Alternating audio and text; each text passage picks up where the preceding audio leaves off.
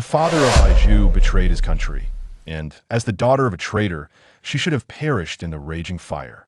However, fate had other plans, and miraculously, she survived. What broke her heart even more was witnessing her once trusted fiancé betray her as well.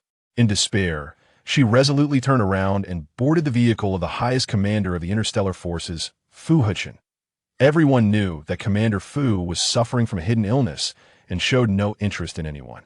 It wasn't until he wrapped his arms around Bai Zhu's slender waist and gently laid her on the bed that he realized his affliction was not beyond cure. She was the only antidote. Later, when the truth came to light, the entire city held up blood letters demanding the execution of the daughter of the traitor. Yet Fu Hechen, in front of everyone, held Bai Zhu's waist and forcefully kissed her, sneering as he declared, "I've personally verified that her body can cure my illness." That's a tremendous contribution. Chapter 1. Fire burned rain, and snow mingled with the sound of the wind, withering in the vastness of the world. A prison transport vehicle slowly came to a stop in front of a towering incineration plant. "Bring them down."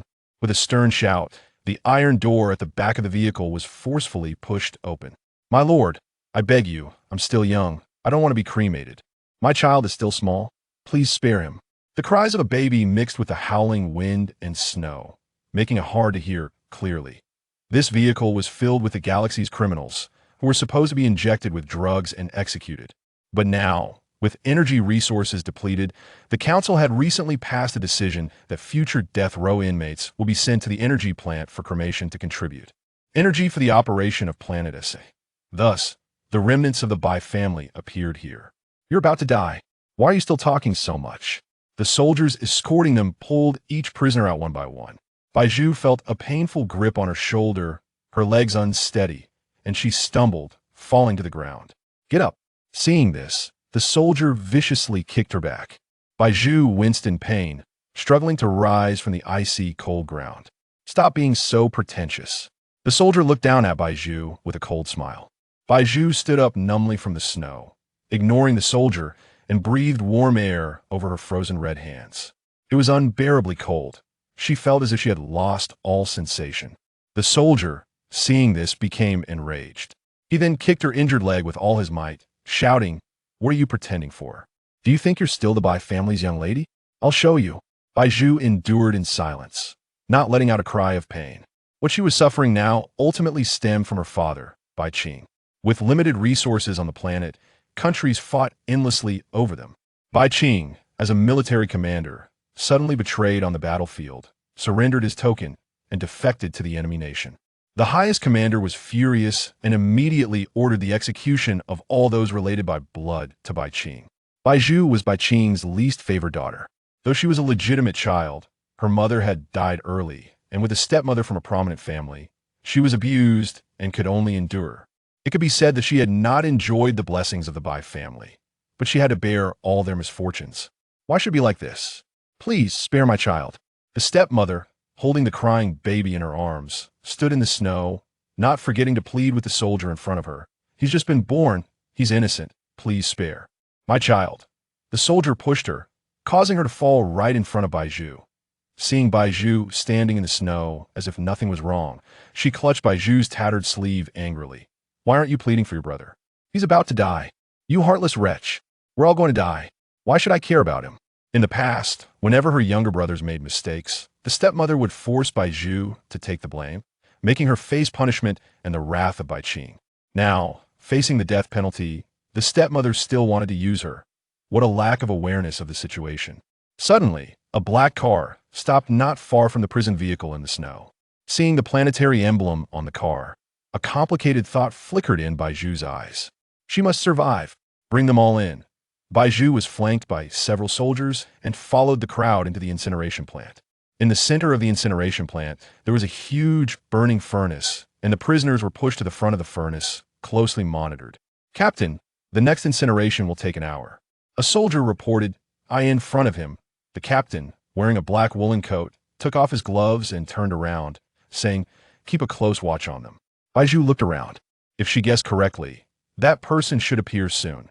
Sure enough, the next second, the side door of the incineration plant was pushed open, and a man wearing black-framed sunglasses walked in. General Fage, the commander has sent you to supervise the execution of the criminals. It is indeed their honor. The captain bowed and respectfully led the man to the side of the furnace. Fage took off his sunglasses and looked at the sea of heads in front of the furnace. At first glance, he spotted Bai Zhu standing among the crowd. Bai Zhu snorted coldly. General Fage was her former fiancé. The engagement was arranged between their families before her mother passed away. In countless nights of being bullied at home, it was Fage who climbed into the Bai family estate to bring her flowers and her favorite chocolates, along with a warm embrace. At that time, as she ate the chocolate in her hand and looked at Fage under the moonlight, she thought he would be the one who loved her most in the world, and she couldn't wait to marry him. Later, when Fage joined the army, Bai Zhu worried endlessly. For the first time, she actively sought money and resources, occasionally sending them to Fage along with her love letters. Fage often responded to her longing. But since Bai Qing's betrayal and the fall of the Bai family, Fage had not appeared again. Later, she heard rumors in prison that Bai Qing's betrayal was reported by Fage, which led to Fage being promoted to a first-class general, taking over Bai Qing's former position. Now that she saw Fage again, she felt he was terrifyingly hypocritical. "Bring her up." Fage pointed at Bai Zhu and said in a low voice. Bai Zhu was pushed forward by several soldiers. Seeing this, Fage then dismissed the people around him. He stepped forward slowly, once again carefully hugging Bai Zhu as he had before. Zhu, I'm sorry. It's my fault for not coming to help you." Fage buried his head in Bai Zhu's neck and whispered, "But Zhu, I was also forced. Don't blame me." Bai Zhu retracted the hand she wanted to extend to embrace Fage. She looked at the man in front of her, feeling that this face was both familiar and strange. In the past, how many times had she embraced him, feeling as though she had the whole world in his arms? But now that feeling was gone. Bai Zhu smiled coldly. "Since the general regrets so much, and now has such a high position, could you take me away and make up for this regret?" Bai Zhu smiled, gazing into Fage's eyes. Fage hesitated. "It's probably—" "Don't forget how you obtained your current position, General."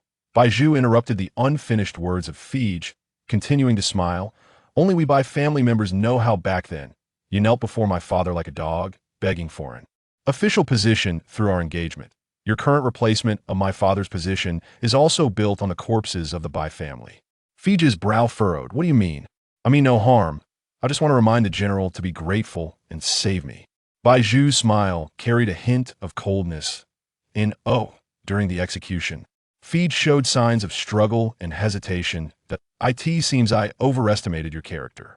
Bai Zhu's smile vanished completely as she pushed aside her messy bangs and suddenly said, "I have something that I don't know if the general would be interested in." "What is it?" Fage asked in a deep voice. "The sister you have been searching for all these years. I have a lead." Fage's body trembled, veins bulging in his hands, and he suddenly grabbed Bai Zhu by the neck, angrily saying, "I advise you to tell me right now. Go ahead and strangle me. Anyway, I'm already close to death." Bai Zhu smirked defiantly, threatening in a breathless voice, "Once I'm dead, no one will know the whereabouts of your sister." "Fine, Zhu." Fage took a deep breath, gritting his teeth as he ordered the soldier beside him, "Take her away." Bai Zhu was pulled away from the furnace under the watchful eyes of the crowd. Seeing this, her stepmother immediately blocked Bai Zhu's path, obstructing her way. "Where are you taking her? Why does she get a leave?" "No, I am her mother. I want to go too. I don't want to die. I want to leave." The soldier said nothing and forcibly dragged the stepmother away. The furnace was ready. A wave of sorrow swept through the crowd. Hearing the commotion, Bai Zhu turned her head slightly. She watched as those from the Bai family, who had once trampled on her, harmed her, and bullied her, were thrown into the furnace, their bodies gradually turning to ashes, leaving not a trace behind. Chapter 2. Departure. Bai Zhu was taken by Fage into a black sedan. She sat in the back seat, sneering. "So you could take me out after all?" Fage said nothing, his head lowered as he contemplated something. The vehicle passed through the desolate snow-covered land and arrived at a bustling urban area. A massive energy shield blocked the wind and snow from the city, where the climate was mild. Even in short sleeves, one wouldn't feel the slightest chill. Looking up, mechanical birds occasionally flew by, carrying delivery packages. Above the mechanical birds was a magnetic levitation garden, the residence of the upper class of the empire. The vehicle was transported via the magnetic levitation conveyor to the garden, then drove for about 10 minutes, eventually stopping in front of a large mansion at the center of the garden. The butler opened the car door for Fage. Fage got out and instructed the butler, prepare a room. Upon hearing this, Bai Zhu pushed open the car door and walked down. The butler, who had served Fage for many years, was familiar with everyone who had come into contact with Fage. Even though Bai Zhu was now dressed in prison clothes and no longer had the demeanor of the young lady she once was, he could still recognize her identity at a glance. This is Miss Bai? The butler was momentarily stunned. Yes. Bai Zhu looked around. This used to be the Bai family manor, but now that Bai Qing had defected, the commander had transferred ownership of the manor to Fage. Bai Zhu surveyed her surroundings and found that the decor had not changed much from before. Only the owner had changed, giving it a different feel. She followed Fage into the study. Fage sat at the desk, fingers slightly curled as he tapped the surface, saying, "Tell me, where's my sister?" Bai Zhu glanced at him disdainfully, her tone laced with sarcasm. "Are you naive? Or am I? Why should I tell you now? You won't get a word from me until I'm absolutely safe." Fage looked at her coldly, his gaze like that of a wolf, devoid of the tenderness he once had. Bai Zhu felt a sweat on her back. This was Fage's territory, and if he wanted to torture her, no one could save her. At this moment, she could only pretend to be calm. "Fine." After a long pause, Fage suddenly stood up and handed her a piece of paper. "If you don't want to be discovered, I advise you to change your name." Fage pointed to the ornate characters on the paper, saying, "These are the names of the maids who used to be around me, but now they are all dead. If you don't tell me the lead on my sister, you won't be able to leave and will stay here as my maid. I can spare your life." Bai Zhu selected a name from the paper, saying, "This one. She. Good."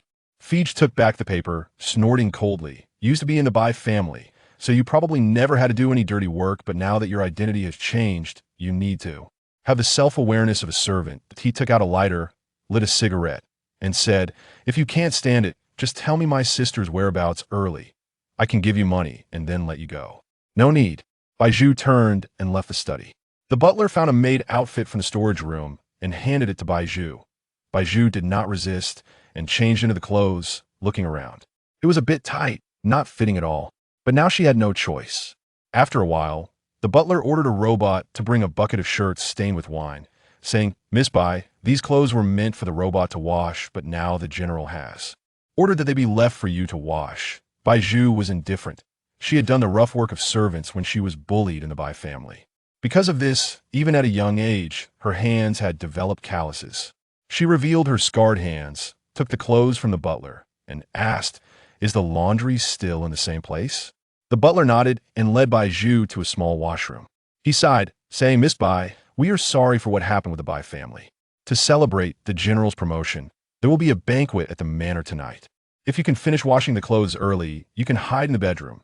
Bai Zhu turned on the tap in the washroom and vigorously scrubbed the wine-stained shirt, saying, "Thank you for the reminder, butler." As the sky darkened, the moon gradually covered the sunset. Bai Zhu dragged her weary body and continued washing into the night. Despite her efforts, the wine stains on the shirt remained stubborn. It was as if Fage was deliberately making things difficult for her. Even after washing for about 3 hours, she had only managed to clean 9 shirts. Now, 3 remained in the bucket. As the sky darkened, the manor's gate opened slightly. Luxury cars drove into the manor, and the butler stood at the door, welcoming the guests from the cars one by one. Bai Zhu finished washing the shirts, carrying a bucket of clothes, and staggered out of the washroom. She still needed to hang them up.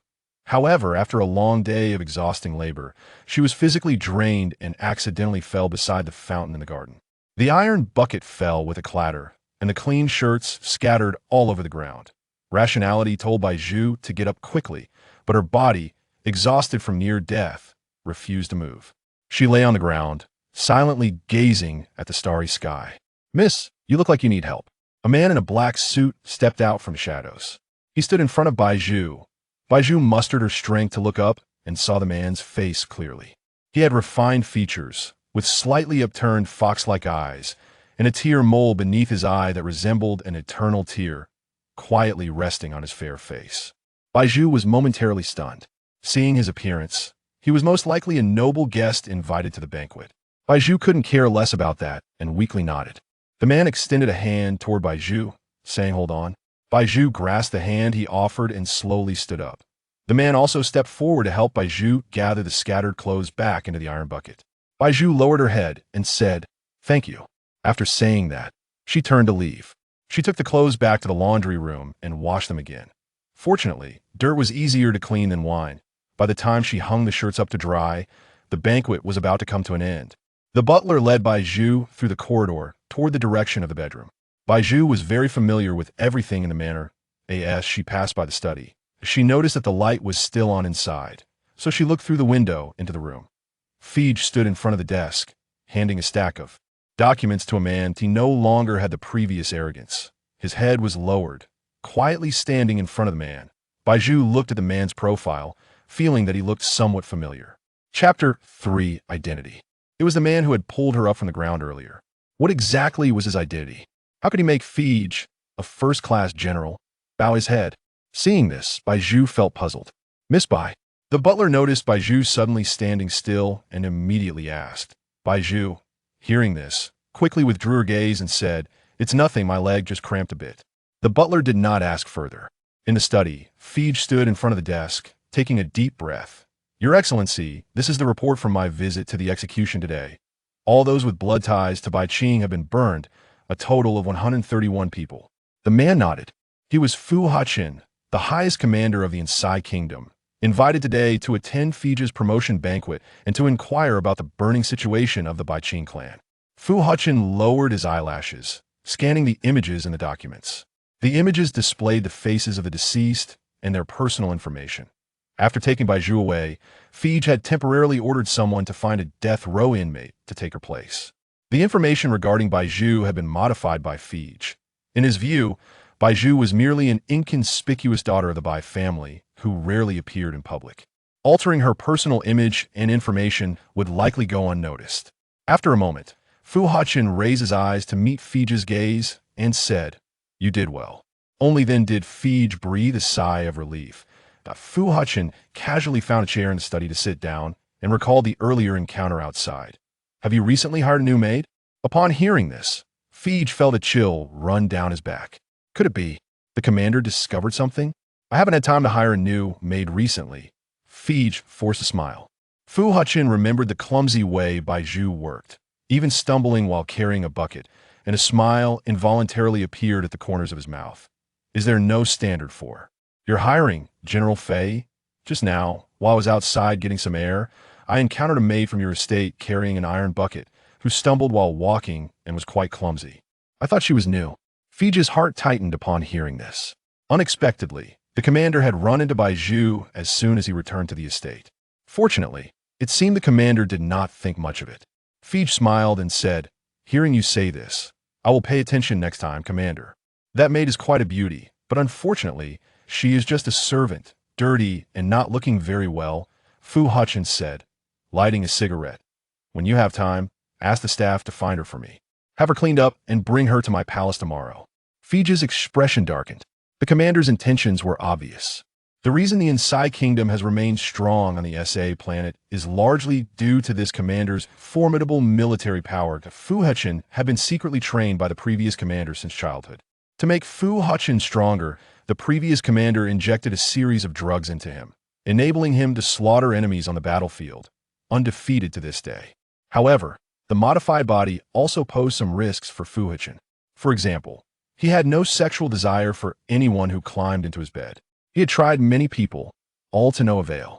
And now, he suddenly wanted to try Bai Zhu. Commander, how could a maid from my estate possibly enter your palace?" FAKED hurriedly said. Though the probability of Bai Zhu arousing Fu Hechen's desire was nearly zero, any unexpected event. Moreover, for some reason, FAKED felt very resistant to the idea of Bai Zhu climbing into someone else's bed. "I am the commander. The rules are set by me. What I say goes," Fu Hechen sneered. He then got up and walked to the door. Before pushing the door open, he glanced at FAKED. "Please check on this, General Fei. Don't bring the wrong person tomorrow." Upon hearing this, FAKED knew Fu Hechen had made up his mind, and he had no choice but to comply. "I understand, Commander." On the other side, Bai Zhu was taken to the bedroom by the butler. This bedroom was clearly meant for servants, with simple furnishings, just a bed and a table. The shower room was next door, and Bai Zhu asked the butler for a few changes of clothes, then headed straight for the shower, turning on the faucet. She hadn't bathed in a long time and had done rough work, to the point where she felt dirty herself. The moment the water dripped on her body, she felt completely refreshed. Knock, knock. At that moment, someone knocked on the shower door. Bai Zhu, confused, asked, "What is it?" A maid's voice came from outside. "Miss, the butler has instructed you to take good care of yourself tonight." "Take good care? Why are there so many rules?" Bai Zhu thought, but she still responded, 10 minutes later, she walked out of the shower and pushed open the bedroom door. She didn't pay much attention to what the maid had just said. After all, she didn't want to dress up too nicely in front of Fage. So she closed her eyes and fell asleep. When she woke up, it was still dark outside. She blinked and looked around. To her surprise, a group of servants was gathered around her bed.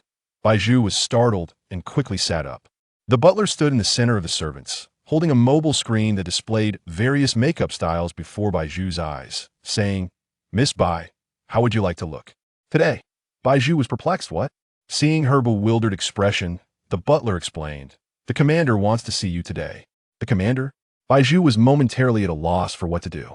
Why does the commander suddenly want to see me? Bai Zhu asked, confused. Could it be that he discovered her true identity? The butler cleared his throat and said, "Miss Bai's appearance is very much to the commander's taste." Chapter 4. Commander. Bai Zhu took a breath. Have I met the commander? The butler pondered for a moment.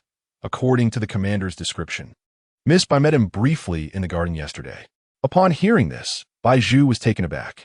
So the man she saw in the garden yesterday was Commander Fu Hechen. No wonder Fage was so respectful towards him in the study yesterday. After a while, several maids pulled Bai Zhu to a prepared dressing mirror to groom and dress her up. The most advanced skincare products made the calluses on her hands much thinner, and the makeup artist's superb skills transformed her tired appearance into one full of vitality, her skin glowing with a rosy hue. Bai Zhu turned her head and saw Fage standing outside the door, head down, lost in thought. In a daze, the servants had already changed Bai Zhu into a brand new white dress. She was led by the butler to Fage's side. "General, Miss Bai is ready," the butler said, lowering his eyes. Fage raised his gaze to Bai Zhu, his expression extremely complicated. He took a deep breath and then turned his head. Bai Zhu smiled coldly. "Be careful when you meet the commander. Don't let anything slip." Fage thought for a moment and still reminded her. Bai Zhu nodded.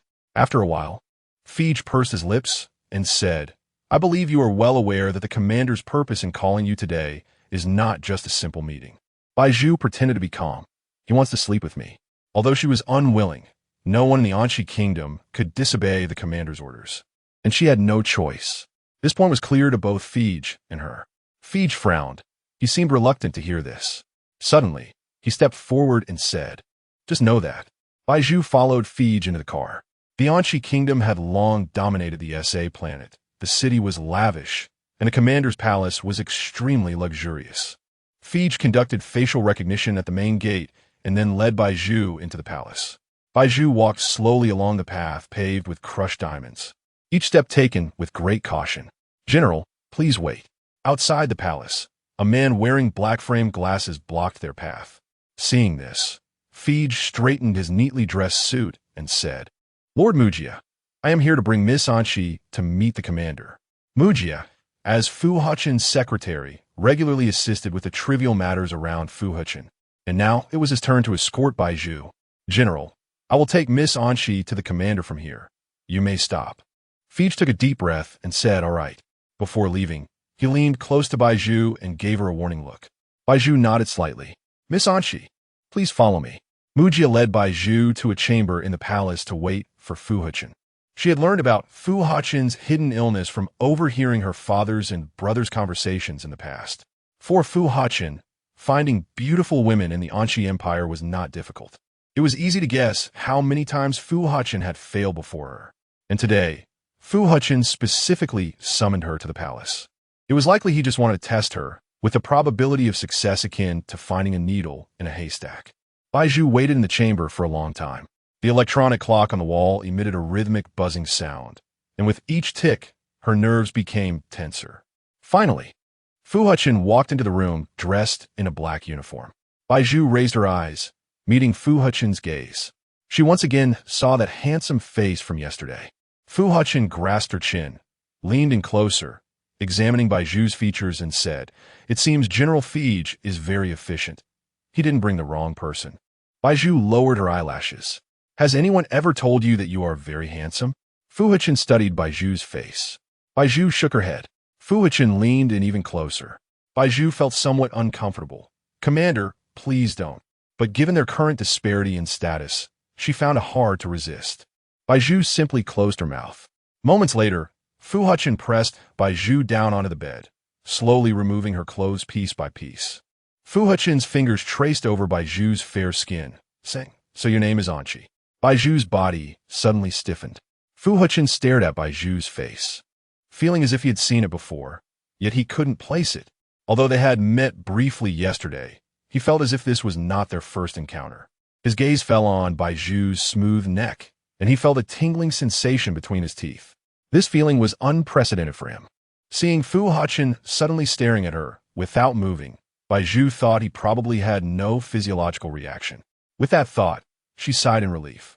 But before Bai Zhu could regain her composure, Fu Hechen suddenly bit down on her neck, his teeth piercing the skin, blood trickling slowly down the curve of her neck. Bai Zhu's eyes widened. What was happening? Why did Fu Hechen suddenly bite her? Didn't he have no desires? Bai Zhu realized the seriousness of the situation and tried to struggle, but her body was controlled by a pair of large hands. "No, don't." Fu Hechen's consciousness gradually became hazy, and his primal instincts began to emerge. Bai Zhu's body swayed slightly, and with each sway, it struck a chord deep within Fu Hechen's heart. In the next moment, Fu Hechen turned his head and suddenly seized Bai Zhu's lips. Bai Zhu's eyes changed dramatically. She gritted her teeth, placing her hands on Fu Hechen's chest, pushing out with all her might. But to Fu Hechen, Bai Zhu's actions seemed like a kitten scratching an itch. The corners of his lips curled into a visible smile. "Miss Anqi, I haven't moved yet. Why are you moving?" Bai Zhu's face flushed red, biting her teeth tightly, tears of unwillingness shimmering in her eyes. "If you keep moving, I'm done for." Bai Zhu thought. She was a condemned criminal, now surviving by disguising herself. If she were to have a relationship with Fu Hechen today, the outcome was predictable. Fu Hechen would not let her go. If she stayed by Fu Hechen's side for long, the truth would eventually come to light. "Why are you crying?" Fu Hechen reached out to gently wipe away the tears sliding down the corner of Bai Zhu's eyes. Bai Zhu turned her head away. "It's because of you." Fu Hechen slowly unbuckled the belt around his waist and then held Bai Zhu tightly, as if he wanted to crush her and merge her into his flesh and blood. Bai Zhu was utterly desperate. When she woke up, dusk had fallen outside. Bai Zhu struggled to rise from the bed. She saw Mujia standing beside the bed. "Miss Anqi, congratulations." Mujia smiled warmly at Bai Zhu upon seeing her awaken. Bai Zhu caught a glimpse of the tragic scene beneath her and clearly understood what had happened earlier. Looking at Mujia's now amiable smile, her mood plummeted. Mujia ordered a servant nearby to bring Bai Zhu a bowl of bird's nest porridge, saying, "Miss Anqi, the commander has ordered you to stay in the palace to serve him closely. The treatment in our palace is much better than that at General Fij's estate." Bai Zhu reluctantly took the bird's nest porridge, stirring the spoon in the bowl, and said, "Sir, I may not be able to serve the commander." Mujia's expression darkened at her words. "Why?" Bai Zhu looked at the bird's nest porridge in her hands, stammering, "I was born lowly, and besides, I'm not very clean." She was trying to find a breakthrough, but it was futile. Mujia just smiled and said, "It's all right, Miss Anqi. The commander doesn't mind you today." Bai Zhu's heart was nearly shattered. After a while, she looked at the empty wardrobe in the bedroom and came up with an idea. Chapter 5. Discovering clues. "Since that's the case, sir, may I return to the manor to get some things? I still have some belongings at the manor." "Where are they?" "I can instruct the servants to fetch them right away. They're very personal items, and since it's all so sudden, I also want to say goodbye to a few close friends. They don't know I'm here to see the commander." Bai Zhu showed a shy expression as she looked at the secretary in front of her. Mujia thought for a moment and finally nodded. "All right, we will arrange for someone to accompany you back to the manor." Bai Zhu let out a sigh of relief. She hadn't expected to be able to return to the manor alone. Fij had secretly concealed the truth and brought her out of the energy plant. Once this matter was exposed, he would naturally be implicated as well. Therefore, she and Fij were in the same boat. If she wanted to escape the palace, Fij would naturally do his utmost to assist her in getting away from the commander. "Thank you for your trouble, sir." With this in mind, a smile appeared on Bai Zhu's face. She got up and dressed. After lunch, 3 servants followed Bai Zhu back to Fij's manor.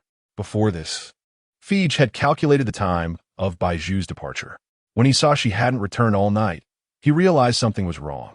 Upon seeing Bai Zhu get off the carriage from the palace, followed closely by several servants, his heart sank completely. Fij went downstairs to greet Bai Zhu. One of the servants behind Bai Zhu suddenly stepped forward and said, "General, the commander has ordered Miss Anqi to serve closely in the palace from now on. We are here to accompany Miss Anqi back to pack her things today." Hearing this, Fij's lips trembled. The very thing he dreaded had happened. Bai Zhu sensed Fij's emotions and whispered as she passed by him, "Find a way." Fij clenched his fists slowly upon hearing this. "This is your doing. You brought me here." Bai Zhu replied softly, "It was you who sent me here." The group walked inside, and Bai Zhu instructed the servants to wait outside while she pretended to pack her things inside. Fij then climbed in through the window. At this moment, there were only 2 people in the room.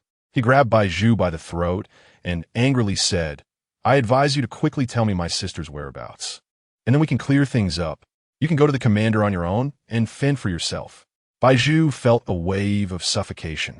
Coughing as she said, "General, are you joking with me? I was brought out by you from the energy plant. Once this matter is exposed, we—" "Shut up." Fij took a deep breath, releasing his grip on Bai Zhu's neck. "First tell me about my sister. As for the other matters, I will find a way with you." Bai Zhu snorted coldly. "General, I'll say this again. I'm not a fool. Until I have absolute safety, I want to tell you a word. You're not trying to deceive me, are you?" Fij suddenly realized. Deceive? Believe it or not, Bai Zhu lowered her voice. Finding his lost sister was Fij's lifelong obsession.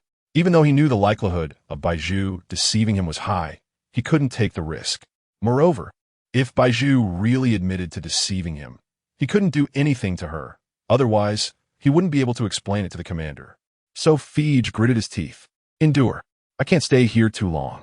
You need to find a way to rescue me from the commander's side as soon as possible. Otherwise, the truth will eventually come to light." Seeing that he was no longer agitated, Bai Zhu quickly instructed, "Also, give me some valuable luggage and arrange for a few maids to say goodbye with me." All right. You wanted to find a way, right?" A hint of madness suddenly appeared in Fij's eyes. Then, he pulled out a dagger from his body. "The commander likes your looks, doesn't he?" In the next moment, the blade was drawn, and with a swift motion, Fij slashed Bai Zhu's face, leaving a bloody mark. Blood seeped through her skin, blooming on her fair face like a blossoming flower. When Bai Zhu came back to her senses, she slowly reached up to wipe the blood from her cheek and said, "You." She mostly understood Fij's intention with this act. "He likes your looks, so you can say that while packing, you accidentally cut your face, making the commander not want to see you for the time being." After saying this, he put away the bloody dagger, his expression unreadable. "This is the only way I have for now." Bai Zhu wiped away the blood that had trickled down her cheek and said, "I'll trust you this once. There are no other methods now." After a while, Fij jumped out of the room through the window. Bai Zhu covered her face, rubbing the sharp corner of the table with her blood, and let out a scream that matched Fij's outside. The servants outside heard the sound and hurriedly opened the door. "Miss, what happened to you?" They approached Bai Zhu step by step and saw the hideous scar on her face. The servants gasped in shock. Bai Zhu, with tears streaming down her face, pointed at the blood-stained corner of the table and cried, "I'm sorry, it was my carelessness." At that moment, Fij rushed into the room from outside. Seeing this, he loudly shouted at the servants, "What are you still doing here? Hurry up and report Miss Anqi's facial injury to the commander." "No need." A deep male voice outside broke the surrounding commotion. Everyone turned to look, and they saw Fu Hechen appearing in a black wool coat before them. "Commander." Everyone present stood up and bowed to Fu Hechen. Fu Hechen walked straight up to Fij, coldly smiling. "General Fij, you should feel quite surprised that I am here now, right?" Fij dared not act recklessly in front of Fu Hechen. "It is an honor for me that the commander suddenly visits my manor today."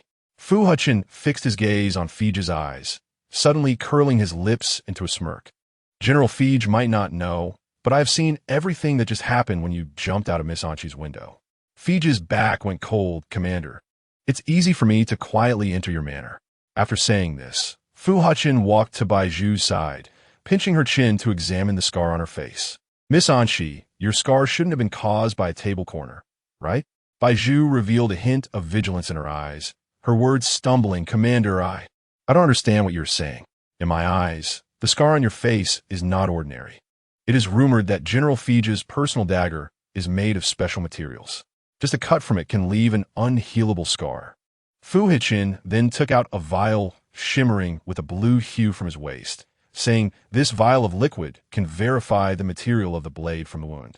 If I drop this liquid on your wound and your scar turns blue, then both you and General Fige will be guilty of a great crime." Chapter 6. The Deal. Bai Zhu's breath caught. Commander, this vial of potion was recently developed by the medical officials. It is rare, and you may not need to use it on a maid. Fige, seeing this, got carried away and spoke without thinking, only focusing on stopping the commander from examining Bai Zhu's wound. The root of everything was his negligence. At that time, he thought that once he left an indelible scar on Bai Zhu's face with his sharp blade, according to Fu Hechen's character, Fu Hechen would naturally not want to see Bai Zhu. He only needed to say that Bai Zhu's skin was special, and that the wound on her face was beyond treatment, and Bai Zhu could logically stay in the manor. However, he underestimated Fu Hechen. This person, who became the commander, was unexpectedly sharp in both thought and action. Fu Hechen ignored Fige's words and gently opened the potion vial, dripping it onto Bai Zhu's wound. After a while, a light blue sheen appeared on the surface of the crimson scar.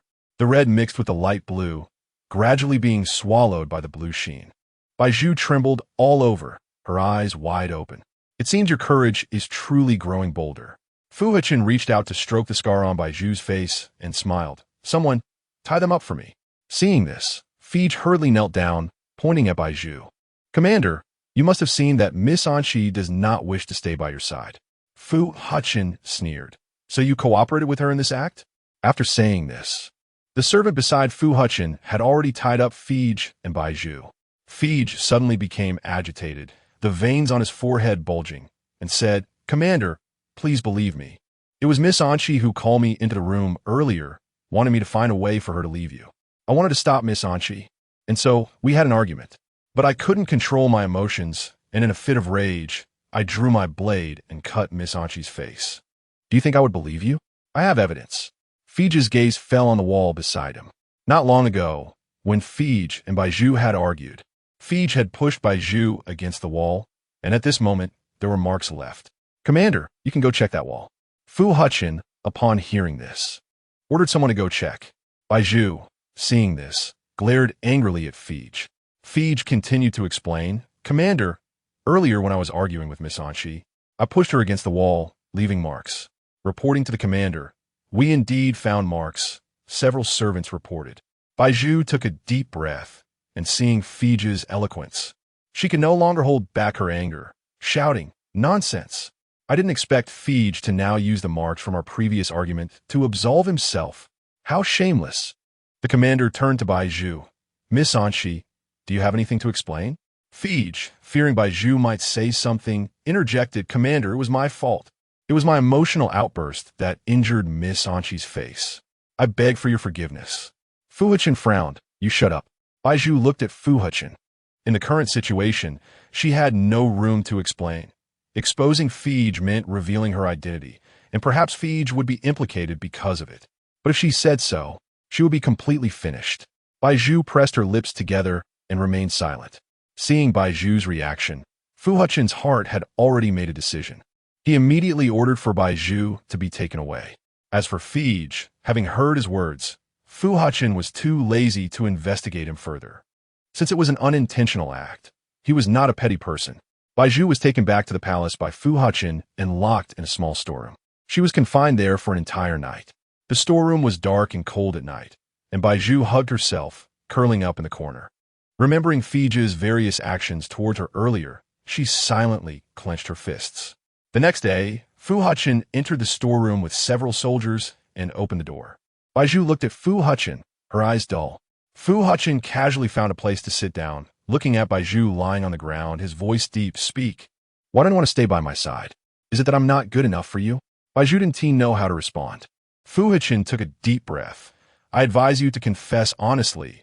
Otherwise, I am very inclined to pursue your crime of deceiving me. Bai Zhu lowered her eyelashes. Since Fij had pushed the blame onto her, she would not let him succeed. She wanted to take a gamble. Bai Zhu raised her head. Looking Fu Hechen in the eye, Commander, the maid and General Fij harbor secret feelings for each other, and the maid is reluctant to leave General Fij. As soon as she finished speaking, Bai Zhu put on a look of grievance and took out the heart-shaped pendant that Fij had once given her from her waist. She had kept it on her all this time because she liked it. She didn't expect to forget to take it off and that it would come in handy one day. Fu Hechen, upon hearing this, looked at the pendant in Bai Zhu's hand, surprised by her words. You want him to save you? This heart-shaped pendant was a pair, and the other half just happened to be placed on Fij's desk in his study. With such bright colors, she believed Fu Hechen wouldn't fail to notice. Bai Zhu said affirmatively, yes.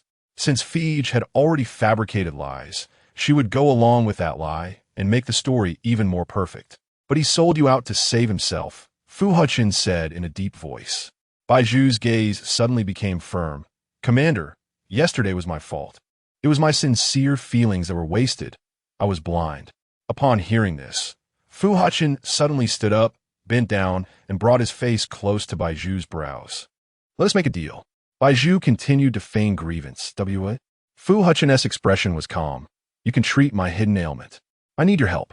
If you stay by my side and help me fulfill my needs, I can absolve you of your crimes, and naturally, I want to develop feelings for you.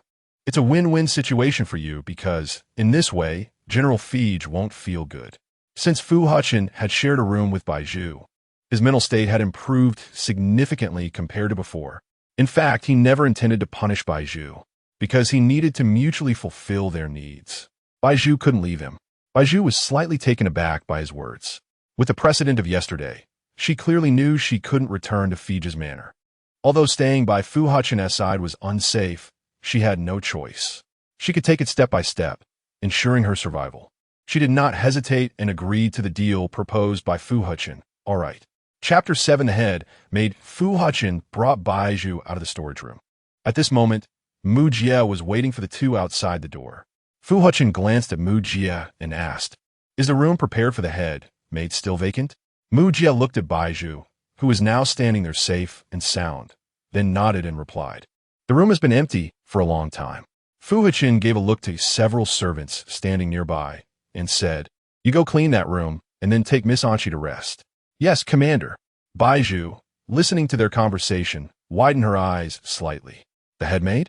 The so-called head maid refers to the highest-ranking servant next to the commander. This position is appointed by the commander, and each commander can only appoint one head maid. Usually, those who can take on this position have certain conditions regarding their birth. For instance, Fu Hechen's biological mother was previously a head maid, and before she became a head maid, she was the beloved daughter of an officer. Do you mind? Fu Hechen asked when he noticed Bai Zhu's slight confusion about this identity.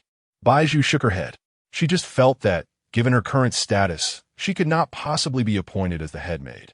The position of head maid is second only to the commander's wife, and based on the historical identities of the commander's wives in the Aunt's kingdom, the former is very likely to become the latter. She did not expect Fu Hechen to decisively give the identity of head maid to a servant who had only been with him for a short time. Could it be that Fu Hechen is really, as the rumors say, a battle machine of the empire with no emotions for anyone, and therefore will never have someone he loves again? Fu Hechen reached out and gently brushed his fingertip over the scar on Bai Zhu's face, frowning slightly. This scar needs to be addressed. Bai Zhu trembled all over and then realized the scar on her face, saying, Commander, General Fij's blade is special. This scar is likely difficult to heal for the time being.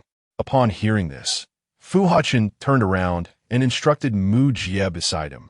Go inform the medical officer to develop an antidote based on the properties of Fij's blade. Mu Jie hurried off after receiving Fu Hechen's order. Bai Zhu, seeing this, bowed to Fu Hechen and said, Thank you, Commander. You don't need to thank me. I'm helping myself, Fu Hechen said, looking at the scar on Bai Zhu's face. Everyone knows I like your appearance. If you stay by my side with this face, it would be embarrassing for me. Bai Zhu took a deep breath. In fact, She had always felt that Fu Hechen's words were quite irritating. However, due to her status, she could only smile and say, "The servant understands." After a while, several servants came to report that the room had been tidied up, then walked over to Bai Zhu, saying they would take her back to her room. Bai Zhu looked at Fu Hechen beside her. Fu Hechen nodded in approval. Bai Zhu followed the pace of the servants and gradually disappeared from Fu Hechen's sight. "Commander, Duke Colors requests an audience." Not far away, a soldier hurriedly ran to Fu Hechen and knelt on one knee. Fu Hechen placed his hands behind his back and strode toward the reception room, saying, "Let him in." The reception room was furnished in an antique style, with several exquisite oil paintings hanging on the walls. Among them, Duke Colors, dressed in a dark red suit, leaned back on a soft sofa, quietly watching the door. He was Fu Hechen's uncle, appointed by the previous commander as Duke. After a while, the deep red wooden door was pushed open. Fu Hechen walked straight to the sofa beside Colors and sat down, looking at Colors and asking, "Uncle, is there something you need to discuss today?" Colors took out a stack of documents from his briefcase and handed them to Fu Hechen, saying, "There is some bad news." Fu Hechen received the documents from Colors and scanned the contents one by one, taking a deep breath. Colors observed Fu Hechen's expression and, seeing his reaction, spoke up. "The Weapon Empire has received assistance from the FC planet and acquired combat technology from them. Their strength will surely increase. If the Weapon Empire goes to war with us again, our situation will be dire." Fu Hechen's furrowed brow did not relax. "It seems we need to take immediate countermeasures." Colors looked at the black letters on the document, and suddenly he seemed to think of something, then said, "Commander, there's only one way." Fu Hechen, upon hearing this, had a vague answer in his mind. "To employ bionic technology and participate in combat," Colors said slowly. Since the second-generation commander, Beyond's kingdom had begun to develop bionic technology. The products developed with this technology have combat capabilities twice that of ordinary humans and can participate in combat 24 hours a day without rest. Due to its powerful strength, bionic technology is often prohibited by the Council. However, now that the Weapon Empire has received aid from an external planet and with Bai Qing betraying them, there is bound to be another war between the two countries. They cannot sit idly by. Fu Hechen asked, "Over the years, has the bionic technology been preserved well?" Colors thought for a moment and replied, "Although these bionic beings have not been used for many years, their combat capabilities still remain." "Then you go prepare," Fu Hechen said, adjusting his wool coat. Colors put the documents back into the briefcase and said, "Commander, do you remember that your father specially customized a bionic being for you before he died?" Fu Hechen nodded. "Codename 103. It is grown up now," Colors said, brushing back the loose hair from his forehead. "It looks very much like you, and its strength is relatively strong compared to other bionic beings. After we employ bionic technology, we can focus on training it. What do you plan to train it with?" Fu Hechen asked.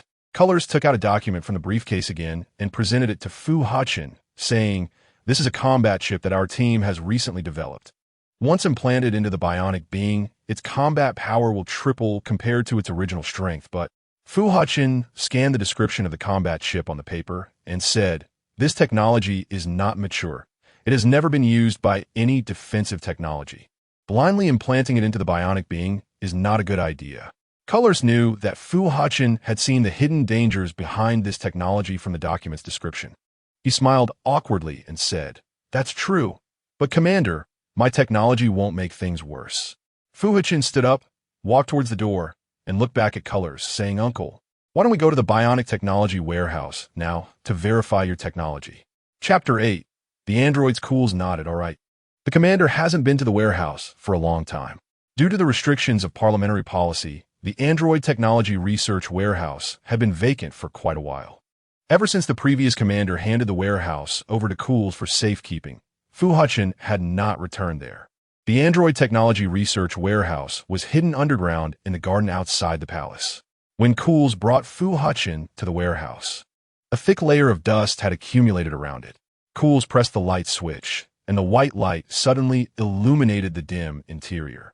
Hundreds of glass capsules stood silently on the floor of the warehouse, and under the white light, the androids inside the capsules gradually revealed their features. Seeing this, Fu Hechen said, It seems my uncle really doesn't like doing research here.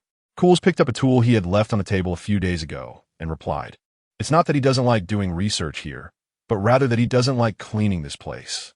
Fu Hechen had no response to that. After a moment, Cools entered the cabinet code on the side freezer, and with a buzzing sound of electricity, the cabinet door opened completely. A cold air rushed out from the freezer, chilling to the bone. Cools took out a capsule from the freezer, inside which floated a small chip. Fu Hechen stepped forward to observe the small chip and asked, "Is this the chip you mentioned before?" "That's right," Cools said, carefully cradling the capsule in his palm, then walked into the group of glass capsules containing androids. He stopped in front of the last glass capsule. Fu Hechen followed closely behind him. The android inside the glass capsule resembled Fu Hechen closely, with mechanical veins clearly visible on its body. Although the android technology in the Ants Kingdom was ranked first on planet.She, allowing androids to replicate human growth, there were still some aspects that could not achieve a one-to-one replication of humans. For instance, the appearance of the androids still had a certain gap compared to a real human being. Cools pointed to the android in front of him and said, "This is code 103. Fu Hechen gazed at the face that looked very much like his own and slowly nodded. "Commander, which android do you want to install this chip into?" Cools asked, holding the chip capsule. Fu Hechen leaned against the wall, arms crossed, and replied, "Choose a mediocre one to try first. Don't destroy the chip." Upon hearing this, Cools selected a child android from the group. The child android was a recent creation, having just been formed and not yet grown, with its combat capabilities still defective. Cools took the chip out of the capsule, opened the control center in the android's heart area, and installed the chip inside it. After completing this, Cools used the controller in his hand to activate the android in front of him. The android blinked gently, its gaze clear and direct as it stared at the two standing in front of it. Cools took a piece of iron from a nearby pile of materials and held it in front of the android, saying to Fu Hechen, "Ordinary androids need to hammer the iron twice to break it, but with this chip installed, it only needs a light touch." As soon as he finished speaking, Cools began giving commands to the android in front of him. "Code 308. Please crush the iron plate in front of you." The android lightly touched the iron plate, and with a bang, the plate shattered into pieces. "Very good." After witnessing the android's attack power, Fu Hechen turned to leave the warehouse. "Uncle, install this chip into code 103. I need its strength." "Yes," Cools replied with a smile. Just as Fu Hechen reached the door, Cools suddenly called out to him, "Commander, I heard that the maid beside you has already been chosen. Is it a humble maid from General Fige's estate?" Fu Hechen bowed, acknowledging the coolest words. "She can treat my hidden ailment. I need her." Cools believed the commander's current actions are not right. "In my opinion, with such a humble maid, you just need to give her some gold coins, and she will willingly stay by your side. You don't need to give her a title, especially such a significant one." Cools snorted coldly. "This is my decision. My uncle has no right to interfere." Upon hearing this, Fu Hechen replied decisively. Cools was somewhat angry. As Fu Hechen's elder, he naturally understood what the title of head maid meant for Fu Hechen. He said, "The head maid in the Ants Kingdom is prepared as a candidate for the commander's legal wife. You are hastily giving this title to someone else. How will you marry other noble ladies in the future?" Cools grew more agitated, adopting an authoritative tone as an elder. "As the highest commander, everything you do cannot be a joke. How will you explain this to your predecessors?" Fu Hechen didn't want to listen to Cools' words at all, so he slammed the door and left. As night fell, Bai Zhu sat in front of the bed, counting the items in the room. As the highest commander of the Ants Kingdom, Fu Hechen could prepare every aspect of Bai Zhu's life with just a word. She looked at the wardrobe filled with brand new clothes and took a deep breath. After a moment, two maids walked into the room and asked Bai Zhu if she needed to retire for the night. Bai Zhu shook her head. Too much had happened in one day for her to sleep. "Commander," a servant stationed at the door called out, and Bai Zhu looked in that direction. Fu Hechen had entered her room without her noticing. Bai Zhu stood up and said, "Commander, your sudden visit. Is there something you need?" Fu Hechen, hearing this, didn't know what to say. After leaving the warehouse, he had unconsciously walked here, perhaps due to the physiological reactions after sharing a room with Bai Zhu. Now, whenever he got close to her, his restless heart would calm down, as if it had found a home. As the highest commander of the Ants Kingdom, he He bore too much. After receiving the series of information earlier, his first instinct was to hold Bai Zhu and sleep for a while, then face everything after waking up. The next moment, he sat on Bai Zhu's bed. Bai Zhu was puzzled by Fu Hechen's reaction. Fu Hechen ordered the servants in the room to leave, and after a moment, he grabbed Bai Zhu's wrist. Seeing this, Bai Zhu asked, "Commander, what are you going to do?" Chapter 9 Frontline. Fu Hechen pulled Bai Zhu into the bed. Bai Zhu's heart tightened. What is he going to do? She saw Fu Hechen lean over and pin her beneath him. Bai Zhu, seeing this, closed her eyes. But after a while, Fu Hechen remained still, showing no reaction. He just quietly looked at Bai Zhu, then leaned down and buried his head in her neck. Fu Hechen's whole body pressed against Bai Zhu, like a giant husky. Bai Zhu was at a loss. She reached out and patted Fu Hechen's shoulder, asking, "Commander, what's wrong? Let me lean on you." Fu Hechen didn't know why, but from the first time he saw Bai Zhu, he felt an indescribable sensation towards her. This feeling was strange, making him unable to help but want to get closer to Bai Zhu. Although it was their first meeting, he felt as if he had seen Bai Zhu long ago. While he verbally claimed it was because Bai Zhu's appearance suited his taste, as the highest commander, he had seen many beautiful women. For a moment, he felt that Bai Zhu was special in his eyes. That was why he decisively granted her the position of the chief maid. But afterward, he thought his actions were quite mad. Why was this happening? Fu Hechen felt confused. Bai Zhu was puzzled, seeing Fu Hechen's low mood. She naturally didn't want to say much. They continued to maintain this position, locked in place on the chief maid's white bed. After an unknown amount of time, Fu Hechen suddenly pushed himself up, straightened his back, and got out of bed. Bai Zhu immediately felt a sense of relief. She took a deep breath. Fu Hechen casually adjusted his clothes, turned to Bai Zhu, and said, "You rest first." Upon hearing this, Bai Zhu thought of Fu Hechen's unusual behavior today and asked, "Commander, did something happen to you today?" "It's none of your business," Fu Hechen replied coldly. Bai Zhu recalled everything Fu Hechen had done for her in recent days, and suddenly a thought surged in her mind. Could it be because you left the position of chief maid to a servant? Fu Hechen frowned and angrily said, "Miss-She, I advise you not to ask any more. You seem to be in a bad mood," Bai Zhu said flatly, trying to get to the bottom of Fu Hechen's words. Hearing this, Fu Hechen took a deep breath and sneered, "Miss-She, are you asking so insistently because you want me to give the chief maid position to you?" Bai Zhu was taken aback. She didn't expect Fu Hechen to react this way, so she simply said, "I didn't mean that." Fu Hechen said no more and left the room.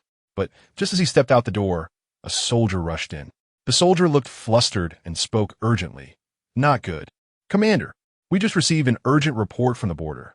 The Moonbin Empire has launched a surprise attack, and our side has suffered heavy casualties." Upon hearing this, Fu Hechen said in a deep voice, "Immediately summon the station troops in the capital to head to the front line." "Yes." Fu Hechen glanced at the door to Bai Zhu's room, which was left ajar, then quickly left to urgently gather Fage and Cools. At this moment, Cools had just inserted the chip into the body code named 103 when he received such a battle report. He hurriedly scattered the tools in his hands and rushed to Fu Hechen's side. With the issuance of this order, Fage's vehicle stopped outside the palace. Fage hurriedly got out of the car and jogged to Fu Hechen. Due to the earlier misunderstanding in the manner, Fage intentionally avoided Fu Hechen's gaze. Seeing this, Fu Hechen, having no energy for such trivialities, simply said, "The Moonbin Empire has attacked the border. We will set off immediately to provide support." Fage accepted the order. "Commander, we will definitely have to stay at the border for several weeks, during which your palace will be managed by your soon-to-be chief maid, right?" As Fage was about to set off, Cools made a teasing remark at that moment. Since Fu Hechen could remember, Cools had always been this way. Once he got into a dispute over something, he would cling to it. Entrusting such a large palace to a newcomer is likely inappropriate. I advise the commander to choose wisely. Hearing this, Fage asked with confusion, "What chief maid? Has the commander already decided on someone for this position? Isn't it that maid from your manor? Such a big matter, and General Fage doesn't even know? How truly uninformed," Cool scoffed. "The maid from my manor is Miss-She." Fu Hechen, seeing that the truth couldn't be hidden, simply admitted it. Fage trembled upon hearing this. He stammered, "But, Commander, didn't Miss-She deceive you last time? Why would you?" Fu Hechen frowned. "This person is beneficial to me. I won't do anything that harms myself. Upon hearing this, Feige felt as if he had fallen into an ice pit. However, this was Fu Hechen's decision, and he had no right to interfere. Fu Hechen turned to Cools and said, I will consider your opinion. Entrusting the palace to Miss Anshi is indeed inappropriate. After pondering for a moment, he added, I will naturally entrust the palace to experienced servants, but I want Miss Anshi to accompany us. Feige frowned and suddenly interjected, What can a weak woman do on the front line? Fu Hechen explained, Being with her can improve my mental state, which in turn will enhance my combat ability. Since the commander had made a decision, it seemed that my earlier comments were unnecessary. Cool said, then pulled out the car keys from his pocket. No time to waste. Why aren't you leaving? Bai Zhu, upon Fu Hechen's departure, vaguely heard some news about the battle. Soon after, she saw several servants hurriedly running to her side, saying, Miss Anshi, please pack your things immediately. Bai Zhu was still in a daze when those servants had already ransacked the wardrobe that Fu Hechen had prepared for her. They stuffed items into a flexible bag that could hold everything and then groomed her appearance, using cosmetics to lightly cover the scars on her face. Bai Zhu was completely confused by this sudden action, so she asked, What are you making me do? Miss, the commander has ordered you to go with him to the front line, one of the servants explained. Bai Zhu's eyes widened. Take me to the front line? Has Fu Hechen gone mad? Although his father was a general, he never took her to the front line. Moreover, her father allied with the Moonbin Empire.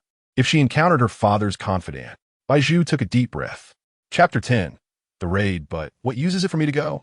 Bai Zhu smiled faintly, saying, I can't fight, and I don't have any skills. There's no need for the commander to go through the trouble. The servant beside her, upon hearing this, replied, I'm sorry, Miss Anshi, but we can't guess the commander's thoughts. Bai Zhu realized that it was probably impossible to save the situation with just a few words. Time was pressing, and she had to take action quickly. She immediately got up from the dressing table. Hey, miss. Ignoring the obstruction from several servants beside her, she ran out of the bedroom. She needed to find Fu Hechen. Fu Hechen's palace was large, and since Bai Zhu had never been there before, she found it hard to locate him at first. She searched left and right within the palace, but found nothing. She felt like she was going crazy. What are you doing? Suddenly, a voice called out to her. Bai Zhu turned around. It was Feige. He had just walked out of the reception room and bumped into Bai Zhu. Bai Zhu's body trembled slightly. She didn't want to see Feige right now. Feige quickly approached and grabbed Bai Zhu's hand. Remembering what the commander had just told him, he was momentarily agitated and asked, What did you say to the commander? Bai Zhu didn't want to explain anything to Feige, nor did she have anything to explain. It's nothing. Bai Zhu, you really have some nerve. Feige gritted his teeth. Bai Zhu shook off Feige's hand and said, I have things to do, and I hope you won't disturb me. Feige sneered, What do you have to do now? The commander just told us he wants to take you to the front line. Bai Zhu stopped in her tracks. Where's the commander? Feige pointed to the line of steel trucks standing outside the palace and said, He'll call you up in a moment. Aren't you afraid of being exposed by lying to him? Bai Zhu ignored Feige and quickly walked out of the palace. Based on her past experience, she headed to the front truck, casually found a piece of metal, and struck it against the vehicle with all her might. Fu Hechen, seeing this, slowly rolled down the car window. He looked down at Bai Zhu, who was standing beside the truck. Fu Hechen frowned and said in a deep voice, What do you want? Bai Zhu knew that time was of the essence, so she straightforwardly explained, Commander, I can't be of any help at the front line. Taking me there will serve no purpose. Miss Anshi, that was part of our deal, Fu Hechen replied, slightly curling his lips. Did you forget? The condition of our deal was for you to stay by my side, which means wherever I go, you must follow. Otherwise, you'll be in breach of contract. Bai Zhu's heart tightened as she recalled the conditions Fu Hechen had previously mentioned. To save her life, she hadn't paid much attention to what he said. But now, faced with an urgent situation, Fu Hechen suddenly brought up the conditions she had agreed to, making it impossible for her to escape. Bai Zhu had nothing to say. Seeing her reaction, Fu Hechen said, Since you understand, then don't just stand there. Hurry up and pack your things. We need to depart with the troops. Bai Zhu had no choice but to compromise. Soon, a servant hurried over to help Bai Zhu pack, carrying a retractable bag and slowly placing her belongings in the truck's trunk. The door opened with a sound, and Mu Jie was there to greet Bai Zhu. Miss Anshi, please get in. He helped her into the vehicle, and after all her belongings were loaded, Mujia instructed someone to close the door. The commander's truck was different from those of the other soldiers. Inside, it had the same functionality as the retractable bags, creating infinite space within limited confines.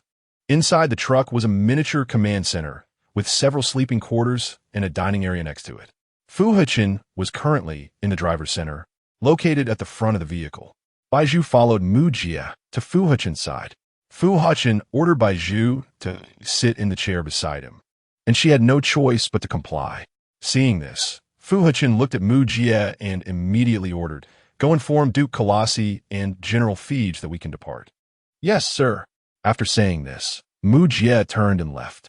In the driver's center, apart from the silent driver, only Bai Zhu and Fu Hechen remained. The vehicle started, and the hum of the driving processor echoed in the previously silent interior. Bai Zhu continued to remain silent. She looked at Fu Hechen, who had crossed his legs and wore a serious expression. Thinking back to how Fu Hechen had lost his composure in front of her earlier, he seemed like a completely different person now. Fu Hechen noticed Bai Zhu's gaze and said, "If you're bored, you can go rest in the sleeping quarters. Aren't you tired of looking around?" Bai Zhu withdrew her gaze. Indeed, she'd just forgotten one thing. This difficult-to-handle commander had quite a sharp tongue. Bai Zhu stood up, a forced smile on her face, and said, "All right, you don't need to worry about me, Commander." She walked towards the door of the driver's center. Bang! Just as she was about to reach the door, the vehicle suddenly shook violently. Bai Zhu lost her balance and nearly fell to the ground. "What's going on?" Fu Hechen asked as he stood up, holding onto the armrest of his seat. The driver at the front immediately flipped the outdoor display screen, his eyes widening as he said, "Not good, Commander. It's the vehicles from the Moonbin Empire." Upon hearing this, Fu Hechen quickly walked to the outdoor display screen and saw several combat trucks from the Moonbin Empire slowly approaching them. His brows furrowed tightly, and he shouted, "Enter battle mode immediately." Yes, the truck transformed into battle mode. Reserve bullets were fired in a flurry, with bullets flying everywhere. But before the enemy's trucks could be penetrated by their bullets, the enemy threw a mini-bomb towards their command center. This mini-bomb, looking like an ordinary object, was difficult to detect and was a product developed by the Moonbin Empire in recent years. Even if the enemy threw the bomb inside, it would go unnoticed. Such technology had not yet been submitted for parliamentary review, so Fu Hechen was unaware of it. As time ticked away, the mini-bomb entered its countdown. 4 seconds. 3 seconds. Bai Zhu, seeing such a scene for the first time, felt a wave of fear deep within her. She took a deep breath. "Follow me." Seeing this, Fu Hechen immediately took Bai Zhu's hand and led her away from the driver's center to the relatively safer command center. 2 seconds. Bai Zhu supported herself on the table as she sat down, but just as she did, she heard a faint beeping sound. Her pupils suddenly constricted, and a sense of dread surged within her. 1 second. Bang! The bomb exploded with a loud noise. Chapter 11, He Needs You Now, Be Careful. Fu Hechen shouted urgently. The microbomb's powerful explosion unleashed a strong shockwave that swept through the command center, scattering debris like raindrops. Flames shot up into the sky, and Bai Zhu sheltered her head with her hands, blood seeping from her skin. Gritting her teeth, she quickened her pace, dashing towards the door. She wanted to escape this place. The strong desire to survive propelled her feet faster and faster, and just as she saw the door of the command room ahead, there was a loud crash as the iron plate above collapsed, crashing down. In that last moment, Bai Zhu threw herself against the door of the command center, and as the iron plate hit the ground, the immense force blew the door open, and Bai Zhu jumped out of the room.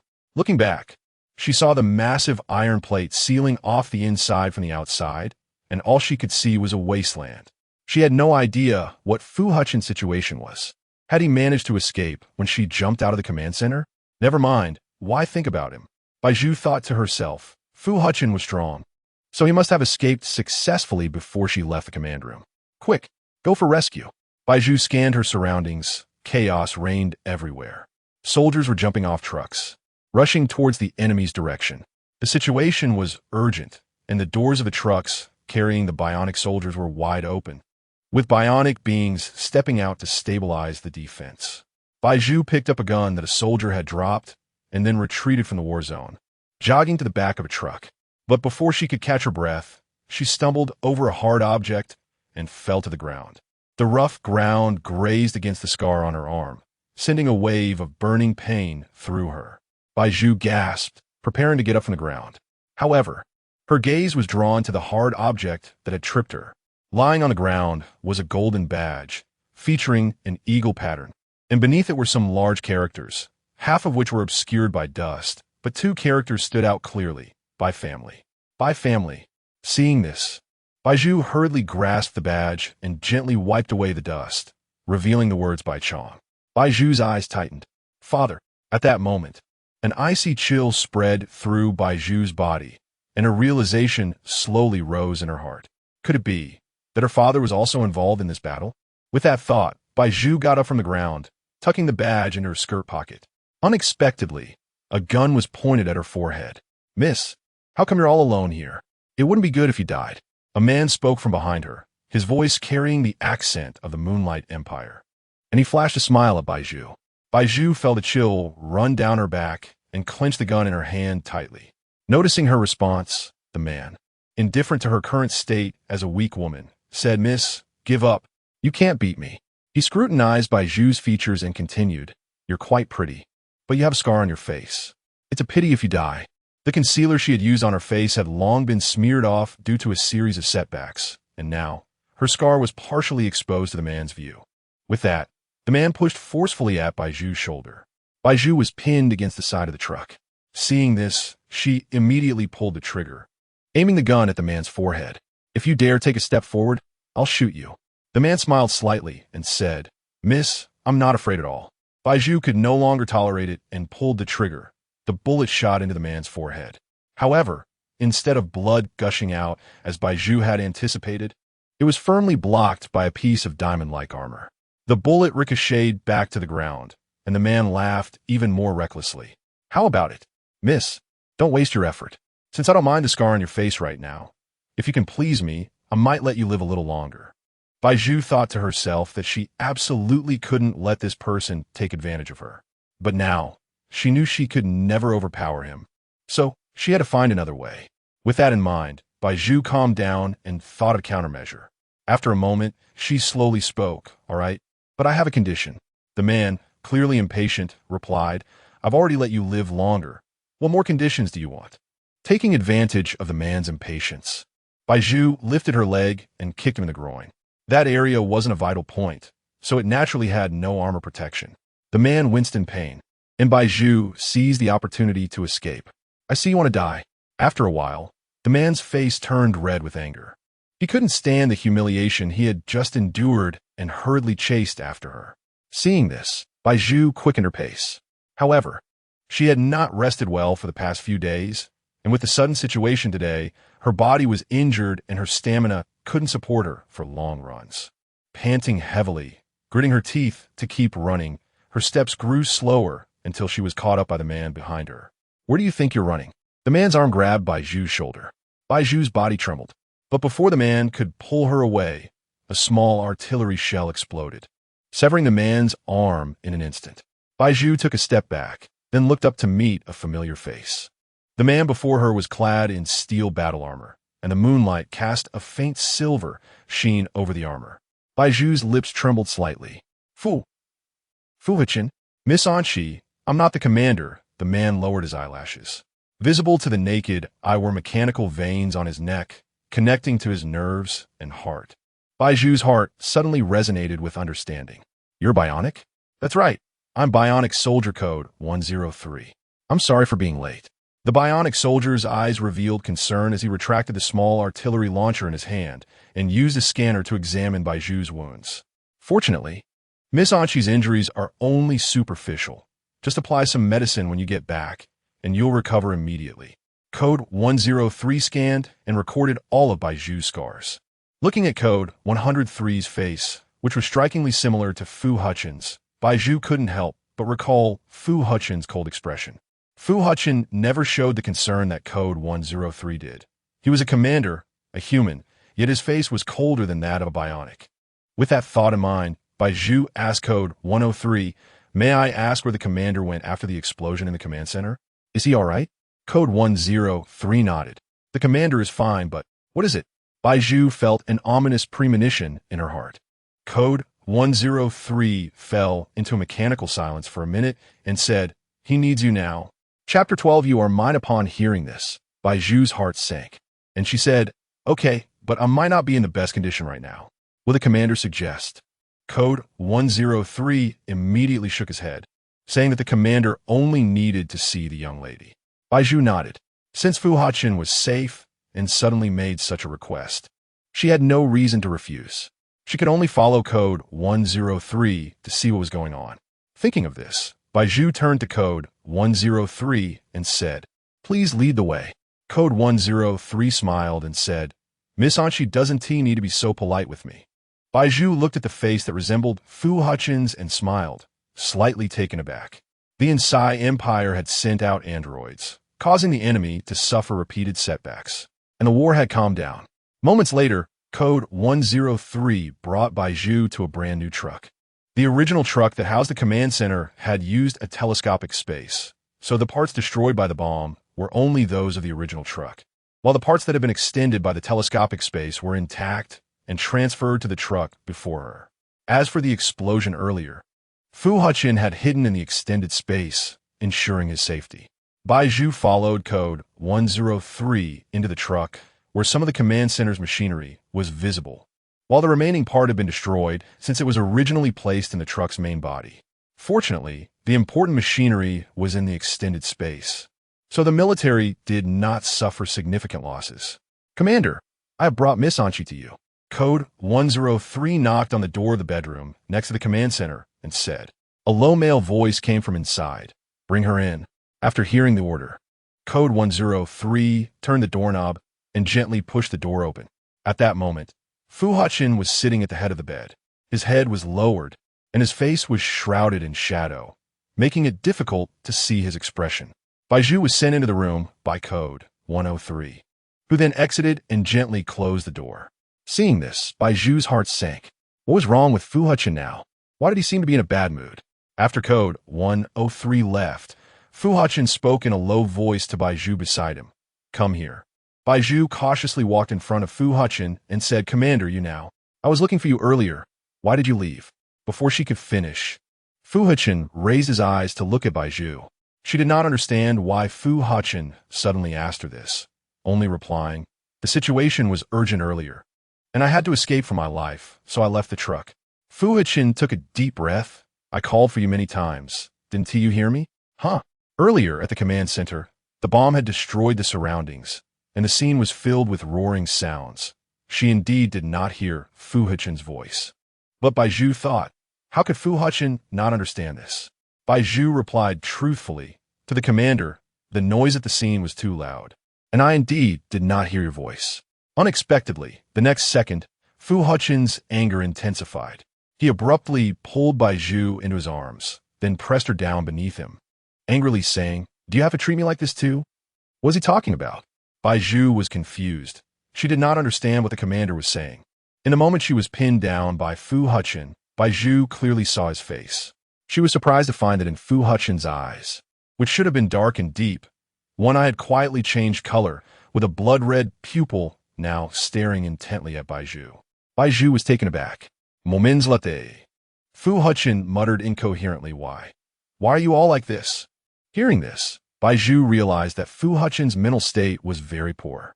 He was likely affected by something he saw during the previous battle, which had breached his emotional defenses.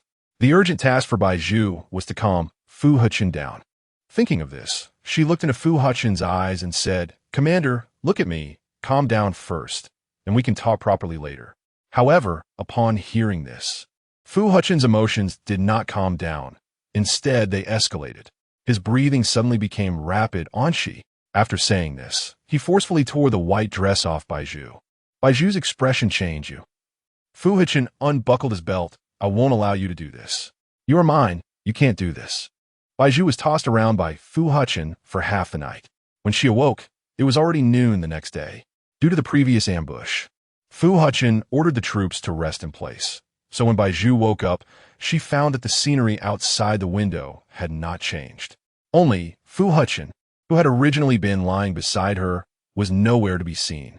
Ugh! Bai Zhu got out of bed and suddenly felt a sharp pain in her waist. Fu Hechen was such a dog. She cursed inwardly, then supported her waist and slowly stood up.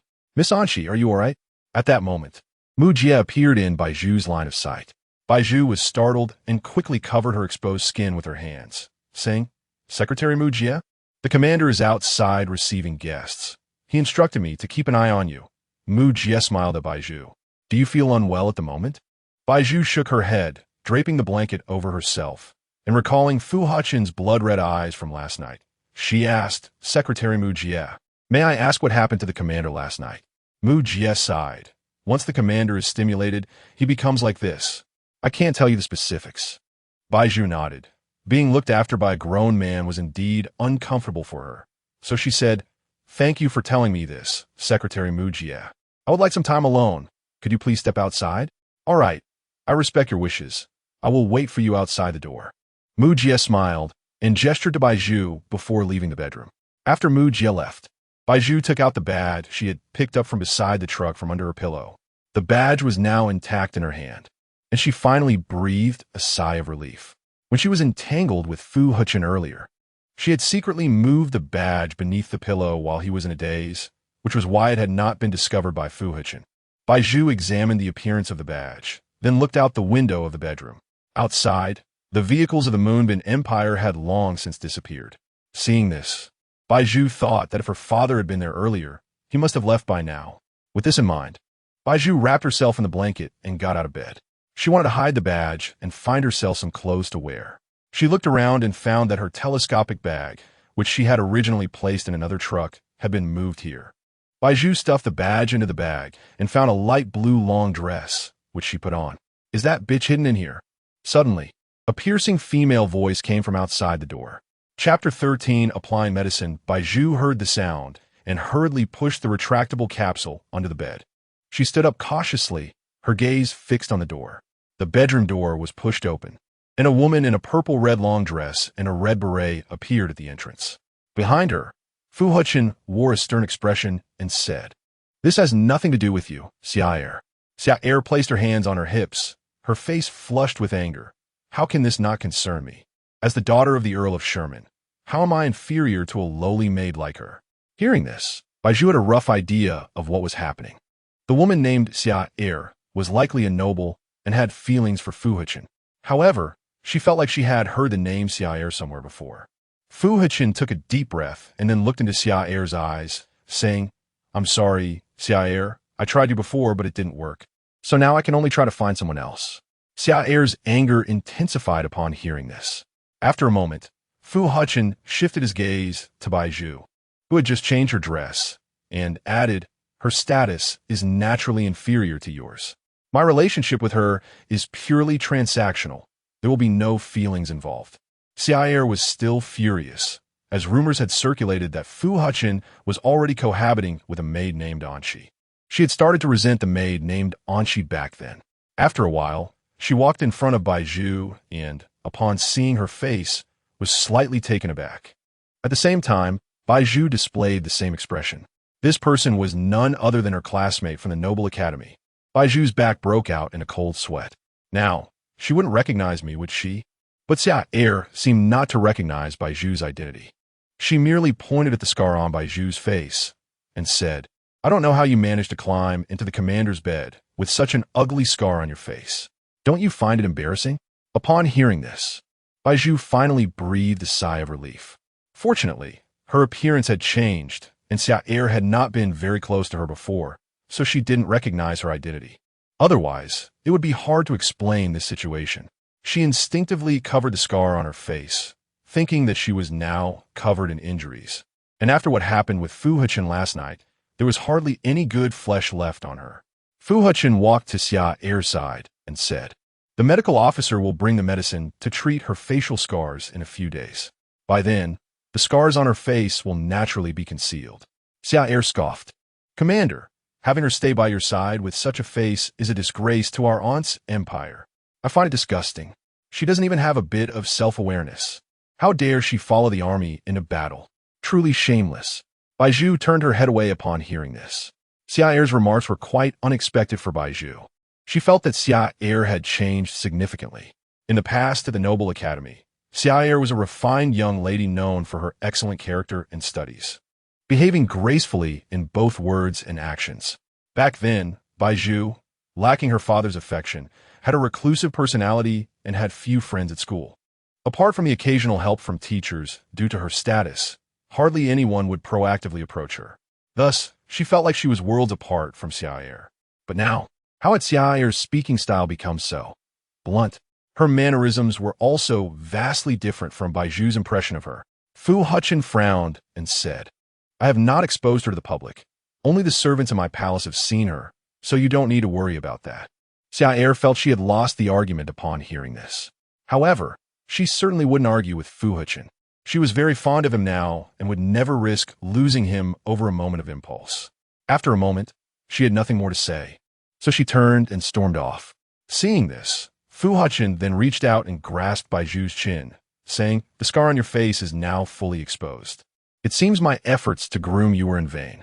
Bai Zhu suddenly smiled and said, isn't this thanks to General Fige? I'll go back and urge the medical officer to speed up the progress of the medicine. If all goes well, it should arrive by tomorrow. Fu Hechen shifted his gaze to the unscarred side of Bai Zhu's face, then released her face. He took out several bottles of medicine from his waist and handed them to Bai Zhu, saying, this medicine can treat your injuries. You should take care of your wounds first. Bai Zhu took the medicine and said, thank you. After that, she opened the bottle and quietly applied the medicine to her injured arm. The effect of the medicine was immediate. In no time, the scar began to heal. It seemed that code 103 was indeed right, Bai Zhu thought. Seeing this, Fu Hechen turned and said, you performed well just now. You didn't show any anger, nor did you argue with Miss Xiao'er. Bai Zhu, upon hearing this, realized that she hadn't been angry because she felt that Xiao'er's personality had changed. But she didn't understand why. So she had been lost in confusion and didn't take some of Xiao'er's words to heart. She nodded and said, I understand. Her status limits my ability to retort, especially since that young lady seemed a bit agitated earlier, so there was no need for me to provoke her further. Fu Hechen thought that Bai Zhu's reaction was likely due to having overheard his conversation with Xiao'er, which led her to think this way. He said, fortunately, you realized this in time. Otherwise, if you had argued with her, I might have had to punish you. Bai Zhu lowered her gaze and did not say much. After a while, Fu Hechen quickly left the room. Once he left, Bai Zhu didn't see him for 3 days. During this time, Fu Hechen didn't allow Bai Zhu to leave her room, and the only people who could enter were the servants he sent to deliver food.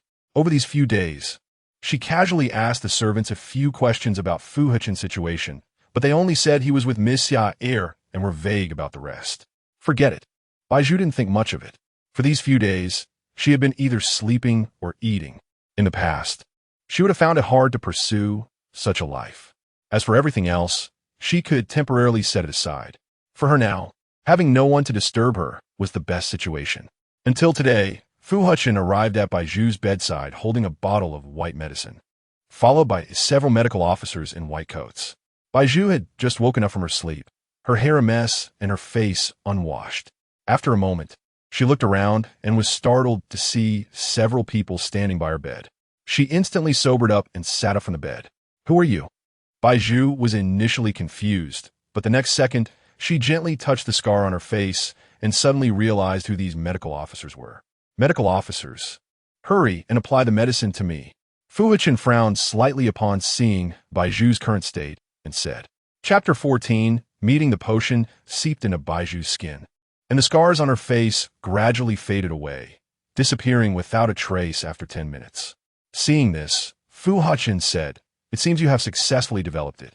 The medical officer examined Bai Zhu's face, satisfied with the results of his research, and said, This is the potion we have been working overtime to develop these days.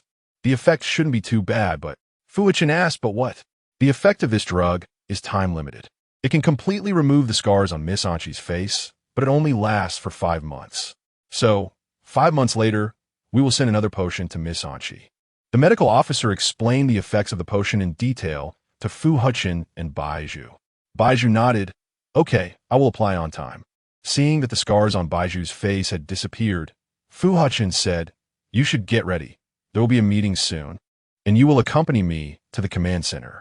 Upon hearing this, Bai Zhu realized she looked disheveled, and she awkwardly glanced at Fu Hechen. Fu Hechen understood her meaning. "Let's go, let Miss Anqi change." He took the medical officer and left Bai Zhu's room. Bai Zhu then quickly styled her hair and changed into a light blue dress. She hurried to the command center. At this moment, the limited space of the command center was crowded with soldiers. Fu Hechen stood on a platform with Xia and Cools beside him. When Bai Zhu approached them, Xia shot her a fierce glare and spoke harshly. "You're so late. Your attitude is really high."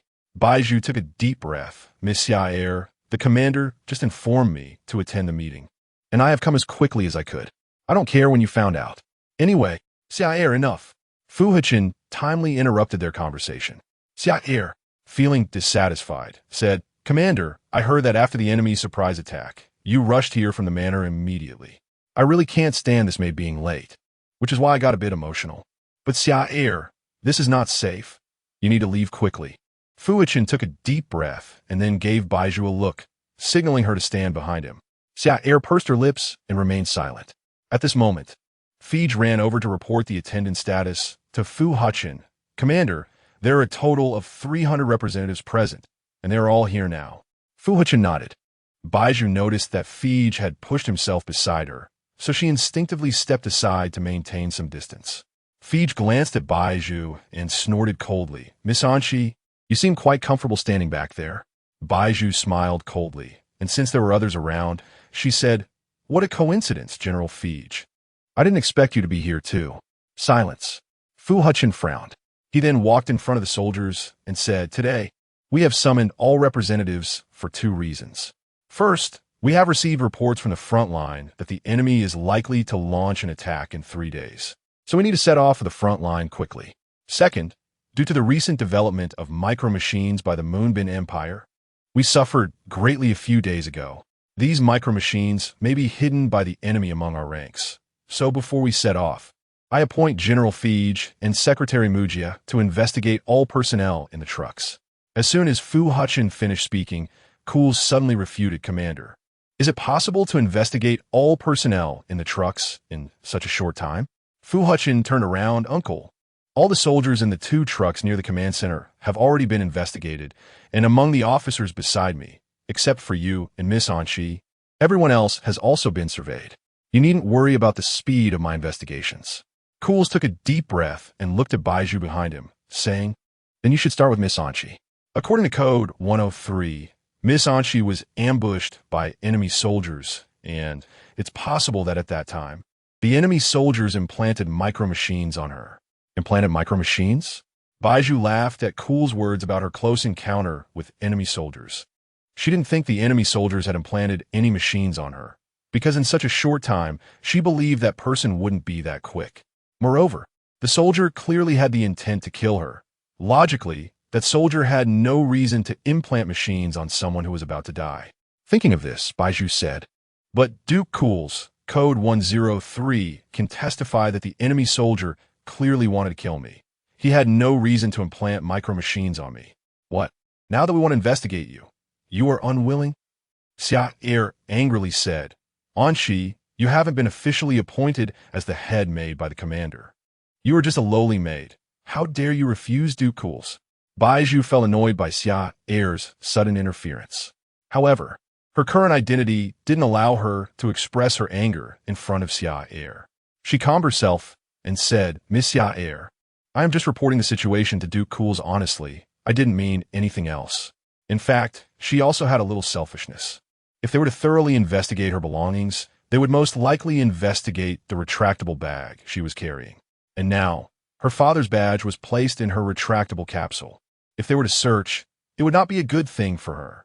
Then if Miss Anqi has no other intentions, we should start with you. It shouldn't be a problem. After all, we 1T allow any hidden dangers beside us. Cool smiled. Bai Zhu's heart sank. It seemed she had no way out. Bai Zhu lowered her gaze and said, "Okay." She could only take the opportunity to hide the badge. FAKED noticed Bai Zhu's current expression and frowned. After a moment, FAKED voluntarily suggested going to Bai Zhu's room to bring all the items she had carried to the command center. Mujia held a mechanical detector, preparing to scan Bai Zhu. Bai Zhu raised her arms. The mechanical scanner swept over Bai Zhu's body and found nothing unusual. Mujia reported the situation to Fu Hechen, who then shifted his gaze to the items Fij had brought earlier. Among them, there happened to be the retractable bag containing the badge. "Open these items for me." Fu Hechen ordered it. Seeing Mujia's hand about to touch the switch of the retractable bag, Bai Zhu hurriedly called out, "Wait, what is it?" "I have some personal clothing inside." Bai Zhu's face turned shy. Upon hearing this, CHILDLESS stepped forward and said, "Stop dawdling, let me do it." After saying that, CHILDLESS snatched the scanner from Mujia's hand and opened the switch of the bag. Bai Zhu's pupils trembled. Chapter 15, Exposing Identity, includes a surprise skit. She never expected that Zaire would suddenly come over and disrupt her plans. The reason she had just given should have limited Mujia's suspicions. But for Zaire, she didn't need to worry about any of that. Thinking of this, Bai Zhu felt the hairs on her body stand on end. The badge was different from the items Bai Zhu had placed in the capsule. If Zaire opened the capsule, she would surely discover the badge quickly. By that time, Bai Zhu's identity would be questioned by Fu Hechen, and once her identity was exposed, she would definitely not survive. But now it was too late. Zaire was carefully scanning the contents of the bag with the scanner, rummaging for quite a while before finally standing up and saying, "No micro-machines found." Upon hearing this, Bai Zhu was taken aback. Zaire's reaction was completely beyond her expectations. Did Zaire not discover the badge hidden in her capsule? Or was it? Bai Zhu glanced at Fij. Fij avoided her gaze. Bai Zhu felt a sense of certainty in her heart. Mujia, seeing that the telescopic capsule had been scanned, took the scanner from Zaire's hand and began scanning other items, also finding nothing. "Report to the commander. Miss Anshi has not been implanted with micro-machines by the enemy." Mujia truthfully reported to Fu Hechen. Fu Hechen nodded and looked at Bai Zhu again, saying, "Just because you haven't been implanted with machines by the enemy doesn't mean you are safe." Bai Zhu understood this logic. "Okay, I will be careful. Uncle, it's your turn now." Fu Hechen shifted his gaze. Cools nodded, asking the commander to move along. The soldiers below gradually dispersed, and Fu Hechen, along with Cools and others, prepared to leave. However, Fij still stood in place. He slightly bowed to Fu Hechen, saying, "Commander, I'll go take care of something and want to follow you." Fu Hechen did not insist on Fij and agreed to his request. Seeing Fij stay behind, Bai Zhu circled around him, gave him a look, and then walked to a hidden corner outside the command center. After a while, Fij followed her. Bai Zhu looked Fij in the eye, and seeing that there was no one around, decided to drop the pretense. She extended a hand, palm up, in front of Fij, saying, "Where did you put my things?" Fij, with a serious expression, replied, "I didn't expect you to be quite clever. You've seen it before, and now you're just realizing it?" A mysterious smile appeared on Bai Zhu's face. Fij then took out the badge wrapped in paper from his waist, saying, "Bai Zhu, I didn't expect you to be so careless. If I hadn't checked beforehand, if this thing was discovered, the commander might trace it back to me. Now that you've made a mistake, I hope you can be cautious here and not implicate me." Bai Zhu snatched the badge wrapped in paper from Fij's hand, unwrapped it, and checked if the badge was intact. It was undamaged. Bai Zhu put the badge back in her skirt pocket, saying, "The situation is urgent. I had no other choice." At that time, her clothes were torn, and being in Fu Hechen's prepared bedroom, she could only temporarily put the badge into her telescopic capsule. Fij clicked his tongue and asked, "By the way, where did you get this badge?" "You don't need to know," Bai Zhu replied, not wanting to linger with Fij and preparing to turn away.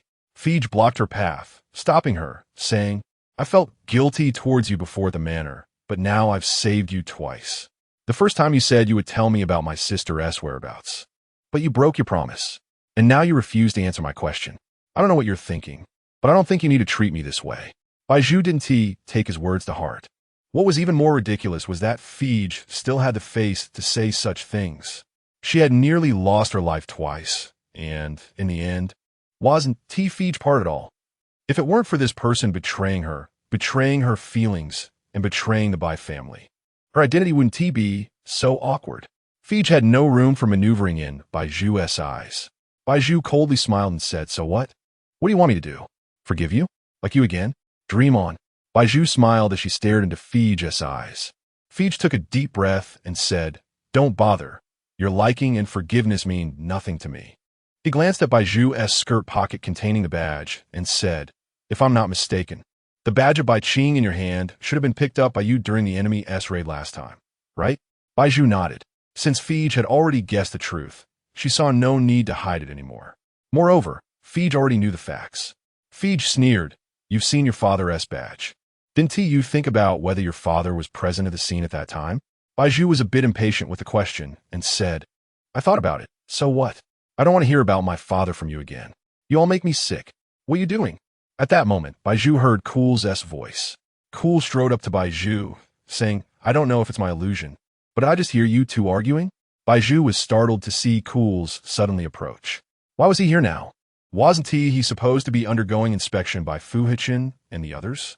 While I was being inspected by the commander, I realized I left something in another room, but I didn't expect to see this scene before I even reached the room.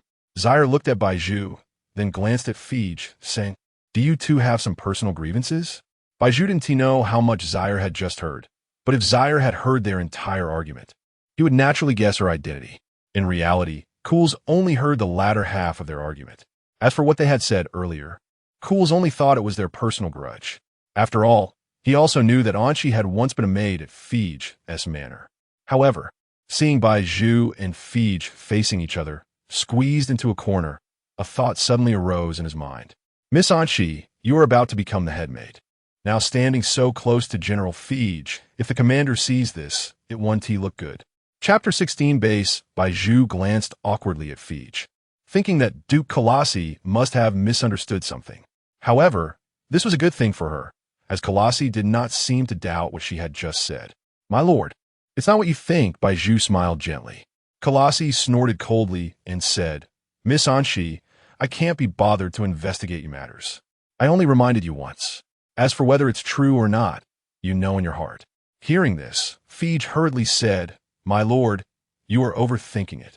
Seeing the two in agreement, Colossi thought that if he continued to press, he wouldn't get to the bottom of the matter. In hindsight, he realized he had lost out. What if I tell the commander about your matter? Would you be willing? Colossi thought for a moment and said. Without waiting for Bai Zhu's response, he strode away. Bai Zhu thought that as long as Fu Hechen didn't embellish the story, the problem wouldn't be too serious since he knew about her relationship with Fij. You don't need to worry, Bai Zhu said to Fij. After this inspection, Mu Jie found 5 micromechanical devices on the soldiers. According to investigations, these micromechanical devices could be used for surveillance. All 5 came from the same truck, and after Fu Hechen received the news, he immediately sealed off the truck. Coincidentally, this truck was under Duke Colossi's jurisdiction. After hearing the news, Colossi's expression darkened, but due to the imminent military deployment, he couldn't say much. Now, Fu Hechen had another tricky matter to deal with. In the command center, Fu Hechen sat in the central swivel chair, gazing intently at Shar beside him, saying, Miss Shar, the military deployment is not a joke. You cannot go. Since the army was about to depart in the afternoon, Fu Hechen had to resolve the issue with Shar before then. However, Shar's stubborn personality meant she didn't want to change her mind due to some interruptions, so she said, Commander, but I'm worried about you. No need for you to worry, Mississippi Fij replied. Upon hearing this, Shar's expression stiffened. Then why cannot she go with you? Isn't she just a liability to you? Shar thought that if Bai Zhu stayed by Fu Hechen's side, it would always be a hidden danger. If she couldn't accompany Fu Hechen to the front lines, then Bai Zhu shouldn't go either. Fu Hechen knew that explaining to Shar why he wanted to bring Bai Zhu would only make her more upset, so he simply brushed it off, saying that a maid's death on the battlefield was of no importance. But Commander, weren't you planning to promote Anchi to a senior maid? Once she becomes a senior maid, wouldn't her status be more noble than mine?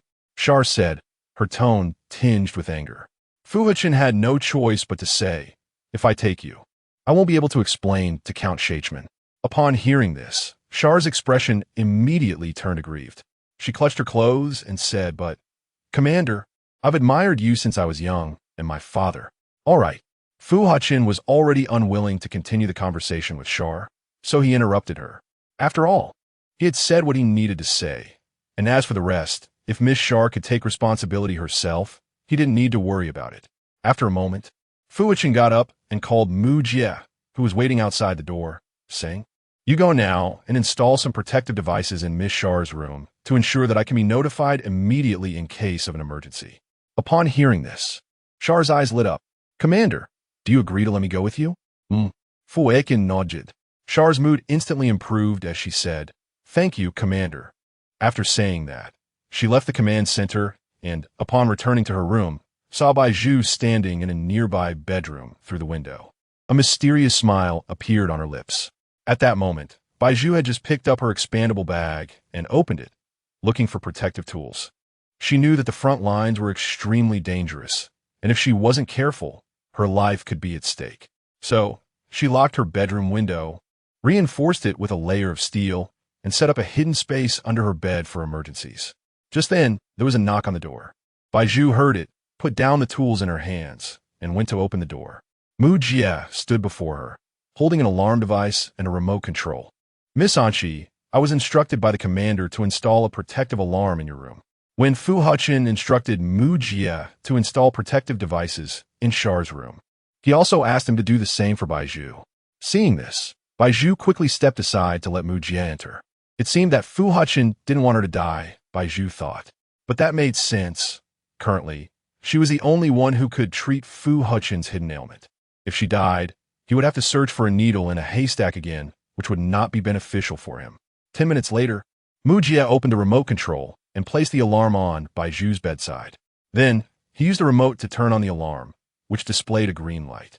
The alarm automatically scanned the room for abnormalities and confirmed that there were none. After finishing all this, Mu Jie smiled and said to Bai Zhu, "Miss Anshi, it's all installed now." Bai Zhu looked at the alarm flashing a green light on the bedside and asked, "If I encounter danger, will it automatically alert?"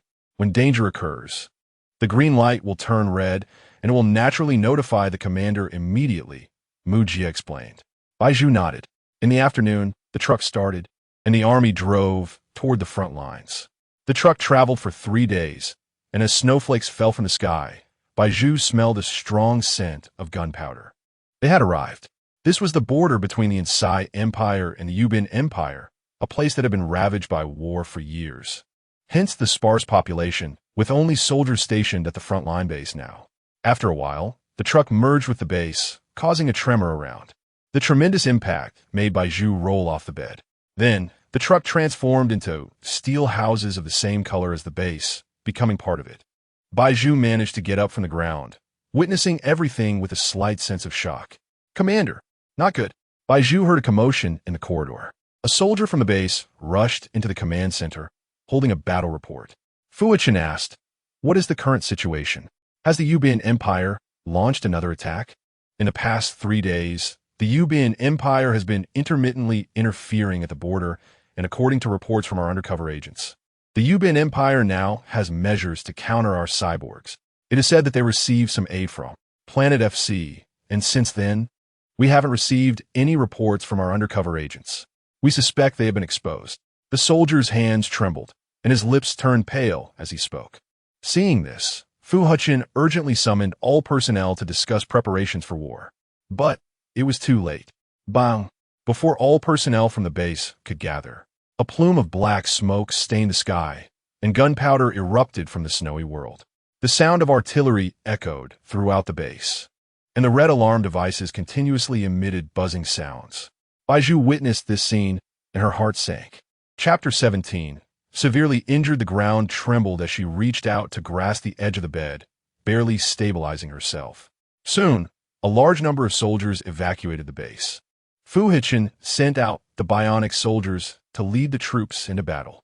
Smoke filled the air, and the roar of warplanes tore through the clouds, like a group of steel vultures circling at low altitude. Currently, the base was defended by Cools, who immediately ordered all personnel remaining at the base to move to the basement. Upon hearing the order, Bai Zhu burst through the door, stepping into the red light, and followed the logistics personnel to the basement. At that moment, the basement was already crowded with people. Bai Zhu casually found a spot to sit down. As time passed, the logistics personnel beside Bai Zhu gradually left, and the wounded began to arrive in droves, filling the air with a stench of blood. Upon seeing this, Bai Zhu noticed Zaire hiding behind Cools not far away. She covered her nose and looked disdainfully at the scars on the wounded. Seemingly sensing Bai Zhu's gaze, Zaire turned to look at her. Seeing Bai Zhu standing idly, Zaire suddenly felt uncomfortable. She then said to Cools in front of her, "Duke, I see Miss Anchi standing there doing nothing. Since she's here, she can't just be a burden. Why not assign her some tasks to keep her busy?" Cools nodded at her suggestion and replied, "Of course." With that, Cools pointed at Bai Zhu and called out loudly, "Miss Anchi, come here for a moment." Bai Zhu didn't know what Zaire and Cools had just discussed, but she could tell it wasn't anything good. She had no right to refuse Cools. So she walked up to him and asked, "Duke, may I ask what you need from me?" Cools pointed to the blood-filled buckets by the logistics personnel who were changing the wounded's dressings and said, "Miss Anchi, since you seem to be idle, why not help the logistics personnel dispose of this blood, so it doesn't linger in the basement and create a foul smell?" Following Cools, Bai Zhu looked at the buckets of blood, which not only contained blood-soaked bandages, but also some waste from the wounded. Zaire covered her nose and looked at Bai Zhu with a hint of luck, saying, "Miss Anchi, this is quite a heavy task. The Duke assigning this to you means he respects you." Hearing this, Bai Zhu could no longer contain herself and retorted, "Isn't Miss Zaire idle as well? Why doesn't she do this task herself? Miss Zaire is of noble status, so she naturally can't do such work. You have not been officially appointed by the commander, so your status is that of a maid, and it's only natural for you to do these tasks," Cools said coldly, looking at Bai Zhu. Bai Zhu took a deep breath and replied, "Fine. It's just a few buckets of water, I'll do it." With that thought in mind, she bent down and picked up a bucket of blood from beside the logistics personnel.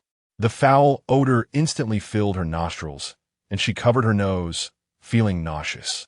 She forced herself to carry the bucket of blood out of the basement.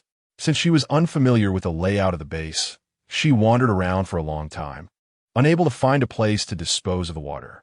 "Miss, do you need help?" A male voice suddenly came from behind her. Bai Zhu trembled at the sound.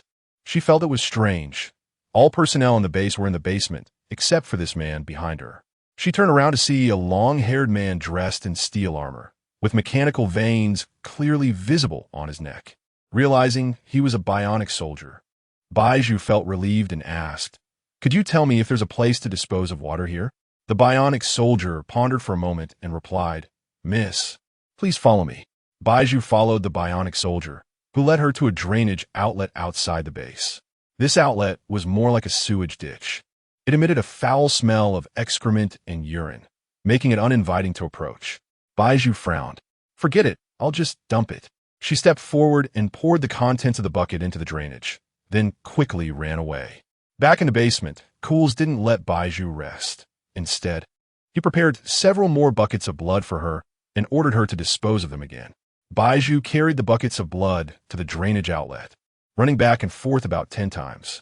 She didn't take a break until she was exhausted, yet Cools showed no intention of letting her off the hook. Bai Zhu gritted her teeth in frustration. Just then, as Bai Zhu was about to begin another round of trips with the blood buckets, a piercing alarm suddenly echoed throughout the base. "What happened?" Zaire exclaimed in panic. Bai Zhu put down the blood bucket and looked at the surrounding personnel. Cools, seeing this, urgently activated the radio connection to the battlefield to check the situation. The next moment, he clenched his fists. "Not good. The commander is severely injured." A wave of commotion spread through the crowd. Fu Hechen represented the combat strength of the Ansei Empire. If he was now severely injured, it was easy to imagine the heavy casualties among the troops at the front. But haven't we already sent out the bionic soldiers? Why is this happening? Zaire couldn't accept this reality. Cools took a deep breath and said, "The enemy has taken countermeasures, and we have no room for maneuver." He then ordered the logistics personnel to head to the battlefield to assist Fu Hechen. Fu Hechen was carried back to the base by a group of logistics personnel, and Bai Zhu saw him lying on a medical bed with a pale face covered in wounds. For a moment, she could hardly believe that the person she just saw was Fu Hechen. Due to the severity of his injuries, the medical officers urgently performed surgery on him. Bai Zhu stood outside the operating room, looking down at her toes, lost in thought for a long time. The surgery lasted for 3 hours. Thanks to the efforts of the medical officers and logistics personnel, Fu Hechen's condition was finally stabilized. However, he remained in a coma. He dreamed a dream. In the dream, he returned to his childhood. Chapter 18 Dream. The young boy's face was smeared with gray dust, his body covered in bruises, and his clothes were filthy, making him look utterly unclean. At that time, he was curled up in the wind and snow. Passers-by thought he was a beggar and simply walked around him. No one was willing to approach him. "Hey, kid, what are you lying there for?" A group of young delinquents by the roadside threw a few stones at him. Seeing that he didn't react, they burst into a fit of mocking laughter. "Why are you so motionless? Are you dead?" At this moment, he was so frozen that he had lost all feeling. When the stones hit him, he didn't feel any pain at all. Out of curiosity, one of the delinquents stepped closer to see if he was dead. "What are you doing?" At that moment, a voice stopped the delinquent steps. The woman speaking was dressed elegantly, holding a delicate handbag, likely a lady from a noble family. The delinquent, recognizing that the person in front of him was not to be trifled with, hurriedly put away the stones in his hand and quickly ran out of the woman's sight. The woman approached Fu Hechen, gently squatting down beside him, looking at him with kindness. "Little brother, you look really unwell. Are you feeling very uncomfortable?" Her voice was warm, like a ray of sunshine in winter, breaking through the clouds, warming the earth, and melting the snow around them. At this moment, Fu Hechen had no strength to speak. His mouth opened and closed, only able to produce faint sounds. The howling wind carried away his voice, lost in the tumultuous storm. The woman, seeing this, took out a piece of bread from her handbag and carefully placed it beside him. "I have a piece of bread here. If you're hungry, you can take it." Upon hearing this, Fu Hechen slightly raised his head and met a pair of beautiful eyes. He recognized the woman's features and widened his eyes in surprise. This face was so familiar if he only looked at her features. Wasn't it just like the young Anshi from his childhood? Why was Anshi here? Why was she dressed like this? Fu Hechen woke up from his dream. "Commander, you're awake." Mu Jie, who had been by his side, was overjoyed. "Commander, you've been in a coma for 3 days. You're finally awake. I'll go call the medical officer in." Fu Hechen looked around the pale hospital room and recalled that he had been ambushed on the battlefield, severely injured, and then urgently taken away by logistics personnel for surgery. The medical officer rushed to the hospital room as soon as he learned that Fu Hechen had woken up. Remembering this, he called out to Mu Jie. "What is the situation on the battlefield these days?" Mu Jie thought for a moment and replied, "Commander, due to heavy casualties on the battlefield, our side actively withdrew after your injury, and the war has temporarily calmed down. There have been no signs of enemy attacks in the past 3 days."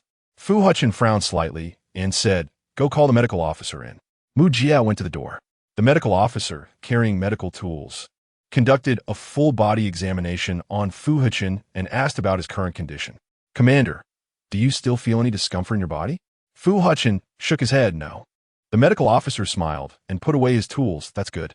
The commander just needs to rest for a few days to fully recover." "You said the commander is awake. Let me in. I want to see the commander." "But Miss Sire, the commander has only just awakened and needs to rest. If you rush in now, you will disturb his recovery." Mu Jie blocked the door of the hospital room, stopping Miss Sire. Fu Hechen heard the commotion outside and ordered the medical officer to call Mu Jie over. Unexpectedly, Miss Sire took advantage of Mu Jie's absence to follow him into the hospital room and walked to Fu Hechen's bedside. "Miss Sire, you." Mu Jie took a deep breath upon seeing this. Fu Hechen, too lazy to intervene further, simply said to Mu Jie, "Forget it." Miss Sire sat on the edge of Fu Hechen's bed, gently placing her hand on the back of his hand. "Commander, I was so worried about you while you were gone." Fu Hechen nodded. He didn't know how to respond to Miss Sire, simply giving a brief, Noticing Fu Hechen's indifferent attitude, Miss Sire couldn't help but think of Bai Zhu and said, "Commander, almost everyone in our base has been worried about the situation on the battlefield. Except for Anshi. What happened to her?" Upon hearing Anshi's name, Fu Hechen recalled the noble lady appearance of Anshi in his dream, and his heart trembled. Miss Sire feigned sympathy. "Miss Anshi has been acting quite displeased lately. Since we've been busy with the battlefield situation and can't manage everything." The Duke asked her to help the logistics personnel with a task, but she was very impatient and even gave the Duke a look. Fu Hechen, upon hearing this, thought that if this was true, then Bai Zhu's behavior was indeed a bit excessive. He took a deep breath, and his expression darkened instantly. "Are you suggesting that I punish Miss Anshi?"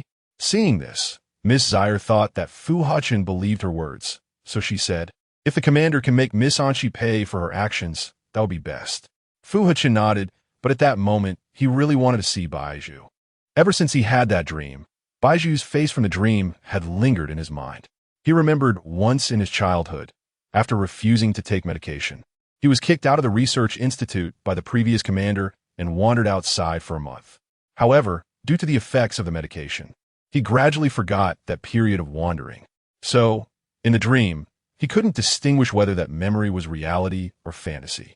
Suddenly, an idea struck Miss Zaire, and she recalled something. "Commander, I just remembered the Duke told me yesterday that Miss Anchi has been acting intimately with General Fige lately. Do you think if we punish Miss Anchi, General Fige will feel very upset?" Hearing this, Fu Hechen's brows furrowed even deeper. "General Fige?" Miss Zaire added, "I don't know if it's true, but according to the Duke, they were very close together in a corner." Upon hearing this, Fu Hechen's hands started to tremble uncontrollably. He previously heard Bai Zhu say in front of him that she truly hated Fige. "Commander, don't be too angry, perhaps. Enough. No more." After a while, Fu Hechen called Mu Jie to the bedside. "You take Miss Zaire out first, then bring Anchi in." "Yes." After Mu Jie said this, he walked over to Miss Zaire. Miss Zaire thought that Bai Zhu would surely suffer next, and a smug smile appeared on her face as she followed Mu Jie outside. Chapter 19 Relapse. When Mu Jie found Bai Zhu, she was assigned by Ku Lu Si to clean the basement. "Miss Anchi." Mu Jie walked up to Bai Zhu and said, "The commander wants to see you." Bai Zhu looked up and recognized Mu Jie, then put down the broom in her hand. "Has the commander awakened?"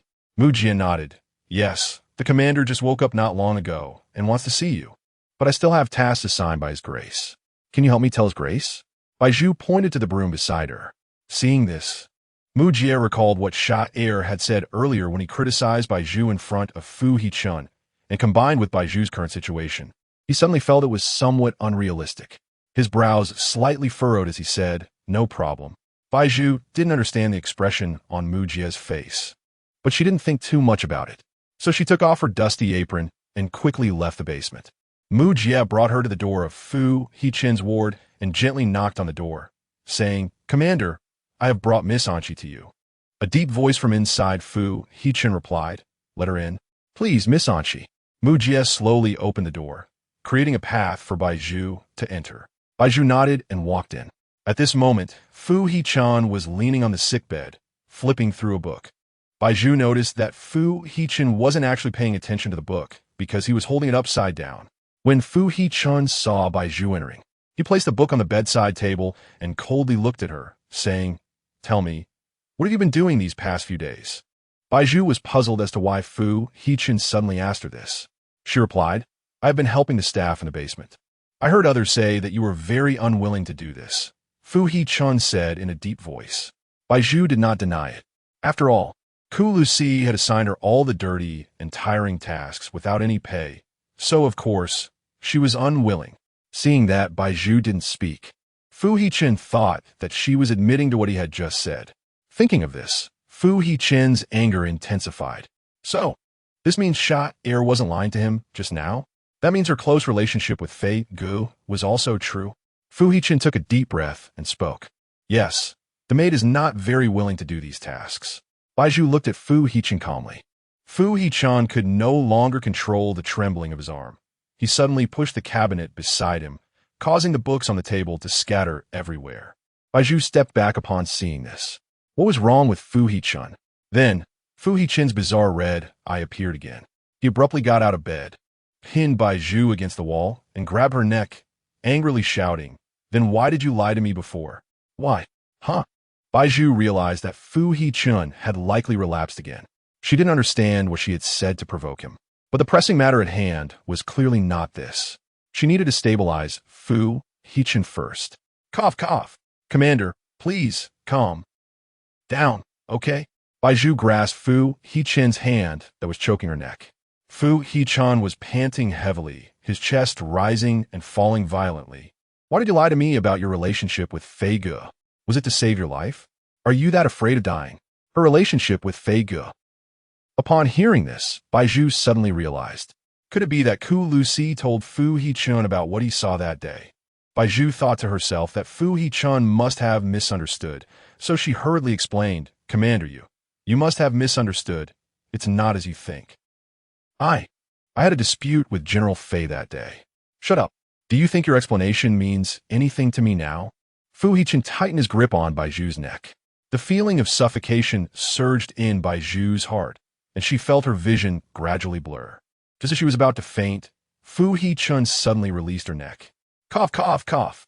Bai Zhu felt as if she had been reborn, but her legs went numb, and she collapsed to the ground. She gasped for fresh air, but Fu Hechen had no intention of letting her go. In the next moment, he bent down, picked up the collapsed Bai Zhu, and carried her to the bed.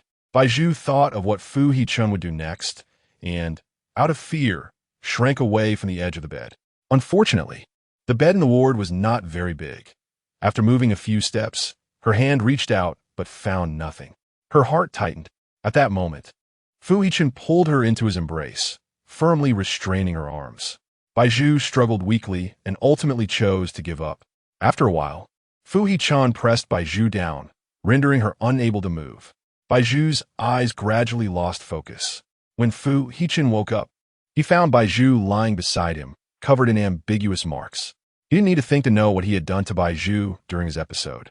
He glanced at the time and realized it was already close to noon. Yet Bai Zhu was still in a deep sleep, looking worse off than he was as a patient. It was easy to imagine how many times Bai Zhu had been with him last night.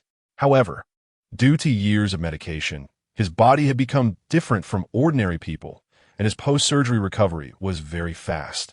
So no matter how many times he'd done it last night, it wouldn't affect his physical condition today. He looked at the sleeping Bai Zhu.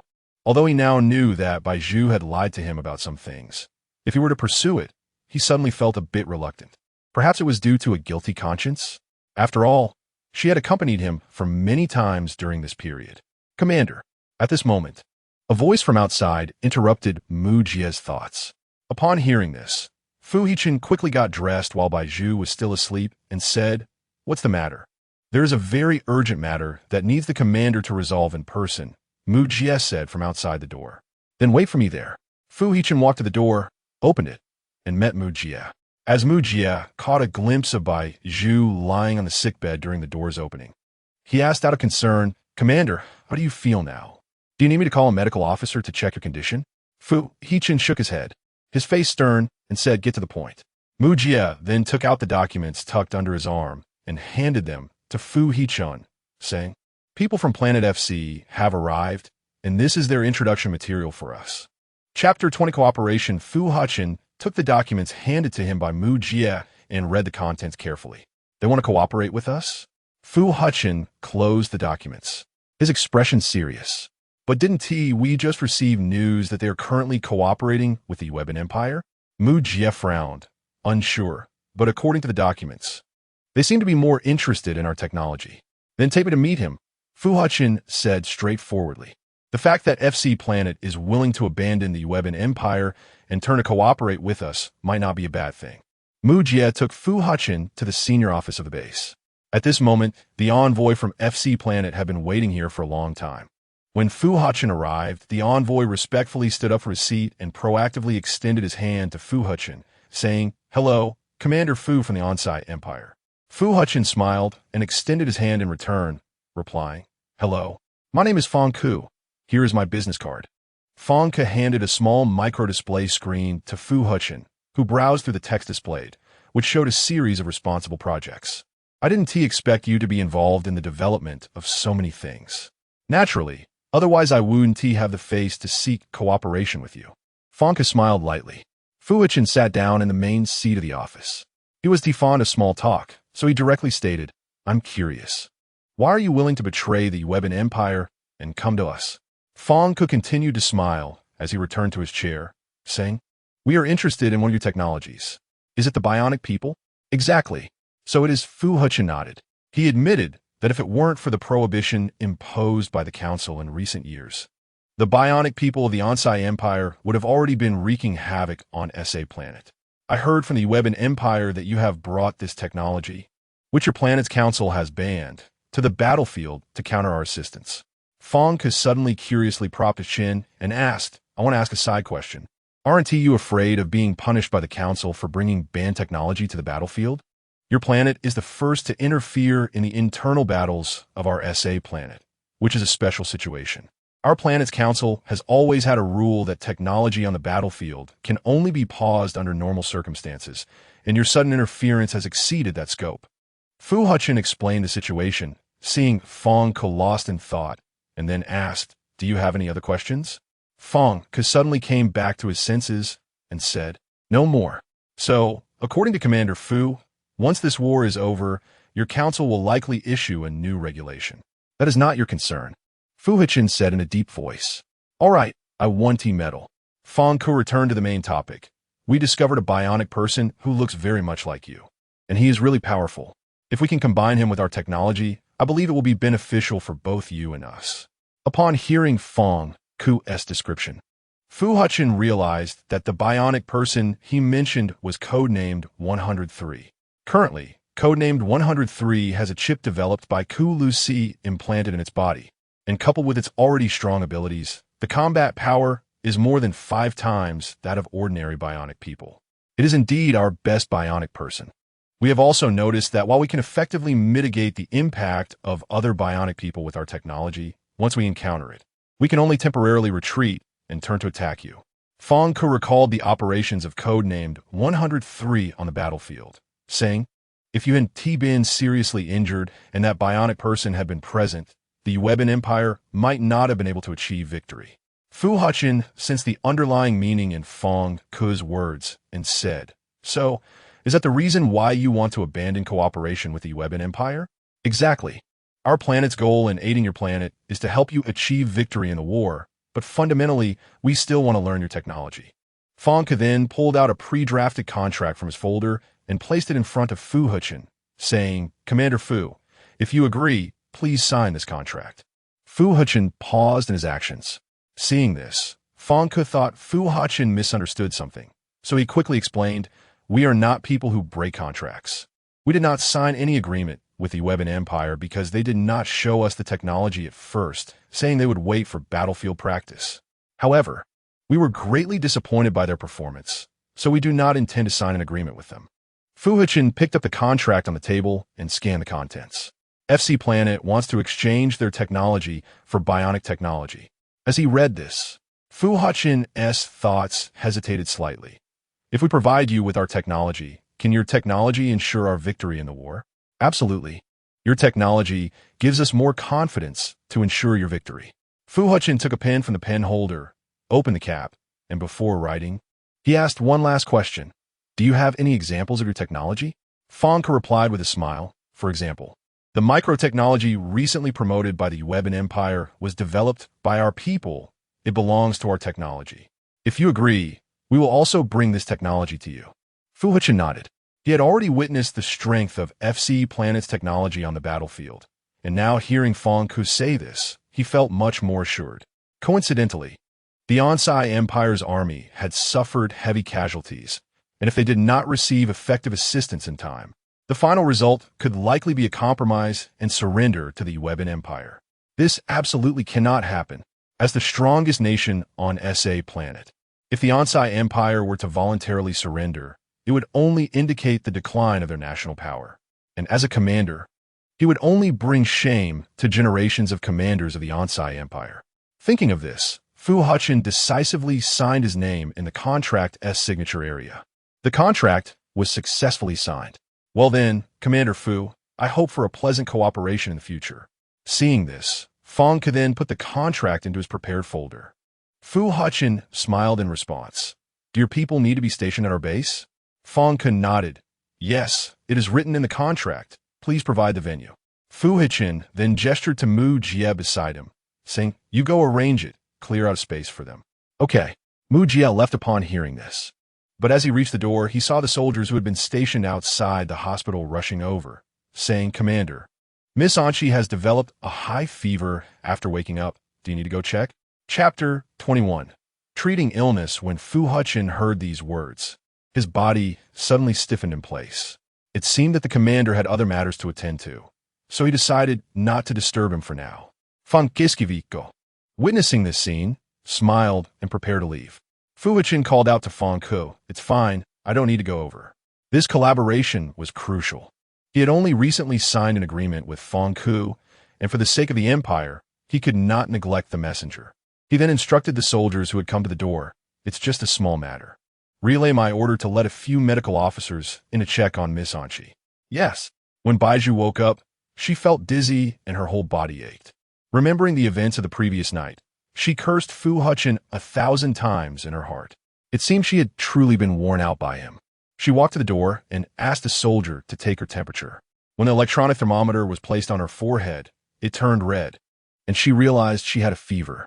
Struggling with her illness, she walked to the water dispenser in the ward and poured herself a glass of water. The soldier insisted on informing Fu Hechen about her illness. Bai Zhu did not want Fu Hechen to know about her condition, but she had no strength to speak. When she regained her senses, she found the soldier had already gone far away. Thus, she waited alone in the ward for a long time, feeling miserable for a long time.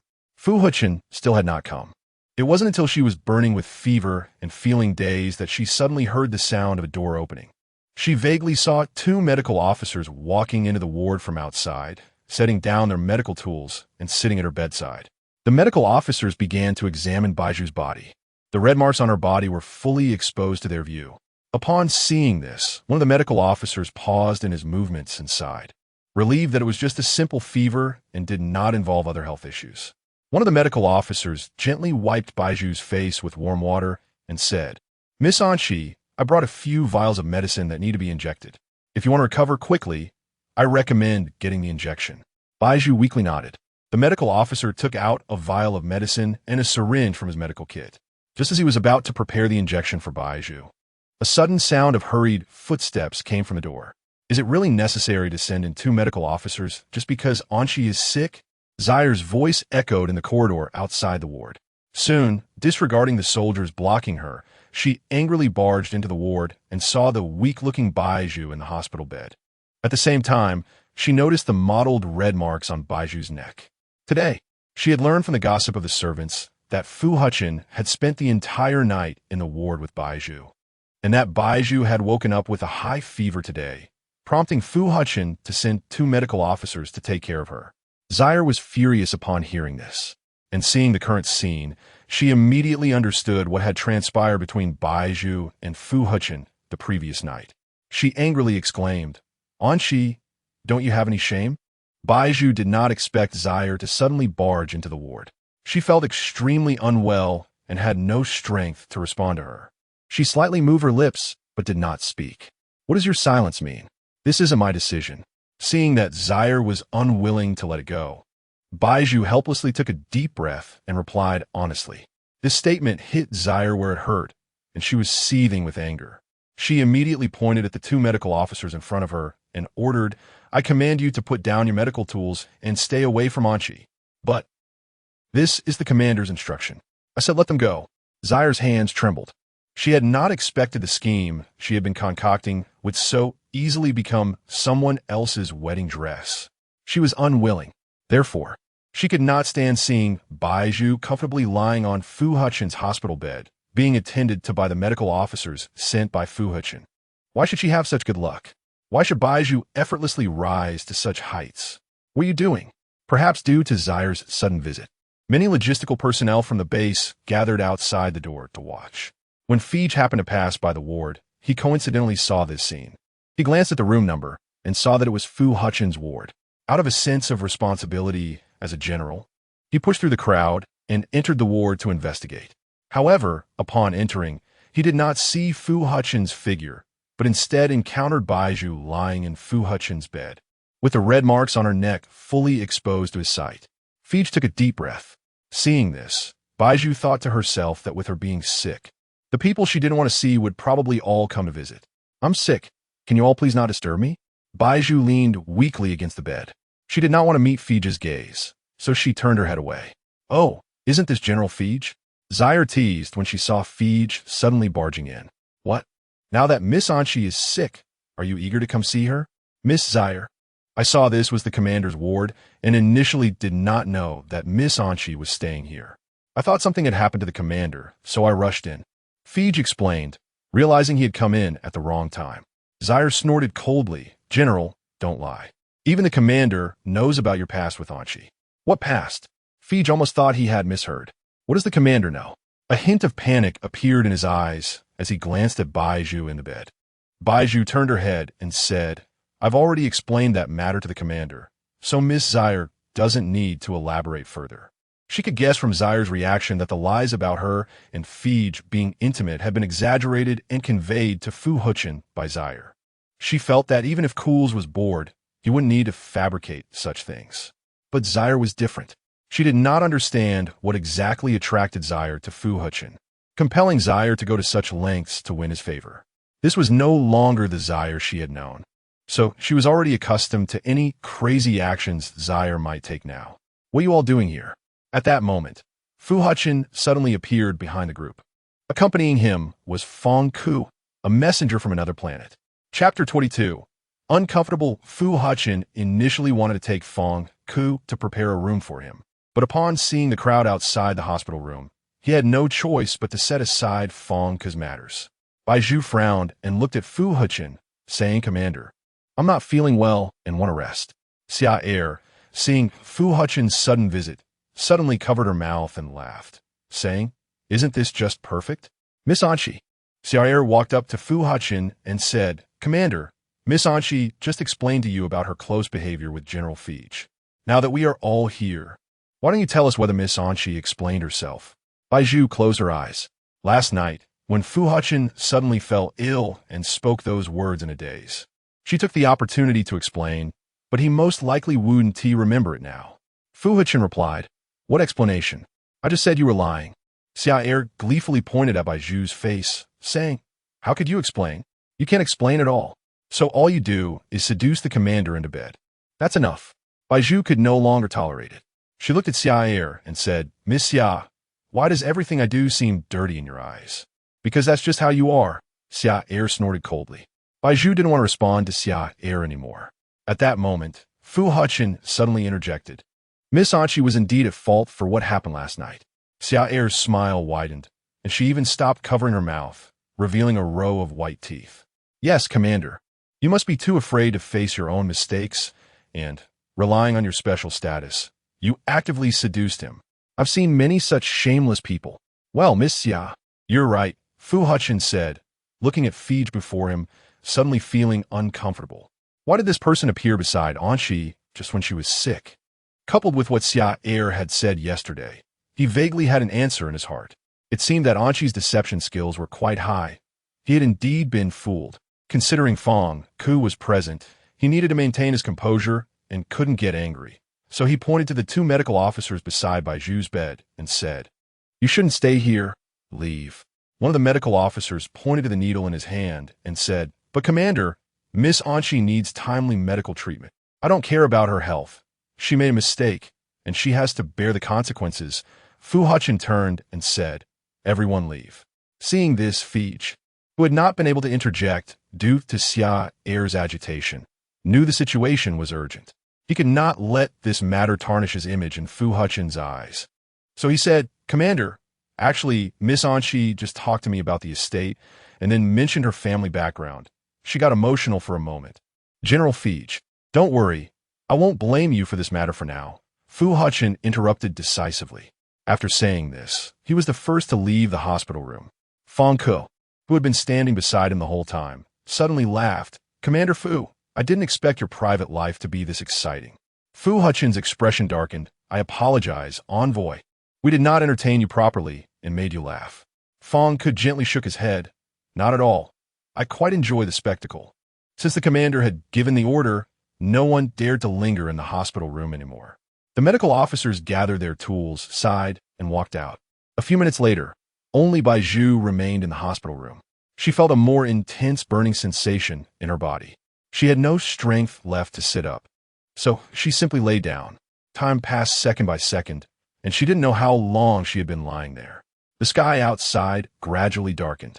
The sun sank into the embrace of the mountains, and the sunlight slowly faded. In the middle of this, Bai Zhu, feeling thirsty, struggled to get out of bed and walked to the water dispenser. After finishing the previous water, she wanted to pour herself another glass.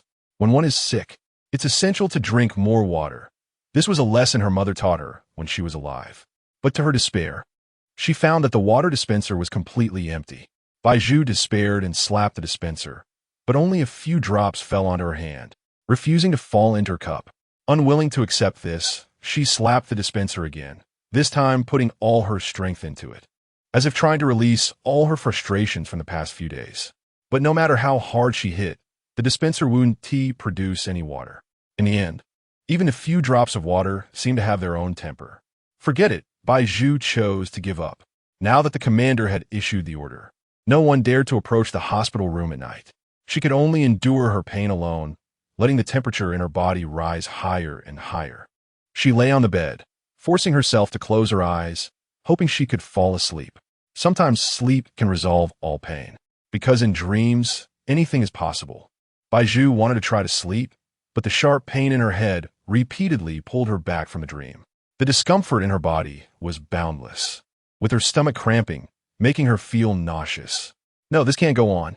If this continues, she will die, Bai Zhu thought, and she quickly calmed her stomach discomfort, swallowing a mouthful of bitterness. She had barely survived. She couldn't die. After a while, she bit her finger and wrote a distress signal, SOS, on the window. But after a long time, the heavy door of the hospital room remained still, showing no signs of moving.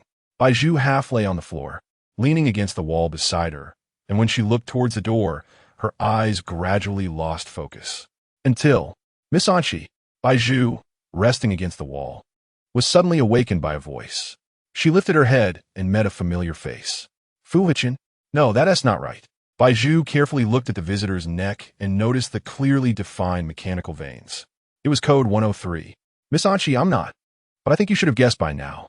Code 103 noticed the change in Bai Zhu's facial expression. "Were you sent by someone?" Bai Zhu weakly asked. Code 103 shook his head and placed his cold hand on Bai Zhu's burning forehead, saying, "Miss-Anchi, I saw your distress signal and came over." "Thank goodness you saw it." After saying this, Bai Zhu's strength had reached its limit. Her vision darkened, and she collapsed towards Code 103. Code 103 accurately caught Bai Zhu and lifted her onto the bed. Chapter 23. You are the manifestation of his other half of consciousness. It saw that Bai Zhu's current condition was very poor, and then rushed out of the ward to find the medical officer. The medical officer was very surprised by the arrival of Code 103. The medical officers at the base are compassionate, and they naturally want to save Bai Zhu. However, in the Ansi Empire, no one dares to disobey the commander's orders. "I'm sorry, Code 103, we cannot save Miss-Anchi right now," the medical officer responded. Code 103. Upon hearing this, Code 103 suddenly lowered its head, as if it was sad. "However, I saw that it was very distressed now, and if it did not receive timely treatment, there would be a risk to its life." The medical officer standing in front of it had no choice but to shake his head helplessly and said, "But the commander has given the order, and we cannot disobey." "Then I will go find the commander." Code 103 thought of how Bai Zhu had just fainted weakly in its arms. Unwilling to watch Bai Zhu suffer from illness, so they had to save Bai Zhu. With this in mind, Code 103 autonomously locked onto Fu Hechen's location and then quickly walked in that direction. "Code 103, where are you going?" Cool saw Code 103 walking so hurriedly in the hallway. He recalled that he had not assigned any tasks to Code 103, so he asked. Code 103 answered truthfully. "I'm going to find a commander." "What do you need to find a commander for?" "Miss-Anchi is ill and urgently needs treatment. I need to seek the commander's consent." "Anchi," Cools pondered. Not long ago, Fu Hechen had ordered that no one was allowed to approach the ward, and this message naturally reached Cool's ears. But the androids did not know this, because they do not have autonomous consciousness. "I didn't expect that." Cool saw the tension, panic, and stiffness displayed on Code 103's face and forced a smile, saying, "Code 103, do you know where your consciousness comes from?" "I don't know." "You are an android created based on a commander. The consciousness injected into your mind is his. You are a reflection of his other half of consciousness. Simply put, what you present is what the commander wants to express, but has not expressed." Cools looked at Code 103, observing the changes in its expression. He wanted to see how this android's expression transformed upon hearing this. Does that mean my thoughts represent the commander's thoughts? Code 103 automatically understood what Cools was saying. Cools nodded. That's right. So you don't need to seek the commander's consent because the commander has this idea, and very strongly. He is currently entertaining distinguished guests, and it is not good for you to tell him this now. But the medical officer needs the commander's consent. I have some medical tools in my room. You can automatically check your system library for what is needed, then take it to treat Miss She, Cools said in a deep voice. Although he did not want Bai Zhu's health to recover, he even wished that Bai Zhu would die from illness right now. But that would be a bit selfish. He saw Code 103's current reaction and thought that if Bai Zhu died, Fu Hechen would be heartbroken without someone to treat his hidden illness. The commander's poor mental state would have a negative impact on the Empire, and he would not allow such a thing to happen. Therefore, he made this decision on his own, believing it to be the right choice. Okay, Code 103 refreshed its internal positioning system, autonomously located Cool's room in the base, and then jogged toward it. It retrieved medical tools from Cool's room and selected the tools and medicines needed for Bai Zhu's illness. After doing all this, it hurried back to Bai Zhu's ward. Since Bai Zhu was currently in a coma, it could only administer an intravenous injection to Bai Zhu. After a while, a hint of color suddenly returned to Bai Zhu's pale face. Fu Hechen took Fong Ku to another area of the base. The base at the border of the Fiancé Empire is divided into eastern and western areas. The eastern area is mainly for the military personnel's living quarters and for contact with trucks, where Fu Hechen and his group reside. The western area, on the other hand, is used for technological research, specifically arranged for the base researchers.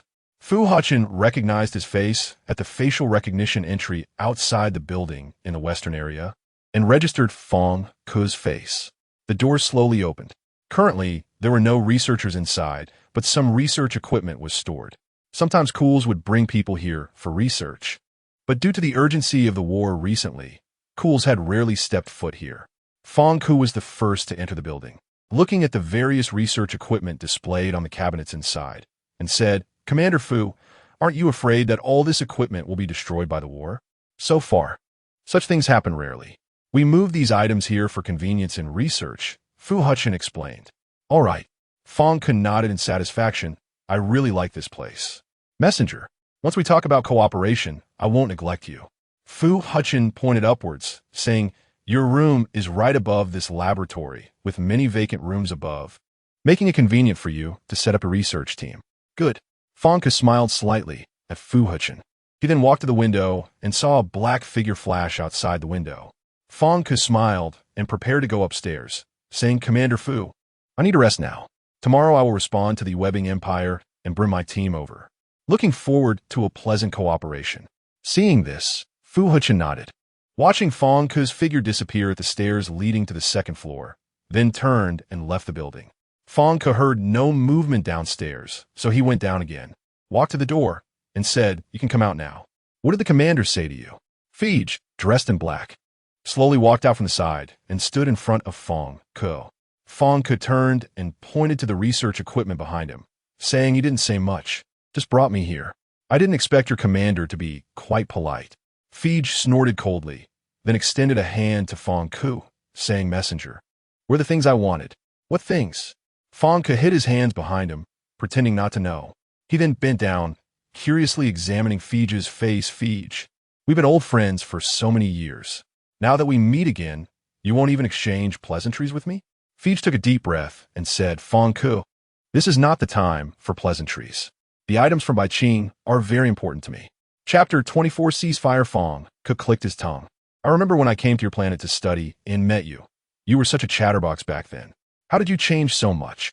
A few years ago, Fong Ku had visited the SA planet.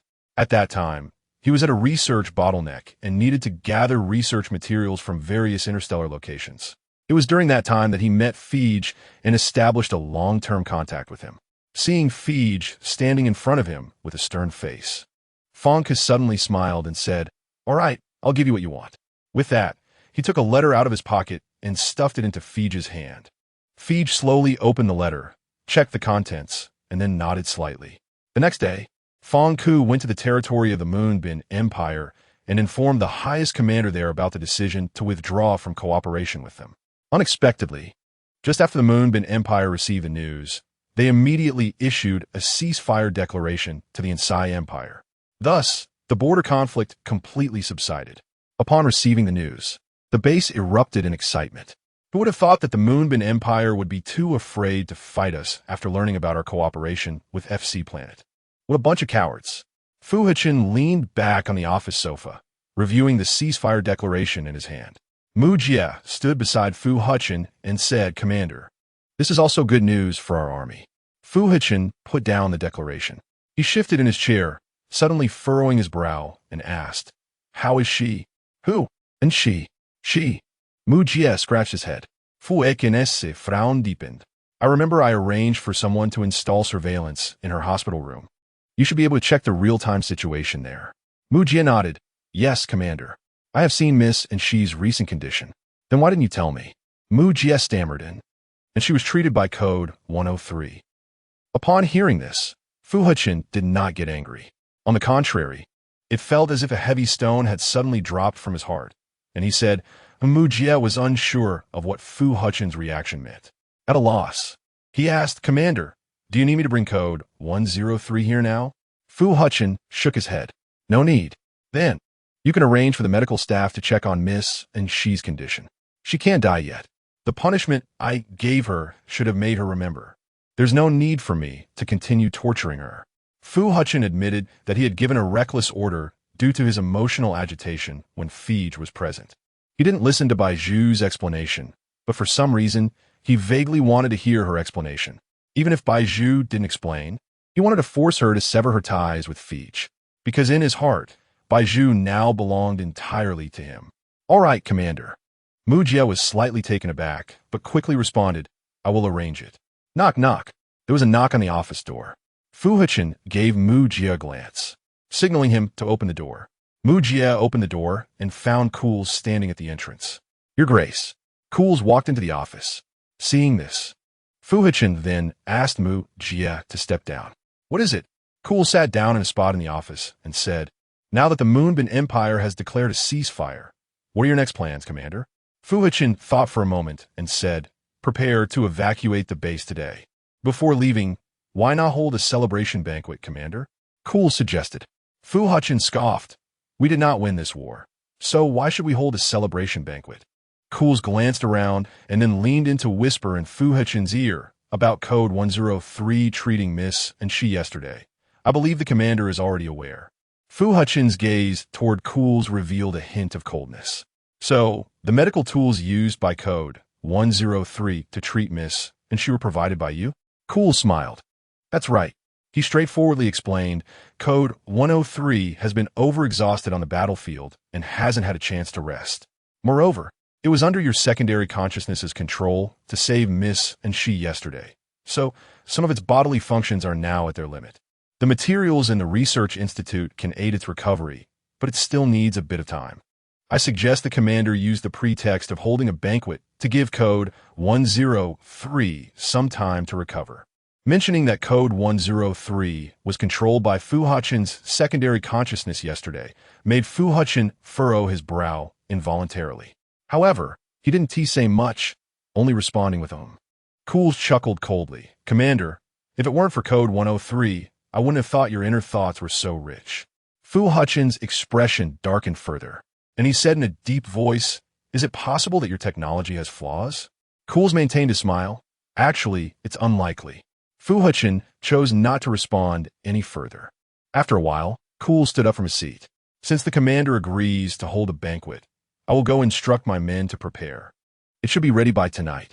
As for Code 103, I have placed it in the Research Institute for recovery treatment, and the messenger will help take care of it."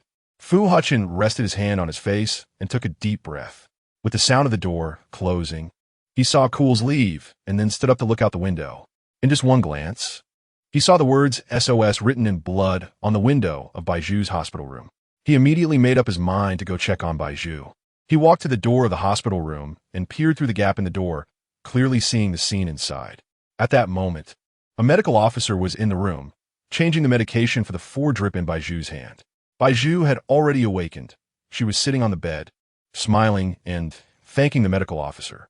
Fu Hechen was momentarily taken aback and stood outside the door for a long time, until the medical officer came out of the hospital room and bumped into Fu Hechen. "Company. Commander." The medical officer nearly turned around too quickly and almost dropped the medication in his hand. Because the hospital room door was not closed, Bai Zhu heard the commotion outside. She involuntarily trembled. Why was Fu Hechen here at this time? Did he just allow the medical officer to come in and change her medication? But now he was reversing his decision? Fu Hechen cleared his throat in front of the medical officer and said, "You can leave now." Seeing that he had already been discovered, he thought there was no need to continue hiding. So, he simply walked into the hospital room. Bai Zhu looked at Fu Hechen and, for a moment, didn't know what to say. If conditions allowed, she actually wanted to slap Fu Hechen right now. "You." Fu Hechen initially wanted to ask about Bai Zhu's condition, but the words were on the tip of his tongue, and he swallowed them back. Instead, he said, "There's a banquet tonight. Normally, everyone in the base should attend, but since I see that you're not feeling well, I can give you a choice."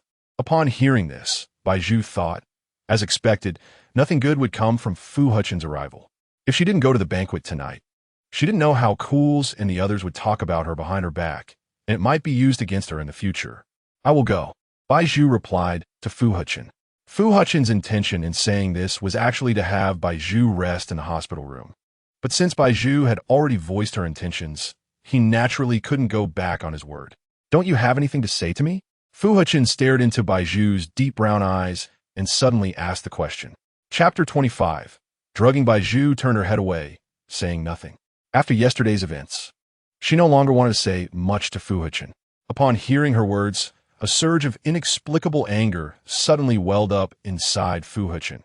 He secretly wanted to explode, but his rationality doused that fire with cold water, reminding him that he couldn't get angry now. He took a deep breath and said, "All right, you must come tonight. If I don't see you, you know the consequences." After saying this, he slammed the door and left. Bai Zhu looked despairingly at the spotless ceiling above her, wondering who had struck a nerve in Fu Hechen's heart to make him leave in anger. The base was brightly lit at night, with a flurry of toasts and mingling. Glass goblets clinked among the throngs of people, and someone else's glass of deep red wine spilled, staining the dancers' outfits with a wine-red hue. Accompanied by the waltz playing continuously, they swayed in the magnificent hall. The aroma of wine filled the air, and it seemed as if everyone present was intoxicated. Bai Zhu, despite her illness, arrived at the appointment as promised. Before coming, she had taken several fever-reducing pills, and though her condition had slightly improved, she still tried to avoid any vigorous activity. Thus, she would definitely not be dancing. She quietly stood to the side, silently observing the lively crowd before her. As the banquet officially commenced, Cool stood on stage to deliver a speech. Fu Hechen merely stood beside him, his gaze fixed on the crowd below. He spotted Bai Zhu standing among the throngs. Their eyes met, and Bai Zhu let out a sigh of relief. "Although we did not win the war this time, we have formed an alliance with Planet FC. In the future, our national strength will only grow stronger, even to dominate the entire SA planet." Cools concluded his speech, and applause erupted from the audience. Bai Zhu clapped along. Just then, a pair of hands suddenly rested on her shoulders, startling her. "Miss, don't panic." Fong chuckled from behind her. Bai Zhu turned to see who it was. She recognized him as the envoy who had come in with Fu Hechen yesterday. Fong extended a hand towards Bai Zhu and said, "Miss, would you like to dance with me?" Since the theme of today's banquet was the friendship and cooperation between the Anqi Kingdom and Planet FC, he, as the representative of Planet FC, had to attend the event. Before leaving the Research Institute, he had handed over code 103 to a companion who had come with him from Planet FC to SA. Therefore, he didn't have to worry about the safety of code 103. He just needed to enjoy himself at the banquet. "Sorry, I'm not feeling well and might not be able to dance." Bai Zhu had to temporarily decline Fong's invitation. Fong was very interested in Bai Zhu. Although he had only seen her a few times, he noticed that many people around him were talking about her. He wanted to take this opportunity to learn more about her. However, Bai Zhu had rejected his dance invitation. That's too bad. Fong didn't expect his first attempt at initiating a conversation in the Anqi Empire to fail, which left him somewhat disappointed. Just then, Cools happened to be looking for Fong with a bottle of wine and saw him standing with Bai Zhu. He approached and asked, "Why are you standing here, envoy? Haven't you found a dance partner yet?" Fang Ke pointed at Bai Zhu with a slight smile. "Not at all. My dance partner has just declined my invitation." Bai Zhu placed her hand on her forehead. How could someone who refused a dance invitation be considered a dance partner? Seeing that it was Bai Zhu he was referring to, Cools quickly thought of recommending a dance partner to Fang Ke. A few minutes later, he pushed a woman in a bright red dance dress from the logistics team in front of Fang Ke, saying, "This young lady in front of you may not qualify to be your dance partner, so I specifically found a good one for you. She is one of our excellent logistics staff and can dance quite well. I'm sorry, Your Grace, but I want to choose my own dance partner." Fang Ke looked firmly at Bai Zhu. Cool sighed upon hearing this. Fine.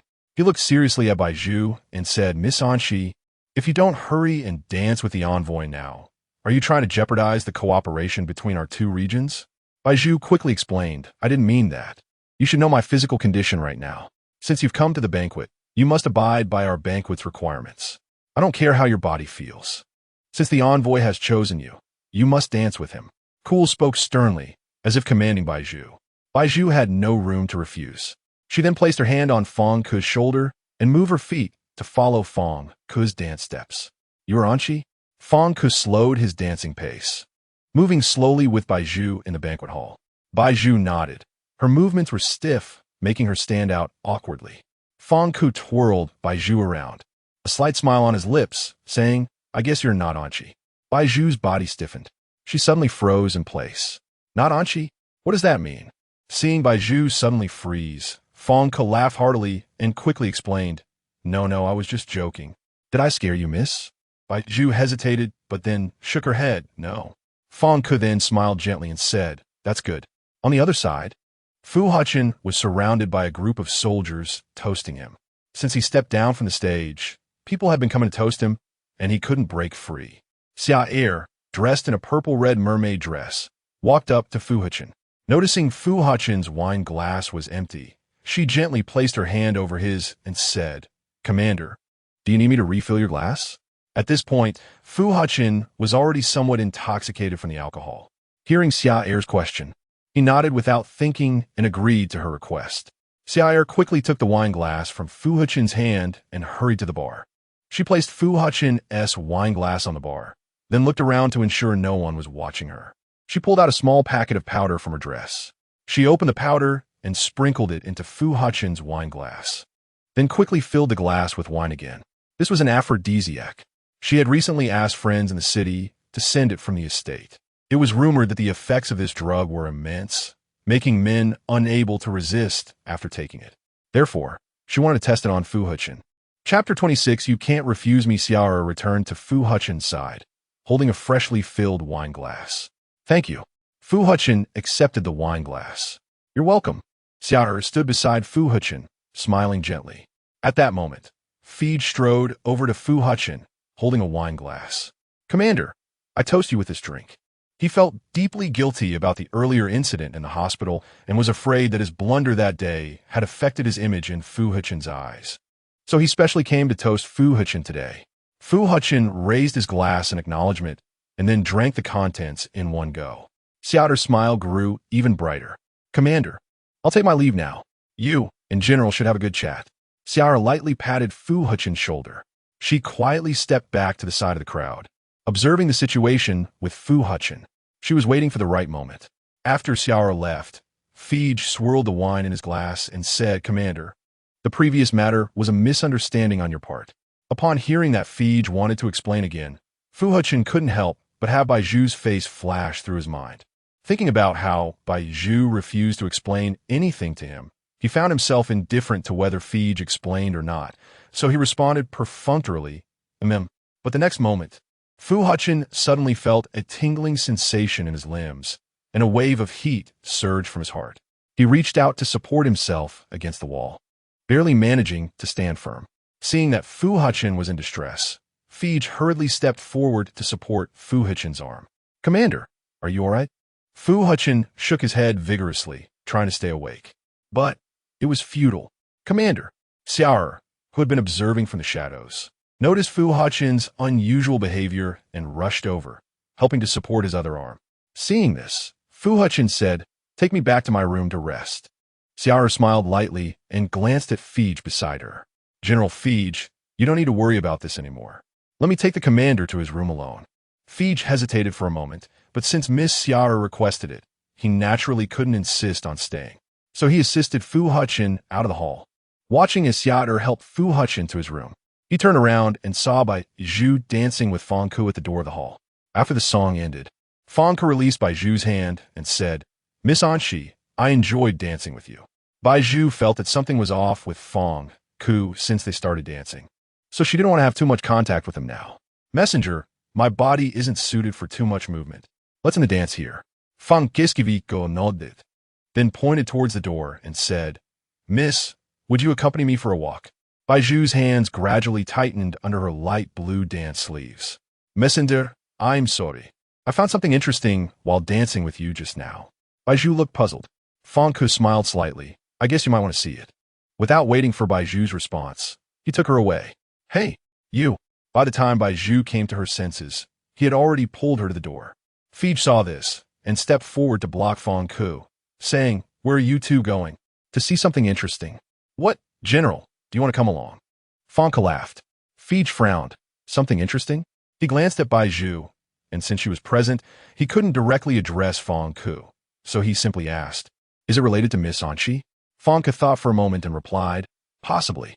Bai Zhu's eyes widened slightly. Is it related to me?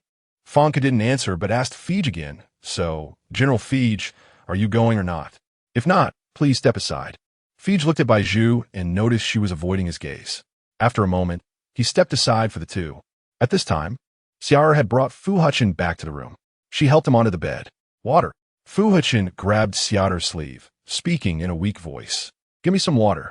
Xiara heard and quickly poured a glass of water for Fu Hechen, handing it to him. Fu Hechen trembled as he took the water, bringing the glass to his lips, but the medicine in his system intensified the heat within him. He felt his cheeks burning and suddenly his hand jerked, splashing the cold water onto his face. Commander, are you all right? Xiara looked concerned and hurried to get a towel to wipe the water off his face. Fu Hechen gasped for breath, his warm breath brushing against Xiara's face, making her feel a flutter in her heart. She extended her slender fingers to gently caress Fu Hechen's flushed neck, saying, Commander, are you feeling very uncomfortable right now? Fu Hechen let out a muffled groan. Seizing the moment while Fu Hechen was not fully conscious, Xiara began to unbutton his shirt, revealing his broad chest. Xiara pressed her face against Fu Hechen's chest and said, Commander, do you need me to help you relieve it? Fu Hechen remained silent. Xiara smiled with hope. The next second, she stripped off her own clothing, pressing her skin against Fu Hechen's. However, with Xiara's continuous movements, Fu Hechen suddenly felt a wave of discomfort. He had a strong urge to push Xiara away. No, Fu Hechen suddenly said in a deep voice. Xiara was taken aback. What was happening? Did Fu Hechen not respond to the effects of the medicine? Commander. Xiara touched Fu Hechen's burning cheeks with her cool hand, saying, Why can Anshi and I can't? I've liked you for a long time. Tears welled up in Xiana's eyes, trickling down her cheeks. As long as she successfully shared a room with Fu Hechen, Bai Zhu would not be able to ascend to the position of headmaid. But at this point, Fu Hechen still rejected her. Xiara sniffed. Why? Why is this happening? With that thought, Xiara suddenly embraced Fu Hechen tightly, her tears soaking into his chest. Perhaps, until now, her obsession with sharing a room with Fu Hechen had little to do with love. She knew what it meant to succeed in sharing a room with Fu Hechen, something she had long desired since childhood. To pursue this, she had become nearly obsessed, transforming herself into someone unrecognizable. Meanwhile, Fang Ke happened to bring Bai Zhu to the door of Fu Hechen's bedroom. Chapter 27, I want to return this favor. What are you going to do? Bai Zhu was taken aback as she cautiously looked at Fang Ke beside her. Fang Ke pointed through the partially closed curtains at the two people in the room who were entangled and undressed, saying, Miss She, do you still not understand what I want to show you today? Bai Zhu nodded. Now, she saw Fu Hechen's face was flushed, wondering if he was feeling unwell. As she thought of this, Bai Zhu suddenly said to Fang Ke, the commander looks very uncomfortable. Fang Ke naturally noticed this too and said, Does Miss She want to go in and help him? Bai Zhu fell silent. Seeing that the two in the bedroom maintained their position, Fang Ku, not knowing what had happened between them, said, "If you go in now, you might suffer a loss." Bai Zhu took a deep breath, thinking she could probably guess what illness the commander had now. He couldn't lie on the bed with Miss Air without clothes. He would feel uncomfortable. No. Fang Ku suddenly shook his head upon hearing this. "What?" Bai Zhu asked casually. "It's a bit different." Fang Ku always spoke in such an enigmatic way, enjoying to go around in circles. He pointed at Air on Fu Hechen, saying, "When I was dancing with you, I saw her drugging the commander." Bai Zhu nodded. The answer became vaguely clear. "So what do you plan to do now?" Fang Ku asked. Bai Zhu looked through the window of the room, seeing Fu Hechen lying there with a flushed face, frowning as if he was experiencing something very painful. Bai Zhu recalled her prior experience of being locked in the hospital room by Fu Hechen, and a wave of joy surged in her heart. But this joy was fleeting. She saw the veins on Fu Hechen's hands bulging, and he suddenly stood up in the room. Air, unsteady as he got up, fell to the ground. She looked at Fu Hechen's darkened face, stuttering, "Commander. Why are you doing this?" "Commander, it's not like this, it's because I like you." Xia exclaimed in panic. Looking up again, she found Fu Hechen's left eye had quietly changed color, and that demonic red pupil reappeared. Seeing this, Air was so frightened that cold sweat broke out, and her body kept retreating until she backed against the wall, suddenly bumping into it. Bang! The next moment, Fu Hechen violently grabbed Air's hair and forcefully pressed her head against the wall beside them. Bai Zhu, witnessing this scene from outside the room, was stunned. Fu Hechen was acting abnormally now. If nothing unexpected happened, he must have fallen ill again. If this continued, would there be a fatality? Accompanied by the loud crashing sounds from inside, Bai Zhu took a deep breath. Fang Ku, however, remained calm, portraying indifference to the situation. He asked again, "Miss Anchi, do you still plan to go in and save them?" Bai Zhu hesitated slightly upon hearing this. Fang Ku suddenly placed his hand on Bai Zhu's shoulder and said, "Miss Anchi, don't forget how your commander treated you before. He left you alone with a high fever in the hospital to fend for yourself. He never considered your feelings, not even your life." Bai Zhu slowly closed her eyes, her fists unconsciously clenching tightly. The two people in the room had both hurt her before, so she harbored malice against them. But Air's screams came from the room, and at that moment, Bai Zhu recalled Air's dignified and graceful appearance in the academy. She had been so elegant and even placed a heart-shaped candy on Bai Zhu's desk when she saw Bai Zhu alone and without anyone to play with. That candy was very sweet, and Bai Zhu remembered it to this day. "I'm going in now." Bai Zhu suddenly opened her eyes, gritted her teeth, and made up her mind. Fang Ku was very surprised by Bai Zhu's decision. "Why? I want to return a favor." After saying that, she walked to the door of the bedroom and forcefully opened it. Hearing the noise, Fu Hechen stopped beating Air. When he was ill, his body was uncontrollable, and only Bai Zhu could soothe him. No one else worked, because when he was ill, his senses returned to a primal state, and Bai Zhu could shamelessly be with him in the room, which brought him physical pleasure. Now he caught a whiff of Bai Zhu's scent. Fu Hechen carelessly tossed Air to the ground and walked step by step towards Bai Zhu at the door. He embraced Bai Zhu and captured her soft lips. Seeing this, Air was afraid that after Fu Hechen kissed Bai Zhu, he would turn his violence on her again. So she wiped the blood from her face in a panic and hurriedly left the room. Bai Zhu was picked up by Fu Hechen and thrown onto a spacious bed. Bai Zhu actively loosened her dress and said, "Commander, my illness isn't cured yet. Please be gentle with me." Fu Hechen buried his head in Bai Zhu's neck, rubbing his nose against her fair skin, then lifted his head and bit her earlobe. "Ah!" Bai Zhu winced in pain. After a while, Fu Hechen held Bai Zhu in his arms again and kissed her lips. Bai Zhu's lips became swollen from the kisses, and she gazed at Fu Hechen before her. The man's eyes were dark as night, burning with a desire familiar to Bai Zhu. Bai Zhu wrapped her arms around Fu Hechen's neck and said, "Commander, if being with me can relieve your current condition, then come." Fu Hechen swallowed hard. In the next second, he fell into her gentle embrace. The next day, when he woke up, the sun was already high in the sky. The door to the bedroom was knocked on by Cools. Fu Hechen woke up before Bai Zhu and walked to the door, opening it. Cools rushed in to check on Fu Hechen's condition, saying, "Commander, do you still feel unwell?" Fu Hechen shook his head. No, I already scolded Xia yesterday. We've really spoiled her. How dare she drug the commander? Cools frowned. Fu Hechen couldn't clearly remember what happened when he fell ill yesterday.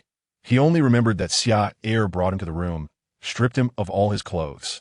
And then, his peripheral vision unintentionally caught sight of the bloodstains on the wall. He took a deep breath. I'll deal with Xia's matter after I go back. Fu Hechen said in a deep voice, how is codename 103 recovering? Cools replied, it's almost done. We can return to the city today. Chapter 28 Trial. Fu Hechen nodded, prepared himself, and left immediately. Cools noticed the white pearl lying on Fu Hechen's bed and said, that Miss Anshi, she will be with me. You don't need to worry about her. Cools remembered that the situation last night was urgent. And thanks to the proactive assistance from the white pearl, the situation did not develop too severely. Therefore, Cools' attitude towards the white pearl had slightly changed. All right, Commander. Let Miss Anshi rest a bit longer, he said. Fu Hechen looked at the now unconscious white pearl, then reached out to gently touch her forehead. It was burning hot, indicating she had a fever again. Seeing this, Fu Hechen's heart tightened. After a while, he called out to Cools, who was about to leave, saying, go get the medical officer. The white pearl's high fever this time seemed even worse than the previous occasion. She was burning up and remained unconscious. The medical officer stayed by the white pearl's bedside on the way back to the city, never leaving her side. After Fu Hechen finished his tasks at the command center, he would come to see the white pearl at the first opportunity. After 3 days of effort from the medical officer, the white pearl's high fever had finally subsided. She opened her eyes once more, and the warm morning sun streamed through the window, illuminating her face as she began to recover from her illness. She gently raised her hand, seemingly trying to catch a ray of warm sunlight, but before she could grasp it, a tall figure blocked her view. Seeing this, the white pearl let her hand drop. Fu Hechen was now holding a cup of prepared medicine, bringing it to her lips and saying, drink this. The white pearl, waking from her daze, blinked in surprise and looked around. She realized she had left the base and returned to the palace. Now, she was lying on the large bed in the chamber of the headmaid. The white pearl had no idea how long she had been unconscious, but based on the time it took to return from the base to the city, she figured she had been out for more than 3 days. Thinking of this, she reached out and took the medicine Fu Hechen offered, saying, thank you. Fu Hechen's eyes caught the marks left on the white pearl from their intimate moment, and after some hesitation, he finally spoke the words he wanted to say, thank you for that day. The pearl recalled her loss of control before her intimate moment with Fu Hechen, so she turned her head away and said, if I hadn't gone, Miss Xiao would have been in danger. That day, Xiao drugged me. Otherwise, I wouldn't have suddenly fallen ill. Fu Hechen explained. The incident of Xiao drugging Fu Hechen had already been mentioned to her by Fang Ku on the day it happened. The white pearl merely nodded, saying, I know. Fu Hechen replied, I will deal with Xiao according to the law. I will have someone take her to the court for trial shortly. What do you plan to do with her? The white pearl asked upon hearing this. Fu Hechen thought for a moment and said, you'll know when you go. I will have her apologize to you in person. I have to go too. The white pearl pointed to herself in confusion. Fu Hechen's need, otherwise. Why would I wait for you to wake up before judging her? The white pearl nodded. Fu Hechen was momentarily unsure of what to say to the white pearl, and the room fell silent. Feeling bored, he took out his communication device from his pocket. Suddenly, a call came through to the communication device in Fu Hechen's hand. He then got up and walked outside. The white pearl realized something as Fu Hechen left, and her heart tightened. Now that she had returned to the palace, what she brought back was not just a piece, but especially her. Thinking of this, she quickly got out of bed to check if the items she took to the base were intact. She opened the wardrobe and found her expandable satchel inside. While Fu Hechen was outside on the phone, she hurriedly opened the satchel, relieved to see that everything inside was undamaged, including her father's badge still wrapped in the pocket of her skirt. Fu Hechen hung up the phone. The white pearl heard Fu Hechen's footsteps approaching. She quickly closed the door and jumped into bed, returning to the position she was in before Fu Hechen left her room. When Fu Hechen returned, he did not notice anything amiss. Is your body still an issue? If there are no problems, come with me to the court now. The white pearl's body was actually almost fully recovered, but when it came to attending Xiao's trial, she was even more unwilling to see Xiao than to have her apologize. So she pretended to be weak and said, I appreciate the commander's intentions, but I'm still not fully recovered, and it might not be good. Fu Hechen frowned. Do I need to call the medical officer in to check your body again? There's no need to trouble the commander. Then come with me, Fu Hechen said coldly. This is an order. He would not let his plans fall through, nor would he allow the White Pearl's deception to succeed. Before the White Pearl woke up, he had already confirmed with the medical officers that her body would not have any problems after she regained consciousness. Now that the White Pearl suddenly backtracked, it made him somewhat displeased. With no other option, the White Pearl said, all right, I'll go. The car was now waiting downstairs of the palace. As if it had anticipated that the White Pearl would wake up today, everything was orderly and swift. The White Pearl was escorted into the car by several attendants. This time, Fu Hechen surprisingly did not ride in the same vehicle with her, and even when they arrived at the court, Fu Hechen was not in her line of sight. She was arranged to sit in the audience section of court. Before long, the deep red wooden doors of the court were pushed open. She saw Fu Hechen entering alongside the presiding judge, taking a seat at the highest position in the court. Then the judges took their seats.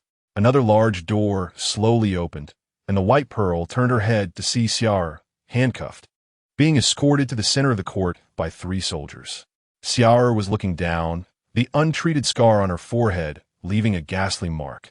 Lady Xiar of Earl Shachman's family, for administering drugs to the commander without authorization, resulting in the commander falling ill and severely affecting his health.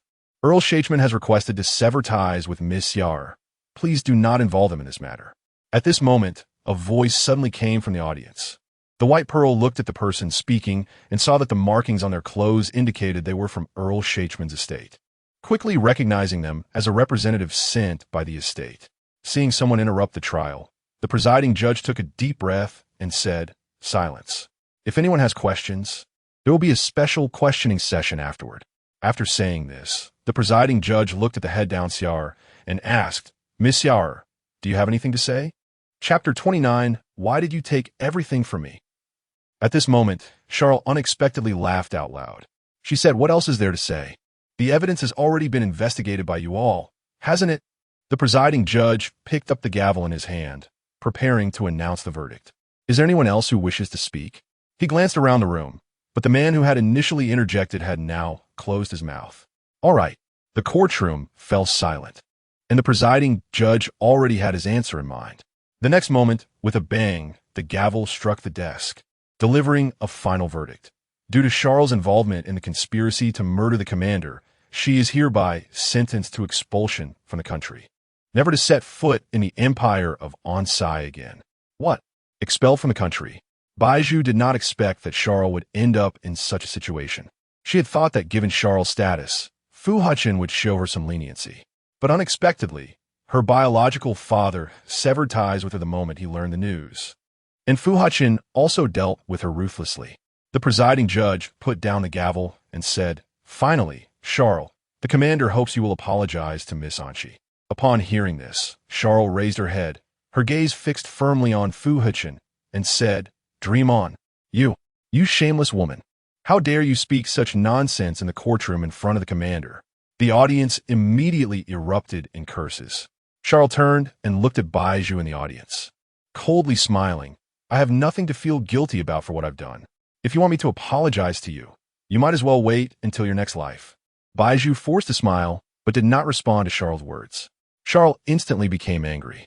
At this point, she felt she had no face left to keep. She was about to be expelled from the country, so today she would say everything she wanted to say. She absolutely would not apologize. What did she have to apologize for? She wanted to tear Bai Zhu apart with her words. Miss Anchi, do you know why I was so hostile towards you at the beginning? Charles. The presiding judge saw that Charles was not only refusing to follow the commander's orders to apologize to Bai Zhu, but was instead hurling insults at her. He stood up in anger, saying, do you want to add another charge? Charles had long been indifferent to this. For her, being expelled from the country was no different from a death sentence. Now that the SA planet was engulfed in war, a girl like her would not survive long outside. She easily ignored the presiding judge's words and continued to stare at Bai Zhu, saying, because you look like someone I absolutely despise, but she is already dead now. And she died well, very well. At this point, Charles laughed with a twisted expression. You are Bai Zhu, the legitimate daughter of the Bai family. You look just like a mold made from the same cast. Charles angrily declared. So from the moment I saw you, I hated you. Bai Zhu was taken aback, her mind blank. It turned out that Charles had always remembered her appearance.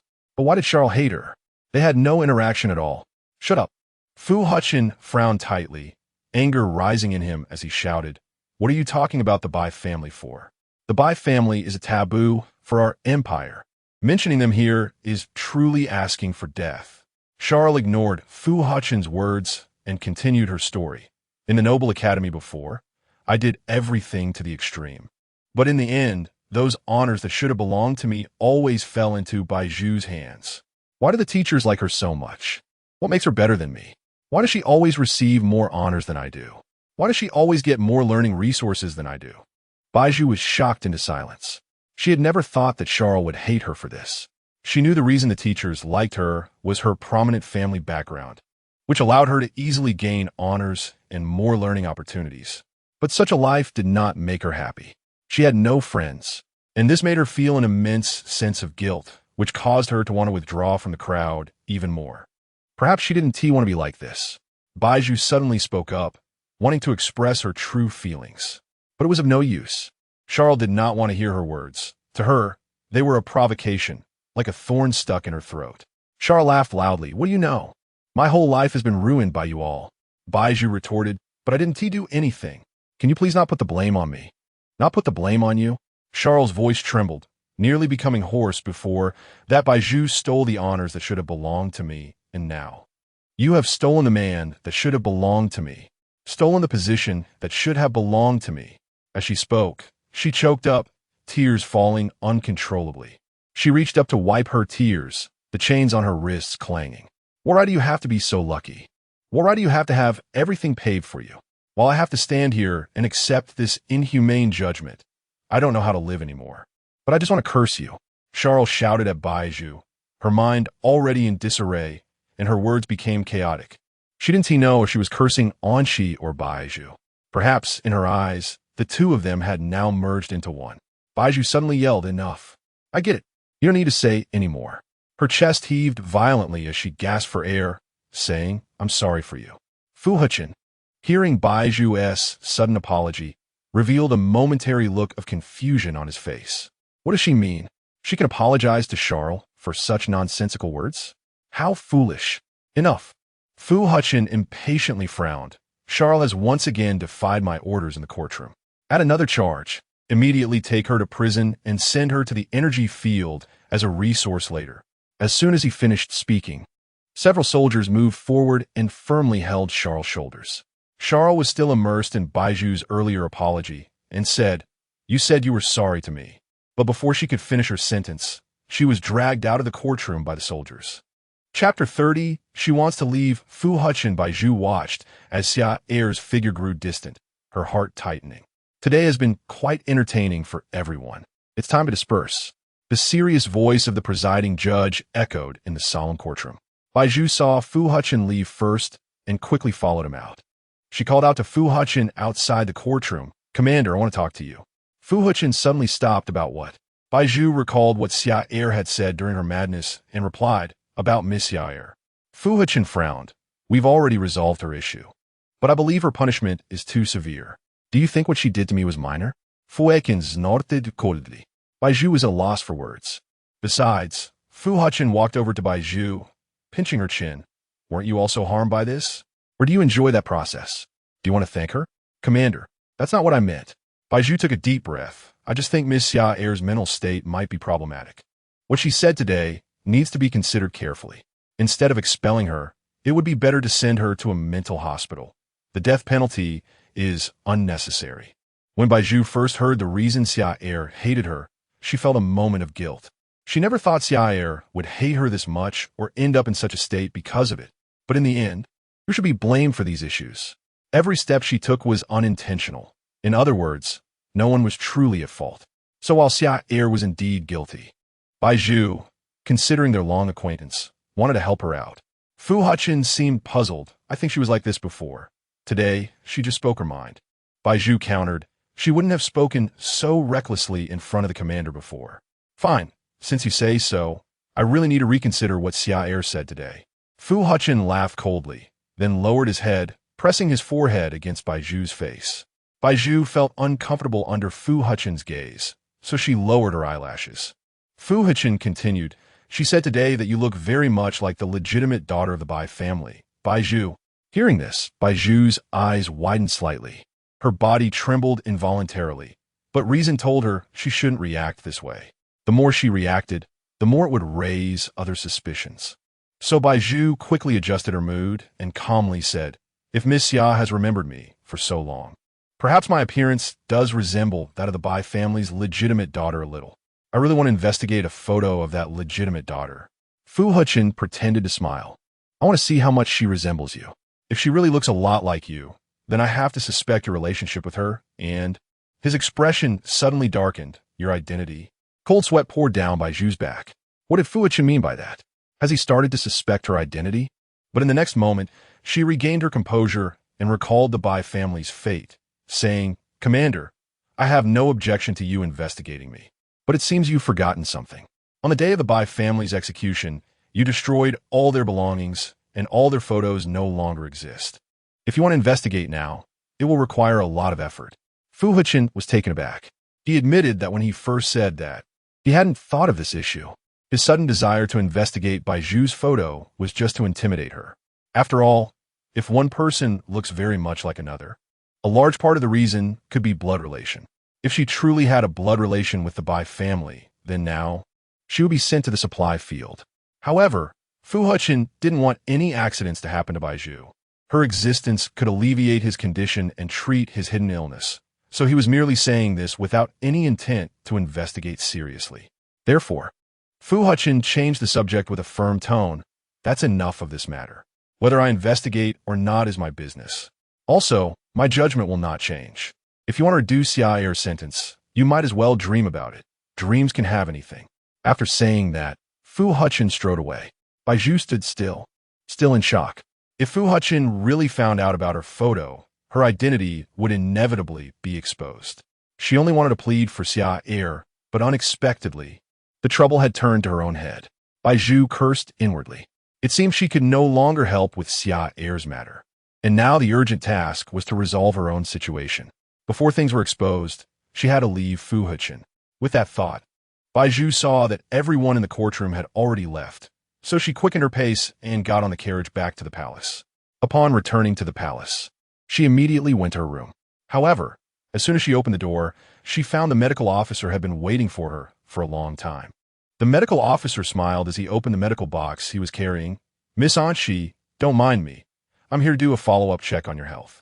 Hearing this, Bai Zhu felt that her health was fine, so she said, Medical officer, I don't think there are any problems with my health, so there's no need to trouble you. The medical officer, however, took no notice of Bai Zhu's words, taking out the equipment from the medical box. Sorry, Miss.She, this is the commander's order. I need to give him an accurate answer. Bai Zhu frowned.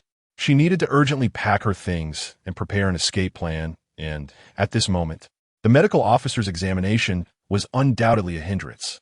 However, the medical officer's attitude was firm, and further persuasion was just a waste of time. It was better to quickly cooperate with the medical officer to finish the check. With that in mind, Bai Zhu simply laid down on the bed obediently, saying, All right then, thank you. It's my honor to check on Miss.She. The medical officer smiled gently. After that, the medical officer used a mini scanner to scan Bai Zhu's whole body. But when the scanner reached her abdomen, the medical officer's brow suddenly furrowed. Miss.She, have you felt any discomfort in your abdomen recently? The medical officer then asked. Bai Zhu felt puzzled upon hearing this. No. The medical officer pointed at the display screen of the device. It seems there is something strange in the area of your uterus. Chapter 31. Inspection Identity Uterus? Bai Zhu furrowed her brows in confusion upon hearing the word. The medical officer nodded. That's right, Miss.She. I need to report your current situation to the commander. As for the specifics, I need to mobilize other tools to conduct another examination for you. Hearing this, Bai Zhu thought to herself that she probably wouldn't wait for a second examination. At this point, it was strange to say her uterus was unusual. But this little problem did not affect her daily life, so there was no need for her to dwell on it too much. I understand, medical officer. After a while, Bai Zhu saw the medical officer tidy up the examination items and then leave her room. Bai Zhu breathed a sigh of relief. She quickly got up, opened her wardrobe, and took out her expandable bag. Seeing that the medical officer had gone far away, she cautiously pushed open the door and slipped into the palace corridor. There were only a few servants stationed in the corridor, so she didn't need to fear them. Thus, Bai Zhu pretended to be nonchalant and calmly walked past them. At that moment, a servant in the corridor called out to Bai Zhu, "Miss-Anchi, where are you going?" Bai Zhu cleared her throat, intending to bluff her way through, and said, "The commander called for me. I need to go there now." From her experience, living in the palace for the past few days, she knew the direction of the palace exit was the same as the direction to the commander's study. So, saying this would not raise any suspicion from the servant. The servant nodded and said, "Oh, I see. Then please be careful on your way, Miss-Anchi, and don't hurt yourself. Thank you for your kindness." Bai Zhu quickly left the corridor, and after about 15 minutes of walking inside the palace, she finally reached the main gate leading outside. She saw the diamond path she had previously walked on, recalling the day FAKED brought her to the palace and walked down this path. It seemed like a long time ago now. In the next moment, she snapped back to reality and quickly observed the surroundings of the gate, looking for an opportunity to escape. However, soldiers were stationed at the palace gates 24 hours a day, and walking past them openly would undoubtedly be walking into the line of fire. Thinking of this, Bai Zhu suddenly noticed a maid coming from the gate and had an idea. She slowed her pace and moved behind a wall next to the door. She was waiting for the right moment. Soon, she saw a maid carrying a wooden tray pass by, and in a flash, she pulled her to the side and covered her mouth tightly. Having seen her father teach her brothers about attack and defense techniques in the Bai family, she had learned a few tricks herself. She found a vital point on the maid's neck, gathered her strength in her fingertips, and struck forcefully. The maid immediately fell unconscious in Bai Zhu's arms.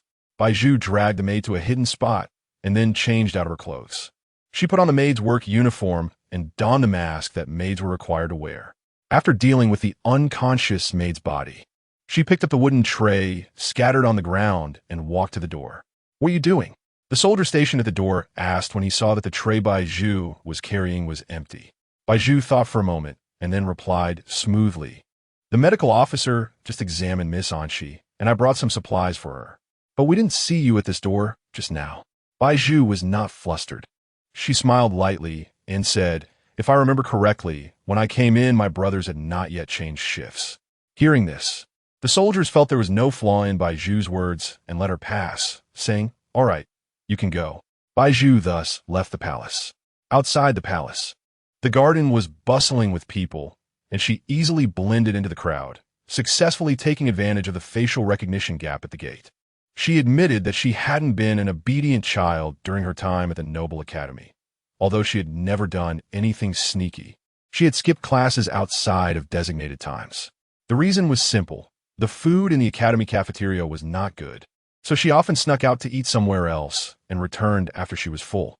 Had it not been for her previous experience, her escape today would not have gone so smoothly. Bai Zhu ran out of the palace courtyard. The people living in the aerial garden were all from the upper class of the Inside Kingdom, so the streets were filled with either elegantly dressed nobles or, like her, servants in slave attire. Bai Zhu now needed to find a place to settle down, change out of the maid's outfit, and then think about what to do next. It seemed that if her identity raised any doubts, Fu Hechen would first investigate FAKED's estate, and at that time, FAKED would naturally be implicated. Therefore, with no way out, it would be better to let FAKED help her again. If they cooperated well, there might still be a chance for a turnaround. With this in mind, Bai Zhu followed her memory and headed toward FAKED's estate. "Everyone stand here. Identity inspection." Just as she was about to set off, a shout stopped her in her tracks. Bai Zhu looked in the direction of the voice and saw several patrolling soldiers in military uniforms not far away, holding registration forms and blocking the area where she was. Bai Zhu cursed her luck. So, what should she do now?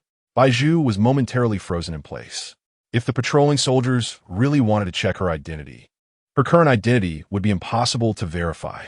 The equipment used by the patrol soldiers to check identities was somewhat similar to fingerprint scanners. If a person pressed their finger on it and it showed green, it meant they passed. Bai Zhu had not re-registered her fingerprints, and the fingerprints she had recorded when she was the legitimate daughter of the Bai family had become invalid with the family's downfall. Bai Zhu took a deep breath. She wanted to try to escape, but now the people on the street were orderly lined up in a queue. If she tried to run, it would be like seeking her own death. With no other choice, Bai Zhu queued at the back of the line. As people ahead of her scanned their fingerprints one by one, soon only 10 people were left in front of her. Among these 10, one person's fingerprint scan showed red. "You, lowly commoner, what are you doing in the aerial garden?" After saying this, several patrolling soldiers dragged the lower-class resident who had mixed into the aerial garden out and pinned him to the ground, stepping on him forcefully. The man cried out, "It's unfair, officer. I'm here to deliver something." Delivering something without reporting? That is quite bold. Without considering that there were still 9 people behind him who had not been checked, the patrolling soldiers did not pursue the matter further. After a while, the patrolling soldiers picked up their equipment again and began scanning the fingerprints of the nobles behind. Soon, they approached Bai Zhu. Chapter 32, It's Too Late. Bai Zhu looked at the identification device in front of her and fell into silence. "Miss, are you going to press it or not?" The patrolling soldier, seeing Bai Zhu dressed in a maid outfit, assumed she wasn't of noble status, so his tone towards her was rather impatient. Bai Zhu thought to herself that if she pressed her finger on it, it would undoubtedly show a red light. By that time, the passers-by and soldiers nearby would be attracted by the red light, and if there were any palace servants around her, her escape would likely be exposed. Since that was the case, she might as well accept her fate. "Officer, I came over illegally as well. I will never do this again. I'm sorry. I know I was wrong." Bai Zhu's voice had a hint of crying, her eyes sincere, sparkling as if she might cry at any moment. The patrolling soldier, hearing this, felt pity for her, so he simply put away the identification device and said softly, "Miss, please don't do this again in the future." After saying that, he pulled Bai Zhu out of the inspection line and brought her to his superior, saying, "Team leader, there's a miss who came over illegally." Once everyone had been inspected, the leading patrolling soldier ordered someone to take Bai Zhu and the earlier man down, bringing them onto the patrol police car, passing through the magnetic levitation passage to the lower residential area. Bai Zhu was taken to the patrol security bureau. "You, what is your name?" In the small interrogation room, a soldier sat at a dark brown wooden table, pointing at Bai Zhu and asking. Bai Zhu hesitated for a moment. My name is, are you going to say it or not?" The soldier, seeing Bai Zhu slow to respond, closed the pen in his hand and knocked heavily on the table. Bai Zhu didn't know whether to reveal her true identity now, so she was hesitant to lie about her name. "Officer, let me speak first." The man standing nearby suddenly raised his hand and said, "I have things at home waiting for me to return. I registered with you before. How many gold coins do I need to pay this time?" The soldier glanced at the man and chuckled. Didn't he expect to see a familiar face? "How many times have you illegally crossed this year? Why do you always do this?" The man scratched his head and chuckled. "Sorry, officer, I have no choice. It's a matter of survival. If I don't deliver the goods to the customers above as required, my boss will scold me." At this point, the man instinctively lowered his hand behind his back. Bai Zhu caught a glimpse of the thick calluses on the man's hand and the clear red marks on his palm, even a shocking scar. "Then you must remember to report it." The soldier looked at the man and sighed helplessly. He then took a form out of a drawer and handed the pen to the man. "If I have time, I will definitely report it. It's just that I don't have time right now. Look, if I pay this fine, I want to even have a day's wage for delivering goods." The man took the pen and wrote his name on the form. Bai Zhu glanced at the names registered on the form and found that the man's name had appeared no less than 5 times in just 3 months. "All right, you can go pay at the front desk." The soldier pointed to the door. "Okay." The man laughed bitterly and then jogged out of the interrogation room. After the man left, the soldier sighed again. A moment later, he realized that Bai Zhu was still standing there. So he handed the form he had just filled out to her. Bai Zhu saw that the man had only filled in his name on the form and hadn't completed any other procedures. So she nervously took the pen and signed "She" in the next column of the form. "Good." The soldier put the form away. "You can go pay at the front desk. The total fine is 100 gold coins."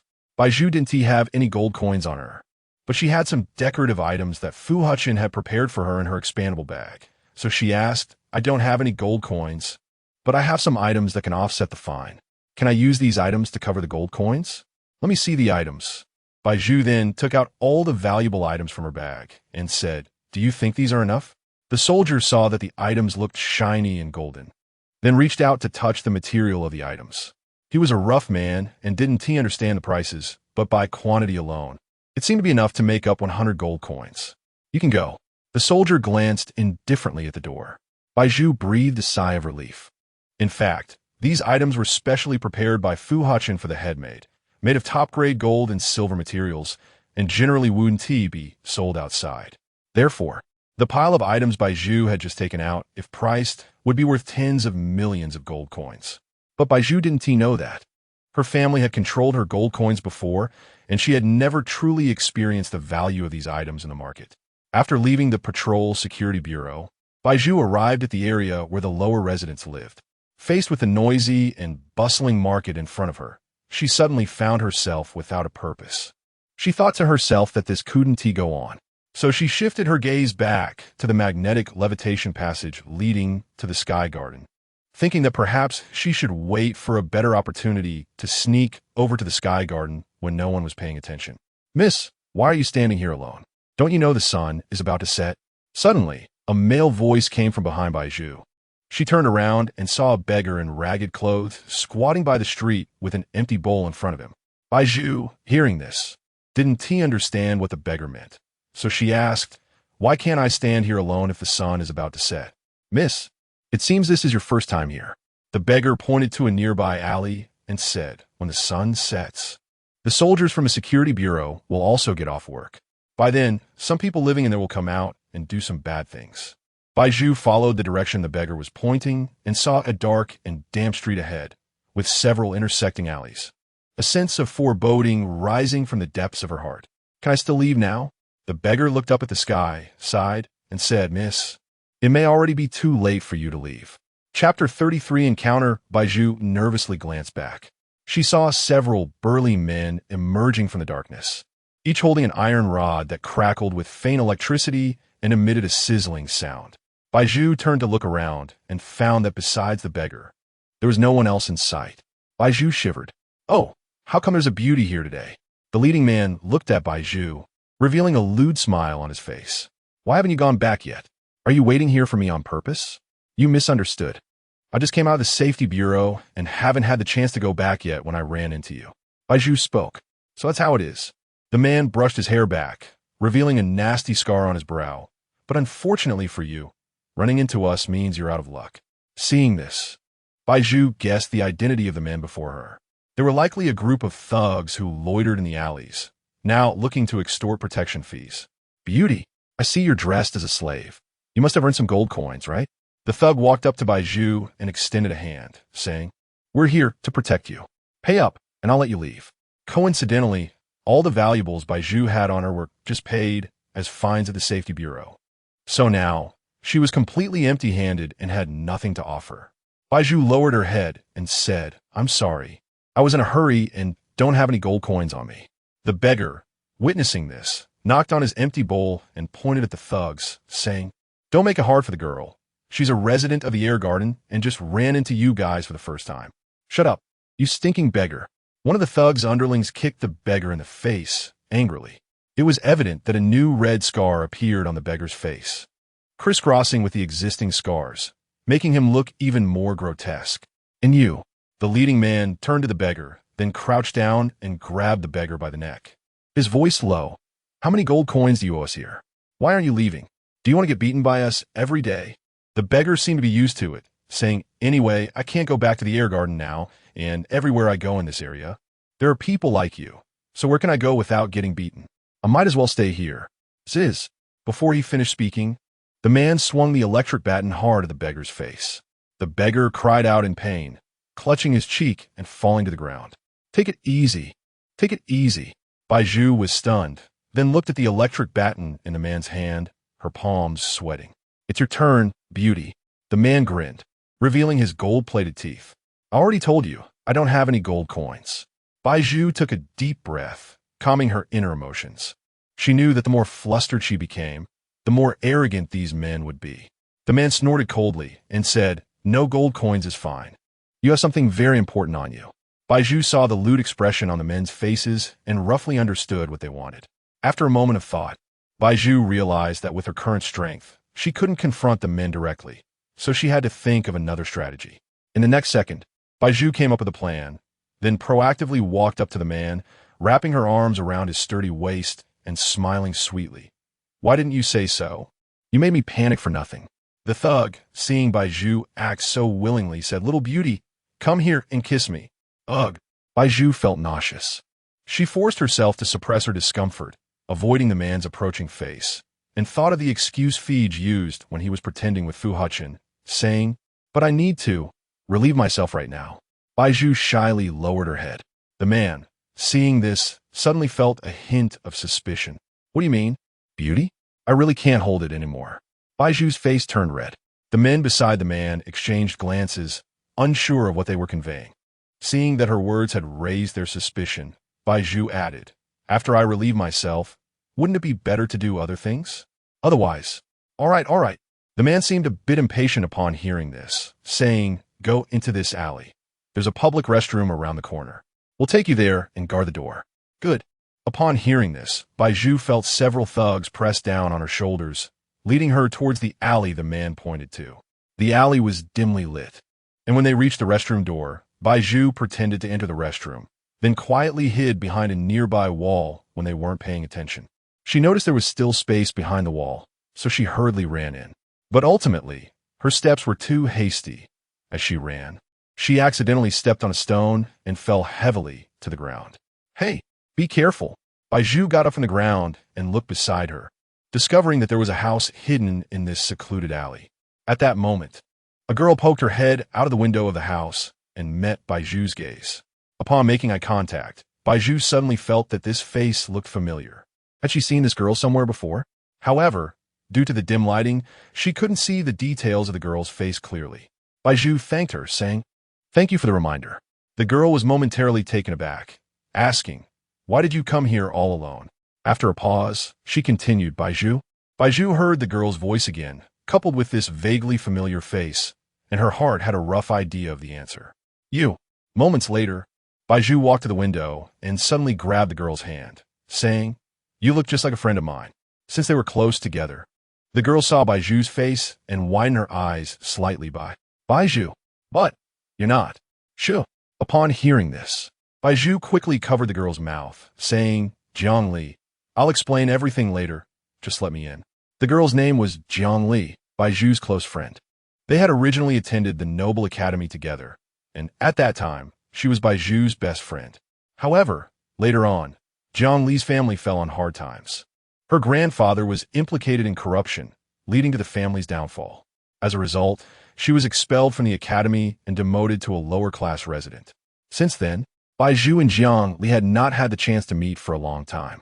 Chapter 34. You are not on She at all. Now, as Li and Bai Zhu meet again, Bai Zhu's once fair and tender face is no longer there, replaced by a rough, sunburned complexion. Li invites Bai Zhu into her home. Upon seeing the shabby living conditions, Bai Zhu is taken aback, aside from a wooden bed to sleep on. The other furnishings are almost unbearable to look at. A small hole in the roof is hidden in the darkness of night, making it less noticeable. However, Li maintains her old habit of serving tea to her guests, but now there is no tea, so she opts for plain water instead. "Bai Zhu, what on earth happened to you recently? I thought you had died at the energy plant," Li says, handing Bai Zhu a cup of cold water. Bai Zhu gulps down the water and wipes her mouth, saying, "It's a long story. It was FAKED who helped me." "How's your relationship with that guy now?" Li asks, recalling how FAKED had secretly loved Bai Zhu. "After you left, he clung to me and confessed his feelings. We got together," Bai Zhu reminisces, feeling a mix of emotions. Li senses something off in Bai Zhu's expression and asks, "And then?" "My father was reported by him." Bai Zhu smiles faintly. "He betrayed me, took my father's position, so I broke up with him. But it's quite funny now. I used the whereabouts of his sister to force him to rescue me from the energy plant. Now we're both in the same boat, and if this boat capsizes, neither of us will survive." Li nods. "So what now?" "Quick, that woman definitely ran over here." Before Li can finish, a commotion suddenly erupts outside. Bai Zhu's pupils dilate as she quickly grabs Jiang Li's wrist. Please, help me. Hearing the noise outside, Jiang Li sees Bai Zhu has gotten into trouble and nods, gently placing a hand on Bai Zhu's hand for comfort. Don't worry, leave it to me. Hey, is anyone in there? At that moment, the wooden door of the house is kicked open. Accompanied by the noise, Bai Zhu quickly hides under the bed. Jiang Li takes a deep breath, walks to the door, and faces the aggressive thugs without fear. May I ask what brings you here at this hour? Step aside. Step aside. The thug impatiently pushes Jiang Li aside, surveying the room before suddenly turning back. Have you seen any suspicious women around here? I don't let ordinary people in here. How could I see any suspicious women? Jiang Li retorts. The thug glances at the men outside and shakes his head. The man outside signals for them to leave, and after a moment, the thug spits on the ground. Forget it. Waste of time. Jiang Li breathes a sigh of relief as the thugs prepare to leave. At that moment, Bai Zhu hears the commotion and, once the thugs have left, crawls out from under the bed. Good thing we weren't discovered, Jiang Li says, brushing the dust off Bai Zhu. Now, continue telling me. Beauty, I told you I was here. Suddenly, the door of the wooden house is kicked open again. A scarred man enters and grabs Bai Zhu's arm angrily. Still daring to play tricks on me? You really got some guts. This is all my idea. Don't blame her. Jiang Li quickly steps forward, standing in front of Bai Zhu. Slap. A thug beside the man slaps Jiang Li across the face, angrily saying, We didn't ask you to speak. Jiang Li covers her face, and without letting her anger out, retorts, You're wronging someone. Why can't I speak? This young lady, do I know better or do you? We just caught her outside the alley, so you don't need to argue. The leading man grips Bai Zhu's arm, and Bai Zhu gives Jiang Li a look. Before Jiang Li can react, Bai Zhu is dragged outside by the man, heading toward the alley. Let go of me. Bai Zhu struggles desperately, but her strength is no match for the man, and no matter how she fights, she can't change the situation. You little girl, just wait and see how I teach you a lesson. The man reaches to pinch Bai Zhu's waist. Bai Zhu glares at the man. You're acting recklessly in front of the security bureau. Aren't you afraid I'll report you when they come to work? Don't worry, you won't make it to work. The man smirks. Seeing the man's disgusting expression, Bai Zhu feels nauseous. As the man drags Bai Zhu out of the alley, she can't hold back any longer and leans against the wall, swallowing a mouthful of bitterness. What? I haven't even started yet, and your body is already this weak? The man taunts, seeing Bai Zhu's state. Bai Zhu clenches her fists, and in that moment, she can't take it anymore. She turns around and swings her fist at the man's face. But before her fist can hit the man's flesh, the sound of an alarm suddenly fills the area. Amidst the flashing red lights, a group of cars with a planet emblem surrounds the alley where Bai Zhu is located. Fu Hechen steps out from the front car and stands in front of Bai Zhu. Stop. Don't move. Soldiers get out of the cars and surround the thugs. Bai Zhu is held down by several soldiers and kneels on the ground. She looks up at Fu Hechen. Fu Hechen lifts Bai Zhu's chin. Do you know what your escape means this time? Bai Zhu doesn't respond. If it weren't for the incidents along the way, she might still have a chance. But now, Fu Hechen snorts coldly and continues. It means you've deceived me once again, don't you think, Bai Zhu? Bai Zhu's eyes widen in shock. Bai Zhu. Fu Hechen has discovered her. When did he find out? How could it be so quick? Bai Zhu turns her head and sees the security bureau's big screen outside the alley playing footage of FAKED being captured. FAKED, handcuffed, is being escorted into a prison car under the watchful eyes of many. Seeing Bai Zhu's panicked face, Fu Hechen has confirmed his suspicions. He then orders someone to bring out a document, which shows a picture of the corpse of an unfamiliar woman. The name of that woman is Anshi. You're not Anshi at all. The real Anshi has long since died.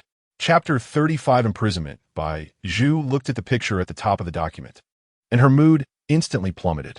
She swallowed hard, wanting to explain something, but when the words were on the tip of her tongue, she felt that any explanation would be futile now. With both eyewitness and material evidence present, there was no need for her to go through the motions. Do you have anything else to say? Fu Hechen asked proactively. After finishing the reduction of Xia's sentence today, he soon heard the news of Bai Zhu's private escape. He didn't understand the reason for Bai Zhu's escape, but recalling their previous conversation, an answer surged in his heart. Therefore, he urgently dispatched someone to investigate FAKED's mansion. uncovering Anshi's personal file information from the mansion's server records. From the information, he discovered that the real Anshi had died 3 years ago, and the current Anshi was a stranger whom FAKED had brought from the power plant a few months ago. They found a photo of FAKED and Bai Zhu among FAKED's personal belongings, thus confirming Bai Zhu's identity. No, Bai Zhu answered truthfully. Veins bulged on Fu Hechen's hands, and deep furrows formed between his brows, contrasting with his gloomy face. I really didn't expect you to be so bold. Bai Zhu lowered her eyes, not daring to meet Fu Hechen's gaze. Take her to prison and keep a close watch on her. Yes. Wait. Just as the soldiers were about to escort Bai Zhu into the car, Jiangli lifted the tattered hem of her dress and ran to the back of several people. She's my friend. Don't take her away. Jiangli recognized the insignia on the car and immediately knew they were from the upper class of the Sky Garden. The man standing in front of Bai Zhu was dressed in the highest commander's military uniform, leading Jiangli to deduce that he was Commander Fu Hechen. She knew what it meant for Bai Zhu to be taken away this time. Where did this shrew come from? Even daring to talk back to the commander. A soldier blocked Fu Hechen's path. Jiangli ignored the soldier's obstruction and charged forward. Get out of the way. After being demoted to a lower-class citizen, everyone in her family, except for her, died from a terrible disease. She deeply hated the commander who issued the orders, and now that she had the chance to confront him, she wished she could point a gun at his forehead. And now, that commander wanted to take away her best friend. She wouldn't allow it. Since her life was already so ruined, fighting for her friend was not in vain. Bai Zhu found Jiang Li's actions utterly incomprehensible. What use was she here now? Could a few words really make Fu Hechen let her go? Wasn't she just throwing herself into the line of fire? To protect Jiang Li, Bai Zhu said, "Who are you?" "I don't know you." Jiang Li understood Bai Zhu's temperament. Zhu, just seeing him makes me want to vent my anger. I hate him so much. Seeing this, Fu Hechen ordered the soldiers to take the troublemakers down first. He noticed Jiang Li was so agitated and was unsure what had provoked her. "Miss, it seems I haven't done anything to you. If you hadn't come today, this matter would have nothing to do with you." "Haven't done anything to me?" Jiang Li scoffed. "You taking away my best friend is one. You demoting my entire family is two. You causing me to end up like this is three. And now you say you haven't done anything to me? Do you find that funny?" Fu Hechen was taken aback, and he looked Jiang Li up and down, noticing her tattered clothes, and she had just claimed to be Bai Zhu's best friend. His first major task since taking office was dealing with the Jiang family's embezzlement of planetary resources. At that time, as a new official, he didn't want to mess things up, so he believed in Kulza's words and demoted everyone in the Jiang family to lower-class citizens. With all this, Fu Hechen deduced Jiang Li's identity. "You are Miss Jiang? I didn't expect you to remember." Jiang Li gritted her teeth. "Otherwise, I would have thought you were a forgetful nobleman, having long since thrown the matter that caused our family to suffer into the back of your mind." Fu Hechen took a deep breath and said, "You were demoted because of your own faults. I was just acting according to the law." "How ridiculous." Jiang Li thought of her previous experiences, tears welling up in her eyes uncontrollably. She opened her mouth to say something, but when she turned her head, she met Fu Hechen's cold gaze. "But you did wrong now. You shouldn't have come over." Fu Hechen seemed to be avoiding something, saying, "Someone, take Miss Jiang and the criminal Bai Zhu down together. Send them to prison for severe interrogation." Upon hearing this, Bai Zhu saw that Jiang Li was implicated because of her, and hurriedly said, "Commander, I already said I don't know her. What do you want with me?" "Since you say that, I really don't believe you don't know her," Fu Hechen said coldly.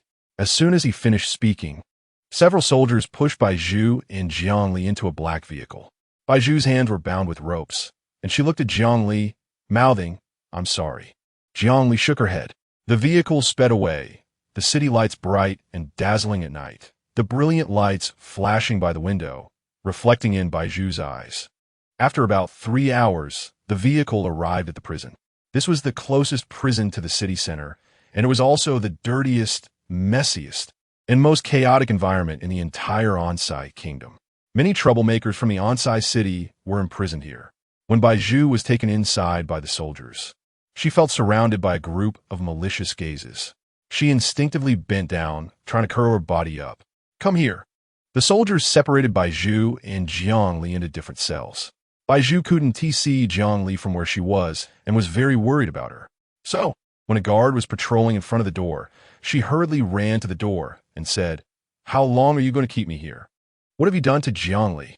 "Oof, that's none of your business." The guard, seeing that Bai Zhu was personally escorted by the commander, thought she was likely a serious criminal, usually not expected to live long. So he spoke to her without any kindness. Bai Zhu's heart sank, and she glared at the guard in anger. The guard was unfazed, swinging the keys in front of Bai Zhu and saying extremely unpleasant words. "Want to go out and find your friend? You? Dream on." Bai Zhu didn't plan to respond to the guard. She returned to the cold bench in the cell, turned her back to the door, and looked up at the skylight above the cell. She needed to calm down. Bai Zhu thought she didn't know what Fu Hechen would do next, so she could only wait for an opportunity. She had to survive. Bai Zhu closed her eyes. This was her long-held wish for the past few months. At that moment, a chaotic sound of footsteps came from outside the door. Hearing the noise, Bai Zhu sat up straight, alert. "Is Bai Zhu in here?" Chapter 36, You Are a Sinner, the warden of the prison came. Responding to the warden. "She is currently inside. Did you call her for something?"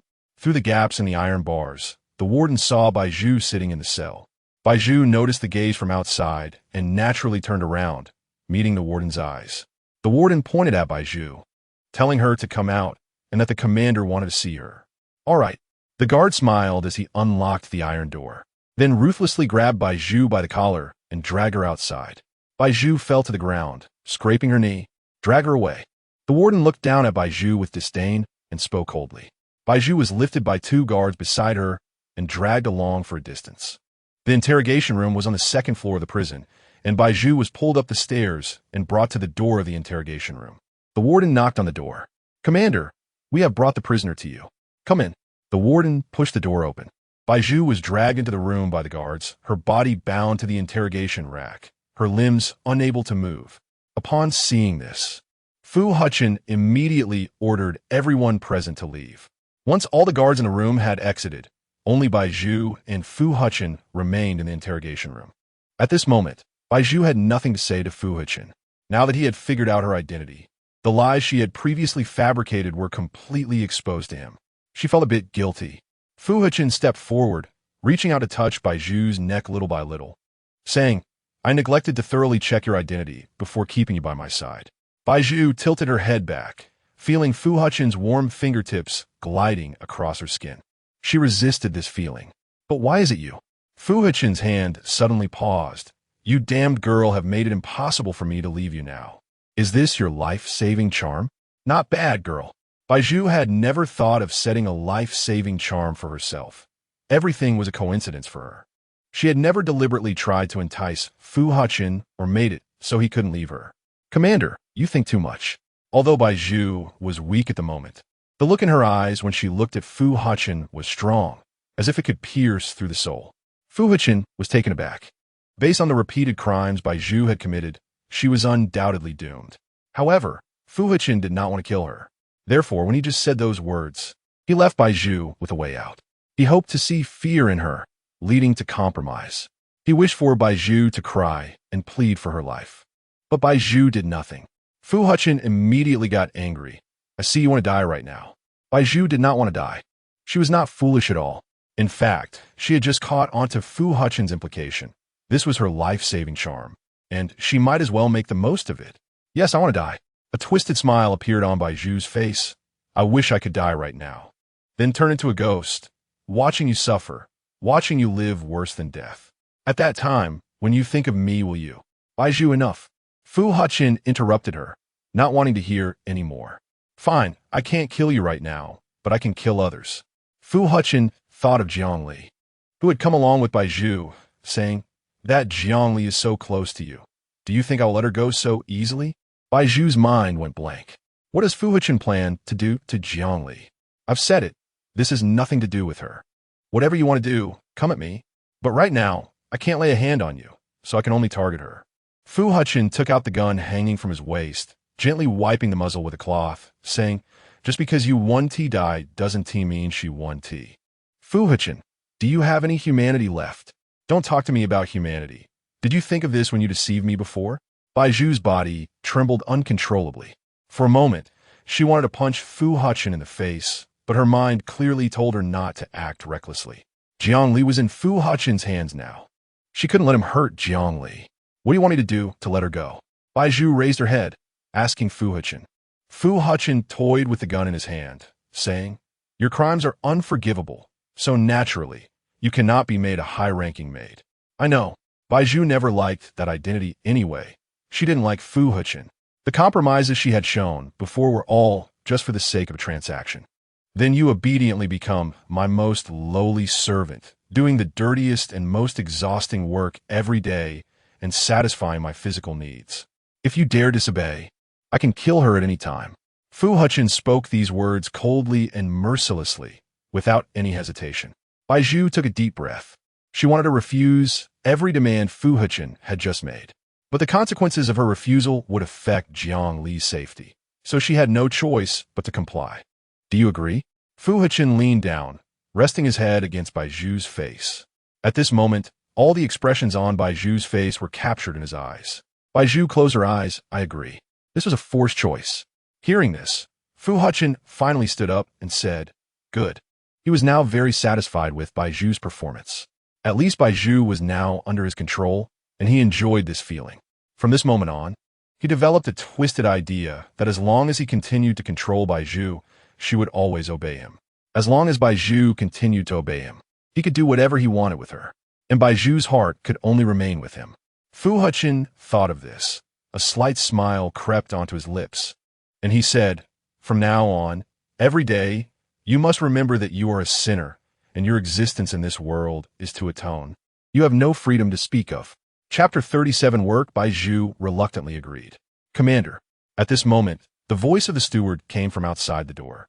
Fu Hechen then called the jailer in and instructed them to take Bai Zhu back to her cell. The steward walked up to Fu Hechen and said, "Commander, the envoy has something he wants to discuss with you." Upon hearing the name of the envoy, Fu Hechen thought that they couldn't afford to offend the FC planet. So he said, "Let the envoy wait in the palace for now. I will go over shortly. Also, while I'm away, you must keep a close watch on Bai Zhu.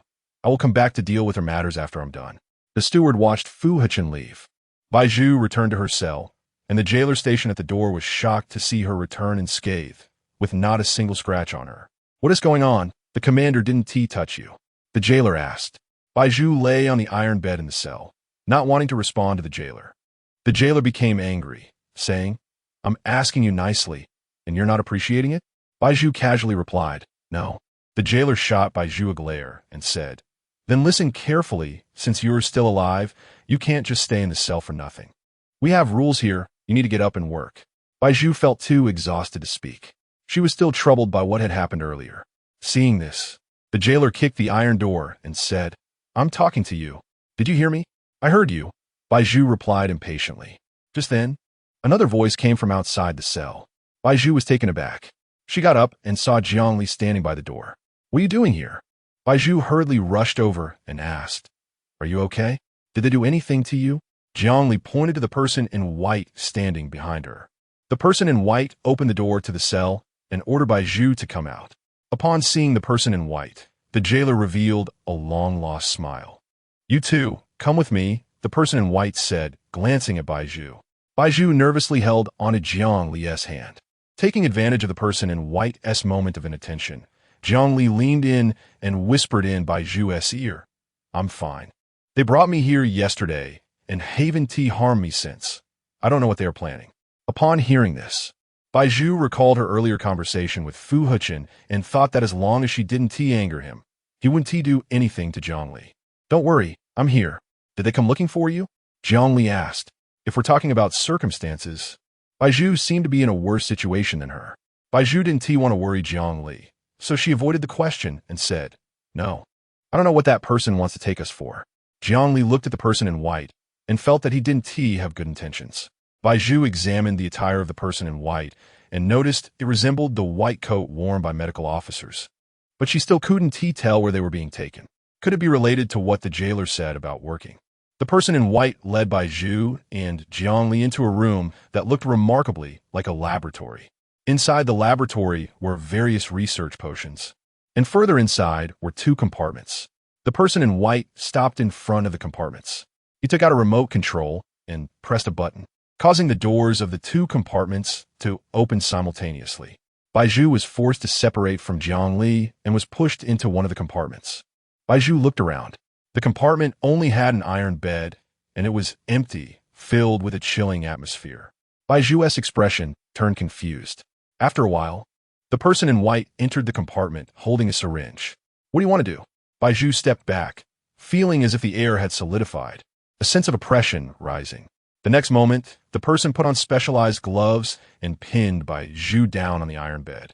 Bai Zhu didn't expect the person in white to be so strong after putting on gloves. She found herself unable to move and shouted, "Let go of me." The person in white seemed experienced and quickly restrained Bai Zhu's arm, injecting the drug into her vein. Bai Zhu felt her limbs gradually going numb, and soon she lost consciousness. When she woke up again, she found a man with an exposed upper body, kneeling on top of her with his legs slightly apart.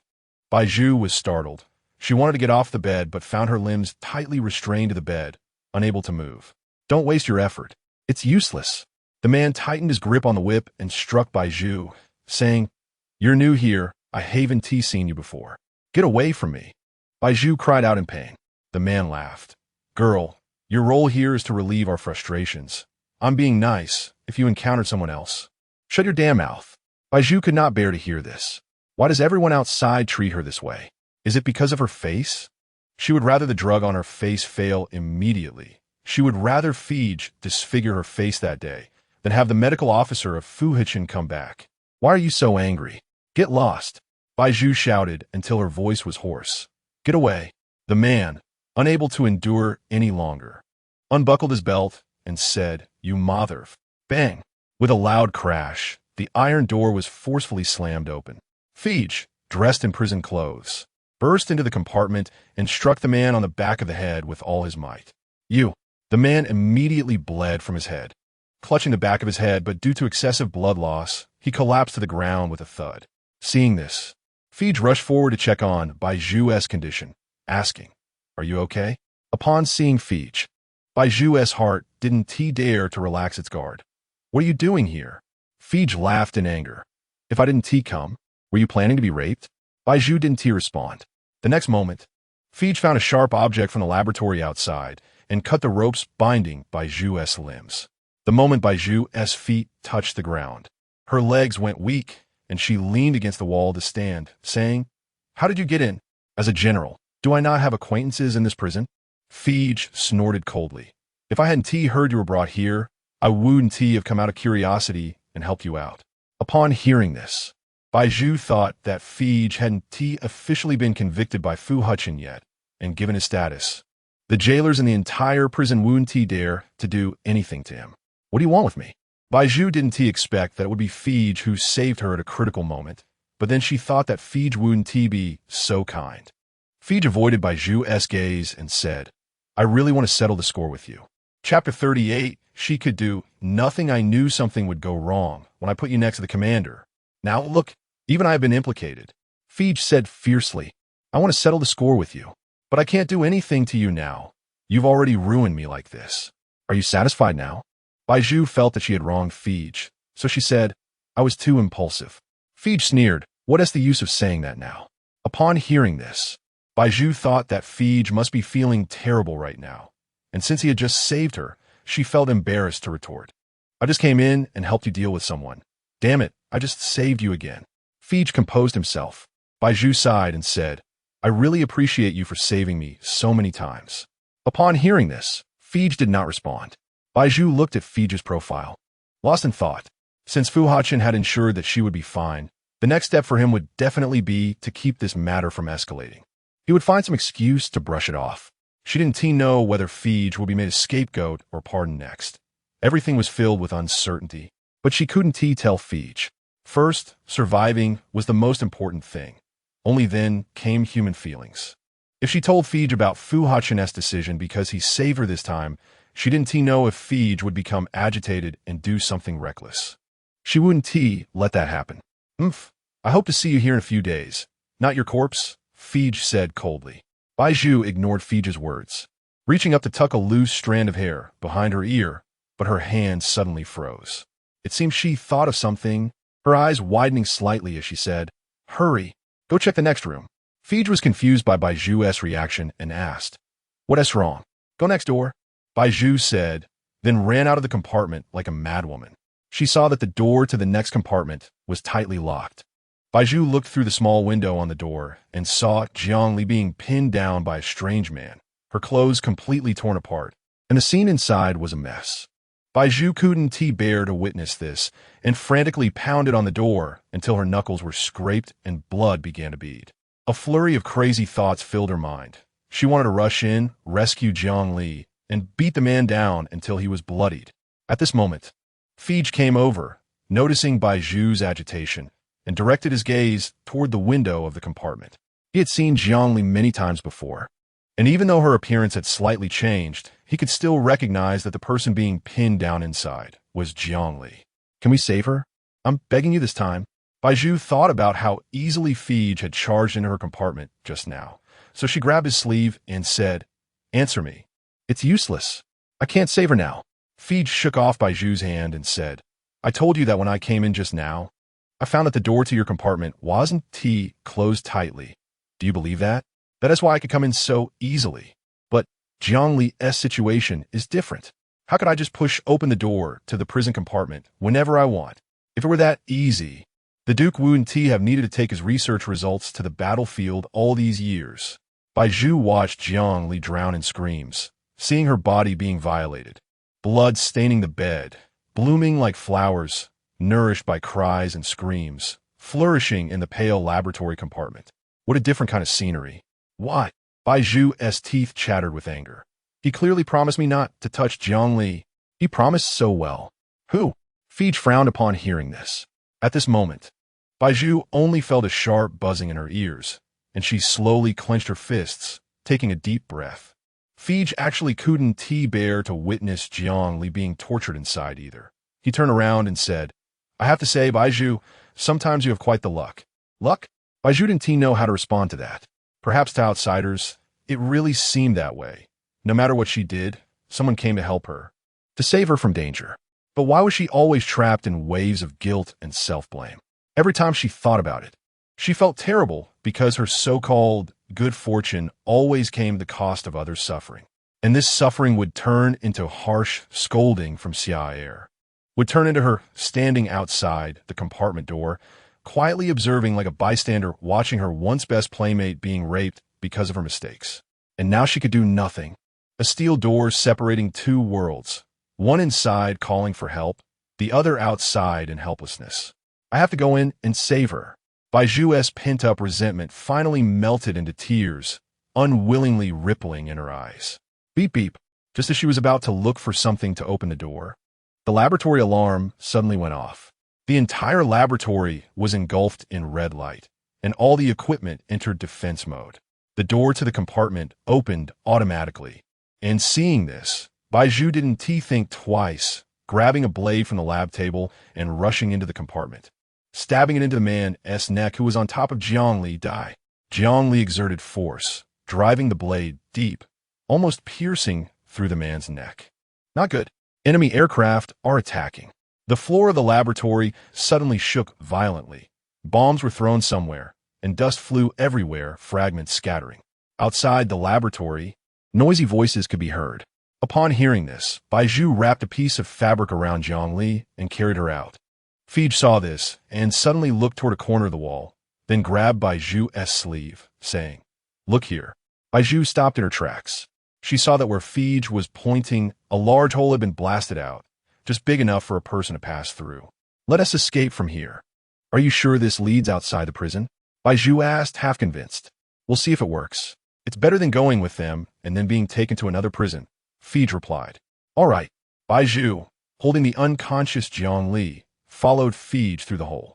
They arrived outside in an open area. At this moment, enemy aircraft circled overhead. The places where the aircraft bombed were all in ruins. "Come on." To avoid being targeted by the aircraft, Fij grabbed Bai Zhu's hand and led her to hide behind some rubble. But the next second, Bai Zhu stepped on a grenade. Chapter 39. Where did she go seeing this? Bai Zhu handed Jiangli, who was in her arms, to Fij and said, "She had a connection with you before." Please hold her well. Fij took Zhongli. What are you going to do? Bai Zhu bent down to pick up the grenade on the ground and said, help her take revenge. Saying that, Bai Zhu threw the grenade into the prison. Boom! Flames erupted, igniting the large area and spreading out. The fire reflected in Bai Zhu's eyes, and she smiled contentedly, her smile radiant. What a beautiful flame. Are you crazy? Aren't you afraid of hurting innocent people by throwing it like that? Fij grabbed Bai Zhu's shoulder angrily. Bai Zhu remained smiling. Why should I care about so much? As long as I'm comfortable with myself. In the past, she was always trapped in her own guilt and self-blame. She felt she was too impulsive. But when she saw those scenes, she realized she couldn't restrain herself at all. That moment of excitement could allow people to feel a momentary relief in their hearts. So why couldn't she let that relief continue? I threw this grenade, so I won't regret it. Bai Zhu then took Zhongli back from Fij's arms and said, there are too many people and too many things in this world that I can't take care of alone. I just want to protect what I want to do and the people I want to guard. The flames licked the iron bars, twisting around like countless red poisonous snakes, devouring the rusty prison gate. I really appreciate this fire. At that moment, Fang Ke walked out from behind the ruins, clapping his hands. Bai Zhu was surprised at Fang Ke's arrival. Messenger? Don't be surprised, I just happened to pass by, Fang Ke said with a smile. The commander of your empire set up a house for me nearby. I heard enemy planes bombing, so I came out for a walk and happened to run into you. Bai Zhu. Although Fang Ke's words were nonsensical, Bai Zhu had never understood him, so she couldn't determine if what he said was true. Seeing Fang Ke approach, Fij politely nodded to him. Fang Ke averted his gaze. Just then, a deafening explosion sounded nearby. Fang Ke's expression was calm as he said, Miss, if you stay here without leaving, do you want to get blown up? His gaze caught sight of Jiang Li in Bai Zhu's arms, and his expression flickered for a moment before returning to calm. Bai Zhu came back to her senses and immediately hugged Jiang Li, saying, Messenger, where is your house? Can you take us there for shelter? Fang Ke smiled, Miss, my car is nearby, get in. The vehicle lifted off the ground and floated into the air. Bai Zhu was momentarily dumbfounded. Sorry, it's the latest developed car. It can automatically evade bullets. Fang Ke drove while manually playing music. Watching the bullets was past the car window. Bai Zhu. It seemed he was the kind of person who liked to come out and watch the excitement during enemy airstrikes. A few minutes later, the car landed, arriving at the house Fang Ke had arranged for him. This house has been transformed by me over the past few days. It's no longer what it used to be. He opened the car door to welcome Bai Zhu and the others. Seeing that the house in front of him had no door, Fij asked Fang Ke, Messenger, how do we get in? Fang Ke smiled, twisting a button on the wall. Suddenly, a tunnel opened in the ground in front of the house, connected to the interior by stairs. Bai Zhu saw this and noticed that Jiang Li in her arms seemed to be in poor condition. So she hurried downstairs and entered the room. There's a room upstairs where you can put your friend now, Fang Ke said. Hearing this, Bai Zhu followed the direction Fang Ke pointed to the bedroom on the second floor. After Bai Zhu left, Fang Ke gave Fij a look and then went to the windowsill with him. Fang Ke leaned his arm on the railing and said, how about it? I cooperated quite well, right? Extremely bad. Fij frowned. Fang Ke laughed, but our goal has been achieved. From the beginning, the enemy soldiers who wanted to rape Bai Zhu, to the later street thugs and the prisoners in the lab. I arranged all of this intentionally to make Bai Zhu hate Fu Hechen because of these factors, thinking that Fu Hechen was just like them, wanted to sleep with her. Fij snorted, but I don't see her showing that. Don't worry, she will develop that mentality. It's a chain reaction. Fang Ke directly told Fij, let's choose a time to take her away. By then, you'll have plenty of time to repair your relationship with her. Fij wanted to avoid Fang Ke's words a bit. Fang Ke knew that Fij had feelings for Bai Zhu, so he had been helping Fij during this time. That day, at the energy plant, Fij had the intention to save Bai Zhu, but Bai Zhu got ahead of him, disrupting his original plan. What Fij wanted was far more than that. From the beginning, he had cooperated with the Yuebin Empire, to later framing Bai Qing, using Bai Zhu as a human shield in the enemy country, introducing Fang Ke to them, and creating these so-called wars, all to stir both countries into chaos. As is well known, the two most powerful empires on planet SA are Onsai and Yuebin. As long as these two empires are in chaos, the entire planet will be in chaos. And now, as a hidden intermediary between the two countries, He only needs to leverage the power of planet FC to take advantage of the chaos and rise to power. In the future, the entire planet SA will be his. By then, Bai Zhu will be his, and the whole planet will be his. What he needs is ambition and courage. In his eyes, as long as he has these two things, there is nothing he cannot succeed in. All right, Fij temporarily agreed with Fong Ku. Do you have confidence in the situation here? Fong Ku changed to a more comfortable position. Your plan? I will do my best to assist. Consider it helping a friend. And also, he paused. Let's take Miss Bai Zhu's friend along as well. Fij asked in confusion. Jiangli? Like you, consider me an old acquaintance. I'll leave it to you. Fij knew that Fong Ku had met many people while wandering on planet SA, so knowing Jiangli was not surprising. After the enemy planes attacked the prison, the steward urgently notified Fu Hechen to take countermeasures, using fighter jets to attack the enemy planes. The two sides were in a stalemate for 3 hours before the enemy planes were willing to retreat. When Fu Hechen saw the prison was bombed, he immediately searched for Bai Zhu's whereabouts, only to learn that she had last disappeared in the laboratory of the prison, which was now severely destroyed. Fu Hechen was furious and pointed at the steward beside him, scolding, "Didn't I tell you to keep an eye on her? Didn't I say I would come back to see her?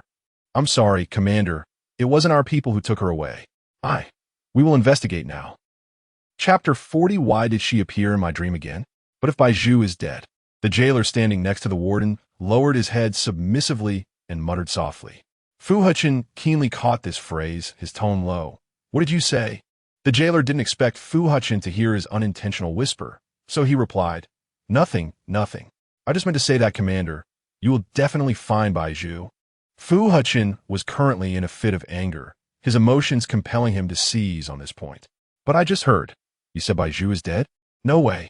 Upon hearing this, the jailer, feeling guilty, quickly knelt on the ground, saying, "How could I say such an ominous thing? How could I go against the commander's wishes? If I remember correctly, you were the jailer who guarded Bai Zhu, right?" "Yes." Fu Hechen's fist suddenly tightened, saying, "Then why did you see her being taken away without any reaction?" The jailer, hearing this, fearfully knocked his head 3 times against the ground, saying, I thought she was taken to work. Have you forgotten the rules?" Fu Hechen was furious. Anyone incarcerated cannot be assigned work within 3 days, and now you have violated the rules. The jailer, upon hearing this, knocked his head against the ground several times, saying, "I'm sorry, Commander, it was my oversight. You can't keep this position." Fu Hechen's voice was cold. "Take him away. Revoke his position, and he cannot participate in any other work within the Empire for 3 years. I'll starve without a job. Commander, I know I was wrong. Please let me go." Fu Hechen said nothing. Soon, several soldiers accompanying Fu Hechen dragged the jailer away. Fu Hechen looked at the debris on the ground, frowning, and turned to the motionless warden beside him, shouting, "What are you standing there for? Go find someone now." "Commander, I guarantee I will bring Bai Zhu back to you within 3 days."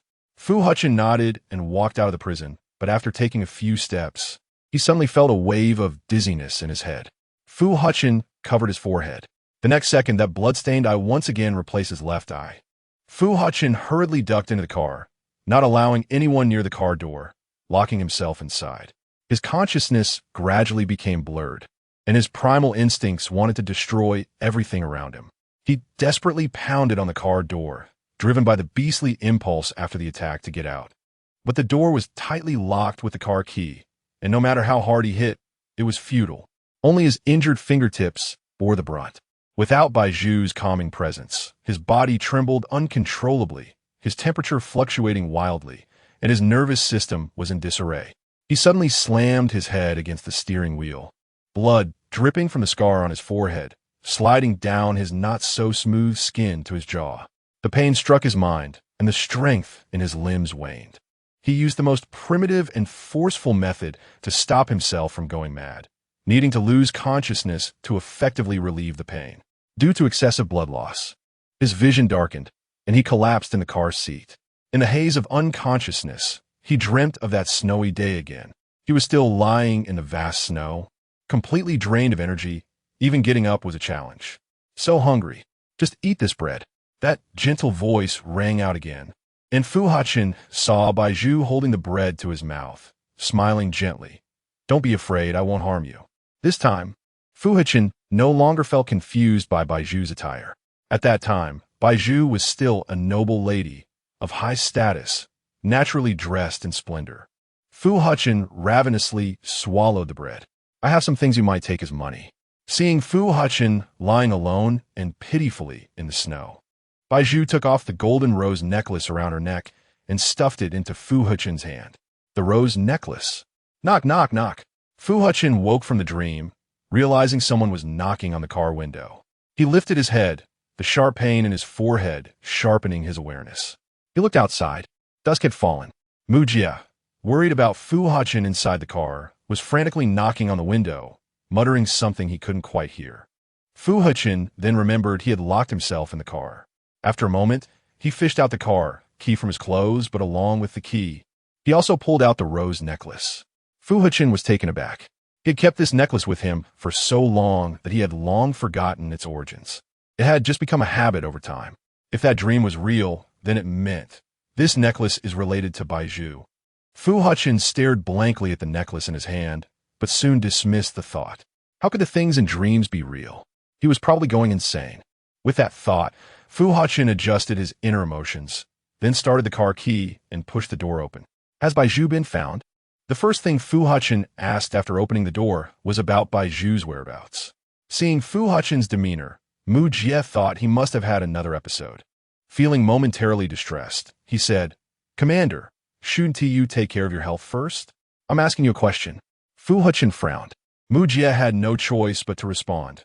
"Not yet, but we have found a clue." "Speak." "We scanned all the footprints around the prison with instruments. And, aside from the people who should be in the prison, we also discovered a special individual." Mu Jie paused slightly. Fu Hechen had a bad premonition. "We found the footprints of the envoy." Mu Jie lowered his gaze. Fu Hechen looked up at the moon hanging overhead, saying in a deep voice, "Immediately go to the envoy's residence, dig 3 feet into the ground, and find Bai Zhu for me." The moon emitted a faint silver-gray light, like a thin layer of white gauze, blending into the quiet night, enveloping the earth. Bai Zhu stood by the window, looking at the moonlight outside, her restless heart gradually calming down. "Zhu!" At that moment, a voice called from the bed. Bai Zhu turned her head and walked to the bedside. "You're awake? Do you feel anything uncomfortable?" Jiang Li, propped up by her disheveled body, shook her head. But her complexion had long betrayed her. "Open the door, it's me." At this moment, Fij stood outside, knocking on the door. Chapter 41, You Are Pregnant, He Is? Jiang Li felt that this voice was somewhat familiar. Bai Zhu sighed, "It's Fei Ge. Why is he here?" Jiang Li was confused. "Didn't you break up with him?" Bai Zhu walked to the door. "You rest first. I'll explain to you later." Click. The door was closed. Bai Zhu looked at Fei Ge straight in the eye. "What's the matter?" "The messenger just gave me something," Fei Ge said, taking out a letter addressed to Bai Qing from behind him. Upon seeing this, Bai Zhu's eyes tightened. "Is this from my father?" Fei Ge nodded. "That's right. Do you remember the badge you picked up on the battlefield?" Bai Zhu certainly remembered that badge, which she was currently carrying. Bai Zhu took out the smallest retractable capsule from her pocket, then opened it and took out the badge. "Here it is. You should open this letter and take a look." Bai Zhu took the letter, and after a moment, she read the printed text at the top. Before she could read the contents carefully, she noticed something strange. Why did they print the letter instead of reading it directly with a communication device? Fei Ge heard this question and even wanted to laugh. Important letters are usually printed and kept. "Then how did you get it?" "You need to ask the messenger about that. He has many ideas." Bai Zhu was skeptical and continued reading, her eyes scanning the contents of the letter. In the next second, her index finger pressed against the edge of the letter, leaving a white mark, and her pupils suddenly constricted like pinpricks. Her throat involuntarily moved, but she couldn't swallow the lump that had lodged in her windpipe. "What you mean is, the previous war was organized by my father." "That's indeed the case. Furthermore, we found some pictures." Saying this, Fei Ge displayed the pictures in front of Bai Zhu. Bai Zhu carefully looked at the pictures in Fei Ge's hand and found that it showed her father's confidant, Ai Bai, taking a photo in a mansion in the Moonbin Empire. "Look, Bai Qing's confidant is treated so well in the Moonbin Empire. It's easy to imagine how high Bai Qing's status was after betraying the Insai Empire. You don't need to doubt the authenticity of this letter." Fei Ge explained to Bai Zhu. Bai Zhu had originally felt that her father's treason was not a desperate act, but now thinking back, most of the suffering she endured now stemmed from her father's betrayal. Meanwhile, Bai Qing was living comfortably over there, while the Bai family was being burned because of him. It must be said that Bai Qing really had no heart. So what? What are you trying to express by showing me this? She knew that Fei Ge was aware of her deep-seated hatred for the Bai family. So whatever Bai Qing did now wouldn't stir much emotion in her heart. Fei Ge suddenly smiled and said, "Don't you think this is very hateful? I do feel that way. That's why I am determined to expose his betrayal." Fei Ge retracted the photos and said, "It's not what you think. I don't want to replace his position." Bai Zhu coldly snorted, "Oh, but you nearly got me killed. That was the commander's decision. It has nothing to do with me." Fei Ge pretended he didn't know anything. "I didn't expect him to judge the matter so severely." Bai Zhu hummed in response. At this point, no matter how Fei Ge explained, it was useless. Li still needed me to take care of her. "If you have nothing else, you can leave." Bai Zhu placed a hand on the doorknob behind her. Fei Ge stopped her. "Wait. I haven't finished speaking." Bai Zhu frowned helplessly and said, "What else is there? I discussed it with the messenger. The commander won't let you go now. You need a good hiding place. I don't need you to remind me. FC Planet is an excellent choice." Fei Ge immediately said, "If you go there, the commander won't be able to follow." Upon hearing this, Bai Zhu paused. Indeed, if she could go to another planet, it would be an excellent choice for her current situation. But what if there was a trick? If I remember correctly, it seems that neither of us has much connection with the messenger, right? Fei Ge was taken aback. Out of guilt, he looked at the ground and thought of a lie. "You have also seen the messenger's character. He really likes to help people. Then why doesn't he seek help for the commander?" After hearing this, Bai Zhu stared at Fei Ge's eyes warily. What are the two of them plotting? Fei Ge lost his patience and said, "I'm helping you out of kindness, and you don't appreciate it. Yet you dare to question me. Bai Zhu, don't you know what's good for you?" Bai Zhu originally wanted to immediately open the door and return to her room. But at that moment, Fei Ge suddenly grabbed her hand. Bai Zhu's first reaction was to shake off Fei Ge. "Let go of me. You have no choice. You must go with me to FC Planet." Bai Zhu angrily retorted, "Why should I listen to you? Are you planning to find Fu Hechen? He has already harmed you like this. It has nothing to do with you. I won't allow it." Slap. Fei Ge, extremely angry, lost control of his emotions and slapped Bai Zhu's face. Bai Zhu covered her face, but then felt a sharp pain in her abdomen, and she hurriedly covered her stomach. Her face instantly pale. She quickly grabbed the doorknob and fell to the ground along the door. Seeing this, Fei Ge finally realized that he had overreacted and asked, "What's wrong with you?" Bai Zhu wanted to speak, but the pain in her body prevented her from voicing anything. Fei Ge stepped forward to help Bai Zhu, saying, "I'll find a doctor for you." "No need," Bai Zhu weakly replied. But Fei Ge completely ignored this remark. Inside the room, Li heard the commotion outside and opened the door to check the situation. She saw Bai Zhu lying on the ground with her hand on her stomach and immediately turned to the panicked Li beside her, saying, "What happened to Zhu? Why is she like this all of a sudden? How would I know? I didn't touch her stomach." Fei Ge yelled angrily, then ran out to notify Fang Ke. After receiving the news, Fang Ke immediately contacted the medical staff he had brought from FC Planet. A few minutes later, another flying car landed outside the house. The medical staff from FC Planet did not wear white coats. Instead, they were dressed in black and appeared beside Bai Zhu. At this moment, Li had already carried Bai Zhu to the bed. "Yushi, please check on her." The medical staff named Yushi responded, then took off her mask, revealing a woman's face. Yushi quickly checked Bai Zhu's pulse and said, "If nothing unexpected happens, this young lady is pregnant." Chapter 42. The child is Fu Hechen's what? Fij looked at Yueshi in disbelief. "Are you sure you didn't misjudge?" Yueshi weighed the pulse of Bai Zhu once more and said, "The patient's pulse is unstable and needs rest. Are you answering my question?" Seeing that Yueshi was dodging the question, Fij said. Yueshi looked at Fij with a calm expression, revealing a thick layer of dark circles under her eyes, her tone devoid of any fluctuation. "After years of practicing medicine, I can still recognize the signs of pregnancy." Upon seeing Yueshi like this, Fij suddenly regretted questioning her professional level. "The medical practices on FC Planet are somewhat different from yours, but the effects are the same." Fang Ke placed a hand on Fij's shoulder and said, "Is this child yours?" "No." Fige's expression darkened. Fang Ke was silent for a moment and said, "Then this is quite serious." Jiang Li, upon hearing that Bai Zhu was the result, thought of her earlier experiences in prison and was instantly filled with rage. She suddenly grabbed Fige by the collar and said angrily, "You heartless scoundrel! What have you done, Azu? She told me everything about your betrayal. It has nothing to do with me." Fige tried to calm Jiang Li's emotions and said, "This child is the commander's." The commander.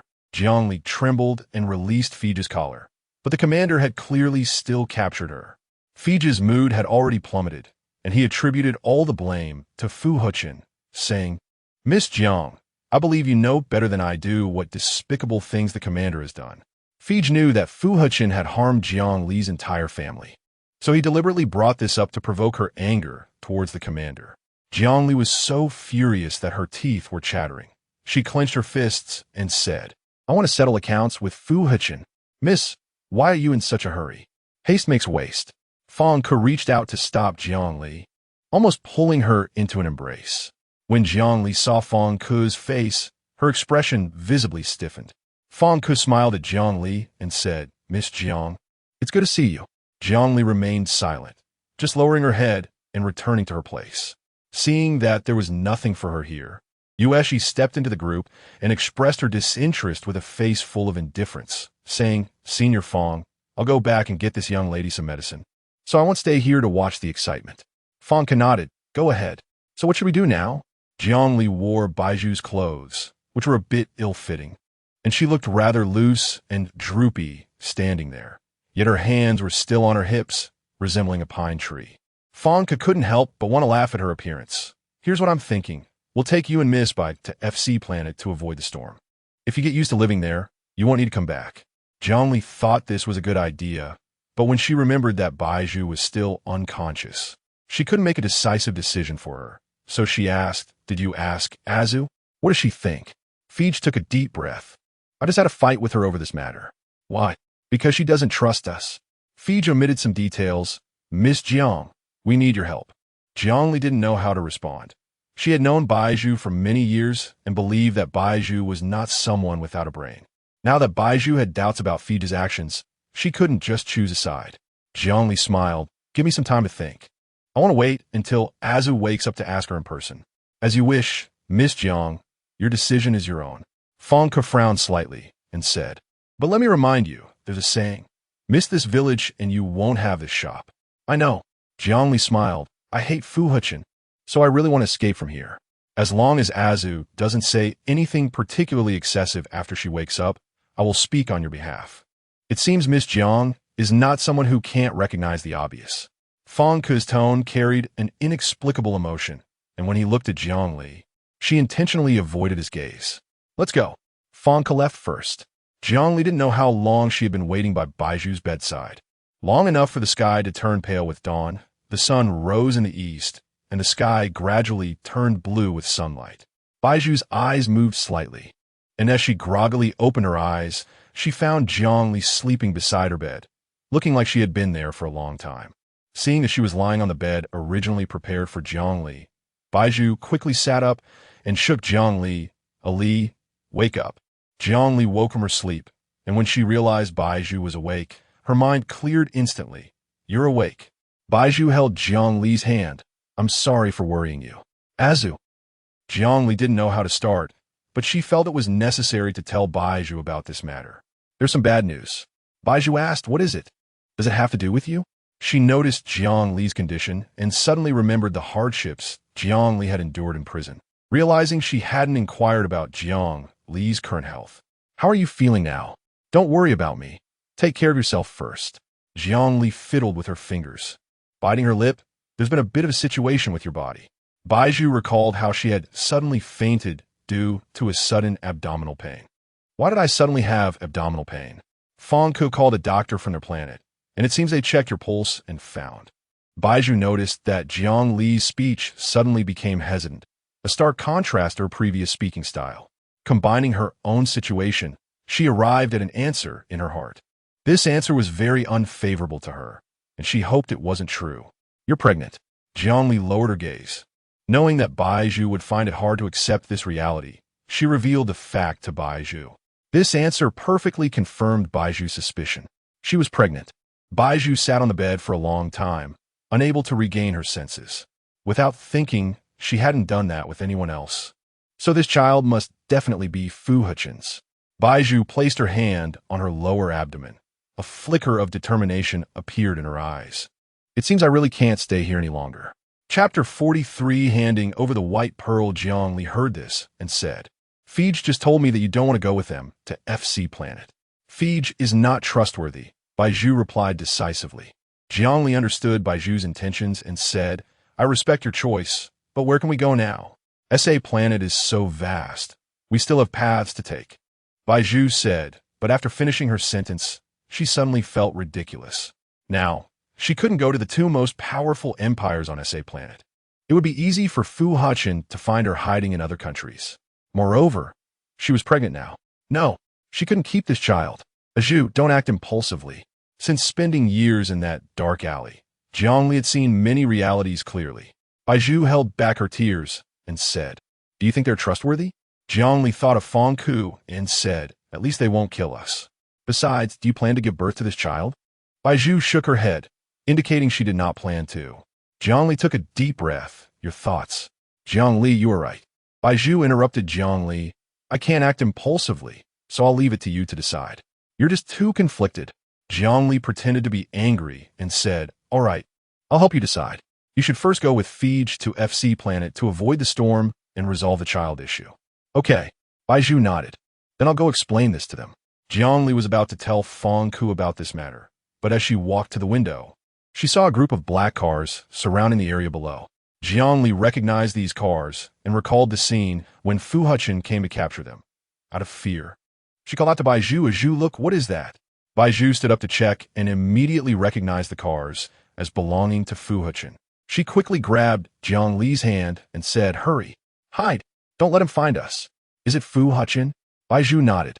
Fu Hechen got out of the car and walked to Fang Ku's door. Fang Ku saw Fu Hechen and, on the surface, smiled symbolically, saying, I didn't expect the commander to suddenly come to see me today. Is there something you need to instruct me about? Fu Hechen pulled out a handgun, and in the next second, he quickly pressed the gun to Fang Ku's head, his voice low and seemingly suppressing his inner emotions, saying, Messenger, you should know why I'm here today.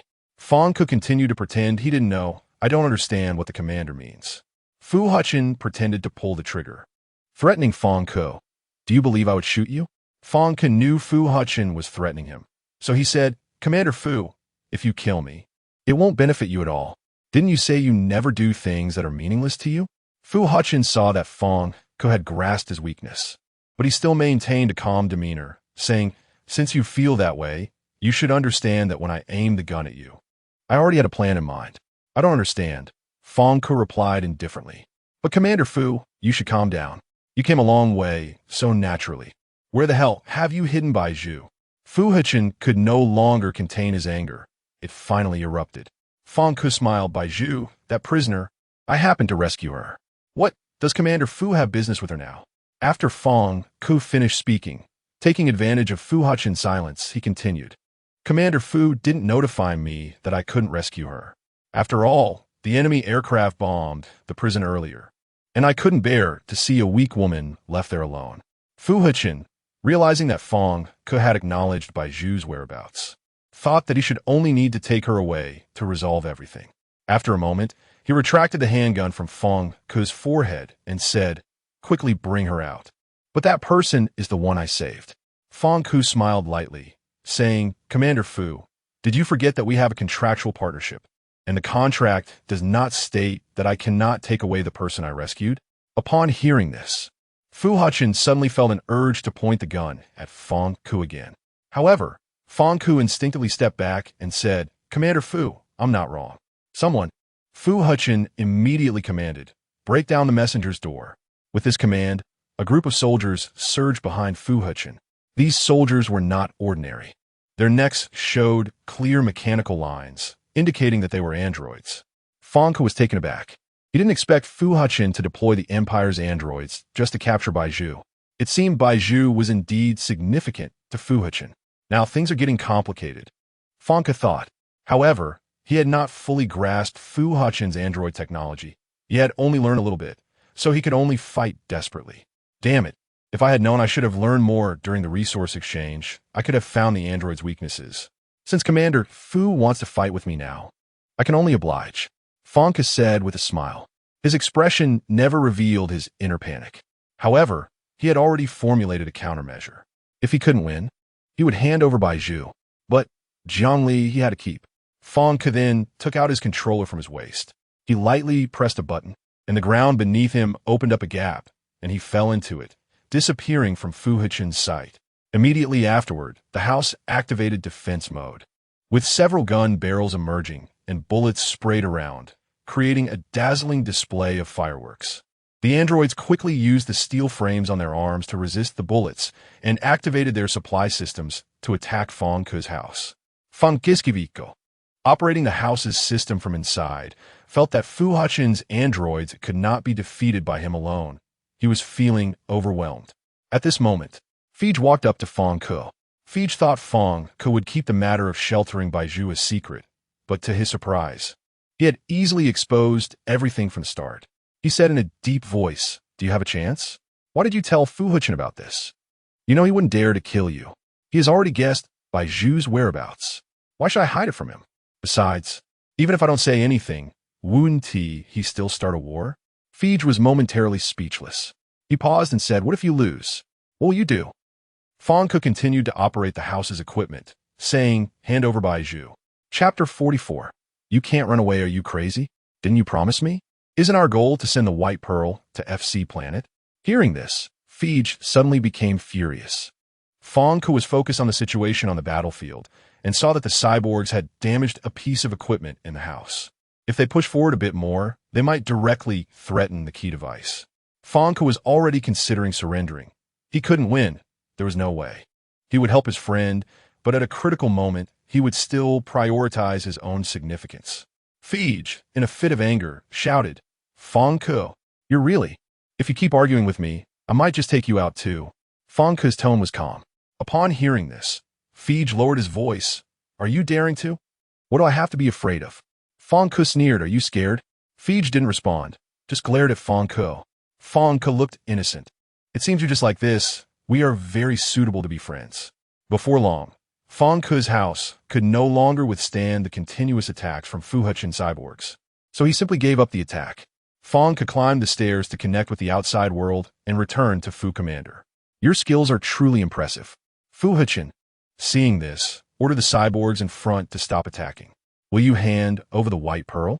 Fu Hechen questioned Fonka. Fonka smiled. "I will, Commander Fu. Please follow me." Fu Hechen instructed the cyborgs to guard the house's exit to ensure safety. He followed Fonka into the room. At this moment, Fij had already hidden in the shadows. Fu Hechen did not notice Fij's presence and followed Fonka straight to the bedroom door. Fonka suddenly stopped, saying, "Commander Fu, please wait a moment." "What is it?" Fu Hechen was about to turn the doorknob when Fonka's voice stopped him. "I need to go in and notify her." "No need." Fu Hechen knew that Fonka going to notify the White Pearl would make her think of ways to leave him again. Fonka smiled. "Don't worry. The White Pearl won't cause any trouble in such a short time." Fu Hechen hesitated for a moment. It seemed Fonka had a point. After all, as long as Fonka dared to deceive him, he could blow up Fonka's house at any time. "Fine, I'll give you 3 minutes." Fonka pushed open the door and entered the room. "Miss Bai." He called out a few times, but found the surroundings empty. Fonka was startled. However, soon, his heart returned to calm. When he was manipulating the house, he did not notice anyone sneaking out. He did not believe that the two defenseless women, the White Pearl and Zhongli, could escape his watchful eyes. Suddenly, a glass bottle smashed down on Fonka's head. "What are you doing here?" Blood dripped from Fonka's head as he turned around to see Zhongli standing in front of him, closely followed by the White Pearl. Due to the limited time given by Fu Hechen, Fonka planned to take Zhongli away as swiftly as possible. He tightly grasped Zhongli's hand and pulled her into his arms. Zhongli was startled. "You?" Fonka picked Zhongli up horizontally. "I'm sorry, Miss Bai." Then, he intentionally touched the hidden switch in the wall of the room, and with a loud bang, Fonka disappeared into the wall with Zhongli. 3 minutes had passed.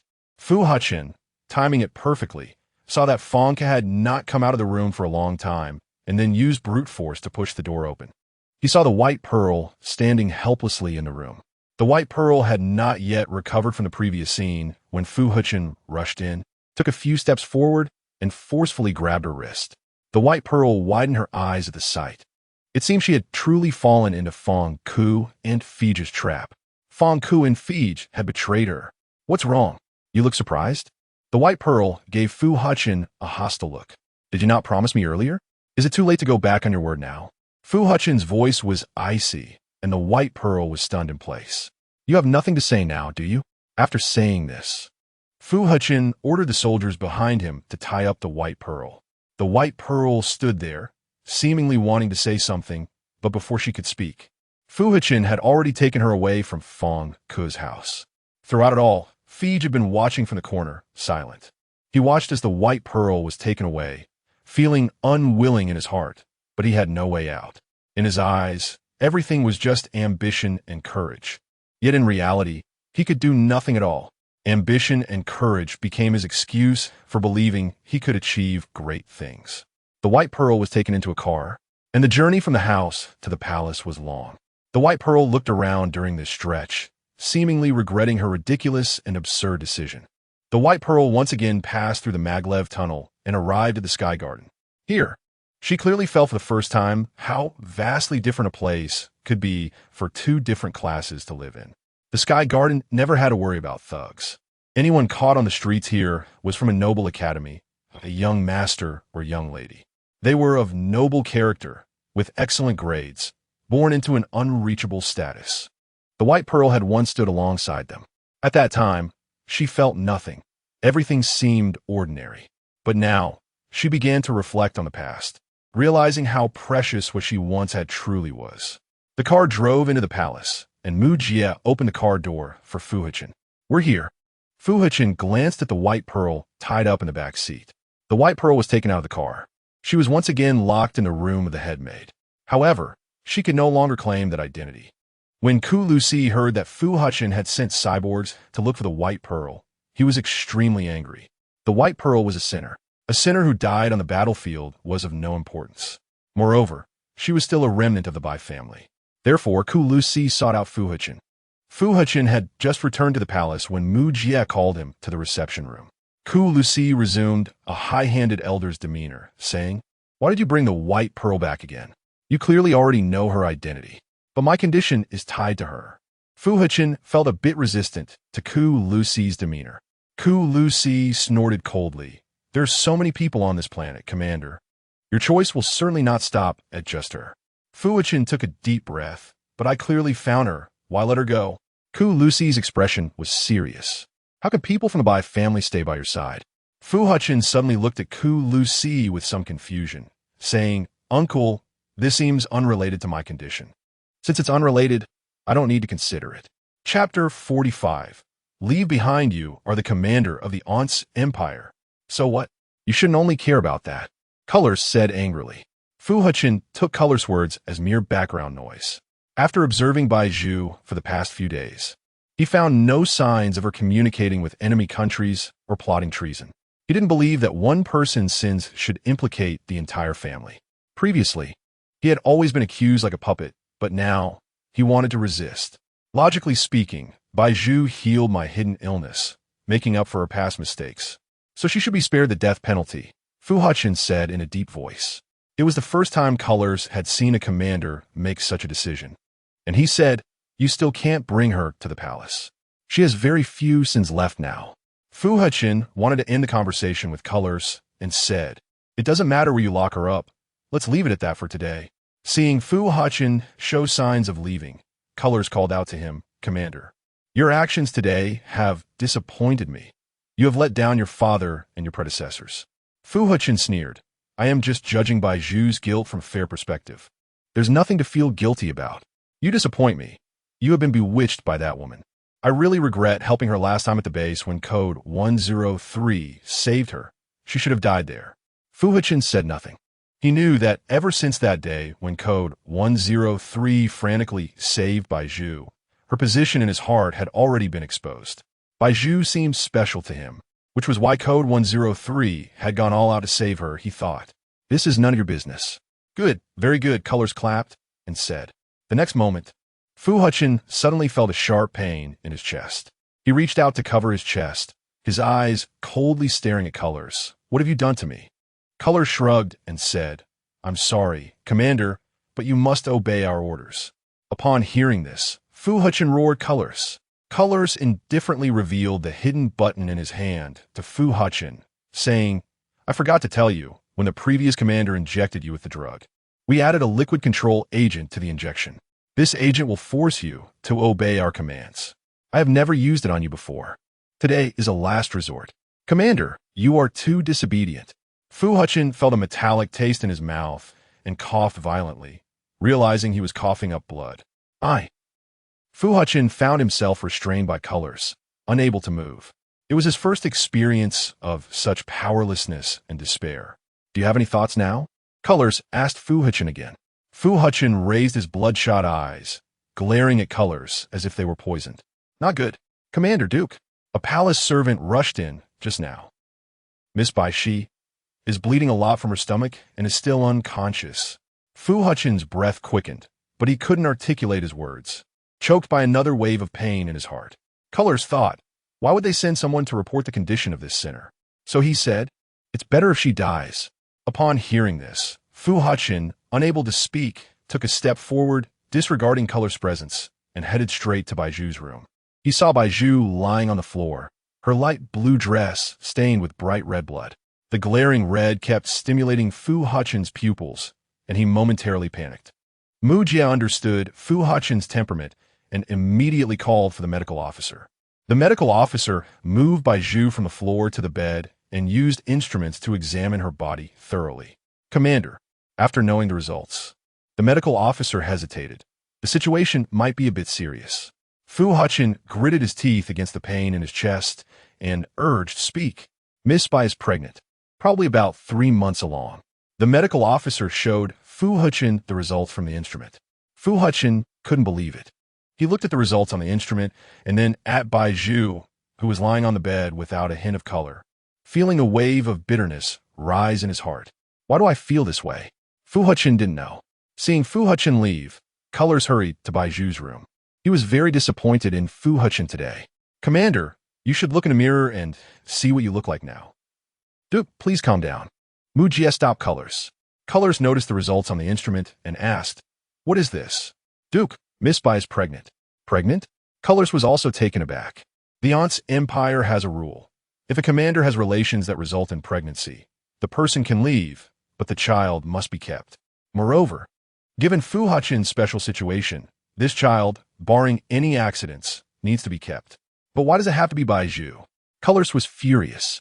He glanced at Fu Hechen, who was currently suffering from the effects of the drug, and realizing the seriousness of the situation. He pressed a button to release Fu Hechen from control. Is it definitely yours?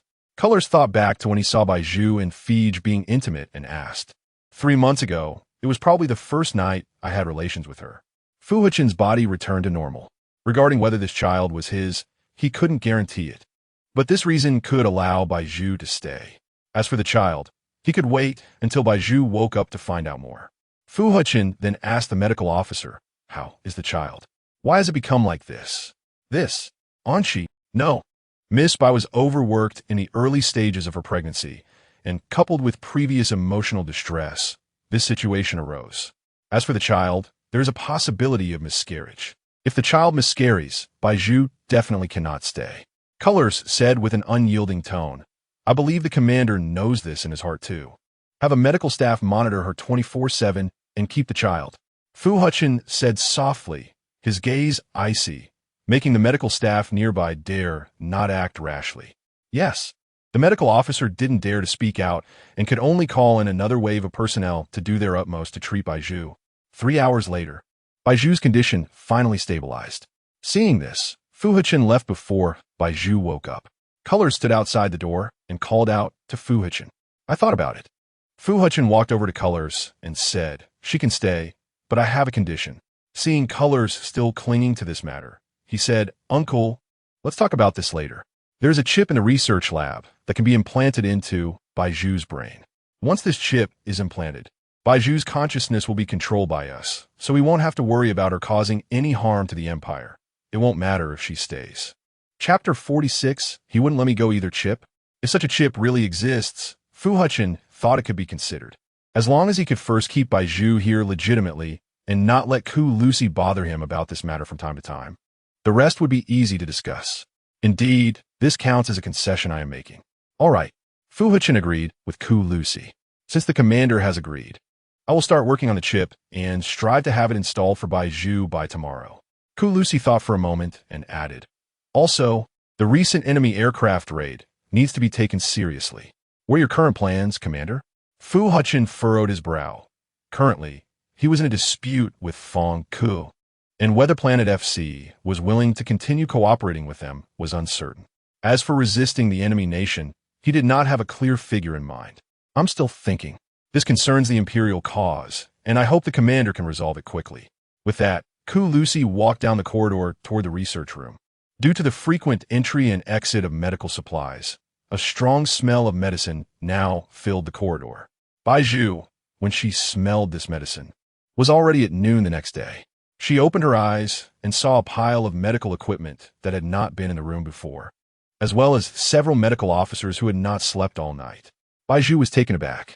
She remembered that after being taken away by Fu Hechen, she became emotionally agitated, suddenly felt discomfort in her abdomen, and then her vision darkened. After that, she did not know what had happened. Miss Bai, don't move around. Just as Bai Zhu was about to sit up, she was stopped by the medical officers. Seeing Bai Zhu awake, they perked up and said, Miss Bai, you have been unconscious for a day. Do you feel any discomfort in your body now? Bai Zhu was pregnant with the commander's child, and the medical officers could not allow her body to have any issues. Seeing the medical officer's respectful attitude towards her now, Bai Zhu had a feeling that her situation was mostly known. The fact that she was pregnant might have already been revealed to Fu Hechen. No, Bai Zhu replied. She lay back down and closed her eyes to pretend to sleep for a while. However, when she opened her eyes again, she found that the medical officer standing next to her had not left, so she opened her eyes again and said, I want to be alone. I'm sorry, Miss Bai. The medical officer lowered his head. You are pregnant, and the commander ordered us to monitor you 24 hours a day. We cannot allow anything to happen to you. As expected, Fu Hechen knew this fact. So after Fu Hechen learned that she was pregnant, he would probably keep a closer watch on her. Because of this, Bai Zhu felt very restless upon hearing this sentence. There is no need. Miss Bai, please don't make it difficult for us. We haven't slept a wink all night to take care of you. The medical officer looked dejected. Bai Zhu, having just woken up, was a bit irritable. But upon hearing this, she suddenly realized how unreasonable her behavior had been just now. After all, if Fu Hechen gave an order, even if the medical officers had 100,000 guts, they wouldn't dare to disobey. Bai Zhu sighed and said, All right, Miss Bai, you need to rest well during your pregnancy. Otherwise, the fetal heartbeat will be unstable. I want to be quiet. Thank you. Upon hearing this, the medical officer then wisely closed his mouth. But at this moment, a group of uninvited guests suddenly burst in. Duke, Miss Bai has just woken up, and her body has not yet recovered well. It's not suitable for her to move around too much. Why don't you come back later? The commander has instructed me to do something very important. You can ask the commander. But, do you want to wait to be punished? The two medical officers exchanged glances, and they had a tendency to withdraw their hands from blocking Lucy. Are you not leaving? Do you want me to tell the commander? No, no, no. The medical officers shook their heads. That's not what we meant. Duke, please come in. Lucy glanced at Bai Zhu lying on the bed and immediately commanded the soldiers he brought with him, pointing at Bai Zhu. Lift her to the operating room. The expert I have arranged to perform surgery on her has been waiting for a long time.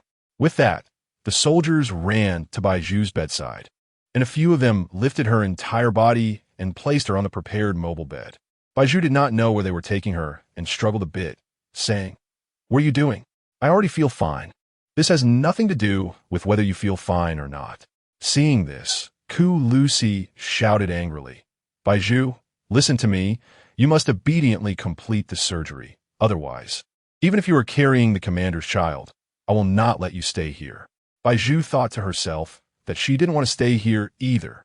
Now they wanted her to undergo some surgery. Who knows? Wait, The medical officers didn't know she was going to have surgery, and now the one taking her for surgery was Ku Lucy. Could there be something fishy about this? It is well known that Ku Lucy has always been managing the scientific research and technology of the Inside Nation, so generally, he wouldn't have much to do with medicine. Therefore, there's a high possibility that Ku Lucy wanted to modify something on her body. In this case, she had to be vigilant. Otherwise, by the time her body was really harmed, it would be too late.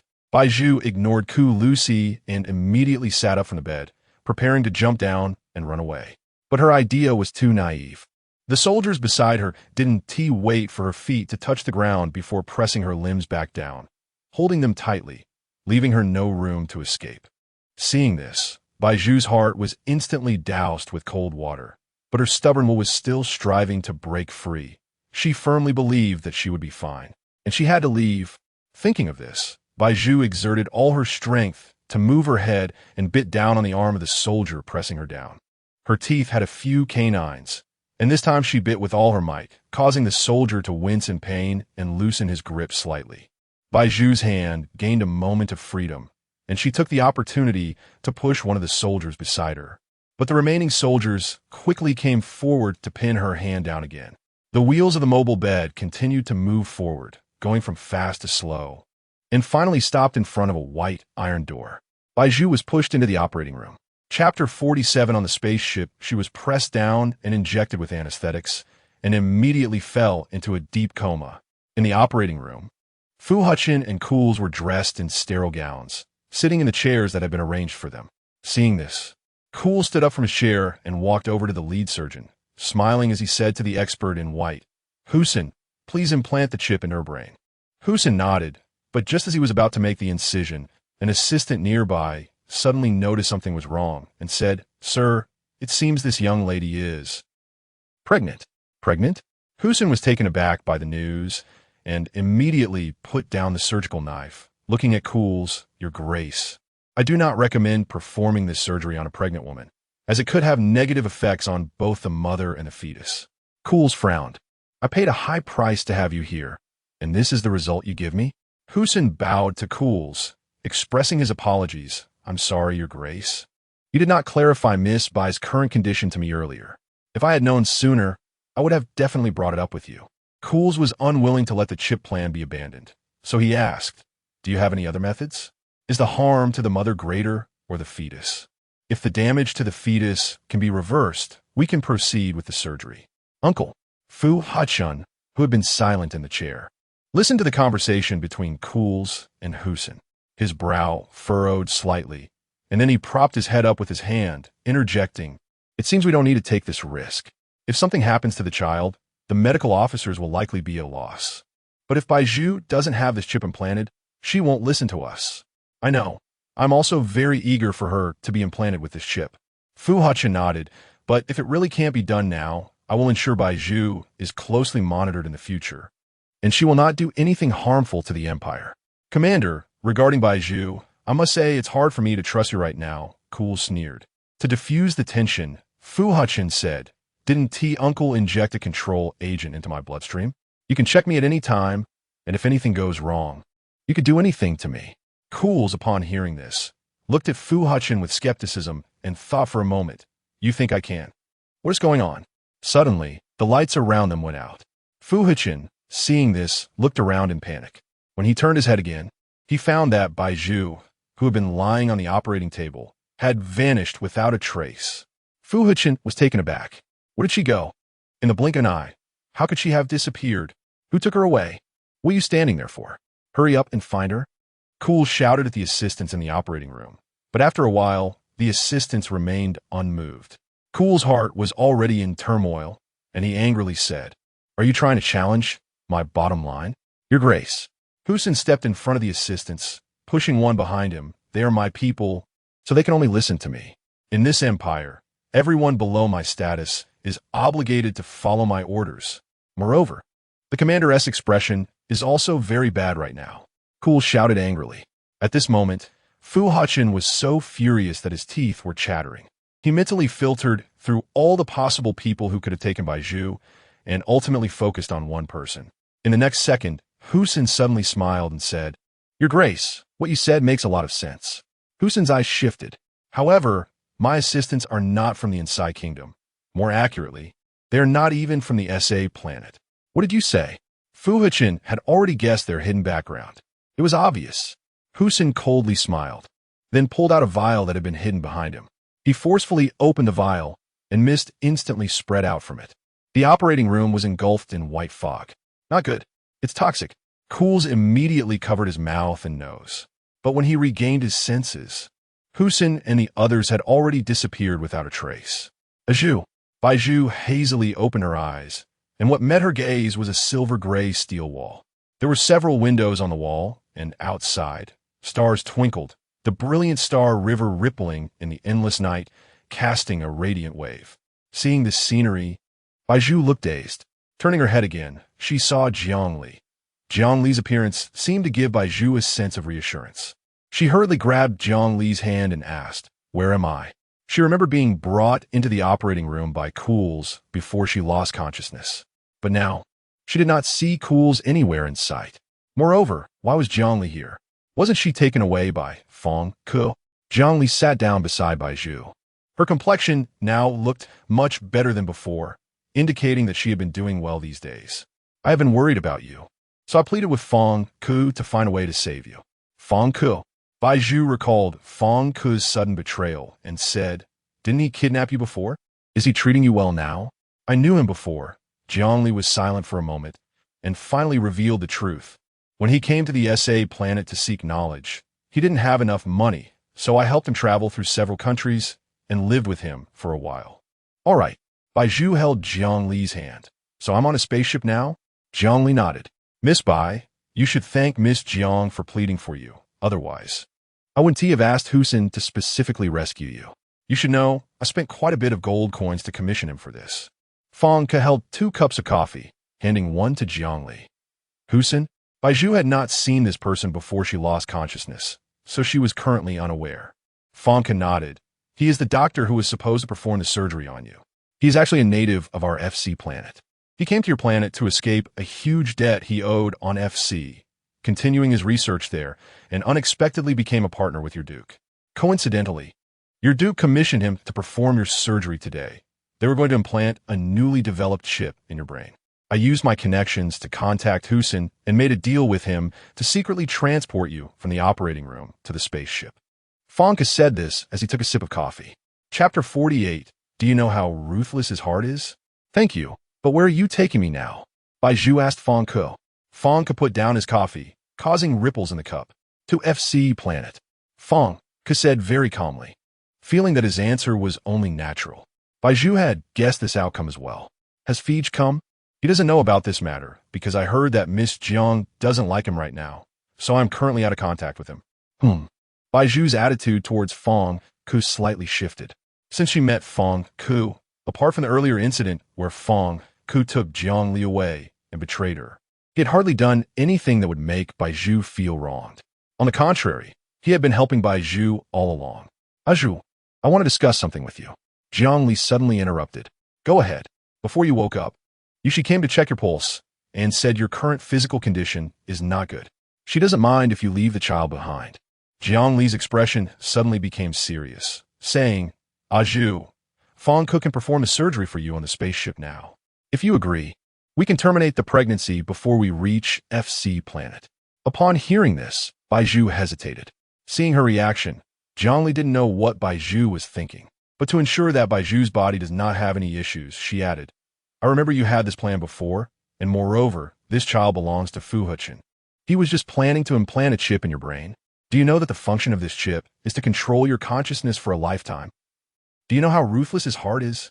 Bai Zhu gritted her teeth. She now hated Fu Hechen to the core. So what was she hesitating about just now?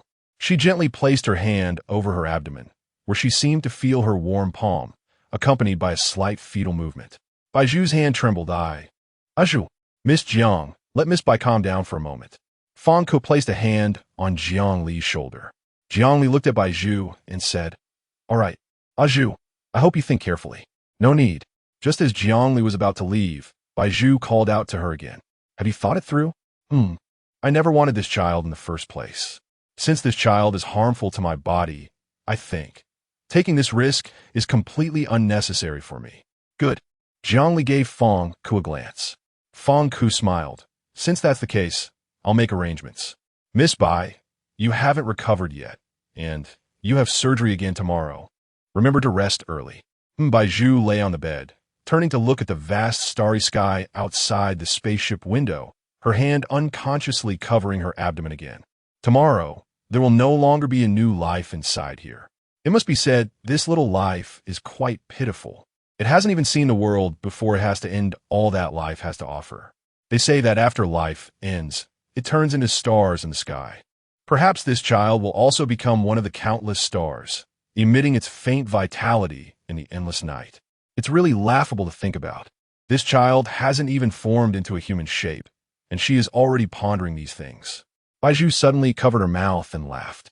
I'm sorry, little friend. Bai Zhu patted her belly and said, we've known each other for 3 months, and you know you won't have a good life following me. So I have to let you go. But as she laughed, tears involuntarily moistened her eyes. Why is she crying? This child is a burden to her. Bai Zhu wiped her tears. People are most easily exhausted when they are feeling low, especially when she is still lying in bed. Even if her mind is filled with thoughts, it ultimately turned into bits and pieces in her dreams. In her dream, she saw an injured puppy. The puppy was a stray dog, dirty all over, as if it had rolled in a mud pit. Bai Zhu's heart softened. She crouched down, wanting to pick up the stray dog, wanting to feed it something. But before she could take action, the stray dog actively jumped into her arms. The puppy looked at her with tearful eyes. Woof. Poor little dog, are you hurt? Bai Zhu stroked the stray dog's dirty fur and said, do you need me to take you to the vet? Woof. Stray dogs generally don't understand human language. And Bai Zhu didn't expect to get a response from the little dog. She then picked up the puppy, preparing to take it to a nearby pet hospital. After walking a few steps, she noticed something strange about the puppy in her arms. Suddenly, a faint glow emanated from the puppy's fur, and then, accompanied by the continuously radiating silver light, the puppy floated away from Bai Zhu's embrace and hovered in front of her. Bai Zhu was startled. What happened to this little dog? Why did it suddenly fly up? In the next moment, the puppy gradually transformed into a blurred human shape in the glow. The apparition seemed to want to touch Bai Zhu's cheek, but it tried several times without success. Bai Zhu realized at that moment that everything she saw was not real because she was dreaming. Bai Zhu perhaps understood the significance of the puppy's existence in her dream. Do you really want to touch me? The human-shaped apparition nodded. But why were you a dirty little dog before? Don't you have family? Bai Zhu suddenly felt teary at this point, or rather, did your family abandon you? So you ended up wandering the streets, becoming a dirty little dog that no one loves? The human-shaped apparition paused for a moment, but then it nodded again, reaching out. Wanted to touch Bai Zhu. What a silly dog. Bai Zhu had started to speak incoherently. Why did you have to encounter me? Child. Bai Zhu's voice became almost hoarse, and she then leaned closer to the apparition, desperately wanting to embrace it. But she couldn't hold on to something ethereal. In that instant, the apparition shattered, scattering into countless stars in the sky. It was also at that moment that a star rushed towards her, hovering beside her, as if considering something. When the star made its decision and merged into Bai Zhu's body, she felt her body enveloped by a warm current. A fragrant and soft air wafted in, and colorful bubbles seemed to emerge around her. Her figure was hidden inside, and a small shadow appeared beside her. She wanted to reach out and touch the shadow's hand, but the pink bubble beside her suddenly burst, and the scene before her froze. With a bang, it shattered like a mirror in her pupils. Chapter 49. The child can only stay behind the next day. The spaceship was still traveling through the vast universe. Fang Ku took advantage of the fact that Bai Zhu had not yet woken up and pushed her into the spaceship's medical chamber, arranging for her surgery in advance. This surgery was not a difficult task for She, as she had helped many women with similar procedures before. However, Bai Zhu's surgery lasted a long time, long enough for her to begin doubting her own medical skills. Why had so much time passed, and Bai Zhu still hadn't come out? Zhongli stood anxiously outside the medical chamber, waiting for results. Fang Ku shook his head as well. After a while, She walked out of the operating room. She removed her mask and said, I have some bad news. Fang Ku asked, what is it? The child in Miss Bai's belly seems to be quite special. I'm not sure if it's due to the paternal genes, But this child appears to be deeply rooted in Miss Bai's body. Given my current abilities, there's no way to terminate the pregnancy. What should we do now? Jiang Li's heart sank. Yushi sighed. Miss Jiang, I'm not a miracle worker. I can no longer help Miss Bai in her current situation. If you still want to terminate the pregnancy, you'll need to seek other solutions. You're the most experienced healer I've seen on FC planet. If you can't terminate the pregnancy, then there likely won't be another doctor on FC who can achieve what we want. Fang Ke placed his hands on his hips, frowning in frustration. I'm sorry. Yushi bowed deeply to Fang Ke and Jiang Li. You go in and bring Miss Bai out. All right. Bai Zhu had been wandering in her dreams for a long time until the shattered scene pierced her eyes, and she suddenly woke up. She looked beside her and realized she was still lying on the bed in the spaceship's cabin. Outside the window were endless stars, and she gently pressed her hand against the glass. Miss Bai, you're awake. Yushi entered with a bowl of medicine, sitting by Bai Zhu's bedside. Please take your medicine. When can I have this surgery? She recalled the dream she had, the scenes etched in her mind. After waking up, she felt an emptiness within her. She didn't know how long she had been unconscious, but a voice in her head told her that she was about to undergo surgery. And regarding this child, Miss Bai, I'm very sorry. I conducted a thorough examination in the operating room and found that the situation with the child in your belly is special, and it's impossible to terminate the pregnancy. Upon hearing this, Bai Zhu's face showed no signs of sadness. The phantom from her dream seemed to have integrated into her body, taking root within her. Now, wanting to break free appeared impossible. She thought of the stray dog in her dream, looking at her with tearful eyes, and her heart ached. Bai Zhu thought to herself, it seems that child really likes me. Otherwise, he wouldn't have chased me into my dreams, allowing me to complete some kind of ritual with him. Let be. Bai Zhu stirred the medicine in her bowl with a spoon. The spaceship was expected to arrive at FC planet in 3 hours, and Miss Bai could prepare now. Bai Zhu finished the medicine in her bowl. Since Bai Zhu was taken away, FAKED had actively sought out Fu Hechen once.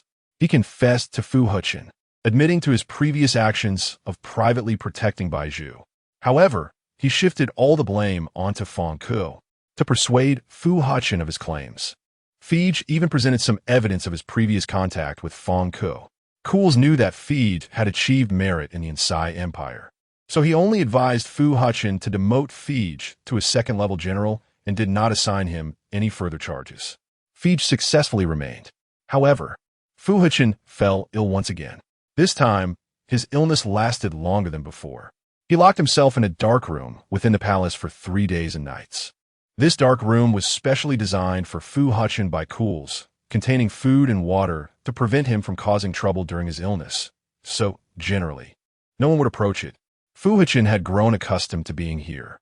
Once inside, he collapsed onto the bed, the discomfort overwhelming his consciousness. He couldn't stay awake and could only let his body uncontrollably release emotions.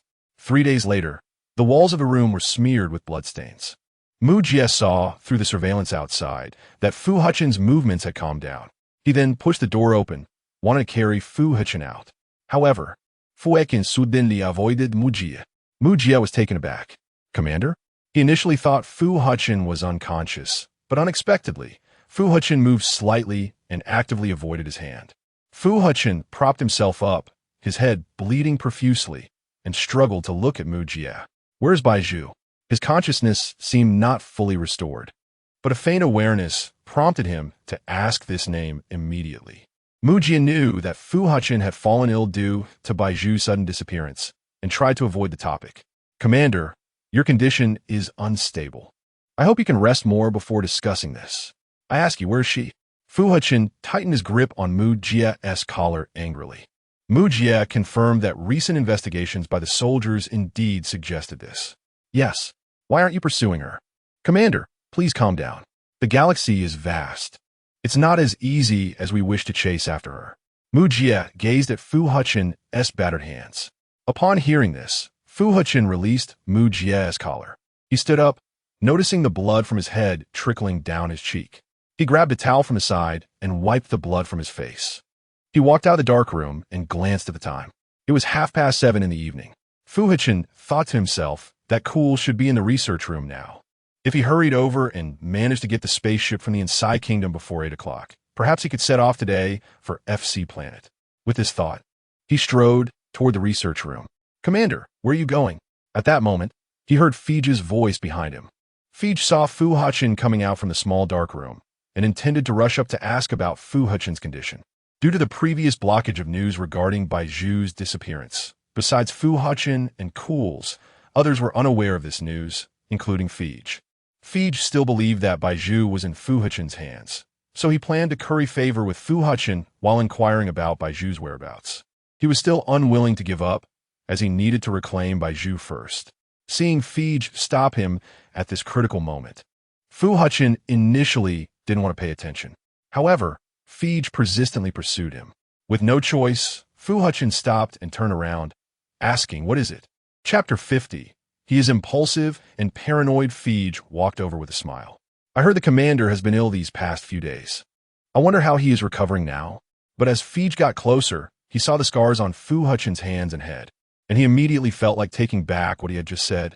Fu Hechen, pressed for time, had no patience for Fige's pleasantries and replied, "You don't need to concern yourself with that.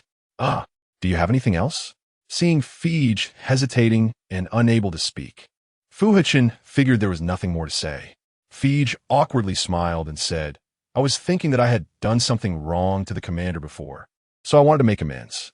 I heard you caught that sinner, Bai Zhu, and brought her back to the palace. What do you plan to keep her? I can send someone to guard her." "General Fige, are you joking with me?" Fu Hechen took a deep breath. He was feeling agitated. He never expected Fige would come to find him about Ran. "What do you mean, Commander?" "What I mean is, first, you have a previous experience of secretly protecting Bai Zhu, so I certainly won't hand over anything related to her to you again. Second, Bai Zhu is not in the palace right now. She has been taken away, thanks to your friend Fong Ku." Fige was shocked. "Fong Kiskiviko? Why him? Didn't he hand over Bai Zhu to save himself? Why is he taking her away now? Doesn't he know that having Bai Zhu around is like carrying a ticking time bomb? I don't have time to argue with you right now. If you want to make amends, then stop bothering me." Fu Hechen could no longer tolerate it and turned to leave. Fige clenched his fists in frustration. Fu Hechen went to the research room and briefly explained to Cools that he needed to take the spaceship for medical equipment upgrades, for which he had already arranged for a professional medical officer. Cools, seeing that Fu Hechen had just recovered from serious illness, understood the importance of medical equipment, so he didn't think much of it and gave Fu Hechen the password to the warehouse where the spaceship was parked. The reason Fu Hechen fabricated this excuse was that if he told Cools he was going to FC planet, Cools would surely stop him. The reason was simple.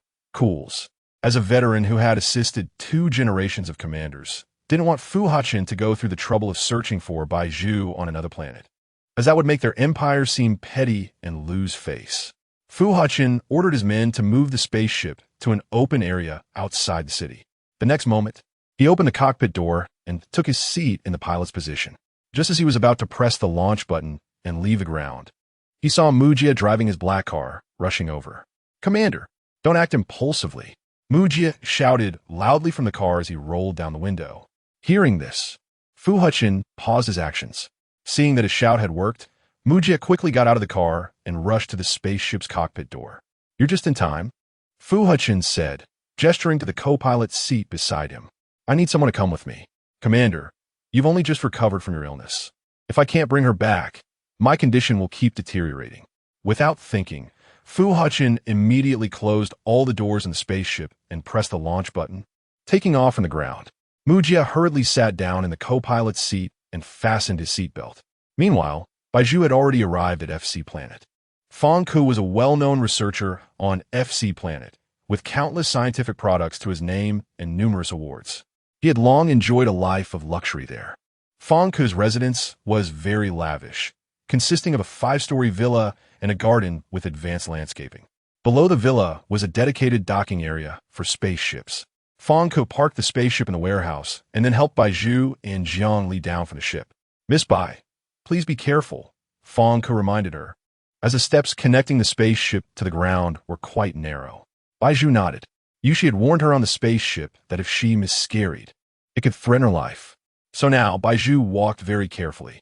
After going through so many life-and-death situations, her will to survive grew stronger. She felt that having survived so much, She could not let her life be buried in pregnancy and childbirth. Bai Zhu followed Feng Ku into the villa. Feng Ku's villa reflected his personal style, as he didn't like conventional entrances. Therefore, when they entered the villa, they used a hidden door behind a telephone booth that was intentionally set up outside. Additionally, Feng Ku's villa was filled with traps. If they accidentally triggered one, they could be transported to another space. Miss Bai, please don't take offense. Everyone has their own style. Feng Ku said, while showing Bai Zhu and Jiangli around his villa. Jiangli crossed her arms and retorted, Feng Ku, your style is very unique, even when going to SA planet. What do you mean by that, Miss Jiang? Feng Ku asked with a smile. When I met you, you said you were a messenger from another planet, and you didn't bring enough gold coins. I thought you were genuinely broke, which is why I supported you for so long. But now it seems you just wanted to experience what it feels like to be short on gold coins. Miss Jiang must have forgotten that the currency between our planets doesn't exchange. The gold coins I have over there are all earned from scratch. If I run out, then I run out, of course. I need to seek support from the noble Lady Jiang from SA Planet. Feng Ku chuckled, his eyes carefully observing the changes in Jiang Li's expression. From an outsider's perspective, Bai Zhu could easily see that something was off in the way the two interacted. She always felt that Feng Ku liked Jiang Li, and Jiang Li should have feelings for Feng Ku as well. Otherwise, she wouldn't have spoken up for him so easily in the past, and Feng Ku wouldn't have saved her because of one of Jiang Li's words. Perhaps this is how feelings work in the world. Once you become infatuated, it is hard to extricate yourself. In a moment of impulse, you are willing to lay everything on the line, even if the final outcome is an empty effort. As Bai Zhu thought of this, she recalled Fige's pursuit of her. She could see the youthful ambition in Fige's eyes, that burning fire, but she did not see the impulse to sacrifice everything for love. Yet in Fu Hechen's eyes, she saw that quality. It was during his episodes, that desire, impulsive and paranoid. Chapter 51, let me introduce you. This is my girlfriend, Bai Zhu. The room is on the second floor. If you feel unwell, you can go upstairs to rest. Feng Ku, at that moment, casually shifted his gaze away from Jiangli. Bai Zhu withdrew her thoughts and looked at the sunlight streaming in through the window, thinking that she had already rested enough on the spaceship and wanted to go out for a walk to see what FC planet looked like. So she said, I don't need a rest for now. Thank you for your kindness, messenger. Do you want to go out and take a look? Feng Ku asked, noticing that Bai Zhu's gaze kept drifting towards the window. Bai Zhu indeed had this thought, how about I accompany Zhu outside? I also want to go out and see. Jiangli suddenly held onto Bai Zhu's wrist. Bai Zhu thought that Feng Ku probably wouldn't let Jiangli go, and since Jiangli wanted to follow her, Feng Ku would likely come along too. So she said, no need, I can just walk outside the house by myself. My yard is quite large. Miss Bai can walk around. Feng Kiskivi Gosmedit. Because Bai Zhu was now pregnant, Feng Ku was somewhat worried. So he immediately notified Yushi to take Bai Zhu outside and keep an eye on her condition. The environment of FC Planet was not polluted, and the seasons maintained their normal order. It was currently spring on the planet, with blooming flowers competing for beauty among the green plants. Surrounded by the sounds of birds and the fragrance of flowers, and the spring sunshine was bright. Bai Zhu breathed in the fresh air here and felt completely relaxed. However, Yushi still wore a sullen expression, and the spring sunlight on her did not stir a single ripple in her eyes. If you want to go back, you can go, Bai Zhu said, seeing Yushi standing next to her unwillingly, thinking that if this continued, Yushi might start to hate her. Yushi shook her head. Her tone is always stiff. Sorry, Miss Bai, your body currently cannot be without someone. And if I leave early, my salary will be deducted. Bai Zhu, okay. Bai Zhu decided not to pay attention to you, and enjoyed the flowers by herself. Kuer has returned, yet he doesn't even greet me, making me worry about him every day to the point I can't sleep. At that moment, an elderly lady with a son umbrella walked in through the iron gate of the garden. The lady was dressed lavishly and wore some makeup. As she approached, all the servants stationed at the garden gate respectfully bowed to her, saying, Madam, young Master Feng just returned from SA Planet not long ago. We haven't had time to notify you yet. Young Master Feng. Bai Zhu did not expect that Feng could not only had money himself, but his family was also extremely wealthy. She glanced back at the strangely designed 5-story villa modified by Feng Ku, thinking that the thought process of rich people was indeed different. Then go notify COMMANDOR and tell him I am here. The elderly lady walked to the phone booth in front of the villa and lowered her sun umbrella. Bai Zhu took a few steps in the garden and unexpectedly met the elderly lady's gaze. Are you COMMANDOR's friend? The elderly lady asked. Bai Zhu was taken aback. She didn't know if her current relationship with Fong Ku could be considered friendship, so she replied, I know him. The elderly lady walked towards Bai Zhu, bending down to examine her features and smiling. You look really beautiful. The more I look at you, the more you resemble a friend of mine. Your friend? Bai Zhu felt a bit confused.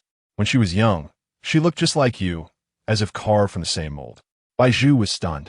However, considering there were so many people in this galaxy, it was normal to have some similar-looking individuals, and since it was an elderly lady speaking, her memory might have some discrepancies.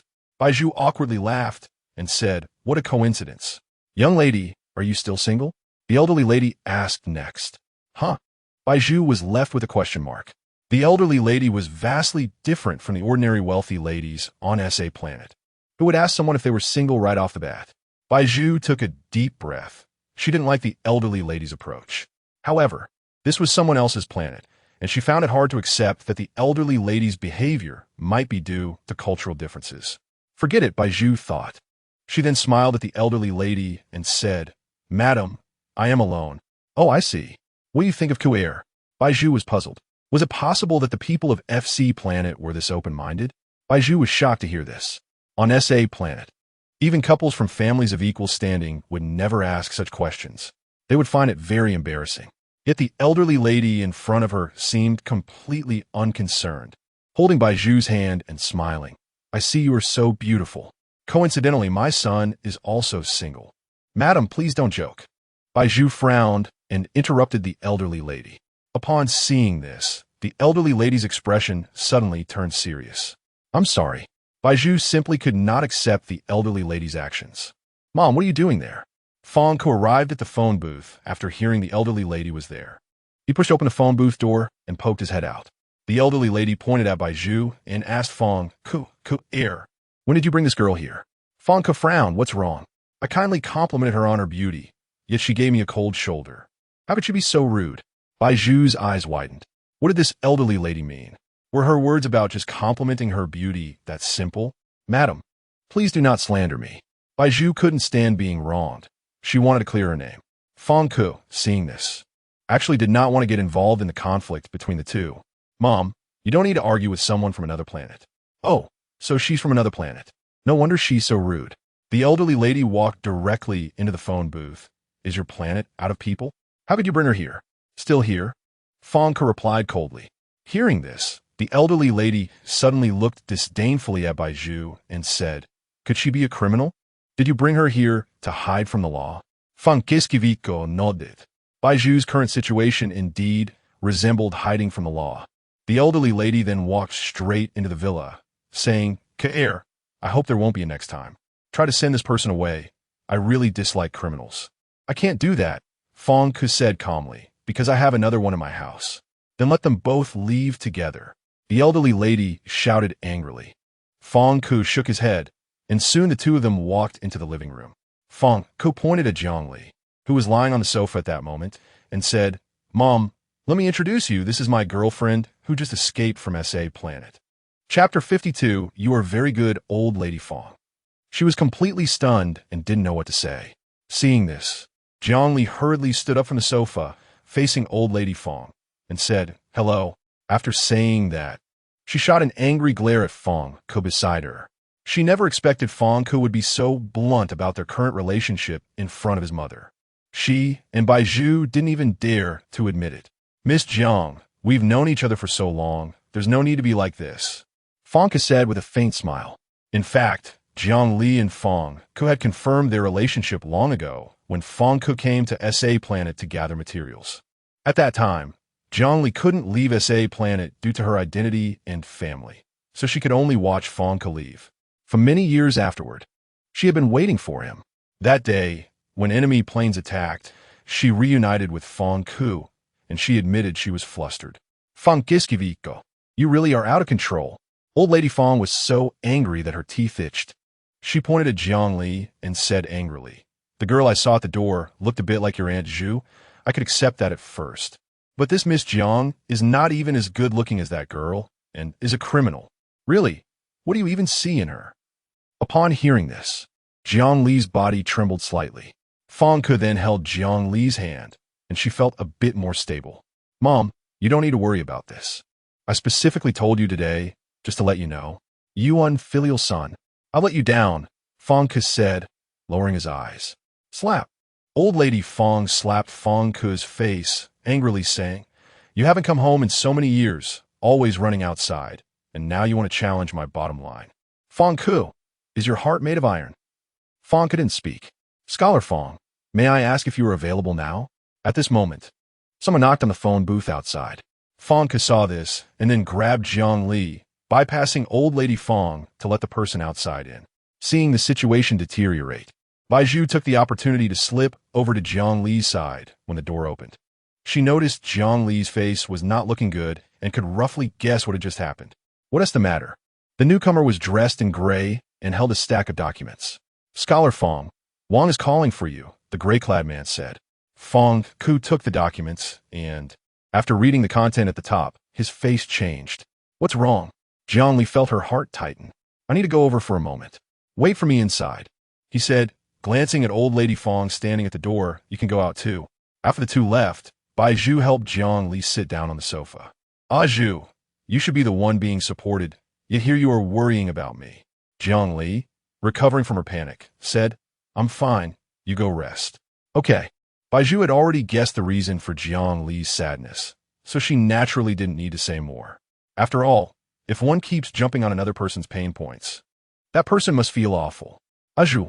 But just as Bai Zhu was about to leave, Jiang Li called her again. You say. However, Bai Zhu didn't mind.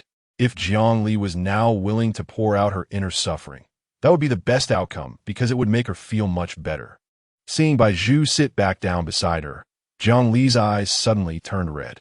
She looked at Bai Zhu with tearful eyes, her voice choked. Zhu, do you think someone like me is very easily disliked? What are you talking about? How could that be? You're so good. But my status is lowly, my looks are unremarkable, and I have no abilities. Hearing this, Bai Zhu's voice suddenly became serious. Jiang Li, since you speak so poorly of yourself, then why do I want to be friends with you, and why does Fang Ke want you to be his girlfriend? I already saw through the little secret between you and Fang Ke a long time ago. I feel he is wholeheartedly devoted to you. Why do you ignore the feelings of others just because of one person's attitude towards you? Jiang Li was momentarily speechless. I'm sorry. Bai Zhu just couldn't bear to hear Jiang Li belittle herself, so her tone was a bit agitated. But Jiang Li didn't mind. On the contrary, she stopped crying and a smile appeared on her face. Zhu, thank you. Bai Zhu was taken aback. From their time in the Noble Academy to now facing difficulties together, it seemed there was no need for thanks between them anymore. How many years have passed to still be saying thank you? Bai Zhu suddenly hugged Jiang Li. But at that moment, Bai Zhu suddenly felt a sharp pain in her abdomen. She frowned and covered her lower abdomen, crouching down in pain. At this moment, she felt as if a wet cotton thread buried deep in her abdomen was slowly tightening, a dull, stagnant feeling spreading along with her blood to her waist. She cried out in pain, her body unable to support her sitting position, and she suddenly leaned back on the sofa, her face unable to open her eyes due to the pain. Zhu, are you feeling unwell? Jiang Li immediately panicked.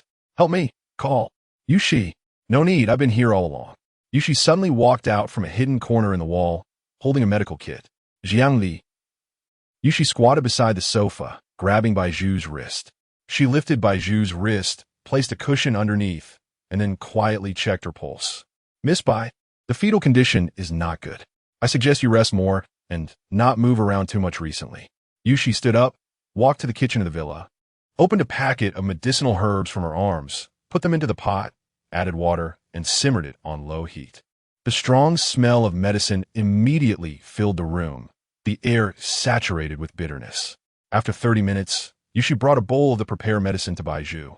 At this point, Bai Zhu was in so much pain that she was about to faint. Yushi used a spoon to feed the medicine into Bai Zhu's mouth, and Bai Zhu swallowed the liquid. The medicine took effect immediately, and the severe pain in Bai Zhu's abdomen eased slightly. She was now able to sit up from the sofa. Seeing this, Yushi then took out her recording device and seriously typed down a line of text, writing the prescription for the medicine. She then printed it out and handed it to Bai Zhu.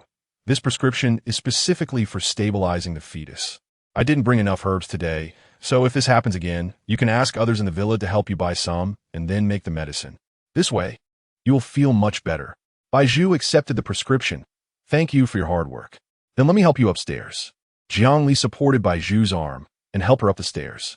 Bai Zhu caught a glimpse of something outside the window by the stairs, and her face suddenly turned pale. Chapter 53, He Has Arrived. What happened? Bai Zhu noticed that Jiangli's expression was not good, so she followed Jiangli's gaze and looked out the window. There, a spaceship marked with the SA planet appeared in the sky over the FC planet, and Bai Zhu's heart trembled at the sight. Why is there an SA planet spaceship now? Jiangli was confused. Bai Zhu felt that the origin of the spaceship was not simple, so she said, "We should be cautious. Fang Ke being suddenly called away must be for a significant reason. Perhaps something major has happened. What could happen? Is that Fu Hechen coming after us? I don't know. Zhu, what if he finds us here soon? It won't be that quick, but we can run first." Bai Zhu gave Jiangli a look and then walked down the stairs to the phone booth.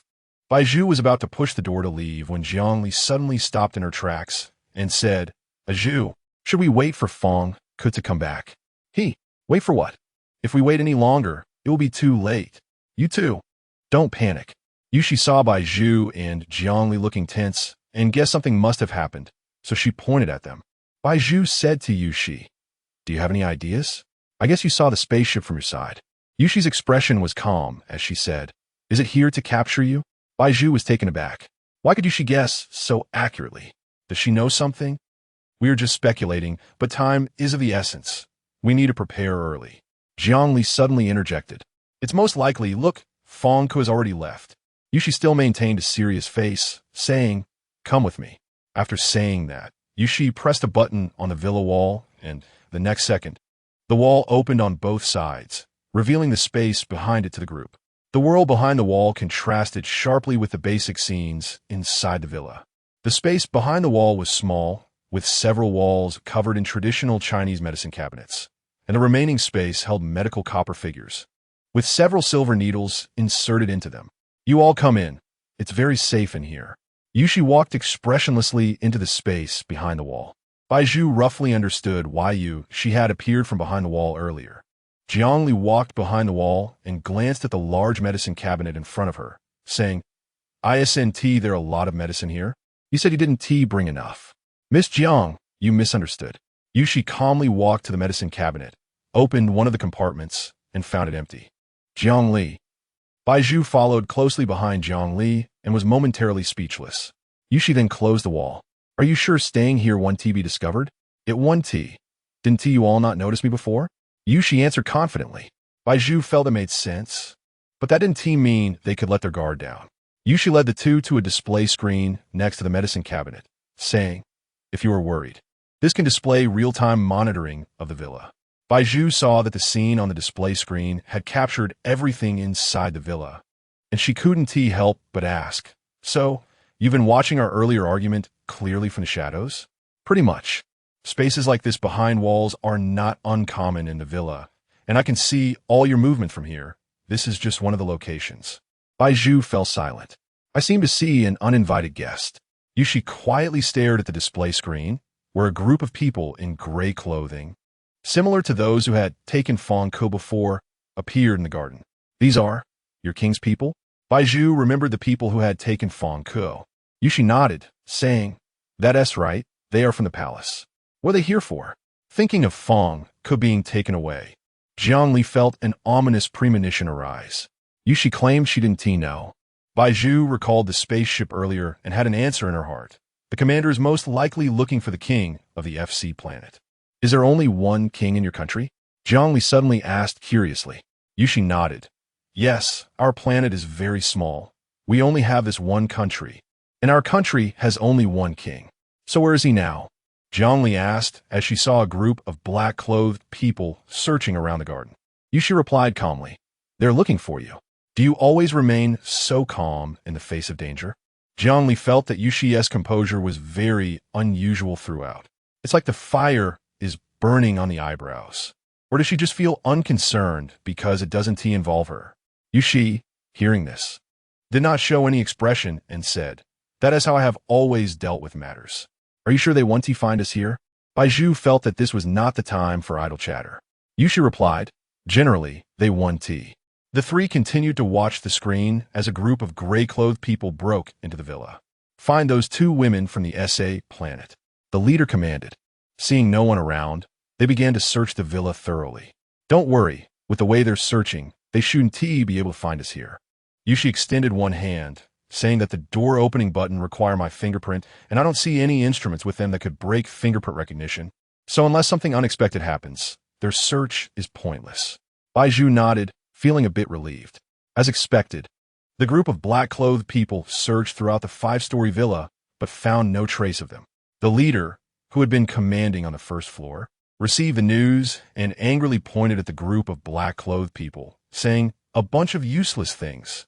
Team leader, we can't help it. We've searched all the places we could. Then where could those two foreign women have gone? We didn't think of that." The leader turned and strode out of the villa, saying, "Forget it, go search elsewhere, until we find them." Yes, a group of people left the villa. Seeing this, Jiangli thought that they were safe now, and she breathed a sigh of relief, saying, "Let us go out. I don't recommend it." Yushi said coldly, "It's stuffy and hot in here, with no windows. How long do you want us to stay here?" Yushi said nothing. Jiangli's frustration grew. "I can accept it, but what about Zhu? She is pregnant and definitely can't stay in this environment for long. Now that they've all left, I'm safe, so why can't we go out?" Yushi continued to remain silent. Bai Zhu gently placed her hand on Jiangli's shoulder, saying, "Forget it. Since she said so, she must have her reasons. We can leave later." Chapter 54. She hoped that Fu Hechen's heart wouldn't be too cruel. All right. Jiangli saw that Bai Zhu didn't say anything herself, so she stayed at ease. As time passed, the temperature in the space gradually rose due to the lack of ventilation. At this moment, Bai Zhu was already drenched in sweat. Jiangli was afraid that Bai Zhu couldn't take it anymore, so she whispered in Bai Zhu's ear, "Zhu, if you can't stand it, let's go out." "I'm fine. You all be quiet." At that moment, Yushi made a shushing gesture towards them. Bai Zhu and Jiangli looked at the display screen. In a car with a royal insignia parked outside the garden, a man in a black suit got out of the car. Standing next to him was a king wearing a crown, who, judging by his attire, should be the king of the FC planet. As for the man, Bai Zhu couldn't see his facial features for the time being. She only felt that his figure was very familiar, as if she had seen it countless times before. A vague answer began to form in her heart. "Commander," Jiangli exclaimed first. "It seems that the spaceship really is Fu Hechen's. How could he arrive so quickly?" Bai Zhu took a deep breath, thankful that they hadn't gone out just now, or they would have been discovered by him. Yushi's face showed an expression that seemed like a smile, though it was not very obvious. "It seems I guessed correctly," she said confidently. "This doesn't seem to be the time for boasting." Jiangli retorted to Yushi, although her words weren't wrong. The motivation behind them was mostly due to her own embarrassment. Yushi understood that this was Jiangli's little girl temper. She didn't say much, only remarked, "We might need to be careful now." Bai Zhu's heart instantly sank. She saw the king of the FC planet handing a card to Fu Hechen, saying, "If you say Fong Ko likes to set up hidden spaces in his living area, you can use this card on the discovered mechanism." Fong Ko's technology was learned from the Internal Research Institute of the FC planet, and most of this technology came from the royal family of the FC planet. This meant that all the technology Fong Ko currently possessed could be breached by the king of the FC planet. After all, changes always return to their source. His roots are now in someone else's hands, and naturally, he can't control the fate manipulated by others. "Thank you." Fu Hechen took the card and strode towards the villa. At this moment, Bai Zhu's heart was in her throat. She hurriedly looked at Yushi beside her and asked, "Do you have any other places to hide besides here?" "It's all the same. As long as someone discovers the button on the wall, that card can open anywhere." Yushi's expression was indifferent. Bai Zhu felt like an ant on a hot pan, anxious and restless, but the path before her had been blocked, seemingly indicating her fate. Jiangli heard what Yushi had just said and inexplicably began to worry about Fang Ke's current situation. What about Fang Ke? He was just taken away by the king. Could it be? It's very possible he has already been imprisoned. Yushi clenched her fists and said, "How could this happen? Why would the king inside choose to trust our commander and not believe Fang Ke? Fang Ke is just a scholar, and your empire's strength has long been renowned on our planet. Our king certainly wouldn't want to ruin the relationship with you." As Yushi spoke, her eyes darkened, and she added, "Perhaps only by handing you over can Fang Ke be completely safe." Jiangli was already furious. She had begun to hate Fu Hechen from the moment he brought her whole family down from the Sky Garden.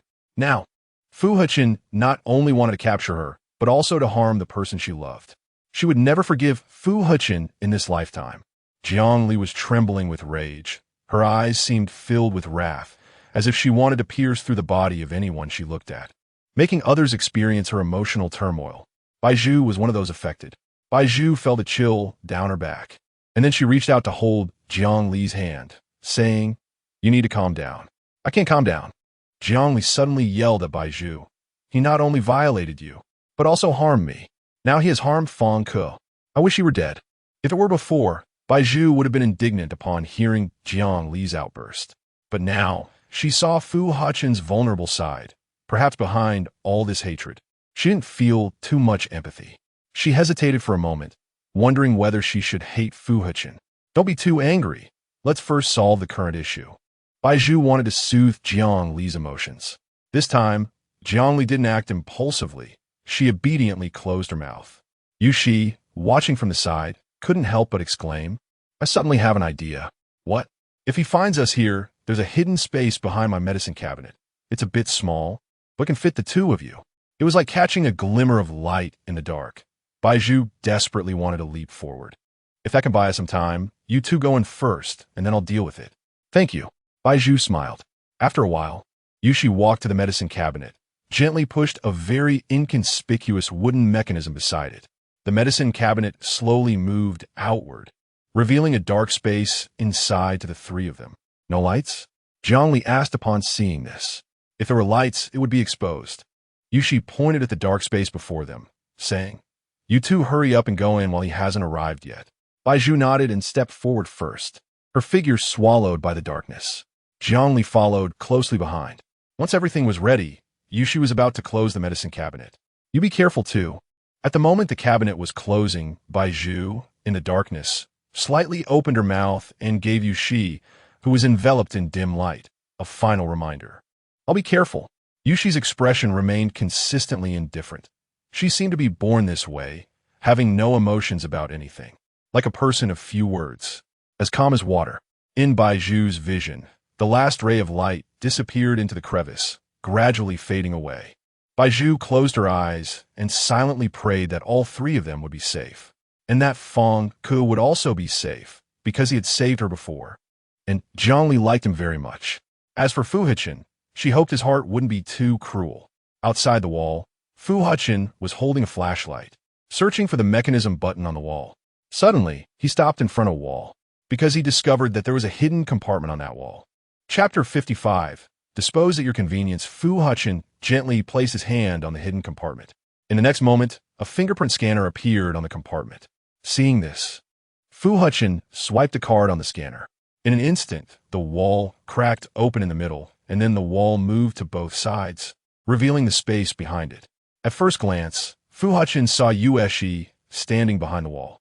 Upon seeing this, several men in black hurried forward and surrounded Yueshi in the center. Yueshi remained calm and composed, saying, "I've always lived here." Fu Hechen drew the handgun hanging at his waist and aimed it at Yueshi's head. "Commander Fu, this is our renowned doctor. It would be a pity to kill her now. Why not take her back first to clarify the situation, and then we can think about how to deal with her later? I don't have time to wait for your investigation." After several experiences, Fu Hechen had learned to be smart. He would no longer give Bai Zhu any chance to escape. Fu Hechen stepped closer, grabbing Yueshi by the collar and pressing the gun against her temple, angrily saying, "If you don't want to die, I advise you to tell me where Bai Zhu is." Yueshi showed no expression, replying, "I don't know what you're talking about. COMMANDOR. She has always been like this. Please don't take it to heart." The king of FC planet could no longer watch and approached Fu Hechen, trying to stop him. Fu Hechen was in a rage, looking at Yueshi, feeling that she was hiding something from him. Commander Fu, I've already said everything I can. Yueshi remained unafraid, calmly looking at Fu Hechen. Seeing her expression, Fu Hechen thought that continuing to press her wouldn't work. He then released Yueshi and looked around. He walked step by step to the medicine cabinet, reaching out to touch the patterns on it. His joints bent slightly as he gently tapped the cabinet. Soon, his hand stopped, palm pressed against the cabinet, asking, what is behind this cabinet? Since the cabinet was not soundproof.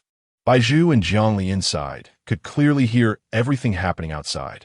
Bai Zhu's heart ached for a moment when she heard Fu Hechen say he wanted to kill Yueshi. Now, since Fu Hechen suspected that there was a hidden space behind the cabinet, how would Yueshi respond? Or was it that, encountering this situation, Yueshi had already decided to give up? Zhongli leaned her head close to Bai Zhu's ear and whispered, Zhu, what should we do now? Should we just sit here and wait for death? I don't know. In the current situation, staying was not safe for them, and actively exposing themselves would be like walking into a gun barrel. So, Bai Zhu could only wait and see. Zhu, I'm not willing to be discovered by Fu Hechen like this.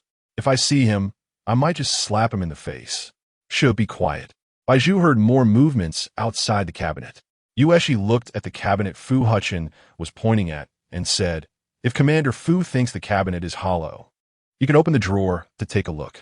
Fu Hechen followed her suggestion and casually pulled open one of the drawers, finding it empty. Commander Fu, now you should believe me. Fu Hechen sneered, sorry, I trust you even less now. What do you mean, Commander Fu? A dangerous glint appeared in Yueshi's eyes. Fu Hechen stated directly, since you are the medical officer here, this should be your pharmacy. If it's a pharmacy, why is there no medicine in your cabinet? Although Yueshi's expression didn't change much, it was evident that her body trembled slightly. Fu Hechen keenly caught this movement. Clearly, his guess was not wrong. He immediately commanded, get this cabinet moved. The king of FC planet gestured to the men in gray beside him, and a group of them stepped forward to lift the cabinet. Bai Zhu was suddenly engulfed by the bright light of a flashlight, instinctively closing her eyes. Bai Zhu, don't run. Fu Hechen saw the two in front of him, quickly stepped forward and firmly grasped Bai Zhu's wrist in his palm. Zhongli shouted, let her go. Zhongli. Bai Zhu gestured for Zhongli to be quiet. Fu Hechen pulled Bai Zhu out of the cramped space, yanking her to the side and pressing her against the wall, angrily saying, Bai Zhu, why do you like to run so much? Don't you know you're pregnant now? You want to implant a chip in my brain, trying to control me for a lifetime. How can I not run? Bai Zhu's gaze was sharp, seemingly revealing a hint of cold, killing intent. Fu Hechen rarely saw this expression in her eyes, but her emotional state yesterday wasn't any better. And Bai Zhu's reaction now felt like adding fuel to the fire in his heart. He suddenly tightened his grip around Bai Zhu's neck, saying, if I don't do this, you'll die. Do you want to live or die? Bai Zhu found this statement very ironic. What did it mean to want to live or die? If she had to live her life like a puppet, controlled by others, she might as well die early and be reborn. But Fu Hechen's grip grew tighter, making it hard for her to breathe, and he refused to let go. Bai Zhu struggled for breath. If that's the case, I would rather die. Upon hearing this, Fu Hechen's consciousness suddenly went out of control, his grip tightening to the maximum, as if he wanted to completely crush Bai Zhu's neck. Commander Fu, I don't want to see blood here. Seeing this, Yueshi quickly pressed a pressure point on Fu Hechen's arm with lightning speed. A strong sense of weakness spread from Fu Hechen's arm to his hand. Fu Hechen esse grip zu den Illusion.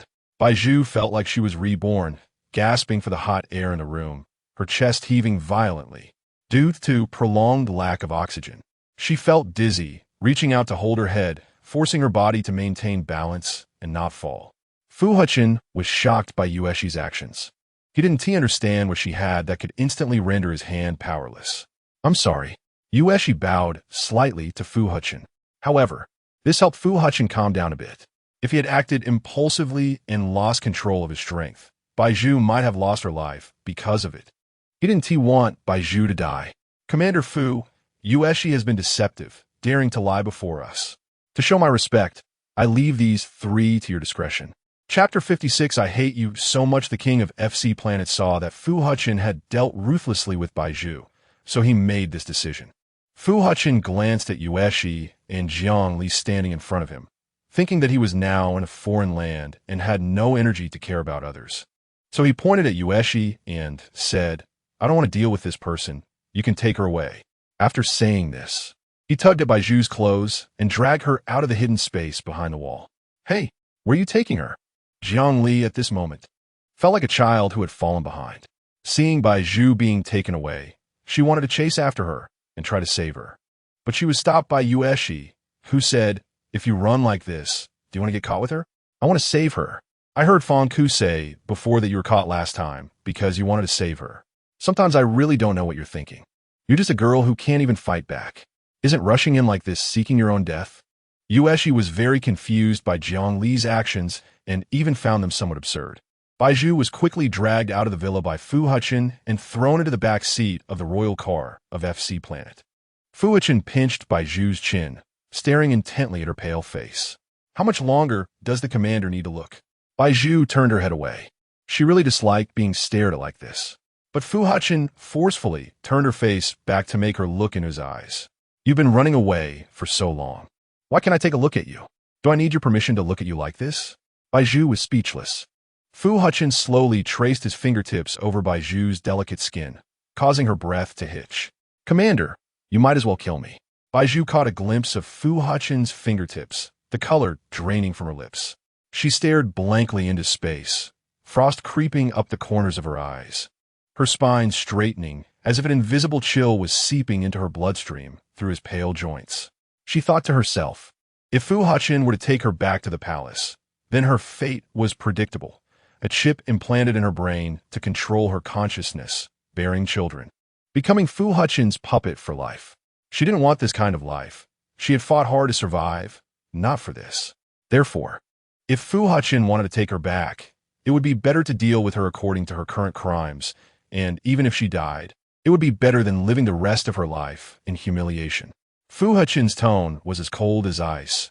You deceived General Fege and my feelings for you. Wasn't it all to survive? Isn't it a bit ridiculous to regret now? Tears of unwillingness welled up in the corners of Bai Zhu's eyes. Ridiculous? Yes. It seemed like her whole life was a joke.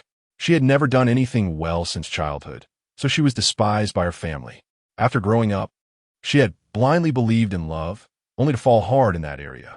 Now, looking at Fu Hechen in front of her, she didn't know what she felt. In the past, during his episodes, she would feel sorry for him.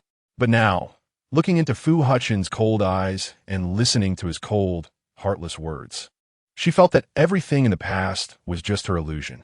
So she deserved to feel ridiculous for pitying Fu Hechen, and she deserved to actively save him during his episodes, even to the point of becoming pregnant with his child. You can kill me. Bai Zhu answered with a question that had nothing to do with the topic, just repeating the sentence. Fu Hechen said in a deep voice, why didn't you say you wanted to die before? But I can't let you die now because you're carrying my child. My child can't die. With your advanced technology, you can easily transfer your child from my belly and place it in an artificial. Bai Zhu, this technology is risky. I can't let my child take that risk. Then if I commit suicide, your child will die too, right? Bai Zhu said coldly with a smile. Upon hearing this, Fu Hechen suddenly slammed the car door shut and pressed his body against Bai Zhu.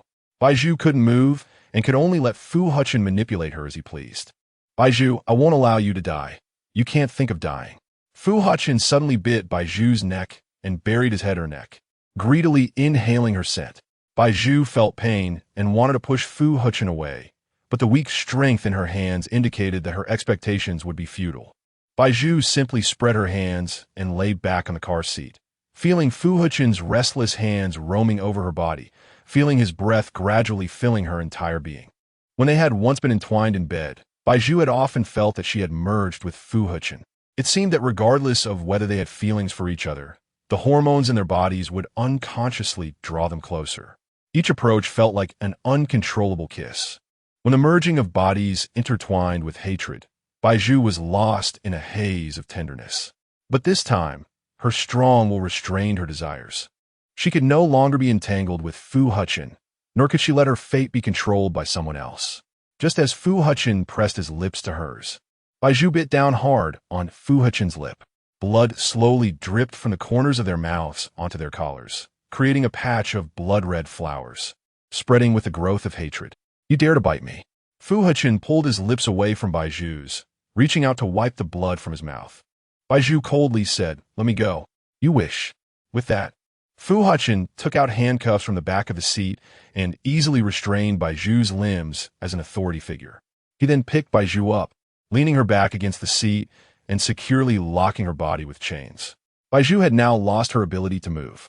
After completing all of this, Fu Hechen satisfiedly opened the car door and found that the king of FC Planet had been waiting for him outside the door for some time. Fu Hechen guessed that the king had probably seen a good part of the ambiguous actions he had just done with Bai Zhu. However, facing the king, he remained unfazed, his expression rivaling that of Yueshi. "I've tied her up. The remaining two are up to you. I'm leaving now. COMMANDOR. Are you planning to return to SA Planet now? You came from afar. Why not stay longer and experience our local customs?" The king said with a smile. Fu Hechen had not informed the Imperial High Command of his trip in advance, given that national affairs could not be left unattended for a day, and officials had not yet formulated an emergency plan. He had to return to the capital immediately to handle state affairs. He then said, "No need. I'm leaving right away." Chapter 57. The feeling of being captured is not pleasant, right? After speaking, Fu Hechen turned around and sat in the driver's seat. He glanced at the king of FC Planet and said, "You don't need to follow me." Without waiting for the king of FC Planet to respond, Fu Hechen drove away, leaving the king standing in place. King of FC Planet. "That seems to be my car." Fu Hechen sped down the main road of FC Planet.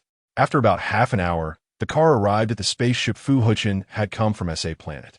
Fu Hechen picked up Bai Zhu from the back seat. Bai Zhu's limbs were locked, and realizing that her struggles were futile, she simply gave up. Seeing Bai Zhu relatively calm, Fu Hechen's anger gradually subsided. He secured Bai Zhu in the passenger seat of the spaceship. Bai Zhu turned her head and silently gazed out at the scenery.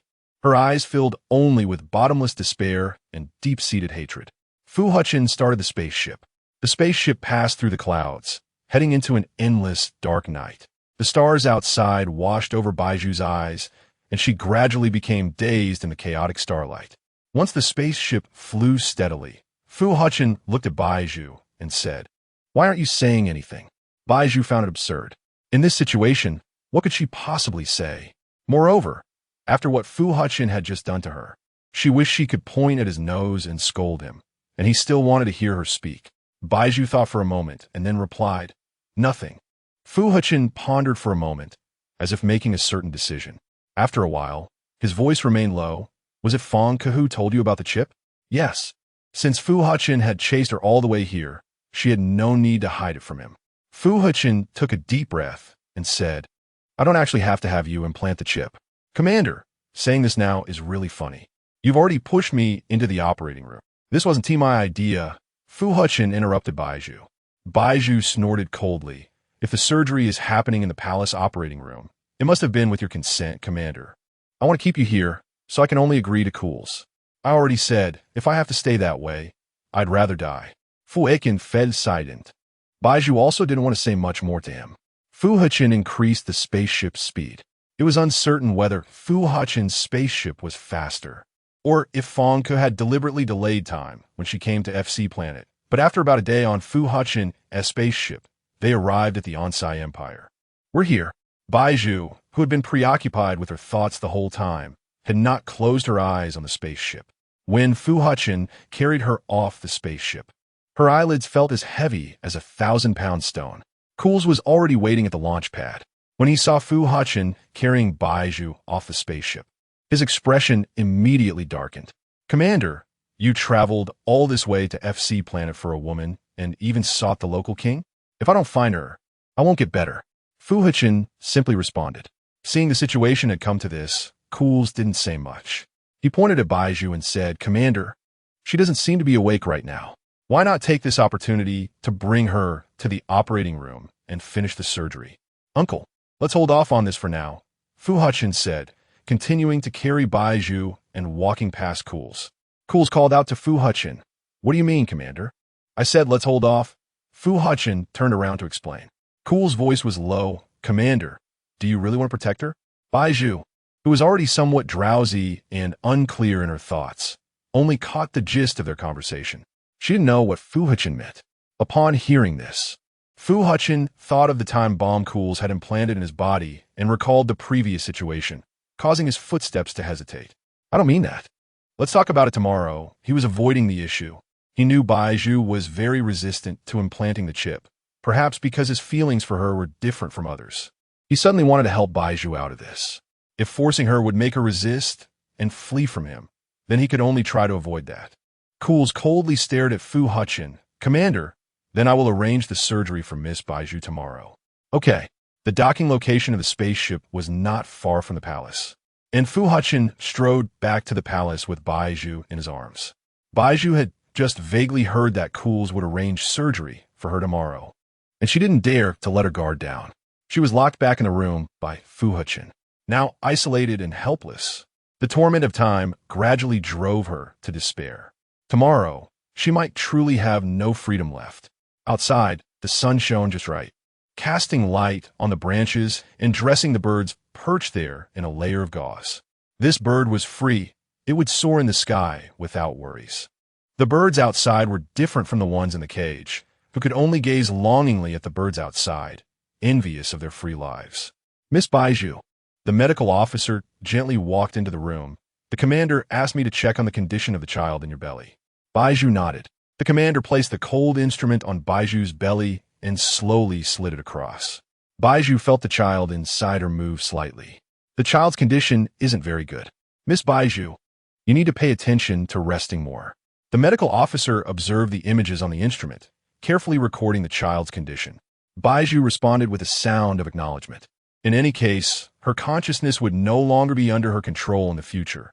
Fu Hechen could make her rest however he wanted, and she had no choice. Okay, Miss Bai Zhu, be sure to rest more. I will prescribe some medicine for you. Remember to take it. The medical officer felt that Bai Zhu's mood was not good, but he didn't know the reason and didn't ask further. He packed up his things and was about to leave when he bumped into General Feige. The medical officer lowered his head. General Feige. Bai Zhu keenly heard this name. General Feige? Bai Zhu snorted coldly, since Feige could still remain unscathed by Fu Hechen's side. Given his cunning nature, she wondered how he had shifted the blame in front of Fu Hechen. Feige nodded slightly and asked the medical officer, Is Bai Zhu inside? Yes. I just finished checking her. Seeing the door was still open, Feige walked into the room and stood in front of Bai Zhu. Are you okay? Feige looked down at Bai Zhu. Bai Zhu didn't raise her head. What does it have to do with you? Feige leaned down and said, Being captured and brought back feels pretty bad, right? Chapter 58, I no longer trust you. It's none of your business. Bai Zhu insisted. These words did not sit well with Feige, and his tone turned angry. Bai Zhu, let me tell you, you can't escape. No matter where you go, Fu Hechen will find you, and your brief escape will only provoke his wrath. Then I think I'm better than you, Bai Zhu replied anxiously, raising her eyes. At least I'm not like some people who spare no effort to shift the blame onto others to save themselves. This statement was undoubtedly a jab at Feige. However, Feige had grown accustomed to self-regulation and felt no guilt for his actions. Instead, he thought of himself as clever. But my actions have brought me good results, while you. Feige said, reaching out to grip Bai Zhu's chin tightly, his tone vicious. You are now locked up like a dog, unable to move freely. What does it have to do with you? Do you have to come here to mock me to feel at ease? Bai Zhu retorted angrily. Feige tightened his grip on Bai Zhu's chin, gritting his teeth as he spoke, each word seeming to be forced through clenched teeth. I came to see you out of goodwill, and yet your tone is disrespectful to me. Truly, you are asking for punishment. Given that Bai Zhu's limbs were still shackled, she had no way to break free from Feige's grip. Seeing that this was pointless, and that he had vented enough of his anger with Bai Zhu unable to resist, he released her and said, You are really miserable right now. I feel sorry for you. Bai Zhu ignored Feige. However, Feige had not come to vent his anger on Bai Zhu today. He had something more important to discuss. So even though their meeting had been unpleasant, he needed to calmly clarify things with her. Otherwise, if Bai Zhu's brain was really implanted with the chip tomorrow, he would not have time to explain. Feige took out a voice recorder from his leather pants pocket. After a moment, he pressed the switch and played back the recorded content. A man's whispering voice said, "General Bai has heard that Bai Zhu is still alive, and he really wants to see her." With that, the recording ended. Bai Zhu was very familiar with the voice on the recorder. It was the voice of Yifeng, a trusted aide of her father, Bai Qing. Fij tossed the recorder towards Bai Zhu and said, "I found out for you that your father is now a general in the Webbing Empire. If you are willing to go, I can find a way to take you." Bai Zhu stared at the recorder, but said nothing. She seemed to be hesitating. Fij thought that he could not stay in Bai Zhu's room for too long. If someone found out, he would have a hard time explaining. So he urgently wanted to get Bai Zhu's answer. "Have you made up your mind?" "I don't have many opportunities." Bai Zhu decisively shook her head and retorted, "Do you think I can still trust you now? Didn't you just boast in front of me about selling us out to secure your own safety? Why should I go with you now? I think you would sell me out too." Fij sneered. "I was forced to do that before.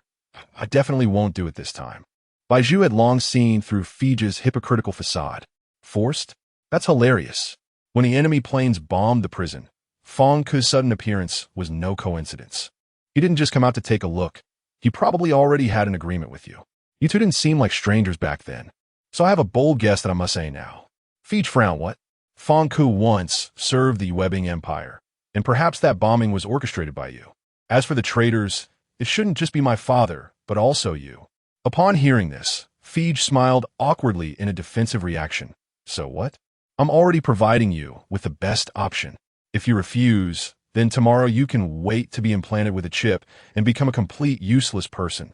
Bai Zhu was slightly taken aback. She didn't expect that the news of her surgery tomorrow had already reached Fij's ears. Seeing that Fu Hechen would insist she undergo the surgery, Bai Zhu indeed felt unwilling. However, to become a useless person through surgery was worse than leaving with Fij. After all, she was a person. No one could be devoid of selfishness. But Fij's actions were too detestable for her to make a choice. "I'll give you one last chance. Will you come with me or not?" Fij's voice was low, threatening Bai Zhu. In the face of such a huge temptation, he believed Bai Zhu would agree. After all, one shouldn't act impulsively. Bai Zhu wasn't a fool. She could understand this reasoning, right? "Aye." Just as Bai Zhu was about to speak, Fu Hechen's voice came from the hallway. Seeing that the door to Bai Zhu's room was ajar, Fu Hechen quickly walked over. Fij panicked for a moment. He then noticed that the wardrobe door in Bai Zhu's room was still open, so he quickly hid inside and locked it tightly. Bai Zhu had no intention of exposing Fij's whereabouts. If Fu Hechen found out that Fij was in her room, he would definitely fly into a rage. Although it might implicate Fij, she would also have to endure another round of suffering. And she had already suffered enough. Why should she have to suffer even more? Did someone just come in? Fu Hechen saw that Bai Zhu was the only one in the room, so he walked around the room, checking every corner. Bai Zhu nodded without blushing or skipping a beat. "It's just me.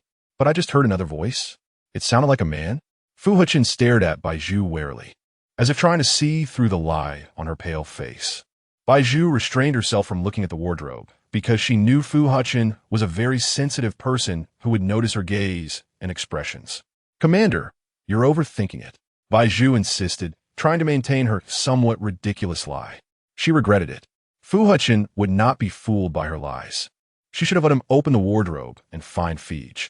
Now, that Fu Hechen knew she was lying, and the only place to hide in her room was the wardrobe. It was only a matter of time before he opened the wooden door of the wardrobe. But in the next moment, Fu Hechen walked to the wardrobe and suddenly paused his hand. It seemed he had discovered something. He naturally climbed onto Bai Zhu's bed. His actions had already revealed his intentions. Seeing this, Bai Zhu said fiercely, "Commander, please get down. I need to rest." Chapter 59. A chip has been implanted in your brain. Fu Hechen refused to leave, turning his gaze towards the wardrobe. It seemed he wanted to see the pair of eyes inside it. In the next moment, Fu Hechen wrapped his arms around Bai Zhu's waist. Bai Zhu was startled. "Let go of me. You can't refuse."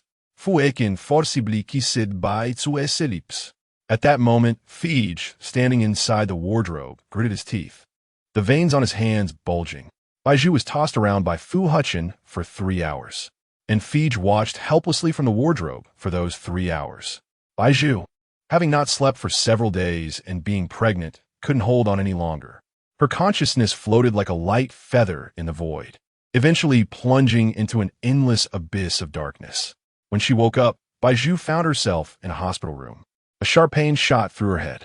She touched her head and found it wrapped in a bandage, her fingertips trembling slightly. "You're awake." Fu Hechen sat down in a soft chair beside Bai Zhu's bed. Bai Zhu looked towards Fu Hechen in response to his voice. "What have you done to me?" Glancing out the window, the sky was still bright, but she clearly remembered fainting for a long time, which meant she must have been unconscious for several days. During those days, Bai Zhu's eyes filled with panic. "What did you do to me?" "What else with the bandage on my head?" Fu Hechen coldly replied. "We have implanted a chip in your brain." Bai Zhu's heart felt as if it had been soaked in cold water. She had been implanted with a chip? Then, why did she still have self-awareness? But don't worry. Seeing Bai Zhu's panicked expression, Fu Hechen continued, "I didn't implant a chip that would completely erase your consciousness. You can still think independently." After Bai Zhu fainted, Fu Hechen waited alone outside the room for 10 minutes. He caught Feige red-handed. Feige took the initiative to apologize to Fu Hechen, but Fu Hechen showed no mercy, temporarily suspending Feige from his position and forbidding him from appearing in his palace. After that, he went to find CHILDLESS. Because Bai Zhu was now pregnant, Fu Hechen declared that implanting a chip that would erase her consciousness would likely be harmful to the fetus, and he invited a medical officer to testify. Thus, CHILDLESS had no choice but to abandon the surgery. The surgical marks on Bai Zhu's head were fabricated at Fu Hechen's request, meant to keep Bai Zhu on guard and ensure she wouldn't dare defy his orders in the future. However, this chip can record your thoughts and pinpoint your real-time location. What's the difference between that and controlling my consciousness? Bai Zhu shouted angrily. Knowing her innermost thoughts was worse than losing her consciousness altogether. Fu Hechen was unbothered. "Talking to me now is pointless. I've already implanted the chip in your brain, and I can check your thoughts from now on." After speaking, Fu Hechen stood up and walked towards the exit of the hospital room.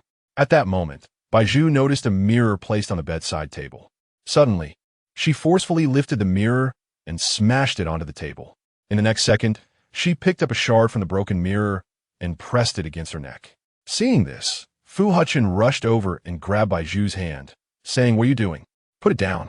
Bai Zhu shouted angrily, "If you don't help me take the chip out of my head, do you believe I will die right here, making sure you can never let go of me?"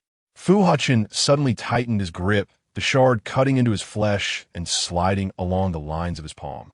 He snatched the shard from Bai Zhu's hand. Bai Zhu was momentarily stunned. Fu Hechen took out a handkerchief and wiped the blood from his hand, saying, "Don't do this again. Your consciousness will be locked in my database, and I won't unlock it unless necessary." Before Bai Zhu could regain her senses, Fu Hechen had already ordered someone to come in and take away the mirror shard, then disappeared from her sight. That night, after Bai Zhu was taken away, Jiang Li and Yueshi were brought to the palace by the king of the FC planet. At that moment, Fang Ke was imprisoned in a private space in the basement of the palace. The king led the two to the basement. Here, Jiang Li saw Fang Ke. He was bound to a torture rack, bruised all over, with hardly any good flesh visible on his body. His eyelids drooped weakly, and when the two arrived, he only moved his fingers slightly, showing no other signs of life. Seeing this, Jiang Li rushed forward, cupping Fang Ke's bloodied face with trembling hands, her voice quaking. Fang Ke, what happened to you? What did they do to you?" Fang Ke slightly raised his eyes to meet Bai Zhu's anxious face. He was afraid Jiang Li would be implicated because of him, so he said, "Don't worry about me." Yueshi silently stepped aside, her healer's heart wishing to treat Fang Ke. But she had no tools with her, and it was clear that this was not the time to treat him, so she abandoned the thought. After a moment, Fang Ke looked at Yueshi beside Jiang Li, then at the king standing behind them, saying, "They are innocent. I brought them here without permission. Please don't involve them." Upon hearing this, Jiang Li's eyes immediately welled with tears. "Fang Ke, think of yourself first." After saying this, she turned to the king. "I beg you, please stop torturing him. It was all my idea, and it has nothing to do with him. You don't need to say these things to me," the king said sternly. He walked step by step to Fang Ke's side. "Scholar Fang, you are a renowned talent from our FC planet, of course. I can't bear to kill you." The king then ordered his servants to wipe the blood off Fang Ke's face. He reached out, gently stroking Fang Ke's face, saying, "However," You went to study on the SA planet and even angered the commander of another empire, ruining our FC planet's reputation. This is very wrong of you. Your punishment is specifically assigned to you, and you deserve it. Fong Ke lowered his head in agreement. Your Majesty, I admit my mistake. Now that the commander of the Onsai Empire has taken the person he wanted, I can indeed release you. The king suddenly shifted his gaze to Zhongli. But I have one condition. Our FC planet does not harbor criminals from other empires. So you must personally deliver this person to the commander of the Onsai Empire, and then return to report to me. Of course, to prevent you from having second thoughts along the way, I will send these people to follow you and monitor your every move. Chapter 60, How Did I Become Invisible? Fong Ke's heart trembled. This sentence merely signified a signal from the king. If he wanted to remain safe on planet FC, he had to personally send Zhongli away. Fong Ke tightened his fingers. He did not want to agree to the king's order, as his purpose for going to planet SA was to bring Zhongli back to his side. However, it seemed he had no way to refuse the king's command. What now, Scholar Fong? The king frowned when he saw Fong Ke bowing his head in silence and asked. Zhongli noticed that Fong Ke was in great distress and guessed that he was having a hard time making a decision. So she boldly spoke up. I agree. I will force Scholar Fong to take me back and hand me over to the commander. Zhongli. Fong Ke instantly panicked, a sound escaping his throat. My goal was to bring you back. If you leave, doesn't that make all my efforts in vain? You shouldn't even entertain such a dreadful thought. The king's deep voice struck the last taut string in Fong Ke's mind. Fong Ke took a deep breath.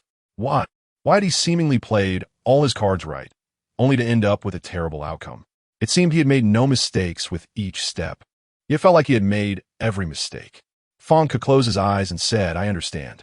His throat choked up, and it took a long time to pull the next sentence from his throat. I will personally send Miss Zhongli away and then return to report to the king. That's right. The king smiled and patted Fong Ke's shoulder, his tone softening a bit. I will arrange a spaceship for you. You can set off by tonight at the latest. Okay. When Fong Ke lifted his head, he found Zhongli was looking at him. He intentionally avoided her gaze. After a while, the king ordered someone to untie Fong Ke from the torture rack. He was taken out of the private space in the basement. She could no longer hold back. She walked in front of Fong Ke, grabbed one of his hands, and gently pressed his fingers to his pulse, saying, You are very weak right now. I need to get you some medicine. Let us talk when I return. Fong Ke understood that she was having a professional episode again and broke free from her hand. Seeing this, She stepped in front of Fong Ke. Blocking his way, She said seriously, Senior Fong, your body is not suitable for long-distance travel, and even less suitable for piloting a spaceship. Move aside. Just as Fong Ke was speaking, he prepared to bypass She and walk to Zhongli's side. He wanted to spend a little more time with Zhongli. Since the king of planet FC had already given them a signal, there was no room for him to maneuver. The time for him to meet Zhongli was now counting down. He wanted to run up and hug her, feeling their last warmth together. But now She was blocking them. The king, overhearing their conversation, asked She, based on your current speed, how long will it take to get the medicine? She calculated, saying, the nearest pharmacy to the palace takes about 10 minutes to reach, considering the round trip and the time to get the medicine. It will take about 30 minutes. Then you should go. The king thought She's calculation was somewhat unrealistic.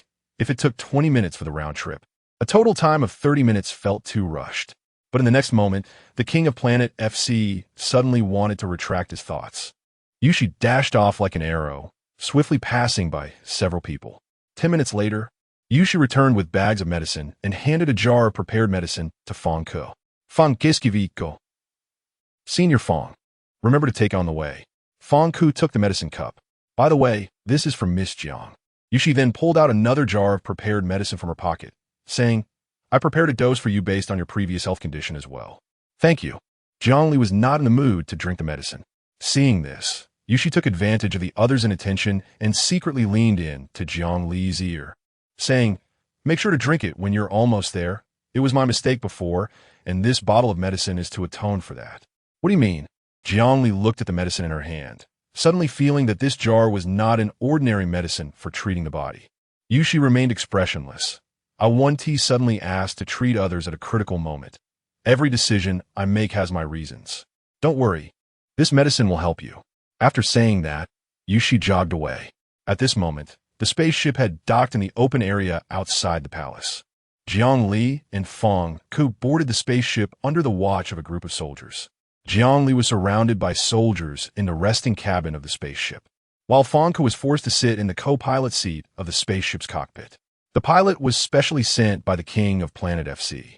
As the spaceship started, Fang Ku held the cup with the medicine tightly for a moment. When the spaceship soared into the vast universe and traveled a certain distance, Fang Ku felt a bit uncomfortable in his head, then gently opened the medicine and drank it all at once. Whether it was due to the medicine or not, the objects in front of him began to shimmer with a faint illusion, drifting uncertainly within his line of sight. The surrounding scene collapsed into a suspended thread of cotton, gently swaying with each almost imperceptible breath. "Where is Scholar Fang? Go find Scholar Fang." When he opened his eyes again, Fang Ku found that everyone around him was looking for him, but he was clearly standing right in front of them. Fang Ku was puzzled. Then he looked down at himself and was suddenly alarmed. How did his body become invisible? Now the spaceship was approaching planet SA and would soon reach the kingdom of Onsai. Fang Ku stood up from the co-pilot seat and accidentally bumped into a medicine bottle that had fallen nearby. The medicine bottle swayed slightly. It seemed he could still touch physical objects. Thinking back to how Yushi had hurriedly handed him the medicine, he suddenly understood her intention.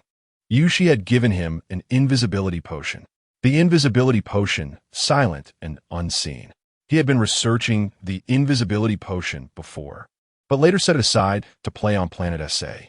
He never expected that Yushi would continue his research and produce a finished product. With this thought, Fang Ku felt a surge of joy. Now everything would be easier. Taking advantage of the soldiers on the spaceship searching for him, Fang Ku walked to the resting cabin. He saw Jiang Li, but she couldn't see him at that moment. Upon learning that Fang Ku was missing, Jiang Li was anxious, frequently asking the soldiers beside her, "Excuse me, has the Scholar Fang been found yet?" "Just shut up." A soldier beside her replied coldly. Fang Ku shot an angry glare at the soldier sitting next to Jiang Li, then noticed an iron rod placed on the table nearby, and came up with a plan. Chapter 61, Is This Child Mine? He rushed forward, quickly grabbed the iron rod on the table, and swung it down on the soldier beside Jiang Li. With the advancement of technology, all spaceships on various planets now have gravity. The soldier saw the iron rod floating in the air and thought he was hallucinating. Due to Fang Ku's heavy blow, the soldier immediately fainted. Jiang Li, seeing this, stared at the floating iron rod, also thinking she was hallucinating. What is this? Could it be? She looked out at the vast universe. Could this be an alien creature? But why does it look exactly like an iron rod? Just then, the soldiers guarding outside the rest cabin rushed in at the sound. The moment they pushed the door open, they saw Jiang Li frozen in place, with an iron rod floating in front of her. On the ground lay the soldier who had been knocked unconscious by the rod. The other soldiers. What is going on? Why is the iron rod attacking people by itself? How amazing. Although the soldiers were momentarily startled by what they saw, their professional training quickly brought them back to focus. They charged towards the direction of the iron rod. Seeing this, Fang Ku raised the iron rod in his hand and positioned it in front of Jiang Li. As each soldier approached, he swung the rod down on their heads. Since he was invisible, his movements were elusive. The soldiers could not determine where the iron rod would move next, so they were led around in circles by Fang Ku, ultimately being defeated. Fang Ku looked at the soldiers sprawled on the ground and suddenly began to worry about the combat strength of planet FC. "Don't come over." When he turned around to unlock Jiang Li's shackles, he saw her looking warily at the iron rod in his hand, fear evident in her expression.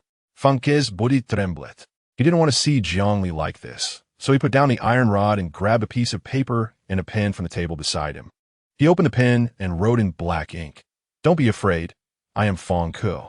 Jiang Li gazed at the paper floating before her, her eyes widening slightly as she reached out as if to touch Fang Ku's cheek. Seeing this, Fang Ku bent down and let his face touch the hand she extended. Jiang Li's cold hand met Fang Ku's warm cheek, and her heart tightened as she said, "Fang Ku, how did you become invisible?" Upon hearing this, Fang Ku picked up the paper and pen again, writing, "Do you remember the vial of potion that Yushi gave you?" "Yes, so." Jiang Li found the potion bottle she had brought onto the spaceship. This potion can make you invisible? Fong Ku continued to write. The spaceship is about to arrive at planet.She. Quickly drink this potion so we can both become invisible and leave here. Okay. Jiang Li then opened the vial, and the potion quickly ran out, causing her body to gradually vanish into the air, becoming transparent. It was unclear whether it was because both Jiang Li and Fong Ke had consumed the potion, but while they could not see their own bodies, they could see each other. Moreover, they could hear each other's voices based on this. Meanwhile, the soldier sitting in the pilot's seat was unaware of what was happening inside the rest cabin. He had been professionally trained, and regardless of what happened, he had to ensure the spaceship safely reached its destination. Therefore, he successfully piloted the spaceship through the clouds of planet.She and arrived at the Insai Empire. According to the structure of the FC planet spaceship, once it reached its destination, the doors of each cabin would automatically open. Taking advantage of the moment the doors opened, Jiang Li and Fong Ke quickly ran out of the spaceship. Fu Hechen had not visited Bai Zhu for 3 consecutive days. During these 3 days, Bai Zhu lived like a walking corpse. Servants would come in one after another to bring her meals, but Bai Zhu didn't touch a single bite. Only when the food gradually cooled down did the servants come back in to take it away. This matter quickly reached Fu Hechen's ears. Fu Hechen thought to himself that Bai Zhu was still carrying his child, and it wouldn't do to continue like this, so he brought Mu Jie to Bai Zhu's side. At this moment, Bai Zhu looked listless.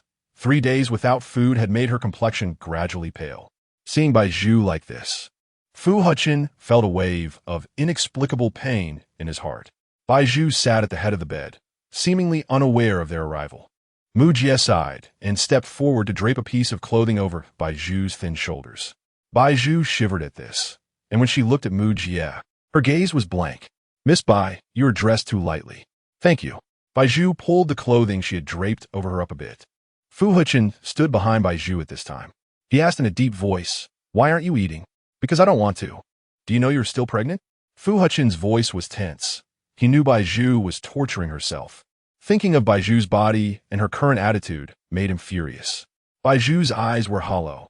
"Can't you see my thoughts? You can check for yourself." Fu Hechen snorted coldly. "I keep my word. I locked your consciousness in the database, and I won't check unless necessary." The 3 in the room fell silent. The air thick with tension, as if it had been choked by a meal, heavy and uncomfortable. At that moment, if a needle fell to the ground, it would surely become the focus of everyone's attention. The night was as thick as unbreakable ink, and the dim moonlight poured through the window, casting a glow on the silent faces of the 3. Seeing that Fu Hechen and Bai Zhu were at an impasse, Mu Jie spoke first, breaking the silence. "Miss Bai, the commander is concerned about you. He means you no harm. The person hiding in your wardrobe that day was Fij." Fu Hechen frowned and immediately interjected, his eyes fixed on Bai Zhu as if he wanted to pierce her flesh and stab into her heart. "You found out." Bai Zhu had already guessed that Fij wouldn't hide very well. Being discovered was inevitable. "You came back and secretly met with him. Your relationship must be good." Fu Hechen, angry, mocked coldly. "This makes me have to doubt, is this child really mine? Why didn't you ask such an obvious question before?" Bai Zhu sneered. Fu Hechen fell silent for a moment. He hadn't stated it clearly before because he later asked the medical officer and confirmed the specific time of Bai Zhu's pregnancy. The medical technology of the Insai Nation had almost given him an accurate answer. An accident 3 months ago. That day should have been his first night with Bai Zhu. So later he firmly believed that this child was his, but if there were some other factors mixed in. Chapter 62. The white pearl in our hands seems to have its use, although Fu Hechen was confident. He couldn't help but worry about the possibility of errors. "You're overthinking it, Commander," Bai Zhu said firmly, decisively cutting off Fu Hechen's unnecessary thoughts. Fu Hechen could doubt that the child was not his, but he should not doubt that it was Fij's.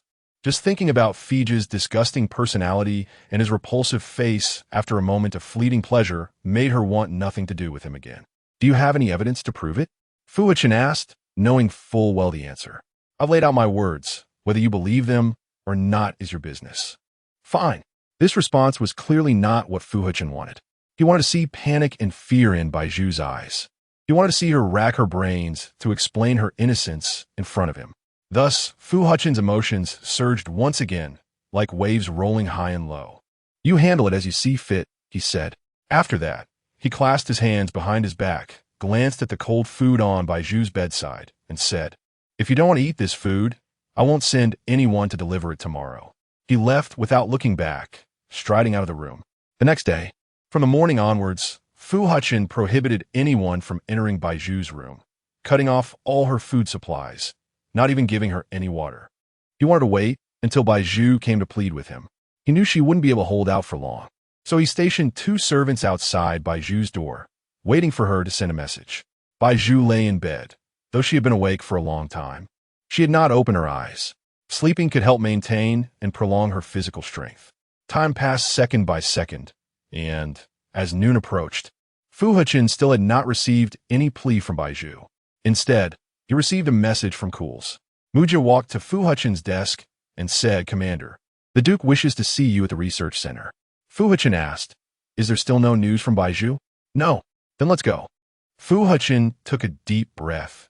His mood was not very good, and he maintained a stern expression as he walked through the palace corridor to the research center. Cool stood in front of the glass casing containing the bionic being, his expression somewhat complicated. Inside the glass casing was Subject 103. Since the smoke of the great battle had cleared, Subject 103 had been dormant in the sleep pod. Until yesterday, Cools pressed the wake-up button to check the repair status of this combat machine. To his surprise, as soon as Subject 103 opened its eyes, it shot towards the exit like an arrow. Cools hurriedly stopped it, asking why. This bionic being, which should have had no emotions, shyly expressed that it wanted to take care of Bai Zhu and bring her a pile of delicious food. Therefore, Cools' mood remained exceptionally complex. "Uncle." Fu Hechen joined Mujia at Cools' side. Cools turned slightly and said, "You seem to be very concerned about Bai Zhu lately, because she's carrying my child." Seeing Subject 103 right in front of him, Fu Hechen felt no need to hide his feelings for Bai Zhu these days. Cools' tone was serious. "This is not the first time. My greatest mercy was not implanting a chip in her. I know. I'll be more careful next time." Fu Hechen lowered his head, waiting for Cools to say the next sentence. He understood that Cools had specifically called him over today for more than just this matter. Cools took a few steps to the experiment table, took out a report, and handed it to Fu Hechen. "This is the report I obtained after inspecting all the bionic beings in the past few days. The situation is not good. If the Moonbin Empire declares war on us again, we will face grave dangers." Fu Hechen frowned tightly as he saw the poor testing data of the bionic beings in the report. Why is this happening? This technology has not been used for a while, so it has some system aging. Although its strength is not much different from before, the problems left after use are much greater than before. Cools sighed. "Now we must find a way to solve this matter. Otherwise, I don't want the Ansa Empire to perish at our hands. What do you need?" Cools was always in charge of research, and Fu Hechen didn't know much. So now, he could only follow Cools' orders. Cools thought for a moment and asked, "Do you still have contact with Planet FC? I met their monarch a few days ago. Can their technology be borrowed from us?" Cools continuously questioned Fu Hechen, seeming very eager for assistance from Planet FC. Perhaps he had seen the superiority of Planet FC's technology and wanted to continue obtaining external help. Fu Hechen knew that a large part of Planet FC's technology came from Fonka, and recently Fonka had created a rift between them due to the issue of taking Bai Zhu away. Seeking technological assistance from Fonka again would be a difficult task. "It might not be possible," Fu Hechen said in a deep voice. "The only researcher on Planet FC is Fonka, and he betrayed us before. If that's the case, the upcoming matters will be difficult to handle. The Moonbin Empire has shown no signs of declaring war recently. Moreover, without Planet FC's assistance, they are significantly weaker than us in strength." Fu Hechen felt that Cools' excessive worry was unnecessary. Cools struck a nerve. "How do you know that Fonka won't look for other countries after betraying us?" Fu Hechen frowned even deeper. "But I have already communicated with the monarch of Planet FC. From what I know of this person, he doesn't seem like someone who would follow arrangements. If he were to follow arrangements, he wouldn't have betrayed us after signing the contract." Cools unceremoniously interrupted Fu Hechen's words. Fu Hechen had indeed thought about this. He could not avoid the possibility of Fonka returning. Cools' reminder awakened him. If we finish repairing all of them, how long will it take at the shortest? At least half a year. I would do my best to assist you. Fu Hechen placed his hand on the experiment table, touching the items on it. As for Bai Zhu, as long as the child in her belly is safe, I won't care about her. Speaking of Fanka, Bai Zhu, this chess piece in our hands, seems to have its use. Cools pondered for a moment and suddenly looked up at the ceiling. Fu Hechen guessed Cools' thoughts. Chapter 63. Do not harm Bai Zhu. Uncle means to use Bai Zhu as bait? I heard that Bai Zhu's friend, Jiang Li, has a close relationship with Fang Ku.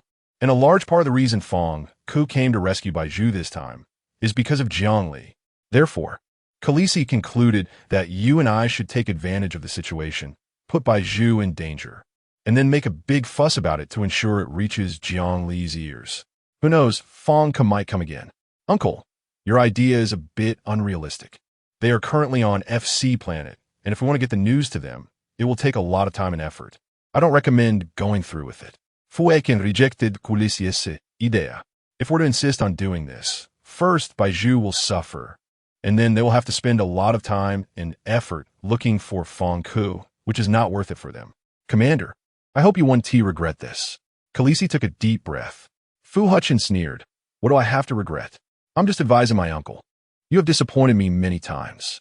If you think this is worth it, feel free to try it yourself. I will still do my best to assist. Fu Hechen was unable to sway Khaleesi's specific thoughts. If Khaleesi insisted, he had no way to stop him. Khaleesi clenched his fist. Commander, you will bring Bai Zhu to me now. Fu Hechen didn't know what Khaleesi was planning, so he asked, it seems my uncle has made up his mind? Bring her here and make an incision at her pulse. Khaleesi ignored Fu Hechen and continued, we will record a video and then send it to.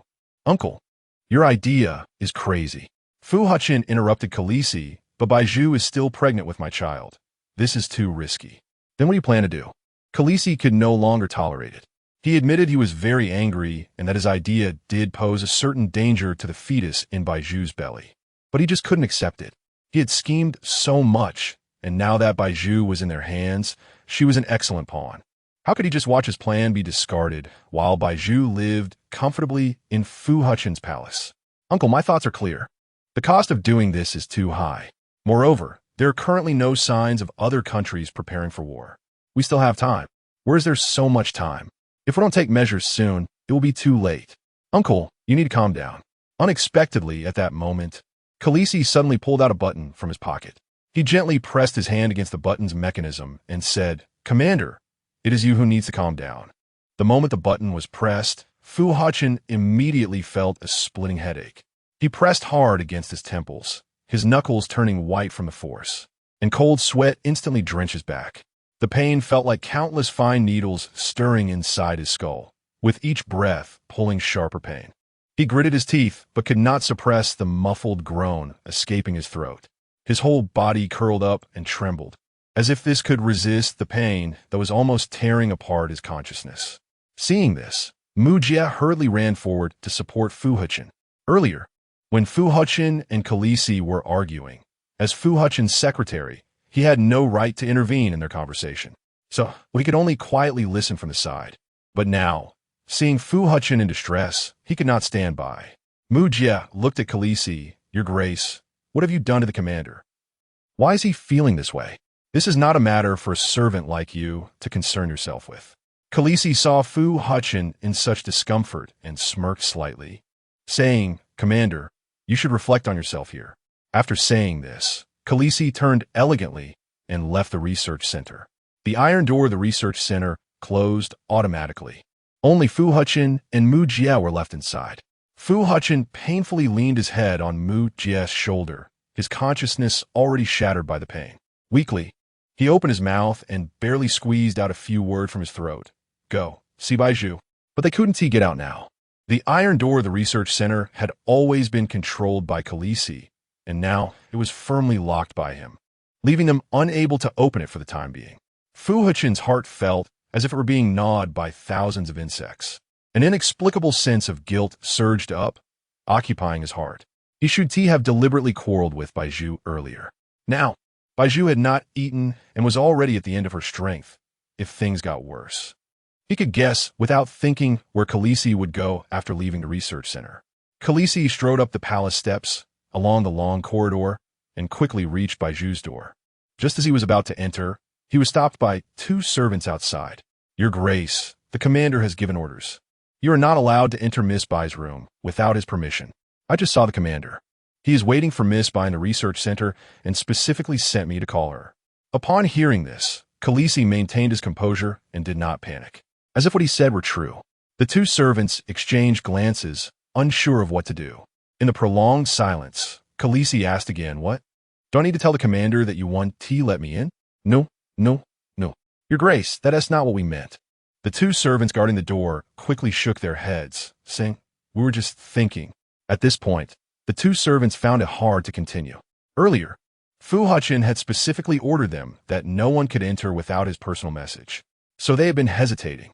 In a critical moment, they found it difficult to make a choice.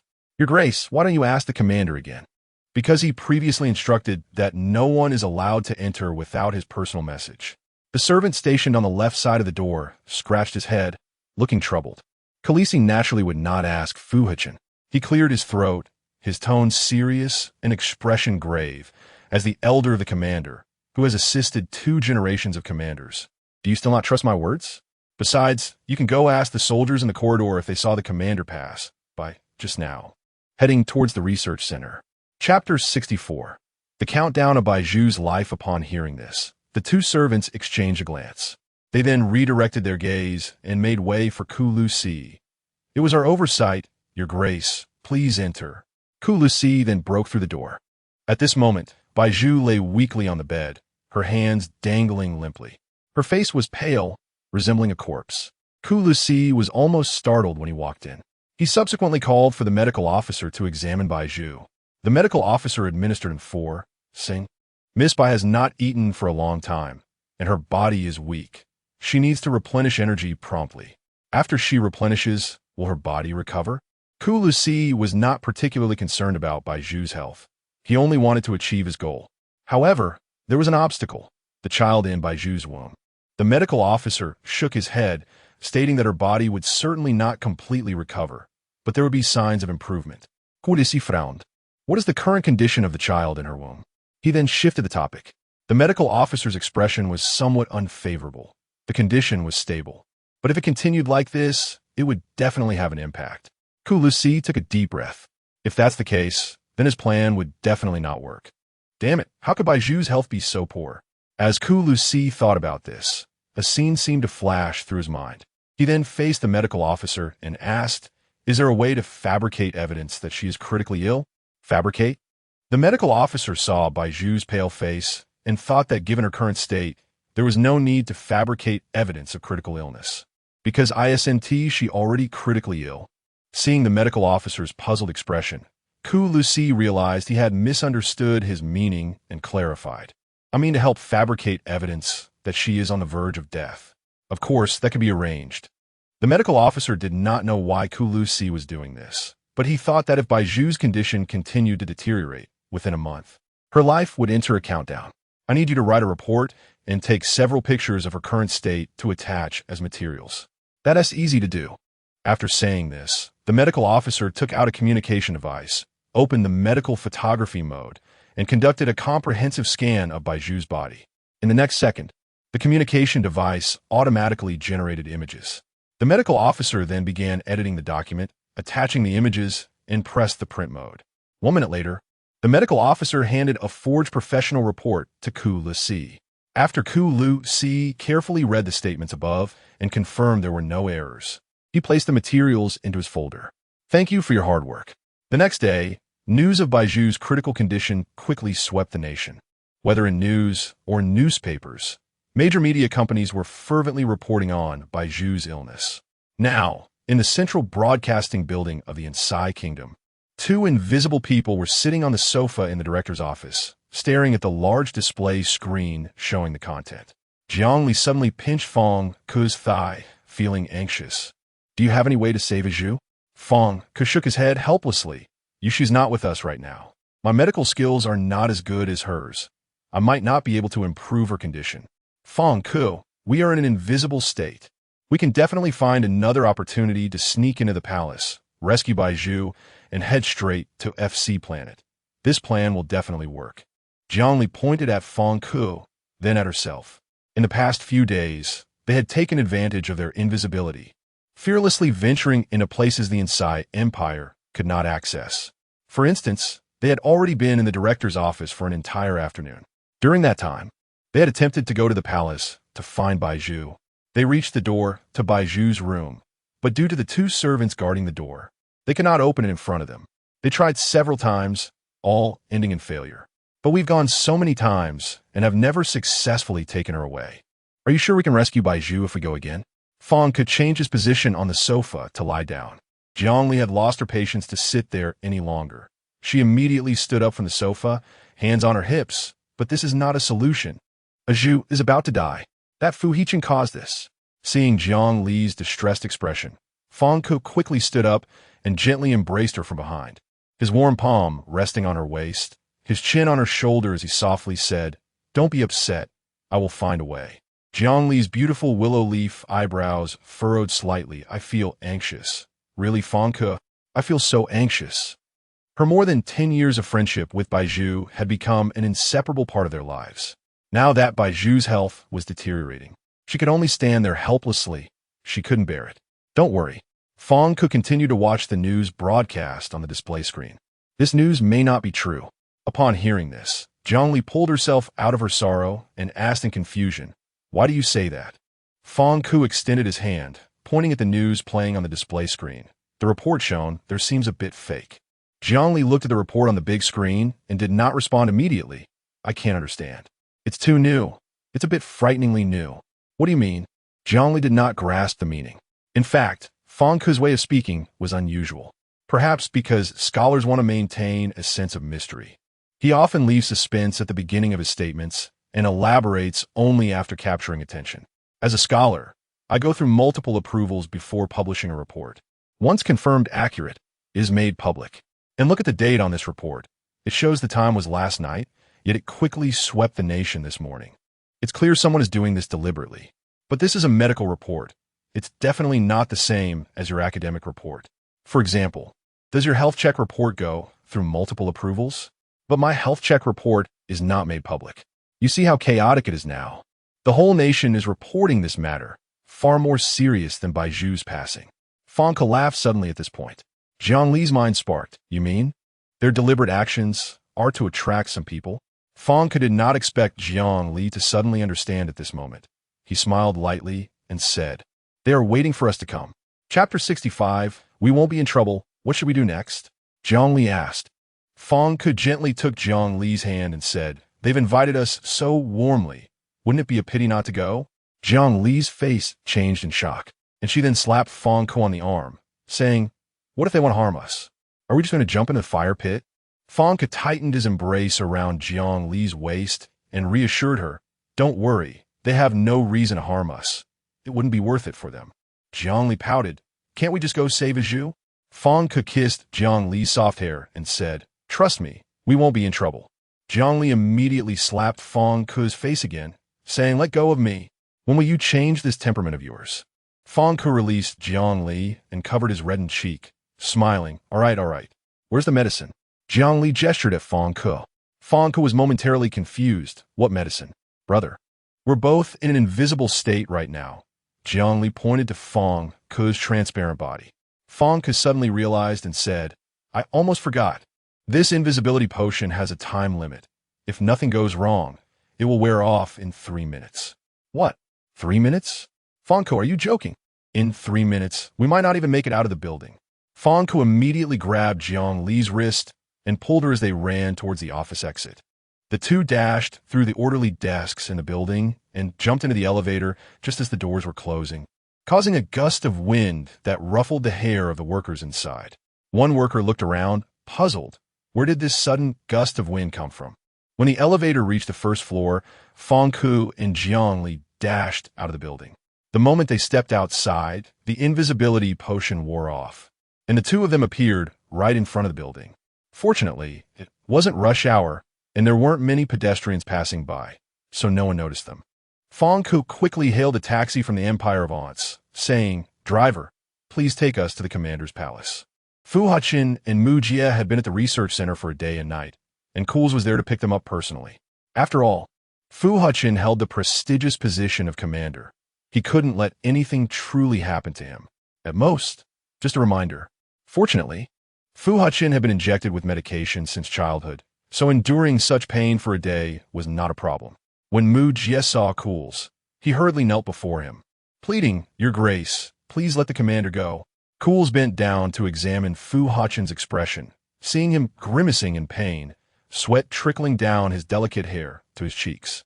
Cools smiled slightly and said, "I came this time to ask the commander to come out." Mu Jie's eyes lit up at this. "Thank you, Your Grace." Fu Hechen tightly gripped Mu Jie's hand. Although he was in extreme discomfort, his remaining consciousness clearly told him that Cools' sudden decision to let him go was not simple. "What do you really want?" Cools relieved Fu Hechen's discomfort and said, "My goal has been achieved." "What did you do to Bai Zhu?" Fu Hechen said in a deep voice. "Rest assured, I not only didn't harm her, but I also had the medical officer treat her body. This is already my final act of mercy." After saying this, Cools gestured to Mu Jie to help Fu Hechen up. Fu Hechen looked at Cools in disbelief. Cools intentionally avoided Fu Hechen's gaze, saying, "If the commander has no questions, I advise you to rest well." Fu Hechen had no intention of resting. The moment he returned to the palace, he sought out Bai Zhu. Now, Bai Zhu was quietly sitting on the edge of the bed, holding a book and flipping through it. The sunlight spilled onto her pale face, as if it wanted to leave traces of tranquility in time. Seeing this, Fu Hechen felt an indescribable sensation. "How are you?" Fu Hechen's voice stopped Bai Zhu's hand from turning the pages. Bai Zhu was taken aback. Fu Hechen walked straight to the side of her bed. "Weren't you supposed to send someone to check on me?" Bai Zhu's voice was cold, a stark contrast to the warm sunlight outside. When Cools sent the medical officer to check on Bai Zhu, she was in a coma, so she didn't know who had come, but now she couldn't think of anyone else, so she assumed the medical officer was sent by Fu Hechen. Fu Hechen initially wanted to explain to Bai Zhu, but he suddenly felt that there was no need to explain, so he said, "I'm asking how you feel now." "I'm fine." Bai Zhu turned her head to look out the window. Seeing that Bai Zhu was fine, Fu Hechen thought Cools hadn't lied to him, but what was Cools' intention in doing this? "Commander, Fang Ku is waiting for you in the reception room." Suddenly, Mu Jie's voice reached Fu Hechen's ears. Fu Hechen was puzzled. "Fang Giskivika, why'd he come here suddenly? What exactly is Cools?" "Commander, it's urgent. We should go over now." Mu Jie leaned in closer to Fu Hechen and whispered, "The Duke is very eager for you to come over. Your body has just recovered, so don't act impulsively." "Okay." Fu Hechen then walked out the door and headed to the reception room.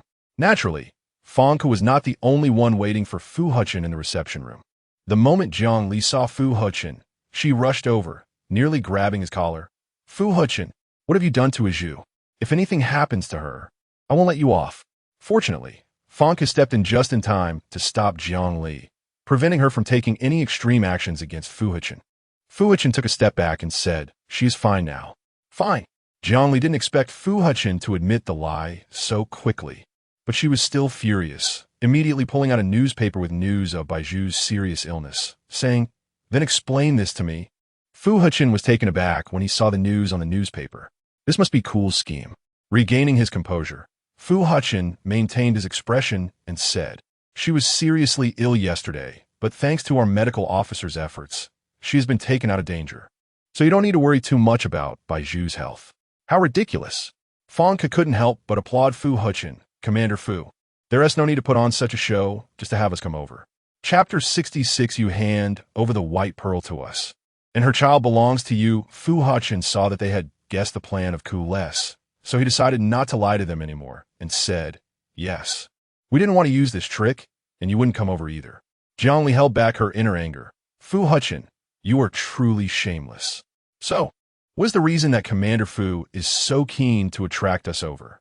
Fang Ku smiled. Fu Hechen did not beat around the bush with them and said, "I still need your technology. Haven't you been fighting? Why do you still need me?" Fang Ku casually found a chair to sit down in the reception room. Fu Hechen frowned. "It's about the bionic people. Their recent condition is not good, and we need to help them recover in a short time." Fang Ku propped his head with his hand and said, "But I'm not an expert in this area. It seems there is not much point in you specifically looking for me. Duke Ku less values your technology. You only need to provide it. If you want my technology, there are conditions. Fang Ke saw that Fu Hechen was very persistent about his technology, and he glanced at Jiangli beside him. Jiangli immediately understood Fang Ke's intention. Fu Hechen frowned, a sense of ominous premonition swelling up in his heart. Go ahead. But at this point, he would still try to patiently listen to Fang Ke finish stating his conditions. Fang Ke spoke slowly. Since you're luring us with the safety of the White Pearl, our conditions naturally relate to her. As soon as he finished speaking, it was evident that the light in Fu Hechen's eyes dimmed little by little. Speak. He was trying hard to control his anger. Fang Ke noticed the change in Fu Hechen's expression. This seemed to have determined the outcome of their transaction. However, Fang Ke was not superstitious. No matter what, if Fu Hechen really needed his help now, he could speak freely. I need you to hand over the White Pearl to us, and then you withdraw voluntarily. As for the child, I will give it to you once she is born. You're talking nonsense. Fu Hechen pointed at Fang Ke's nose and shouted, The White Pearl is mine now. I will not let her go. Then it seems there is no other way. I'm sorry, Commander Fu, but I cannot agree to your request. Please seek another solution. After saying this, Fang Ke stood up from his seat, grabbed Zhang Li's hand, and turned to leave. Unexpectedly, Fu Hechen suddenly shouted angrily, You stop right there? Commander Fu, I have made myself clear. If you agree, we can continue to negotiate. If you do not agree, then so be it. This is my palace.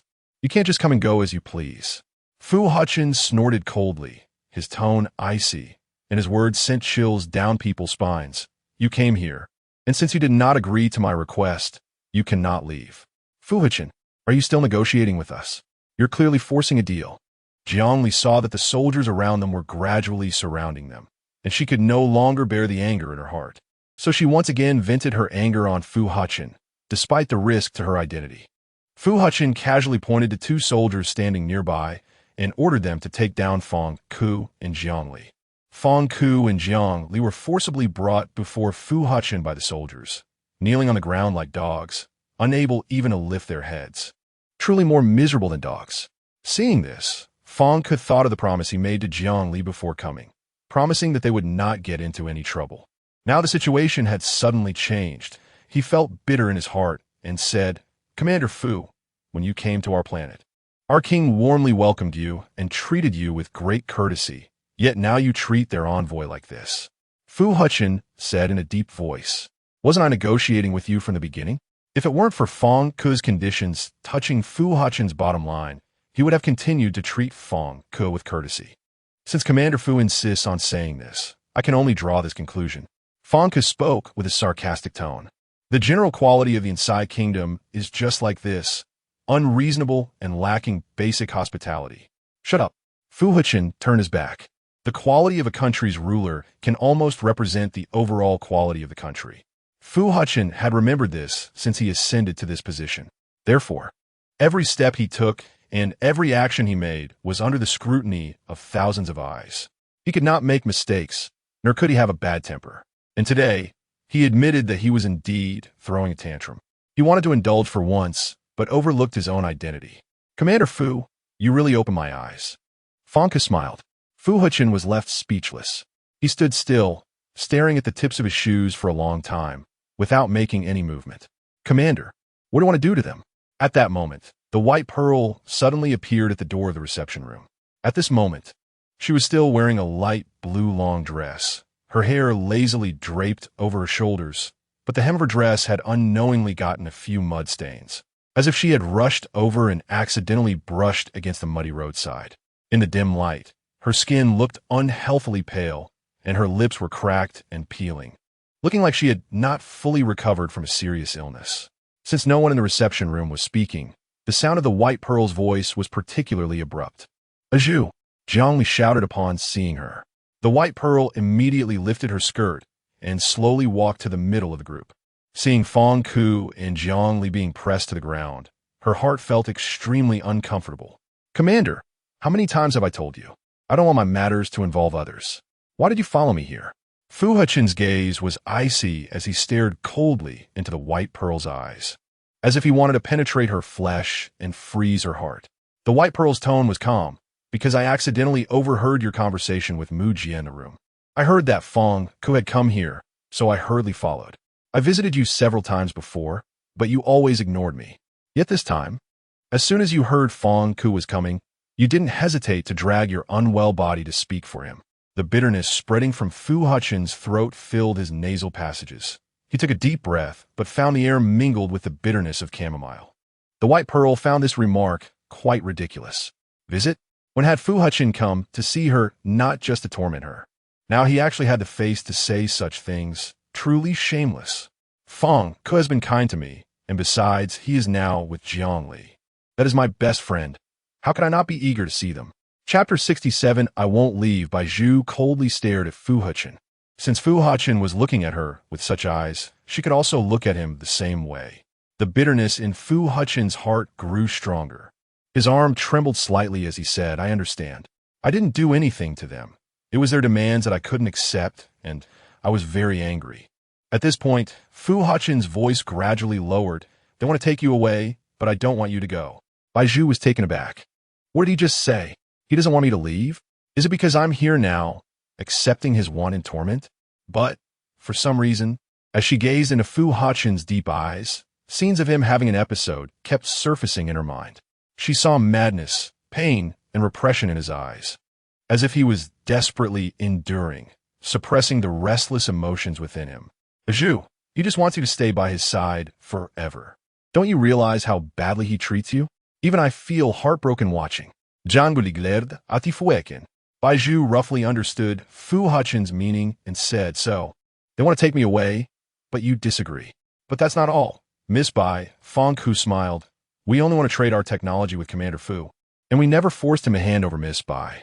Unexpectedly, Commander Fu suddenly got angry and detained us here. Facing Fu Hechen, Bai Zhu said seriously, let them go, and I'll stay. Zhu, are you crazy? Jiang Li exclaimed in shock. But Bai Zhu seemed to have made up her mind, saying you all go. Don't worry about me. Jiang Li's body trembled with anger, her voice shaking. Zhu, we have tried so hard to rescue you, why? Go, Jiang Li. Fong Ku suddenly spoke. Jiang Li looked incredulous. Fong Ku, you too. Can we leave now? Seeing Bai Zhu had made her intentions clear, Fong Ku asked. Fu Hechen took a deep breath. His purpose this time was to keep Fong Ku's technology, but now Bai Zhu's interference had turned everything into chaos. However, he had no way out. Let them go, Fu Hechen ordered the soldiers. The soldiers immediately released Fong Ku and Jiang Li. Bai Zhu couldn't bear to look into Jiang Li's eyes. She turned her back at the moment Jiang Li stood up, deliberately avoiding her gaze. Jiang Li stared at Bai Zhu's back for a long time, her eyes seemingly glued to Bai Zhu, unable to look away. Let's go. Fong Ku urged again. Jiang Li bit her lip. Seeing that Bai Zhu had not turned back, she made up her mind and followed Fong Ku. Wait. At this moment, Fu Hechen quickly walked up to Fong Ku, stopping him. Fong Ku was taken aback. Is there something else, Commander Fu? Fu Hechen leaned down and whispered in Fong Ku's ear, if you are willing, I will wait for you here tomorrow. I won't come back. Fong Ku smiled. You can't meet my demands. You didn't meet mine either. What do you mean, Commander Fu? Do you remember the contract we signed before? Fu Hechen's tone was low. According to the rules, you have breached the contract now, and I have the right to ban you and everyone connected to you from stepping into the empire of Onsai, or punish you, including the person next to you. Fong Ku's eyes narrowed dangerously as he stared at Fu Hechen. Are you threatening me, Commander Fu? Fu Hechen ignored the question. I won't do anything to you for now, nor will I speak of this to others. I will give you time to think. Tomorrow, I will be here waiting for you. After saying that, Fu Hechen put on a stern face and took Bai Zhu's hand, striding out of the reception room. Bai Zhu felt like a puppet on strings, allowing Fu Hechen to lead her for a while, but when they reached the corner of the corridor, she suddenly stopped. Seeing this, Fu Hechen thought something was wrong with her and asked, are you feeling unwell? Bai Zhu did not mean that. When she made the decision to let Jiang Li and Fong Ku leave, she was going against her heart. In reality, she wanted to leave with them, but she now understood very clearly that once she made that decision, Fu Hechen would definitely not let Jiang Li and Fong Ku go. Bai Zhu pondered for a moment and asked, if I fulfill your wish now, can you completely let them go? Hearing this, Fu Hechen understood Bai Zhu's sudden intention to stop and replied, this time, they came to me. After saying that, he buried a lie in his heart and added, as long as they don't come to me, I won't actively seek to meet them. Bai Zhu was half convinced. Well, now that Feng Ku and Jiangli are safe, she could relax a little. As for herself, Bai Zhu knew that before she gave birth to the child, Fu Hechen would keep a close watch on her. But at least she wouldn't die. Fu Hechen wouldn't have the heart to kill her. And regarding the chip in her brain, Fu Hechen promised not to check her consciousness. So she could only trust him for now. Because she had no other way to escape this situation, the only helpless choice left was to compromise. Bai Zhu nodded slightly. I'm going to rest. She then quickened her pace, intending to return to her room. Just then, an invisible ice blade stabbed into her abdomen, and the cramping pain instantly froze all her movements. Bai Zhu cried out in pain, biting her purple lips, her shoulder barely leaning against the white wall beside her. Fu Hechen hurriedly stepped forward to support Bai Zhu's shoulder, his voice tinged with urgency. What's wrong? Are you okay? It hurts. Bai Zhu frowned, lying in Fu Hechen's embrace, her head slightly swirling due to the discomfort. What does it hurt? Fu Hechen already knew the answer. Bai Zhu, now too weak to speak, pointed her abdomen, then let her hand fall weakly. Seeing this, Fu Hechen crouched down, allowing Bai Zhu to half lie in his arms. Mu Jie rushed over upon hearing the commotion and called for the medical officer to bring a movable bed, wheeling Bai Zhu into the room. The medical officer began treating Bai Zhu's condition, and after a moment, he removed his mask, shaking his head. Miss Bai's been under too much stress lately, and after fasting for a day, her body is now near its limit. Since Bai Zhu stayed by Fu Hechen's side, the medical officer had become the busiest profession around him. Therefore, it was evident that the medical officer now had a thick layer of dark circles under his eyes, likely due to being called frequently and not sleeping well every day. So, seeing Bai Zhu in such a fatigued and sickly state, he could even empathize with her. Can she be cured? Fu Hechen's voice remained cold, as if he was indifferent to the matter. However, his palms were uncontrollably covered in fine cold sweat. Chapter 68 Must Save the Child. The response to Fu Hechen was a long silence. I asked you a question, until Fu Hechen could no longer bear it. His brow furrowed, and he took the initiative to ask. It's like this, Commander. Due to Miss Bai's body having continuous issues, the child in her womb was already relatively unstable. Now, I have done my best, but didn't you all say before that there were no problems with the child in her womb? Why has it suddenly changed?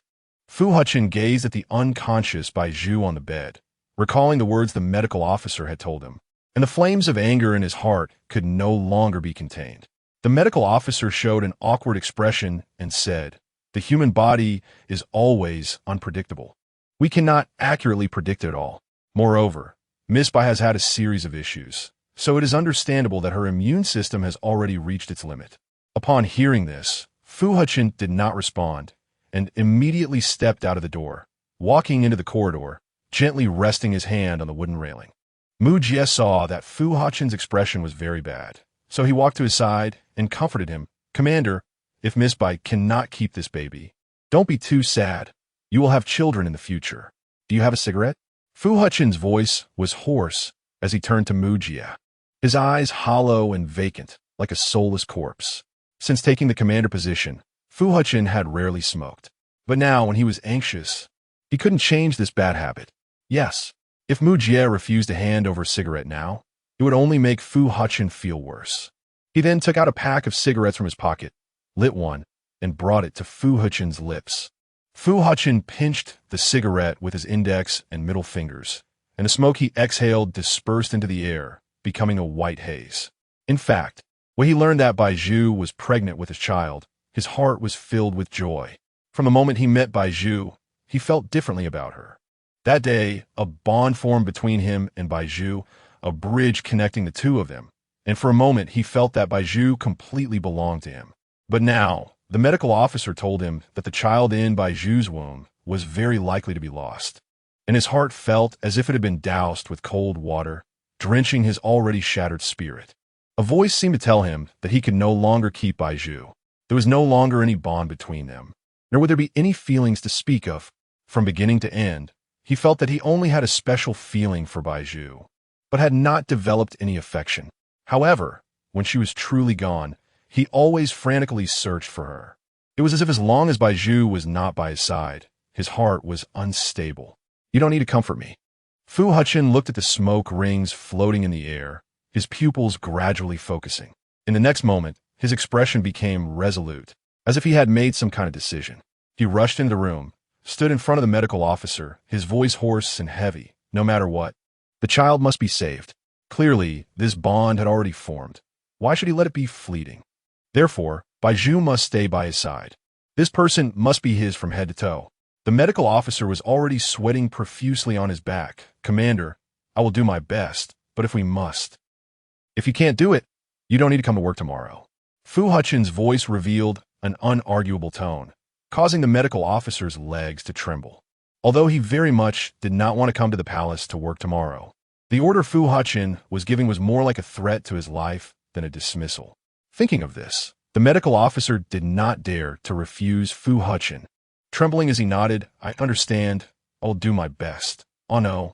Rest assured, Commander. I will definitely treat her well. Fu Hechen stood aside, watching the medical officer treat Bai Zhu.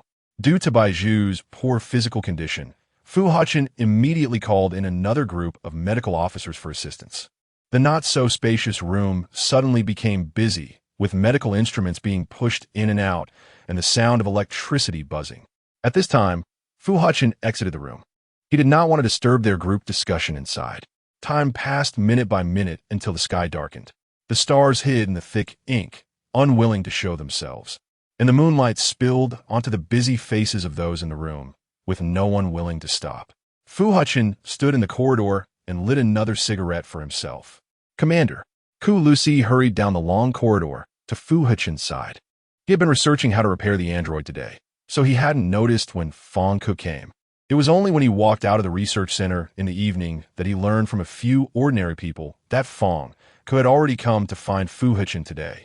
Fu Hechen could predict without thinking that Ku Lucy had come to find him to ask about something. Uncle's plan was very appropriate. Fang Ku has already taken a bait. How did you two talk? Not well. Fu Hechen lowered his head and took another puff from the cigarette in his hand. Ku Lucy frowned. Is he unwilling to teach us the technology? Hard to say. Do you still have confidence? If there is hope, he will come again tomorrow. Fu Hechen exhaled a puff of smoke. As Fu Hechen's elder, Ku Lucy did not want Fu Hechen to smoke. So he waved away the smoke surrounding them in disgust, saying, Why did you suddenly start smoking? As he spoke, Ku Lucy noticed the medical officers coming in and out of the room and momentarily did not know what was happening. What happened inside? Did Bai Zhu have an accident again? Her health is poor. The child might not be able to be saved. Fu Hechen extinguished the cigarette in his hand. If it can't be saved, then it can't be saved. Once she loses the child, as a sinner, you can dispose of her as you wish. Just kick her out of the palace early.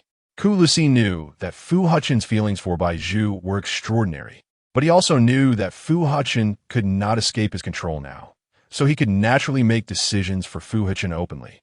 Upon hearing this, Fu Hechen wished he could burn Ku Lucy with the cigarette, but in his hand, and said, The medical officer has already given me the green light, promising that the child must be saved. This point, Uncle does not need to worry about. Chapter 69. Unable to predict when she will wake up, Cools stepped away from the topic and said, I'll wait for your results tomorrow. I hope you can successfully cooperate with Fang Ku. Otherwise, the following matters will be very difficult to handle.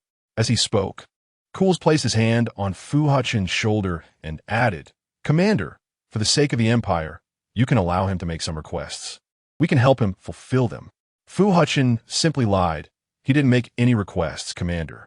At that moment, the medical officer walked out from the house to Fu Hechen's side, removing his mask and saying, Miss Bai's condition has stabilized. Upon hearing this news, Cools's expression immediately darkened, but he didn't say much. This was excellent news for Fu Hechen. He quickly walked a few steps to Bai Zhu's bedside. At this moment, Bai Zhu was wearing a breathing mask and had tubes inserted all over her body. Her eyes were tightly closed, showing no signs of waking up. Seeing this, Fu Hechen's breath caught in his throat. The medical officer quickly explained to Fu Hechen, Commander, although the child in Miss Bai's womb has been saved, her body still needs time to recover. How much longer will she need to wake up? Fu Hechen asked. The medical officer pondered carefully. eventually seeming to give up the struggle, and said, "We cannot predict this." Cannot predict? Fu Hechen felt as if struck by lightning. This meant that Bai Zhu would remain in a coma indefinitely. And with her pregnancy, remaining unconscious would surely pose risks to the fetus. Fu Hechen's eyes darkened as he said, "You know this will be very harmful to the fetus." The medical officer showed a difficult expression and replied, "Commander, we are aware, but our medical technology is limited. We have exhausted all our medical resources just to save the fetus." Veins bulged on Fu Hechen's hands. He had given clear instructions, believing it would be foolproof, but why did it end up like this? Cools walked into the room, having heard some of the conversation between Fu Hechen and the medical officer. He spoke sternly, "Commander, it's better for her to lie here. There's no need for you to come see her until she wakes up. Let the medical officer check on the condition of the child in her womb. If she hasn't woken before the child is about to be born, we will find a way to deliver the child by cesarean section. It can only be done this way." "Commander," the medical officer echoed Cools. As the commander, Fu Hechen felt powerless for the first time in this matter. All right, he actually wanted to stay with Bai Zhu, but Cools' sudden intervention made it impossible for him to remain. He returned to his study. Fu Hechen sat in the study, casually picked up a book, and quietly flipped through it. He wanted to calm himself. Sometimes immersing himself in a book could help pass the time and ease worries. However, he found he couldn't settle down at all. He sat in the study until dawn. The next morning, Fu Hechen received a transmission from Fong Ke. He heard that Fong Ke had caught a servant outside the palace in the early hours and instructed him to convey a message, handing over a piece of information as well. The servant delivered the information to Fu Hechen. Due to a sleepless night, Fu Hechen's mental state was quite poor. He didn't understand why Fong Ke didn't come to see him in person today. He opened the document and found that it contained a small USB drive. Seeing this, Fu Hechen immediately perked up and carefully read the text. Fong Ke wrote clearly and concisely, "I studied all night. By connecting this USB drive to the cyborg's information interface and then linking it to your technology, repairing the cyborg will be very simple." Fu Hechen put the information away. It seemed Fong Ke was still afraid of implicating Jiang Li. His actions threatened Jiang Li's safety, allowing Fong Ke to achieve his goals. He then delivered the USB drive to the research center. Since Cools had not yet arrived at the research center, Fu Hechen decided to wait for him there while also taking the opportunity to tour the research center. The research center was as chaotic as ever. Fu Hechen carefully maneuvered around the scattered parts when suddenly a voice called out from behind him, "You must be the commander." The voice was somewhat similar to his, and Fu Hechen paused, then realized who was standing behind him. He turned around and said, "Hello, codename 103. To Fu Hechen's surprise, Cools had left codename 103 open instead of keeping him locked in the glass chamber. After years of careful cultivation by Cools, codename 103 had developed self-awareness and sometimes even appeared to be smarter than real people. Furthermore, since codename 103 was connected to Fu Hechen's consciousness, he guessed what Fu Hechen was thinking and said, "Commander, don't be surprised. His Grace forgot to turn off my power when he left last night, so I can walk freely now." Fu Hechen nodded. Noticing Fu Hechen fell into silence, codename 103 sensed the awkwardness in his heart. He paused slightly, then thought that humans were really complex, clearly wanting to talk, yet unwilling to do so. Previously, he was obviously worried about Bai Zhu, yet he maintained a distant demeanor and sometimes even treated Bai Zhu poorly.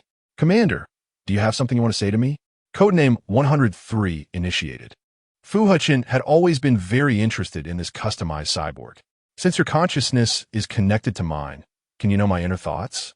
I can sense your feelings, but I cannot know exactly what you are thinking," codename 103 replied. Fu Hechen nodded, then fell silent again. This time, it seemed Fu Hechen was genuinely unwilling to speak. So codename 103 obediently kept quiet and sat quietly beside Fu Hechen. Seeing this, Fu Hechen randomly found a spot to sit down and fiddled with the USB drive in his hand. After a while, Cools entered the research center. At first, he didn't notice Fu Hechen sitting inside and was about to put down his things and continue his research. However, when he turned around and suddenly met Fu Hechen's lifeless gaze, Cools was nearly startled. Seeing this, Fu Hechen naturally got up from his seat and handed the USB drive in his hand to Cools, saying, This is the USB drive Fong Ku sent over early this morning. He said that as long as this USB drive is plugged into the cyborg's information interface and you perform some operations, it will be very simple to repair them. Cools took the USB drive and examined it carefully. Chapter 70. Whether she can wake up depends on her own consciousness after a moment. Fong Ku connected the USB drive in his hand to the information port of code 103. The central processor of the code 103 system automatically input the contents of the USB drive, and code 103 fell into a deep sleep. On this basis, CHILDLESS conducted further research on it.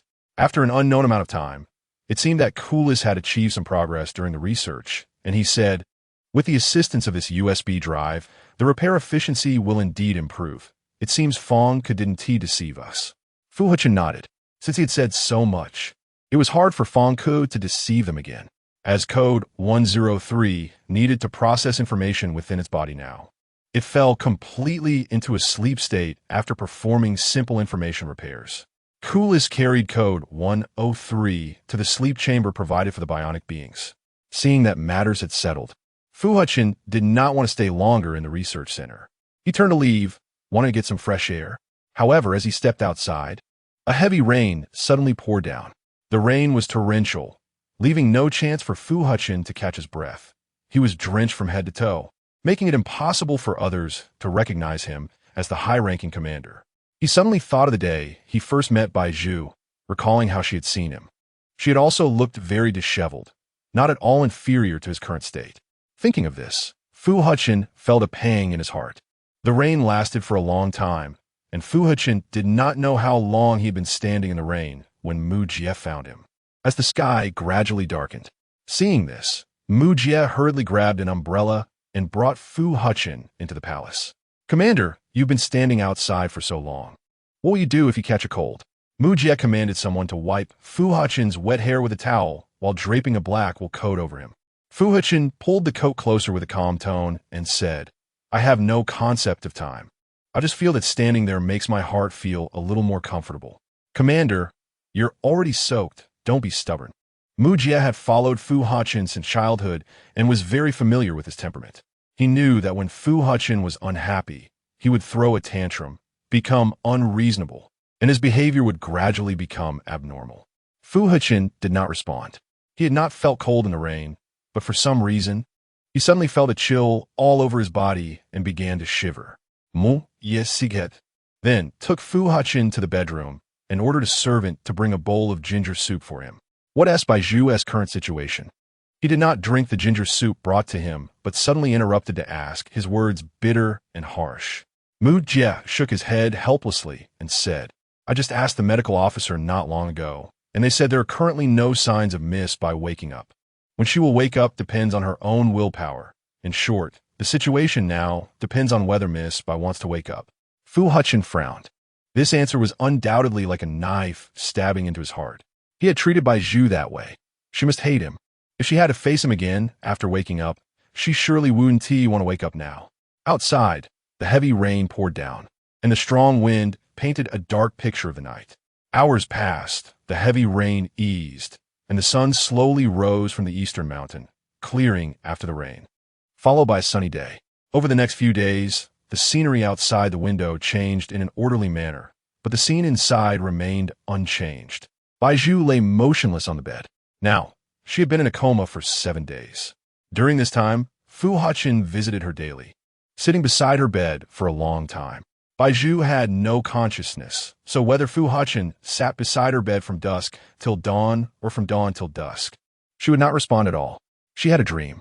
In the dream, she returned to her childhood. Back then, she followed her father out of the city to play. On the way, they passed through a snowfield without heating barriers, where she encountered a dirty little boy. The little boy seemed to be a beggar. He lay in the snow, his clothes tattered, and he appeared lifeless, as if he had been lying there for a long time, his body frozen stiff. She paused by the roadside and saw a little thug suddenly start to bully the boy lying in the snow. The little boy could not resist and just endured in silence. Bai Zhu's heart tightened. She knew that if she did not help now, the little boy might be in life-threatening danger. She stepped forward, blocking the little boy with her body, protecting him and scolding the thug in front of her. Don't you have any shame? bullying a little boy.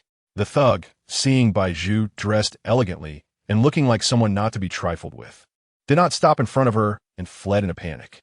Seeing this, Bai Zhu clicked her tongue and squatted down to check on the little boy. The little boy was now barely breathing, frozen in the snow. He suddenly lifted his head and met Bai Zhu's eyes. Bai Zhu saw the little boy's face, which was covered in dirt and grime, hiding his features and making it impossible for her to see what he looked like. She only remembered that the little boy had a pair of beautiful eyes, a pair of pretty almond-shaped eyes. Bai Zhu could not bear to see the little boy continue to suffer from hunger and cold in the snow. So she took out a piece of bread wrapped in paper from her bag. This piece of bread was something she had brought from the Bai family manor. She originally intended to keep it for herself to stave off hunger on the way, but now that she had encountered the little boy, she felt he needed it more than she did. So she gently placed the bread next to the little boy and said, "If you need it, you can eat this bread. It's very delicious. Our manor chef is very good at cooking, and you should like it." The little boy's red hand grasped the coarse paper wrapping the bread. He seemed to expend all his strength trying to pick up the bread beside him and bring it to his mouth. Seeing the little boy struggle so hard, Bai Zhu initially wanted to help him, but just then she heard her father urging her from behind, telling her not to linger there. Helpless, Bai Zhu had to get up and prepare to leave. Before she left, she took off the rose pendant hanging around her neck and handed it to the little boy, saying, "This pendant is worth some gold coins. You can trade it and buy yourself some clothes and food." Chapter 71. Dreaming of him in childhood, the little boy held the necklace in his hand, its shine reflecting the pure white of the snowflakes. He gazed quietly, as if contemplating something. The sound of his father's urging reached Bai Zhu's ears again. "Bai Zhu, hurry up. Don't dawdle there. Coming." Bai Zhu got up and ran toward her father. As she ran, it felt as though she hadn't moved very far. It seemed she had been running for a long time. The snowflakes swirled around, blurring her vision. Gradually, she could no longer see the little boy. For some reason, she felt that the little boy needed her very much.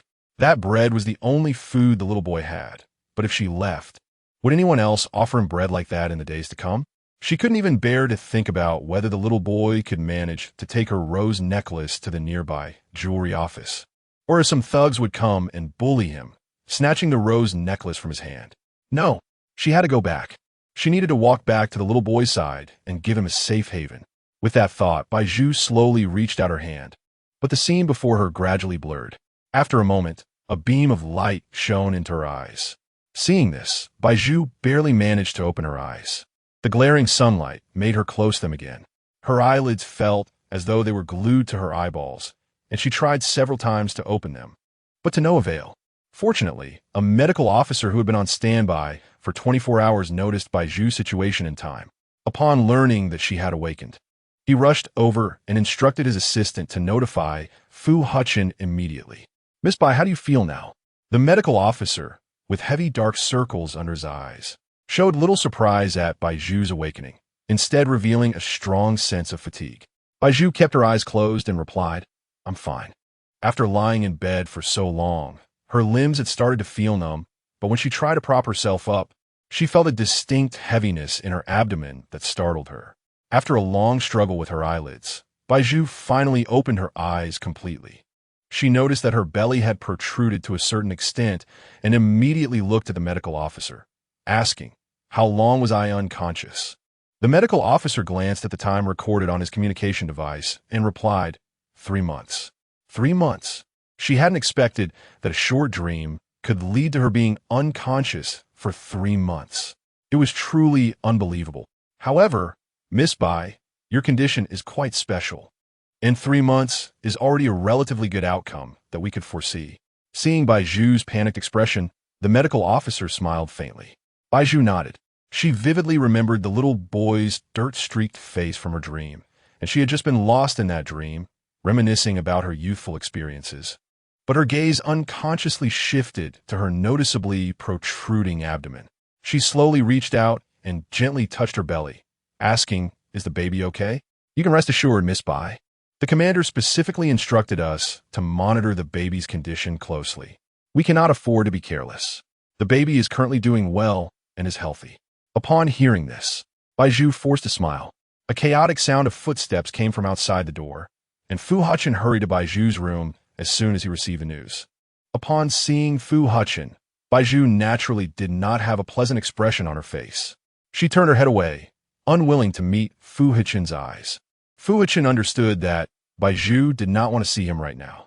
However, since Bai Zhu had been unconscious for so long and had now awakened, he naturally had to come and see her. During the 3 months, initially, Fu Hechen would come to Bai Zhu's room every day, sitting by her bedside from dawn until dusk.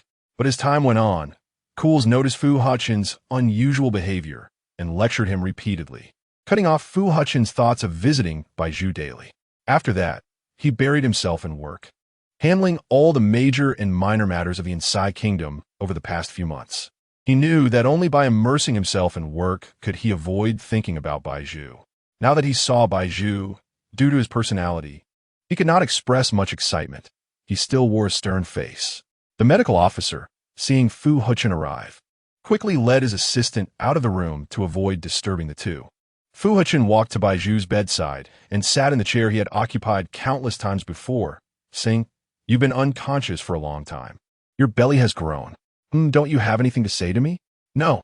Fu Hechen fell silent. Bai Zhu then casually picked up a book from the bedside table, opened it, and pretended to read. Fu Hechen noticed that this book was one he had left in Bai Zhu's room earlier. It discussed the principles of governance, dealing with political science and economics. He hadn't expected Bai Zhu to suddenly pick up this book. "Want to learn?" Fu Hechen asked, pointing at the book in Bai Zhu's hands. Bai Zhu was just pretending to read. She hadn't actually absorbed the content and hadn't even noticed the book as category. She didn't understand why Fu Hechen suddenly asked her this question, so she perfunctorily replied with a Fu Hechen didn't expect Bai Zhu to have such ambition. "If you want to learn, I can teach you." Fu Hechen said this confidently. For the past month, he had immersed himself in state affairs and was thoroughly familiar with the content of the book. He thought that Bai Zhu's current interest in governance was a good thing.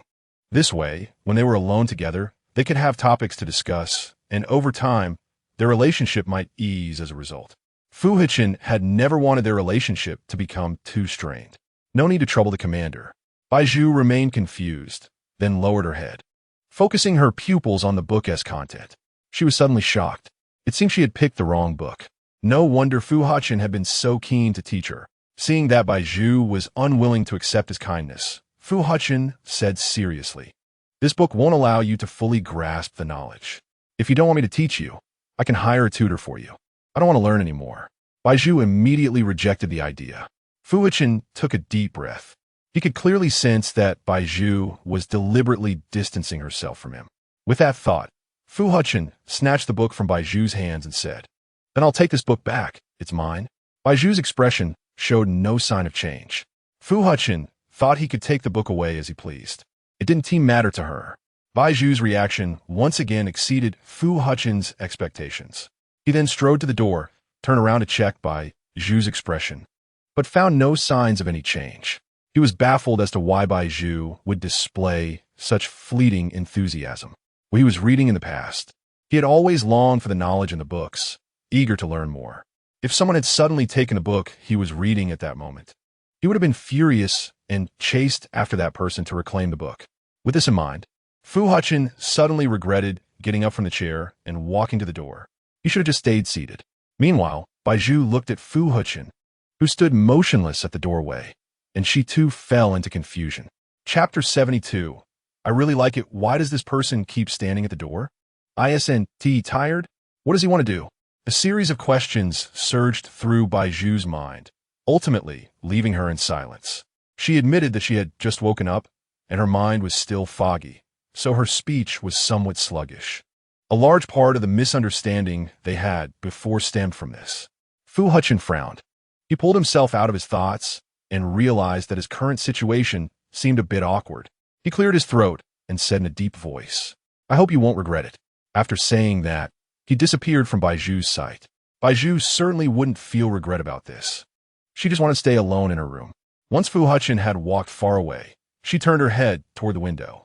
The midday sun was just right, the warm orange light spilling over her, making her feel cozy. But just then, a familiar voice suddenly flashed outside the window. Bai Zhu's pupils tightened. She saw Fong Ku appearing out of nowhere in the garden on the first floor without any preparation. Bai Zhu blinked, thinking she was seeing things. It wasn't until Fong Ku stood in the garden and greeted her from below that she fully realized that what she was seeing was real. What is going on? Bai Zhu braced her nearly 6-month pregnant body and walked to the window, straining to open it. However, due to the soldiers patrolling the garden, Fong Ku didn't dare to make a loud noise and had to hide behind a nearby plant. He had recently consumed an invisibility potion sent by She from FC planet, timing it so that he could sneak into the palace and reveal himself right as the potion wore off in front of Bai Zhu. Bai Zhu's awakening was, of course, not a coincidence. In the past 3 months, She had specifically rushed from FC planet, taking the invisibility potion every few days to sneak into the palace to treat Bai Zhu. A week ago, She had already calculated that Bai Zhu would wake up today. That's why Fong Ku was waiting in the garden. Seeing that Fong Ku's presence might be discovered by the patrolling soldiers, Bai Zhu quickly made a shushing gesture, signaling him to be quiet. A moment later, Bai Zhu cautiously leaned out of the window and shouted to the soldiers below, "Soldiers downstairs, I just saw a mouse in the garden. It seems to be running toward the back garden. Do you want to check it out?" Hearing this, the soldiers immediately looked up and asked Bai Zhu, "How big is the mouse?" Bai Zhu simply used her hands to sketch a rough shape and said, "About bigger than my hand.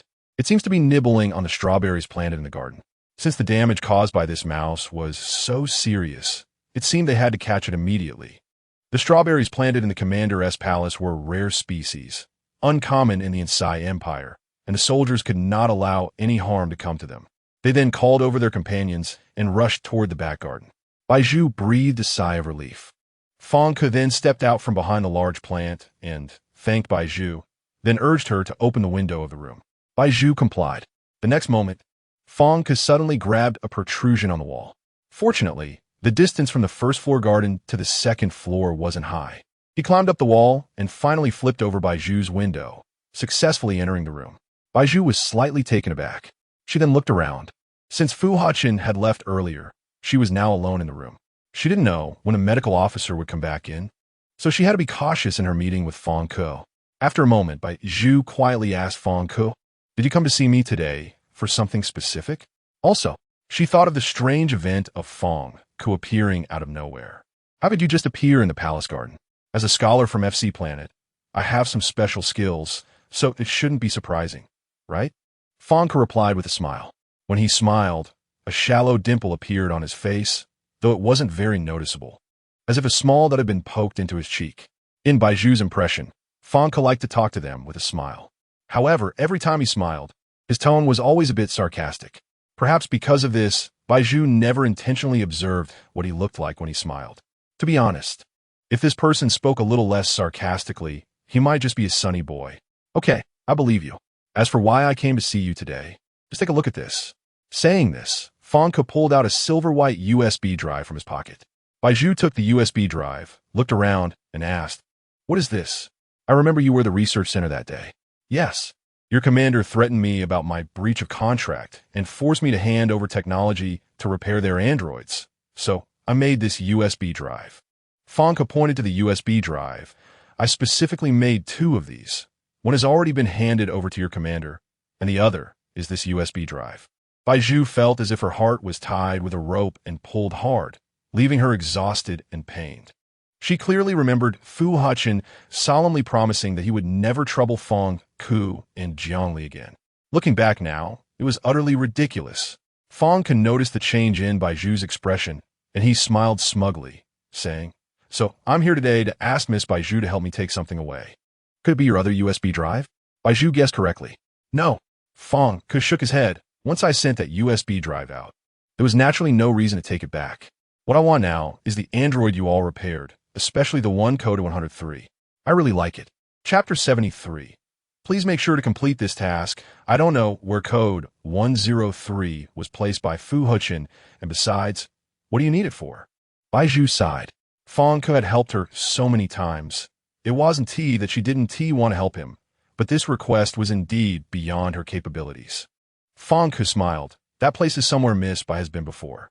I need code 103 for a research project. When have I ever been to the place where code 103 is?" Bai Zhu showed a puzzled expression. Why did she have no recollection of it? Fang Ke continued to smile. You must have been there. I haven't tea. Bai Zhu innocently blinked. Fang Ke retracted his smile. Maybe not. He initially thought Bai Zhu was deliberately declining because the research center wasn't too far from her room and Fu Hechen often visited. So he assumed Bai Zhu somewhat knew about the place. But now, seeing the clueless look in Bai Zhu's eyes, he suddenly wanted to take back his words. Seeing Fang Ke fall silent, Bai Zhu asked, So, Scholar Fang, where exactly is that place? Fang Ke rubbed his forehead. It's not far from here. Right inside the palace at the research center. That place Fu Hechen 1T let me enter. Bai Zhu directly dismissed Fang Ke's idea. Fang Ke smiled again. You can find a way. I'm sorry, my abilities are limited. Upon hearing this, Fang Ke's expression changed, and he silently stared at a flaw on Bai Zhu's face that was about to be exposed, saying, Miss Bai, just a kind reminder. The scar on your face that Feed scratched is about to show. Bai Zhu instinctively touched her cheek. She realized that the medicine Fu Hechen had applied 5 months ago had lost its effectiveness. Bai Zhu quickly covered her cheek with her hand and said, Thank you for the reminder. Miss Bai, look, I've helped you once. If you wait for the scar on your face to be exposed in front of everyone, who knows what other blunders might occur. Bai Zhu felt there was something more in Fang Ke's words. Just say what you want. You see, I've helped you so many times. Hasn't tea each time been a risky aid? Miss Bai, considering this, don't you feel any guilt towards me? I know you're persistent about me helping you steal code 103. Bai Zhu took a deep breath and then pointed to her noticeably protruding belly, saying, But you also know my current conditions are quite limited. Whether I can even get out is a question.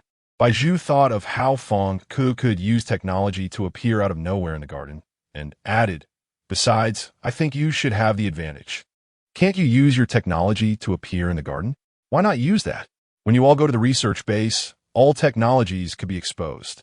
Cools is not a fool. The research center he controls must have high recognition monitoring, and the invisibility potion technology he is currently using has not matured yet.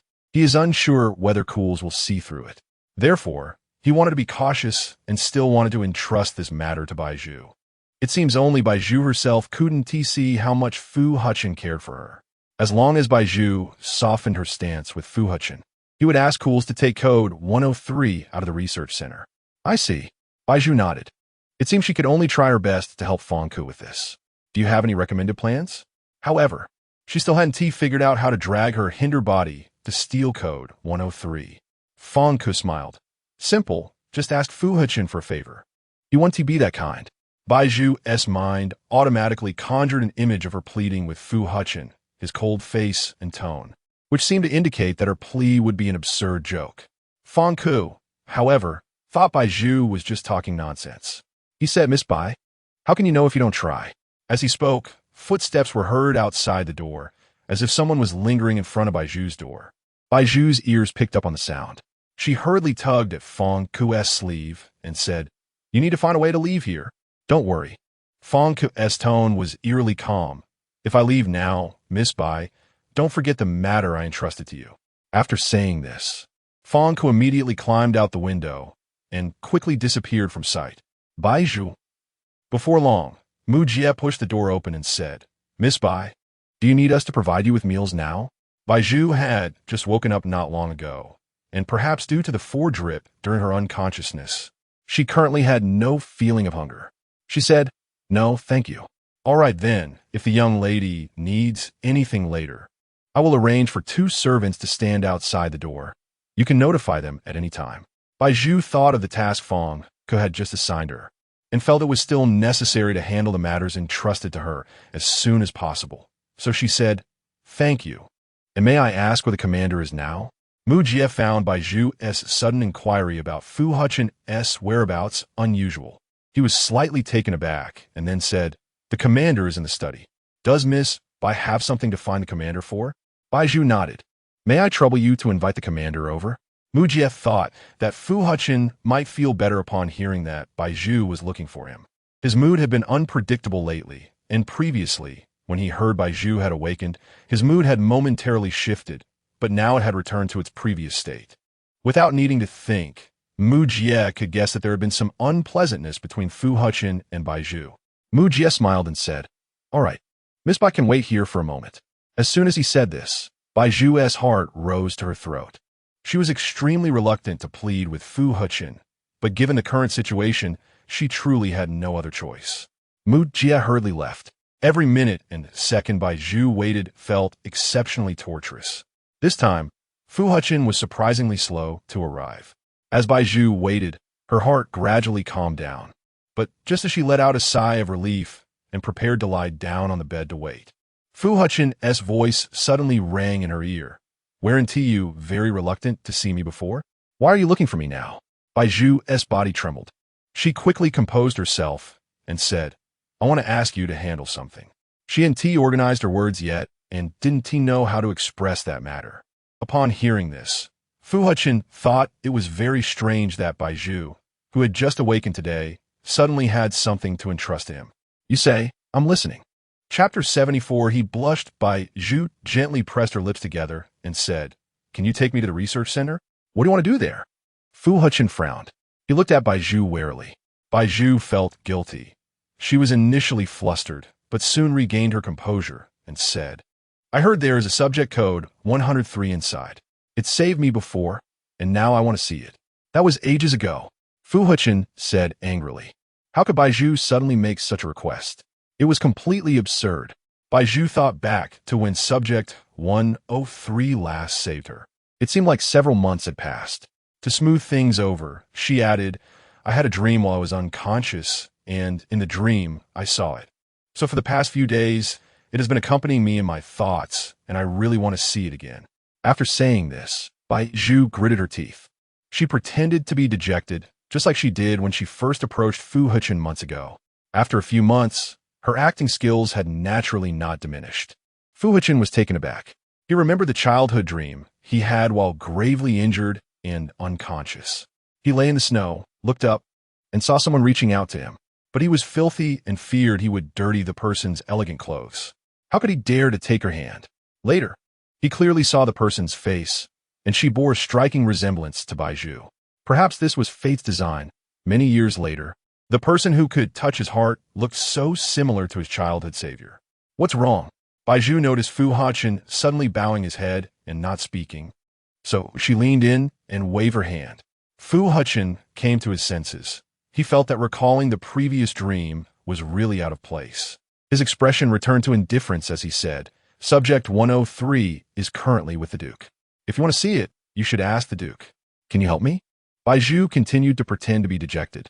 Seeing this, Fu Hechen felt a pang in his heart and turned his head away, saying, "There's nothing I can do. You'll have to ask on your own." Bai Zhu, laughing to death, how could Fu Hechen, the highest-ranking commander of the Empire, not have a way? "Commander, I believe you must know that the Duke doesn't like me." Bai Zhu suddenly raised her voice, to the point that she couldn't even listen to herself, and added, "If I go ask, there will only be one answer, and you must know that."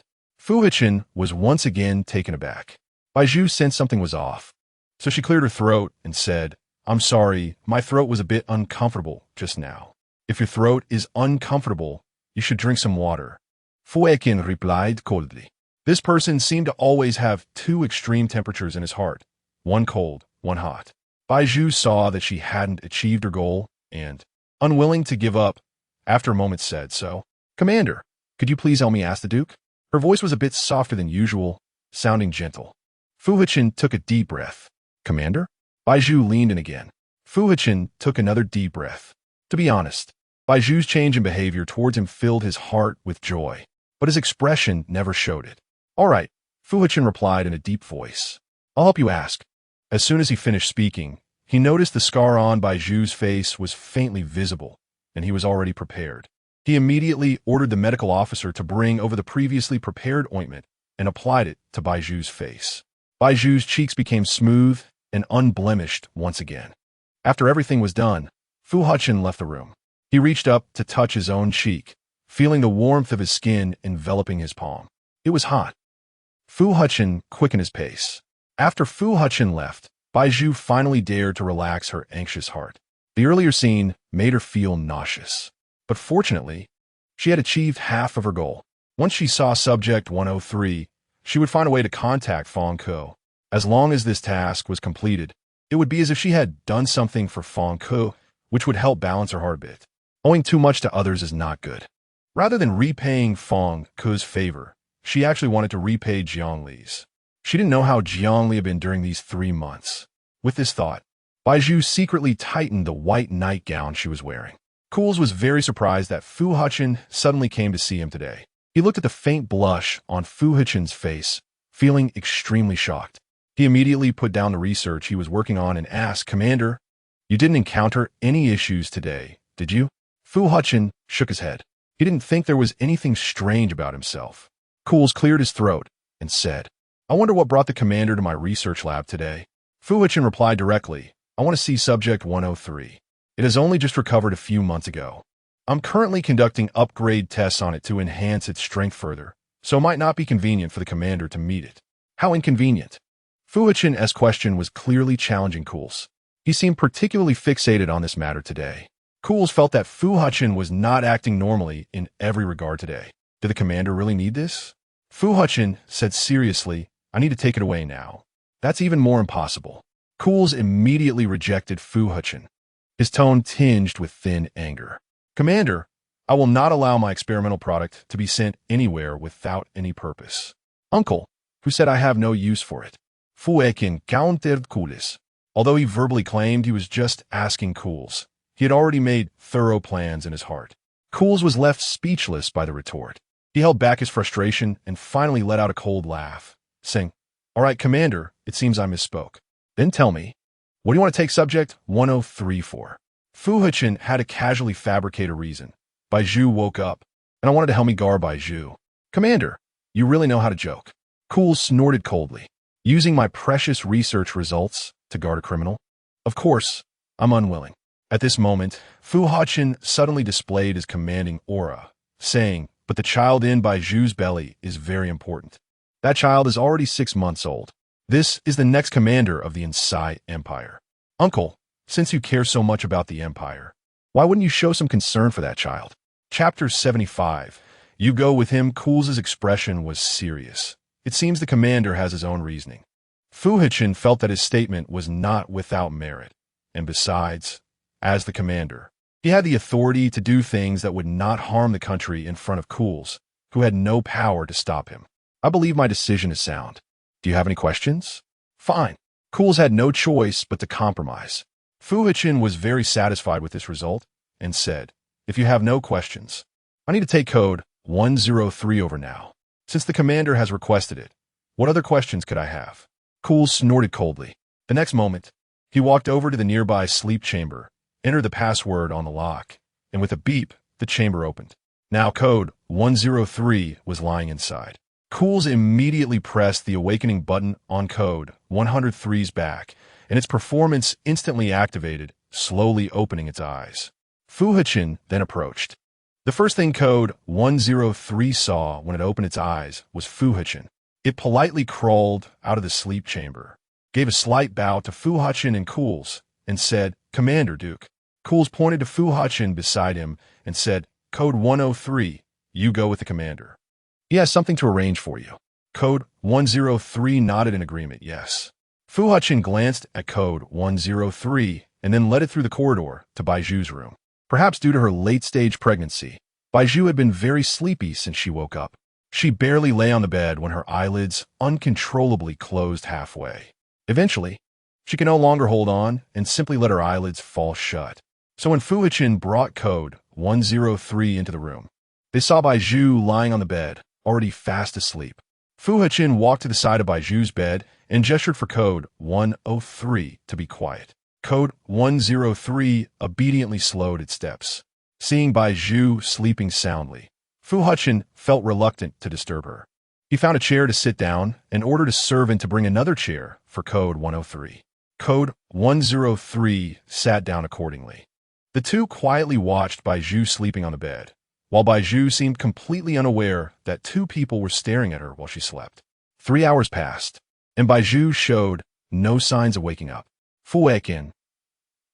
Code 103 sat up straight the entire time. As expected of a biomechanical being created by the Inside Empire, with behavior and manners that were not inferior to the most cultured nobles in the empire. Fu Hechen saw the face that looked almost identical to his own and silently resolved to detach his back from the chair, imitating Code 103's posture and sitting up straight.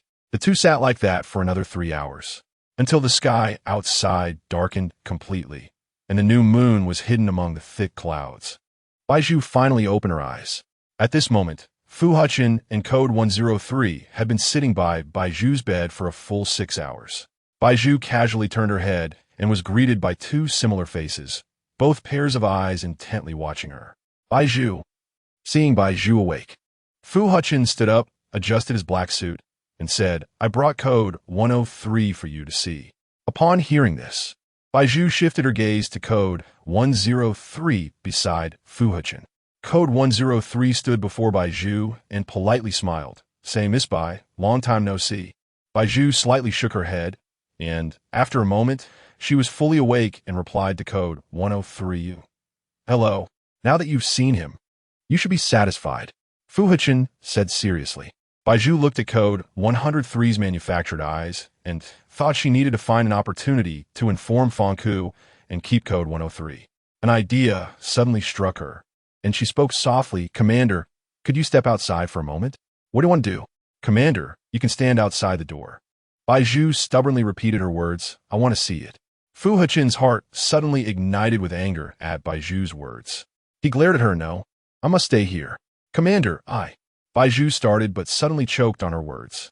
How should she say it? What to do? She couldn't just remain stuck here.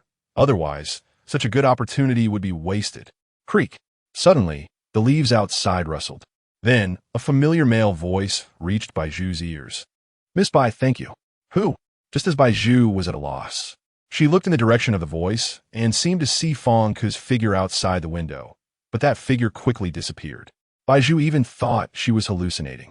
The next second, an invisible force struck Fu Hechen's neck with great force. The blow hit Fu Hechen's vital point, and he nearly collapsed to the ground, but fortunately, Code 103 caught him in time. Code 103 narrowed its eyes dangerously. It looked around as if searching for something or someone. Bai Zhu saw this, and could roughly guess who had attacked Fu Hechen. Taking advantage of Code 103's distraction, she grasped Code 103's wrist and said, "Can you come with me to a place?" Code 103 looked puzzled. "Don't make any noise." Bai Zhu was afraid that Code 103 would rush out and tell the servants outside about Fu Hechen's situation, so she said. Since Bai Zhu's position in Fu Hechen's heart was different from that of ordinary people, Code 103 naturally would not defy her now. It lowered its voice and said, "Where do you want to take me, Miss Bai?"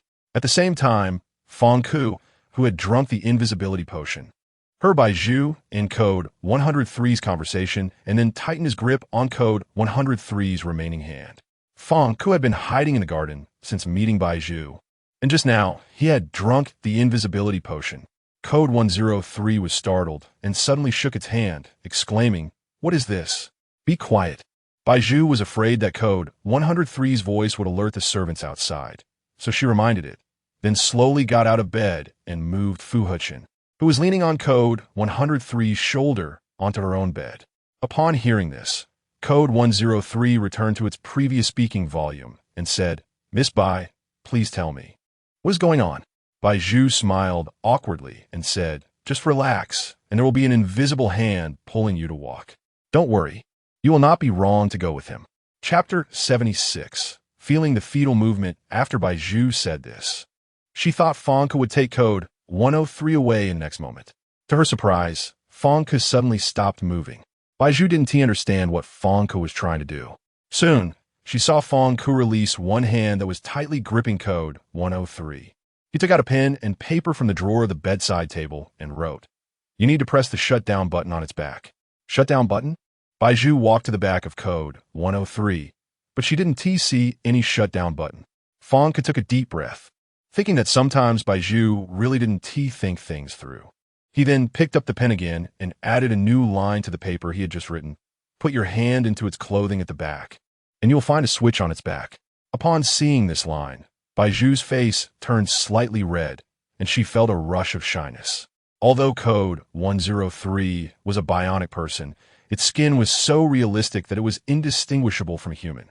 She shyly closed her eyes and said, "Why don't you do it yourself? Aren't you invisible?"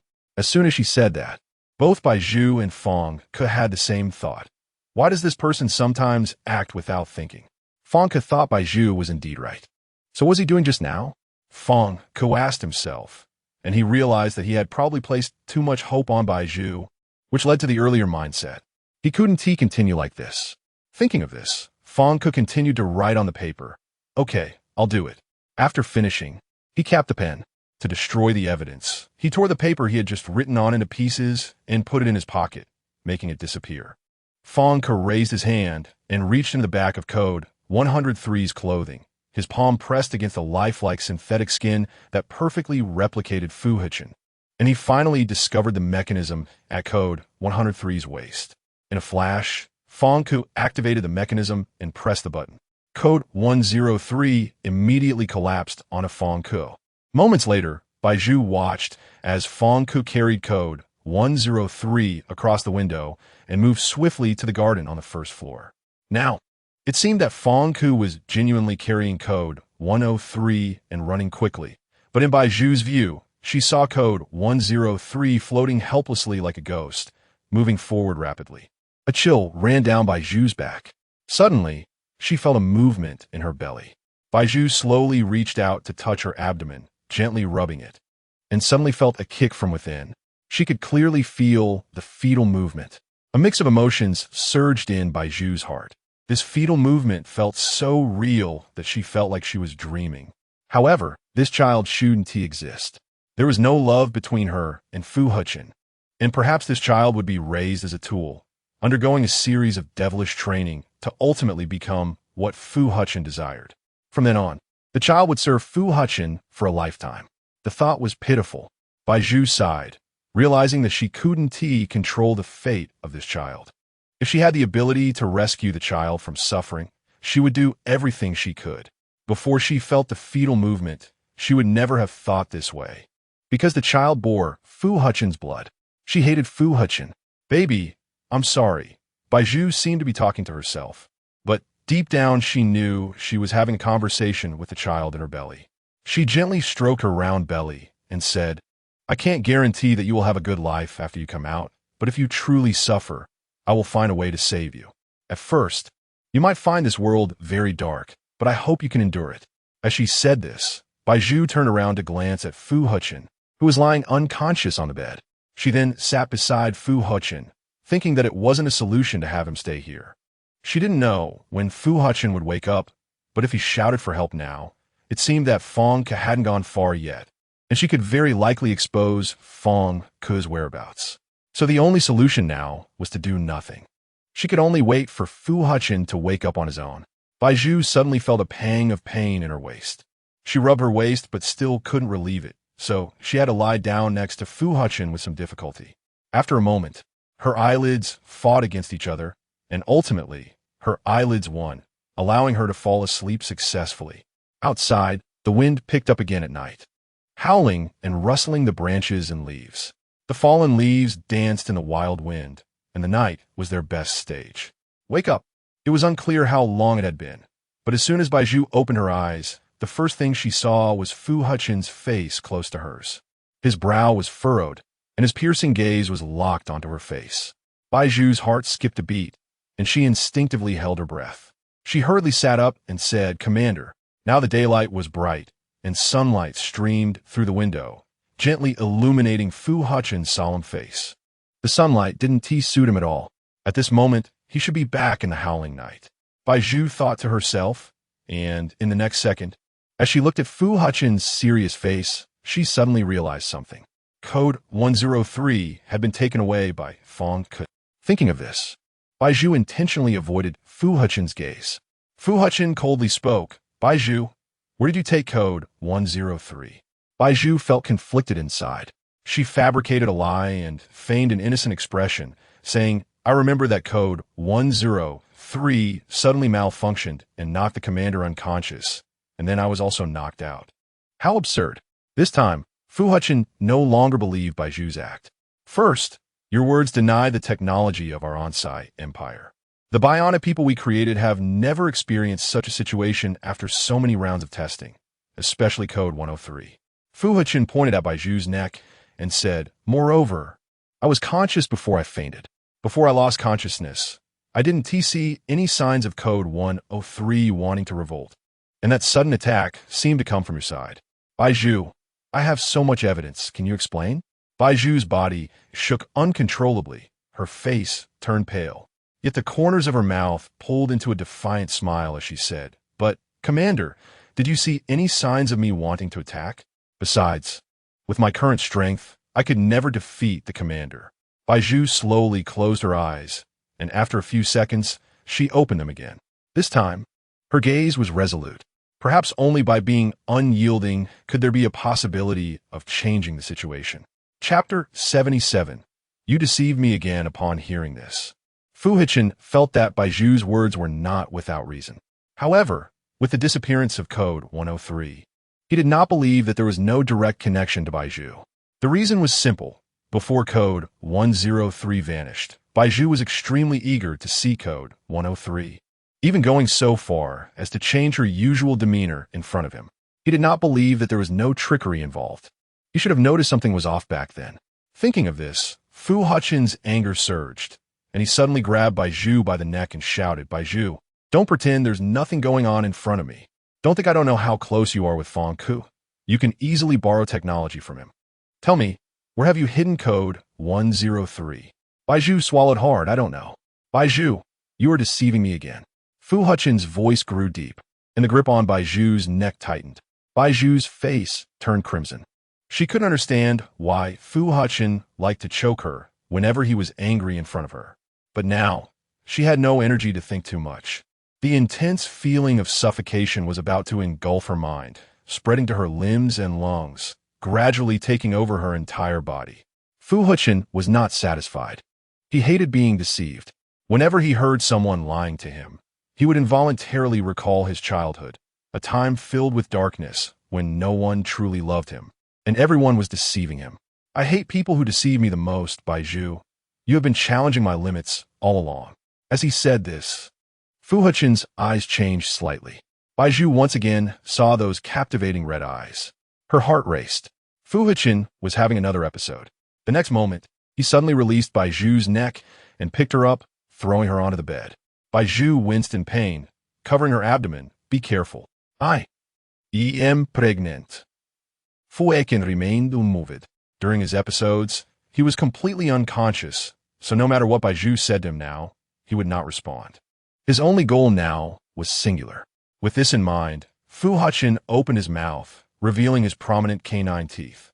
He left a trail of light red bite marks on Bai Zhu's collarbone. "Hiss!" Bai Zhu gasped. "Is this person a dog?" No, Bai Zhu thought. She was pregnant, so this time she absolutely could not let Fu Hechen have his way again. She used both hands to brace against her chest, trying to prevent Fu Hechen's broad shoulders from getting closer to her. But to Fu Hechen, this was merely child's play. He directly grabbed Bai Zhu's wrists and lifted them over her head. Bai Zhu was completely immobilized. Seeing this, Fu Hechen seemed to take precautions and pulled a thick rope from the drawer of the bedside table. He tied the rope around Bai Zhu's delicate wrists, leaving red marks on her fair skin. Bai Zhu's body twisted slightly. She looked at Fu Hechen unwillingly, tears welling up in her eyes. Seeing Bai Zhu like this ignited a fire within Fu Hechen. The flames traveled up his tanned skin, burning through his flesh. He could no longer endure it. Fu Hechen then unbuckled his belt, supporting Bai Zhu's pregnant belly, and began a fierce assault. "No! Stop! Get out!" Bai Zhu was struck to the point of confusion. Pain flooded her brain, and she felt like she was about to be crushed. "It hurts!" Bai Zhu sniffled. "Why is this happening?" Several hours later, Fu Hechen showed no signs of stopping. Bai Zhu was in so much pain that she lost consciousness. 3 days later, Fu Hechen's eyes returned to normal. Because he had been in a state of illness for the past 3 days, he could only vaguely remember what had happened during that time. However, upon seeing that he was naked and that Bai Zhu, covered in red marks, was lying beside him, he immediately realized what he had been doing for the past 3 days. It seemed he had lost control of himself again during his episode. Looking at the mess he had made of Bai Zhu, Fu Hechen turned his gaze away out of guilt. But then he thought that Bai Zhu deserved it. She was the one who had taken code 103 away. If she hadn't taken code 103, he wouldn't have had his episode. Fu Hechen then got up, dressed, and called for the servant outside. At that moment, the door to Bai Zhu's room was surrounded by a group of servants. Among them were Mu Jie and Cools. Cools, who was researching products to enhance the abilities of androids at the research center, suddenly remembered that 2 days ago, Fu Hechen had sent code 103 to guard Bai Zhu's door. Since his latest research products could only be tested on code 103 to see the real effects, he urgently needed to retrieve code 103 temporarily. He arrived at Bai Zhu's door, but still did not see code 103. He then inquired with the servants outside and learned that code 103 had gone missing and that Fu Hechen had fallen ill. Moreover, he had been with Bai Zhu during his episode. Cools felt as if the sky had fallen. Mu Jie supported Cools' arm, and when he heard Fu Hechen wanted to call the servants in, he handed Cools over to another servant standing nearby and then walked into the room. Upon seeing Mu Jie enter, Fu Hechen, through the crack of the door, noticed that the area outside was crowded with people. "What's going on outside?" Fu Hechen asked. Mu Jie awkwardly smiled and said, "They are worried about the commander, so they are gathered outside. Why do I see the Duke's figure?" Mu Jie was momentarily speechless. Cools was currently unstable, and Mu Jie dared not bring him into the room. This time Cools unusually did not follow along. It must be because of the code 103 incident.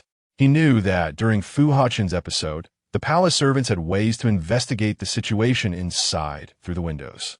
It was evident that they knew about code 103's disappearance. Seeing that Fu Hechen had already guessed the truth, Mu Jie knew that he could not hide it from Fu Hechen, so he said, "Yes, the Duke needs to take code 103 to test a product now." Code 103 was taken away by Bai Zhu's people. "Miss Bai?" Mu Jie shifted his gaze to the unconscious Bai Zhu on the bed. Seeing that she was covered with a blanket and most likely not wearing any clothes, he quickly averted his gaze. Fu Hechen took a deep breath and said, "We can now hold Bai Zhu accountable." Chapter 78. After Bai Zhu gives birth, I want to execute her. Mu Jie looked at Fu Hechen in disbelief, unable to believe his ears. Fu Hechen, however, had a serious expression, clearly not joking. After all, how could a command from the commander possibly be a joke? Mu Jie said, "But Miss Bai is still pregnant. My order, do you dare not to follow it?" Fu Hechen's voice was cold. Hearing this, Mu Jie did not dare to utter a word and could only respond, "Yes." As soon as he reached the door, Ku Lacey grabbed Mu Jie's sleeve. Ku Lacey's eyes were bloodshot, likely due to heavy worries and lack of rest over the past few days. He asked, "Is there any clue about code 103? What did the commander say?" Mu Jie nodded and slowly placed his hand on Ku Lacey's hand, saying, "The commander said that code 103 was taken away by Miss Bai." Upon hearing this, everyone present gasped in shock. "Bai Zhu, how could that be? She's a pregnant woman. Hasn't she been staying in the palace these days? How could she possibly move a life-size bionic person that looks exactly like Fu Hechen in such a short time?" It was too hard to believe. Ku Lacey found it hard to accept Mu Jie's words. He did not doubt that Bai Zhu would want to take code 103, but he doubted her ability to carry away such a powerful bionic person, both in size and strength. Could it be that code 103 had intentionally restrained its power? If that were the case, it seemed Bai Zhu's status in Fu Hechen's heart was much higher than he had anticipated. "Are you sure what you said is true? If the Duke does not believe it, you can go in and ask the commander yourself," Mu Jie replied honestly. Ku Lacey took a deep breath. "In that case, what is the commander's next arrangement?" "Bring Bai Zhu to the tribunal for judgment." "Oh, is the commander really so heartless?" Ku Lacey laughed. "I will not accept any changes halfway. The commander said this to me, and besides, we have no way to disobey his orders." Ku Lacey certainly hoped Bai Zhu would be sent to the tribunal for judgment. However, considering code 103's affection for Bai Zhu, Fu Hechen's decision seemed to be a momentary impulse. Furthermore, Bai Zhu was still carrying Fu Hechen's child. Bai Zhu could be judged, but this child could not. This child must not be too entangled with Bai Zhu, because so far, this child was Fu Hechen's only offspring. If Fu Hechen did not meet another woman capable of curing his ailment in the future, then this child regardless of gender, would soon become the next commander. Please apply to the commander and say it is my request to not judge Bai Zhu for now. Lacey unusually spoke up for Bai Zhu this time. But he was not doing it for Bai Zhu. He was doing it for the child in her womb. Because this child was extremely important to the entire Insai Empire. He was a ruthless person, as he placed most of his emotions on the Empire. Perhaps it was because he clearly understood his responsibilities after realizing he would not become the commander. He devoted everything to the Empire, and he did not allow any commander under his watch to make any mistakes. This, Mu Jie recalled Fu Hechen's cold tone earlier and hesitated for a moment. Seeing this, Lacey directly pushed the door and barged into the room. He immediately saw Bai Zhu lying under the blanket, looking at Bai Zhu's exposed neck. He frowned slightly. "Uncle, is there something you need?" Fu Hechen asked upon seeing Lacey enter the room so boldly. Lacey had no intention of beating around the bush with Fu Hechen. Bai Zhu cannot be judged now. This is my decision, and didn't you say she is a criminal? She is, but the child in her womb is not. Lacey said coldly. She is lucky to have the child in her womb as a life-saving card. Fu Hechen frowned. "Uncle, I really don't understand you. Code 103 is your precious treasure. And now that Bai Zhu is missing, you still want to spare her? Are you trying to make things difficult for me on purpose?" "Everything I do is for the sake of the Empire," Lacey said sternly. "Once Bai Zhu gives birth to the child, I will want to execute her."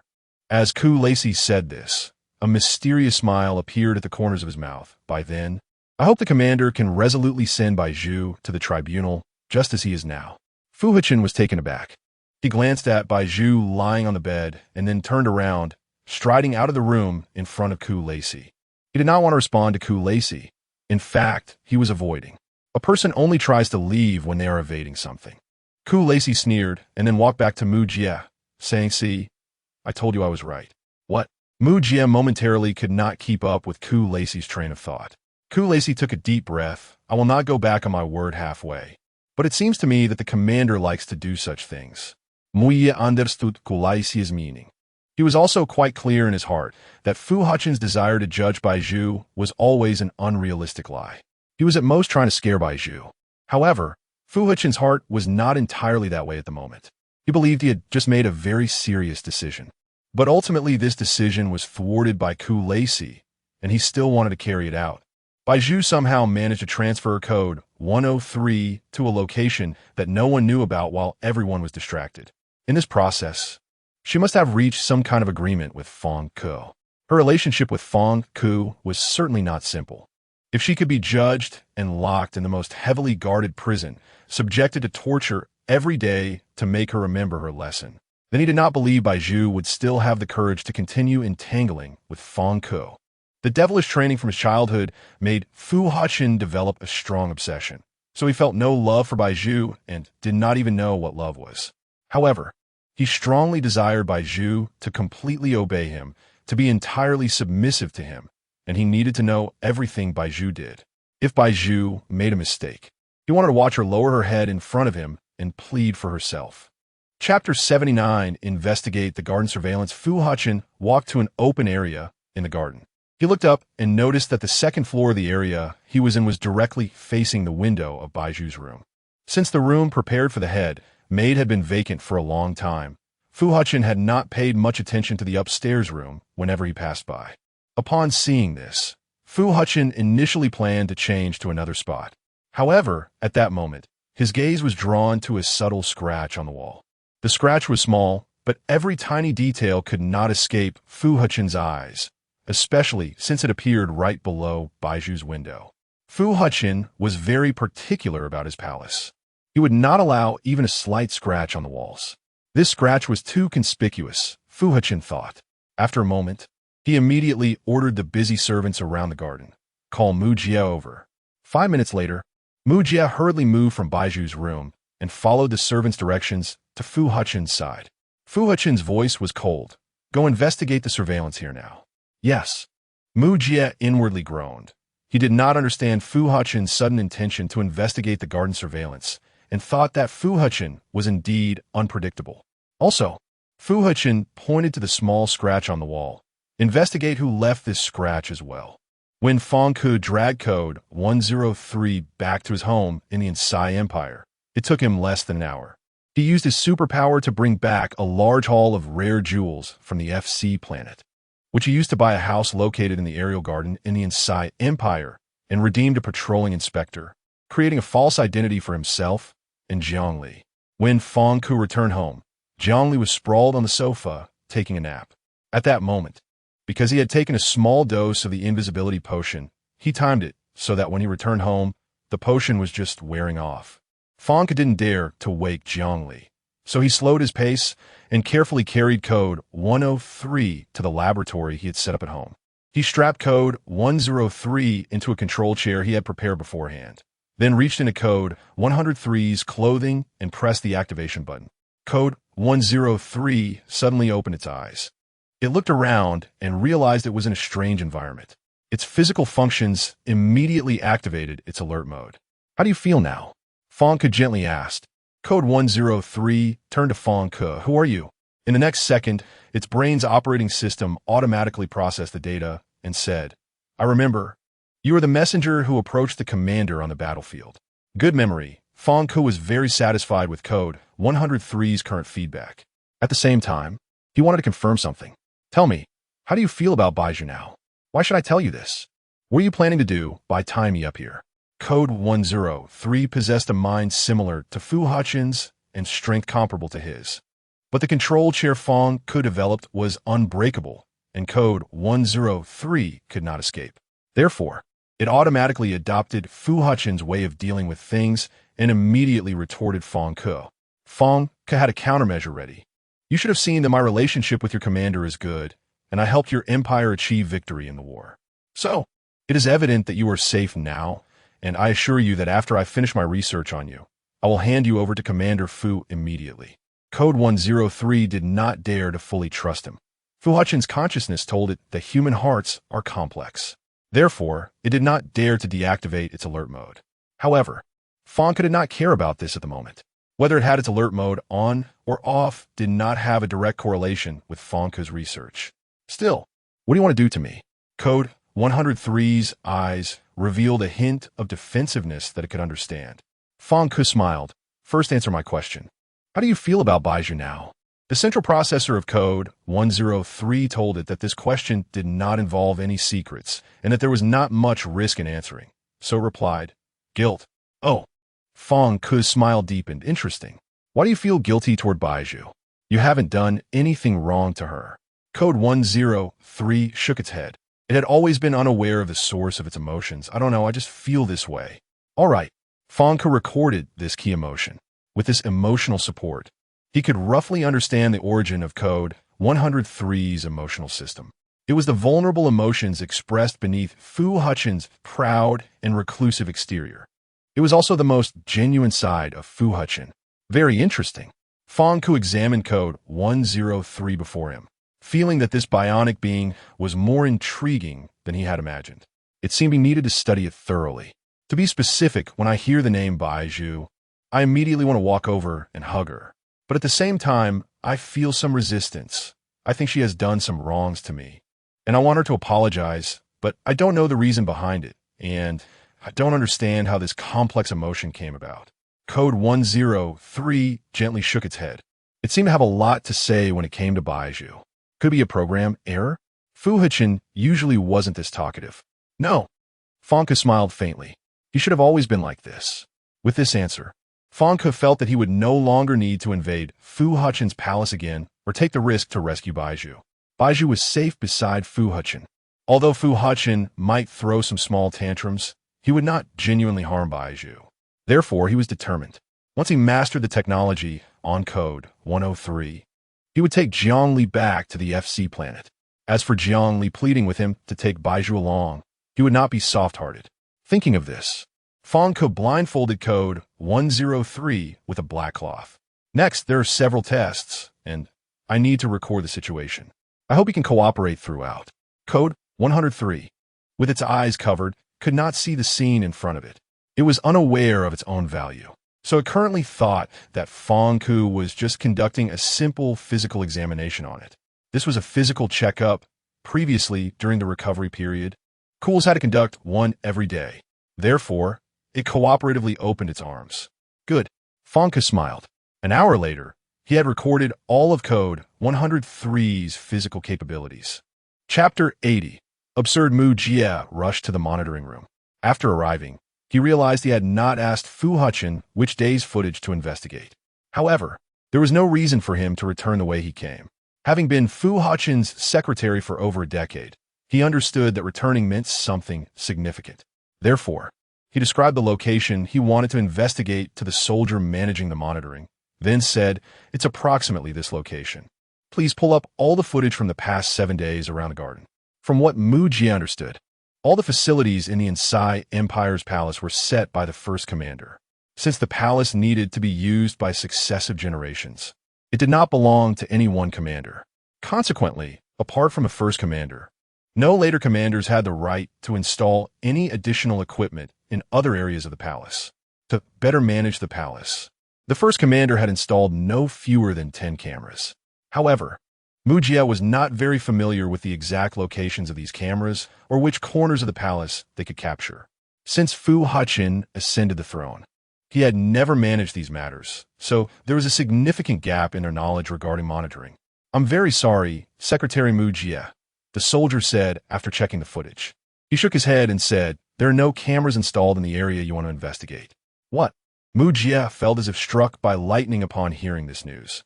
He hurriedly leaned closer to the display screen to quickly review the footage, saying, "How could this be?" Mu Jie thought to himself, since Fu Hechen specifically sent him to the monitoring room, it must not be without reason. Given the recent disappearance of Subject 103, he speculated that the person who truly took Subject 103 must have passed through this area. "Do you have other camera angles that could capture that location?" Mu Jie asked, unwilling to give up. The soldier shook his head again. "Not at the moment. That's a dead zone for monitoring." Mu Jie furrowed his brow. "All right, I'll report back." But just as he reached the door, his steps suddenly halted. "Check the cameras at the entrance." Mu Jie seemed to have thought of something and walked back to the monitoring screen to review the footage. Yes. The soldier continued to rewind the footage to 7 days ago. Thus, the two of them spent nearly a week in the monitoring room. Yet they did not find any suspicious individuals. Just when they were exhausted from watching, they discovered a supernatural event in the footage. The video showed that 3 nights ago, Subject 103 appeared on the recording for a few seconds. It was near the main gate, and they saw Subject 103 floating in the air without any support, swaying as it moved toward the main door. However, it seemed not to approach the main entrance, as there were soldiers stationed there who would undoubtedly notice if it walked past so openly. Therefore, how it exited remained a mystery. Mu Jie and the soldier managing the monitoring were stunned in place. The soldier expressed that after guarding the monitoring for over 20 years, he had never seen such a frightening scene. He even wondered if he had been watching the monitors for too long and was experiencing hallucinations. Mu Jie took a deep breath. If the footage was accurate, then the situation was extremely urgent, and he needed to report to Fu Hechen immediately. At that moment, Fu Hechen was standing in the corridor outside his study, smoking. Due to the increasing worries these days, his smoking frequency had also increased. He had returned to his former self. When he first ascended to the commander's high position, he had little real power. He was merely a puppet, and everything he did had to pass through Cools' scrutiny. Thus, his anxiety rose sharply, leading to his frequent smoking habit. Later, due to health issues discovered in his body, the medical officer claimed that frequent smoking would worsen his condition. So, he forced himself to quit. But now, he couldn't help it. He was feeling too distressed. At that moment, Cools approached him and snatched the cigarette but from his hand. Fu Hechen was taken aback, looking like a child caught in wrongdoing. Cools immediately extinguished the cigarette and said, "Why have you started again? Have you forgotten that you just finished your treatment?" "I couldn't help it," Fu Hechen replied. "Commander, you cannot let your health deteriorate. What will happen to the entire empire if your health fails?" Cools' serious voice echoed in Fu Hechen's mind. Yes, what would happen to the entire empire if his health failed? Fu Hechen self-deprecatingly smiled. "I know. Bai Zhu has woken up." Cools had come to the study specifically to inform Fu Hechen of this. Fu Hechen's expression changed. "What have you done to her?" "Don't worry, I haven't touched her." As soon as he said this, Cools felt it was somewhat amusing and added, "Commander, I might be better than you. I didn't tease center prison." As soon as Cool said this, it felt like he had slapped Fu Hechen hard across the face. Fu Hechen frowned. He didn't want to waste words with Cools, so he quickly walked toward Bai Zhu's room. However, just then, he almost collided with Mu Jie, who was rushing in. Due to his hurried pace, Mu Jie nearly crashed into Fu Hechen. Seeing this, Fu Hechen quickly stepped back. "What's wrong with you?" At a glance, he noticed dark circles under Mu Jie's eyes and wondered why he looked so exhausted after just investigating some footage. Mu Jie steadied himself in front of Fu Hechen, took a breath, and said, "Commander, it's bad. Take your time," Fu Hechen said, noticing Mu Jie was out of breath and afraid he might faint mid-sentence. Mu Jie took 3 minutes to normalize his breathing. "While we were investigating the footage, we discovered a supernatural event. We found that Subject 103 was not taken away by anyone, but rather, Mu Jie took another breath, reorganizing his words. "We found that Subject 103 was floating in the air, moving toward the main gate of the garden, and then vanished." Fu Hechen's expression showed confusion. Subject 103 was floating in the air and then disappeared? Such absurd words. Having lived for so long, Fu Hechen did not believe in supernatural events. So he asked, "Are you sure there was no tampering with the footage?" The soldier guarding the monitoring told me that apart from him, no one else entered the monitoring room these days. Mu Jie scratched his head. Fu Hechen frown deepened. He then took Mu Jie to Bai Zhu's room. Since Bai Zhu was awake, it was better to ask her for clarity. Perhaps he could discover something. However, as he approached Bai Zhu's door, someone opened it for him. "Commander, I'm sorry for worrying you these past few days." The person opening the door was none other than Subject 103. Chapter 81, Returning You, Fu Hechen. Mu Jie. This is absurd. Mu Jie couldn't believe his eyes. Fu Hechen grabbed the shoulder of Code 103 and forcibly turned it around. He then lifted the back of Code 103's clothing to check the buttons behind it, to verify its authenticity. This Code 103 is real, Fu Hechen thought. He then asked, "Where have you been these days?" As soon as he finished speaking, Fu Hechen saw Fong Ke slowly walking out from behind Code 103. Fu Hechen was taken aback, his eyes filled with vigilance. "How did you get in?" Just 10 minutes ago, Fong Ke had consumed a small amount of an invisibility potion, bringing Code 103 along the small path he had previously cleared in the palace, then climbed over the wall into Bai Zhu's room. This was also why the surveillance footage showed Code 103 disappearing near the front door. Bai Zhu had just woken up, and, upon seeing Code 103 floating outside the window, she knew Fong Ke had returned with Code 103. Bai Zhu then got up, supporting her belly, and opened the window to let the floating Code 103 inches. The moment Fong Ke activated Code 103, the invisibility potion on him suddenly wore off. Fong Ke smiled, placing his hand on Code 103's shoulder, facing Bai Zhu, and said, "Thank you this time. I've brought the person back to you." Bai Zhu remembered the series of predatory actions Fu Hechen had taken against her before she lost consciousness, and she now felt a deep hatred for him. With that thought, she actually wanted Fong Ke to take Code 103 away, completely disappearing from Fu Hechen's sight, making it impossible for Fu Hechen to find Code 103. However, at that moment, Code 103 sensed Fu Hechen's footsteps outside the door and actively went to open it. Fong Ke looked at Fu Hechen and smiled. "I'm here to return Code 103. Why is it in your hands?" Fu Hechen exclaimed.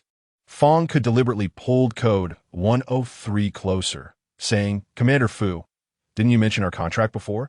I thought about it, and I don't believe I've completely breached the contract, because I helped you in the war. However, I feel like I've lost out. I helped you in the war, but didn't fully understand your bionic technology. So I specifically came to steal Code 103. Fu Hechen shouted angrily, "Who allowed you to do that?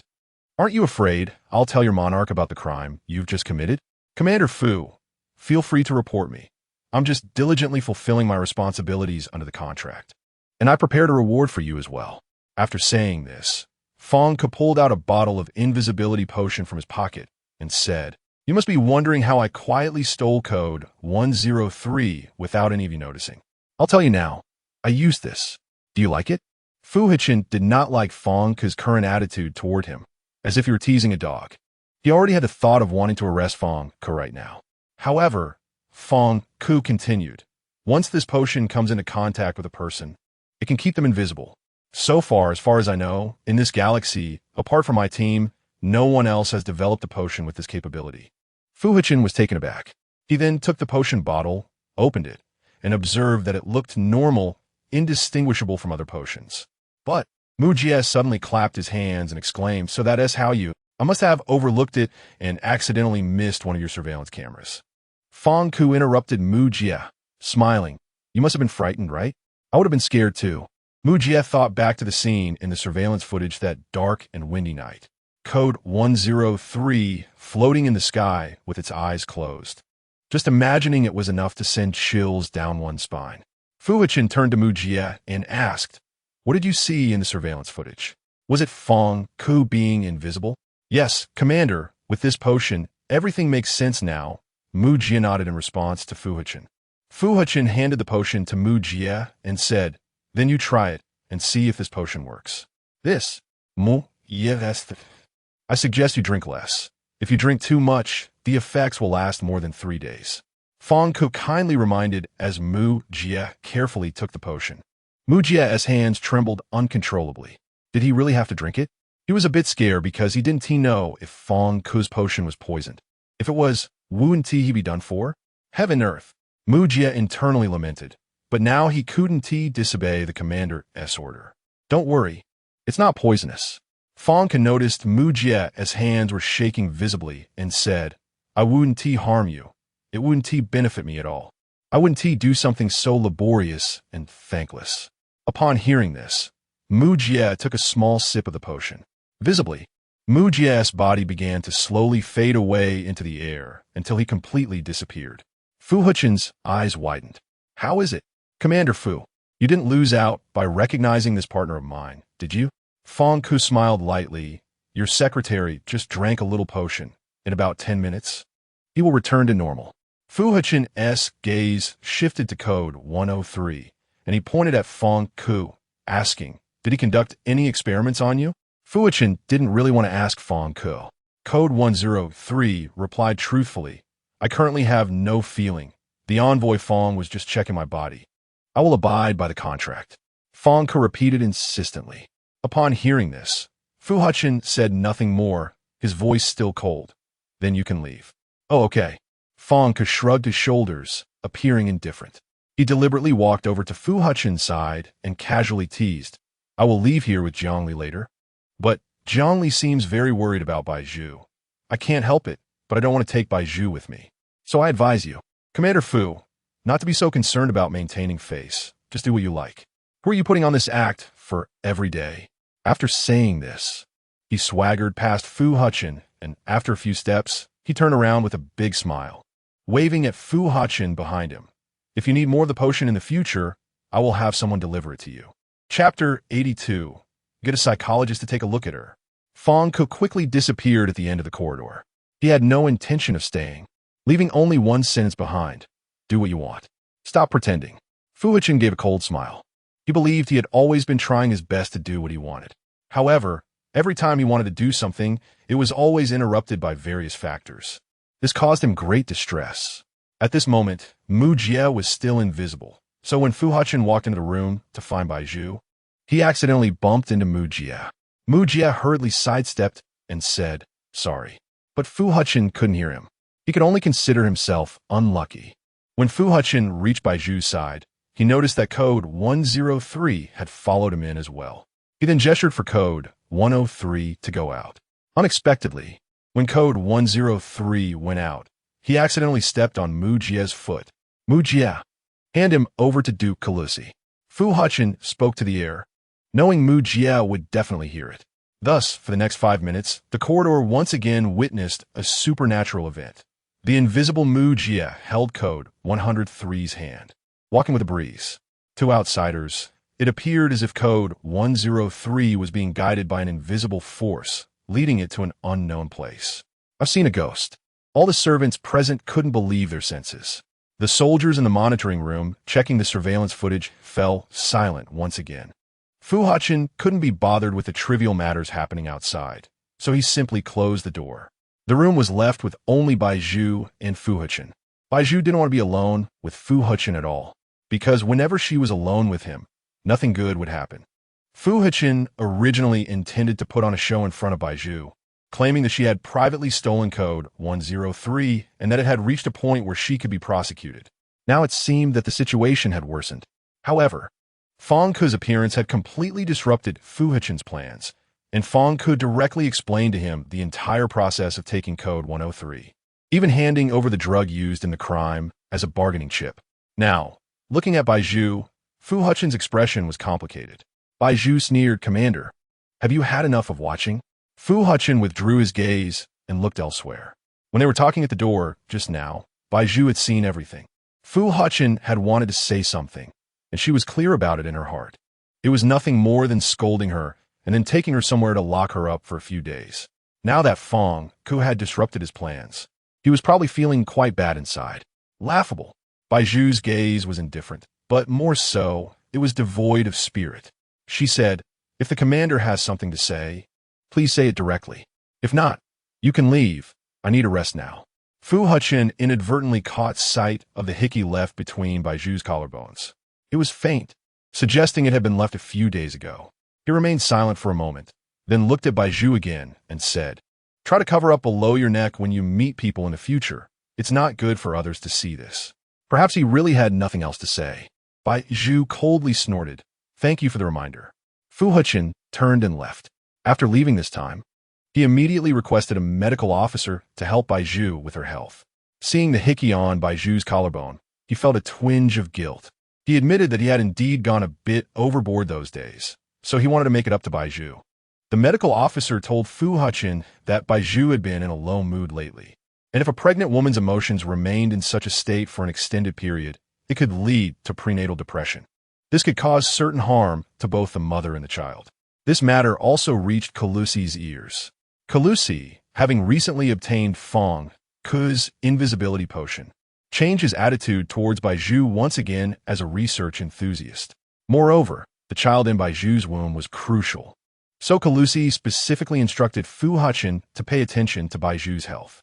Fu Hechen then brought in the most accomplished psychologist from the Imperial Psychological Research Institute to provide specialized counseling for Bai Zhu.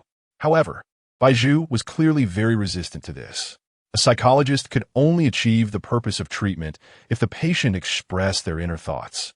But she did not believe that the psychologist Fu Hechen hired could make her open her heart and share the thoughts buried deep within her with another person. She suspected that Fu Hechen was merely using the pretext of hiring a psychologist to test and monitor her in another way. Since Bai Zhu rejected it so obviously, Fu Hechen naturally couldn't force her. Opening one's heart has never been something that external forces can dictate. Therefore, Fu Hechen took a step back and asked the psychologist to provide some suggestions beneficial to Bai Zhu's physical and mental health based on her current situation. The psychologist furrowed his brow.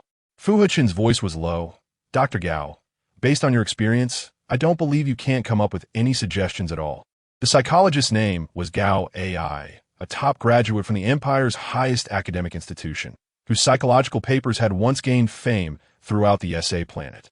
In the Onsai Empire, only the elite who were promoted from noble academies could enter the highest academic institution. The institution primarily focused on cultivating a very small number of elites to become the backbone of the empire, so they only admitted 5 students each year, and many nobles struggled to secure a spot. Yet Gao AI was not a proper noble. He was merely a count's second son's companion.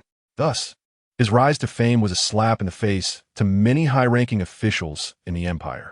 Before being summoned by Fu Hechen today, he had been continuously oppressed by the nobility, attempting to apply for many positions, all of which ended in failure. Therefore, this task assigned to him by the commander was extremely important. If he could completely resolve any potential issues in Bai Zhu's heart, he could stay in the palace and become one of the Empire's medical officers in the future. "Commander, perhaps you could take Miss Bai to a different environment. Take her out to relax." Gao AI immediately offered suggestions based on Fu Hechen's description of the situation. Fu Hechen propped his head up and asked, "Isn't the palace's sky garden the best environment? Isn't it just seeking trouble to take her somewhere else?" The commander could take Miss Bai to some coastal cities. Gao AI suggested awkwardly. Nature often has the power to heal the soul. Let's change the approach. Fu Hechen directly rejected Gao AI's suggestion. It was highly unlikely that he would take Bai Zhu to a coastal city now. The coastal cities of the Ansai Empire were located on the border. And in recent years, tensions between the empire and other nations had risen, posing a risk of war in those coastal cities. The commander could try to change himself, Gao AI said. Upon hearing this, he sighed. At least give Miss Bai a different place to stay. If a person remains in a monotonous space for too long, even if they are not sick, they will eventually feel unwell. Chapter 83. Just let it be. Upon hearing this, Fu Hechen thought to himself how many people in the Ansai Empire desired his palace. Yet Gao AI found it monotonous, truly perplexing. After listening to Gao AI's words, Fu Hechen asked him to leave. As Gao AI left, his eyes revealed extreme unwillingness and resentment. Mu Jie, noticing this, leaned over and whispered in Fu Hechen's ear, "Commander, Scholar Gao AI has a high level of expertise. Perhaps we should consider what he said." Fu Hechen took a deep breath and asked, "Then tell me, where can I take Bai Zhu?" Mu Jie thought for a moment and replied, "The seaside city is indeed not very safe. Commander, why not take Miss Bai to Guang Villa, which is not far from the palace? It is surrounded by mountains and has beautiful scenery, a good place to go." Fu Hechen felt that Mu Jie made a valid point. Guang Villa was built at the beginning of the Ansai Empire. The first commander wanted to make full use of the natural beauty of the empire, so he built this villa among the nearby mountains for the relaxation of future commanders. However, up to now, Fu Hechen had never been there. He was not interested in such places, as in his childhood. He was often taken by the previous commander to secret laboratories surrounded by mountains for drug injections. Therefore, he preferred to stay in his own palace, where he felt safer. But given Bai Zhu's special condition, he knew that his best option was to take her to Guang Villa. So he agreed. Fu Hechen nodded. "You go out now and prepare the vehicle. Also, I hope you can make the arrangements of the villa today." "Yes." Fu Hechen then took out a pack of cigarettes from his pocket. Bai Zhu had been lying in bed for 3 days, feeling that she was no different from being in a coma. Fu Hechen might as well give her a sleeping pill to keep her unconscious during this time. If this continued, it would be better to give her a quick end. Long ago, when Fu Hechen said he would imprison her, she had this thought. Now that she was pregnant, if she died, the child would have to die too. Recently, she felt the baby moving frequently in her belly. And every time she thought of this, the child's strong will to survive brought her back to calmness. After all, this child was innocent. If she was to die, she had to let the child live first. As Bai Zhu thought of this, a crazy idea suddenly surged in her mind. If she could exchange her life for the child's during childbirth. "Miss Bai." Mu Jie burst into Bai Zhu's room. His footsteps were hurried, and he was panting as he entered. Bai Zhu rarely saw Mu Jie in such a state. "What's the matter?" Bai Zhu's drifting thoughts were pulled back by his words, and she asked. Mu Jie had just finalized the arrangements for Guang Villa and was sent by Fu Hechen to inform Bai Zhu. He swallowed hard and forced his words to return to normal. "The commander wants to take Miss Bai to the nearby Guang Villa. Miss Bai can start preparing her things now. Do you need me to arrange someone to help you?" "To Guang Villa?" Bai Zhu's heart sank. If she remembered correctly, she had accompanied her father to Guang Villa a few times during her childhood. At that time, the previous commander valued Bai Qing very much and had divided part of the land at Guang Villa for him. As a result, that place might still have remnants of Bai Qing's belongings. Moreover, the fingerprint lock at the entrance of Guang Villa had once been secretly registered with the fingerprints of Bai Qing's trusted subordinates. And this secret was known only to the Bai family. Thinking of this, Bai Zhu felt a deep reluctance to go to Guang Villa. However, since this was Fu Hechen's order, her resistance was worthless in the face of it.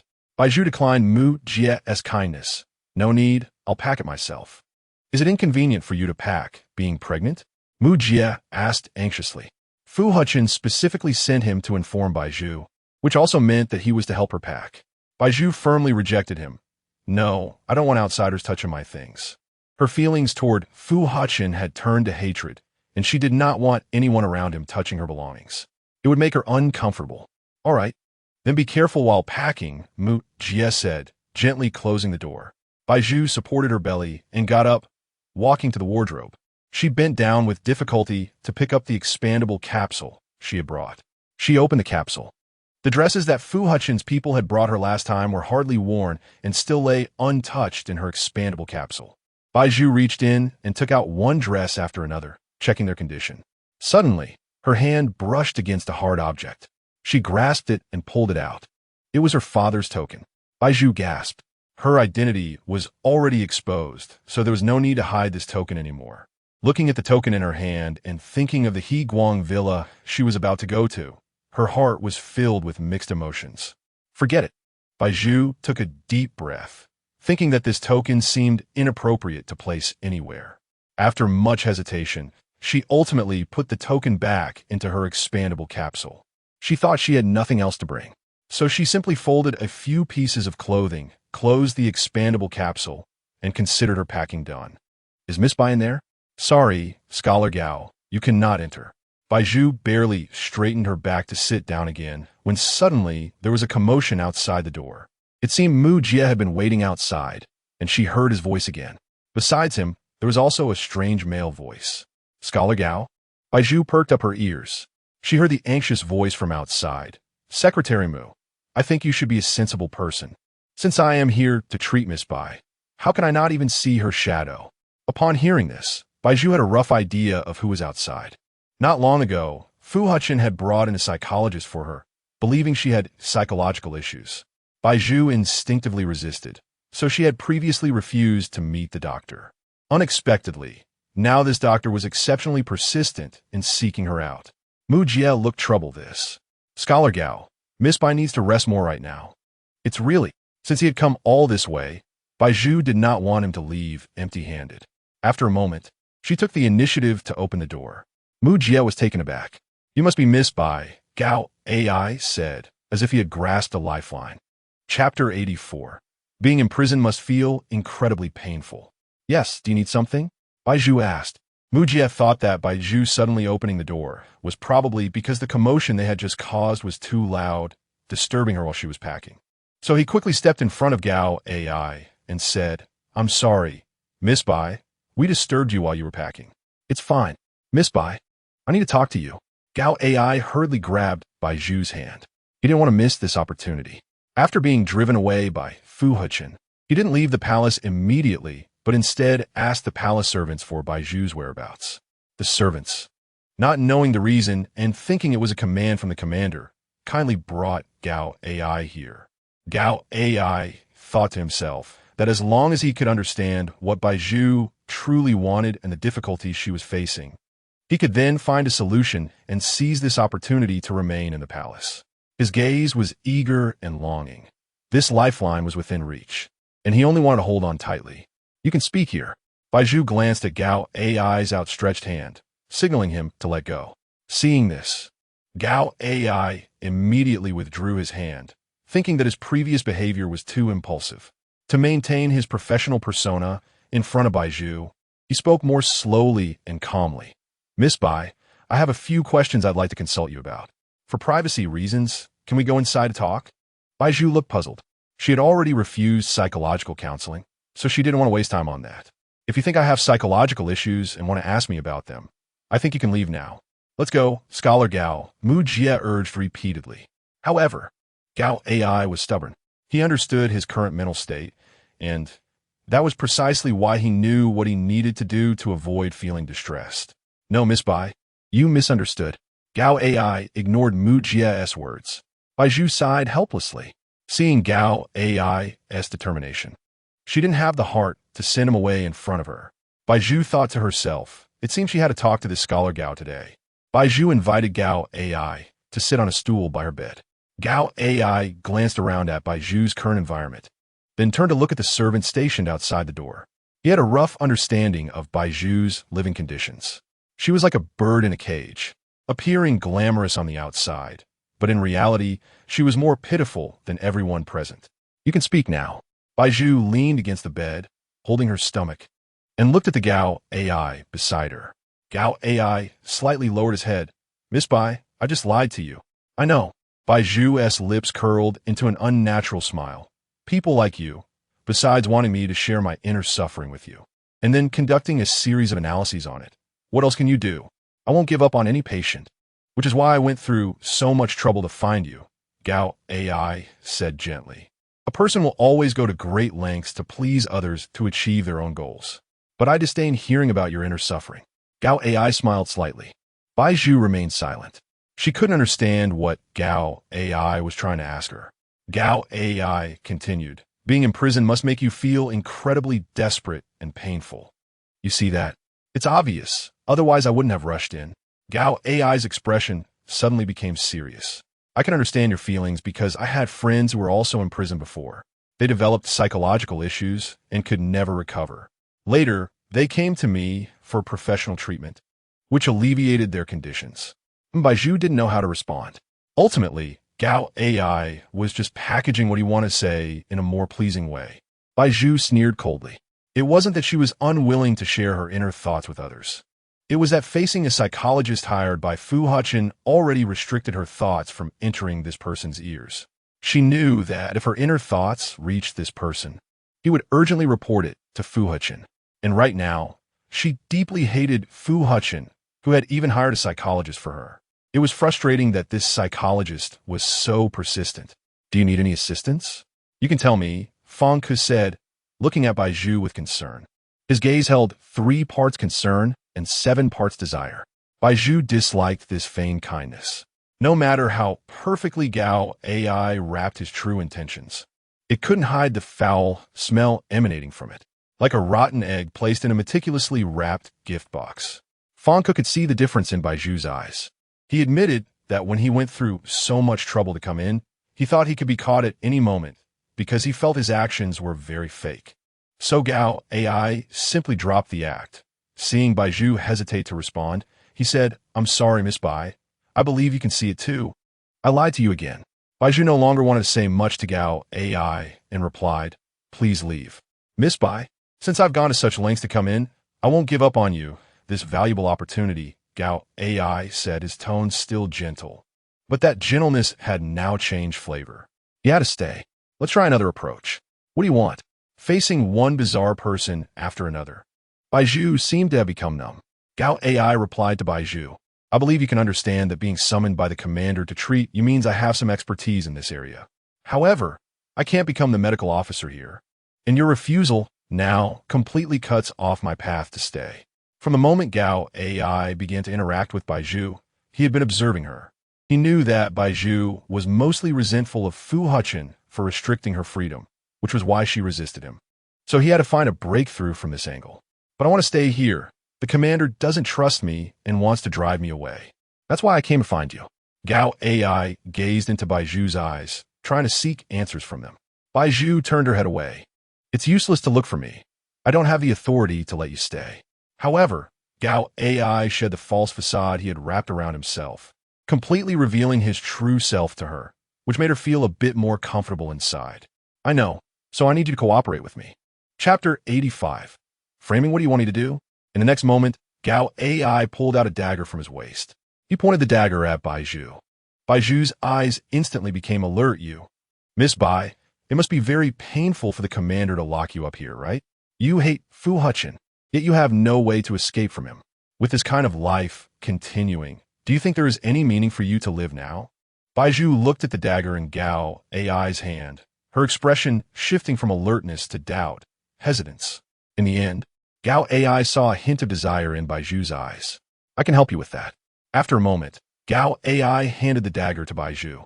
Bai Zhu held the dagger, slightly lost in thought. Her eyes suddenly dimmed, lifeless, like a stagnant pool of water. "What are you hesitating about?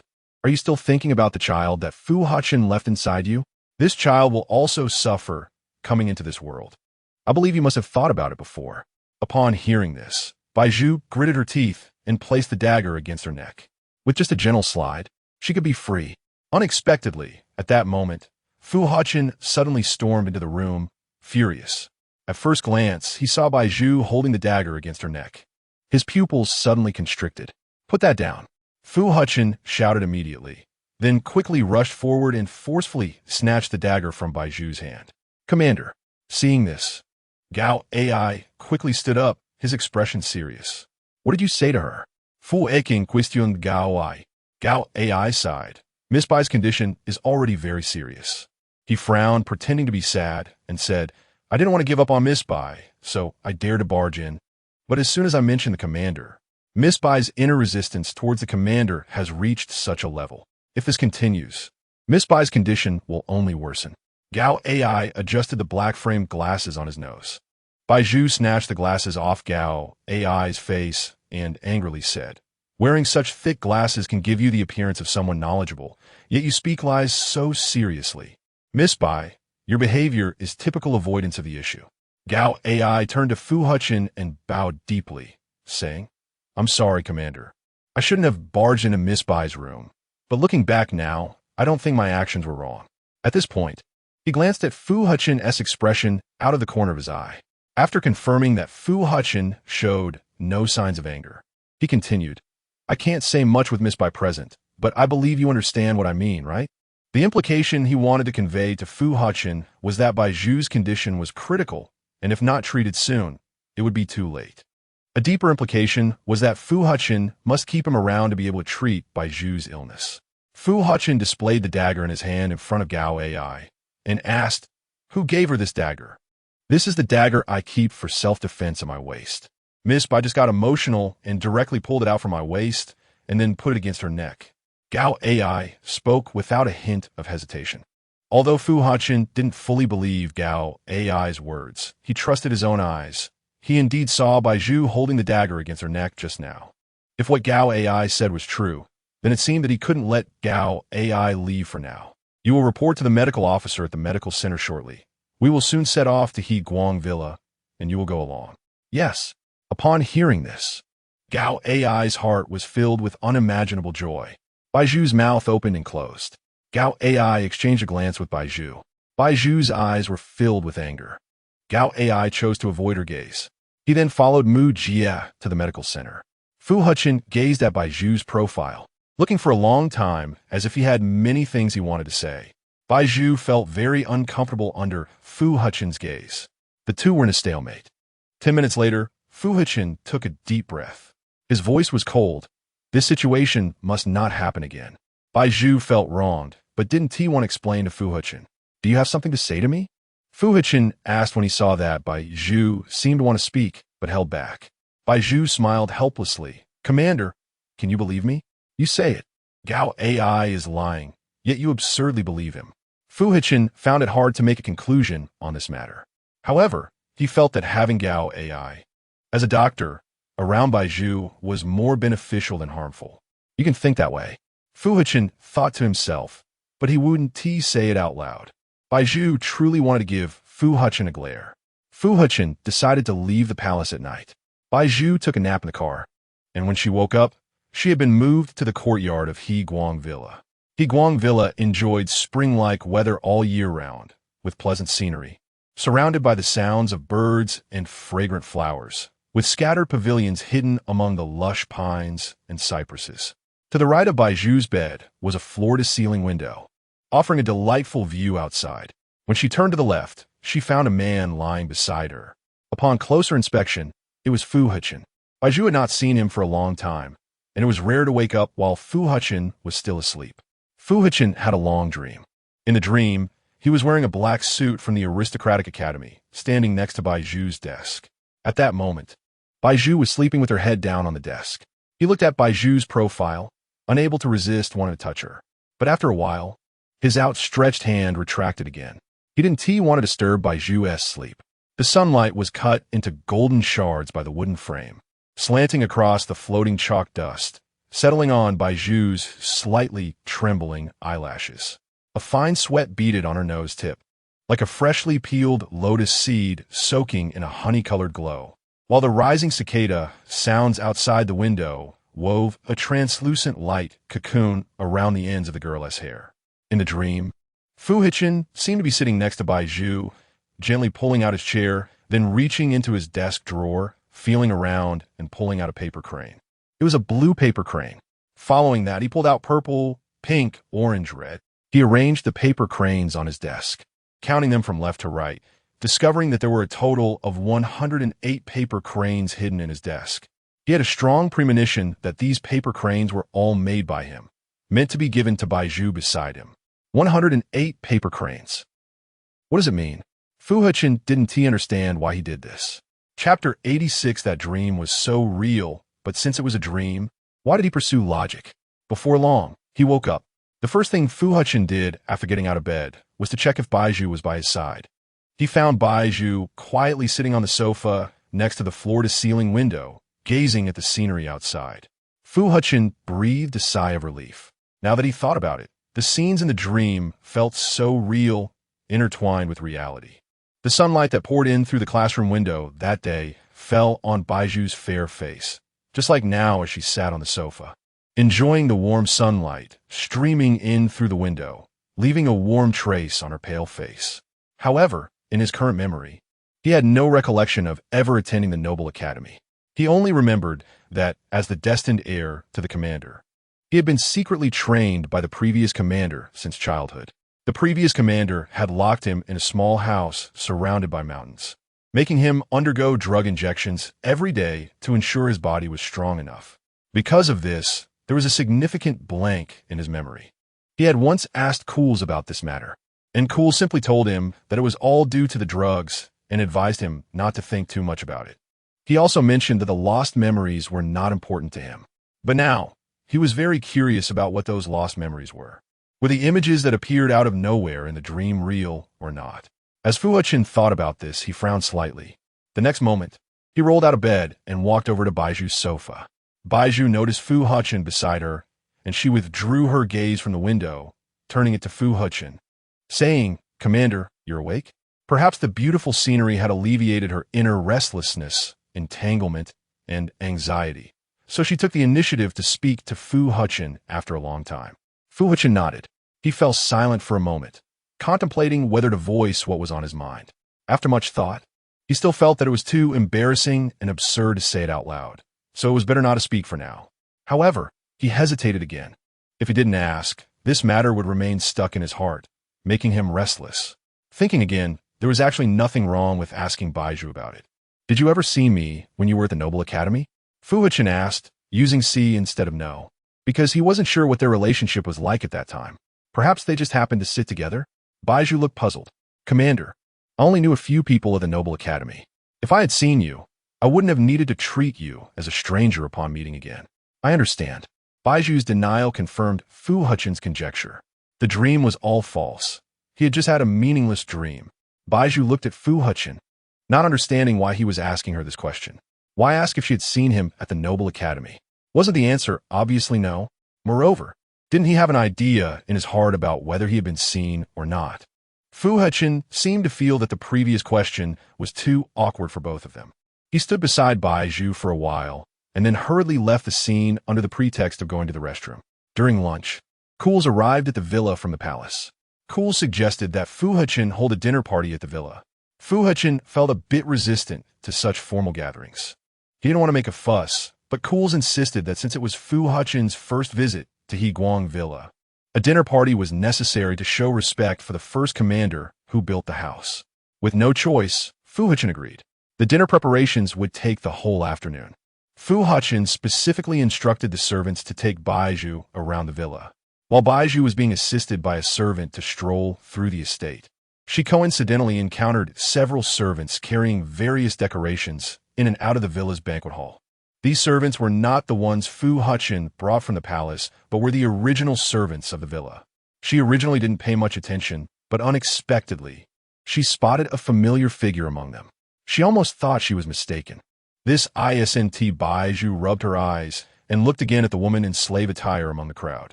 When she was at the Bai family, Bai Qing had arranged for her a personal maid named Si Jing. Not only was Si Jing her maid, but she was also one of Bai Qing's trusted confidants. However, later on, when Bai Qing betrayed her, Si Jing escaped the Bai family on the eve of the family being accused by Fu Hechen to ensure her own safety. Since then, Bai Zhu had never seen Si Jing again. But why was Si Jing here now? However, thinking back, where else could she go besides here? She could probably open the gate of this villa with her fingerprint. As Bai Zhu got closer, she could see Si Jing's face clearly. Bai Zhu confirmed she was not mistaken. At that moment, Si Jing raised her gaze from the crowd and met Bai Zhu's eyes. The two locked eyes. Si Jing also recognized Bai Zhu at a glance. Suddenly, she smiled at Bai Zhu. Then, Bai Zhu saw Si Jing hand over the decorations to another servant beside her. Si Jing walked towards the woods next to the villa and gestured for Bai Zhu to follow. However, Bai Zhu could not conveniently go over at that moment. It was difficult for her to shake off the servant beside her. The servant Fu Hechen sent to assist her was more like a monitor than a helper. Every move she made would be recorded by this servant and reported to Fu Hechen at night. But she had to meet Si Jing. Guang Villa used to be her father's territory. She was more familiar with this place than anyone Fu Hechen brought. Speaking of Fu Hechen in a moment, she had a sudden idea. Didn't Fu Hechen just pretend to go to the restroom to avoid awkwardness? So why couldn't she do the same? With this thought, another person's figure appeared in Bai Zhu's mind. Previously, Fij also liked to use the excuse of going to the restroom to do other things. It seemed they all had to learn from Fij. Bai Zhu gently patted the servant's hand beside her and smiled. Could you take me to the restroom here? Sure, Miss Bai. The servant, following the villa's map, took Bai Zhu on a long route before finally reaching the restroom. Once inside, Bai Zhu quickly closed the large door at the entrance of the restroom. The next moment, taking advantage of the servant outside, not paying attention, she pushed open another large door on the other side of the restroom. Chapter 87 Change of Memory. Bai Zhu noticed that the servant at the door had not yet reacted, so she quickened her pace. Although she had visited Guang Manor only a few times during her childhood, standing on this land again quietly awakened those long-buried memories. Following the familiar path from her youth, she quickly found Si Jing in the woods near the manor. Si Jing was now standing under a large tree, with sunlight gently filtered through the leaves, casting a dappled light on her. At this moment, Bai Zhu's arrival caught her attention. Si Jing smiled at Bai Zhu and said, "Miss, it's good to see you again." Bai Zhu, holding her stomach, walked with some difficulty to Si Jing and asked, "Why are you here?" "It's a long story," Si Jing replied, biting her lip. "It was my fault for leaving you behind when I escaped." "It's fine. It's all in the past," Bai Zhu reassured her. Aside from that incident, Si Jing had not done anything to wrong Bai Zhu. Although she was a trusted aide of Bai Qing, she mostly stood by Bai Zhu's side. When Bai Zhu secretly met with Fei Gu in the past, Si Jing often helped cover for her. Bai Zhu sighed. "It's okay if you don't want to tell me how you got here. I'm not too concerned about that. Have you been doing well these days?" "I've been doing well." Si Jing pointed to the name tag on her clothing, which clearly stated steward. "When I came here, I lied and said I was the steward because my fingerprints were recorded at the main gate." At this point, Si Jing suddenly laughed. "The servants here all know this used to be under Bai Qing's jurisdiction. After something happened to Bai Qing, no one came here anymore. Later, when people asked if I was from the Bai family, of course, I said I wasn't, and I distanced myself from them, claiming I was hired by Bai Qing. Anyway, the previous commander wouldn't come here at all, so no matter what I said, they couldn't be bothered to verify." Bai Zhu covered her mouth and whispered with a laugh, "Aren't you afraid of being exposed? If I'm exposed, then so be it. I'm leaving here soon anyway. I don't believe they can catch me." Si Jing, once one of Bai Qing's few trusted female aides, possessed a level of combat ability that could be considered among the top in the empire. "Where are you going?" Bai Zhu asked. A glint of coldness flashed in Si Jing's eyes, and her smile suddenly took on a different flavor. "Miss, you naturally have to come with me." As soon as she finished speaking, dozens of men in black emerged from behind the surrounding trees. They swiftly surrounded Bai Zhu. Seeing this, Bai Zhu looked at Si Jing in shock and exclaimed, "What are you doing?" Si Jing maintained her smile and said, "Miss, I need to take you to a place, and I hope you can cooperate with me."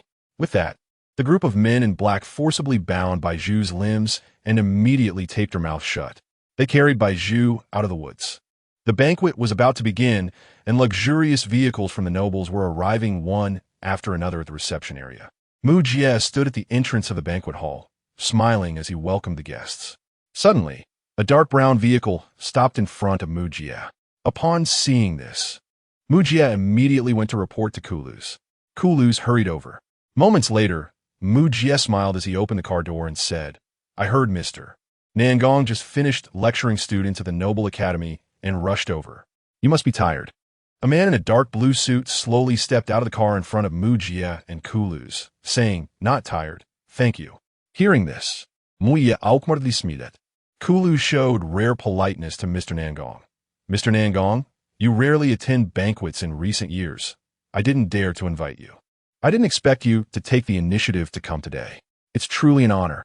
Mr. Nangong's real name was Nangong Zhao, currently employed at the Noble Academy as a full-time teacher. However, his achievements were far beyond just a teaching position. He was a research partner of Kulu's and also the teacher of Fu Hechen and Bai Zhu. But Fu Hechen had lost all memory of him. "I generally don't attend ordinary banquets, so I'm not here for the purpose of the banquet today," Nangong Zhao said as he walked a few steps forward. Upon hearing this, Kulu's immediately understood what Nangong Zhao meant. He gave Mu Jie a look and said, "You go prepare a room, preferably one with good soundproofing." Yes. Based on Mu Jie's past experience, when Kulu's asked the servants to prepare a soundproof room, it usually meant he was going to discuss confidential matters with a partner. Thinking of this, Mu Jie promptly ordered his subordinates to prepare quickly. They were very efficient, and 10 minutes later, Mu Jie brought Nangong Zhao and Kulu's to the banquet hall's private room. When Nangong Zhao entered, he specifically checked the surroundings for any eavesdropping devices. "Don't worry, Higuang Manor is still relatively safe," Kulu said, sitting directly on the sofa in the private room. Nangong Zhao, feeling uneasy, waited until he confirmed everything was fine before he sat down opposite Kulu's. "I have some bad news." "What is it?" Kulu's expression darkened. "Before that, I want to ask Duke a question." "Ask." "Is Bai Zhu recently placed by the commander by his side?" "Yes. I didn't expect such disgraceful matters to reach your ears." "Mr. Nangong." Kulu sighed. Nangong Zhao's expression, which was already not good, worsened drastically upon hearing this. "There's a problem with the memory bank in my laboratory." "What?" Kulu's immediately got up from the sofa. "How could that be? Based on your research in this area, it should be foolproof." Nangong Zhao had a unique skill. He could alter others' memories and save them. It was precisely because of his high mastery in this area, which no one had surpassed so far, that Kulu's held him in high regard. "They were all students I taught at the Noble Academy." "So Bai Zhu is the girl you mentioned before who had a good relationship with the commander at the Noble Academy." "Not only that, but there's something I've kept from you." Nangong Zhao pinched a string of prayer beads in his hand and said, "The commander had feelings for Bai Zhu when he was at the Noble Academy." Kulu's hit the sofa seat hard with his fist. No wonder Fu Hechen only has feelings for Bai Zhu. Maybe it was a mistake for the previous commander to insist on placing him at the Noble Academy to attend classes with my students. Chapter 88. Changed emotions. Nangong Zhao looked up at the ceiling and sighed deeply. He couldn't help but think back to the past, during the tenure of the previous commander. He was the scholar most favored by that commander. At that time, Nangong Zhao had only recently become a teacher at the Noble Academy, and the previous commander had hidden Fu Hechen's identity from the public in order to have him receive guidance from Nangong Zhao, placing him in Nangong Zhao's class. After Fu Hechen achieved success in his studies, the previous commander requested Nangong Zhao to privately alter the memories of those who had interacted with Fu Hechen. For some people, in addition to tampering with their memories, Nangong Zhao also modified the emotions that had developed between them. The basis of emotional alteration is emotional substitution, which simply means transferring the feelings originally generated between two people intact to one person's feelings for someone completely unrelated. This is also why Bai Zhu, upon seeing Fu Hechen again, has no memory of him. It is also why Bai Zhu developed feelings for Fij after losing her memory. There was no other way. The previous commander was eager for quick results. Kulu's paused here, suddenly finding it hard to continue. Indeed, being anxious only leads to trouble. According to the latest memory database, it seems highly likely that the commander will recover the memories I tampered with. Nangong Zhao's expression was serious, and given this, Duke, do you have any countermeasures? Kulu's tightly furrowed brows did not relax. Now that Nangong Zhao was at a loss, what countermeasure could he have? None. It was truly a troublesome matter. Nangong Zhao reached out and gently rubbed his temples, saying, "It seems I need to bring the commander to my laboratory." "Mr. Nangong, that might not be good. What's so bad about it? Do you want to watch the commander recover all his memories without doing anything?" Nangong Zhao scoffed coldly. "Duke, I've heard from the palace servants that the commander has developed mistrust towards you. You are completely relying on the mechanisms you installed on him to control him. Have you considered this? Once the commander regains his memory and sees Bai Zhu in this state, he will hate you even more. And the mechanisms you installed on him are not without solutions. If a person's willpower reaches a limit that can counter them, it can completely dismantle those mechanisms. By that time, I believe I don't need to say what your fate will be. Every word Nangong Zhao spoke was gentle and methodical, yet when woven together, combined with his earlier tone, it sent chills down one's spine. Mr. Nangong, you make a valid point. Kulus ultimately chose to compromise.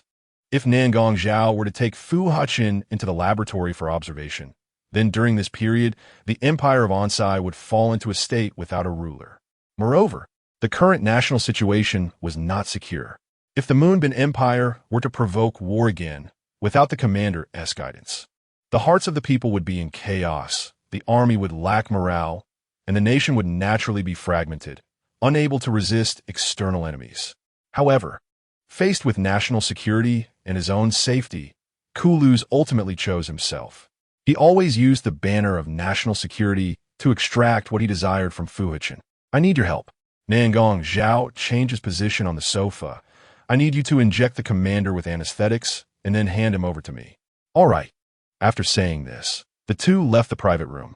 Not good.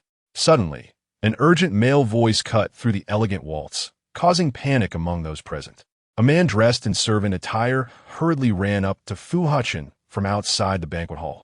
At that moment, Fu Hechen, dressed in a black suit and holding a glass of freshly poured red wine, looked at the servant's hurried demeanor, unsure of what had happened. What is going on? Miss Bai is missing. What? Fu Hechen had already mentally prepared himself for bad news, but when he actually heard this, his hand trembled uncontrollably. The servant, seeing this, was so frightened that his body shook like a sieve. I heard that Miss Bai wanted to relieve herself, so I took her to the restroom. But I waited outside for nearly half an hour and still did not see her come out.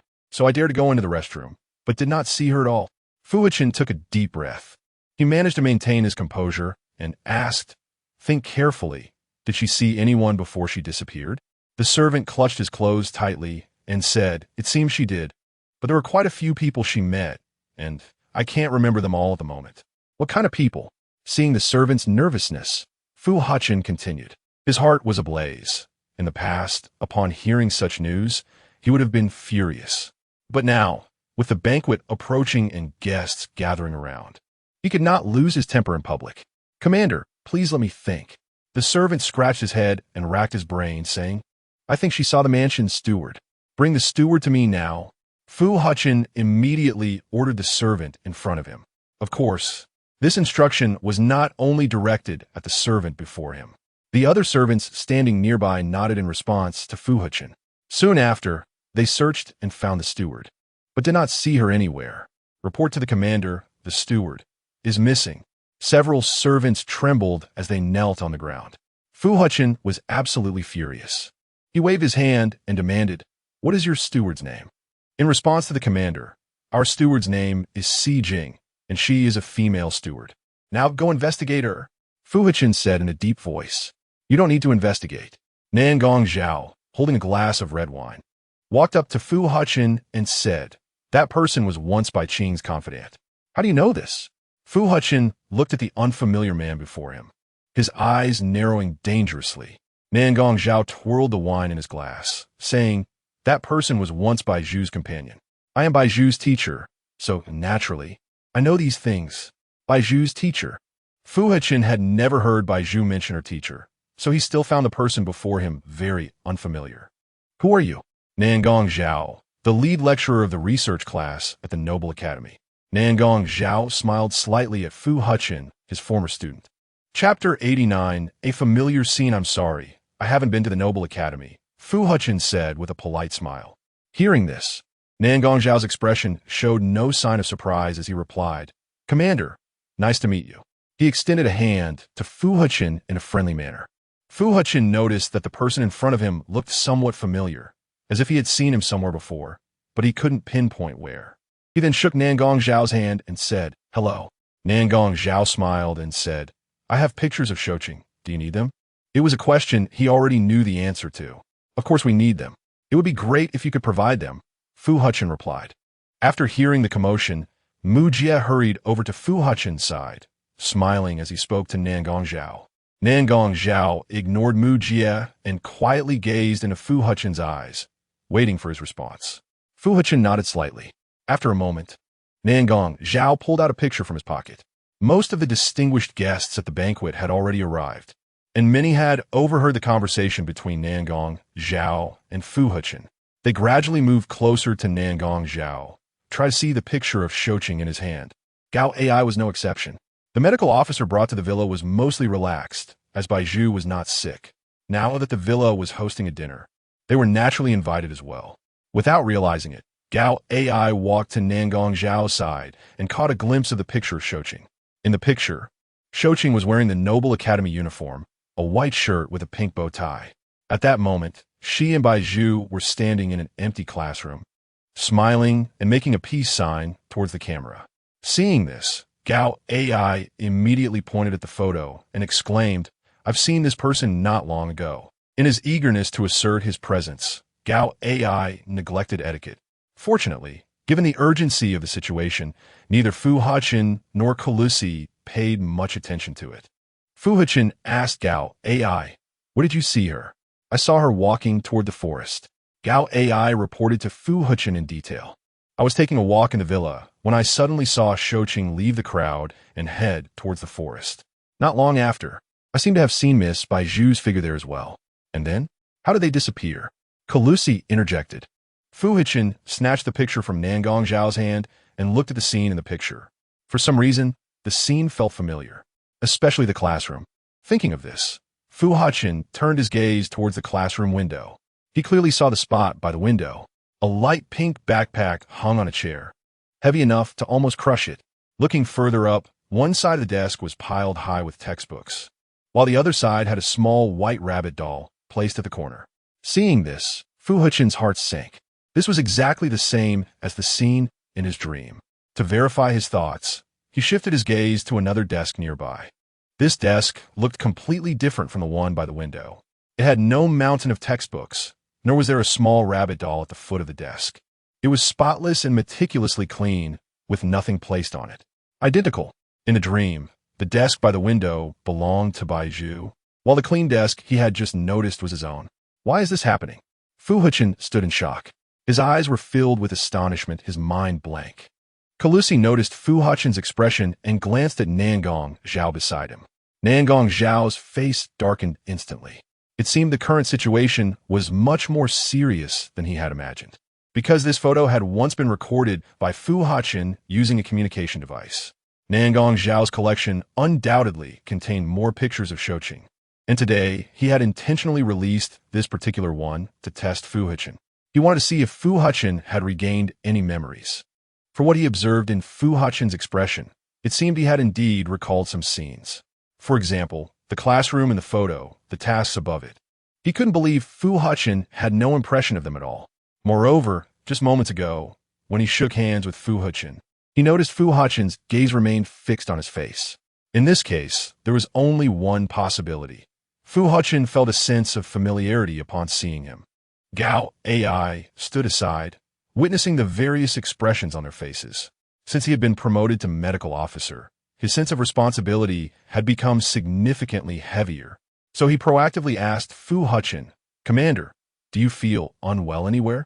After hearing this, Fu Hechen came back to his senses, shook his head, and said no. Realizing the urgency of finding Bai Zhu, Fu Hechen then ordered all the servants and soldiers stationed at the banquet, "You must immediately head to the forest and search for Bai Zhu." As soon as he finished speaking, a group rushed out of the banquet hall with determination. Nangong Zhao frowned slightly. At this moment, to him, the matter of Fu Hechen regaining his memory was undoubtedly more important. In his view, whether Bai Zhu could return to Fu Hechen's side had no direct relation to him. On the contrary, he internally wished that Bai Zhu would not return to Fu Hechen's side, because as long as Bai Zhu stayed by Fu Hechen's side, the likelihood of Fu Hechen regaining his memory would increase. He couldn't allow Fu Hechen to regain more memories, so he had to take action immediately. In the next moment, He tried to stop Fu Hechen's order, saying, "Commander, it's currently the banquet, and the guests are all arriving. Isn't it a bit inappropriate to send all the servants and soldiers away now?" Khaleesi felt Nangong Zhao's words made sense, and reminded Fu Hechen, "Commander, don't act impulsively." Upon hearing this, Fu Hechen, despite having 1,000 unwilling thoughts, had to comply with their opinions since his physical condition was currently in Khaleesi's hands. After a moment, he recalled all the servants and soldiers he had just sent out back to the banquet hall. The clock showed it was 7 o'clock in the evening, and the bell rang, officially starting the banquet. However, all the guests present were well aware that Fu Hechen had lost interest in hosting the banquet. So when he took the stage to speak, it was rather lackluster. He merely introduced the origins of He Guang Villa and the purpose of the banquet before hurriedly stepping down. As Fu Hechen left the stage, loud applause erupted in the banquet hall. Fu Hechen frowned. He did not like the applause today at all. Chapter 90, he didn't even need to shed blood throughout the banquet. His heart was incredibly restless. Bai Zhu was always his Achilles heel. Once someone touched it, he would become irritable, anxious, and unsettled. After enduring until the banquet was over, Kuluz suddenly approached him. Fu Hechen thought about how he still had to work overtime to find Bai Zhu, his expression becoming somewhat impatient. "Your Grace, if you have other matters, we can discuss them later." "Commander, I'm sorry." As Kuluz finished speaking, he swiftly took out the drug hidden behind his back and sprayed it on Fu Hechen's face. "You." Fu Hechen's vision went dark. Kuluz quickly caught Fu Hechen, then looked towards a shadowy corner nearby. A man dressed in a dark blue suit emerged from the darkness. It was Nangong Zhao.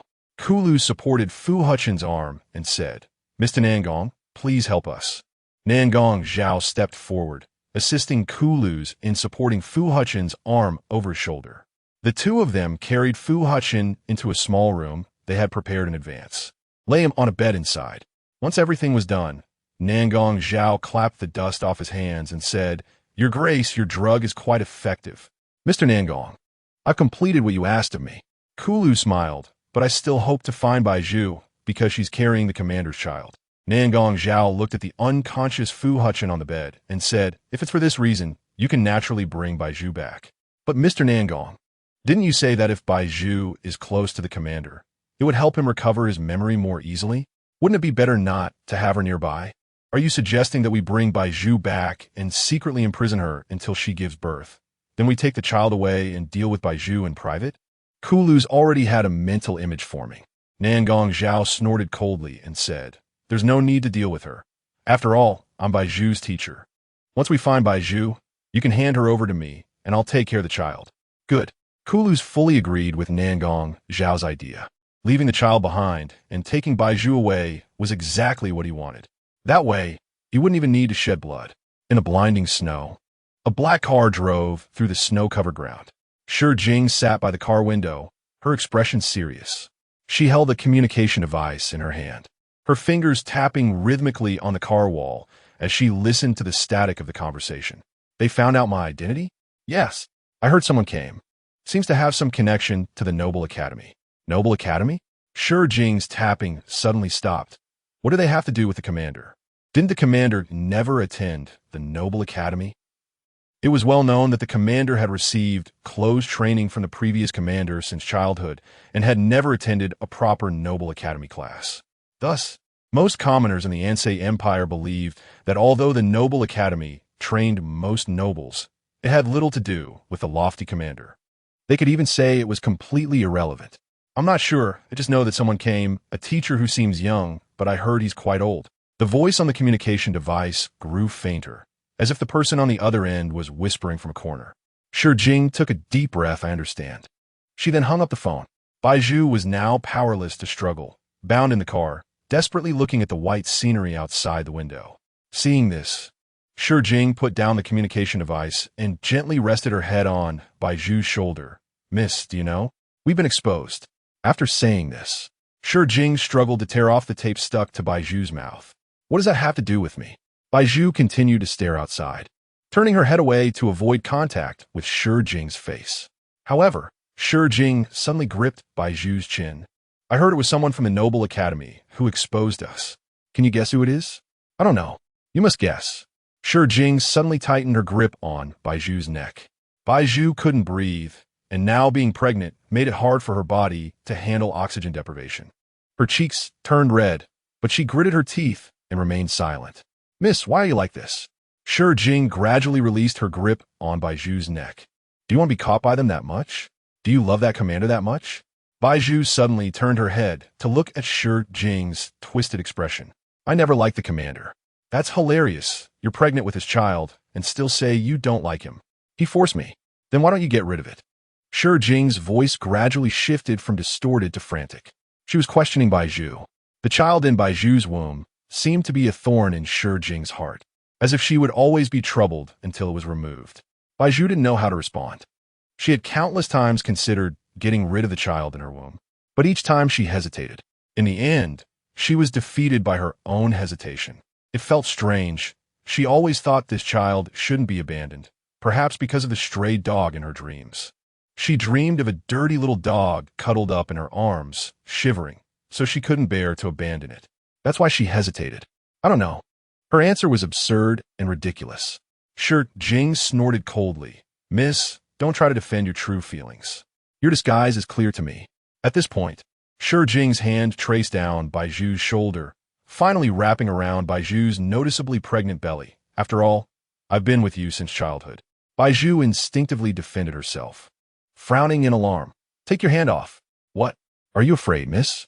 Shi Jing suddenly laughed. That laughter was eerie and terrifying. "Don't worry, it's this big now.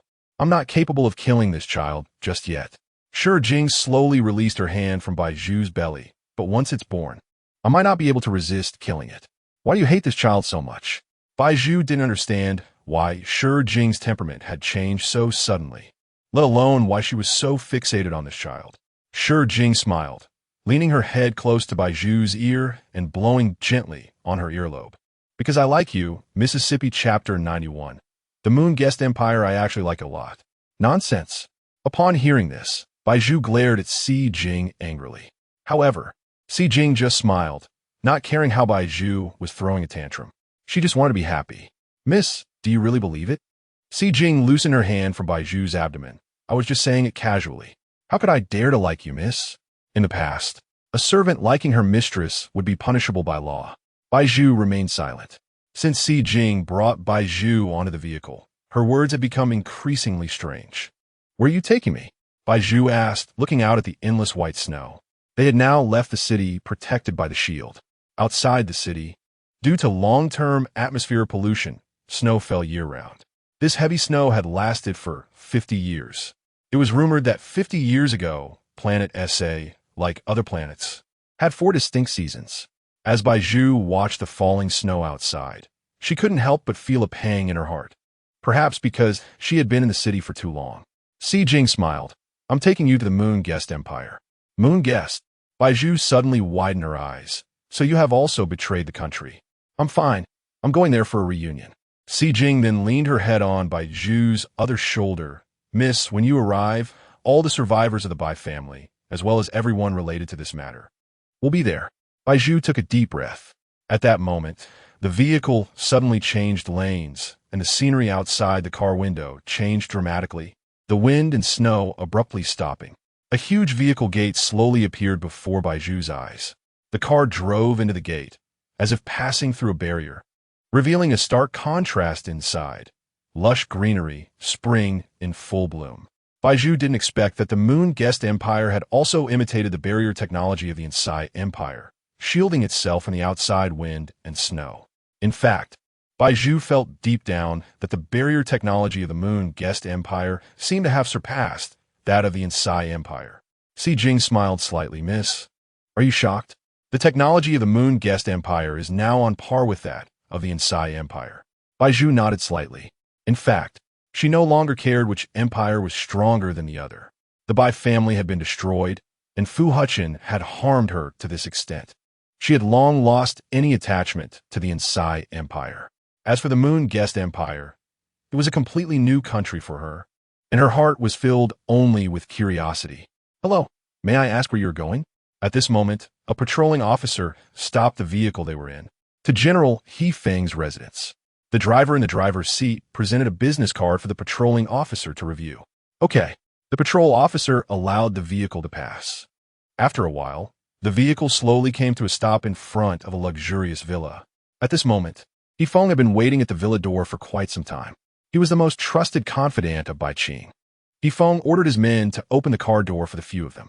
Long time no see, Miss Si Jing. Yifeng opened his arms and gave Si Jing a big hug. Standing next to Yifeng was a familiar figure. Seeing this, Bai Zhu furrowed her brow. Hasn't it only been a week? Is it really necessary?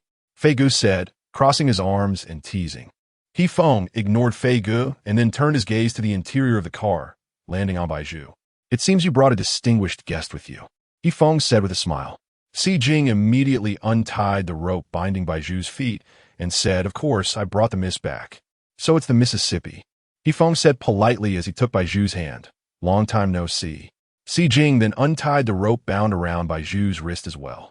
Bai Zhu looked at the extravagantly dressed Yifeng in front of her and thought of the grievances she had suffered in the Insai Empire before. A surge of unwillingness filled her heart. Therefore, she was completely unwilling to talk to Yifeng. Seeing this, Si Jing suddenly tightened her grip on Bai Zhu's wrist and said, Miss, what do you mean by this? I probably understand now. It seems the miss dislikes the environment here, which is why your mood is very bad. And you are putting on such an arrogant facade in front of us lowly servants, surrounded by the fragrance of flowers and the bright spring sunshine. There was no such thing as a bad environment. Si Jing's words were clearly a jab at Bai Zhu. Bai Zhu could no longer tolerate it. Si Jing, please do not misunderstand my meaning. She simply did not want to come. FAKED snorted coldly. I advised her before to come with me, but she refused to leave, probably still thinking that I'm trying to harm her. I think she is still thinking about that commander, which is why she is unwilling to come with you. Si Jing smiled at FAKED. How about it, General Fei? Doesn't it feel bad to be dumped? Shut up, FAKED said in a deep voice. Bai Zhu's heart was filled with mixed feelings. All the people standing in front of her were those she had once had good relations with in the Bai family. If it were the past, if they could gather together at this moment, it would definitely be a scene of harmony. But now everything had changed. They could never return to the past. Please do not make random guesses. Bai Zhu's weak defense seemed insignificant and even quite laughable in front of several people. Upon hearing this, Yifeng smiled and said, It doesn't matter. No matter what the process was, miss, you have ultimately come here. Guests are always welcome, and I naturally welcome you, Mississippi. After saying this, Yifeng turned around and walked towards his large villa. You all don't just stand outside, come in and sit. Si Jing nodded, and she then took Bai Zhu's hand and led her inside. The villa was luxuriously decorated, with a large crystal chandelier hanging in the living room, casting light and shadows that sparkled on the gold-trimmed sofa arms. Bai Zhu frowned. The level of luxury here was no less than that of Fu Hechen's palace. Moreover, Fu Hechen's palace had been carefully crafted by many craftsmen hired by the first commander, consuming countless human and material resources. As for Yifeng now, Miss, I believe you can see it. Yifeng invited everyone to sit on the purple sofa, saying after we arrive at the Moon Guest Empire. The commander here has treated us very well. Bai Zhu remained silent. The air fell into silence. Yifeng broke the awkwardness with laughter. I know that Miss probably has resentment towards me, but Miss, I want to be honest with you. Actually, before the Bai family was destroyed, I had the idea of bringing everyone from the Bai family over. During those days, I worked hard, but at that time my foundation in the Moon Guest Empire was unstable, and I couldn't establish a foothold. If I had forcefully tried to rescue you, it might have brought disaster upon myself, so I am very sorry. There was no point in saying more. Yifeng knew in his heart that no matter how he explained it now, Bai Zhu could not completely forgive him. Bai Zhu sneered, it's okay. I've already let it go. Chapter 92 Meeting. Upon hearing this, Yifeng nodded. You don't need to explain all this to her. FAKED looked at Bai Zhu and suddenly felt a bit uncomfortable inside. However, he couldn't quite describe this feeling. He had always wanted to bring Bai Zhu to his side, and now that his wish was fulfilled, he felt no joy at all. Perhaps it was because Bai Zhu's belly had grown. He knew very well that the child in Bai Zhu's belly was not his. At this moment, Bai Zhu naturally did not want to see FAKED. General FAKED, I think you must have wanted to come here for a long time, right? She looked at FAKED, then glanced at Yifeng beside him, saying, Yifeng, ever since I saw FAKED, I've had a question. You can ask, Yifeng replied. Why are you with Fij now? Although I already suspect that he has betrayed the country like you all, don't you know that it was Fij who reported my father to the commander? Bai Zhu's eyes were bloodshot as she stared fiercely at Fij. Fij sneered coldly. Indeed, fools are truly foolish. General Fij, you can't say that about the young lady. Her suspicions are justified. Yifeng pressed down on Fij's hand. He then smiled at Bai Zhu and said, Miss, it's only because of this that General Fij can be promoted. The higher one stands, the further one sees. If he can gain the trust of Fu Hechen, he will know more, and we can better receive intelligence here. But do you know that what you are doing is harming the entire Bai family? It has harmed me too. I said want to save the Bai family. Yifeng took a deep breath, forcing himself to remain calm while talking to Bai Zhu. Moreover, wasn't it General Fij who saved you last time he came? He came specifically to save you. The others in the Bai family couldn't save you. But at least we kept you safe. That was our last choice. How laughable. Bai Zhu truly wanted to speak to Yifeng calmly, but she could no longer suppress her anger. If I hadn't taken the initiative to fight for my chance to survive, in my opinion, General Fij really showed no signs of wanting to save me. Nonsense, Fij retorted angrily. If you hadn't actively come forward that day, I would have found a way to take you away. It was because your will to survive was so strong that you ran up to me and even said something sarcastic, which is why you think that. Heh. At this moment, Bai Zhu just wanted to roll her eyes at Fij. Enough. Yifeng interjected, trying to ease the tense atmosphere between the two. This is all in the past. There's no need to continue like this. Bai Zhu bit her lip, admitting that she had indeed been too impulsive and had said a series of meaningless angry words. Although she usually wouldn't impulsively say such things, reflecting on it now, she felt that what she said wasn't entirely wrong. Thinking of this, she suddenly realized something very important. Yifeng, since you all say this is your scheme, then now, are you missing a key figure? Bai Zhu turned to ask. Upon hearing this, Yifeng's fists suddenly clenched. What? He already had an answer in his heart. My father? Bai Zhu answered. Yifeng was taken aback. He then glanced at Fij beside him. But Fij suddenly smiled and said, General Bai is busy with affairs of state.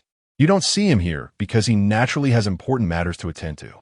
But why did you bring me to Yifeng's villa instead of my father's? Bai Zhu sensed something was off.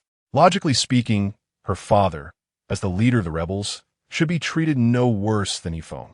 His villa must be more luxurious than Yifeng's, and he would surely have numerous servants to attend to her. But now, miss, you will see him in the future. There's no need to rush, Shi Jing said with a smile.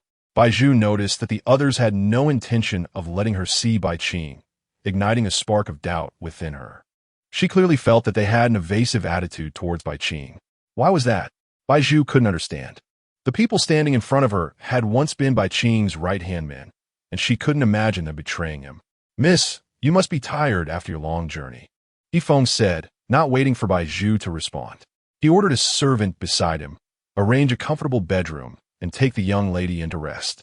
Yes, it's fine, I'm not tired, Bai Zhu replied. I can sit here and wait for my father. Still, Yifeng smiled a bit awkwardly, the tension in his mouth twitching upwards. Miss, you should rest. Soon the servants will come to clean the living room. Yifeng, I don't know if it's just my illusion, but you seem very unwilling to let me see my father.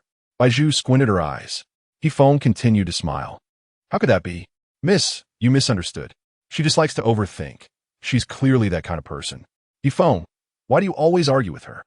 Fij couldn't stand Bai Zhu's questioning tone. He interjected, feeling quite pleased inside. Shi Jing, hearing this, didn't he care whether Bai Zhu was willing or not. She suddenly grabbed Bai Zhu's wrist and pulled her towards a room.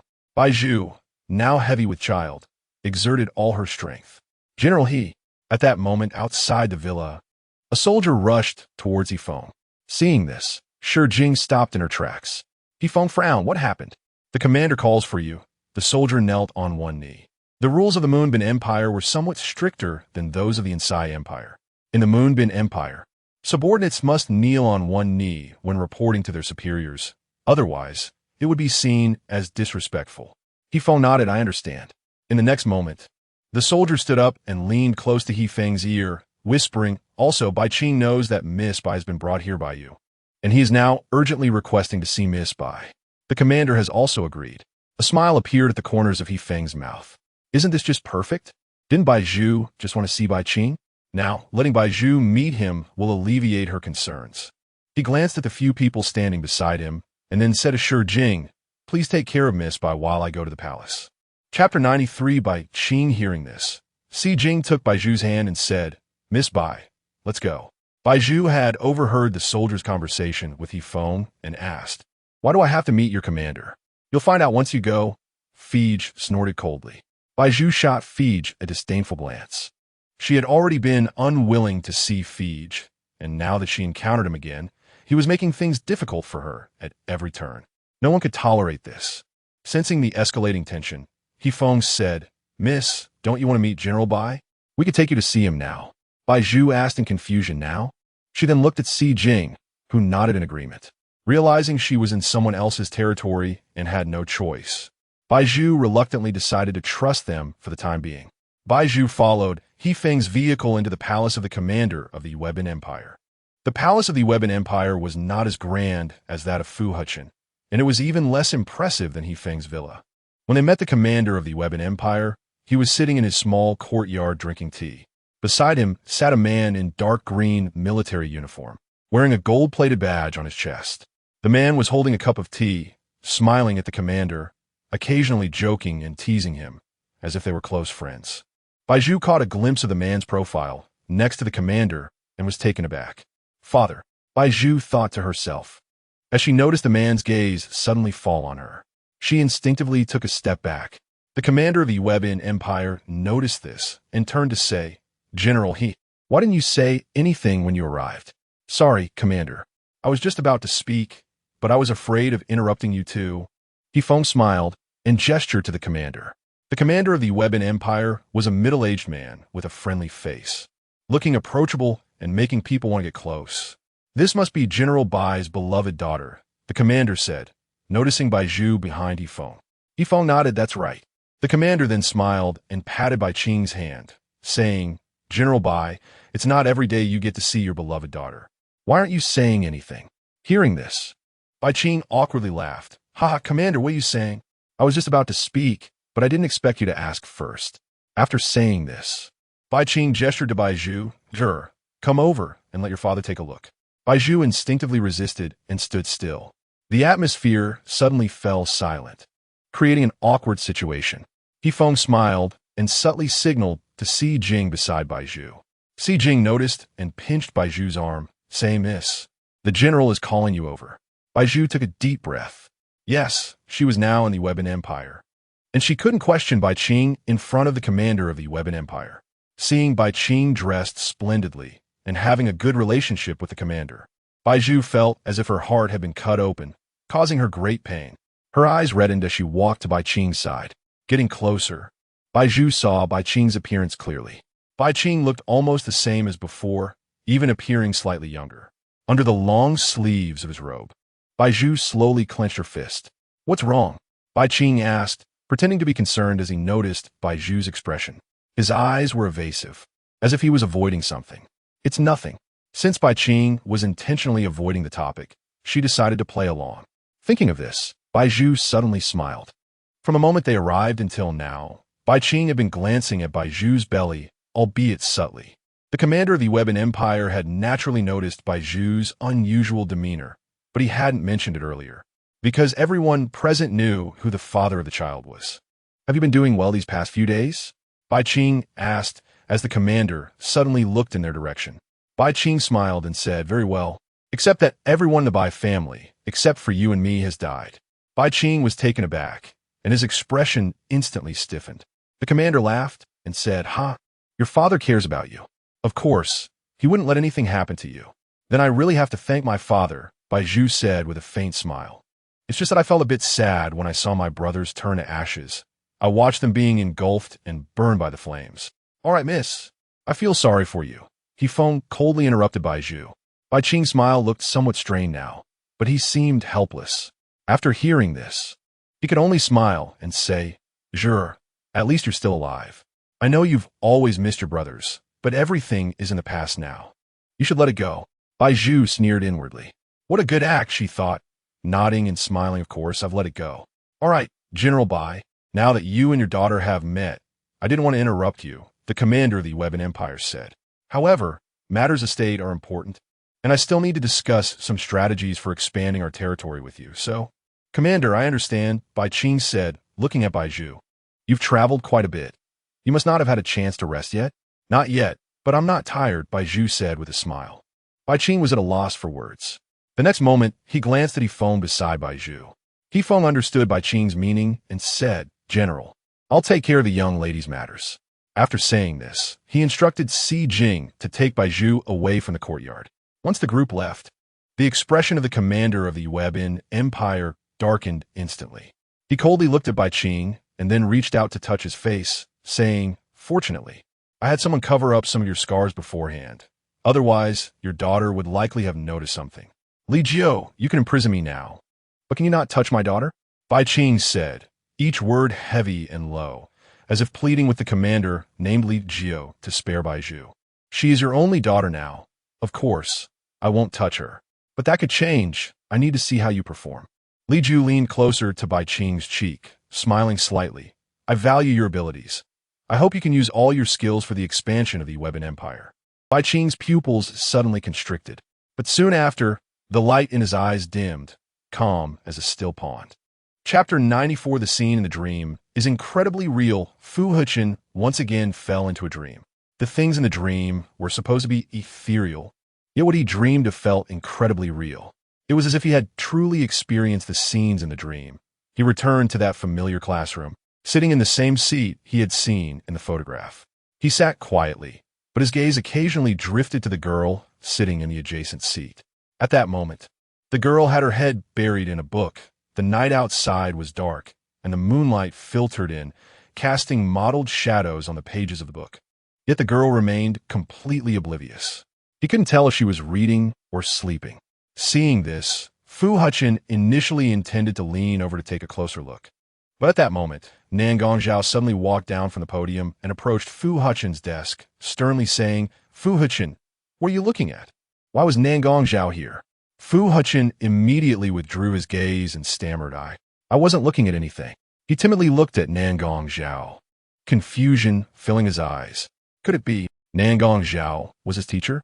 Fu Hechen glanced around, noticing that his classmates were flipping through their books, focused on taking notes. Only Bai Zhu was completely still. It seemed they were currently attending the last evening class. Fu Hechen looked at the desk in front of him. It was not as clean as it had appeared in the previous photograph. There were several books scattered about, one of which was open, with some ink marks on the pages. It was then that Fu Hechen noticed he was still holding a ballpoint pen that had lost its cap. You still say you weren't distracted? Then tell me, why have you been holding the pen, yet the problems written on the page have remained untouched for 10 minutes? Nan Gongzhao picked up Fu Hechen's book and said angrily. Seeing his nearly blank pages, Fu Hechen's mind momentarily went blank. I'm sorry. In the end, he could only apologize. Nan Gongzhao placed the book back on the desk and said solemnly, Fu Hechen, you have really disappointed me today. After saying that, he suddenly turned around and saw Bai Zhu, who was asleep with her head buried in her book. Nan Gongzhao. Fu Hechen pointed to the sleeping Bai Zhu and said, Mr. Nan Gong, she doesn't seem to be doing the problems either. Nan Gongzhao rubbed his forehead. However, he showed no signs of wanting to wake Bai Zhu. He then walked back to the podium, picked up a book, and knocked on the blackboard with his other hand, saying, Have you all finished the problems? Those who haven't, look here, I'll explain the next few questions. Hearing this, Fu Hechen casually glanced at Bai Zhu again. She still showed no signs of movement. But why did Nan Gongzhao, who had just walked past her, not intend to wake her up? Could it be that Nan Gongzhao had completely given up on Bai Zhu? Who can answer this next question? Nan Gongzhao pointed to a blank question on the blackboard, his gaze sweeping over the students in their noble academy uniforms below. At that moment, Shire suddenly raised her hand and said, Please come up. Shire stood up from her seat and strode confidently to the podium. She then took the chalk and smoothly wrote her answer on the blackboard, her movements fluid and without a hitch. Seeing Shire again, Fu Hechen felt a mix of emotions. He looked at Shire and then at the sleeping Bai Zhu. The two people in front of him were both strangers because he saw another side of them. Perhaps he had muddled his sleep, dreaming that he, Bai Zhu, and Shire had all become classmates. Did that mean he would soon run into Fij? Sure enough, the next second, Fage, sitting among the students, suddenly raised his hand and said, Mr. Nangong, Shire's answer is incorrect. Fu Hechen. It seemed he was indeed muddled in his sleep. Then come up and write the correct answer. After saying this, Nangong Zhao handed the chalk to Fage. Fage confidently took the chalk and wrote his answer on the blackboard in one go. He then patted his chest and confidently declared, Mr. Nangong, this is definitely the correct answer. Fage, I regret to inform you that your answer is wrong. Nangong Zhao's tone was exceptionally flat. Laughter erupted from the students below. Bai Zhu gradually opened her eyes amidst the laughter. Shire, standing on the podium, looked down at Fage with a smug expression and said, my answer wasn't wrong. If you come up now to write your wrong answer, aren't you just asking for trouble? Fage, unwilling to accept this, put his hands on his hips and angrily replied, isn't it because you wrote the process too convoluted? Who can understand that? If I could understand, I wouldn't have come up to write it. Miss Shire, I also regret to inform you. Nangong Zhao sighed and said, your answer is also wrong. Shire. The laughter continued, and Bai Zhu was now fully awake. She looked down at the book she had been resting her head on, only to find that it was stained with her saliva. Disgusted, she wiped her mouth, feeling embarrassed by her earlier disheveled appearance. At that moment, Nangong Zhao noticed Bai Zhu below. He then pointed at her from the podium and said, Miss Bai Zhu, I believe you know how to solve this problem. Bai Zhu rubbed her eyes that had just woken up.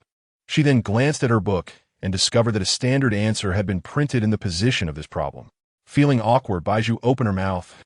Come up and write it down.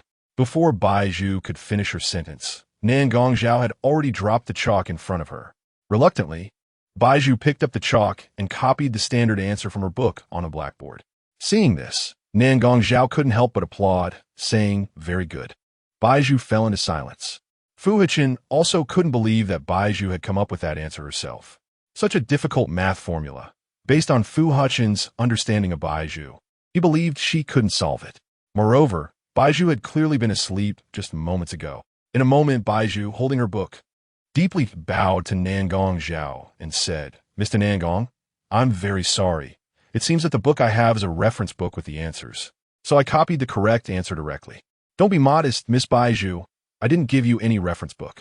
Bai Zhu didn't know how to respond. It was clearly, you should go teach Fu Hechen. He seems to not know how to solve this problem. Nangong Zhao continued to interrupt Bai Zhu's words. Chapter 95. I admit, I like her. Hey, did you see that? Bai Zhu was just sleeping the whole time. Yeah. How could she possibly get that question right? I suspect she copied it. But no one in our class has written it down yet. Who could she have copied from? You guys are silly. Bai Zhu's father is General Bai Qing.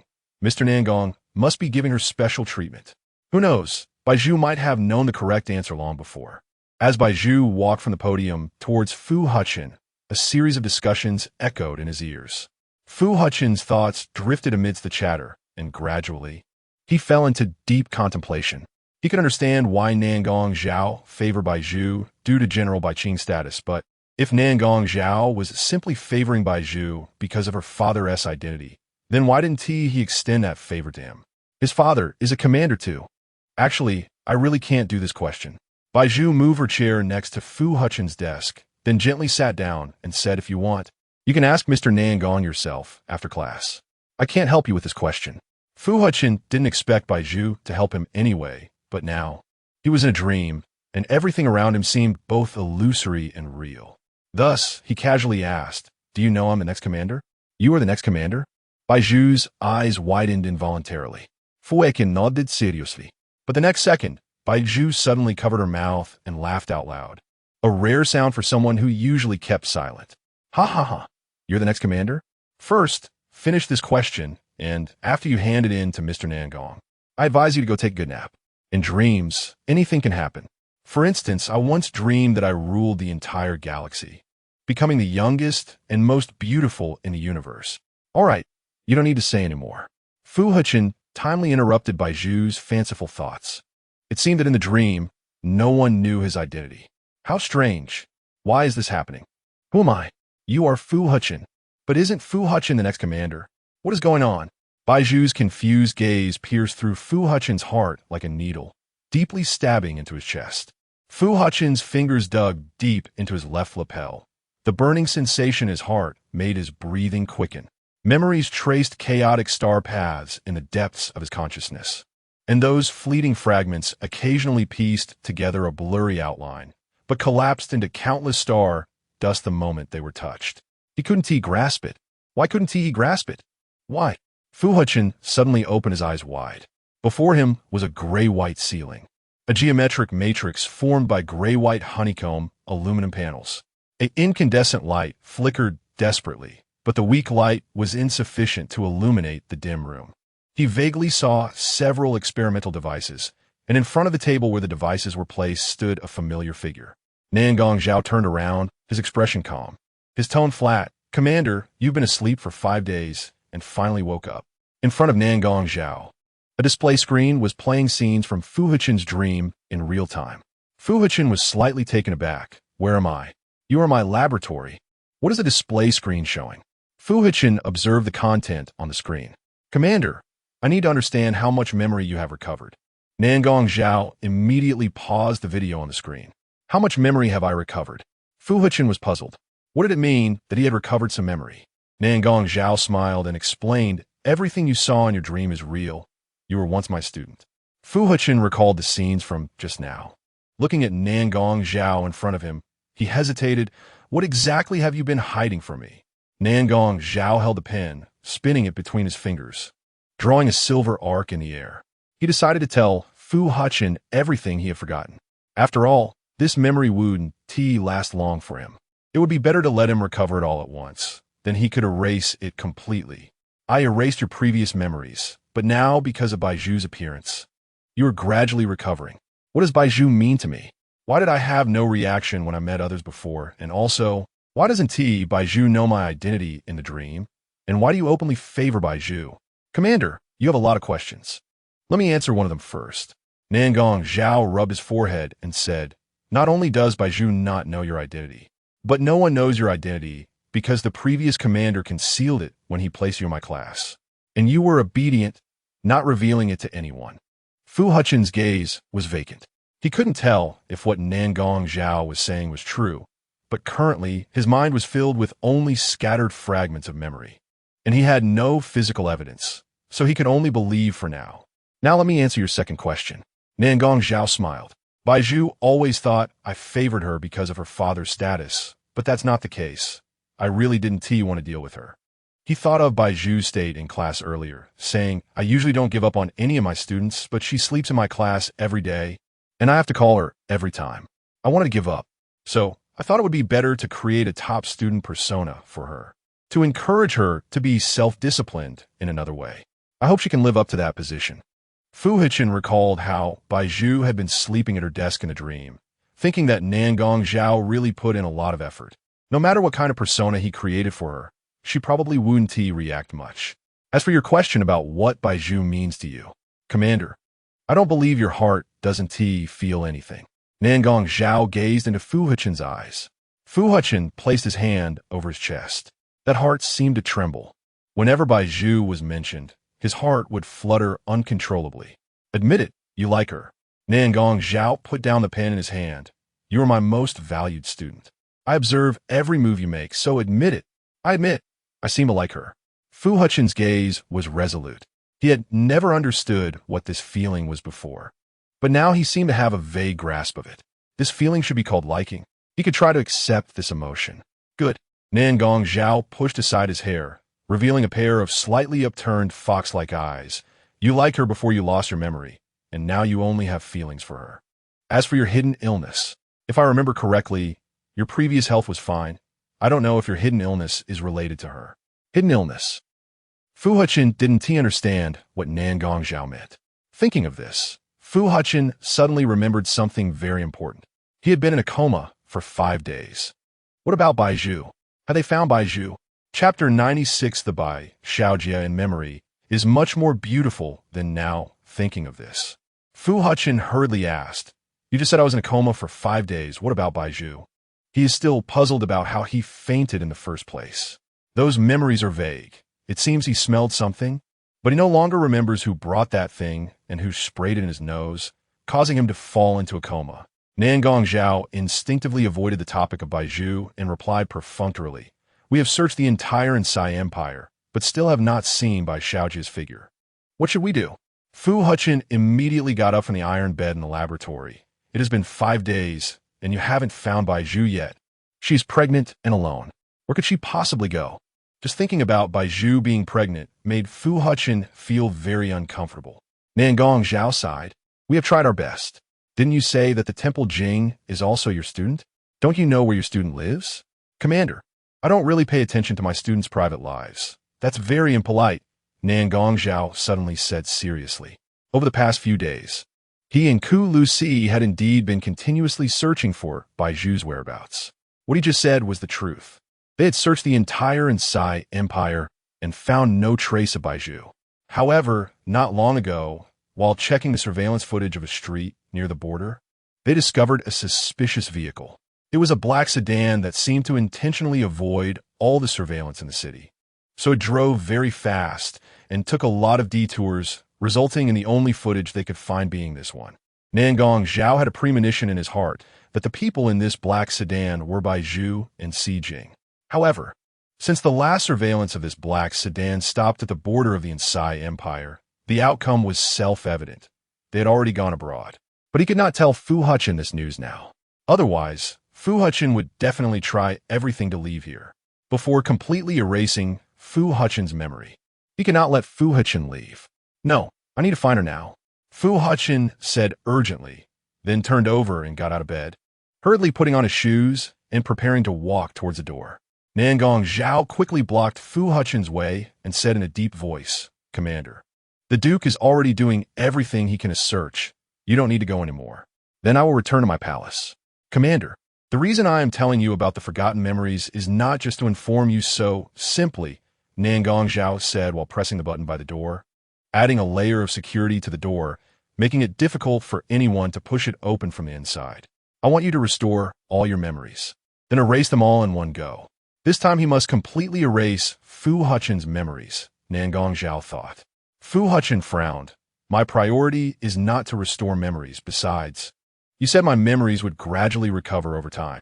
But I want you to restore all your memories now. Nangong Zhao insisted. What do you want to do? Fu Hechen's voice was cold, and those questioning words seemed to freeze the heart. Nangong Zhao smiled, his fox-like eyes slightly raised. Commander, you don't need to think too much. I won't harm you anyway. Fu Hechen still watched Nangong Zhao warily. Seeing this, Nangong Zhao added, Moreover, don't you want to remember everything? In your memories, almost every frame and scene you experienced has Bai Zhu's figure. Fu Hechen hesitated upon hearing this. There's Bai Zhu's figure. Nangong Zhao took the opportunity. Commander, the Duke is already doing everything he can to find Bai Zhu. If he can't find her domestically, he will consider searching abroad. You never know. By the time you wake up, the Duke might have already found Bai Zhu, which would not be a loss for you. Fu Hechen took a deep breath. Nangong Zhao was right. Whether it was he searching for Bai Zhu or Ku Lucy looking for her, they were using the same group of soldiers and the same search devices. Logically speaking, no matter who of them searched for Bai Zhu, the results would be almost the same. He believed that Ku Lucy would wholeheartedly search for Bai Zhu because Bai Zhu was carrying the next commander in her womb. He would not allow any mistakes for the next commander. Thinking of this, Fu Hechen suddenly felt a pang in his heart. Clearly, the reasons in his heart were so sufficient, yet he still felt very uneasy. His heart seemed to be screaming strongly, warning him that he was about to make a wrong choice. This currently uneasy beating heart hoped he would not trust Nangong Zhao. His sense of unease grew stronger, and his peripheral vision glanced at the full-length mirror nearby, reflecting his gloomy face, like a ghost crawling out of a gutter. At this moment, he felt that Nangong Zhao in front of him looked more like a ghost. I'm very curious. How did I faint earlier? How did I fall into a coma for 5 days? Faced with Nangong Zhao's repeated obstruction, he had to suspect that there was a close connection between his coma and Nangong Zhao. Nangong Zhao suddenly frowned. Commander, why are you asking this all of a sudden? Because I usually don't faint suddenly. Fu Hechen focused intently on Nangong Zhao's eyes, as if trying to get an answer from them. Nangong Zhao then pulled out a spray bottle from behind and said, Because I sprayed this on you. So it was you who did it on purpose. Commander, I want to take you to my laboratory and let you restore your memory. I must take some measures. Nangong Zhao placed the spray on a nearby table. Commander, Bai Xiaojie will be found by the Duke. If you want to see her now, I advise you to listen to me. I can help you restore your memory. And in your dreams, you can always see Bai Xiaojie. After saying this, he picked up the spray, placed on the table, and forcefully opened the lid. Commander, if you want to see Bai Xiaojie right now, please close your eyes. The Bai Xiaojie in memory is much more beautiful than now. Chapter 97. Kiss Me. Fu Hechen stepped back a step. On the surface, Nangong Zhao's strategy sounded the best. Commander, what are you still hesitating about? Nangong Zhao moved the spray in his hand closer to Fu Hechen. Seeing this, Fu Hechen immediately thought without hesitation and closed the spray bottle cap in Nangong Zhao's hand. He said seriously, I need to go out. He was uneasy. He wanted to find Bai Zhu in person. I'm really sorry, Commander. At this moment, Nangong Zhao quickly opened the spray cap and sprayed it forcefully onto Fu Hechen's face. Fu Hechen felt a wave of dizziness wash over him. Commander, you made a mistake. Since I took the spray out, there is no reason to put it back. The effect of the dizzy spray was extremely strong, and Fu Hechen fell victim to it once again. In the last moment before losing consciousness, he heard Nangong Zhao whispering in his ear, Commander, I'm sorry. I'm not that kind-hearted. You're too less guarded against me. The scenes in front of Fu Hechen kept changing, and eventually he saw a luxurious manor. He found himself holding a box of chocolates, standing outside the manor's fence, seemingly waiting for someone. Where was he? No, he had to wake up. But moments later, he saw Bai Zhu running towards the fence in a light blue long dress, hopping happily. Bai Zhu looked at Fu Hechen through the gaps in the fence and smiled. Why are you here so early today? Upon seeing Bai Zhu, Fu Hechen immediately lost the impulse to wake up from a dream. Judging by the appearance of this manor, it should belong to the Bai family. Did he come here every day to find Bai Zhu before? What's wrong with you today? Bai Zhu smiled at Fu Hechen, noticing that he seemed dazed and wanted to pat his head. Fu Hechen came to his senses and handed the box of chocolates through the gaps in the fence, saying, This is for you. Seeing this, Bai Zhu took the chocolate and said, I've been absent from school for a few days, and you skip school every day to bring me chocolate. Mister, Nangong will probably blame you for this. So he was skipping school to see Bai Zhu now. Nangong Zhao had previously told him that he had feelings for Bai Zhu when he was attending the Noble Academy. How much did he like Bai Zhu now? Are you okay? Fu Hechen wouldn't speak. He had just heard Bai Zhu say she was absent from school for the past few days, so he asked symbolically. Bai Zhu pouted, showing her true self in front of Fu Hechen, saying, Not at all. I had another fight with my father today. Then why didn't you go to school? Fu Hechen's emotional intelligence was 0. Bai Zhu rolled her eyes. Don't you know why I'm on leave? My stomach hurts. I've been vomiting and having diarrhea for days, afraid of throwing up at school. So I came back. Oh. Fu Hechen had never seen Bai Zhu talk to him like this before. He felt a bit shy, turning his head away to avoid looking into Bai Zhu's eyes. Bai Zhu looked confused. What's wrong with you? Did I say something wrong? Fu Hechen didn't realize his face had turned as red as an apple. His expression remained calm as he said, No, Why do you need to explain? Was there anything unusual about him now? Besides, why was he explaining to Bai Zhu in a dream? Thinking of this, Fu Hechen said, You're overthinking. Bai Zhu found Fu Hechen's contradictory expression amusing. She leaned against the fence, putting her head through the gap, then gently closed her eyes. She kept her face there, remaining still for a long time. Fu Hechen didn't understand what Bai Zhu's action meant, so he stood quietly, gazing at her face. Bai Zhu's eyelashes trembled. Fu Hechen still didn't get it. Miss Bai, what are you trying to do? Bai Zhu suddenly frowned, her eyes widening in anger as she exclaimed, Fu Hechen, did you take the wrong medicine today? Fu Hechen's face was filled with confusion. He really didn't understand what Bai Zhu wanted him to do. So he said, I'm sorry. I don't quite understand what you meant by that action. Haven't we done it many times before? Bai Zhu was so angry her face turned red. She put her hands on her hips and said angrily, Think carefully. Fu Hechen shook his head. Kiss me. Bai Zhu stomped her foot and shyly said those words. Upon hearing this, Fu Hechen's already flushed face turned even redder. Bai Zhu definitely wouldn't act like this in reality. But why was she like this before? Can a person really have two sides like this? Fu Hechen shyly lifted his head and said, all right, I won't blame you anymore. Let us do it again. Bai Zhu snorted coldly and closed her eyes again, waiting for Fu Hechen's action. Fu Hechen touched his hot cheeks, took a deep breath, and then leaned in. The cold lips touched the warm cheek. Fu Hechen's heart involuntarily raced. That kiss was like a dragonfly skimming the surface of the water, fleeting. Previously, when he was overwhelmed with emotions, Fu Hechen had kissed Bai Zhu countless times. But that was ultimately driven by illness. And every action he took was not something he wanted to do voluntarily. Now he took the initiative to kiss Bai Zhu. Although it was just a light kiss on her cheek, Fu Hechen's heart was more excited than at any time during his illness. I won't blame you anymore. Bai Zhu blinked her eyes. She stared at Fu Hechen with her round, bright eyes, smiling. Fu Hechen smiled back at Bai Zhu. Bai Zhu then pulled her head away from the iron fence and glanced at the time displayed on her electronic watch, saying, "It's getting late. If you don't go back soon, Mr. Nangon will definitely find out." Fu Hechen hadn't come to his senses yet, and the next second, he saw Bai Zhu turn and leave, still hopping with a box of chocolates in her hand, running towards the Bai family's villa. The blush on Fu Hechen's face faded slightly, but he could still hear the clear sound of his heartbeat. Thump, thump, so clear, so real. But as his heartbeat continued in rhythm, the scenery in front of him changed once again. The light shimmered, dazzling brightness covering Fu Hechen's eyes. He opened his eyes to find himself standing under a peach blossom tree. This peach blossom tree was the one planted at the Noble Academy. Chapter 98. Our separation is only temporary. A gentle breeze brushed by as he stood under the peach blossom tree, his head adorned with a rain of petals. In front of him, Bai Zhu was wearing a blue and white long dress, currently facing away from him. The twin ponytails on her head were still styled as they were the day they met, and now, the falling petals from the tree unintentionally landed on Bai Zhu's head, dyeing her long black hair. Bai Zhu gently reached up to brush the petals away. The cycle of life continues endlessly, and even the peach blossoms have a lifespan.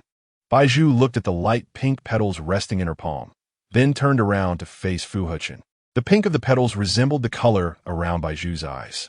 In comparison, the redness of her eyes from crying was even more pronounced than that of the petals. What's wrong with her?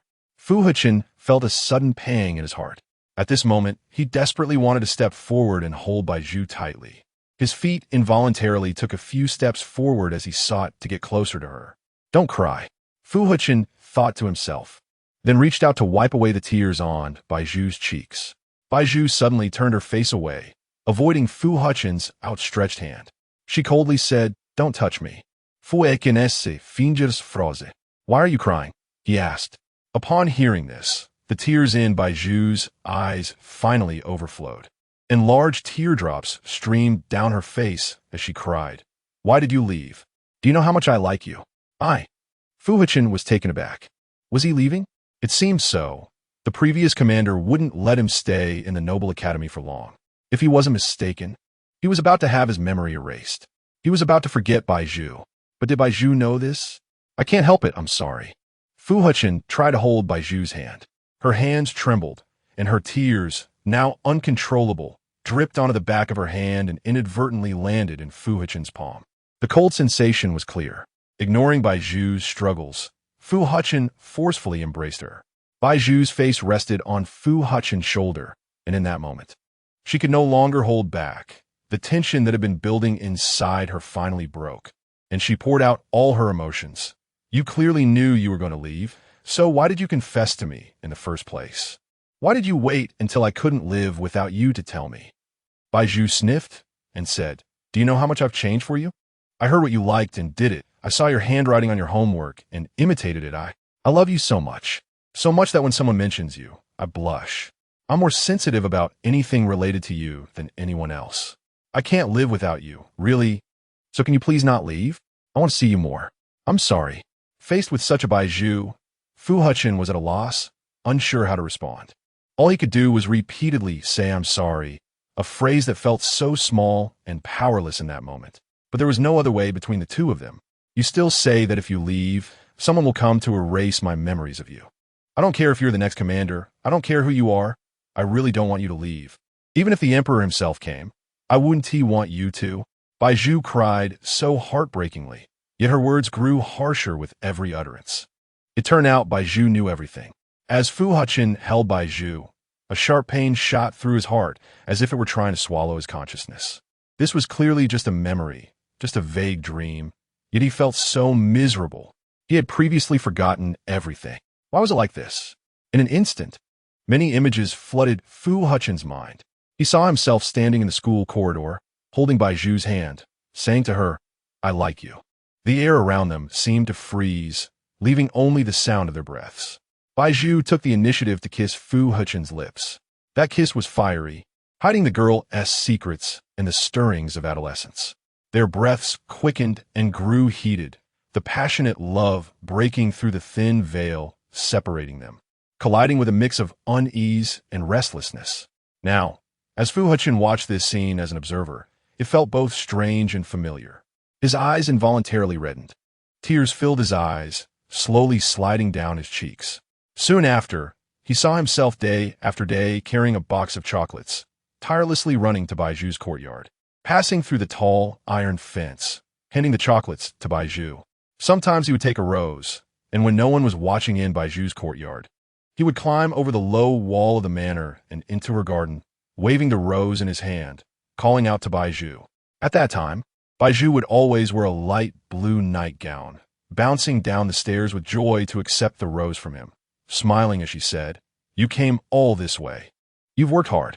He would always smile and say it was no trouble, but his hands were already covered in dust and scars.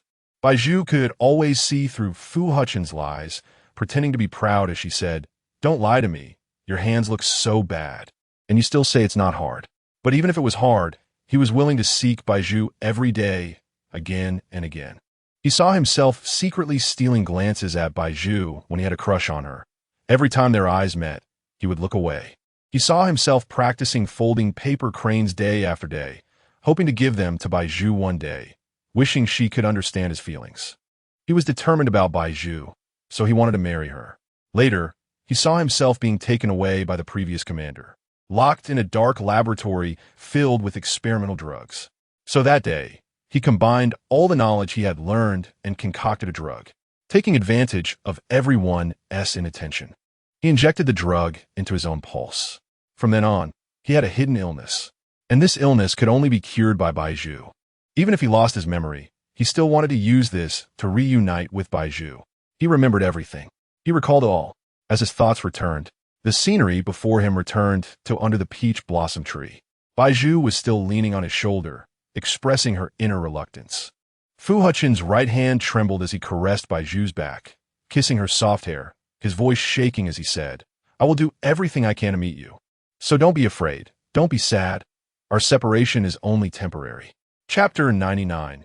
Intuition arrives before action. Bai Zhu buried her head in Fu Hechen's shoulder, and the tears rolling down her face stuck to him completely. "You promised."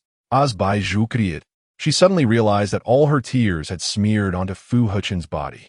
She wiped her face and sniffled her red nose again. Fu Hechen couldn't help but laugh at Bai Zhu's current appearance. "I never break my promises." He truly did not break his promise. However, when they met again, he did not recognize Bai Zhu, and she did not recognize him either. They had forgotten each other, but their passionate hearts would recognize each other sooner than their memories. Tears blurred Fu Hechen's vision, and he could no longer see Bai Zhu's face clearly. He just held her tightly, as if by holding her, she would not leave, and they could always be together. But the scene before him was ultimately not real. The Bai Zhu in reality was still waiting for him. He had to wake up. Thinking of this, Fu Hechen pushed Bai Zhu away. When a person is trapped in an emotion they cannot escape, they are often the most vulnerable and easily controlled. Even when facing Bai Zhu, Fu Hechen was acutely aware of this fact. Nangong Zhao had grasped this psychological weakness. He had a premonition that Bai Zhu was not safe right now. Seeing this, Bai Zhu looked puzzled. "You." Fu Hechen turned away. "You, and I need to find you now. But I'm right in front of you, aren't I?" Bai Zhu stopped her tears, feeling amused at the moment. Fu Hechen closed his eyes. This was his own dream, so now his will could control everything in the dream. He decided to give it a try. With that thought, Fu Hechen bent down and picked up a branch from the ground. He thrust the branch toward Bai Zhu's face with all his might. The air around them suddenly froze. Bai Zhu's body gradually dissipated before Fu Hechen's eyes, and he could not forget the last look she gave him. That expression, it was a sad smile. He had abandoned Bai Zhu in the dream. Fu Hechen tried to detach his emotions from the dream. He couldn't stay detached for too long. Their heartbeats and instincts would always be a step ahead of their memories. Bai Zhu needed him now. What are you doing? Bai Zhu was pinned down on the bed by FAKED, her limbs tightly bound to the bed. She struggled desperately, trying to break free from FAKED. At that moment, FAKED seemed like an uncontrollable beast, gripping Bai Zhu's wrist tightly, saying, "What else could I do? I've endured long enough since that day you were with Fu Hechen in front of me. Now that I've finally got you back, you can't expect me not to touch you. Let go." Bai Zhu shouted angrily. Since that day, when Hephong brought her back to the villa, she had not stepped out of the villa even once. Hephong claimed it was for Bai Zhu's good recovery, but in reality, his actions were equivalent to house arrest. Meanwhile, FAKED had been visiting Bai Zhu frequently in recent days. Because of previous events, Bai Zhu had always been indifferent to him. FAKED thought that one day of this was tolerable, but when it was several days, he could no longer stand it. He believed Bai Zhu could only belong to him. Now that he had brought Bai Zhu back, she was even more unable to escape him. FAKED tightened his grip on Bai Zhu's neck, angrily saying, "I was already very angry with your attitude these days, and now you still refuse me? Bai Zhu, you wish. Why do you all like to choke people? Is it that fun?" Bai Zhu's face flushed red as she shouted, "Let go." At that moment, Hephong suddenly appeared at the door. FAKED paused, releasing his grip and looking toward the door. He suddenly realized that he hadn't closed Bai Zhu's room door when he entered. Bai Zhu took deep breaths, silently praying never to encounter someone who chokes people over disagreements again. FAKED had gone beyond her expectations in madness. "What are you doing here?" FAKED was very displeased with Hephong's sudden visit. He looked at Hephong coldly, as if venting his inner rage. Hephong placed a hand on FAKED's shoulder and smiled. "General FAKED, Miss Bai's current physical condition is special. You shouldn't make it difficult for her. Funny, I've endured her for a long time. Now that Miss Bai is with us in the Moonbin Empire, we have plenty of time later. There's no need to rush," Hephong said with a smile. With that, he pulled FAKED down from the bed. Bai Zhu breathed a sigh of relief upon seeing this. FAKED looked at Bai Zhu, and although he was unwilling, he felt he couldn't refuse since Hephong was clearly there to take him away. After all, even though FAKED's earlier actions were shameless, he was still a person and had some sense of shame. He couldn't force himself on Bai Zhu in front of Hephong. He wasn't as shameless as Fu Hechen. Consider yourself lucky today. FAKED brushed the dust off his hands. He looked down at Bai Zhu, his eyes filled with greed and desire. Bai Zhu didn't think FAKED would let her go. The way he looked at her was like a wolf eyeing its prey, while she was powerless. "General FAKED, I suggest you untie Miss Bai's limbs." In the exchange of glances between Bai Zhu and FAKED, they revealed many things to each other. But Hephong interrupted, creating an invisible barrier between them. FAKED did not understand Hephong's suggestion. He said, "This rope is to prevent Bai Zhu from leaving the room. If we untie her now and she runs away, what would we do then? Miss Bai is burdened now and won't be able to run far. Moreover, she is visibly pregnant. Wherever she goes, she will be very conspicuous. If she runs away, we can easily find her." Hephong was confident. Binding her now is harmful to her health. FAKED snorted coldly. He did not respond but walked straight out of the room. Hephong then walked to Bai Zhu's bedside and untied the ropes binding her limbs. Bai Zhu rubbed her red wrists. Hephong sat beside her for a moment, pondering, then handed her a letter. "What is this?" "Because you are here, the Moonbin Empire has reached a cooperation agreement with the FC planet again. This is a letter from Jiangli addressed to you." Upon hearing this, Bai Zhu couldn't help but frown. What did it mean that she was here? So the Moonbin Empire and the FC planet had reached a cooperation? She then opened the letter. A few days ago, the king of the FC planet passed away. As Hephong spoke, he intended to share recent events as Bai Zhu opened the letter.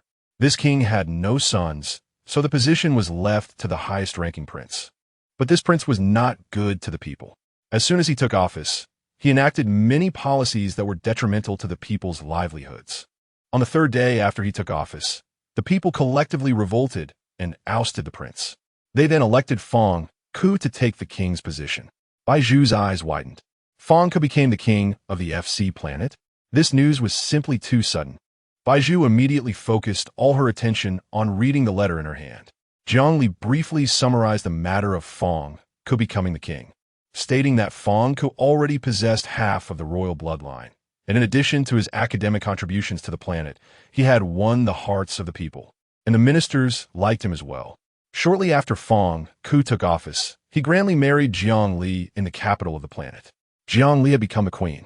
Upon learning this news, He Feng immediately contacted Fang Ku and informed him that Bai Zhu was now in their hands and had completely belonged to them. Therefore, under Jiang Li's persistent pleas, the FC planet and the Moonbin Empire reached a cooperation agreement once again. Chapter 100.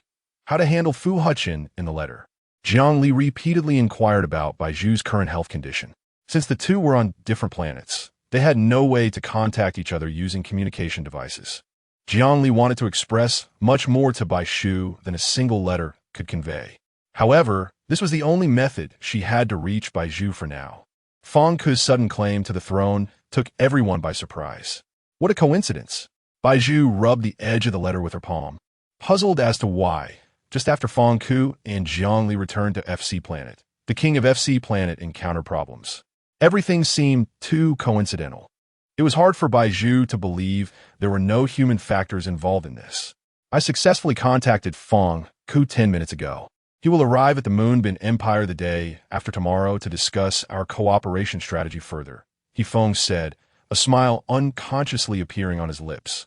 He then lifted Bai Zhu's chin with his hand and said, Miss Bai, as long as you are with us, we will not harm you. Bai Zhu closed her eyes in despair. After arriving at the Moonbin Empire, she was met with betrayal from friends and estrangement from family. Bai Qing claimed he wanted to see her, but when they finally met, his expression was not one of excitement. Moreover, after that, he never inquired about Bai Zhu's life in the Moonbin Empire. Indeed, a dog cannot change its nature, Bai Zhu scoffed.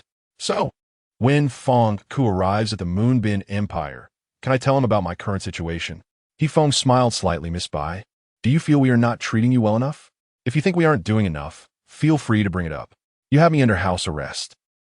Miss Bai, please do not act impulsively. We're concerned about your health, which is why we made this choice. He Feng displayed a concerned expression, pretentiously holding Bai Zhu's hand and looking at the red marks on her skin with pity. As for General Fiji's earlier outburst, it was due to his overly emotional state. His actions exceeded my expectations, and I apologize. However, our current status in the Moonbin Empire is equal, and I can only advise him kindly. I cannot forcibly stop his actions. He Feng sighed. He and Fiji had both pledged allegiance to the Moonbin Empire at the same time.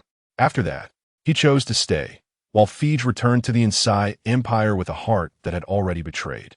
Because he stayed, he naturally accepted the villa granted to him by the commander of the Moonbin Empire, while Fiji, who did not often stay, did not enjoy this treatment. This was also why, now that both Fiji and He Feng were generals in the Moonbin Empire, Fiji did not have his own house and could only live in He Feng's villa. I understand. Bai Zhu looked at He Feng's face, which showed concern, unable to distinguish how much of his gaze was genuine and how much was false. Yet, she always found herself deceived by insincerity, and she often softened her heart because of it.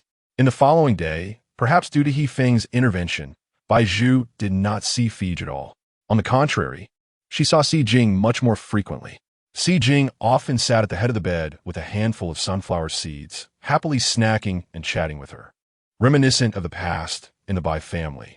For a moment, she even thought that if she stayed here, perhaps they could return to the way things were. Fang Ku and Jiang Li arrived at the Moonbin Empire at night.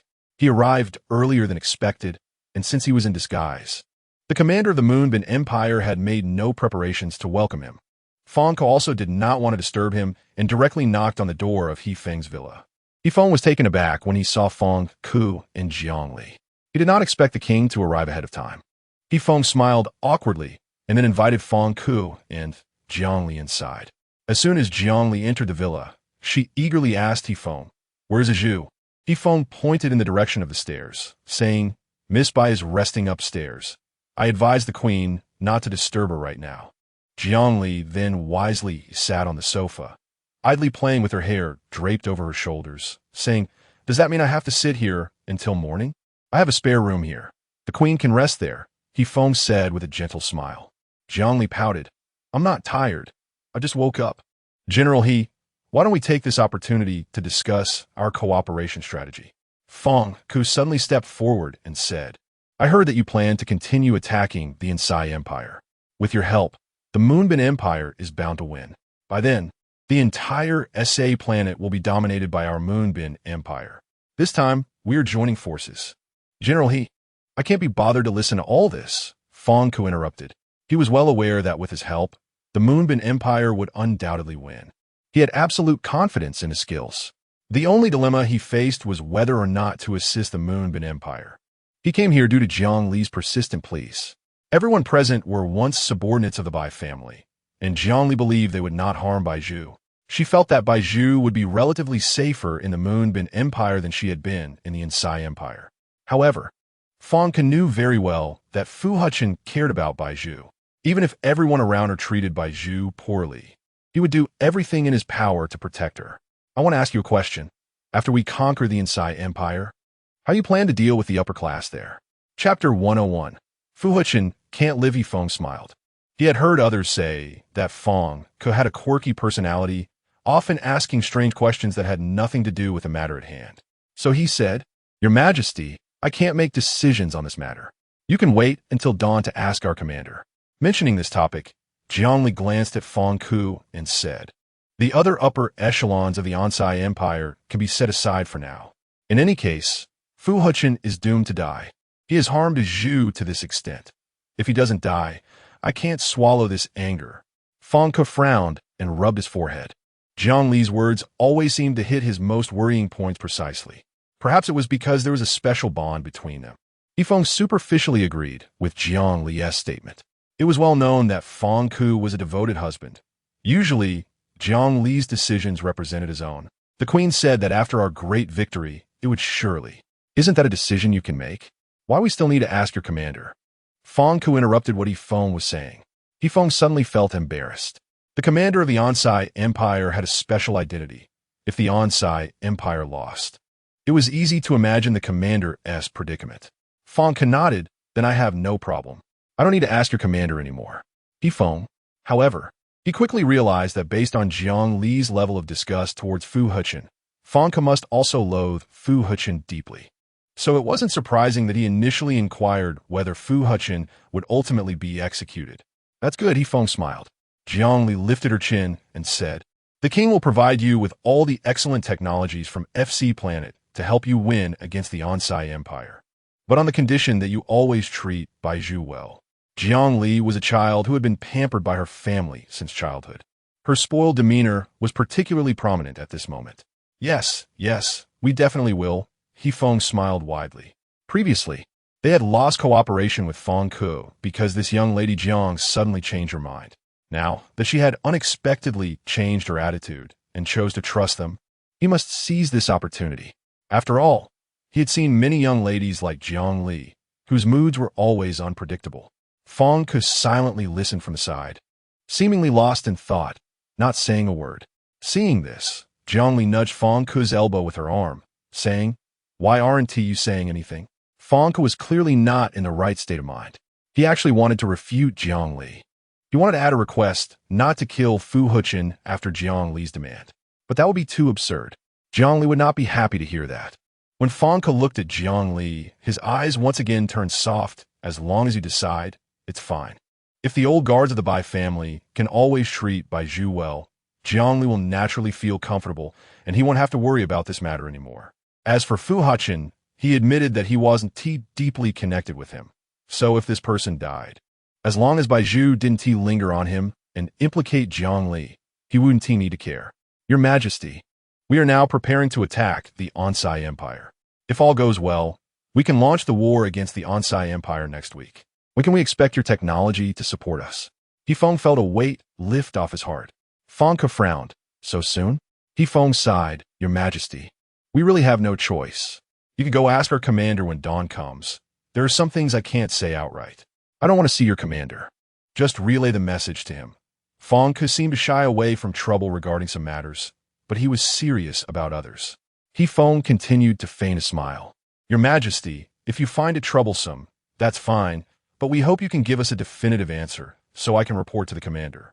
My technology is always at your service. If you need it urgently, my team can come over from FC Planet tomorrow, Fong said with a smile. All right, thank you, Your Majesty. At this moment, Jiangli yawned. She noticed the sky outside was lightening, rubbed her eyes, then leaned her head back on the sofa, saying, "Wake me when Bai Zhu is awake. I'll sleep for a while." Seeing this, Fong took out a blanket from his retractable capsule and gently covered Jiangli with it, saying softly, "All right, it's still early. You can sleep a bit longer." Then he turned back to He Feng, his expression returning to the previous indifference. "Give me a timeline. I'll notify my team." In fact, Bai Zhu and T slept a wink all night. To be precise, not a single day since she had been here had she slept well. He Feng's villa had good soundproofing, so even if Bai Zhu hadn't, T slept all night. She was unaware that Fong Ku and Jiang Li had suddenly visited late at night. Around 10 in the morning, Fij kicked open Bai Zhu's bedroom door, saying, "Get up." Bai Zhu sat up from bed with a face full of resentment. Fij snorted coldly. "Who are you making a face at?" Bai Zhu didn't want to respond to Fij. Fij, unable to stand Bai Zhu's bad attitude, said, "I'm here to kindly remind you that the person you want to see has arrived at the villa late at night. Because you've been sleeping like a pig upstairs, they've been waiting for you on the sofa downstairs for a long time." The person she wanted to see? Bai Zhu already had an answer in her heart. She hurriedly propped herself up with her nearly 7-month belly, rolled out of bed, and slowly walked in front of Fij, saying, "Excuse me." Fij reluctantly rolled his eyes and stepped aside to let Bai Zhu pass. But he seemed to suddenly realize something and blocked Bai Zhu, saying, "We haven't neglected you these past few days, so I hope you can be sensible." Bai Zhu nodded. Jiang Li and Fong Ku were now cooperating with the Webbing Empire again because of her, and Fij must be afraid she would suddenly change her mind in front of Jiang Li. She had no need to do that. Nowadays, the Webbing Empire wasn't strong. It was the Onsai Empire that was strong.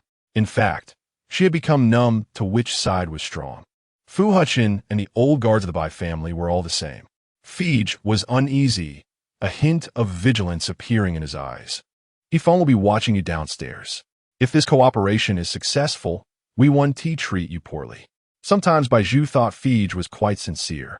She could guarantee that He Feng and Si Jing wouldn't say such things. They would only hypocritically tell her that everything was for her own good. Thank you. Bai Zhu sincerely get fei." As she walked downstairs, Jiang Li had just woken up from the sofa. She was a bit grumpy and casually tossed the blanket aside, accidentally throwing it on a Fong Ku's face. Fong Giskiviko. Chapter 102. He will never forget this lifetime. When Bai Zhu saw this scene, she couldn't help but cover her mouth and laugh out loud. Jiang Li was attracted by Bai Zhu's laughter. She immediately became alert and turned her gaze towards Bai Zhu, her eyes widening slightly. "Bai Zhu." She waved her hand towards Bai Zhu. Seeing this, Bai Zhu supported her belly and slowly walked to Jiang Li's side. Jiang Li hurriedly got up from the sofa, letting Bai Zhu sit in her original seat. "How are they treating you?" Jiang Li whispered to Bai Zhu. Upon hearing this, Bai Zhu keenly sensed a gaze fixed on her cheek. She bit her lip, knowing she couldn't reveal the truth, so she casually replied, "They treat me well." "Really?" Jiang Li asked again. Bai Zhu maintained her smile. Really? Could she tell the truth?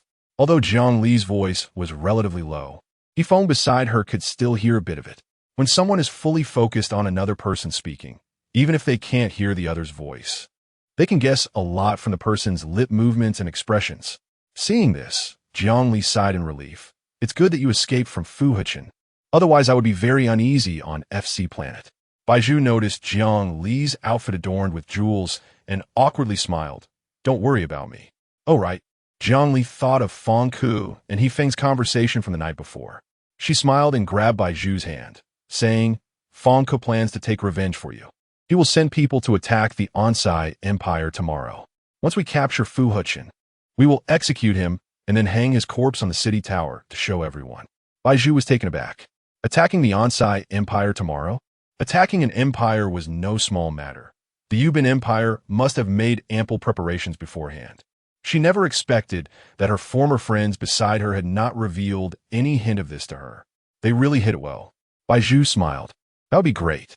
Fong Ku, seeing this scene, couldn't help but frown. "Your Majesty, it's still early. Why don't you let Si Jing accompany you and Miss Bai Zhu to stroll around the surroundings to pass the time?" He Feng, seeing that Bai Zhu was still somewhat obedient, and everything was progressing as he expected, smiled even brighter, and said, "I'm sure the queen will enjoy the scenery of the Yuban Empire." The intention behind the words was clear. Anyone with sense knew that as long as he took good care of Zhongli, Feng Ku would be happy. Zhongli looked at Bai Zhu's nearly 7-month-old belly, fearing that Bai Zhu's body couldn't hold up, so she said, "No need, I just want to stay here with the Zhu." "Your Majesty, you should go out for a walk." Bai Zhu called over Si Jing, saying, "Take the queen out for a walk and show her around your favorite shops." "Zhu, if I go out, won't you come with me?" Zhongli was unwilling to leave, holding on to Bai Zhu's hand tightly. "If Zhu doesn't want to go, I'll stay here with Zhu." Bai Zhu took a deep breath and said, "It's your first time in the Yuban Empire. How can you not go out and see?" "Your Majesty, Miss Bai Zhu is not feeling well. Let's go." Si Jing stepped to Zhongli's side and gently persuaded her. Seeing this, Zhongli reluctantly agreed to Si Jing. "All right, Zhu, wait for me here. I'll be back soon." "Okay." Bai Zhu smiled slightly at Zhongli. After Zhongli left, Bai Zhu sat alone on the sofa for a long time. Feng Ku did not leave. He quietly watched Bai Zhu, seemingly wanting to ask her something, but he felt that asking anything would be futile. He swallowed his questions back down. After a while, he smiled and stepped forward, saying he would take Feng Ku to the residence arranged by the commander for him. The residence was specially equipped with a laboratory for Feng Ku to pass the time. Feng Ku felt that sitting here with Bai Zhu was unnecessary. Therefore, he agreed to He Feng's invitation. In a large villa, only Fei Gu and Bai Zhu were left. Bai Zhu noticed that Fei Gu had not come downstairs earlier, probably not wanting to see Zhongli. Supporting her belly, Bai Zhu went upstairs, continuing to ignore Fei Gu and heading straight back to her bedroom. Fei Gu called out to Bai Zhu. Last time the Yuban Empire almost won against the Onsai Empire with Feng Ku's help. This time, Feng Ku has chosen to use the resources of FC Planet to help us fully. We are bound to win. So, Bai Zhu sneered. Fei Gu smiled, so Fu Hechen is undoubtedly doomed this time. Bai Zhu pressed her lips together and then walked into the room, shutting herself in. Feng Ku's team arrived quickly, and by the next noon, almost everyone was present. The commander of the Yuban Empire immediately led the troops toward the Onsai Empire. The army spent a day on the road before finally reaching the border of the Onsai Empire. At that time, Fu Hechen had just woken up from the bed in Nangong, Zhao's laboratory. It was unclear whether it was his strong will that allowed him to escape the gentle embrace of dreams, but the laboratory was empty, and he did not see Nangong Zhao's figure. Seeing this, Fu Hechen hurriedly got out of bed and jogged to the laboratory door. However, he couldn't get out at all, as Nangong Zhao had securely locked the door before leaving. Fu Hechen was startled. After a moment, he calmed down and carefully observed the lock on the laboratory door. Fortunately, this lock was a password lock, not as fatal as a fingerprint or facial recognition lock. The previous commander had taught him that the password locks throughout the Onsai Empire were not unsolvable without knowing the password. They all originated from the same machine, and this secret was known only to each commander. Remembering this, Fu Hechen quickly recalled the password the previous commander had told him and input it into the lock without hesitation. Ding dong. With a beep, the password lock successfully unlocked. Seeing this, Fu Hechen jogged out of the laboratory.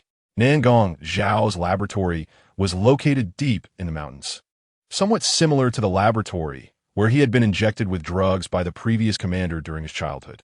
Fu Hechen had also escaped from the mountains before, and shortly after escaping, he had fainted in the snow due to exhaustion.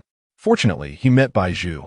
That was the first time he met Bai Zhu, and she saved his life. If it weren't for that rose necklace, Fu Hechen would not have recognized Bai Zhu as the one who saved him at first sight in the Noble Academy, because on Bai Zhu's dress, there is also a rose pattern identical to the one on the rose necklace. And that hand reaching out to him, that kind smile, that gentle tone, he would never forget it in this lifetime. Chapter 103, Bai Zhu in the Moonbin Empire? Realizing this, Fu Hechen quickly quickened his pace, taking advantage of the fact that there was no one around. As the commander, as long as he appeared in public, neither Kuls nor Nangong Zhao could do anything to him. He had to return to the palace first. Fu Hechen walked along the mountain path and soon exited the mountain, arriving at a small country road. At this moment, the houses along the way appeared one after another in Fu Hechen's line of sight. He then walked up to a house, wanting to ask for directions. Just then, An old woman with white hair walked out of the stone brick house by the roadside. The old woman could not see clearly. She could only feel the wall to identify the road ahead. When the old woman reached the door, she slightly opened her dry lips and said, What do you need? Fu Hechen was taken aback. He seemed to have seen this old woman somewhere before, and he felt that he had been to this stone brick house in the past. Fu Hechen tried hard to recall what had happened before, but since he had only just regained his memory, the memories in his mind were like scattered sand, requiring a long time to piece together. I'm asking for directions. Seeing that the old woman was moving slowly, Fu Hechen asked this question with little hope. Hearing Fu Hechen's voice, the old woman suddenly smiled and said, Young man, you have been here before, right? Fu Hechen nodded, yes. The scattered memories told him he had been here. It seemed to be on a sunny afternoon, with sunlight filtering through the gaps in the leaves, dappled on the country road. As he held Bai Zhu's hand and ran along the path until they reached the old woman's door. What happened afterward, he could no longer remember. You came here with another girl to ask for directions before, right? The old woman cackled and said, Just follow this small path straight ahead to get out of the mountain. I didn't expect that after so long, you would come back to ask me this question again. You have a good memory. Fu Hechen was about to thank the old woman and then follow her directions to walk out of the deep mountains. However, at that moment, the old woman called out to Fu Hechen again, Young man, how is your relationship with that girl now? Fu Hechen paused. How is it? He couldn't even find Bai Zhu now. Fu Hechen smiled awkwardly and said, It's okay. I remember when you came here before, you really loved that girl. I saw you two young lovers were quite affectionate, so I gave you a handmade bracelet, but you forgot to take it when you left. Wait a moment. I'll get the bracelet for you. After saying this, the old woman quickly walked into the house. Seeing this, Fu Hechen was at a loss, unable to decide whether to leave or stay, and could only wait quietly outside for the old woman to bring the bracelet she had woven for him and Bai Zhu. After a while, he saw a light blue bracelet in the old woman's hand. The old woman felt her way to Fu Hechen and slowly handed the bracelet to him. Smiling, Here, young man, I wish you and that girl a lasting relationship. Fu Hechen rubbed the bracelet in his palm. It seemed to have been here for a long time, covered in a thick layer of dust. Thank you. When Fu Hechen saw the bracelet, some memories involuntarily surfaced in his mind. It seemed like a long time had passed. He walked along the country road and saw the signpost at the end of the path. After passing this signpost, he would have to say goodbye to the mountain forest. He remembered 5 years ago. It was here, facing the setting sun that was about to sleep, he gave Bai Zhu a passionate kiss. Thinking of this, the bracelet in Fu Hechen's hand suddenly glowed, emitting a mechanical sheen. Immediately afterward, he saw an illusion projected from the bracelet, detailing Bai Zhu's name, physical characteristics, and her current location. What is this? Fu Hechen examined the bracelet closely and discovered that it was not just a simple woven bracelet, it concealed a positioning system inside. Moreover, this positioning system was not a simple one. It seemed capable of accurately locating Bai Zhu's position based on her physical characteristics. So who was that old woman just now? Fu Hechen pondered for a moment, but the positioning information on the bracelet interrupted his thoughts. He saw that the projection on the bracelet showed Bai Zhu was in the Moonbin Empire. Fu Hechen gasped. He then glanced at the roadside sign and saw that there was still some distance to the palace. He reached out to hail a car by the roadside, saying he wanted to go to the palace. The driver saw Fu Hechen dressed in luxurious clothing and thought he had encountered a big shot, so he didn't dare to slack off the entire time. Hurry up. Fu Hechen frowned when he saw the driver slow down out of nervousness. Okay, the driver, his back covered in cold sweat, was forced to speed up, his heart racing. 20 minutes later, Fu Hechen arrived at the palace. When he got out of the car, the soldiers stationed at the entrance were startled. See, Commander. They then turned their gaze to the taxi driver who had brought Fu Hechen. The taxi driver. However, Fu Hechen didn't pay any attention to this. He walked directly into the palace, casually grabbing a soldier by the side and asking, "Where's Mu Jie?" The secretary was sent by the Duke to look for Miss Bai. The soldier replied, lowering his head. Fu Hechen took a deep breath. I know where Miss Bai is. You hurry up and bring her back. Not good. At this moment, a soldier dressed in border base attire ran in. Seeing this, Fu Hechen felt a sense of foreboding surge within him. Speak. The soldier, sweating, said, Commander, the Moonbin Empire has attacked. What? Fu Hechen held his forehead. He knew something bad would happen now that Bai Zhu had been captured by the Moonbin Empire. Where are the Cool's people? Fu Hechen shouted angrily. Where did they all run off to at this critical moment? The Duke is currently with Mr. Nangong. You hurry up and find them all for me. Now that Nangong Zhao was also not in the laboratory, where could they possibly be? Although Fu Hechen was very reluctant to see Nangong Zhao at this moment, he had no choice but to do so at this critical juncture. Commander, you don't need to look for us anymore. As soon as the words fell, Nangong Zhao and Cool suddenly appeared behind Fu Hechen. How did you get here? We've been following you, Commander, Nangong Zhao said with a smile. Chapter 104. Depart immediately. Fu Hechen was momentarily taken aback. I don't understand what you are talking about. It's the potion that Fong Ke gave us before, Ku Lacey said, taking out the bottle of potion. Fu Hechen immediately recognized what Ku Lacey was holding. It was the invisibility potion developed by Fong Ke. What do you need this for? Fu Hechen noticed that the invisibility potions both of them were using had already worn off, and he frowned slightly. Nangong Zhao smiled and said, Commander, didn't I tell you before that my display can see the contents of your dreams? I saw you taking action against Bai Zhu in your dream to escape it, so I predicted you were about to wake up. But my door has a password lock, so I want to know one thing. What is the password that only the commander knows? Nangong Zhao entered a string of passwords on the display and presented it to Fu Hechen, saying, Commander, this is the password, right? Fu Hechen clenched his fists and said angrily, You've been following me just for this? Seeing that there were others nearby, Nangong Zhao lowered his voice and said, Commander, we initially came for this, but then we made new discoveries, like this bracelet you have on your hand and that old woman you encountered before. Nangong Zhao's eyes turned red. This statement seemed to touch on his personal feelings. His lips trembled, but quickly returned to normal. Ku Lacey asked, Who is that old woman? She is an acquaintance of mine, Nangong Zhao replied, suddenly realizing he had almost lost control of his emotions. He took a deep breath and said, Commander, I advise you not to pay too much attention to her identity. She is just a useless person now. Fu Hechen coldly looked at Nangong Zhao. He felt there was no need to pursue the matter of the password lock. In any case, if he needed to store something important in the future, he would prioritize facial recognition and fingerprints. Ku Lacey and Nangong Zhao's actions were completely unnecessary. In fact, the reason Nangong Zhao used the invisibility potion was not that simple. While invisible, he had implanted a detector on Fu Hechen. This detector was a recent development by Ku Lacey and Nangong Zhao, which could only be successfully implanted into a person's skin when the person was thinking. Moreover, the detector was very small and almost undetectable on the skin.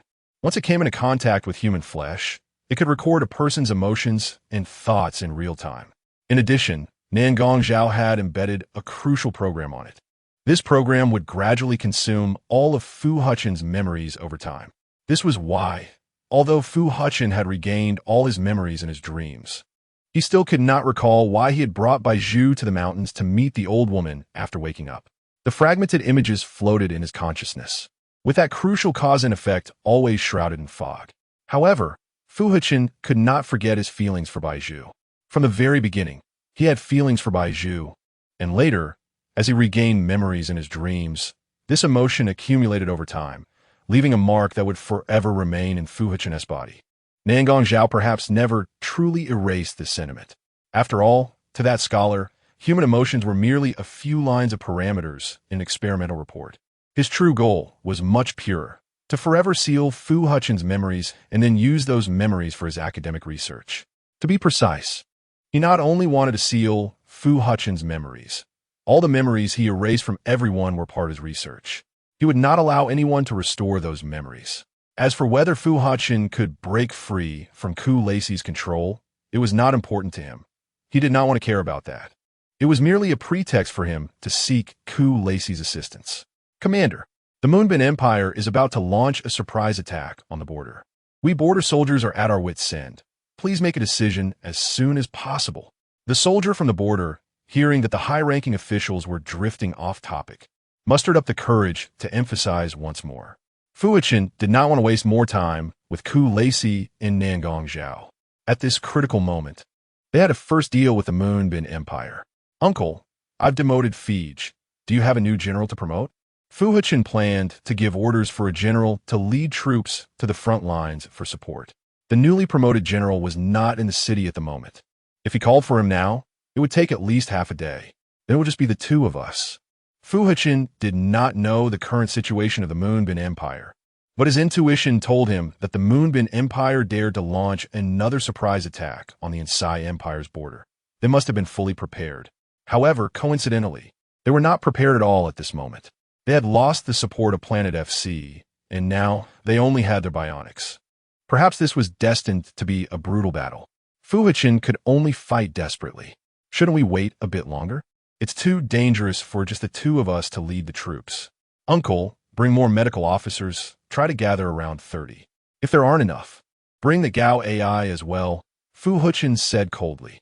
Under normal circumstances, they would only take a maximum of 20 medical officers when heading to the front lines. However, now Fu Hechen felt uncertain. If there were heavy casualties on the battlefield, he would have to expand the medical officer team to ensure logistics and be able to treat the injured promptly. Commander, this is still too risky. Kulesi seemed to know that this war might threaten his personal safety and said decisively, the soldiers at the border base can still hold on for a while. We can wait for the general. How much longer do you want to delay? Fu Hechen gritted his teeth.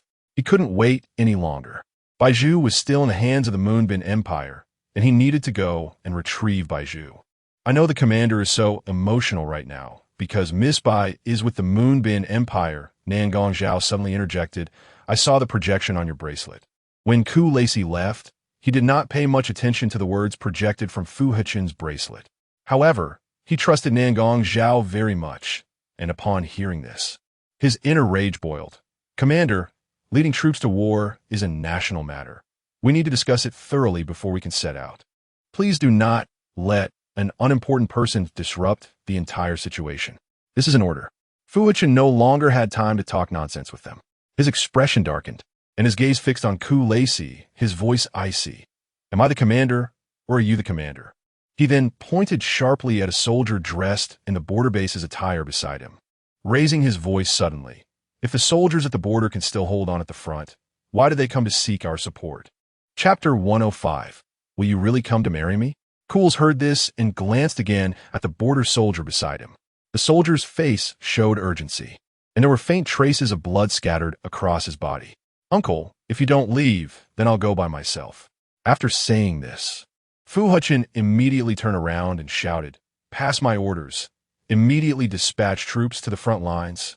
Commander. At that moment, Mujia had just gotten out of a black vehicle. He hurriedly ran to Fu Hechen's side and said, Sorry, Commander. I just received news and was delayed on the way. That's why I only just arrived here. Did you hear what I said? Fu Hechen walked back to the palace and said, Go do it now. That's an order. Yes.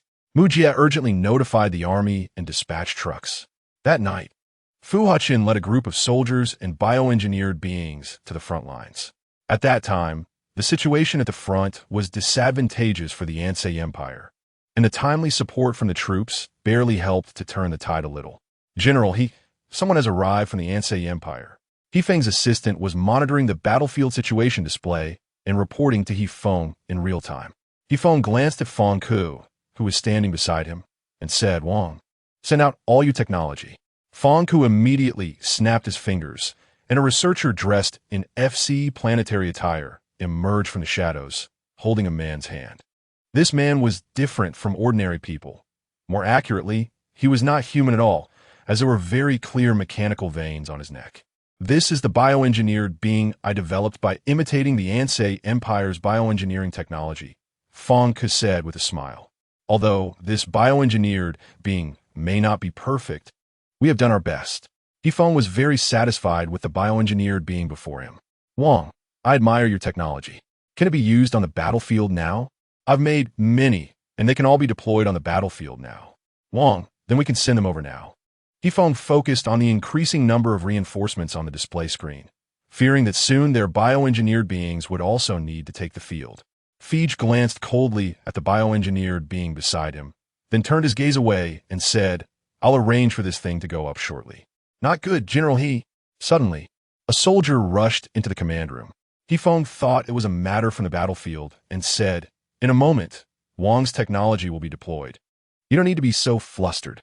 General it's not a battlefield issue. The soldier gasped and said, it's Miss Bai. Miss Bai's about to give birth.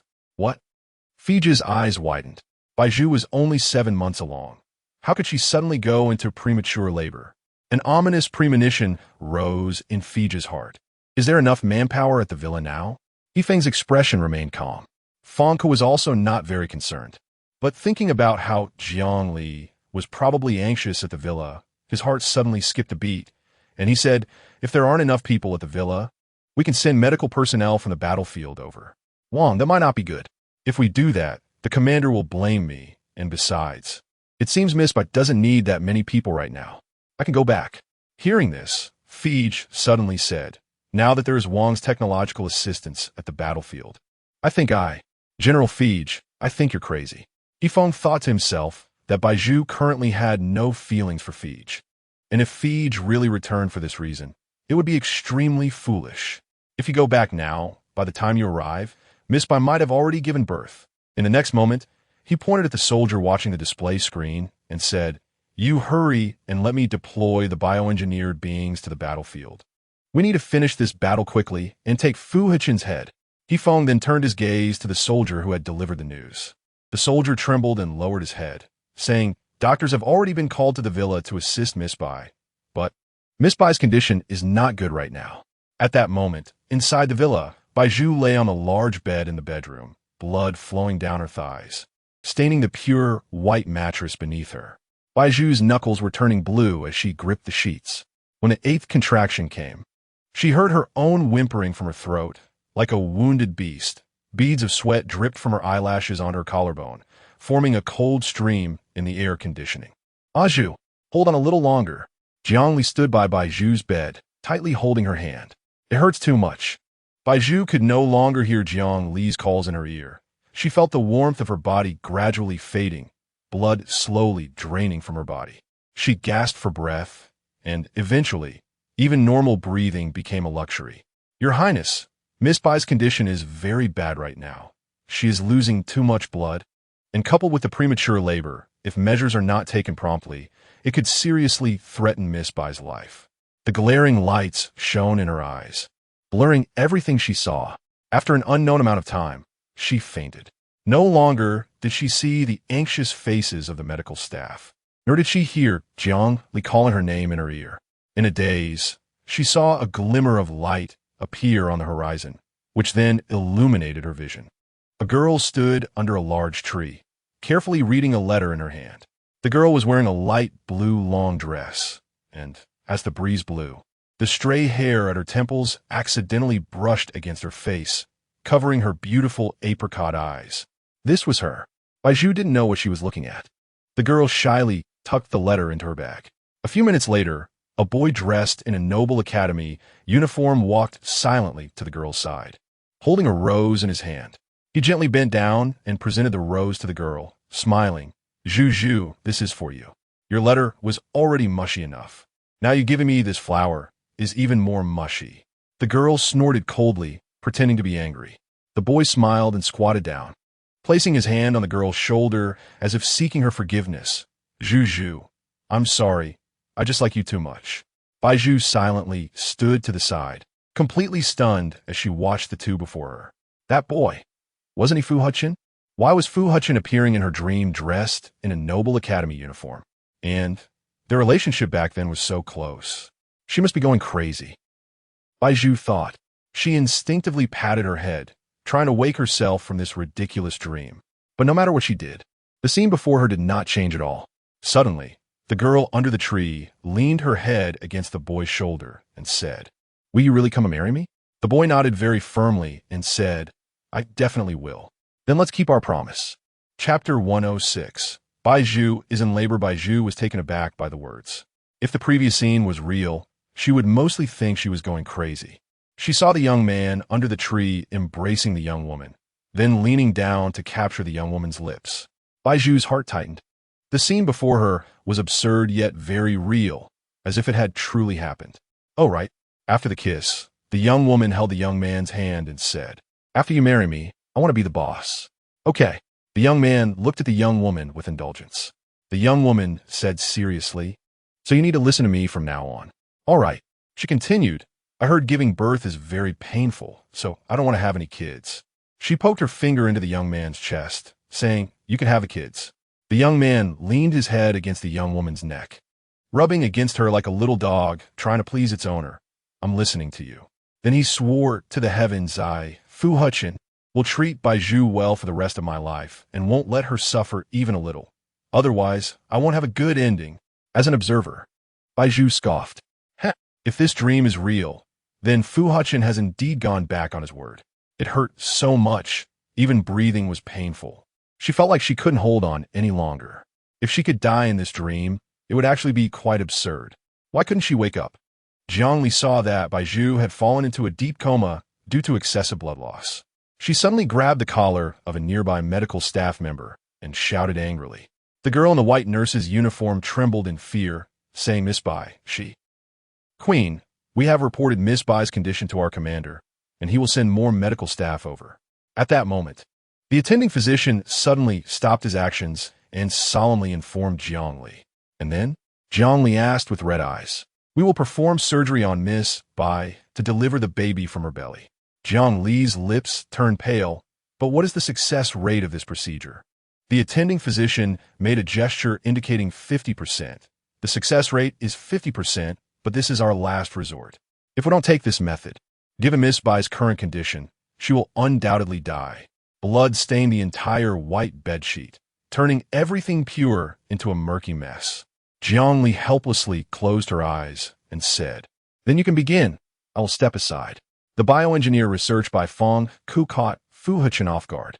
When he saw this bioengineer, his heart sank significantly. It seemed that Fong Ku had chosen to assist the Yubin Empire again. He shouldn't have revealed the bioengineer technology to Fong Ku so easily back then. Fu Hechen had no way out now. He had to deploy the bioengineers from the Insai Empire and engage in a grueling battle with the Yubin Empire that lasted 3 days.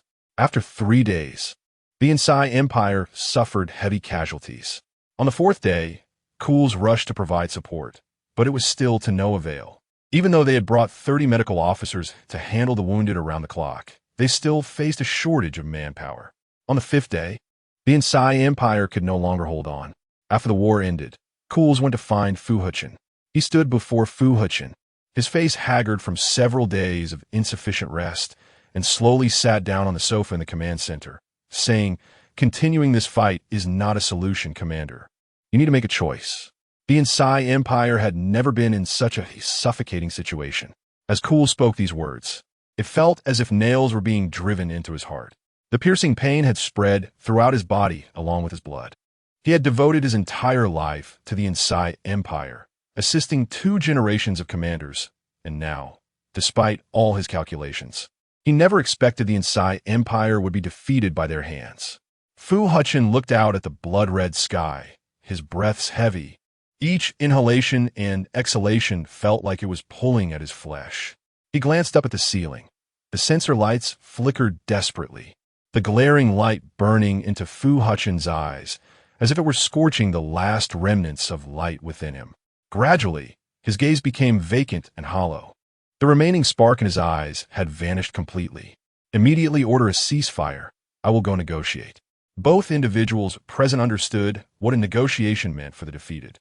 Fu Hechen donned a black coat and stepped outside, where light snow began to fall. The temperature at the border was significantly different from that in the city. Without any protective barriers, although it didn't snow year-round, the average temperature remained around 0 degrees Celsius. Fu Hechen exhaled into the air. A puff of white vapor burst forth, eventually dissipating into smoke. Communication between the battlefields was highly efficient, perhaps because the Yubin Empire had anticipated this. Once the news broke, Fu Hechen quickly received a response from the Yubin Empire. They even kindly sent a vehicle to pick him up, one step at a time. Fu Hechen boarded the vehicle sent by the Yubin Empire to take him to the negotiation site. He was alone, with no help by his side. Mu Jie could only watch helplessly as Fu Hechen climbed into that humiliating car from the Yubin Empire, tears gradually blurring his vision. Many men present were in tears. Fu Hechen sat in the car, holding back his tears, preserving the dignity of a commander. Perhaps after he arrived at the negotiation site today, his identity as a commander would be stripped away, and he would forever become a sinner, nailed to the pillar of shame for all eternity. The snow outside fell heavier and heavier, blanketing everything in white, ultimately staining the roof and Fu Hechen's heart. The vehicle slowly moved forward, finally reaching the base where the Yuban Empire was stationed. As soon as Fu Hechen got out of the car, he was surrounded by soldiers from the Yuban Empire. "Commander, long time no see." After a moment, Fij pushed through the crowd and stood in front of Fu Hechen. "General Fij?" Fu Hechen was unaware that Fij had already betrayed the Insai Empire. Fij sneered coldly. "Commander, I guess you're very surprised. Let me tell you, thanks to my help, the Yuban Empire was able to capture you smoothly. You despicable." Fu Hechen could no longer contain himself. His breaths quickened, and in an instant, he felt an urge to rush up and beat Fij. "Commander, don't get too excited, because there's one more thing I have to tell you." Fij's smile suddenly froze. Bai Zhu is in labor. Chapter 107. The child. Upon hearing this, Fu Hechen's body suddenly stiffened. "What did you say?" Fu Hechen's voice was almost hoarse. He couldn't accept this reality. He had initially thought that after his defeat and surrender, being brought to the Moon Guest Empire might allow him to see Bai Zhu once. He wanted to sincerely apologize to Bai Zhu. It was all his fault. It was because he couldn't remember his past memories that he treated Bai Zhu poorly, leaving her alone in the room to suffer. But now, "Commander Fu, be quiet." A soldier beside him forcefully pressed Fu Hechen to the ground, angrily saying. Fu Hechen's head nearly touched the ground, and his eyes stubbornly gazed at Fij in front of him. Fij sneered, "Commander Fu, stop pretending. You don't care about Bai Zhu at all. Her current condition is all because of you." After saying this, Fij, feeling unsatisfied, lifted his leg and stepped on Fu Hechen's shoulder. "Bai Zhu hates you now. You're the last person she wants to see." Fu Hechen allowed his cheek to be pressed against the ground. Yes, he let out a self-deprecating smile. Bai Zhu hated him the most now. What right did he have to worry about her here? Seeing Fu Hechen not rebutting, Fij intensified his aggression, pressing harder with his foot, cursing, "Commander, don't think I don't know you were being affectionate with Bai Zhu in front of me on purpose that day. And then you thought about forcing her into a corner? You really don't deserve to live in this world." Fu Hechen collapsed weakly to the ground, his eyes reddening, tears streaming down his cheeks, humiliatingly dripping onto the floor. "General Fij, there's no need to treat Commander Fu like this." He Feng's voice appeared in Fu Hechen's ear. Fu Hechen raised his head and suddenly froze when he saw He Feng's face. He had seen He Feng a few times when He Feng was still in the Onsai Empire and had a bit of an impression of him. "So you are all in cahoots?" Fu Hechen sneered, glancing at Fij. "Fij, I fell for your trick. You won." Fij laughed. "Thank you for the compliment, Commander. Now that it has come to this, we do have things to apologize for, but ultimately I believe we are not wrong at all." "I don't understand what you mean." "Everyone has vanity and wants to stand at a higher place, so this was my choice, and it seems my choice was not wrong." He Feng leaned down, lifting Fu Hechen's chin. "Commander Fu, since I've said this to you, we will not let you live." He then straightened up, looking down at Fu Hechen as if he were a dirty stray dog. "Pitiful. Our commander has orders. If you want your people to be safe in the future, then in front of our commander, you should take your own life as an apology." He Feng's voice was cold, and the chill pierced to the bone, each word stabbing into Fu Hechen's heart. His heart ached. It felt as if a taut string in his heart had completely snapped at that moment. Fu Hechen had anticipated this outcome. His gaze was hollow as he said, "Then can you all do your best to treat Bai Zhu and ensure she is out of danger?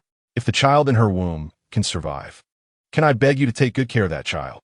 Seeing Fu Hechen mention Bai Zhu even as he faced death, Fij felt a pang of discomfort in his heart and said, "You don't need to worry about that." Fu Hechen pressed his lips together. He lowered his head and let out a laugh. Seeing this, He Feng pushed Fij behind him and said, "Commander Fu, after all, Bai Zhu was once a miss of the Bai family, and we are all her acquaintances. We will naturally treat her well. We are already doing our best to treat Bai Zhu, so you need not worry." Upon hearing this, Fu Hechen sighed in relief. "That's good. If Bai Zhu could survive this ordeal, even without him, she should still live happily afterward. That's fine. Bai Zhu must hate him to the core by now." Thinking of this, Fu Hechen suddenly closed his eyes and said, on behalf of the Onsai Empire. I surrender to you. You can take me to your commander now. He Feng nodded in satisfaction, then ordered the soldiers holding Fu Hechen lock his hands and take him to the carriage. Bai Zhu's surgery lasted a full 3 hours. Jiangli stood outside the operating room, anxious and restless. She had no mood to sit, getting up and standing, pacing back and forth at the door, spending 3 hours at the entrance. The servant outside could no longer bear to watch and stepped forward to support Jiangli, saying, "Her Majesty, your health is important. Why not go rest for a while?" "How can I rest with a Zhu like this?" Jiangli angrily replied, shaking off the servant's hand. Seeing this, Xi Jing stepped forward and slightly bowed to Jiangli, saying, "Your Majesty, your health cannot fail. Miss Bai still needs our care afterward. I can stay here to guard Miss Bai for now, so you can rest assured." Jiangli felt Xi Jing made sense. Now that Bai Zhu was seriously ill, she would surely need her care after the surgery, so her health could not fail. Jiangli slowly nodded, saying, "All right, call me if anything happens." As soon as she finished speaking, a sudden cry of a baby echoed from the operating room. "Your Majesty, the attending physician is out." A doctor in a white coat emerged from the operating room. Upon hearing this, Jiang Li's expression of expectation replaced her previous anxiety, and she hurriedly ran up to surround the attending physician, asking, "Doctor, how is it Zhu now?" The next moment, a nurse came out holding a swaddled baby girl, saying, "Your Majesty, Miss Bai has given birth to a baby girl." "Congratulations, Your Majesty." Xi Jing smiled. "What about Zhu?" Jiangli chose to ignore the child and continued to ask the attending physician in front of her. The attending physician frowned. "Miss Bai's condition has stabilized for now, but she is still in a coma. Whether she can wake up depends on her own willpower." Jiang Li's heart tightened. Xi Jing comforted Jiang Li, "Your Majesty, given Miss Bai's situation just now, this is already the best outcome. Can I go in now?" The attending physician glanced inside the room and then nodded, saying yes. "Your Majesty, what do you plan to do with this child?" Xi Jing looked at the small baby in the swaddle. Jiang Li took a deep breath. "You handle it." She did not like this child at all. If it weren't for Fu Hechen's seed, Bai Zhu wouldn't have suffered so much. Jiang Li then rushed into the room. At this moment, Bai Zhu was pale without a trace of blood, lying on the bed like a corpse. Chapter 108. Fu Hechen is dead. Jiang Li ran over with a pained heart, reaching out to touch Bai Zhu's pale cheek. But just as Jiang Li extended her hand, her fingers suddenly paused, then quickly pulled back. "Zhu, news just came from the front line that Fu Hechen lost. Everything is over." Jiang Li looked at Bai Zhu's pale face, gritting her teeth. "Fu Hechen won't survive until tomorrow, so I'm sorry. But the child you worked so hard to give birth to will have no father from the moment she is born." Jiang Li took a deep breath. Knowing that Bai Zhu couldn't hear her now, it felt like she was talking to herself. "Although I don't like this child, it doesn't mean I won't take care of her. If you want to keep her, I can stay in the Moonbin Empire and raise her with you. If you don't want her, I will take her far away. At least she won't stay on SA planet, and I won't tell her about her origins." After saying this, Jiang Li turned around. "You rest well. I won't disturb you."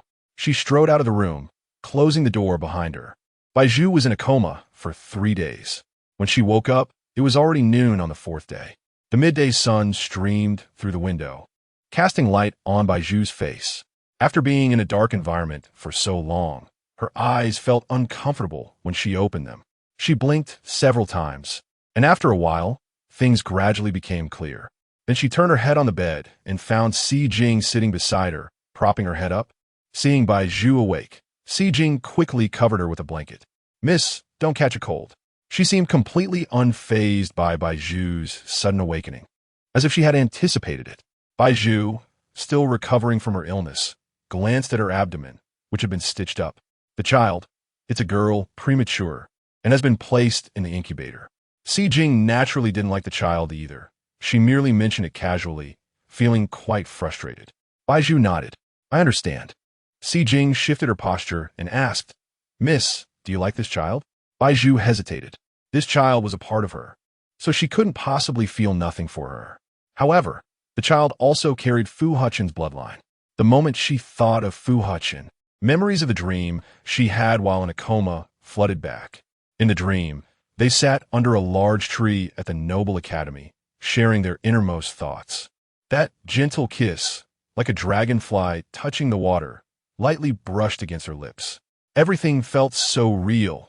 She even remembered the cold sensation. She didn't understand why she had such a ridiculous dream while unconscious. Perhaps it was because she was in so much pain that her mind conjured up illusions. I don't know. Bai Zhu shook her head. Her feelings for this child were complicated. Si Jing gently caressed Bai Zhu's cheek and said, "Miss, there's something very important that I eagerly want to tell you." Bai Zhu was not used to Si Jing's physical gestures, so she turned her head away. "Just say what you want to say." Si Jing smiled brightly, unsure if this news was good or bad for Bai Zhu, and continued, "I don't know how you feel about Fu Hechen right now." The last part of her sentence ended with a slight rise in tone, as if she were a bit angry. Bai Zhu, already too weak to speak, felt helpless when Si Jing paused halfway through her sentence. "What does this have to do with Fu Hechen?" "Fu Hechen is dead." When Si Jing said this, there was a triumphant gleam in her eyes. "He committed suicide in front of the commander of the Moonbin Empire. I've heard that blood stained the ground. It was a very bloody scene." Bai Zhu was taken aback. "Fu Hechen is dead. Why so suddenly?" She slightly parted her lips, wanting to say something but couldn't find the words. "I think you should know that recently, FAKED, and others went to the front lines to fight, battling against the Onsai Empire for 5 days and nights. In the end, we destroyed the Onsai Empire's undefeated legend." Si Jing traced her hand along Bai Zhu's neck to her collarbone. "Then, to protect the people of the Onsai Empire, Fu Hechen was brought before the commander to commit suicide as an apology to ensure the safety of the Onsai citizens." Bai Zhu's eyes widened slightly, shock written all over her face as she looked at Si Jing's increasingly twisted expression. Tears began to form in her eyes. Why did hearing about Fu Hechen's death cause her heart to ache? Could it be because of the scene from her dream? Was his act so noble? But he had no choice. He had to die no matter what. Better to die with value. "I think you should thank us," Si Jing scoffed. Bai Zhu didn't know how to respond. What did Fu Hechen's death mean to her? She didn't know. She had said she wanted to hate Fu Hechen, and sometimes she truly did hate him. But when she saw his vulnerable face during his episodes, those eyes filled with desire, she often found herself uncontrollably drawn in, unable to escape. Her emotions were very complicated. She then closed her eyes, feeling exhausted, every part of her lacking strength. She wanted to rest a little longer. "Don't think about it. Just rest for a while. Don't think about it," Bai Zhu silently chanted in her heart. But no matter how many times she repeated this, images kept flashing through her mind. Scenes of her interactions with Fu Hechen in her dream, as well as those passionate kisses he had given her during his episodes. Bai Zhu felt like she was going crazy. Why were her eyes suddenly wet? She hated Fu Hechen so much. Upon hearing that he was dead, shouldn't she be laughing? Why was it like this? Tears flowed down her pale cheeks uncontrollably. She reached out to gently wipe the tears from her face, then sniffed and quietly stared at the ceiling. "Miss, why are you crying?" Si Jing asked, her face filled with confusion. If Bai Zhu was crying because of Fu Hechen's death, Si Jing would undoubtedly be unable to hold back her feelings. Bai Zhu shook her head. "No, my eyes are a bit uncomfortable. Maybe it's because I've been closed for too long, and I'm not used to the light now." "Oh, I see. I thought you were sad about Fu Hechen's death." Si Jing breathed a sigh of relief and continued to smile at Bai Zhu. This smile sent a chill down Bai Zhu's spine. "What about the child?" Bai Zhu changed the subject. At that moment, she suddenly wanted to see the girl who was unwelcome from birth. Chapter 109. "You are Bai Zhu's mother, miss. If you want to see her now, I can bring her over," Si Jing said with a smile as she prepared to leave. Bai Zhu regretted her words after saying them. Seeing that child now would only complicate her feelings even more. Forget it. With that thought, Bai Zhu suddenly called out to Si Jing, "Don't go." Upon hearing this, Si Jing stopped and said, "Miss, I respect your wishes." Bai Zhu nodded, then pondered for a moment before changing the subject. "What about Jiangli? The king and queen of FC Planet have returned to FC Planet. I heard it was due to some urgent matter that arose there," Si Jing replied. Bai Zhu noticed that Si Jing was still standing there and didn't have much to say, so she politely hinted that it was time for Si Jing to leave. Si Jing saw that Bai Zhu had just woken up and was weak, probably needing more rest, so she said, "All right, miss, you rest. I won't disturb you." In the following days, Bai Zhu remained in her room. Si Jing came to check on her several times, but aside from the usual pleasantries, Bai Zhu didn't say much to her and never asked Si Jing to bring the child to her bed. Si Jing found Bai Zhu's behavior strange. A voice in her heart told her that Bai Zhu's change in personality was all because Fu Hechen had died. Bai Zhu couldn't let go of Fu Hechen. As Si Jing thought about this, her anger grew, and thus, when she brought daily necessities for Bai Zhu's child, she almost wanted to throw the items directly at the child's face. But when she saw the child's chubby face, her heart tightened, and in the end, she softened and sat beside the stroller, gently coaxing the child to sleep. Fu Feng visited Bai Zhu once during this time. When he entered the room, Bai Zhu was still asleep. He sat by her bed for a while without saying a word. After that, Bai Zhu continued to stay in the room from dusk till dawn, living this way for an unknown number of days. Everyone could see that Bai Zhu was unhappy, but only Bai Zhu herself was unaware of it. FC Planet. Fonka stepped out of a black car. Soldiers lined up in front of a villa saluted him in unison. Is Aunt Zhu inside? Fonka casually asked a soldier standing at the villa's door.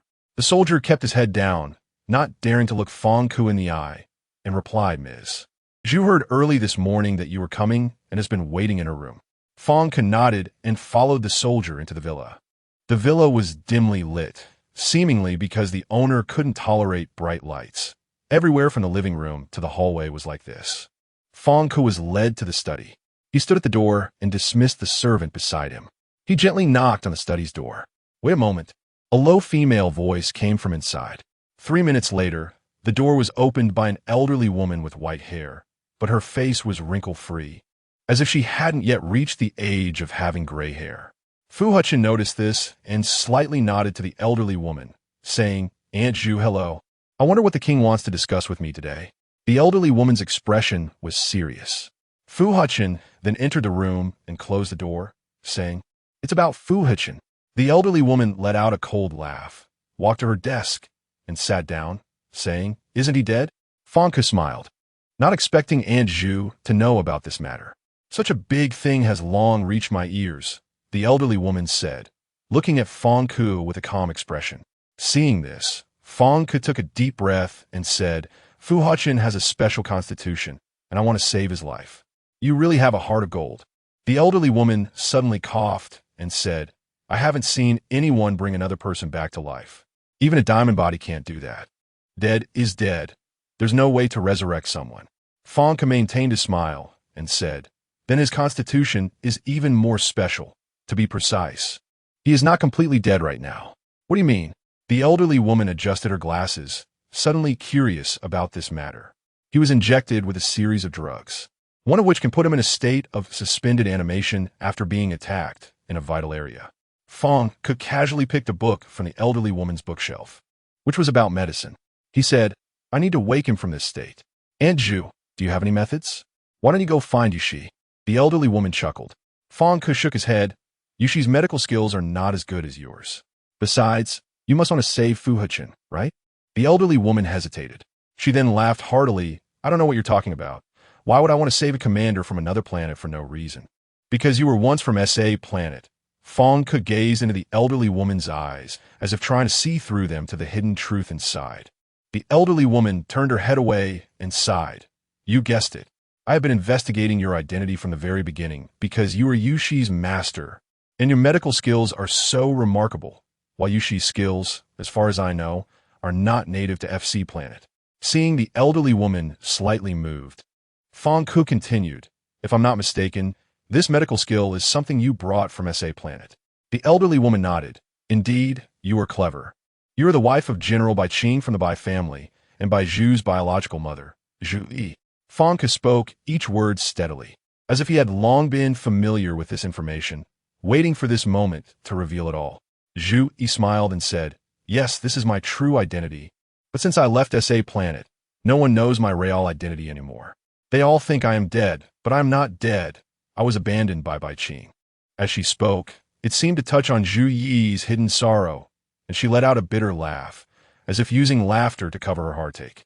Fong understood that Zhu Yi was in pain, so he didn't bring it up again, only saying, Aunt Zhu, over the years, you have occasionally visited SA planet. I learned about Fu Hechen's kindness to Bai Zhu from the diary you left in the palace. In recent years, due to the advancement of technology on FC planet. Zhu Yi often stepped into the Insai Empire. She always hid in the corner, watching Bai Zhu grow into a graceful young girl step by step from the Noble Academy. And she also saw the boy who had always treated her well. Chapter 110. Reviving Fu Hechen, she always watched the boy and Bai Zhu sitting under the tree, from shyness to maturity, from not daring to hold hands at the beginning to the last kiss that fell. Zhu Yi never resisted Bai Zhu meeting any boy outside.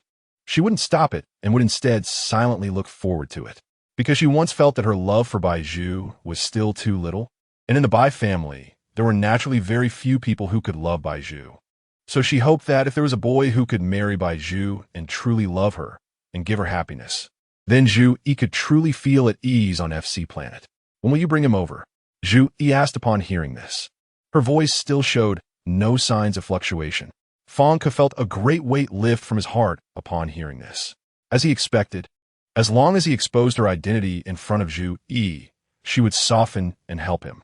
In fact, his purpose in reviving Fu Hechen was not to send him back to Bai Zhu, but to use Fu Hechen.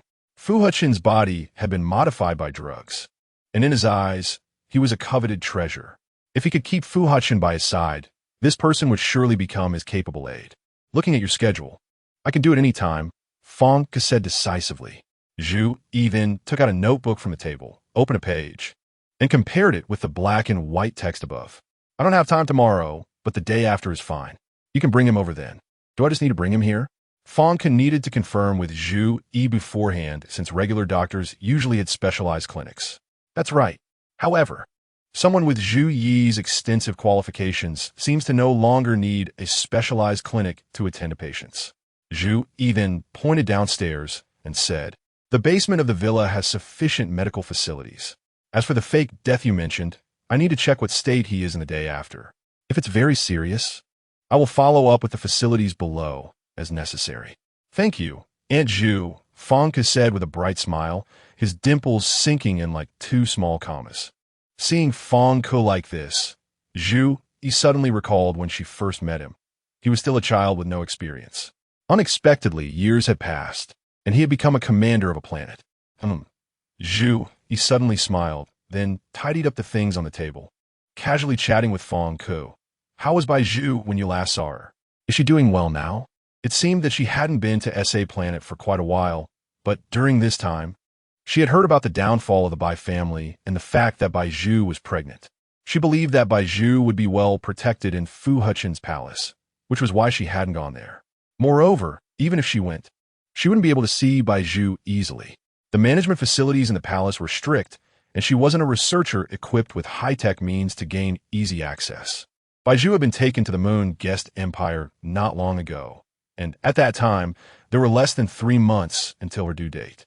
Perhaps due to her physical condition, her delivery was premature, and she unfortunately suffered from complications, falling into a coma for about 2 weeks. Fang Ke originally wanted to hide this fact, but he knew he couldn't fool Zhu Yi. Zhu Yi was very smart and sensitive, skilled at reading between the lines, so she could easily see through ordinary lies. After hearing this, Zhu Yi was momentarily stunned. However, thinking about it now, since Fu Hechen suddenly had an accident, Bai Zhu must have suffered quite a bit too. Zhu Yi's heart suddenly tightened, and she anxiously asked, how is she now? Does she need our help? But she also had a sense of reassurance. The fact that Fang Ke still had the face to seek her help and even told her the truth indicated that Bai Zhu's situation wasn't too dire. Fang Ke realized that it was his earlier words that had caused Zhu Yi's anxiety, so he hurriedly explained, Aunt Zhu, don't worry. Bai Zhu has already been rescued by us, and her condition is very good now. She just needs more rest, and her body will recover to its original state. That's good. Zhu Yi took a deep breath upon hearing this. Fang Ke then glanced at the time on the clock. It was 6 o'clock in the evening, and dinner time had come. To express his gratitude for Zhu Yi's willingness to treat Fu Hechen, he suggested taking her out for dinner. However, Zhu Yi declined. As an older generation doctor, she generally didn't like eating out because they believed that food outside was often unclean. Fang Ke didn't insist, only awkwardly smiled and said, it's okay. If Aunt Zhu doesn't want to go out, we can arrange another day. All right. That day, Fang Ke returned to his palace before dinner. He chose to stay and have dinner with Jiangli. Jiangli casually placed the roasted chicken from the table into Fang Ke's bowl and said, "I want to check on Fu Hechen this afternoon." He was still lying there lifeless, showing no signs of waking up. "The next steps are up to Aunt Zhu. You don't need to worry." Fang Ke held Jiangli's hand, gently stroking the back of her fingers. Jiangli suddenly pulled her hand back, frowning in anger and saying, "It's better if he is dead. That way, Bai Zhu can be at peace.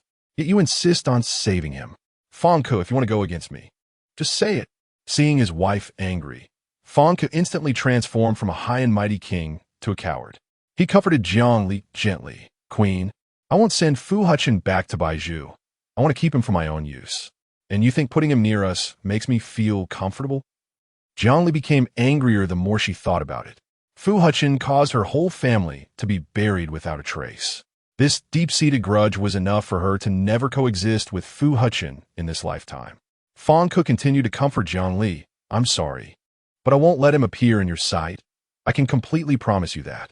After saying this, he pointed his right hand to the sky and swore to Jiangli, "If I ever let Fu Hechen appear in your sight again, I will agree to whatever you ask of me in the future." Jiangli's heart felt a little better. Well, as long as Fu Hechen doesn't make things difficult for Bai Zhu, what does it matter if he stays here to make things difficult for her a bit? She was just upset. Sometimes she needed to say a few angry words to Fang Ke to feel better. After all, sometimes the closest people wouldn't mind her bad temper, even when she was angry. Chapter 111.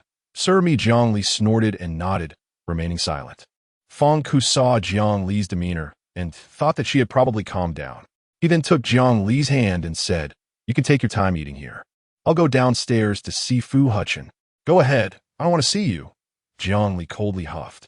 Fang Ke glanced at She beside him and said, "You come with me." "Okay." She followed Fang Ke's pace. After a moment, they pressed a hidden compartment on the wall and entered She's cubicle. She had a peculiar habit of always wanting her room to be in a secret place, no matter where she was. Therefore, after Fang Ke ascended to the throne, he had to set up a hidden space behind the palace walls for She, replicating the setup of her previous villa. At that moment, Fu Hechen was lying on the iron bed in the hidden compartment behind the wall.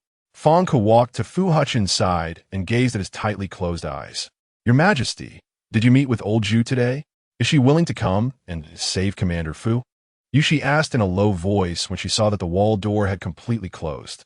Fang Ke nodded. "The day after tomorrow. She usually doesn't take on this kind of task. I thought she would refuse you this time too." Yushi's face turned ashen.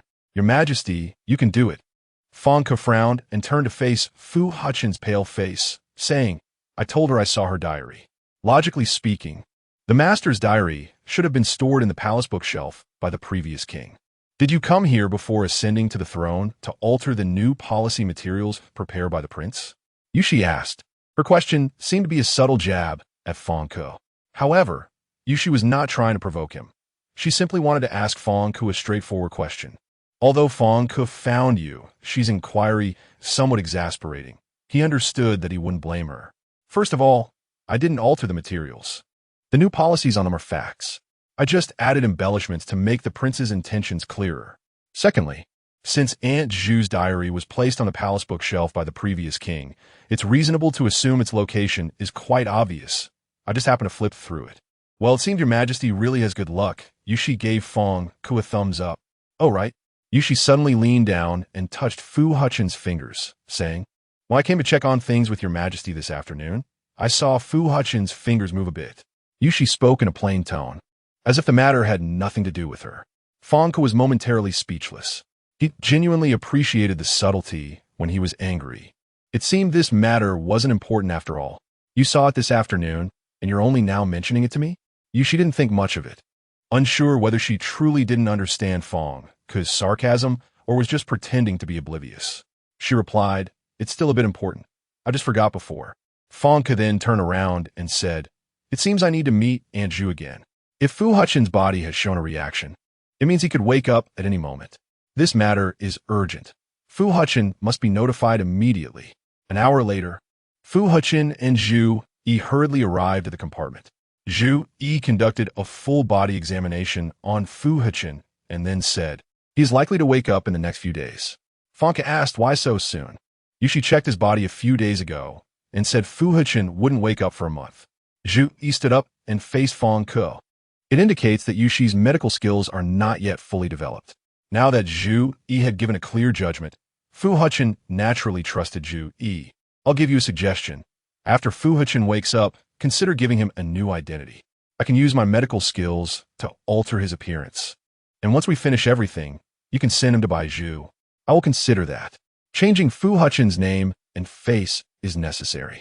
As for sending Fu Hechen to Bai Zhu, he will only make Fu Hechen serve him and do things ordinary people cannot achieve.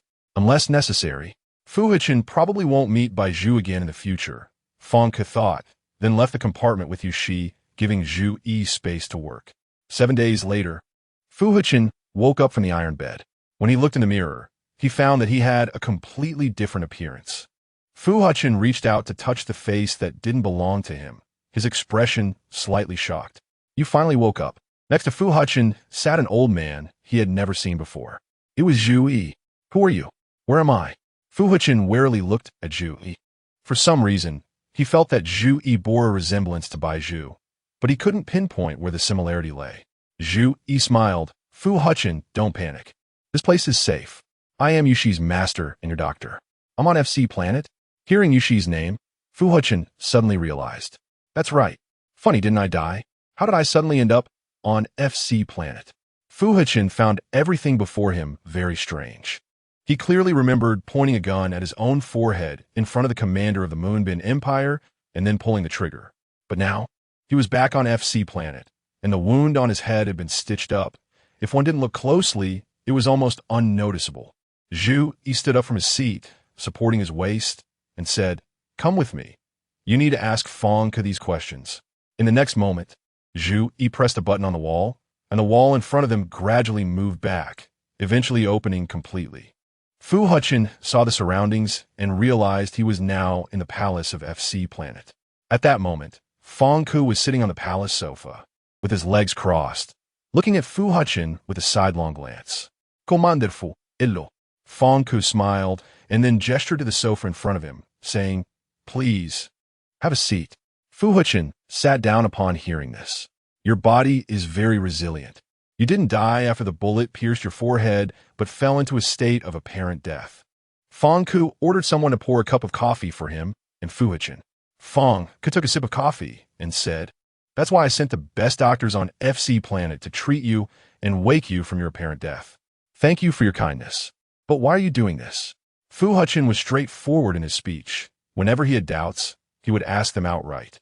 Fonka set down the coffee cup and said, "Your body has naturally been modified by drugs, indicating that you are now unbreakable. Given your physical quality, I greatly need you. Fu Hechen, since I saved you, you should serve me in this world." Chapter 112. Unable to face it, Fu Hechen slightly widened his eyes. You want me to become your subordinate?" His voice was low, as if questioning Fonka in front of him. Fonka snorted coldly and said, "Fu Hechen, logically speaking, you are now a prisoner with no options. You have no choice."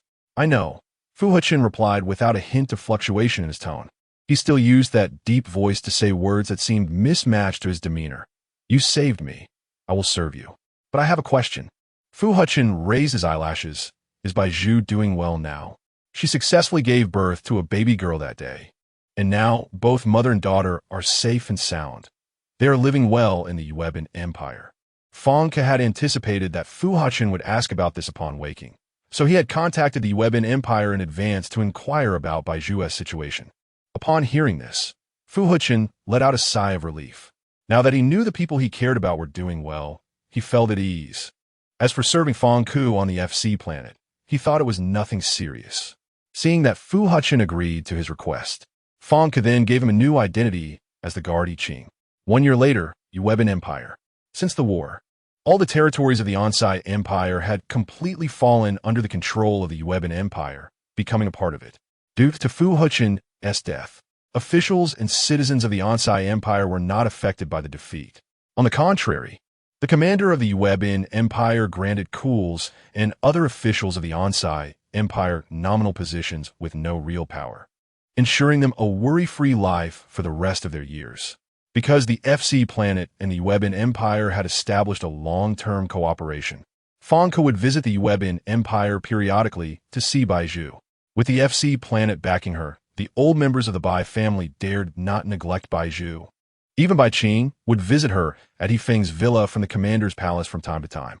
Facing these insincere gestures, Bai Zhu couldn't help but feel disgusted. Today was the child's first birthday, and Yifeng held a banquet in the villa, inviting the nobles of the Yuebin Empire, as well as Fangke and Jiangli. Just a few days ago, Bai Zhu had met her almost one-year-old daughter for the first time and named her Bai Nian. When she saw the child, holding her little hand, she was momentarily dazed.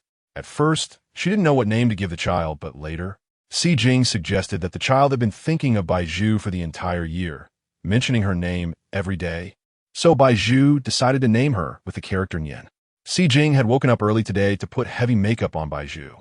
Bai Zhu was not interested in such banquets, and during the makeup session, she repeatedly emphasized that Si Jing should keep it simple and not too heavy. But Si Jing completely ignored Bai Zhu's words. She busily applied makeup, patting and dabbing on her face, and in the end, the eyeshadow and lips. Bai Zhu almost couldn't recognize herself. A scar from the blade of Fige had resurfaced on Bai Zhu's face. Yifeng had previously reported this to the commander of the Yuebin Empire, who then found the medical officer that had prepared medication for Bai Zhu, continuing to provide her with supplies. However, now, Yifeng did not timely inform the medical officer to prepare medication for Bai Zhu, so the scar on her face could only be simply covered with cosmetics. This was also one of the reasons Si Jing insisted on applying heavy makeup on Bai Zhu. "Miss, you look so beautiful." Si Jing admired her work in the mirror. Bai Zhu reached out to touch her cheek and said, "The makeup is too heavy. This looks good. Besides, miss, your sleep quality has been extremely poor this year, and you have dark circles under your eyes, making you look much older. If you don't wear heavy makeup, how can you?" "There's no need." Bai Zhu couldn't listen anymore, so she stood up and left the dressing table. She slowly walked down the stairs, and at that moment, the downstairs was already crowded with people. Because important figures had not yet arrived, the banquet could not start. "Congratulations, Miss Bai." A man in a suit smiled and raised his red wine glass, gesturing towards Bai Zhu. "Thank you." Bai Zhu did not know this man, but out of politeness, she casually picked up a glass of wine from the bar and lightly clinked her glass with his. "I have something else to attend to." "Excuse me." Bai Zhu drank the wine in her glass in one go. She then left the man's side, her gaze drifting around. She was looking for someone. After a moment, she spotted a familiar figure in the crowd. She quickly walked up and placed her hand on that person's shoulder. "When did you arrive?" Bai Zhu asked the person in front of her. Yifeng turned his head and, seeing it was Bai Zhu, glanced at his watch and said, "Probably still about an hour. Miss, if you're bored, you can go accompanying Yin Yin." Bai Zhu had always had an evasive attitude towards Bai Nian, even after meeting her. She didn't dare to see the child a second time, because once she saw that child, Fu Hechen's face would unconsciously appear in her mind. And that ethereal dream, Bai Nian, rather than saying this name, represented the child's longing for her. It was more accurate to say that it made her think of Fu Hechen as soon as she saw Bai Nian. "Let's wait until the banquet officially starts to bring the child up. I don't want to see her now." Bai Zhu lowered her head. Seeing that Bai Zhu was still avoiding it, Yifeng said, "Did you not meet the child well a few days ago? Why don't you want to see her suddenly?" "It's nothing." Bai Zhu couldn't explain this feeling. It was a natural psychological resistance. Yifeng sighed helplessly. Over the past year, his relationship with Bai Zhu had eased quite a bit, so they could speak more openly. "Is it because seeing this child always reminds you of Fu Hechen that you don't want to see her?" Bai Zhu did not deny Yifeng. She said, "My feelings for Fu Hechen are very complicated, and it is somewhat intertwined with that child now. I don't avoid the child because I dislike her, but because you are avoiding it," Yifeng said in a deep voice. "But avoiding it is not the solution. Then I don't know what to do." Bai Zhu scoffed coldly. Yifeng looked out the villa window at the sky and said, "If you are willing, I can invite Nangong Zhao over to perform a memory removal surgery for you." Chapter 1:13 Reunion. Bai Zhu was somewhat puzzled. Nangong Zhao? This person was her teacher at the Noble Academy. Why had they invited him to erase memories now? Yifeng explained to Bai Zhu, "Miss, have you forgotten? Your teacher has a unique skill." Upon hearing this, Bai Zhu remained confused. During her time at the Noble Academy, She had never heard of Nangong Zhao having any unique skills. Seeing her reaction, He Feng smiled and said, "It seems Miss doesn't know. Nangong Zhao is a somewhat temperamental scholar.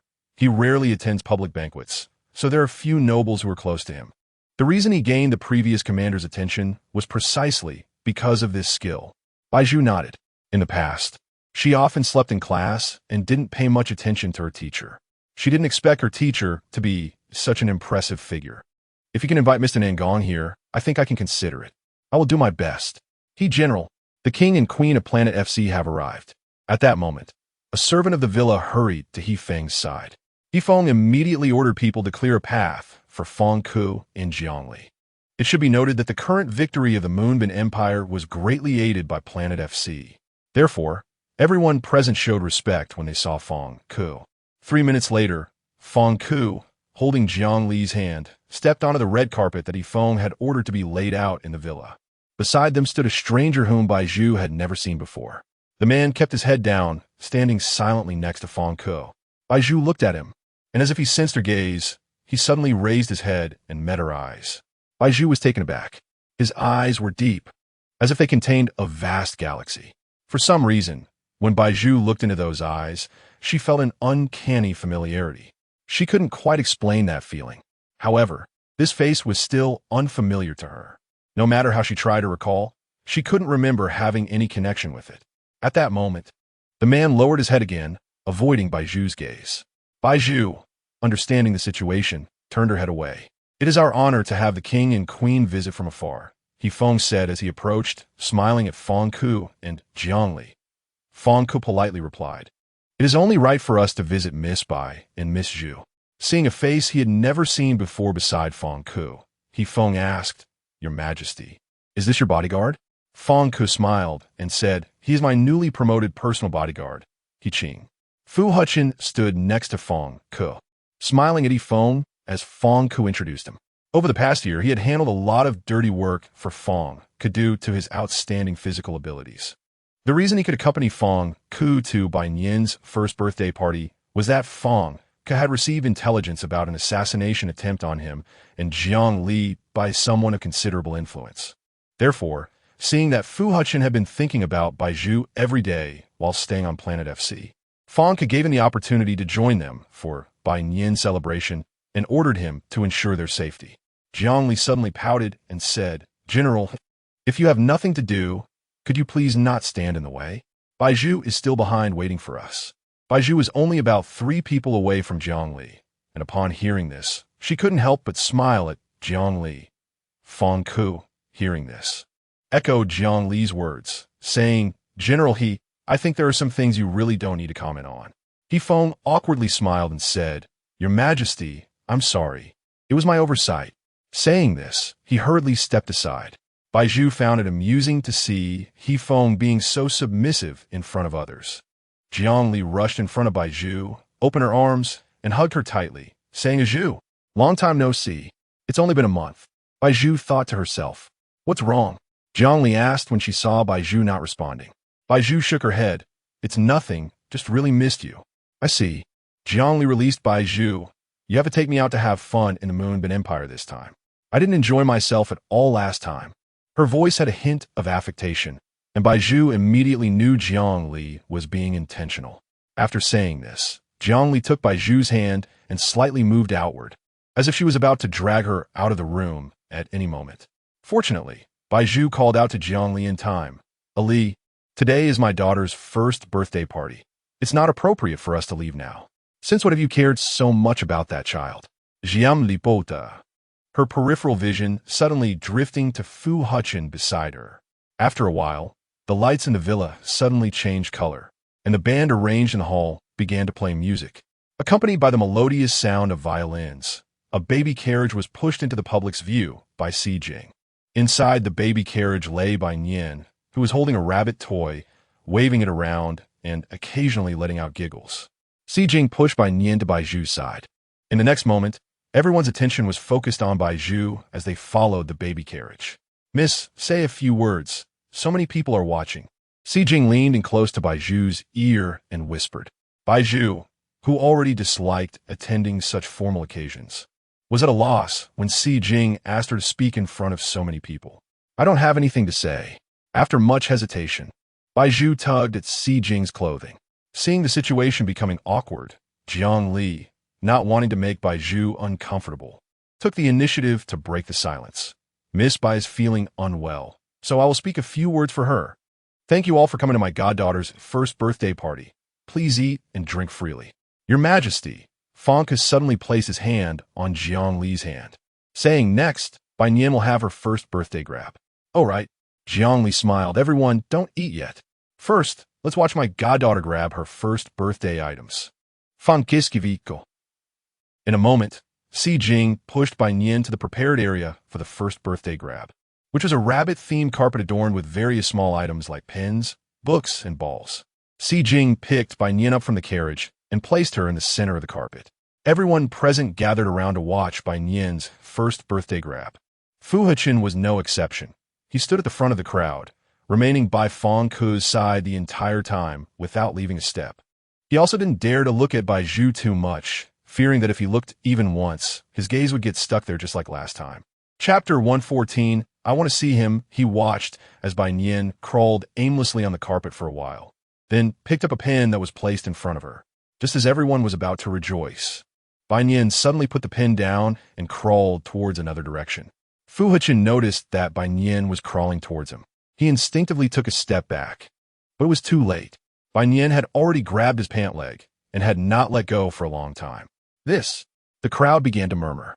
Jiang Li watched this scene with her eyes wide open, and it was obvious that her expression was not good.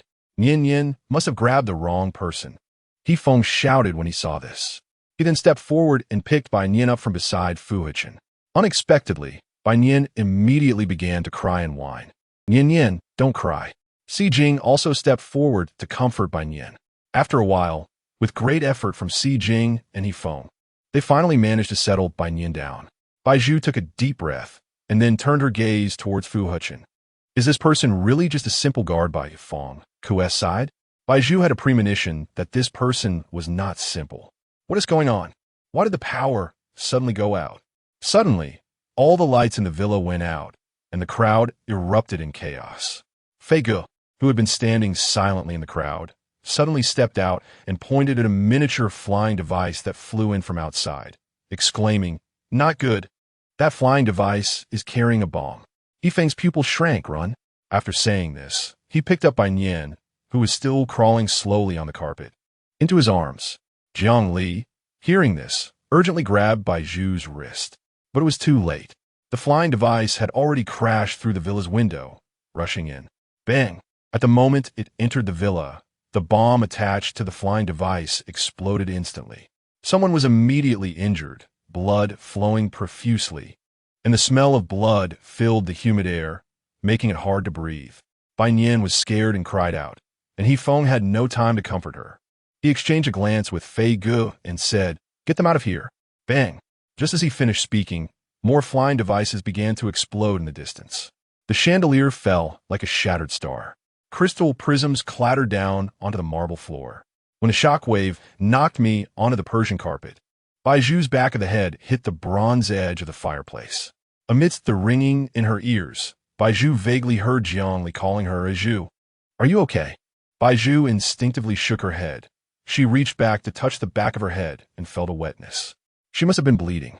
Bai Zhu gritted her teeth, intending to escape from the villa, but since giving birth, her body had not been the same.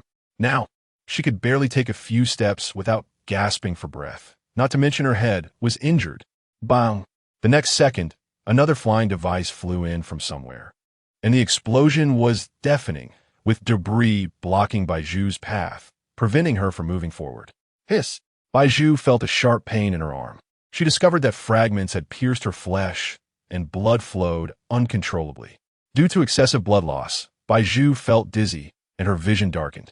She stumbled and fell to the ground. In her dazed state, it seemed as if a figure picked her up.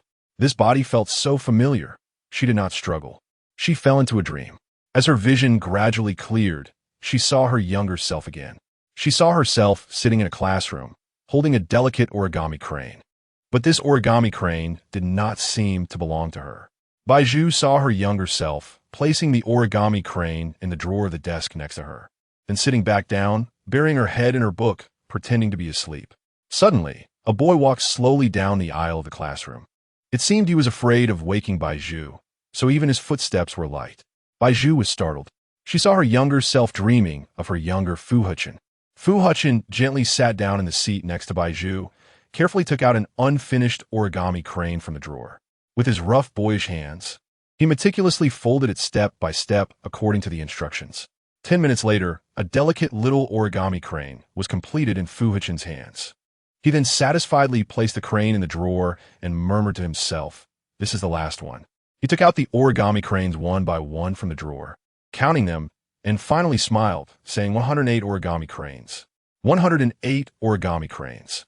Bai Zhu caught a glimpse of the instruction manual beside Fu Hechen and discovered that it clearly stated the meaning of this number of origami cranes. And 108 origami cranes is. Fu Hechen organized the origami cranes on the table in order, then turned to look at Bai Zhu beside him. He slightly opened his mouth, silently mouthing to Bai Zhu, "I want to marry you." Bai Zhu woke up again, finding herself lying in a hospital bed. Now, her injured head and arm had been bandaged. Seeing this, Bai Zhu was about to get up when a voice beside her stopped her. "Miss, don't move." Bai Zhu turned to see it was Si Jing. Si Jing quickly supported Bai Zhu's arm and said, "Miss, it's good that you're alive. He Qing saved you. Otherwise, I might not have seen you again." Upon hearing the name He Qing, Bai Zhu was slightly taken aback. "Where is he now?" Bai Zhu then asked. Si Jing shook her head. "I don't know. Anyway, he is not dead, just a little injured. He is probably with the king on the FC planet now." Bai Zhu, disregarding Si Jing's attempts to stop her, insisted on getting up, saying, "I want to thank him. There is no need for that. Miss." Si Jing blocked Bai Zhu's path, saying, "After all, he is just a guard. It's his job to protect us. He saved you. So what is the point of dragging your injured body to thank a guard?" Si Jing suddenly found it amusing. It seemed Bai Zhu had just woken up, and with her head injured, she was not fully clear-headed, which led to this impulsive decision. But Bai Zhu was serious now. She felt a sense of familiarity with He Qing. Her intuition told her she wouldn't feel this way about a stranger. So who exactly is he?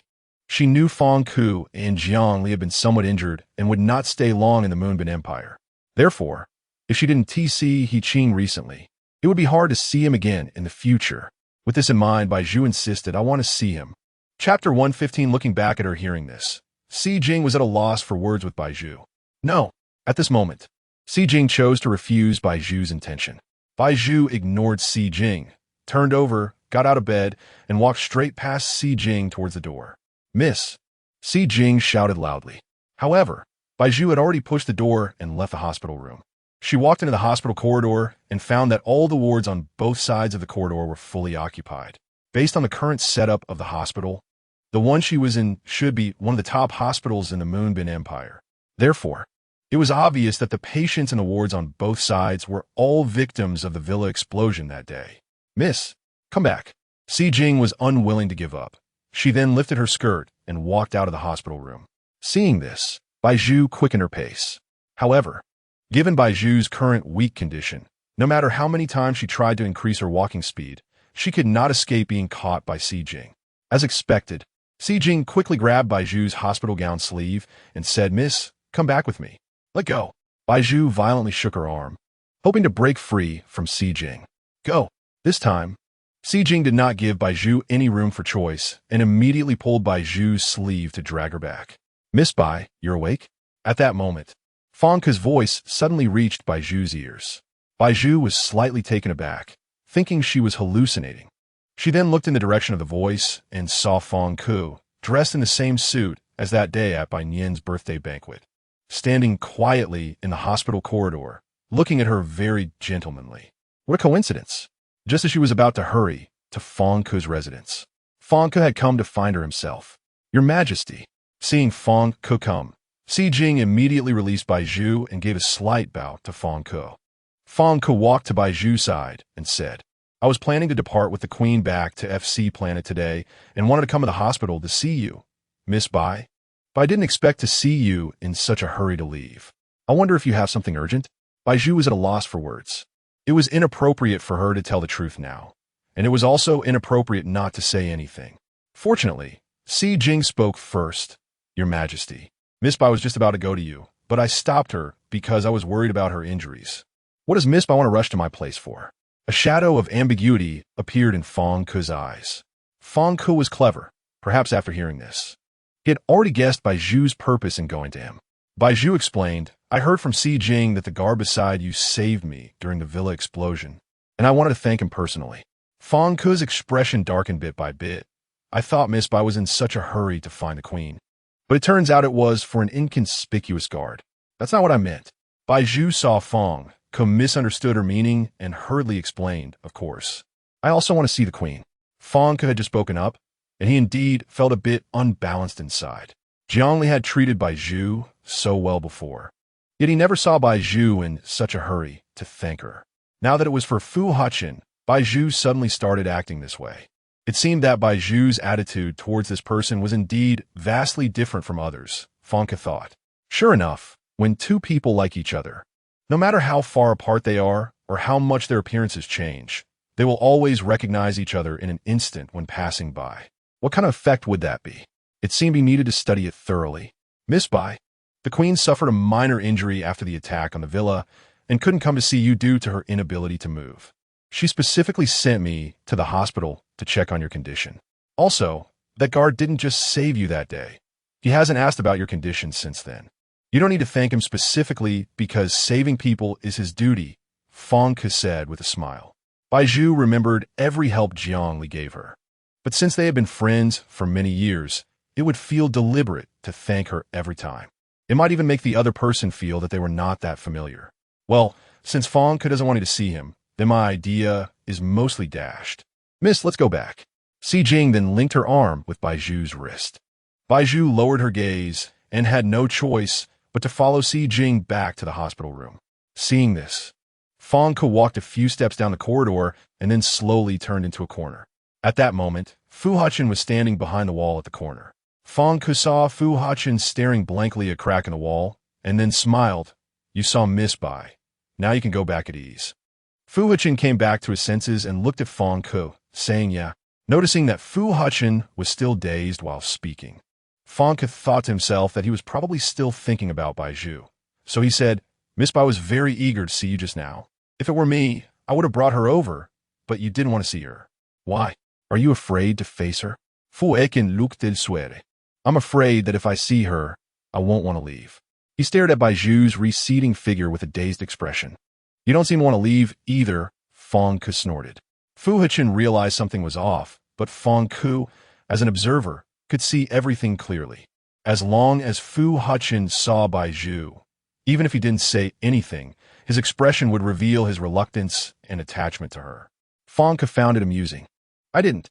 Fu Hechen immediately averted his gaze and changed his expression. Fang Ke, go see her. Otherwise, you'll keep it in your heart, and it will be a regret. Fang Ke offered Fu Hechen an opportunity. Now, that Fu Hechen saw Bai Zhu, he had many things he wanted to say to her, but he couldn't say anything.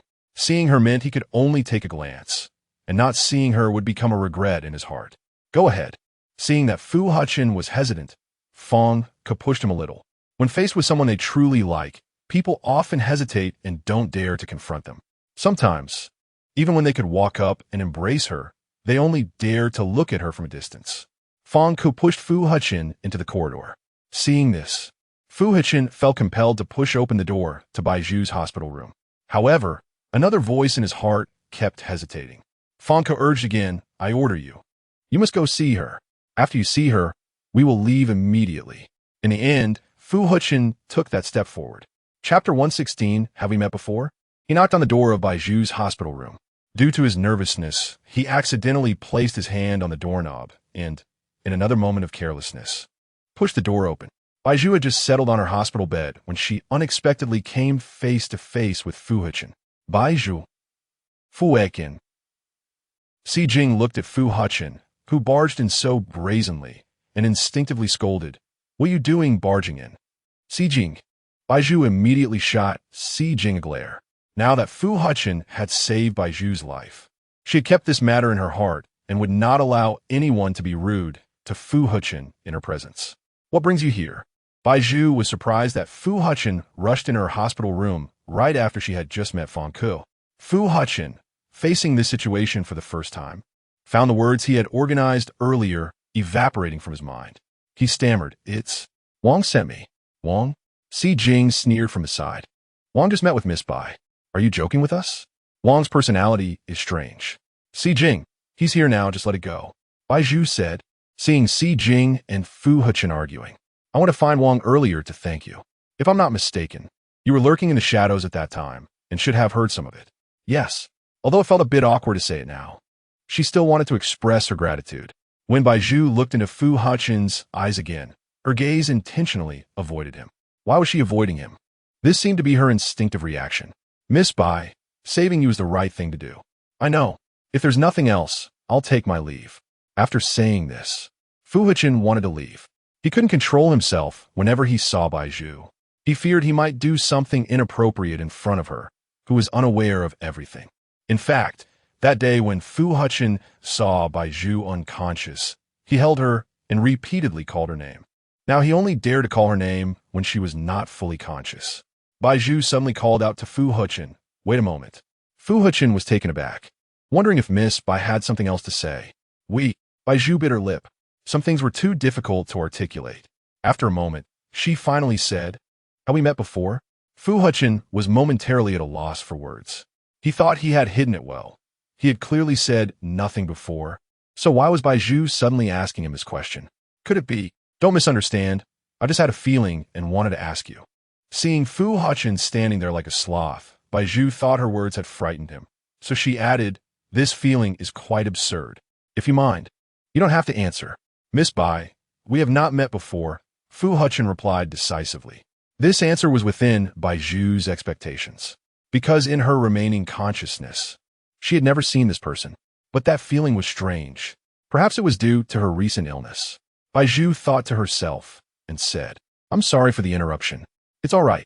When Fu Hechen said this, he was already suppressing the turbulent emotions inside him. He really wanted to tell Bai Zhu that he was Fu Hechen, that he hadn't died, and that he had always missed her. However, first, Fang Ke would not let him reveal the truth. The agreement he made with Fang Ke stated that if anyone found out his true identity, Fang Ke could expose him, and then bring him back in front of the commander of the Yu-Bin Empire, forcing him to self-harm before the commander. Secondly, even if Bai Zhu knew his true identity, what would she do? He had treated her so poorly before. She would surely hate him. Over the past year, he had heard rumors about Bai Zhu, saying she disliked him so much that she didn't want to see him or their child. As a result, that child had yet to receive a formal name before their first birthday. He didn't understand why Bai Zhu named that child Bai Nian. Logically, Bai Zhu should have no thoughts about anyone right now. To stop himself from overthinking, Fu Hechen suddenly rushed out of the hospital room as if fleeing. He hurriedly made his way to Fang Ke. Seeing this, Fang Ke was puzzled and asked, "What happened? Why are you so suddenly agitated? Did Miss Bai say something to you?" Fu Hechen took a deep breath and managed to calm his emotions. He didn't want Fang Ke to know that Bai Zhu had asked him whether they had met before, fearing Fang Ke would become suspicious. So he said, "I saw her and was afraid I couldn't control myself, so I rushed out. You've been following me for a year and having this sense of vigilance. I think you can stay by my side for a long time." Fang Ke patted Fu Hechen's shoulder and said, "Earlier at the villa, I saw your daughter grabbing your pant leg. Were you also afraid you couldn't control yourself then?" "Yeah. Fortunately, the aircraft blew up the villa later. Otherwise, your daughter would have kept crying and wanted to grab your pant leg." As Fang Ke spoke, he walked through the hospital corridor and pressed the button for the elevator. The elevator quickly arrived at their floor, and the two entered. Fang Ke asked, "Do you have any leads on that aircraft?" "The explosion case is definitely not accidental. Someone must have done it on purpose. Whoever is capable of making such advanced aircraft must be a seasoned scholar." Coincidentally, before Fang Ke came to the Yu-Bin Empire for Bai Nian's birthday party, he had received some insider information from a source planet on planet SA, saying that former members of the Inside Empire were planning to assassinate Fang Ke and had already made thorough countermeasures. Given all this, it could be inferred that the attacker was a former scholar of the Inside Empire. Fang Ke could count the well-known scholars of the Inside Empire on one hand, namely the two Colossi and Nangong Zhao. Furthermore, Their research directions were vastly different. One focused on machinery, while the other leaned toward innovative technology, particularly some tests on the human body. However, if one of them were to rebel, it would inevitably involve the other. After all, they were all in the same boat. If one prospered, they all prospered, and who wouldn't want to prosper together? Fu Hechen reported to Fong Ku, "We have already placed surveillance around Colossi's residence to monitor his every move." Chapter 117. Forced to act, keep a close watch on me. Fong Ku quickly walked out of the hospital. It was raining heavily in the Moon Kingdom at night. The rain was artificially created due to protective barriers. Bai Zhu reached out her hand to feel the somewhat unreal raindrops outside the window. "Miss Wang, the queen, and the guard who saved you have all left." Si Jing wrapped her hand around Bai Zhu's neck, slowly stroking downwards. Bai Zhu felt a bit uncomfortable with Si Jing's touch and said, "If they've left, then they've left. You don't need to touch me." Seeing Bai Zhu's rejection, Si Jing felt quite displeased. Why was it that the miss allowed Fu Hechen to touch her, but not her? Upon hearing Si Jing mention Fu Hechen, Bai Zhu couldn't help but frown. "I was forced into that situation. Besides, he has been dead for a long time. Why do you keep bringing it up? I'm not satisfied that the Miss 1T let me touch her." Si Jing continued to lean her head against Bai Zhu's smooth neck. "I really like the miss." "Si Jing, don't joke around." Si Jing always liked to joke like this, which made Bai Zhu want to push her away now. Si Jing snorted, "All right, I won't tease you anymore." She then changed the subject. "Miss, it's been a while since you woke up.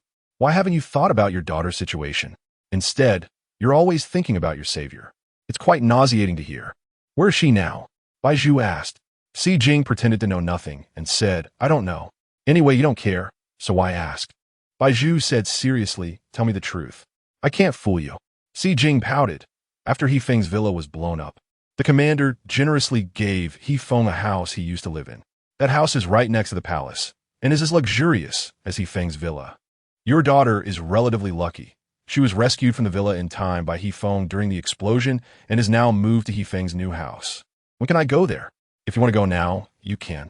Bai Zhu felt that she didn't need to lie in bed any longer. You arrange it. Bai Zhu stated directly, "I don't want to stay here any longer." An hour later, Si Jing successfully completed the discharge procedures for Bai Zhu, and they both got into a car heading to the new house. The rain outside was getting heavier. The sky was dark, and the raindrops irregularly pounded against the glass, playing an unpleasant tune. The newly turned-on air conditioning couldn't effectively handle the stuffy air around them, and Bai Zhu's mood floated in the warm, humid air, becoming more irritable. The car had only been on the road for about 10 minutes, but Bai Zhu felt like she had been in the car for a long time. Suddenly, the car stopped in the middle of the road. "It seems there's a traffic accident ahead. You wait in the car. I'll go take a look." The driver got out to check the situation ahead as two cars blocked their way. Unexpectedly, a figure in black suddenly got out of one of the vehicles. The figure rushed to the driver's side at a very fast pace and stabbed a sharp blade into the driver's neck. Blood immediately gushed out, and the driver fell to the ground, losing all signs of life shortly after. Bai Zhu was shocked. The figure in black slowly turned around and looked into the car at Bai Zhu through the front glass. Si Jing hurriedly blocked Bai Zhu. "Say, miss, don't be afraid. As long as I'm here, you won't die for now." Bai Zhu felt that Si Jing was just talking big because she could clearly feel Si Jing's hand trembling slightly. It seemed the increasingly heavy rain outside was obstructing the figure's line of sight. Every step the figure took towards the car was exceedingly slow. The figure in black approached the car step by step. The night was like a thin veil hiding the truth, obscuring the figure's face. Bai Zhu couldn't see the expression on the figure's face, but she had a clear premonition that this person was likely here to capture her. Thinking of this, Bai Zhu quickly crawled from the back seat to the driver's seat, turned the steering wheel, and the car immediately drove in the opposite direction. Bai Zhu had never driven a car before, and now her skills were rusty. The vehicle seemed out of control, speeding down the road wildly. "Miss, are you crazy?" Si Jing stared at Bai Zhu in shock, her mouth agape, disbelief written all over her face. Bai Zhu continued to control the steering wheel, trying to drive the vehicle, saying, "I can't worry about that now. We need to escape, but you can't control the vehicle at all. What if we have an accident?" Si Jing saw Bai Zhu speeding up and thought her heart was truly bold. Suddenly, a van blocked Bai Zhu's car. Seeing this, Bai Zhu hurriedly slammed on the brakes. Due to the slippery ground, the car slid a few steps along the road and stopped right next to the van's door. At that moment, the figure in black stepped down from the van. The figure quickly walked to Bai Zhu's car, forcefully yanked open the car door. Bai Zhu was taken aback. The figure leaned in, revealing a face Bai Zhu was all too familiar with. "Say, Miss Bai, hello. CHILDLESS. What's he doing here?" Bai Zhu's mind raced as she thought of CHILDLESS, who was supposedly living a carefree life, not needing to work and having money to spend. What did it mean that he suddenly turned to killing? CHILDLESS smiled. "Miss Bai, I see you are quite surprised to see me." The next moment, right in front of Bai Zhu, CHILDLESS pulled out a bottle of knockout spray from his pocket, opened the cap, and sprayed the liquid directly onto Bai Zhu's face. Bai Zhu didn't have time to cover her mouth and nose, and the spray immediately filled her nostrils. Her vision went dark, and she fainted on the spot. Seeing this, Si Jing rushed forward to protect Bai Zhu, picking her up from the ground. "Miss, are you okay? I heard your name is Si Jing." CHILDLESS suddenly looked at Si Jing. Si Jing glared at him, saying angrily, "What I'm called is none of your business. What have you done to the miss? Why did she suddenly faint? You'll find out soon." After saying that, CHILDLESS lightly pressed his finger on the bottle, and the knockout spray instantly dispersed into the air, falling in scattered droplets on Si Jing's face. Si Jing's resistance was stronger than Bai Zhu's, so even after being sprayed by CHILDLESS, she could still temporarily stay awake. Chapter 118. Do you like it? She forced a smile at the corner of her mouth. "This medicine is useless to me." But within 3 seconds, a sharp pain shot through her head, and she collapsed to the ground. After doing all this, CHILDLESS knocked on his car window. The window was slowly rolled down from the inside, and soon, Nangong Zhao's face appeared before CHILDLESS. "Bai Zhu has fainted. What do you plan to do next?" CHILDLESS asked with a click of his tongue.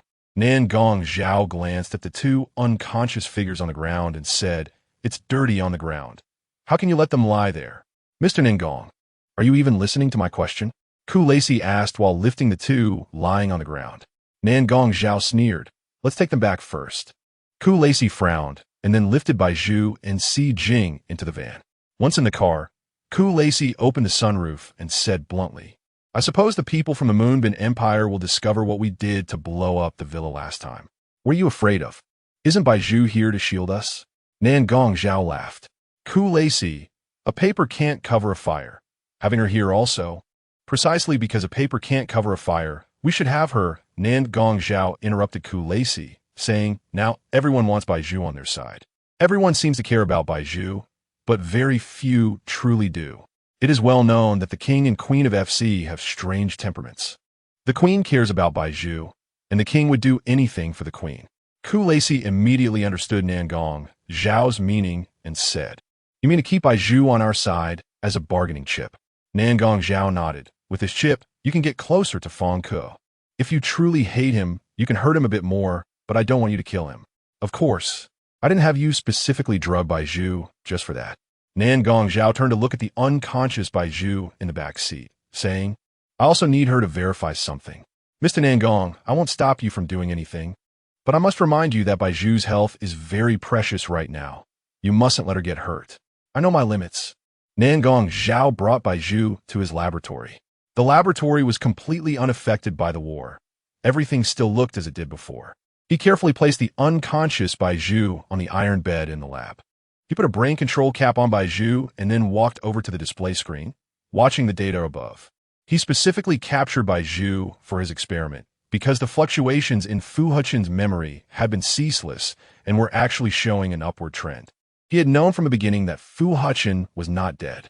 CHILDLESS also had a sense of this, which is why he resolutely let Fu Hechen surrender that day. Fu Hechen had grown up under their watch, and they were well aware of the effects of the drug that the previous commander had injected into him. Now, they were still searching for Fu Hechen's whereabouts. However, they had never obtained any clues on planet SA, and Nangong Zhao could only watch the continuous rise in Fu Hechen's memory recovery rate day by day, which made his mood worse with each passing day. According to the recent memory curve data of Fu Hechen, he had not only not forgotten Bai Zhu, but his memories of her had actually doubled compared to before. So at that time, a thought began to form in Nangong Zhao's mind. Bai Zhu was also gradually recovering her memories. because only when both people simultaneously recover the memories they had erased together would the technology he had previously applied to Fu Hechen become ineffective. His memory bank had only extracted Fu Hechen's real-time memory data, with no knowledge of Bai Zhu's memories at all. Now, he had specifically commissioned CHILDLESS to help him bring Bai Zhu over to extract and view her memories. Bai Zhu had a dream. In the dream, she saw herself standing in the Bai family's garden, resting her hand on the iron fence of the garden, looking around. It seemed she was waiting for someone. In Bai Zhu's impression, she had once waited for FAKED in her garden. FAKED would always bring a box of chocolates and a bouquet of roses, even climbing over the wall to deliver these two items to Bai Zhu. At that time, Bai Zhu was filled with anticipation and excitement for FAKED's sudden visits. But now, just thinking about FAKED's various actions toward her made Bai Zhu very unwilling to see his face, even in her dreams. The face made her feel extremely disgusted. As Bai Zhu thought of this, she almost turned to go back inside. But at that moment, a clear male voice came from outside the fence. Zhu. Bai Zhu was startled by the voice. This voice was not FAKED's. It sounded like someone else. An unrealistic answer slowly rose from the depths of Bai Zhu's heart. She turned around and found Fu Hechen standing outside the fence, holding a box of chocolates and a bouquet of roses, smiling brightly at Bai Zhu. When he smiled, he even showed his big white teeth. Bai Zhu had never seen Fu Hechen smile at her like that in reality. Zhu, I came to see you today. Did I interrupt you? The youthful Fu Hechen blinked his eyes, looking somewhat pitiful. Seeing this, Bai Zhu felt a tightening in her heart and walked to the fence of the garden, saying no. I noticed you haven't been to school these past few days. I'm a bit worried about you. You haven't come to school these past few days. I'm a bit worried about you, Fu Hechen said, extending the chocolates over the fence, wanting to give them to Bai Zhu. This is for you. I know you like it. Bai Zhu took the chocolates and said, Tish. Thank you. In her memory, FAKED would always bring her chocolates when she was absent from school or feeling down. But now, the person in front of her was no longer FAKED. It had turned into Fu Hechen. Everything felt unreal.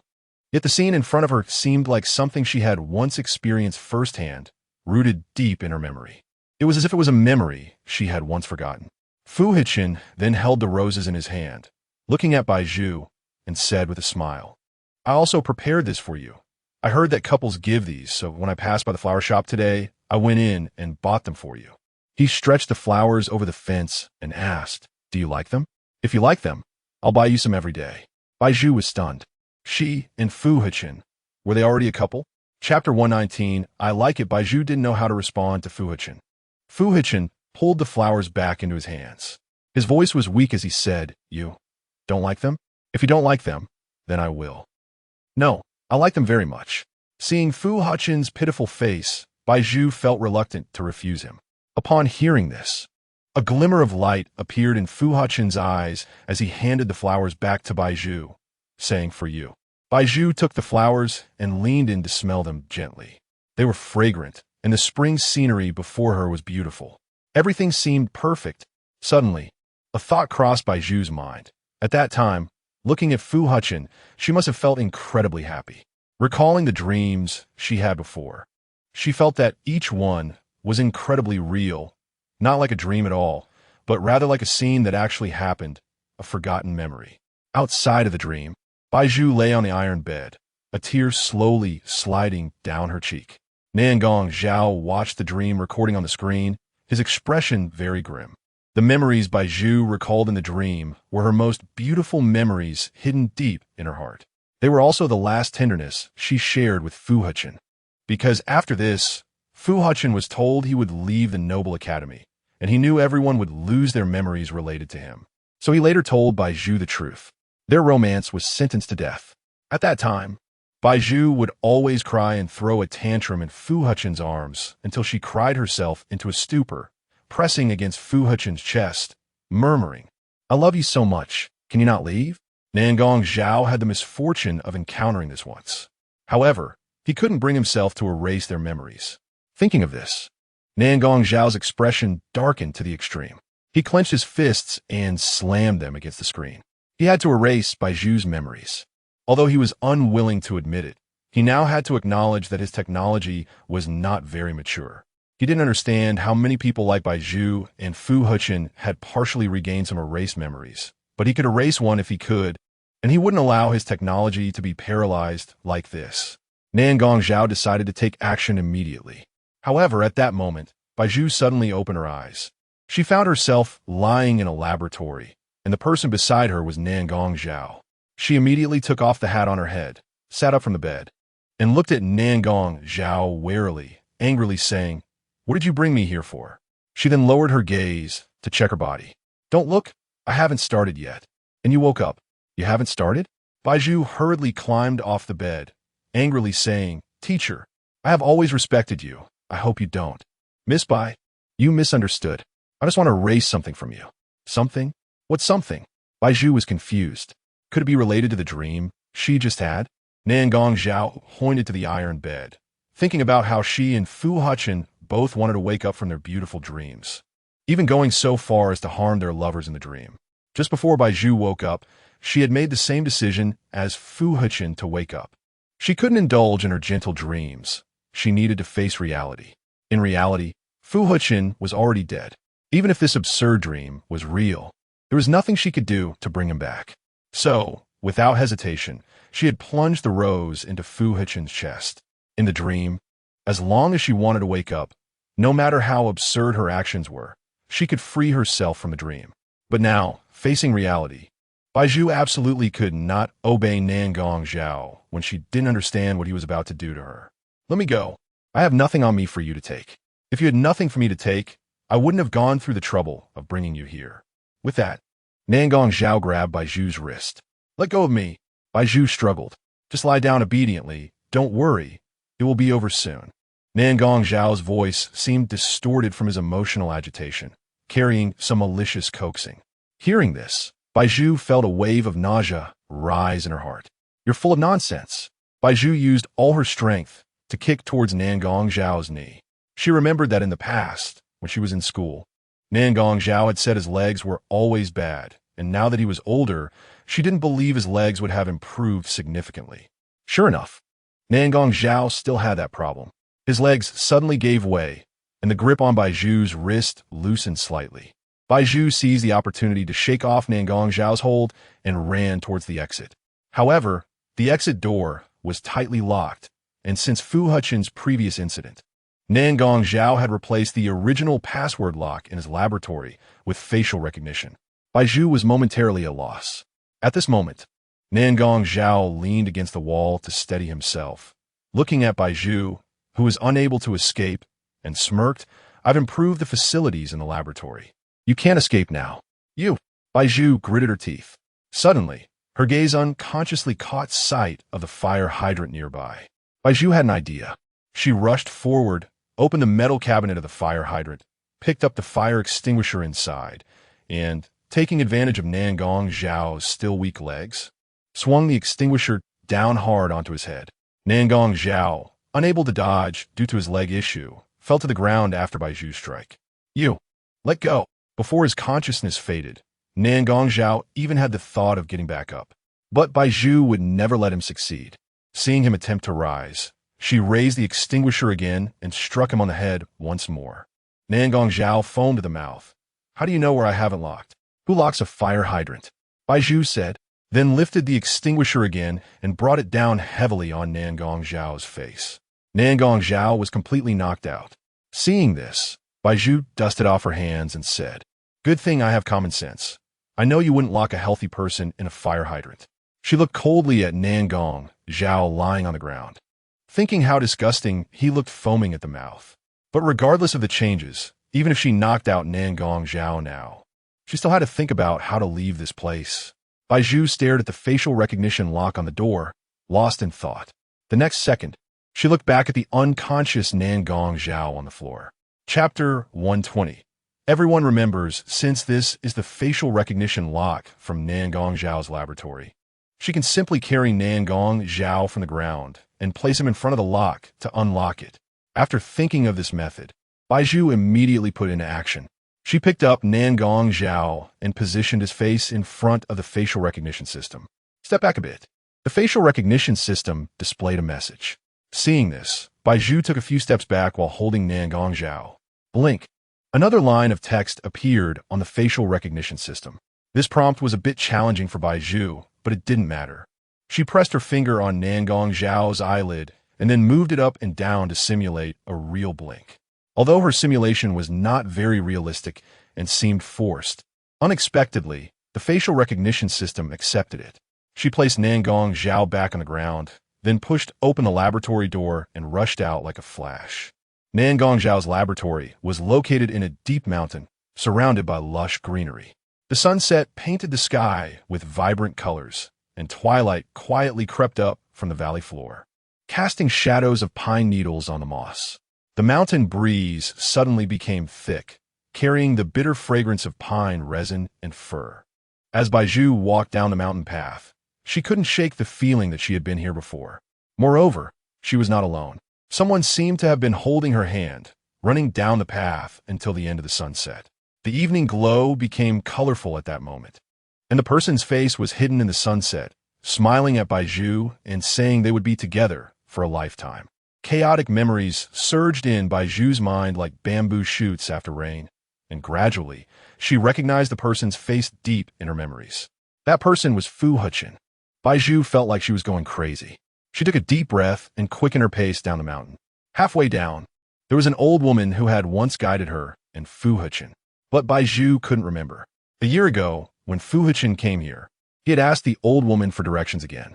Now, as Bai Zhu reached the stone house of the old woman, she found the old woman already standing at the door, as if she had been waiting for her for a long time. Bai Zhu noticed that the old woman couldn't see, thinking she wanted to come out to bask in the sun. But as the sun was about to set, and darkness would soon engulf the light, she kindly approached to remind the old woman, "Grandma, the sun is about to set. It gets cold in the mountains at night. You should go inside soon. Young lady, you must be here to ask for directions, right?" The old woman replied, not directly addressing Bai Zhu's comment. Bai Zhu was confused by the old woman's words. Her mouth opened slightly. No, but although her original intention was not to ask for directions, she was indeed lost right now. The old woman's eyes could not see, but at that moment, she accurately determined Bai Zhu's position and said to her, "Just keep walking along this road, and you'll go down the mountain." "All right, I'm leaving now. Grandma, take care of yourself." Bai Zhu looked puzzled at the old woman's behavior. She waved goodbye to the old woman and walked up the mountain path. The old woman called out to Bai Zhu again, "Young lady, I want to give you something." Bai Zhu was taken aback. This sentence seemed familiar. It felt like she had heard it before, also in this place, when she had come here with Fu Hechen to ask the old woman for directions. Her memories were a mess, and the scene before her was like a torn white paper, piecing together from the fragments of memory she was searching through. She felt like she was about to see the whole picture of her memories. That memory image in her mind became clearer and clearer. It seemed she had really been here with Fu Hechen, and everything in the dream was real. It felt like she had forgotten many things, including Fu Hechen. The old woman slowly walked step by step in front of Bai Zhu, carefully taking out a hand-woven bracelet from her pocket. She placed the bracelet in Bai Zhu's hand and said, "A year ago, a boy also came here. I gave him this bracelet. It originally belonged to you, and now it has returned to its owner. I can rest easy." The old woman smiled, gently touching Bai Zhu's face as if trying to remember her appearance once more. Bai Zhu rubbed against the old woman's outstretched hand like a little dog, her eyes unknowingly turning red. "Thank you." Bai Zhu pressed the bracelet to her heart. As the sky gradually darkened, the old woman urged Bai Zhu to leave the mountain soon. Holding the bracelet, Bai Zhu walked along the mountain path, listening to the trickling water until she reached the foot of the mountain. Every step she took on this mountain was with Fu Hechen. That day they seemed to have skipped school because she had agreed to Fu Hechen's confession. Fu Hechen, a good student, ran recklessly through the mountains with her. A bad student, the sunlight shining on his tan skin, illuminating his brilliant smile. His clear, sunny laughter resonated. "Zhu, we will be together forever," he shouted to the valley, reaching Bai Zhu's heart. Fu Hechen. As Bai Zhu walked, tears welled up in her eyes. She remembered that Feng had once mentioned Nangong Zhao's secret technique, which could modify people's memories and even their feelings. Her memories had been altered. She had forgotten Fu Hechen, and now Upon meeting him again, she felt nothing for him. Everything was too late. Fu Hechen was no longer in this world, and she could only hold onto this belated memory, lost in the pain of the past. It was hard to extricate herself, but at that moment, the bracelet given to her by the old woman suddenly shimmered, and the next second, a projection appeared on it, clearly showing Fu Hechen's physical condition and his current location. Bai Zhu saw on the projection that Fu Hechen's health status was clearly recorded. What is this? Why does this bracelet have such a function? Bai Zhu was puzzled. But at first glance, the information recorded on the bracelet was comprehensive, even detailing which part of Fu Hechen's body had moles. Who was that old woman? Bai Zhu looked back, and behind her was the endless mountain road, the darkness obstructing her view ahead. Holding the bracelet, a thought suddenly arose in her heart. Perhaps Fu Hechen was not dead after all. Should she take a gamble? With that thought, Bai Zhu focused on the projection, showing Fu Hechen's location on planet FC. Chapter 121. Go to find Fu Hechen. Seeing this, Bai Zhu felt puzzled. Why is Fu Hechen on FC planet now? Since FC planet can only be reached by spaceship, it would be difficult for her to go there alone. However, FC planet is currently the territory of Fong Ku in Jiangli, and if she could get their help, this matter would surely be much easier. But to contact Jiangli now, she must first return to Yifeng. According to Xi Jing's description, Yifeng's new residence is right next to the palace of the Yubin Empire. Thinking of this, Bai Zhu hailed a taxi. When the vehicle arrived next to the palace, Bai Zhu quickly saw Yifeng's new residence. Compared to the original one, Yifeng's new house was much smaller. After getting out of the car, Bai Zhu quickly found the main entrance. She rang the doorbell. Coincidentally, the person who opened the door was FAKED. Seeing Bai Zhu standing in front of him unharmed, his expression was very surprised. You're back? Can I come back? Bai Zhu's eyes revealed a hint of vigilance. FAKED didn't mean it that way. He was just instinctively being a bit careless. No, since you're back, come in. We haven't slept well these past few days because of you. Bai Zhu walked into the yard and said, I'm sorry to worry you. Where's Xi Jing? FAKED saw that Bai Zhu was alone and confirmed that she had come here by herself, then asked, Where's Xi Jing? I thought you two would be together. Let's talk inside. Bai Zhu was afraid it was unsafe to discuss what had happened outside, so she walked into the villa. Upon hearing that Bai Zhu had returned, Yifeng immediately came to the living room. He ordered someone to pour a cup of coffee for Bai Zhu and said, Speak, who did you meet? Yifeng had a premonition that the person who took Bai Zhu and Xi Jing away was directly connected to the one who had previously blown up the villa. Perhaps they were the same group of people.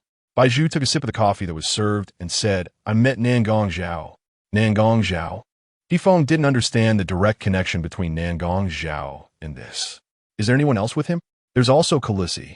Bai Zhu thought for a moment. Khaleesi knocked me and Xi Jing out, and then I woke up in Nangong Zhao's laboratory.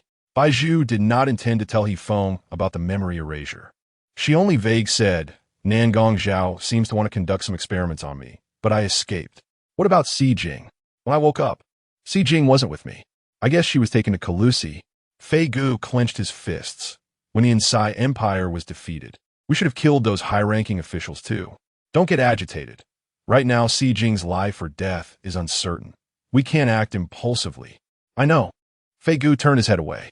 Yifeng asked Bai Zhu again, Miss, can you tell me exactly where Nangong Zhao's laboratory is? In a deep mountain.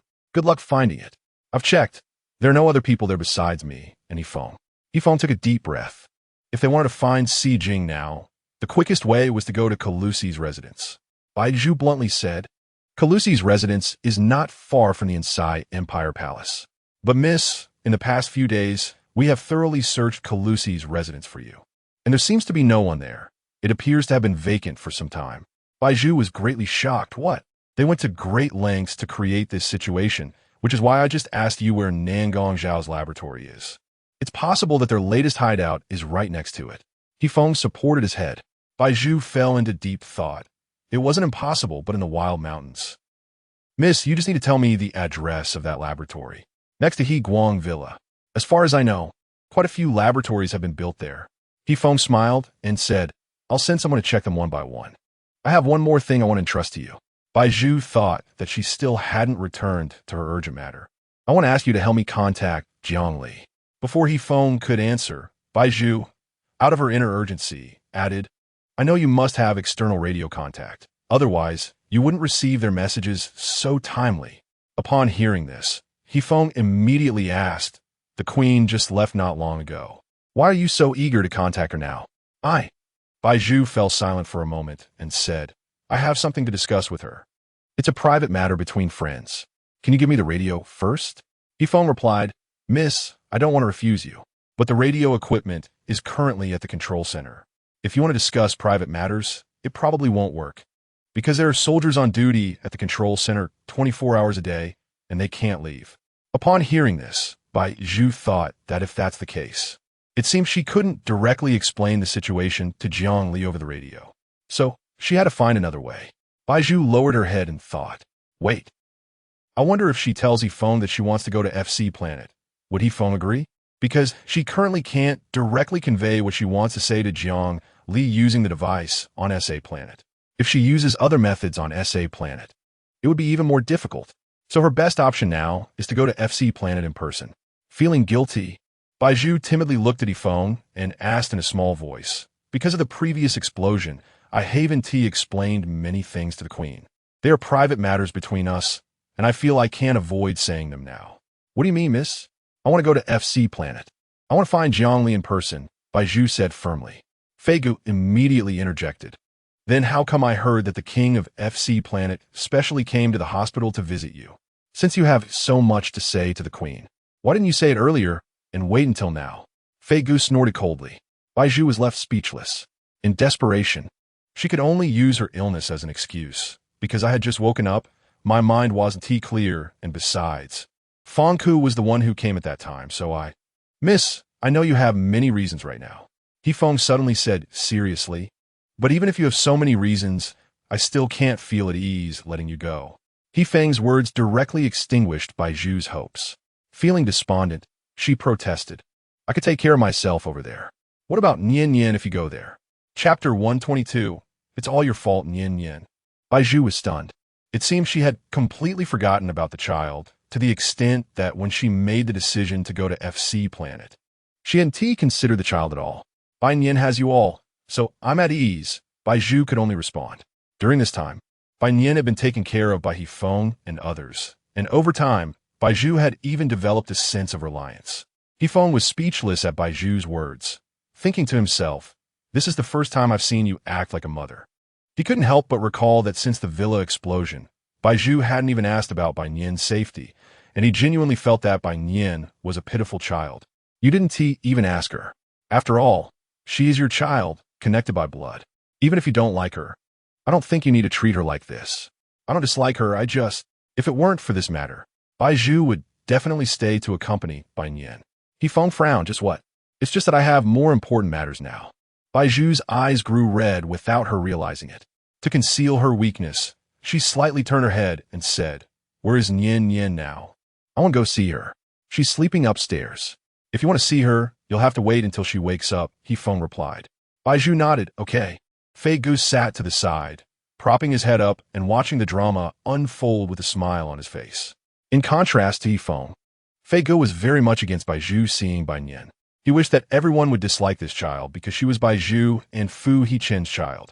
Miss Bai, if you don't want to see her, don't force yourself. Acting like this will just make you seem strange, FAKED teased at this moment. Feeling more comfortable in his heart, Hefeng reminded FAKED, General Fei, the young lady might not mean that right now. Please don't say such things about her. Even though Hefeng was the one who brought up the topic, he still pretended to help Bai Zhu. After going through so many ups and downs, there was no way for him and Bai Zhu to be completely friendly. Everything he said and did for Bai Zhu was driven by self-interest. FAKED didn't care, and then he propped his legs up on the sofa, saying, General I'm just stating the facts. If you don't believe me, I can ask Miss Bai right now. After saying that, FAKED turned to Bai Zhu and asked Miss Bai, if you had to choose between taking care of Bai Nian and going to FC planet, which would you choose? I just said, I have more important matters now than taking care of Bai Nian. Bai Zhu felt that FAKED had caught her on a weak point, and she felt uncomfortable in her heart. However, the matter regarding Fu Hechen was urgent. If he was really not dead, Bai Zhu had to ensure that he returned to her safely. When that time came, the two of them would raise Bai Nian together. Hefeng, I trouble you to take care of Bai Nian during this time. If things go smoothly, I will return from FC Planet as soon as possible.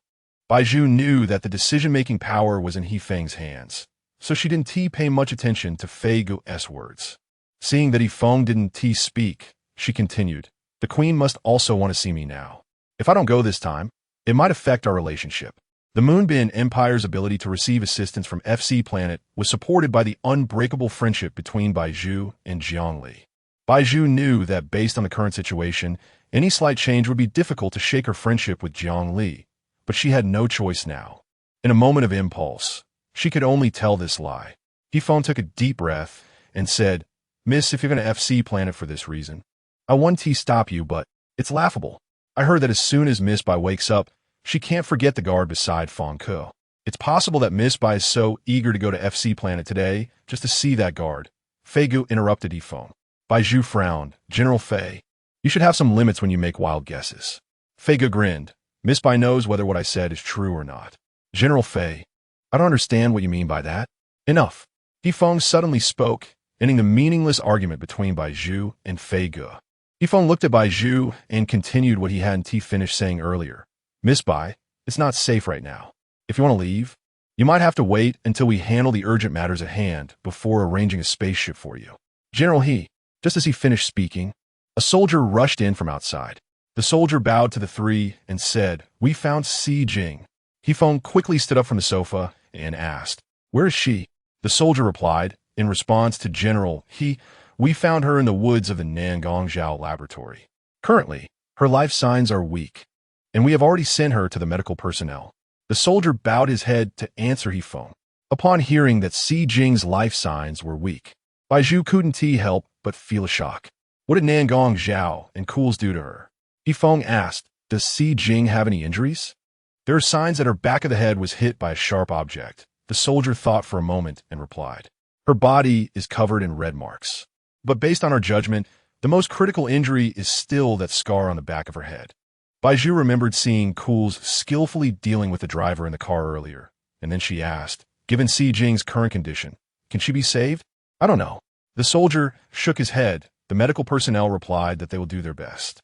"That Si Jing is truly pitiful." Fei Gu clicked his tongue. "It seems one cannot get too close to Miss Bai, or else it will bring trouble." He Feng glared angrily at Fei Gu upon hearing this. Bai Zhu felt that Fei Gu was right. Si Jing had indeed been harmed because of her.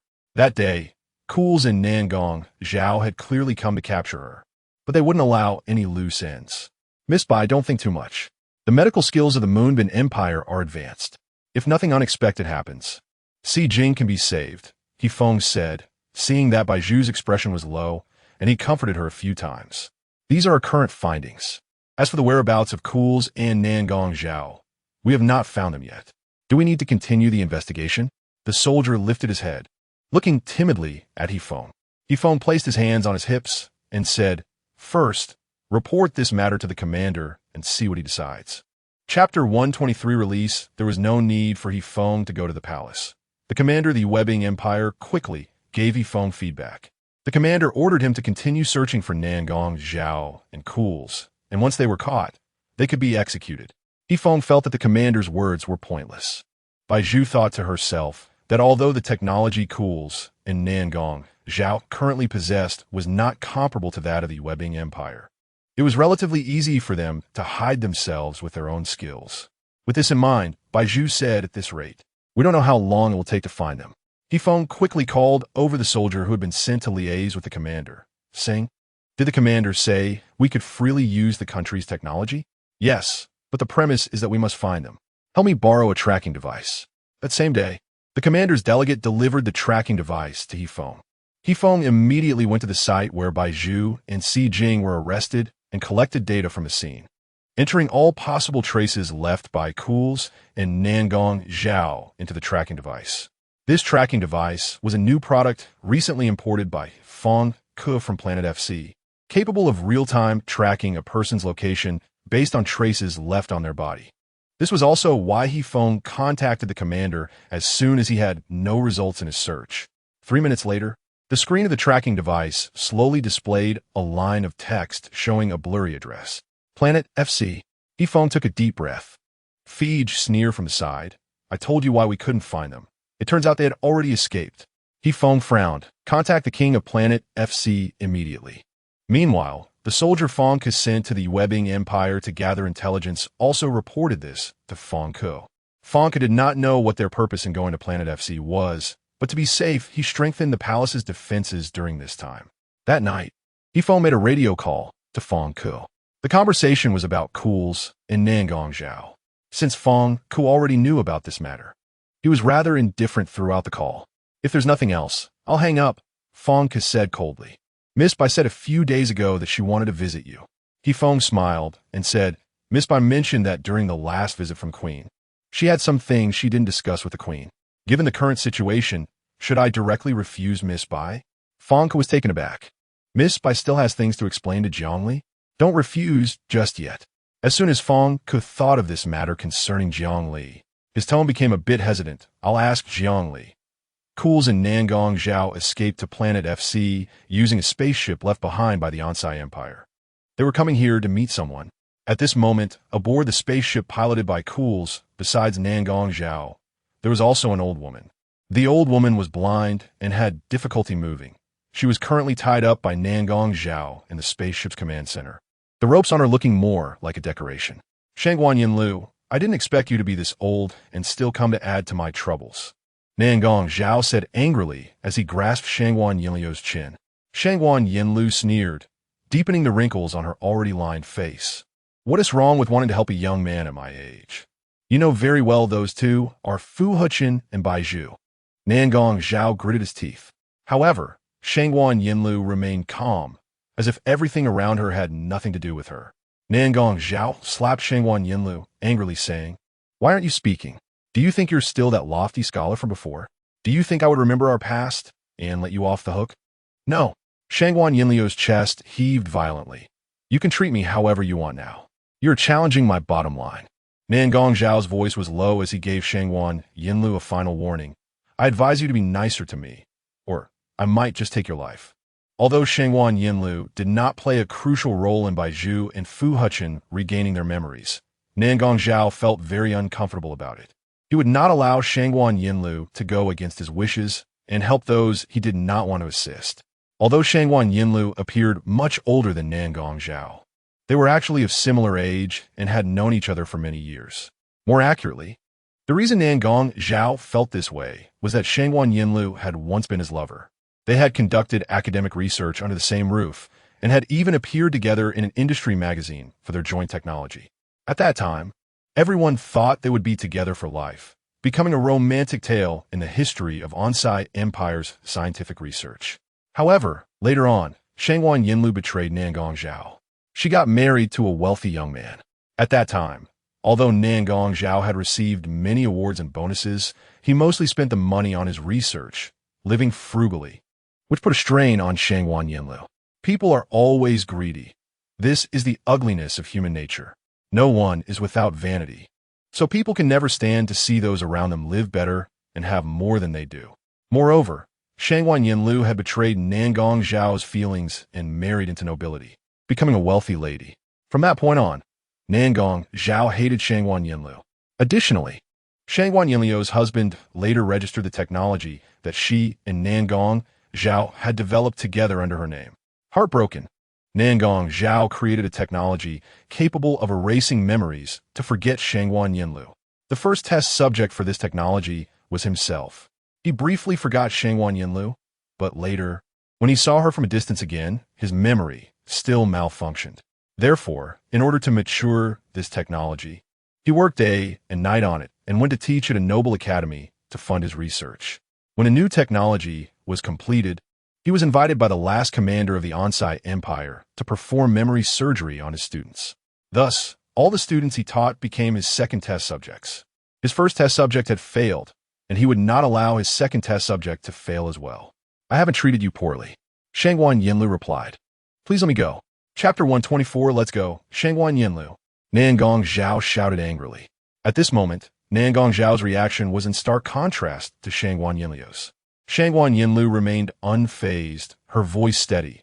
Mr. Nangong, I really dislike your current demeanor. Slap. As soon as she finished speaking, Nangong Zhao couldn't bear it anymore. He raised his right hand and left another red mark on Shangwan Yinliu's face. I won't allow you to say that. If you dare to retort me again, the outcome won't be as simple as just slapping. Nangong Zhao flexed his hand slightly. Shangwan Yinliu's eyes were already blind, and now she opened them, her gaze drifting, unsure of where to look. After a long while, she lowered her head, not paying much attention to Nangong Zhao. What a shameless person, Nangong Zhao scolded sarcastically. Shangwan Yinliu felt a pang in her heart. Forget it, let's leave it at that. It seemed Shangwan Yinliu wanted to say something, but in the next moment, she pursed her lips and ended up saying nothing. An hour later, the spaceship landed steadily on the helipad outside Zhu Yi's villa. Zhu Yi stood gracefully in a wool coat, smiling, "Hello, everyone." Fang Ke called he phone on the radio again, 3 hours later. Fang Ke's attitude was very firm. Jiangli was very eager to meet Bai Zhu and insisted on having her come to FC Planet. But now Nangong Zhao and Kalusi are both on FC Planet. Sending Miss Bai over to you might not be very safe. No matter how rampant they can't reach my palace. If Fang could remember correctly, this was Nangong Zhao and Kalusi's first time on FC Planet, and they were unfamiliar with the place, so they couldn't create any sparks. If they wanted to assassinate Fang Ke on his turf, it would be utterly ridiculous. Feng tapped his fingers on the radio screen and said, "All right, I'll send Miss Bai on the spaceship tomorrow. You remember to meet her there." The next day, a spaceship was parked outside Feng's villa. Bai Zhu packed her luggage and walked down the steps. She was wearing a light blue long dress and a woven straw hat, looking lively and refreshing. Fij stood by the door, rolling his eyes at the departing Bai Zhu, saying, "Are you satisfied now? I think you just don't want to stay with us, which is why you're so eager to go to FC Planet." In Fij's gaze towards Bai Zhu, besides disdain and contempt, there was also a hint of unwillingness and an indescribable desire for control. "You too. Why are you in such a hurry to tell the king of FC Planet that Miss Bai's going there?" Miss Bai said she wanted to see the queen. Would the queen refuse? Although Fij often liked to bicker with Bai Zhu, he was now very worried about her traveling alone. He wanted Bai Zhu to be in his line of sight at all times. Feng gave Fij a look and said, "General Fei, I will of course inform the king of Miss Bai's request at the first opportunity." He then stepped forward and gave Fij a signal, whispering, "Listen, we need to show our concern for Miss Bai in front of the king of FC Planet." Why? Fij didn't understand. Feng saw that Bai Zhu had not yet boarded the spaceship, and fearing she would hear, he dared not say more. "I'll explain it to you later." But at that moment, a baby's cry suddenly came from inside the house. Si Jing hurriedly ran downstairs with Bai Nian in her arms and arrived at the villa door. "Miss, Nian has been crying nonstop. She might want to see you," Si Jing said while soothing Bai Nian in her arms. Bai Zhu turned around and looked at the crying Bai Nian in Si Jing's arms. She quickly ran over and took Bai Nian into her own embrace. She reached out to rub Bai Nian's chubby little face and then kissed her tender, fair cheeks, saying, Nian, don't cry. Mommy will be back soon." Bai Nian suddenly stopped crying, blinking her round, big eyes, looking at Bai Zhu in a daze, babbling, unsure of what she was saying. Seeing that Bai Nian had stopped crying, Si Jing wanted to take Bai Nian back from Bai Zhu. "Miss, we shouldn't delay your journey any longer. You can give Nian back to me." "It's fine, I'll hold her a little longer." Bai Zhu continued to pat Bai Nian's back while leaning her head down to Bai Nian's little hands. The afternoon sunlight shone down, perfectly illuminating the space between the two, blossoming into a warm sunflower. Everything was beautiful and gentle. Bai Zhu thought, once she found Fu Hechen and everything settled down, she would give Bai Nian the best love. "Miss, the spaceship can't wait much longer. You should hurry up." Feng urged Bai Zhu, pointing at the spaceship. "Okay." Bai Zhu returned Bai Nian to Si Jing's arms and then boarded the spaceship. Feng smiled and waved goodbye to Bai Zhu as he watched the spaceship's door close completely. He looked at Fij again, this time openly saying, "General Fei, don't forget. Our next step is the commander of the Moonbin Empire. As long as we show our special concern for Miss Bai in front of the king of FC Planet. At that time, the entire FC Planet will still be on our side. Only if we win and grow stronger can you do as you please with Bai Zhu." Feng's smile twisted. Fij nodded. He had already begun to look forward to it. The spaceship Bai Zhu took this time seemed slower than the one she had taken before. It took her a total of 2 days to reach the palace of FC planet. When Bai Zhu got off the spaceship, Jiangli had been waiting for her on the helipad for a long time. She rushed up in a few quick steps and hugged Bai Zhu tightly. Zhu. In the past, Jiangli was like a child who never grew up beside Bai Zhu. Perhaps she had never grown up. Ever since she followed Fang Ke, Bai Zhu felt that she was getting younger.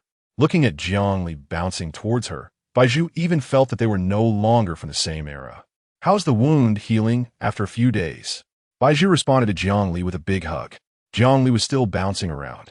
If she had maintained some queenly demeanor during her visit as the queen of a friendly nation to the Moonbin Empire, now in FC planet, she had completely shed any pretense.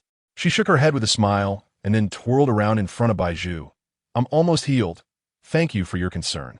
Chapter 125. Bai Zhu knows you're not dead. Bai Zhu looked at the radiant Jiangli in front of her and thought that her injuries had completely healed. Jiangli leaned her head on Bai Zhu's shoulder and said, recently, it's not safe here. I didn't want you to come all this way. It's all Fang Ke's fault for making decisions on his own. At this moment, Fang Ke was leaning against the palace wall with his arms crossed and said, this isn't my fault. I'm just trying to let you see, Bai Zhu. I know your contradictory nature too well. Jiangli shot Fang Ke an angry glare and said, nonsense. I definitely thought of Zhu first. All right. Bai Zhu patted Jiangli's back. Viang, li pour cette halips. She didn't continue to argue with Fang Ke, but took Bai Zhu's hand and said, forget it. I'm not arguing with Fang Ke anymore. I'll take you inside to sit. Fang Ke entered the villa ahead of Jiangli. Fu Hechen, dressed in a tight black suit and holding a cup of coffee, was about to place the coffee on the coffee table in the palace's reception room when Fang Ke called out, when Bai Zhu comes in, either you consciously avoid her or stand obediently to the side without moving. Fu Hechen put down the coffee and replied, understood. He was about to step aside when Jiangli, arm in arm with Bai Zhu, walked in giggling. Fu Hechen quickly lowered his gaze and silently stood to the side. Sit down. Jiangli pointed to the palace's spacious sofa, then jumped onto it herself. In contrast, Bai Zhu appeared somewhat shy as she sat on the sofa. Zhu, I heard from Fang Ke that you came here to talk about the matter I didn't mention last time. What is it? You went through the trouble to come here. It's... Bai Zhu looked around and saw Fang Ke standing nearby, and in another corner, there was a shadow of a guard. Bai Zhu couldn't see the guard's face clearly. Ali, can you ask them to leave for a while? Bai Zhu thought this matter shouldn't be known by too many people, so she only planned to tell Jiangli. Jiangli immediately waved to Fang Ke. We don't need you here. You can leave now. Fang Ke obediently called Fu Hechen over and exited the reception room. Go ahead, no one is here now. Jiangli smiled. Bai Zhu took out the bracelet given to her by Shangwan Yinlu and said, an old lady gave me this. It records Fu Hechen's current physical characteristics and his location. After saying that, Bai Zhu showed Jiangli the projection on the bracelet, which indicated that Fu Hechen was currently on planet FC. However, perhaps due to her arrival at planet FC, the projection no longer displayed planet FC, but instead showed the distance between Fu Hechen and her. Seeing this, Bai Zhu's eyes widened. The projection showed that Fu Hechen was within 1 kilometer. What does this mean? Didn't Fu Hechen die a long time ago? Jiangli pretended not to know. Zhu, where did you get this bracelet? There are many scammers lately. You must be careful. Bai Zhu thought that if she told Jiangli it was given to her by an old lady on the street, Jiangli would definitely think she was scammed by that old lady. But there were too many coincidences, and she stubbornly wanted to grasp a glimmer of hope. So she came here without hesitation. It was given to me by a scholar. Bai Zhu casually made up a person.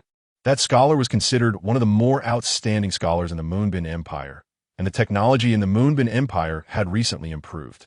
I think I could try to trust him. This was the first time Jiangli had heard of such a bracelet. However, she had to admit that the positioning of this bracelet was very accurate. But now, in order not to worry Bai Zhu, she decided to continue hiding this secret from her. Jiangli said, but what this bracelet shows is a bit too absurd. So I suspect that Fu Hechen is not dead at all. Bai Zhu held Jiangli's hand earnestly and said, Ali, can you help me find him? Do you mean that if Fu Hechen is really on planet FC, you want me to find him and bring him to you so you can kill him again? Jiangli's lips curled into a twisted smile. Bai Zhu gasped, just bring him back safely. And the rest, you don't need to worry about. I'll handle it myself. That's not acceptable. Jiang Li was adamant. This person deserves to die 1,000 deaths. If he stays in this world, he will definitely harm Zhu. I don't agree. Bai Zhu couldn't explain to Jiang Li about their memories being altered by Nangong Zhao because it was too complicated, and she felt she couldn't clarify it in a short time. Bai Zhu frowned. Just help me with this favor. No, Jiang Li firmly said. First of all, this bracelet is very absurd. It's common knowledge that Fu Hechen died in front of the commander of the Moonbin Empire. Secondly, recently, Colossi and Nangong Zhao have come to the Moonbin Empire. If we try to find Fu Hechen now, it will definitely attract their attention, which is very bad. Bai Zhu took a deep breath. If her request made Jiang Li uncomfortable, she would choose to accomplish it herself. Seeing that the bracelet now indicated Fu Hechen was within 1 kilometer of the palace, she thought that this short distance might still allow her to find Fu Hechen by herself. Thinking of this, Bai Zhu sighed at Jiang Li. Since you say that, I guess I have to temporarily give up. Zhu, you should be more cautious when accepting things from others in the future. Don't let these things deceive you. Jiang Li snatched the bracelet from Bai Zhu's hand. Bai Zhu nodded. Zhu, you spent 2 days on the road and must be tired. I'll have someone take you back to your room. Jiang Li showed a concerned expression. Thank you. Bai Zhu thought that she needed to find Fu Hechen quickly and bring him back to planet SA. After Jiang Li sent her to her room, she planned to sneak out. Soon after, a maid came to Bai Zhu and said she would take her to the 2nd floor of the palace. Jiang Li claimed she still had some matters to attend to, so she left midway and did not accompany Bai Zhu upstairs. Jiang Li opened another door in the palace's reception room and found Fang Ku and Fu Hechen outside. I have some bad news. Jiang Li's expression was serious. Fang Ku quickly asked how bad. Jiang Li was speechless at Fang Ku. You should ask what the news is. What is the news? Fang Ku immediately asked. Bai Zhu. She then pointed at Fu Hechen, her tone somber. Zhu knows you're not dead. Chapter 126, I will avoid her. Fu Hechen's body stiffened. Did Bai Zhu guess that he was not dead? How did Bai Zhu know? One thought after another surged in Fu Hechen's mind.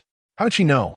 Jiang Li briefly described the bracelet that Bai Zhu showed her, saying it was given to Zhu by a scholar from the Moonbin Empire, and that the bracelet detailed his physical characteristics and current location, which Zhu believed, prompting her to make this trip. A bracelet? Fang Ku was stunned upon hearing this word. When did the Moonbin Empire develop such outstanding technology? How come I didn't know? It's not the Moonbin Empire's technology. Upon hearing about the bracelet, Fu Hechen's heart began to form an answer. This bracelet is essentially a tracking device that records our information and can locate our specific positions in real time. You know? Jiang Li's eyes widened as she pointed at Fu Hechen, then stomped her foot angrily, saying, Why didn't you say so earlier? Now, we have no countermeasures. Your Majesty, I only knew about this bracelet, but I didn't know Bai Zhu had one too. Fu Hechen frowned. He recalled that after escaping from Nangong Zhao's laboratory, he had encountered an old woman on the mountainside. That was the 2nd time he had asked her for directions, and she had given him a bracelet. It was only after coming down the mountain that he realized this bracelet could locate Bai Zhu's position. He didn't know the identity of that old woman, but judging by the advanced technology, her identity should not be simple. She was likely a research scholar. What do you mean also have? Could it be that you have a bracelet like Bai Zhu's? Fang Ku noticed a clue in Fu Hechen's words. Fu Hechen nodded yes. This is not the technology of the Moonbin Empire, but that of the former and Psi Empire. You and Psi Empire really has a lot of talent. Fang Ku chuckled. Jiang Li felt it wasn't the time to laugh, but then playfully slapped Fang Ku's arm, saying, right now, Zhu will definitely continue looking for Fu Hechen on FC planet, and that's definitely a problem. Moreover, we still don't know where Colossi and Nangong Zhao are specifically on FC planet. I'm really curious. Since Bai Zhu hates Fu Hechen so much, why did she come all the way here to find him? Fang Ku expressed his confusion. Jiang Li didn't know either. She shook her head, saying, Zhu didn't tell me, so I can't ask too much. Anyway, she just doesn't want Fu Hechen to die right now, because when I asked her if she would be willing if I found Fu Hechen and killed him in front of her, she rejected that. Fang Ku, it seems that Miss Bai's feelings for you are quite complicated. Fang Ku looked at Fu Hechen and smiled, saying, What are your plans? Your Majesty, I am your subordinate. I cannot make decisions without your permission. Fu Hechen lowered her head, like a dog waiting to be commanded. Fong Ke's smile revealed a hint of coldness. In this matter, I won't interfere with your choice. You can make your own decision. Though Fong Ke verbally claimed not to interfere with her choice, in reality, he would absolutely not allow Fu Hechen to expose her true identity in front of Bai Zhu. Having followed Fong Ke for over a year, Fu Hechen naturally understood his meaning, so she said, I won't meet Miss Bai during this time. I will consciously avoid her. Then that's settled. As for Kalusi and Nangguang Zhao, I will resolve it as soon as possible. You can rest assured, they won't cause any trouble on my turf. Fong Ke patted his chest in front of Jiangli, like a fluffy little bird puffing out its chest, also like a peacock displaying its feathers. Jiangli was already used to Fong Ke's mannerisms. However, it must be said that Fong Ke's promises were always fulfilled. Jiangli followed Fong Ke. They had argued and fought, but they had never stopped loving each other. Fu Hechen instinctively took a deep breath. Bai Zhu was brought to her room by a maid. After a brief tidy-up, she decided to leave as soon as possible. She glanced at the projection on the bracelet again and saw that it still showed a distance of within 1 kilometer. She breathed a sigh of relief, quickly changed into a piece of clothing she had never worn before from her expandable bag, and put it on hastily. Then she took out a hat and a mask from her bag, putting them on before rushing out of the room. Based on her recent observations, Bai Zhu believed that the entire palace, including the external garden, was over 1 kilometer away. This meant that Fu Hechen was very likely hiding within the palace. The palace on FC planet was different from that on SA planet. Compared to the luxury of the SA planet's palace, FC planet was filled with high-tech delivery robots flying in the sky, mechanical crickets sweeping the ground, gecko face recognition locks on the doors, and koi purification devices swimming in the garden pond. Moreover, all the robots on FC planet seemed to have self-awareness. For instance, the mechanical crickets would actually gather in dark corners, and the gecko face recognition locks would occasionally tease the passing pedestrians about their makeup. As Bai Zhu walked by, she was even teased by the mechanical gecko on the wall. Looking so good, why not put on a better makeup? Your skin looks yellow. Your eyes circles are dark. It's clear you haven't slept well. You need a good concealer to cover up the marks on your face. Should I recommend a few for you? For example, stop talking. Bai Zhu slapped the mechanical gecko's mouth shut. I don't need it right now. Young lady, how can you not look pretty in your prime? Look at you. Sigh. I really don't know what to say. The gecko unwillingly sighed several times. Bai Zhu rolled her eyes at it. I don't know what to do either, so please don't disturb me while I hurry. As soon as she finished speaking, Bai Zhu quickened her pace, trying to escape the gecko's interference, and hurried down the corridor to the garden. Miss Bai. As the passing servants saw Bai Zhu, due to Jiang Li's instructions, they were polite and greeted her as if she were their master. Bai Zhu smiled in response, and then grabbed a maid, asking, Have you found any suspicious men around here? Suspicious men? The maid scratched her head awkwardly and smiled apologetically. I'm sorry, Miss Bai, but I haven't seen any. Chapter 127. The person before me, Bai Zhu, showed a look of confusion. Could it be Fu Hechen had disguised himself among this crowd? Thinking of this, Bai Zhu smiled and said, It's fine, I'll just ask around. She bid farewell to the maid in front of her, and then intentionally or unintentionally approached the guards in the garden. She wanted to see if Fu Hechen was really hiding among these people. However, after watching for a long time, Bai Zhu did not see Fu Hechen's shadow. It shouldn't be. Afraid that she might have missed something, she circled around the guards stationed in the garden until one of the guards, growing impatient, called out to her, Miss Bai, may I ask if you have something you need right now? Bai Zhu was taken aback. She quickly stopped and said, No, I'm just looking. You all continue to stand. Don't mind me.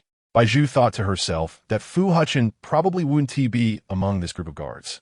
She then left the garden, planning to search for Fu Hechen in another place. She walked along the solemn and dignified corridor of the palace, unknowingly stepping on numerous mechanical crickets. After being stepped on, those crickets seemed to get a bit temperamental and quickly huddled together in corners, crawling in the shadows. After a while, she saw a familiar figure at the corner where the corridor connected to the reception room. He Qing, Bai Zhu exclaimed.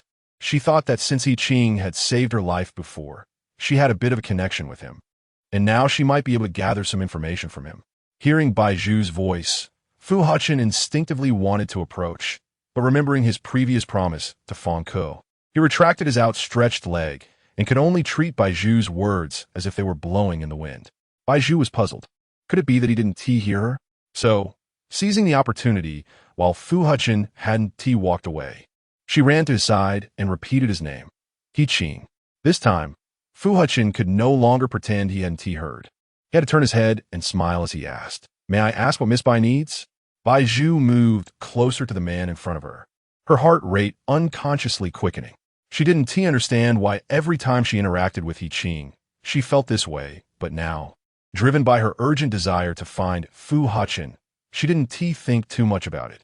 Bai Zhu directly asked, "Have you seen any suspicious people or any new faces among the palace guards and servants?" Fu Hechen thought to himself that Bai Zhu was probably looking for him, so he replied, "No. I believe there should be no suspicious individuals in the palace at the moment." Bai Zhu felt that since the bracelet indicated he was within a kilometer, Fu Hechen must be in the palace. However, she knew deep down that her few words wouldn't convince him. She had to find a reason for Fu Hechen to be willing to help her find someone. Suddenly, Bai Zhu had a clever idea and said, "Someone broke into my room and stole something, but I didn't catch him, and he escaped." Upon hearing this, Fu Hechen thought that this might be taken seriously by others, but he completely didn't believe it himself.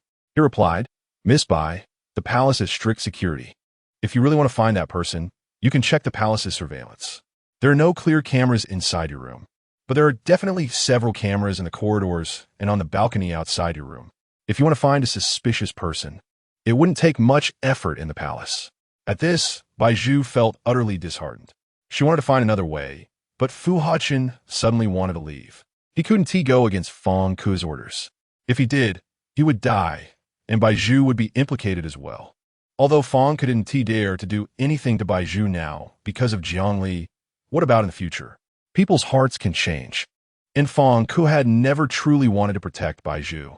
The reason he wanted to survive in this world, aside from serving Fang Ku, was to secretly protect Bai Zhu. "Miss Bai, the monitoring room is right next to the reception room. If you're in a hurry, I can take you there." He guessed that Bai Zhu wouldn't go. After all, no one want to publicly expose their own lies. Sure enough, Bai Zhu decisively shook her head. "No need. You go ahead and do your business.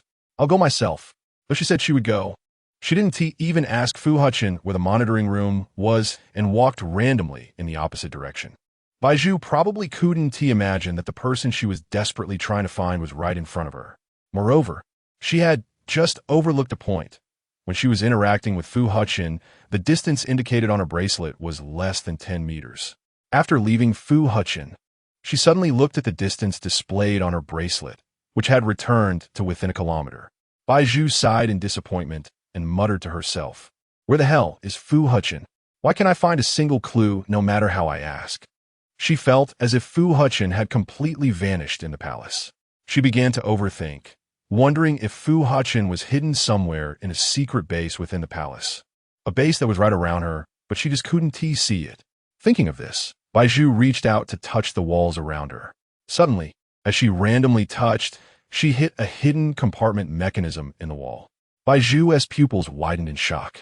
Could it be a coincidence? The wall in front of her split in the middle and slowly moved apart. Bai Zhu instinctively stepped back. Her gaze followed as the compartment behind the wall gradually emerged. At that moment, Yushi was sitting inside the compartment, just about to change her clothes, when unexpectedly, she was caught by Bai Zhu.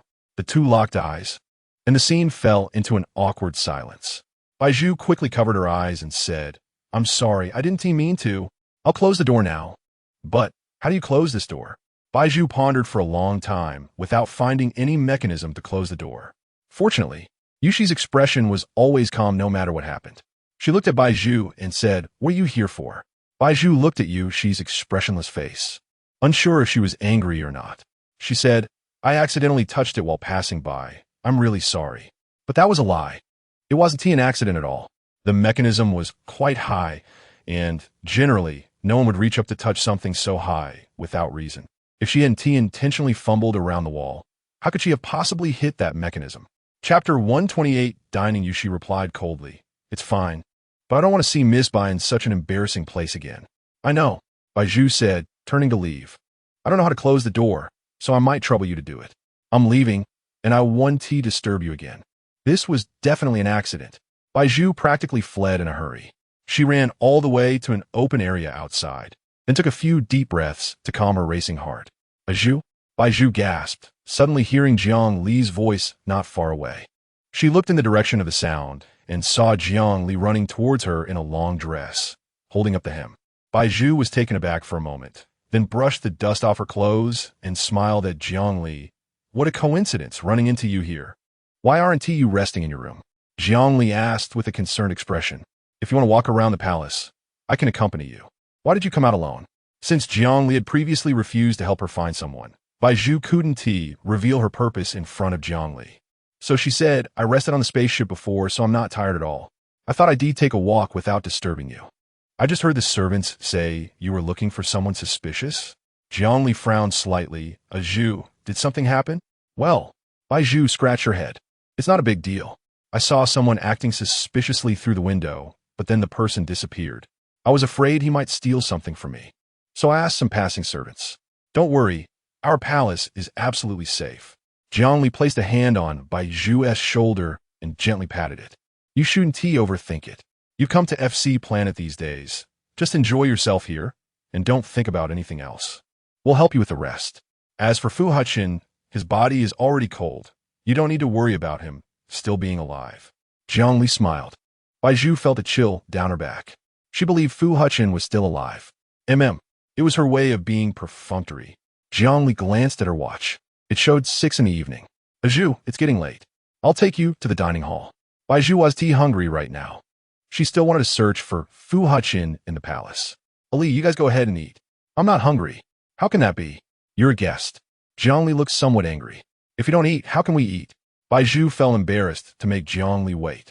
So she had to put aside her search for Fu Hechen and followed Jiang Li to the palace dining hall. Inside the dining hall, there was a long dining table with chairs lined up on both sides. Fang Ke sat at the end of the table with a knife and fork in hand, but he didn't dare touch the medium-rare steak on his plate. It was only when Jiang Li and Bai Zhu took their seats that Fang Ke dared to put the knife down on the steak. Jiang Li quickly picked up the knife and fork and cut a piece of steak, blowing on it before offering it to Bai Zhu's mouth. Zhu, come try our palace-esque cooking. Fang Ke, feeling indignant, cut 3 pieces of steak, his expression suddenly dark and frightening. Bai Zhu was startled. She took a deep breath, placing her hand in front of her mouth, and declined. Ali, you eat it yourself. I have some here. All right then, Zhu. Be careful when you cut it yourself. Don't cut your hand. Jiang Li stuffed the piece of steak on her fork in her mouth, chewing happily, her cheeks bulging. At that moment, Fu Hechen walked over with a plate of roasted chicken, gently placing it on the dining table. He lowered his eyelashes and bowed gracefully, saying, Please enjoy. After becoming Fang Ke's personal guard, Fu Hechen's daily tasks included handling some tricky matters and doing chores like serving dishes. An excellent guard is often multi-talented, and Fang Ke's devilish training had worn down Fu Hechen's original pride. Now, Fu Hechen was just a dog to be commanded. You can leave now. Since Bai Zhu was present, Fang Ke didn't want Fu Hechen to stay in the dining hall any longer. Yes. Fu Hechen held the serving plate to his chest, lowering his head and preparing to exit the dining hall. But Fu Hechen was stopped by Bai Zhu's voice. Has he not eaten yet? Jiang Li suddenly picked up a wine glass filled with red wine and smiled at Bai Zhu. Zhu, if he wants to eat, he wouldn't eat with us anyway. You don't need to worry about him. He saved my life before. Now he is my lifesaver. Bai Zhu raised her wine glass and clinked it lightly with Jiang Li's. I know that is his duty, but seeing him standing next to us, serving us, makes me feel guilty. Why not let him join us at the table? That's against the rules. The hierarchy on FC Planet is much stricter than on SA Planet. On FC Planet, if a servant dares to sit down to dinner with their master, they would have to be locked in a small dark room for a month and reflect on themselves. When they come out, they must submit a report detailing their reflections on their mistakes during that time. These rules seem ridiculous, but on FC Planet, they are a common tradition. If Yi Qing sits at the same table with us, he will be punished. Fang Ke suddenly became enthusiastic about this topic, answering Bai Zhu's question proactively. Even though Bai Zhu hadn't voiced her question yet, Fang Ke had already guessed that she would definitely ask about this next. Bai Zhu thought to herself that FC Planet has so many strange rules, but when in Rome, do as the Romans do. She couldn't break their regulations and had to give up on the idea of having Fu Hechen join them for dinner. Fu Hechen quickly left. In fact, when Bai Zhu suggested that he sit with them for dinner, he had been incredibly hopeful. However, the rules told him he couldn't. He hadn't been close to Bai Zhu for a long time. He longed to sit beside her, watching her eat ravenously, just like in the past at the Noble Academy. Bai Zhu always ate with such gusto. Even if the food wasn't good, she could make it look delicious. Fu Hechen recalled the past, and his steps quickened. Chapter 129. Desire has become hard to restrain. Seeing Fu Hechen walk far away, Bai Zhu calmed down to eat, not knowing why she felt a bit down. After finishing her meal, the palace servants respectfully entered the dining hall, and Fang Ke bowed. Your Highness, Scholar Zhu has arrived. Scholar Zhu. This is someone worthy of Fang Ke's respect, so without a second thought, he said, please invite her over to dine with us. All right. In a short while, a white-haired elderly woman was brought into the dining hall. Bai Zhu looked at the elderly woman and felt that although she was older, she walked with a commanding presence, as if others should bow their heads in her presence. Fang Ke smiled and stood up from his chair, pulling out a chair for Zhu Yi, saying, Aunt Zhu, please sit. No need. Zhu Yi's gaze suddenly landed on Bai Zhu, and she paused for a moment before looking away and saying, Your Highness, I came today to tell you something urgent. Fang Ke replied, Aunt Zhu, please go ahead. I hope you will suspend cooperation with the Moon Emperor Nation for now, Zhu Yi said seriously. Fang Ke frowned, finding it strange that Zhu Yi would make such a request at this time. The Moon Emperor Nation is currently the strongest country on planet SA. If I terminate cooperation with them now, there is a high possibility of conflict between our two planets, and if a fight breaks out, it will drain some of our energy. You don't need to fear them at all. They can't possibly defeat us with their strength. Zhu Yi lowered her voice and asked, Your Highness, aren't you curious why I want you to terminate cooperation with the Moon Emperor Nation? Why? A few days ago, Kulus and Nangong Zhao came to see me. Hearing this, everyone present widened their eyes in shock. Bai Zhu was stunned. She looked at Zhu Yi, unsure of what kind of identity this person had to be connected with Nangong Zhao and Kulus. They came to see you. If the person standing in front of him were not Zhu Yi, Fang Ke would have likely lost his temper at this point. He said, Why didn't you tell me then? Why should I tell you, Your Highness? Zhu Yi replied, They were acquaintances of mine from my time on planet SA, and we recently made contact by chance. They told me that the Moon Emperor Nation is in disarray, and internal conflict is inevitable. If you help them now, when they start to fight among themselves, you will have to choose sides and supply them with more resources. What do we gain from that? Zhu Yi asked. But if I don't support the Moon Emperor Nation, Bai Zhu's situation will only worsen. Fang Ke found it hard to believe that Zhu Yi would ask him such a thing now. Zhu Yi understood that Fang Ke had been continuously supporting the Moon Emperor Nation because of Bai Zhu. But now that Bai Zhu had come to planet FC, she felt they could completely keep Bai Zhu here. Keep her here. Don't let her leave. Zhu Yi's gaze lingered on Bai Zhu. Bai Zhu's heart tightened. She never intended to stay on planet FC. But if Fang Ke wanted to terminate cooperation with the Moon Emperor Nation, then staying here truly seemed like the best choice. However, she could not stay, because her daughter, Bai Nian, was still waiting for her in the Moon Emperor Nation with Fu Hechen. If she agreed to stay now, what kind of situation would Bai Nian be in? She was still so young. How could she endure suffering? Aunt Zhu, I hope you do not believe what Nangong Zhao and Kulu say. Do you know they want to kill me?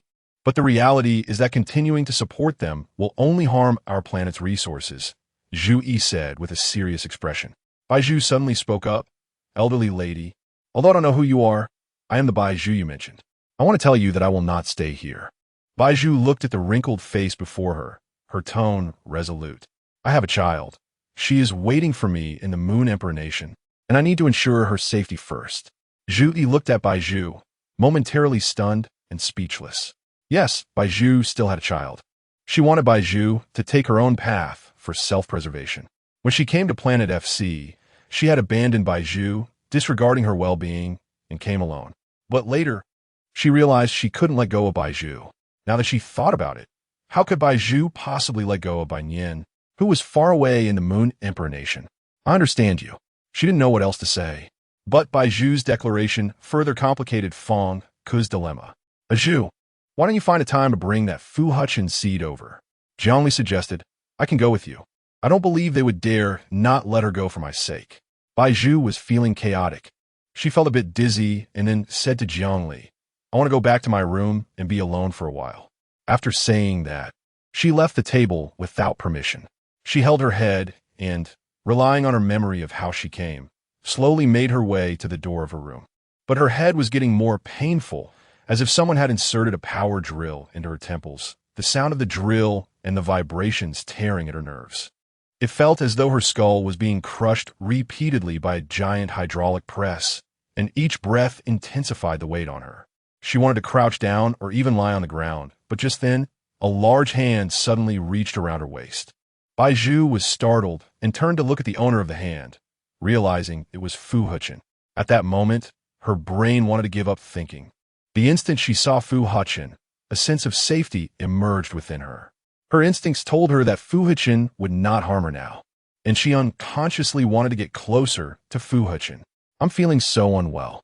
Bai Zhu clutched the tie around Fu Hechen's neck and whispered, Fu Hechen swallowed. It had been a long time since he had touched Bai Zhu. Now, her soft voice was hitting his heart, and he felt he was about to go mad. If it weren't for his current identity, he would really want to capture Bai Zhu's lips and push her down on the bed, stripping her of all her clothes. In the past, he and Bai Zhu would enjoy each other to relieve the symptoms of his condition. But ever since he faked his death, he didn't know if it was because some of the medications in his body had become ineffective, but he hadn't had an episode in a long time.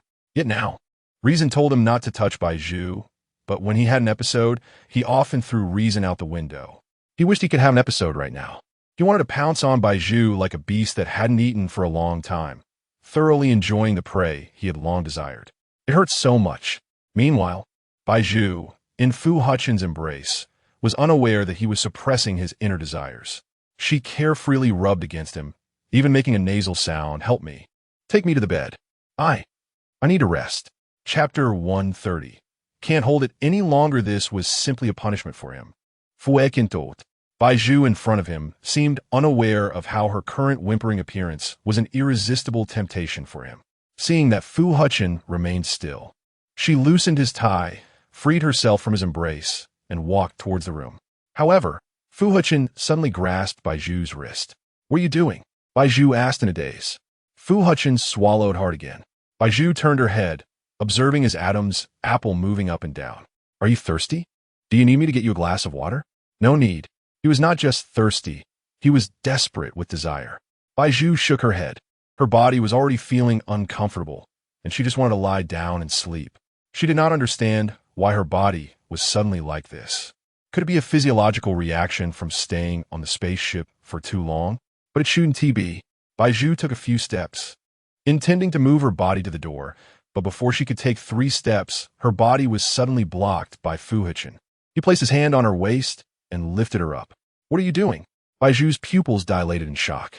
She struggled for a moment, but was firmly locked in his embrace. Fu Hechen could no longer hold back. The long period of repression seemed to spur a surge of hormones within him, and this drug-enhanced body was already aroused by Bai Zhu's movements. The last remnants of reason in his mind dissipated, and all he wanted was to pin Bai Zhu down on the bed and tear her clothes to shreds. He missed her body so much. After a moment, Fu Hechen locked the bedroom door. Bai Zhu was thrown onto the bed, her eyes filled with shock and panic. What does He Qing want to do? Bai Zhu had an ominous premonition. The current He Qing was just like the Fu Hechen from before. Fu Hechen leaned over, found a rope at the head of the bed, and tied Bai Zhu's hands. Then, he bent down and seized her soft cherry-like lips. Bai Zhu struggled desperately and bit down on Fu Hechen's lip. Blood spread between their lips, the metallic taste filling their nostrils. Fu Hechen winced in pain and then slapped Bai Zhu on the buttocks, making a loud smack. Get off me! Bai Zhu yelled angrily. But despite her words, her body unconsciously responded to Fu Hechen's movements. You clearly like it. Fu Hechen undid his belt and lifted Bai Zhu's clothes. He saw the scar on her abdomen. It was a gruesome knife scar, like a snake coiled around her belly. Fu Hechen's heart twisted. He thought of how Bai Zhu had nearly died giving birth, while he was not by her side, and a wave of guilt flooded over him. Seeing her body exposed to a stranger's eyes, Bai Zhu's face involuntarily flushed. She immediately tried to get up and leave, but her body suddenly went soft. For some unknown reason, her body unconsciously wanted to get closer to Fu Hechen, wanting him to give her more. It was as if she faced the person she had longed for, wanting that person to leave marks on her body, wanting to be entangled with that person, never to part for a lifetime. Fu Hechen took a deep breath, watching Bai Zhu beneath him stop struggling. A wave of excitement surged in his heart, but when he saw the scar on her belly, he hesitated. He felt he needed to take some protective measures, because if he was too impulsive later, he was unsure if Bai Zhu would become pregnant again. It would be absolutely unacceptable for Bai Zhu to become pregnant again. She had nearly walked through the gates of hell when giving birth to Bai Nian. He couldn't let her take that risk again. Just as he hesitated, Bai Zhu suddenly reached out, wrapped her arms around his neck, and actively leaned in to seize Fu Hechen's lips. Bai Zhu's awareness had been swallowed by desire, and exhaustion made her eyes hazy. After a kiss, she reached out to caress Fu Hechen's face, and her vision began to blur. The face before her that did not resemble Fu Hechen suddenly transformed into his likeness. She saw Fu Hechen looking at her with chaotic emotions, eager to claim her body. She was also desperate. "I want." Bai Zhu opened her mouth and bit down on Fu Hechen's earlobe. Fu Hechen was driven to madness by Bai Zhu's seduction. He brushed the stray hair from her forehead and said in a deep voice, "Do you know what you just said?" "Chun." Bai Zhu looked at Fu Hechen before her, and suddenly tears streamed down her cheeks. She sniffled and wiped away the tears at the corner of her eyes. She cried and murmured, "Ah Chun, do you know? I miss you so much. I remember everything now. I want to be with you. Please don't go, okay?" Upon hearing this, Fu Hechen's body stiffened as if struck by lightning.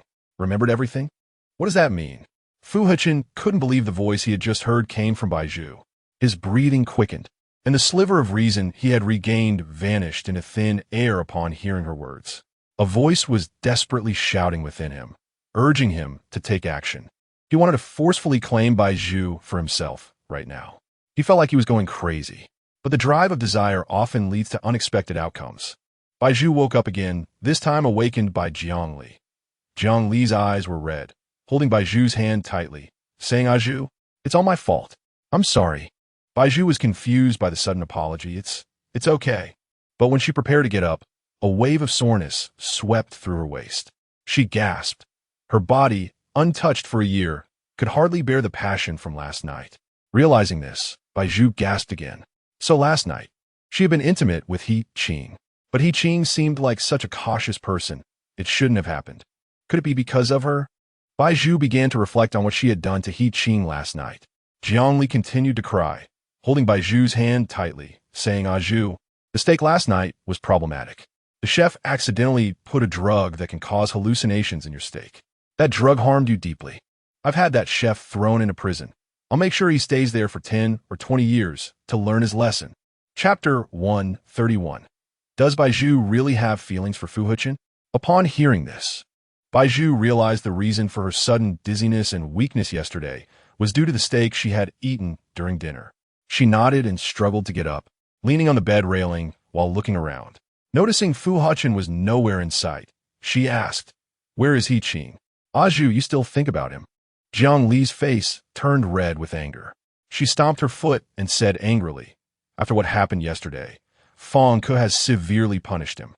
He is nothing but a lowly dog, unworthy of tainting your body. Don't worry, you won't see him again." Bai Zhu couldn't remember whether it was her or Fu Hechen who took the initiative last night in a moment of passion.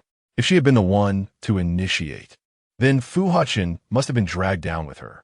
It was all right. She had already forgotten the details of yesterday.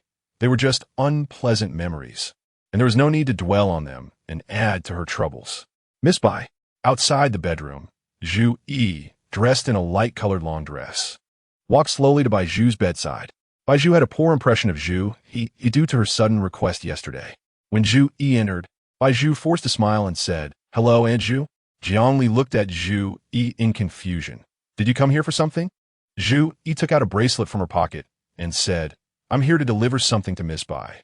Seeing this, Bai Zhu realized that the bracelet she had left on the bedside when she woke up was now missing. She snatched the bracelet from Zhu Yi's hand and asked, "What are you doing with this?" I heard Fong Ku say this bracelet can locate someone's position, so I was curious and took it to study, and it turns out that's indeed the case.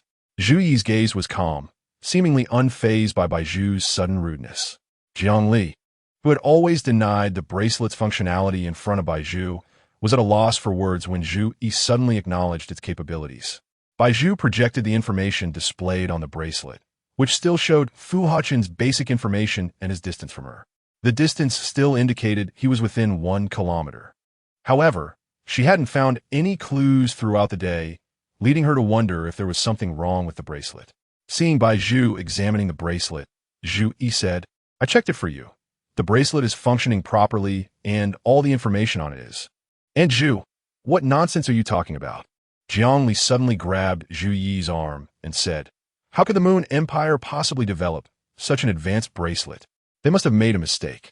How could you not see that?" Zhu Yi had come over to help Bai Zhu. Since Bai Zhu was eager to find Fu Hechen, she could assist her with the matter. Zhu Yi knew what had happened between Bai Zhu and Fu Hechen last night. What had once been a beautiful scene now surely felt like a nightmare to Bai Zhu. But what if Bai Zhu found out that the person she had spent the night with was Fu Hechen? Bai Zhu would surely feel better. "Your Majesty, with my abilities, I can certainly tell whether the bracelet's function is real or not. You don't need to say things to mislead me," Zhu Yi said with a smile. Seeing that Zhu Yi seemed to have some knowledge about the bracelet, Bai Zhu asked, "So, and Zhu, I want to know, is the distance displayed on this bracelet currently real? All the information on it is true, but it keeps showing that Fu Hechen is only 1 kilometer away from me. Yet I haven't found any trace of him in the palace." Bai Zhu looked at the distance displayed on the bracelet, finding the number frighteningly false. Zhu Yi smiled and said, "He is likely within 10 meters of you. You just haven't noticed." "What do you mean?" Bai Zhu's eyes widened. "Did Zhu Yi perhaps know something?" Zhu Yi replied, "Miss Bai, based on the current situation, Fu Hechen is definitely nearby. You just haven't realized it yet." "And Zhu?" Jiang Li frowned at Zhu Yi's blatant revelation of the truth. "We didn't say anything when you easily let go of Ku Lucy and Nangong Zhao. But now you're suddenly intervening with this bracelet and saying these unrealistic things. I'm really angry. Please stop. Your Majesty, Nangong Zhao and Ku Lucy were once my friends. They didn't do anything wrong on FC Planet, so I had no reason to capture them." Zhu Yi said calmly, as if stating a fact. "They have returned to SA Planet now. If someone wants to capture them, someone will do it naturally. I don't feel the need to help with that. As for this bracelet, if you don't believe what I say, you can ask more scholars." Zhu Yi knew Jiang Li wouldn't dare to do that, because Jiang Li certainly understood how true the information displayed on the bracelet was. "No need."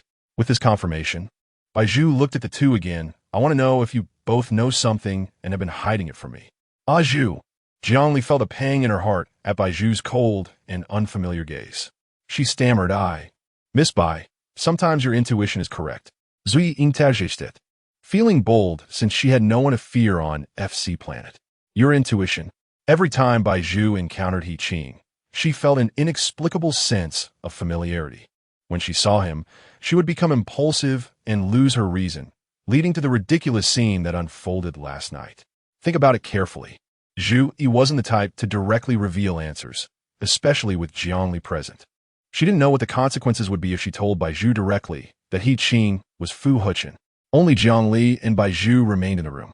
Jiang Li suddenly grasped Bai Zhu's hand, contemplating for a while before stubbornly saying, "I don't believe this bracelet is real." Sometimes Aunt Zhu's words aren't entirely accurate. You don't need to believe her too much. She didn't understand why Bai Zhu was so determined to find Fu Hechen. Bai Zhu had previously hated Fu Hechen so much that, logically, she should want nothing more than to never see him again, wishing for him to disappear from this world entirely. However, Bai Zhu's current behavior was unexpected. Could it be that Bai Zhu really had feelings for Fu Hechen? Jiang Li's heart sank. Chapter 132. He Qing is Fu Hechen. Bai Zhu didn't want to have a confrontation with Jiang Li. She knew that. She just wanted to deal with it on the surface while secretly choosing to trust Zhu Yi. Now that she was here, how could she not find the person? However, choosing to search for Fu Hechen would inevitably let Jiang Li down. Over the years of friendship, she always felt that no matter what she did, Jiang Li would unconditionally stand by her side. But now, she no longer had that certainty in her heart. Perhaps from the very beginning, Even if two people had a good relationship, there was nothing permanent between them. Jiangli didn't know that her memory had been erased. She now hated Fu Hechen to the core, believing he had not only harmed her whole family, but also destroyed Bai Zhu's body.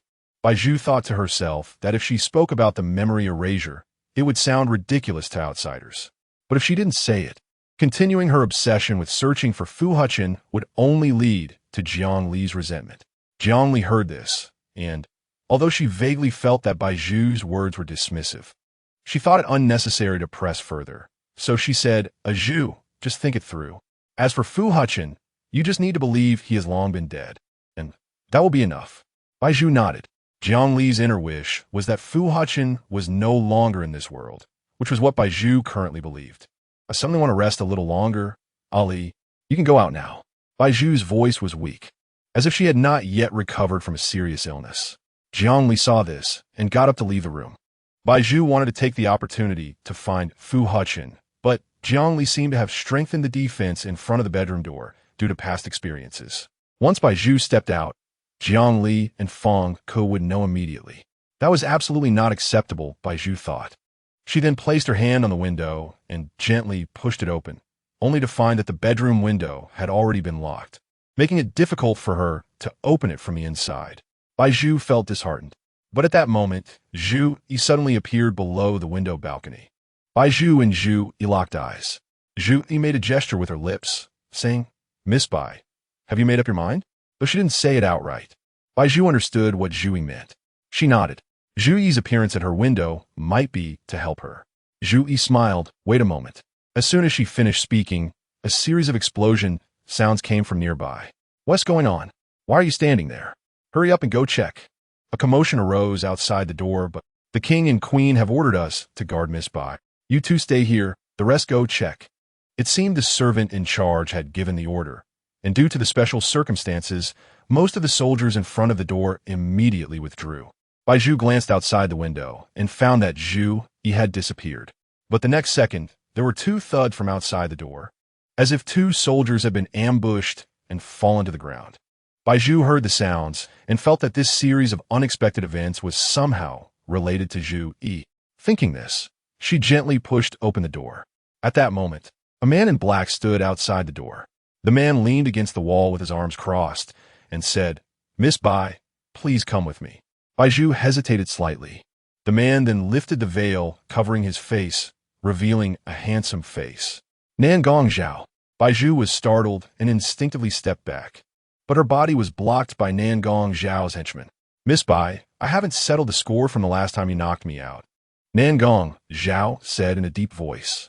Bai Zhu felt a chill down her back.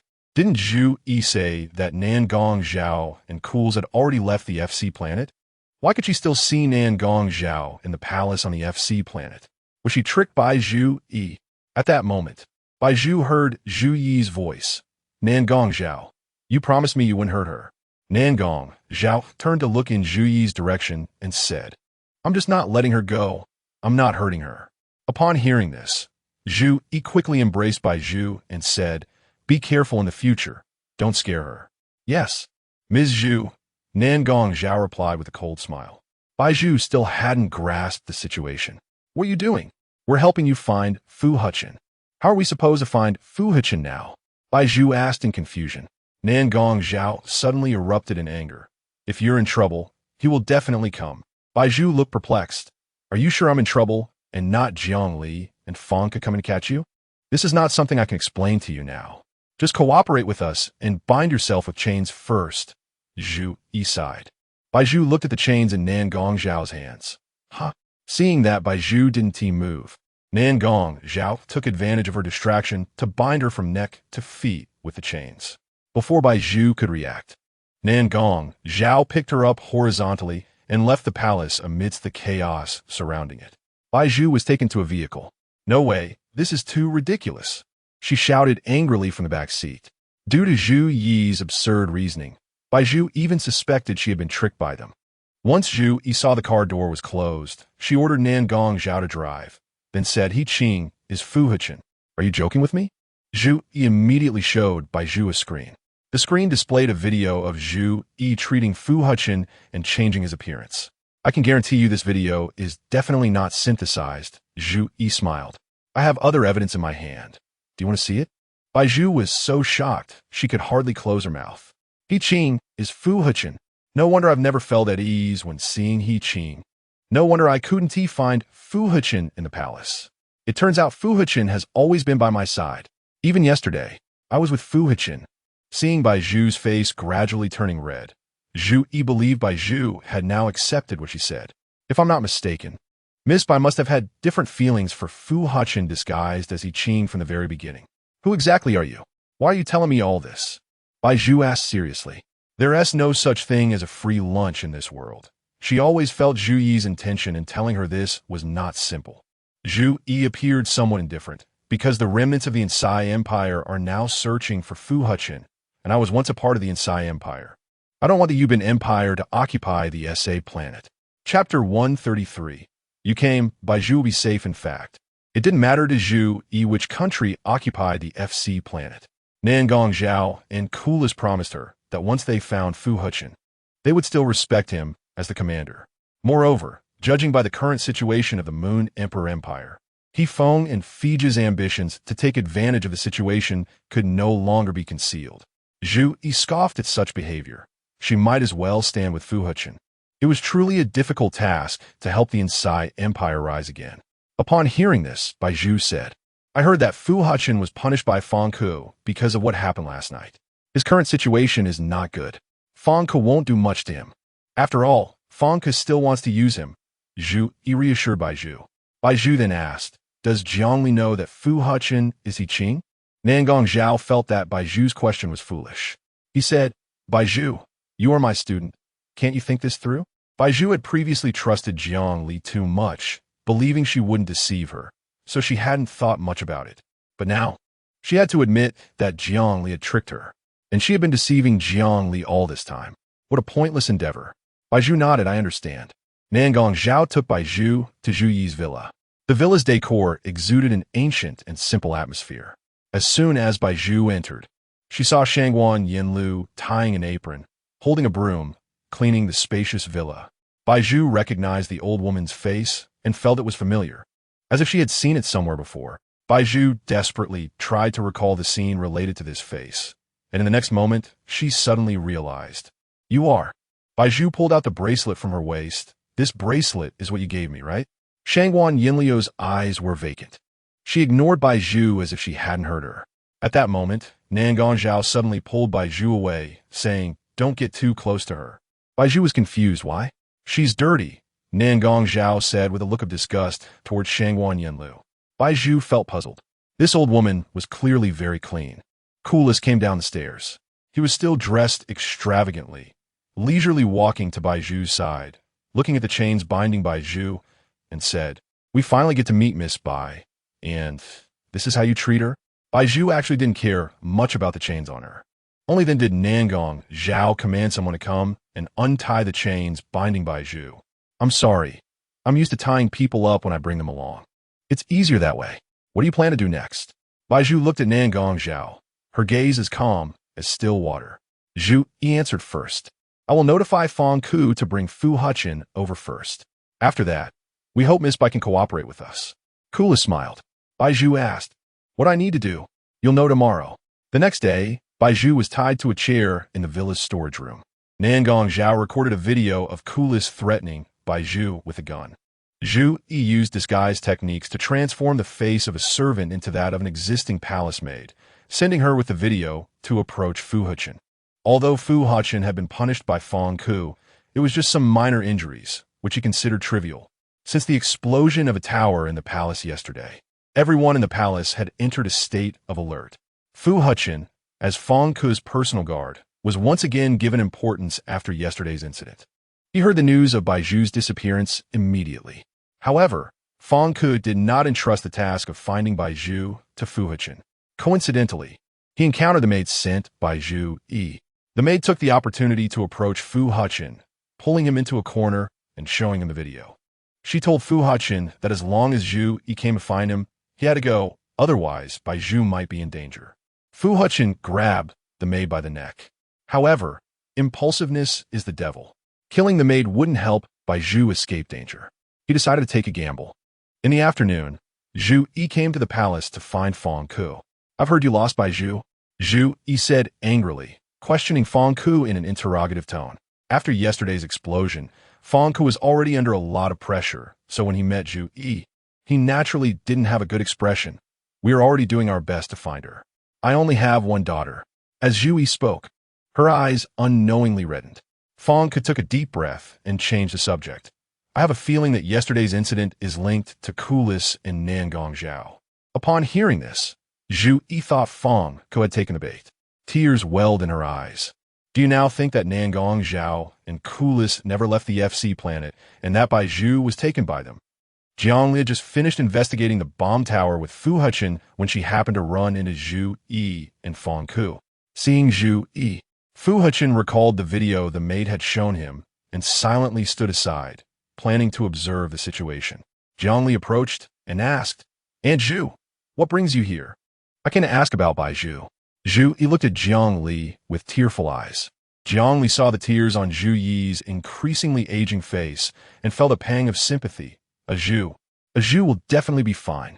In the next moment, she saw Fang Ku's stern face beside her and said, "What kind of expression do you have towards Aunt Zhu?" Fang Ku quickly backtracked. "You misunderstand. I was just suspecting whether yesterday's incident had anything to do with Nangong Zhao and the others." Also, Jiangli recalled that Zhu Yi had said she had seen Nangong Zhao and CHILDLESS. She asked Zhu Yi, "Aunt Zhu, we can only think that they did it. Do you have anything of theirs that can help us locate them?" "Yes." Zhu Yi's acting seemed rehearsed. Her eyes suddenly sparkled. "They left some used disposable towels at my house. I haven't had the chance to throw them away yet. Those towels might help you." "That's great." Jiangli smiled as she saw Zhu Yi stop crying. "Could you please go get them?" "But there are quite a few. It might take some time to find them. If you haven't discovered much in the palace, you can come with me to search." As Zhu Yi said this, her gaze suddenly fell on Fu Hechen. Chapter 134. A candid meeting. Fu Hechen faced Zhu Yi's gaze calmly this time. He hadn't met Zhu Yi many times and didn't know her identity. She believed Zhu Yi was a senior of Fang Ku, and now, Bai Zhu could very well be with her. Thinking of this, Fu Hechen's gaze towards Zhu Yi gradually became sharp and fierce. Seeing this, Zhu Yi was unaware of what she had just said wrong. After a moment, Fang Ku, after some contemplation, spoke leisurely. "All right, let's drive over." Just as he was about to leave, Fu Hechen suddenly blocked Fang Ku's path and said, "King, do I need to go with you?" Fang Ku thought that going to Zhu Yi's villa would not yield any clues about Bai Zhu, so he nodded. "Get ready." She paused and asked Zhu Yi, who was standing behind her, "Aunt Zhu, did you drive here?" Usually, older women like Zhu Yi wouldn't drive, and Fang Ku seemed to be asking out of knowledge. Zhu Yi shook her head. "I took a taxi when I came. Then you can come with us." Fang Ku said, giving Fu Hechen a look. "You take Aunt Zhu to the car first." "Yes." Fu Hechen took Zhu Yi to a white sedan. There were only Fu Hechen and Zhu Yi in the car. Seeing this, Fu Hechen, based on his past experiences and current instincts, believed that the maid who had come to find him earlier was definitely related to Zhu Yi. Noticing that there was no one else around, he seized the opportunity to ask, "Is Bai Zhu with you now?" Zhu Yi didn't hold back. Her current goal was to bait Fu Hechen. "Yes." "What is your relationship with Nangong Zhao and the others? Why are you helping them?" Veins bulged on Fu Hechen's forehead as he gritted his teeth, a belly full of anger. Zhu Yi remained calm in the face of the situation. "We are just ordinary friends. A significant part of the reason I help them is that I used to be a part of the Insai Empire." Fu Hechen was taken aback. Used to be a part of the Insai Empire. Seeing that Fu Hechen remained silent, Zhu Yi, sitting next to him, though unable to see his expression clearly, understood that he was somewhat affected by her words. Seizing the moment, Zhu Yi continued, "Commander, I believe the Yuban Empire has not treated the original citizens of the Insai Empire well. Currently, many dirty and strenuous jobs in the Yuban Empire are forcibly assigned to the former citizens of the Insai Empire, and there is a strong male chauvinism within the Yuban Empire. Many companies do not hire women, which leads to many female scholars from the Insai Empire being forced to lose their jobs and become mere embellishments beside men." Zhu Yi's mood became heavy as she mentioned these issues. "I simply can't stand it. Are you suggesting that I should go back and revive the Inside Empire? Fu Hechen asked. Zhu Yi nodded. You were once an idol worshipped by everyone in the Inside Empire, a battle machine of the Inside Empire, an undefeated legend. Only you can make it possible. But I think I have failed. Fu Hechen sneered. The loss was humiliating. The citizens of the Inside Empire have become tools for the powerful to do dirty work. And isn't he, staying by Fang Ke's side, the same? Zhu Yi remained silent, as she was not one to comfort others. So you captured Bai Zhu to lure me here? Fu Hechen had already guessed their intent. Nangong Zhao and Cools thought this way, but Zhu Yi did not. You need to go back. Zhu Yi's expression suddenly darkened. Miss Bai and your child need you. Zhu Yi looked up at the sky. This child has not experienced much love since childhood and may not know how to love you, but deep down, she yearns for you to find her. Bai Zhu was Fu Hechen's Achilles heel. Whenever someone mentioned her, Fu Hechen would often be moved. But he didn't understand why Zhu Yi knew so much. It seemed that Nangong Zhao had memories of him and Bai Zhu. Perhaps he had specifically told her this to use it as leverage to make him feel moved. Fu Hechen thought. As it turned out, they had chosen this leverage very well. Fu Hechen pressed his lips together. I will consider it. The premise is that I must see Bai Zhu today. His voice was low. Zhu Yi smiled. That is only natural. Before long, Fang Ke opened the car door with the driver and sat in the front seat. The driver started the vehicle. Most of the royal vehicles of FC Planet are equipped with flying systems. Seeing that the bridge ahead was congested, the driver pressed the flying button and flew directly over the river to the other side. Zhu Yi's villa was nestled by the mountains and water, right next to the river. Upon entering, Zhu Yi led Fang Ke to the bedroom where Nangong Zhao and Cools had once slept, searching for items they had used here. King, it seems like the items in the room have been cleared out by me earlier. I'll go look elsewhere. You can wait here. Zhu Yi feigned a look of disappointment. Fang Ke appeared to be in a bad mood, possibly because they were in the room where Nangong Zhao had previously stayed.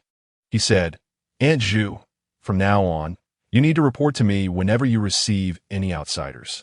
Zhu Yi had known him since he was young, and he had grown up watching her, so he believed she wouldn't harm him. He could tolerate Zhu Yi meeting Nangong Zhao and the others privately. But there couldn't be a next time. As for Zhu Yi's previous belief in Nangong Zhao and Cools' words, urging him to terminate cooperation with the Yubin Empire, he needed to observe more before making a decision. Zhu Yi nodded, padfunktudet, alright. Can you manage to find it alone? Do you need Fu Hechen's help? Fang Ke asked. Zhu Yi had been waiting for this question. Lit Fu Hechen komme. Zhu Yi gestured for Fu Hechen to come over.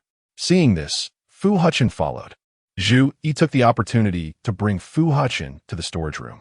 At this moment, Nangong Zhao, Cools, and Bai Zhu were all sitting inside. Although Bai Zhu was tied up, her face showed no signs of panic for being kidnapped. On the contrary, she looked so relaxed that she was almost falling asleep. Due to the relatively good soundproofing of the storage room, Fu Hechen's sudden arrival caught everyone off guard. As a result, when Bai Zhu opened her eyes drowsily, the first face she saw was Fu Hechen's disguised face. Bai Zhu. Chapter 135, that hidden illness is caused by you, right? Fu Hechen looked at Bai Zhu, his expression difficult to describe, more so filled with embarrassment. Seeing this, Bai Zhu instinctively turned to look at Zhu Yi. Zhu Yi sneered. Haven't you been looking for him all along? Now that I brought him here, why are you silent again? Bai Zhu remained silent. It seemed it was because we were present. Zhu Yi maintained her smile, glanced at Cools, then looked at Nangong Zhao and said, Let's go, give them some space. But I still have something to say to the commander. Cools looked at Fu Hechen's unfamiliar face, although he felt a bit uncomfortable. He quickly swallowed that emotion and filtered Fu Hechen's current face, transforming it back into his original one. He thought that Fu Hechen's face after changing his appearance was not as handsome as before. Thinking of this, Cools glared at Zhu Yi, wondering why she couldn't make him look better when she altered his appearance. Zhu Yi walked to the door and said, Whatever you have to say, I advise you to save it for later. I still need to deal with Fang Ke. There's a secret room beneath the storeroom that is safer. Zhu Yi, are you crazy? You're leaving Fu Hechen here and going to face Fang Ke by yourself? Nangong Zhao thought Zhu Yi was undoubtedly exposing herself. Zhu Yi opened the door without looking back. I have my own plans. After Zhu Yi took Fu Hechen away, A subtle scent of an undetectable drug began to spread in the room where Fong Ke was. At first, Fong Ke didn't notice, but by the time he did, it was already too late. When Zhu Yi returned to the room, she saw Fong Ke already passed out on the bed. Dib Yi sat beside Fong Ke's vehicle, gently touching his cheek. Fong Ke, you really have too little vigilance against me. A few days ago, your mom went on vacation and asked me to take good care of you here. Don't worry, I won't hurt you, but that doesn't mean I won't deceive you.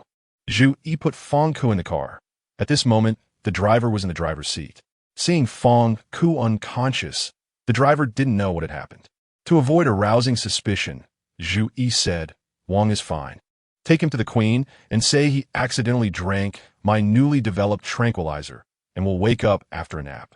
Okay. The driver quickly got out of the car to help Zhu Yi lift Fong Ke into the car and close the door. Then, after thinking for a moment, Zhu Yi instructed the driver, tell the queen that I and He Qing are still looking for items left by Nangong Zhao and the others.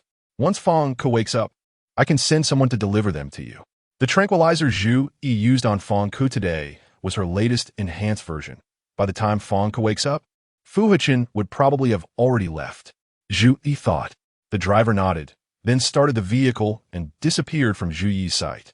Kulus and Nangong Zhao retreated to the secret room downstairs. In the storeroom, only Bai Zhu and Fu Hechen remained. Can you help me untie the ropes on me? Bai Zhu said, seeing that she was still tied to the chair. Fu Hechen asked in confusion, why did they tie you up? Bai Zhu replied, because they want you to go back and restore the people's confidence. They're afraid you won't agree, so they want to use me to threaten you. Use you to threaten me? For example, if you refuse to cooperate with them, they plan to put a knife to my throat and force you to answer. Are you really that heartless? Bai Zhu pointed to a knife placed on the table nearby. See? They originally intended to use this on my neck, but now they haven't. Fu Hechen was speechless as he took the knife that was supposed to be used on Bai Zhu's neck and cut the ropes binding her. Once Bai Zhu regained her freedom, she suddenly wrapped her arms around Fu Hechen's neck. Fu Hechen spread his legs and sat on Bai Zhu's lap, asking, what are you doing? Bai Zhu leaned her face close to Fu Hechen's eyes and said, haven't we done this kind of thing before? Fu Hechen's face turned red immediately. He turned his head away, not wanting to look at Bai Zhu's dreamy eyes. What are you talking about? I don't know. Although he had heard Bai Zhu mumbling some words when she was confused earlier, he had to pretend to know nothing in front of her for the sake of his pride. Bai Zhu smiled, you're lying? You clearly know everything. Fu Hechen simply stopped pretending. He wrapped his arms around Bai Zhu's waist and asked, when did you remember? Earlier, when I was in the laboratory. What a coincidence. So did I. At that moment, Nangong Zhao in the secret room downstairs suddenly sneezed. Bai Zhu ran her hand along Fu Hechen's smooth jawline, saying before you came, I tested Nangong Zhao. I guess the reason he wanted to erase my memory is that you already remembered. You're so clever? Fu Hechen said, then turned Bai Zhu's face towards him and pressed a kiss on her lips. After the kiss, Bai Zhu buried her head in Fu Hechen's chest, saying, I just casually asked Nangong Zhao if I was the only one who regained my memory. Although he didn't answer me, I saw his eyes dodging. Combined with your previous behavior, I guess you remembered. Aren't you afraid that when we go back, he will erase our memories again? After we go back, we still have many things to do. He won't take care of us for a while. Bai Zhu rubbed her head against Fu Hechen's chest and asked, are you afraid of having your memory erased? Fu Hechen was momentarily at a loss for words. Without Bai Zhu, those memories seemed trivial in his eyes. Forgetting them wouldn't matter much. He was just afraid of forgetting Bai Zhu. He feared that if he forgot Bai Zhu, he might start treating her poorly again or even do something outrageous to her. Actually, I'm really curious about one thing. Bai Zhu tugged at Fu Hechen's tie and asked, how come I never knew you had a hidden illness? Fu Hechen's face suddenly turned even redder. Even his neck flushed from her words. Seeing this, Bai Zhu raised her head to meet Fu Hechen's eyes and asked, what's wrong? Did I mention something that embarrassed you?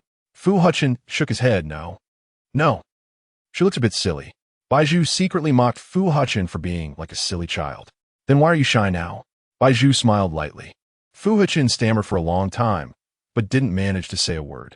Bai Zhu extended her finger, caressing Fu Hechen's reddened skin, and traced along his flushed neck, saying, could it be that hidden illness was caused by you yourself? Chapter 136, returning to SA planet, seeing Fu Hechen's face getting redder. Bai Zhu still did not give up on pressing him further. Fu Hechen had no choice but to take a deep breath, his gaze as gentle as water, and said yes. Just one word seemed to use up all his courage from the past few months. Bai Zhu smiled and leaned her head on Fu Hechen's shoulder, saying, "To remember me?" "Yes." Now, the two were engaged in a question-and-answer exchange, with Fu Hechen resembling a little dog wagging its tail. "Bai Zhu, look, how could we possibly not recognize each other?" "What do you mean?" "On the eve of forgetting each other, we were already preparing for the next reunion." Bai Zhu bit Fu Hechen's soft earlobe. Fu Hechen felt a tickle in his ear. His hand wandered around Bai Zhu's waist, eventually moving to the belt on her pants. "Ah, Zhu, the people below shouldn't be able to hear what we're saying, right?" Fu Hechen suddenly asked Bai Zhu. Bai Zhu nodded, seemingly guessing what Fu Hechen wanted to do next, her face flushing slightly. "They can't hear."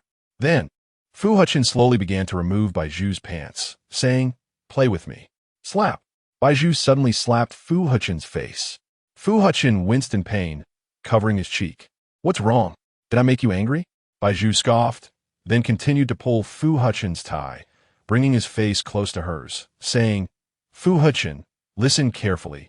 You're the one playing with me, not the other way around." Fu Hechen knew that once Bai Zhu refused to reason, no one could talk sense into her. So in order to enjoy Bai Zhu's warmth sooner, he had to compromise. All right, I will play with you." Bai Zhu's smooth, fair thighs were completely exposed to Fu Hechen's eyes, and he immediately lifted her onto his lap, spreading her thighs apart. Bai Zhu and Fu Hechen continued for half an hour before they were willing to stop. If it weren't for Zhu knocking on the storage room door, Fu Hechen felt he could have gone on longer. Bai Zhu put her pants back on and came in. "Why didn't you lock the door and just do it?" Zhu didn't need to think to know what the two had been doing in the storage room. "Fu Hechen, I'm sorry, I got too excited and forgot." Zhu took a deep breath. "I've taken care of things with Fang Ku. You're safe for now. I'll go get the two below." Zhu said as she opened the small wooden door leading to the secret room and walked straight down. 3 minutes later, Cools and Nangong Zhao were brought out by Zhu. Fu Hechen was in a good mood after finishing, and he was pleasant to everyone. "About your request for me to return to SA Planet, I've considered it and agreed to go back, but I have one condition." Upon hearing that Fu Hechen had a condition, Zhu Yi's expression immediately darkened. "Commander, didn't he already agree on this? But I have a new idea now." Fu Hechen knew that they needed him and couldn't do anything to him. So he said, "It's not a particularly difficult request. As long as you manage your hands well, everything can be discussed." Nangong Zhao felt that Fu Hechen's words were directed at him specifically. "Whatever the commander's request is, feel free to mention it. As long as it is within our capabilities, I can fulfill it. It's about you." Fu Hechen looked at Nangong Zhao. "Now that Bai Zhu and I have regained our memories, you cannot tamper with our memories again." Nangong Zhao's expression turned somewhat ugly. Seeing this, Zhu said, "Nangong Zhao, the commander's request is indeed not unreasonable. In matters of memory alteration, Zhu chose to side with Fu Hechen. She also disliked the idea of her daughter's memories being arbitrarily altered." Nangong Zhao's face became even darker, but he still chose to dismiss Fu Hechen's concerns. "Fine. I won't tamper with your memories." Laughable, he agreed now, but it didn't mean he would actually do it. Bai Zhu always felt that Nangong Zhao had not truly agreed. But now, with both sides in agreement, continuing to argue over this seemed unnecessary. Bai Zhu ultimately did not ask further, just giving Fu Hechen a knowing glance. They would keep an eye on this matter to prevent a surprise attack from Nangong Zhao. If the commander has no further questions, then we shouldn't delay.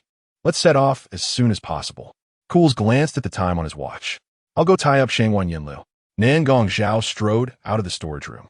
That night, the 6 of them, including Shangwan Yinlu, boarded the spaceship heading to SA Planet. The next morning, the 6 successfully arrived at the Moonbin Empire. The commander of the Moonbin Empire awarded Cools and Nangong Zhao each a small house, located far from the city center in a remote mountain area, looking not much different from exile. Moreover, their original houses were confiscated by the Moonbin Empire government, and none of Cools' properties were left. Fortunately, Nangong Zhao's laboratory was considered illegally constructed and had not been reported to the higher-ups during its construction. So the commander of the Moonbin Empire's investigation did not reveal Nangong Zhao's laboratory, which was thus inadvertently preserved. After all this, the commander of the Moonbin Empire felt he had been merciful enough to the former high-ranking officials of the Onsai Empire and began to publicize widely, claiming he treated the former high-ranking officials of the Onsai Empire well, not only awarding them titles, but also granting them houses.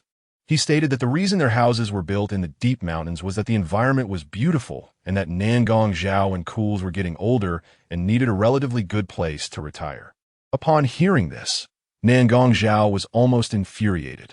The mountain where his house was located was far from the mountain where his laboratory was, requiring crossing a city, making it inconvenient for him to go anywhere, let alone a suitable place for retirement. It was simply nonsense. You all can stay at Mr. Nangong's for now.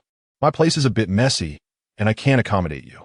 Cools, no matter where he was, never liked to tidy up. In the past, he always had servants to help him clean his room in the villas assigned to him by the high-ranking officials of the Onsai Empire.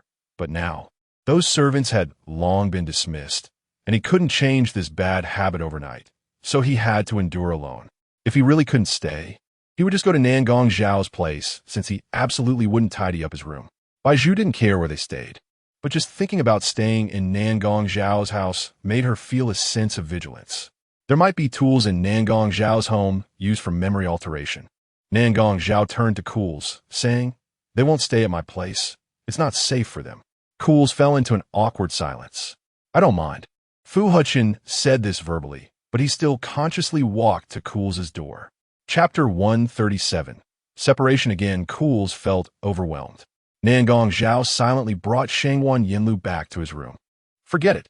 Cools had no choice but to take out his key and unlock the door. There was a clean spot in the room. The surroundings were cluttered with scattered parts and garbage that hadn't been cleaned for who knows how long. Bai Zhu covered her mouth, feeling a bit nauseous. Cools awkwardly laughed. "I told you it's a mess." Zhu, he had nowhere to stand. She felt goosebumps all over her body. "Your study can't be like this, right?" Fu Hechen asked. "It's a bit better." "Then let us go to your study." Cools led the three of them to the study, which was much more comfortable than the outside. Bai Zhu chose a clean spot to sit down. "What are your plans?" Fu Hechen asked while standing next to the bookshelf. Cools smiled. "We have already notified all the residents of the Onsai Empire who want to resist. They are willing to join the army to help us." "How many people are there?" "About 10,000, Cools said, lowering his head unconsciously. 10,000 people would be too few for a battle against the Yuebin Empire. It's worth noting that the Onsai Empire had trained at least 100,000 elite soldiers for every battle, not to mention logistics personnel and reserves, which amounted to over 200,000 in total. Fu Hechen frowned. "How can we win? The strength of both sides is too disparate, especially since the Yuebin Empire has the support of FC Planet now." Zhu Yi, sitting next to Bai Zhu, said, "You don't need to worry too much about FC Planet. I reminded Fong Ke before, and he should consider it more." Zhu Yi, "Are you sure Fong Ke will still believe you when he wakes up?" Cools found it amusing. Zhu Yi nodded. "That's the case, but Fong Ke has a strange personality. He tends to do unexpected things at unexpected times. We have to gamble on these factors." Fu Hechen felt anxious thinking about this. Now the bionic technology is also in the Yuebin Empire, and we have nothing here. What are we fighting for? Don't worry. The people of the Yuebin Empire won't truly master the bionic technology. Code 103 won't listen to them. But they have already developed technology that can match our bionic technology. There will always be technology that can replace Code 103. Fu Hechen smiled. "If you don't want those innocent civilians to die, I advise you not to rebel and attack the Yuebin Empire. We can't win. We have Nangong Zhao and Zhu Yi for technology and logistics. As long as Fong Ke doesn't come to help the Yuebin Empire, we still have hope. I don't want anything. What if Fong Ke helps them? We would just be going to our deaths." Fu Hechen couldn't bear it anymore and shouted. As soon as he spoke, the air in the study seemed to freeze. Until Nangong Zhao dealt with Shangwan Yinlu and arrived late, he pushed open the door to the study and saw this scene, not knowing what had happened, and asked, "What's wrong? Why are you all sitting here without talking?" Zhu Yi supported her head and sighed, feeling increasingly desperate. Bai Zhu suddenly raised her hand, saying, "Send me to Hifeng." Fu Hechen's eyes widened, tightly gripping Bai Zhu's hand. "Are you crazy? Send me over. First, because my daughter is there. Second, once I go, Hifeng will report my whereabouts to Fong Ke." In this situation, Feng Ke will definitely come to find me and ask what happened. Bai Zhu's face was serious by then. I can clarify Feng Ke's next intentions. If he chooses to continue assisting the Weban Empire, I will inform you. No, that's too dangerous for you. As long as I don't expose myself, it will be fine. They want to know. No, Fu Hechen insisted. I want to let you take that risk, even if I get into trouble. But this decision is currently the best. Cools and Nangong Zhao still felt the impulse to send Bai Zhu over. Bai Zhu suddenly smiled, leaning against Fu Hechen. I'm not going to the battlefield. I'm just returning to where I used to live. Those people won't harm me, so don't worry. Fu Hechen was speechless. Commander, just let Miss Bai Zhu go. I heard that Feng has a good relationship with her. He won't do anything to her. A good relationship. Let's just assume that for now. Bai Zhu smiled. See, everyone thinks I'll be fine. Fu Hechen touched Bai Zhu's shoulder, his tone still firm. You can't leave me. He didn't want to leave Bai Zhu for a moment. Because they had experienced too many separations before. Every separation now made Fu Hechen feel uneasy. You're so cheesy. I've never seen a big man like you so cheesy. Bai Zhu pushed Fu Hechen away. I told you I'm fine. If Miss Bai Zhu wants to go, I'll take you, Zhu Yi said, looking around at the others. Feeling that it was inappropriate for anyone to send Bai Zhu over. None of them could go. Zhu Yi was actually a bit worried about Bai Zhu. But thinking that it used to be Bai Zhu's home and that she hadn't fallen out with Feng and the others yet, it shouldn't be too big of a problem for her to go back now. She would continue to protect Bai Zhu from the shadows. No need. Bai Zhu declined, and Zhu, it's not good for you to go, so let us not. Bai Zhu glanced at the sky outside. If I go today, by the time Feng Ke wakes up, Feng and the others should not know that I am missing. I'll take you out. Fij opened the door for Bai Zhu. The orange-red sunset painted most of the sky, and as the sun set, Bai Zhu walked down the mountain step by step. The sky grew darker, and in the end, it completely swallowed her figure. Bai Zhu walked alone to the foot of the mountain. At the foot of the mountain, there was a winding road, and a few taxis could be seen on the road. Just as she was about to hail a taxi, suddenly, she heard Fu Hechen's voice behind her, Zhu. Bai Zhu turned to look and saw Fu Hechen standing under a streetlight not far away, waving his hand. Wait, don't come over. Bai Zhu noticed a surveillance camera at the traffic light ahead and said, it's not safe here. Fu Hechen had no choice but to stand in place, watching Bai Zhu from a distance. Standing under the streetlight, fragments of light scattered over him, making him look radiant, like a shimmering little dog. Bai Zhu suddenly felt like laughing. So cute, especially his eyes. He didn't dare to move forward, unwilling to leave, just staring at Bai Zhu with wide eyes across the street, looking like he was about to cry. Chapter 138, Returning. Bai Zhu felt a pang in her heart. At this moment, she desperately wanted to run up and embrace Fu Hechen. Let's go back. Bai Zhu waved her hand again towards Fu Hechen, who was under the streetlight. Fu Hechen was unwilling to give up, saying, I still want to see you again. He shouted hoarsely, as if the louder he yelled, the more likely Bai Zhu would stay. Bai Zhu smiled and said, silly. If I don't go now, they'll suspect me. Don't look at me. There will be time in the future. Saying this, Bai Zhu casually hailed a taxi by the roadside, then opened the door and got in without looking back. Once the vehicle started, Bai Zhu leaned her head against the window, gazing longingly at Fu Hechen, who was still standing under the streetlight waiting for her, tears blurring her vision. Why hasn't he left yet? Bai Zhu felt a surge of anger within her. Just because he was waiting there, did he think she would come back? How ridiculous, Bai Zhu thought. She had already gotten in the car, and there was no way she would return. His waiting would be in vain. The vehicle drove for 50 minutes before reaching the downtown area of Weban Empire. Feng's villa was located in the prime area of the downtown. She asked the driver to drop her off at the entrance of Feng's villa, then extended her hand and slowly pressed the doorbell. The person who opened the door was FAKED. At that moment, it seemed that FAKED had not received news of Bai Zhu's disappearance. Seeing her, he was not surprised. I thought you would stay on FC Planet for a few more days, but I didn't expect you to come back so soon. Bai Zhu walked into the house, saying, I'm a bit tired, so I came back. Why didn't Feng Ke notify us when you returned? FAKED chuckled and said, did you want to give us a surprise? Bai Zhu ignored FAKED and walked straight up the stairs, saying, I'm tired, I need to rest now. Si Jing and Feng will be back soon. Don't fall asleep. Wait for them in your room, FAKED said while editing the chat on his phone. Bai Zhu nodded. FAKED hadn't seen Bai Zhu for a few days, and he genuinely missed her.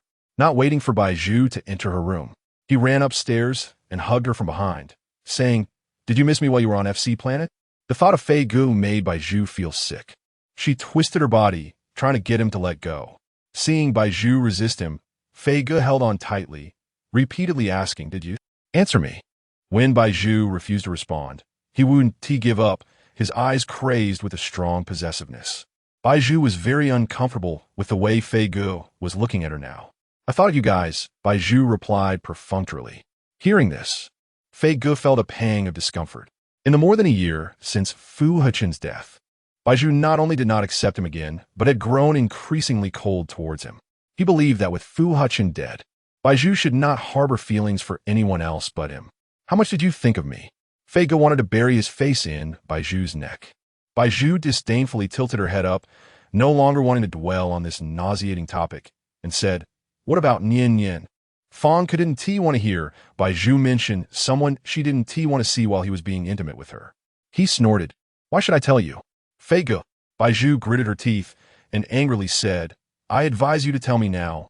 Why are you so agitated?" FAKED held Bai Zhu's chin, saying, "You didn't ask about her when you first came in, but now you're anxious." "Bai Zhu, do you enjoy ruining my mood at times like this?" Bai Zhu swallowed hard. FAKED's eyes were red, and the desire within him burned with a primal intensity. He gazed at Bai Zhu's face, and for a moment, he wanted to lower his head and fiercely bite her lips. He wanted to see Bai Zhu cry for being bullied by him. He wanted to do many, many things with her. Bai Zhu understood that FAKED's predatory thoughts towards her were because his memories and emotions had been intentionally altered by Nangong Zhao, leading to his obsessive possessiveness. She hoped FAKED could recover his memories so that he could let her go and no longer entangle her like today. Bai Zhu turned her head away coldly and said, "Let go of me. What if I don't?" FAKED tried to turn Bai Zhu's head back. But at that moment, the sound of a door opening came from downstairs. Si Jing pushed a baby carriage, and He Feng, who was carrying large bags, slowly entered the house. They both looked cumbersome at that moment. The servants in the villa hurriedly ran over to take the things from He Feng's hands. He Feng wiped the sweat from his forehead and tiredly laid down on the sofa in the living room. But as soon as he lifted his head, he saw the two entangled on the stairs. He Feng clicked his tongue. "Is that necessary?" Just came back and already hugging. Bai Zhu glared angrily at FAKED. FAKED unwillingly let go of his hands, saying, "What does it have to do with you?" The next moment, Bai Zhu saw Bai Nian in the baby carriage, and she hurriedly ran downstairs, touching Bai Nian's chubby face. Si Jing saw her and said, "Miss, why did you come back without saying a word?" Bai Zhu pursed her lips and casually found a reason, saying, "It's summer over there recently, and I found it too hot, so I hurried back." "Have you finished everything you wanted to explain?" He Feng lazily threw a glance at Bai Zhu from the sofa and asked, "MHM, then you should stay home properly. Bai Nian cried all day today, and we had no choice but to take her out for a while. We bought her a bunch of things before she calmed down. From now on, you'll handle this kind of thing. I'm exhausted today." He Feng thought to himself that he was glad he wasn't in a relationship and didn't have children. Otherwise, he would be worn out by the child every day. Bai Zhu knew that for some time, Bai Nian had been taken care of by He Feng and Si Jing, and she owed them a lot. Regardless of their motives for taking care of Bai Nian, Bai Zhu needed to thank them now. Logically speaking, they could be considered Bai Zhu's benefactors. Thinking about how she would soon become their adversary again, Bai Zhu couldn't help but tremble inside. But once a step was taken, the situation was set, and she had no way to turn back. "Thank you." Bai Zhu smiled at Si Jing and He Feng. Si Jing was taken aback. It had been a long time since she had seen Bai Zhu smile at her. "Miss, you don't need to do this." FAKED, watching from upstairs as Bai Zhu smiled at others, could visibly see his expression darkening further. Taking a deep breath, FAKED then walked down the stairs and stormed out. Chapter 139, Let's Talk. Bai Zhu paused as she touched Bai Nian's cheek. "Miss, General Fege seems unhappy again," Si Jing said sarcastically. Bai Zhu remained silent. The next day, He Feng received a radio message from Fong Ku on FC Planet. Fong Ku informed He Feng that Bai Zhu was missing. He Feng was confused, but then he recalled that Bai Zhu had arrived suddenly and hadn't reported to Fong Ku. So he said, "Wang, Miss Bai has returned to us." "Returned to you? That's even stranger. Logically speaking, Bai Zhu doesn't have a spaceship. How could she cross planets and return to the Moon Emperor Empire?" Fong Ku's tone was low. Yifeng wondered, Wang didn't give her a spaceship? Then how did she? Are you sure it's Bai Zhu who returned? Fang Ke asked repeatedly. Yifeng nodded. It should be missed by herself. If it were bionic, it wouldn't look so real. Fang Ke thought of how Zhu, Yi, and Fu Hechen had also suddenly gone missing, and he felt there must be some connection. He asked, is there anyone suspicious around her? She came back alone. Thinking of Zhu Yi's skills in disguise, Fang Ke asked again, was her face disguised by someone? Disguised? By the time Yifeng returned with a serious face and pressed Bai Zhu down on the bed to check her face, Bai Zhu already knew that Yifeng had contacted Fang Ke. Yifeng had seen Jing apply a layer of ointment on her face. The ointment gradually melted on Bai Zhu's face, and she felt a strong burning sensation. Bai Zhu uncomfortably closed her eyes. After 10 minutes, the ointment completely disappeared. However, Bai Zhu's appearance showed no change. Seeing this, Yifeng breathed a sigh of relief. You want to see if my face has been disguised, right? Bai Zhu barely opened her eyes. Yifeng's face was as pale as paper. How exactly did you come back? By spaceship. Who gave you the spaceship? Yifeng's meeting with the commander at the palace was known to everyone, and Bai Zhu knew Yifeng was telling him about her disappearance. Bai Zhu remained silent. Yifeng narrowed his eyes dangerously and said, Bai Zhu, who did you meet? The former officials of the Insai Empire? Or did you make some unsavory friends on FC planet? Bai Zhu kept her mouth shut. I'll go to the palace later and make a radio call to the king of FC planet. I advise you to tell the truth now. Otherwise, you'll have to bear the consequences, Yifeng said angrily. Bai Zhu nodded, okay. You're hopeless. Yifeng released Bai Zhu. He was now afraid that Bai Zhu's relationship with the king of FC planet would deteriorate. Otherwise, they might lose this powerful ally. I'll give you an hour to think about it. If anything happens, I will make my own decisions regarding my matters. And I will bear the consequences afterward. Bai Zhu interrupted Yifeng's unfinished words directly. Yifeng certainly couldn't let Bai Zhu drag things out to the end. What he wanted was Fang Ke's trust. He wanted the friendship between Jiang Li and Bai Zhu to remain intact, and he wanted FC Planet to always stand by them. How could he allow Bai Zhu to keep things to herself and cause Fang Ke and Jiang Li unnecessary worry? This was absolutely not acceptable. Yifeng shouted, Bai Zhu, you must explain the truth to me today. Then apologize to Fang Ke. Do you know how worried they were when they saw you missing on FC Planet? Bai Zhu knew she had let Jiang Li down. However, if she spoke the truth now, Fu Hechen would undoubtedly die. I don't want to say. Bai Zhu, stalling like this is useless. You might as well call the king of FC Planet now and tell him about my situation. Bai Zhu thought that only in this way would Fang Ke have the possibility of coming to the Moon Emperor Empire. Only then could she see Fang Ke's true thoughts. She knew that a significant reason for Fang Ke's current cooperation with the Moon Emperor Empire was herself. If her relationship with Jiang Li soured, and coupled with Zhu Yi's previous warning, she believed that, based on Fang Ke's character, he would likely not continue cooperating with the Moon Emperor Empire. In this case, if Fu Hechen wanted to take 100,000 soldiers to fight a desperate battle with the Moon Emperor Empire, there might still be a chance of survival. Are you trying to force me to death? Yifeng grabbed Bai Zhu by the neck. Bai Zhu firmly kept her mouth shut and said nothing. Seeing this, Yifeng loosened his grip slightly. Killing Bai Zhu now would be of no benefit to him. Cough, cough. Bai Zhu coughed, taking a deep breath, lying on the bed in a distressed state. Yifeng left the room without looking back.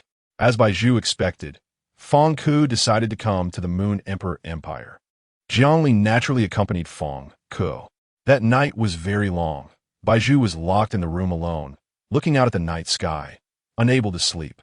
Until the new sun rose, accompanied by the gradually brightening sunlight, Bai Zhu saw Jiang Li. Jiang Li and Fang Ke rushed to the Moon Emperor Empire overnight. This time, when Bai Zhu saw Jiang Li, the intimacy they once had was gone. The previous events had already extended a chasm between them. Jiang Li sighed and deliberately closed the door, saying to Zhu, I admit I hid some things from you before. Fu Hechen is not dead. He was saved by Fang Ke. Finally, at this moment, Jiang Li spoke the truth in front of Bai Zhu. At this point, Fang Ke was sitting in the living room of the villa, giving Bai Zhu and Jiang Li space to be alone. By now, Bai Zhu didn't know how to respond. Jiang Li held Bai Zhu's hand. Because I always thought you hated Fu Hechen. He treated you badly, and I was afraid he would hurt you so. He didn't treat me badly, and I didn't hate him.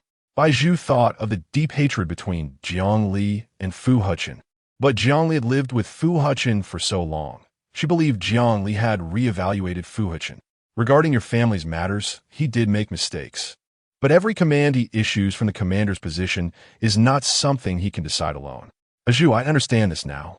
But I still wonder why you suddenly have feelings for Fu Hechen. Jiang Li remained puzzled. She didn't want to fall out with Bai Zhu over a man. They needed to have a good talk. Chapter 140, I help you before this. Bai Zhu had imagined many times the scene of her reunion with Jiang Li. She had thought that they would argue and treat each other coldly. But now, looking into Jiang Li's eyes, she felt at that moment that this person would always stand by her side.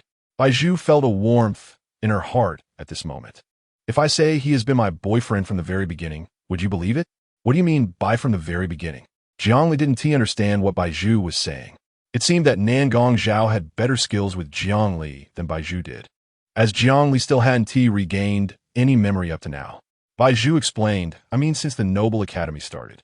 But I clearly remember that your previous boyfriend was FAKED. Our memories have been altered. Our teacher, Nangong Zhao, possesses a unique skill, which is the ability to modify people's memories and emotions. Bai Zhu hoped Jiang Li could believe her now. But such an absurd thing was hard for Jiang Li to digest in her mind. What on earth was this? Please believe me. Fu Hechen was our classmate before. He has always been by our side. We just forgot him. Bai Zhu, I want to believe you, but this is too baseless. Jiang Li touched Bai Zhu's head and said, I don't understand academic matters, but if this technology truly exists, Fang Ke should know about it. I want to ask him. Call Fang Ke in, Bai Zhu said. Hearing this, Jiang Li went downstairs and called out Fang Ke. Fang Ke quickly walked into the room. What is the matter? Just now, Bai Zhu mentioned that Nangong Zhao has a unique skill that can alter people's memories like a map. Is that true? Jiang Li didn't doubt Bai Zhu. She was afraid Bai Zhu would be deceived, so she wanted to verify with Fang Ke. Fang Ke thought for a moment. He had heard a bit about this technology and didn't expect it to be Nangong Zhao's unique skill. Fang Ke seemed to become interested in this. Jiang Li was taken aback. Ali, I'm not lying to you. Your memory has also been modified.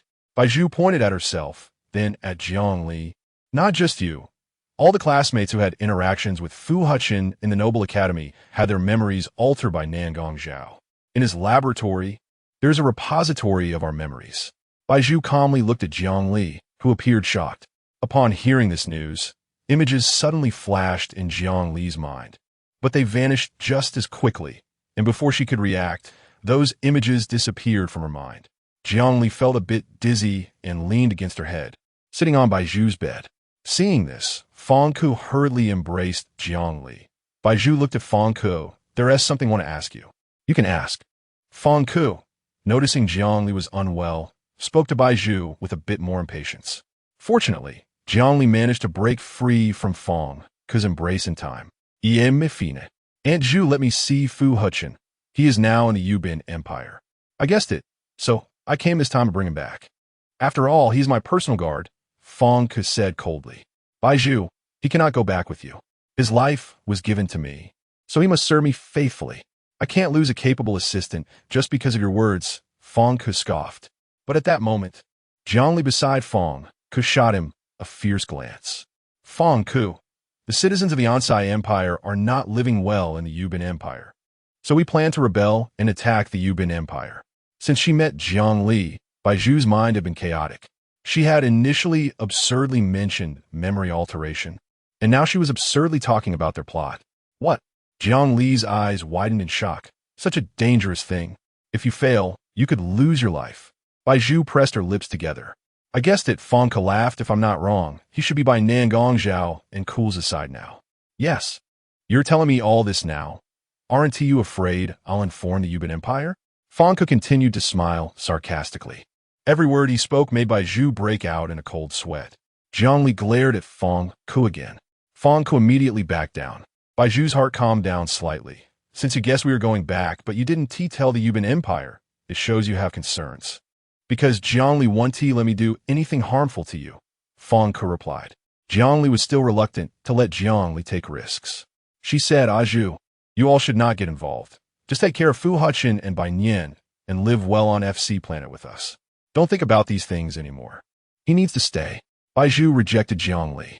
She blocked the brightest, widest, and most comfortable path in front of her and instead turned to dive into a dark dead end without any light. Because he was the commander of the Onsai Empire, the former citizens of the Onsai Empire had placed him in a high position. They respected him and believed in him. Now that he had safely returned to SA planet, he had already given the citizens of the Onsai Empire, "Just tell me what you want me to do." Fang Ku interrupted Bai Zhu's words. Bai Zhu answered honestly, "I want you to stop cooperating with the Yuban Empire." "How ridiculous! If I stop cooperating with them, how can you stay here?" "I can find a way to leave." "That's too risky." Jiangli immediately rejected it.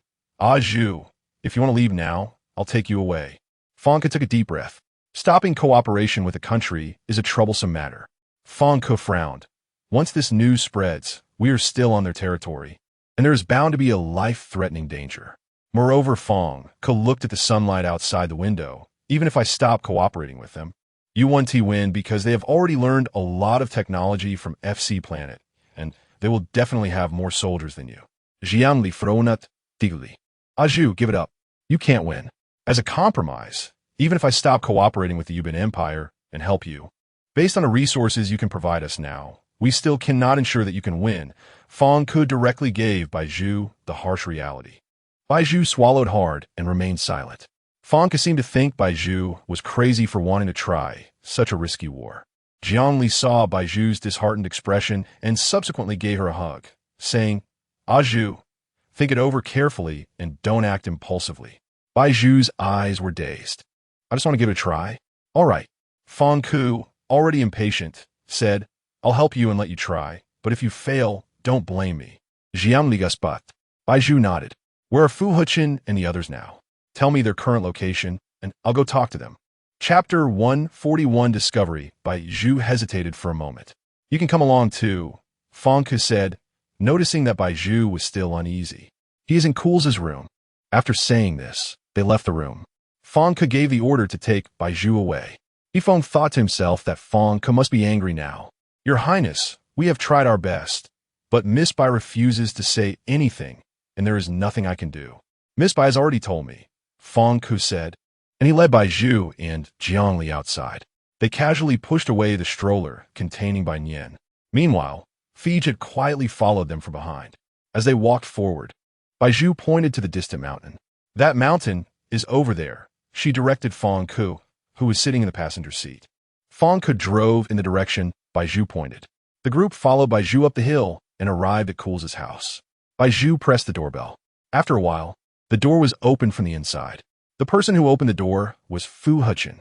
Fu Hechen had regained his original appearance, and he stood at the door, looking at the three visitors, momentarily at a loss.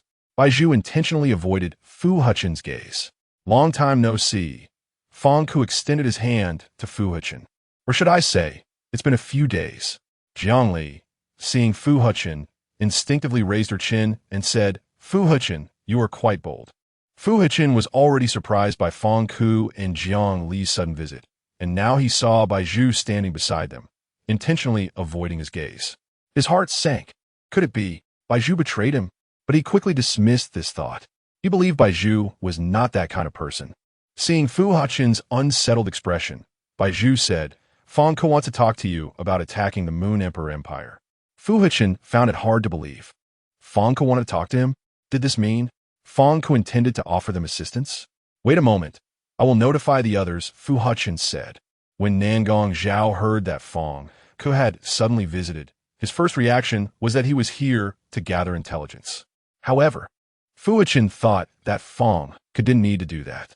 First of all, based on his current strength, if he wanted to resolve this matter and prevent the old forces of the Onsai Empire from rebelling, he could easily take them out with the power of FC planet. Secondly, he believed Bai Zhu would not harm him. Thus, Fu Hechen insisted on bringing Nangong, Zhao, and Cool's to meet Fang Ku. Fang Ku was a very casual person, even though he knew he had previously wronged Nangong Zhao. Even to the point of making him want to kill him, he had no reservations. He treated Nangong, Zhao, and Cool's politely, saying, let's discuss the cooperation matters. I'm serious.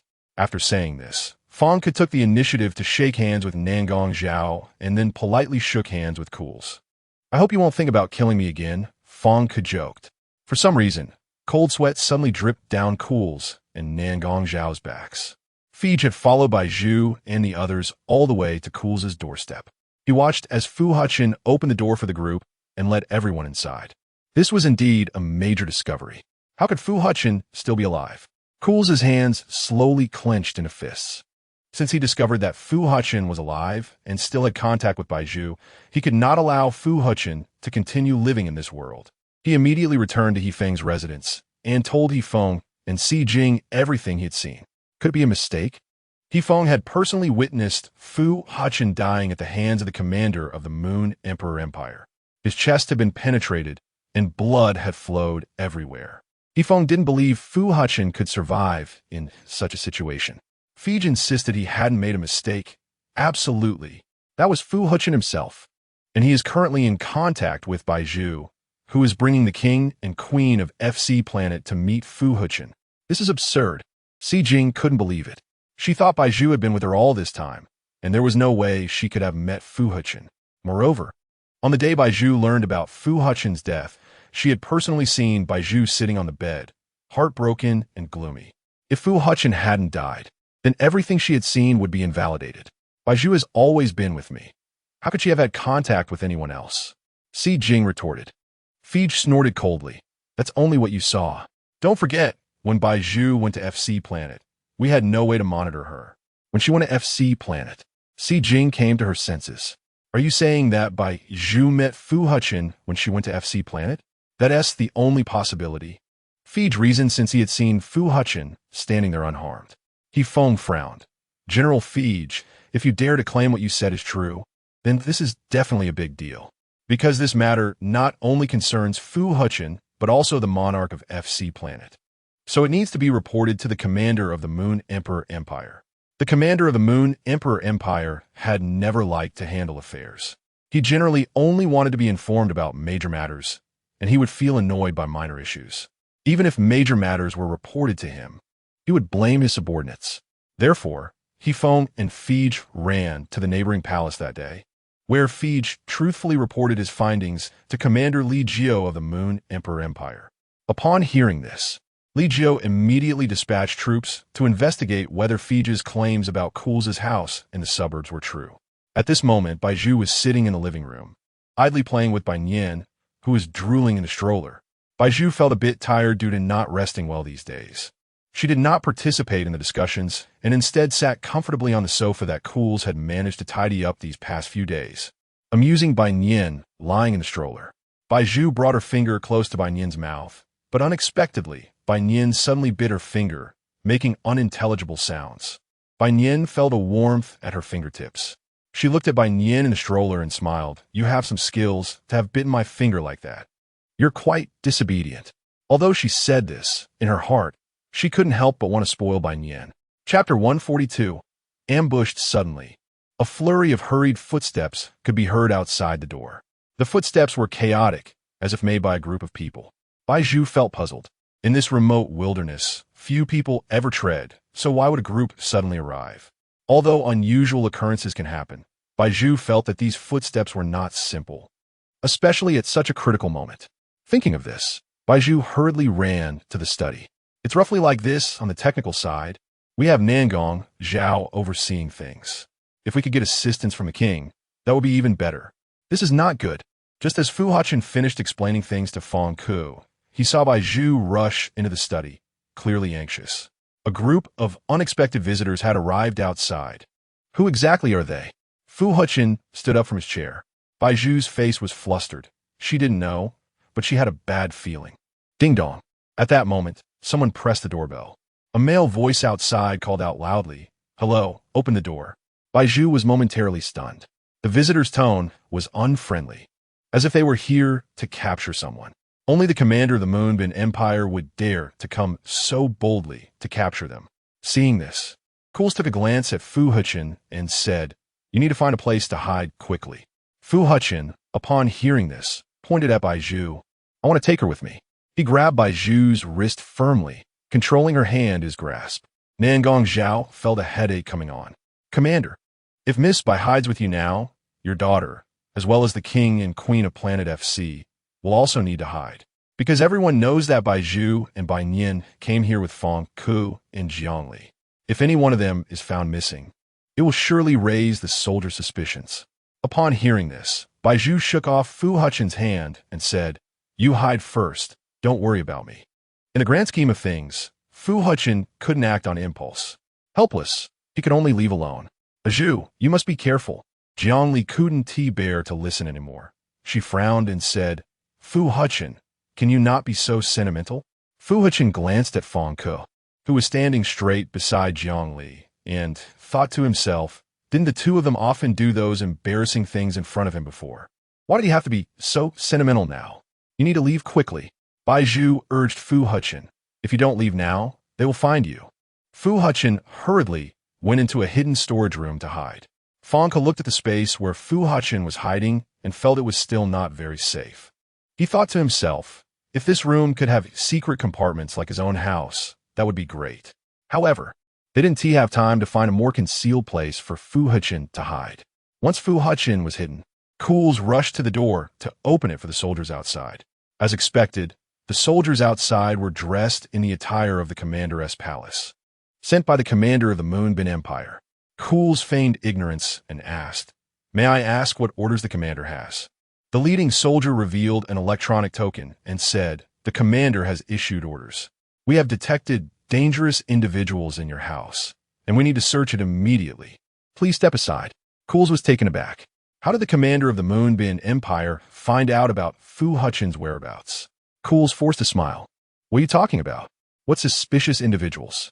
Please step aside." The leading soldier suppressed his inner anger, as if he would explode at any moment. "Are you referring to me as the suspicious individual?" At this moment, Fang Ku walked slowly from behind Cools to the door. The soldiers in front were momentarily stunned. After a moment, the soldier's tone suddenly became much more flattering.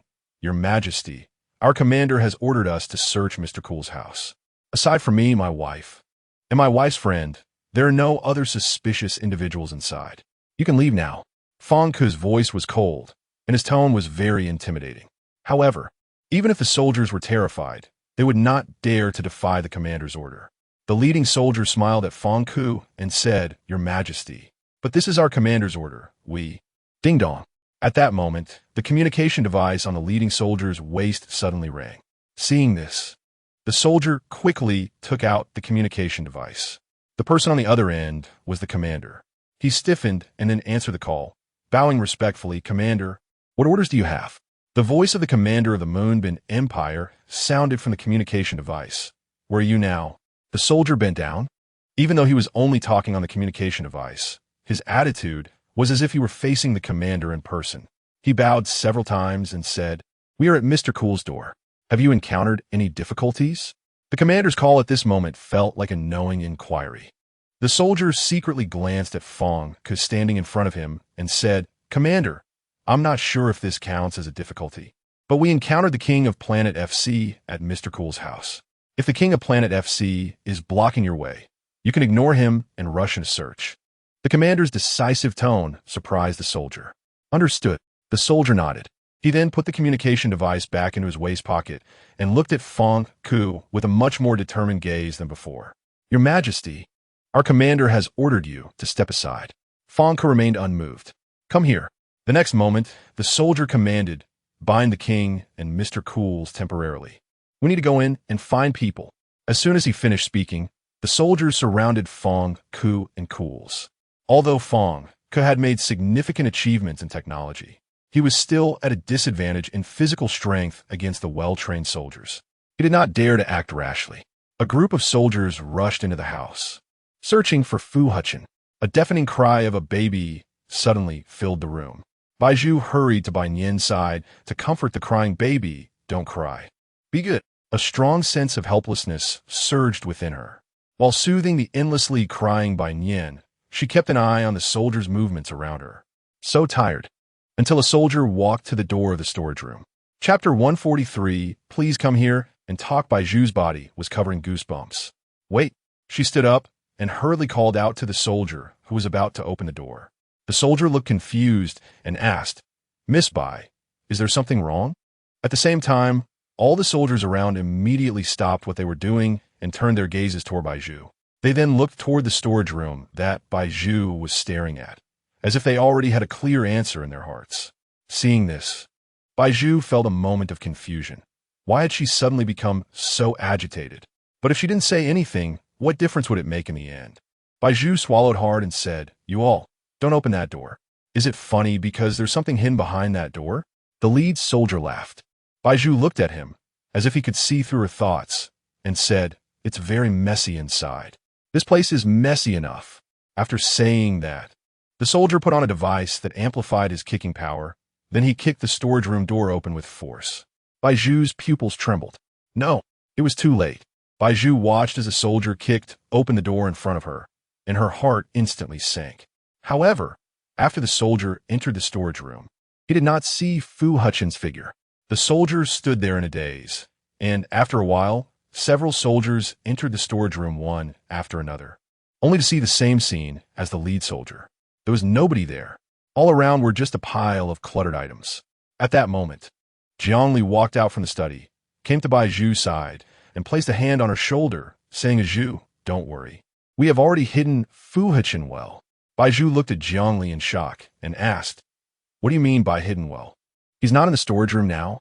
Zhongli leaned close to Bai Zhu's ear and whispered, "There's an invisible door behind the storage room, which leads outside.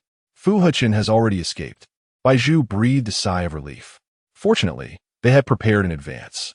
The soldiers searched the storage room for a while with no results, and then walked out in frustration, spitting on the ground. What a pile of junk.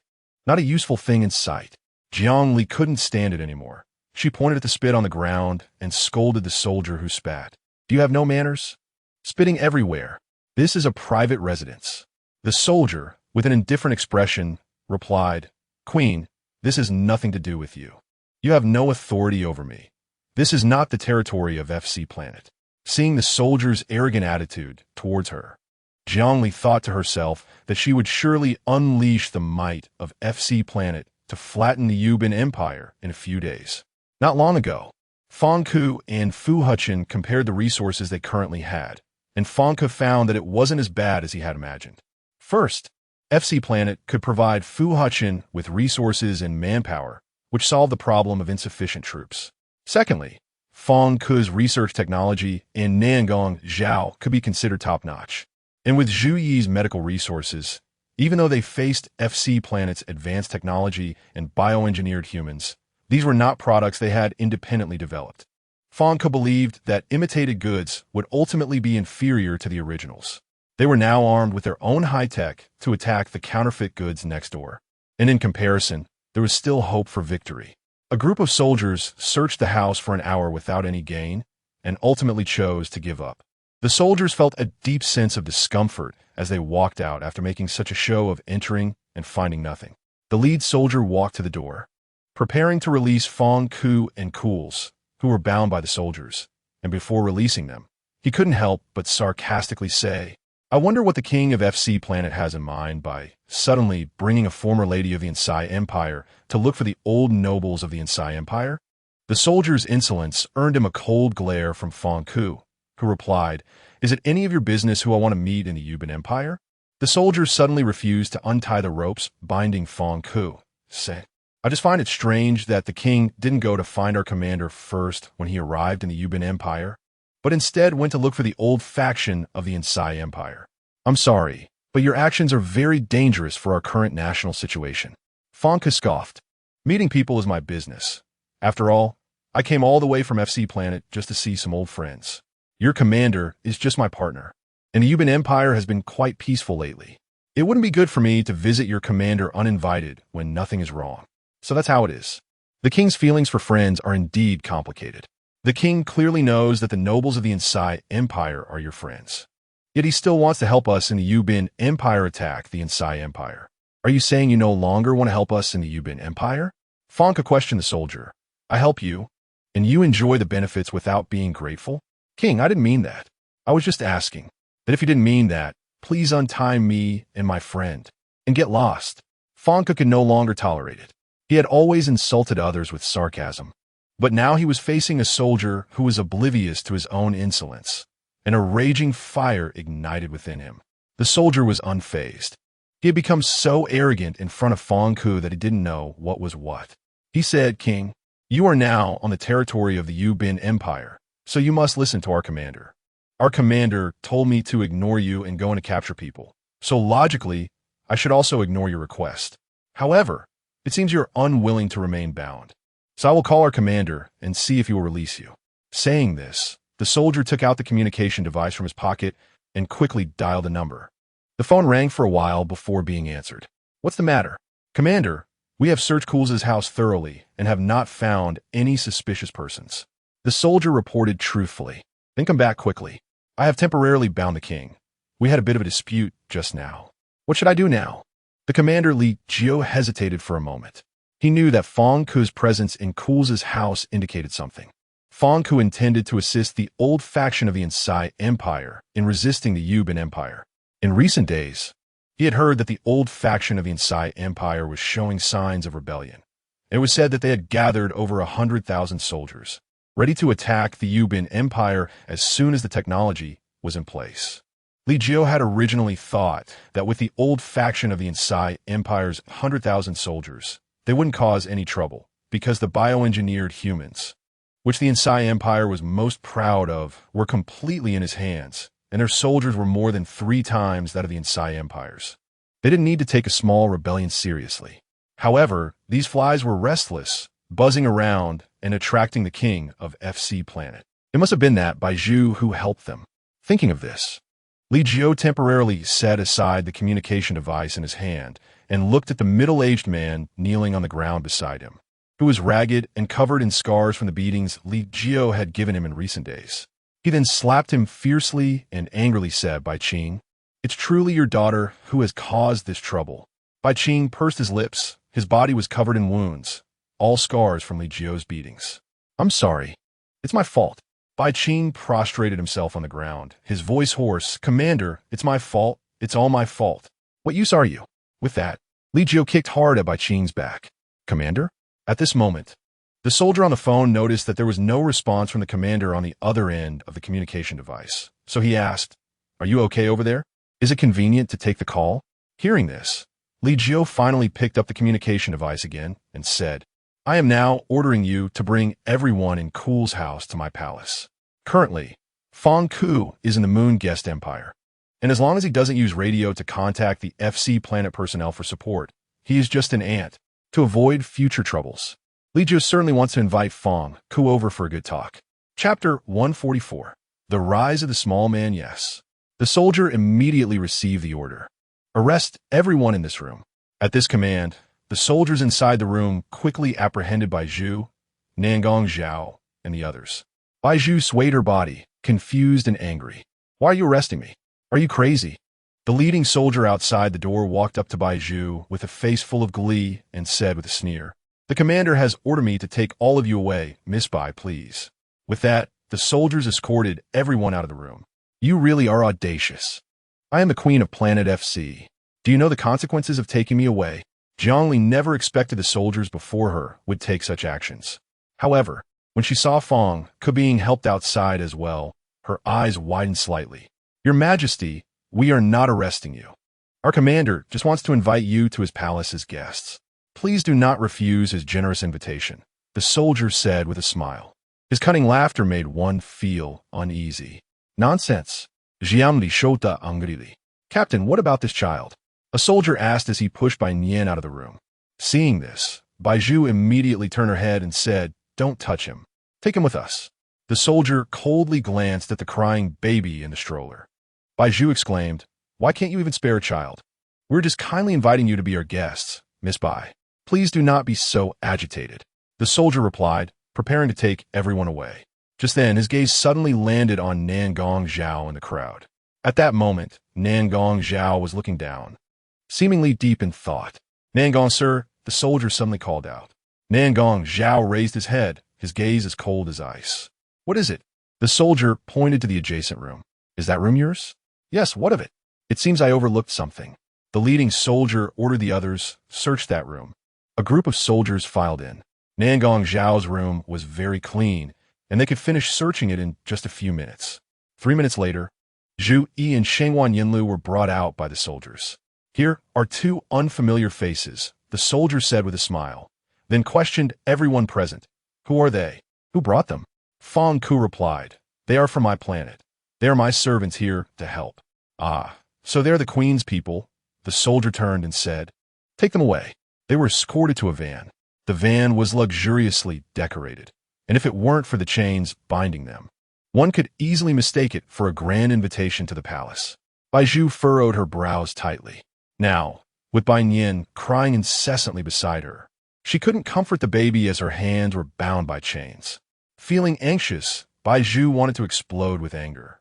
But she realized that losing her temper wouldn't solve anything, so she had to swallow her frustration. After the vehicle traveled for an hour, they finally arrived at the palace.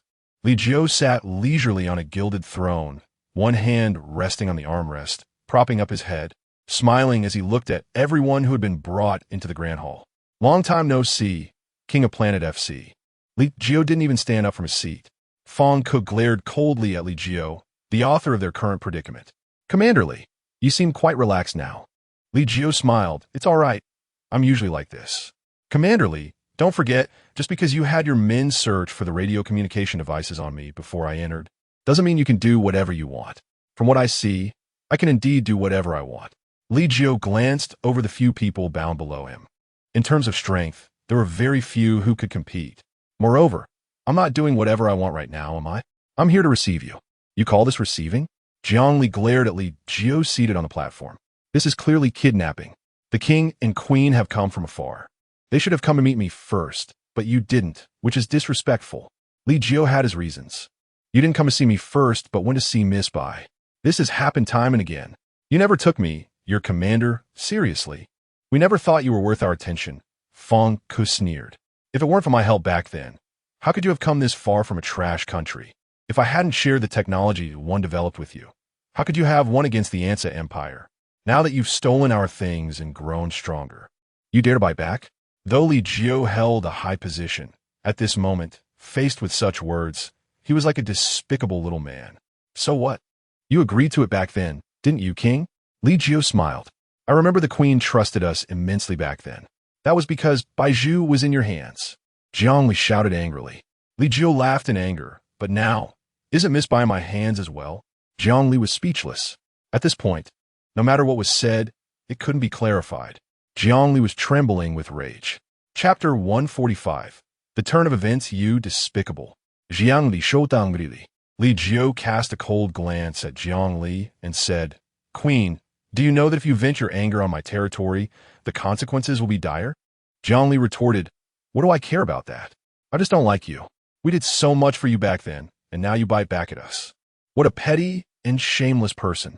Jiang Li had always been bold, and now, with her high status on FC Planet, she was on equal footing with Li Jiu, so she naturally had no reason to fear him.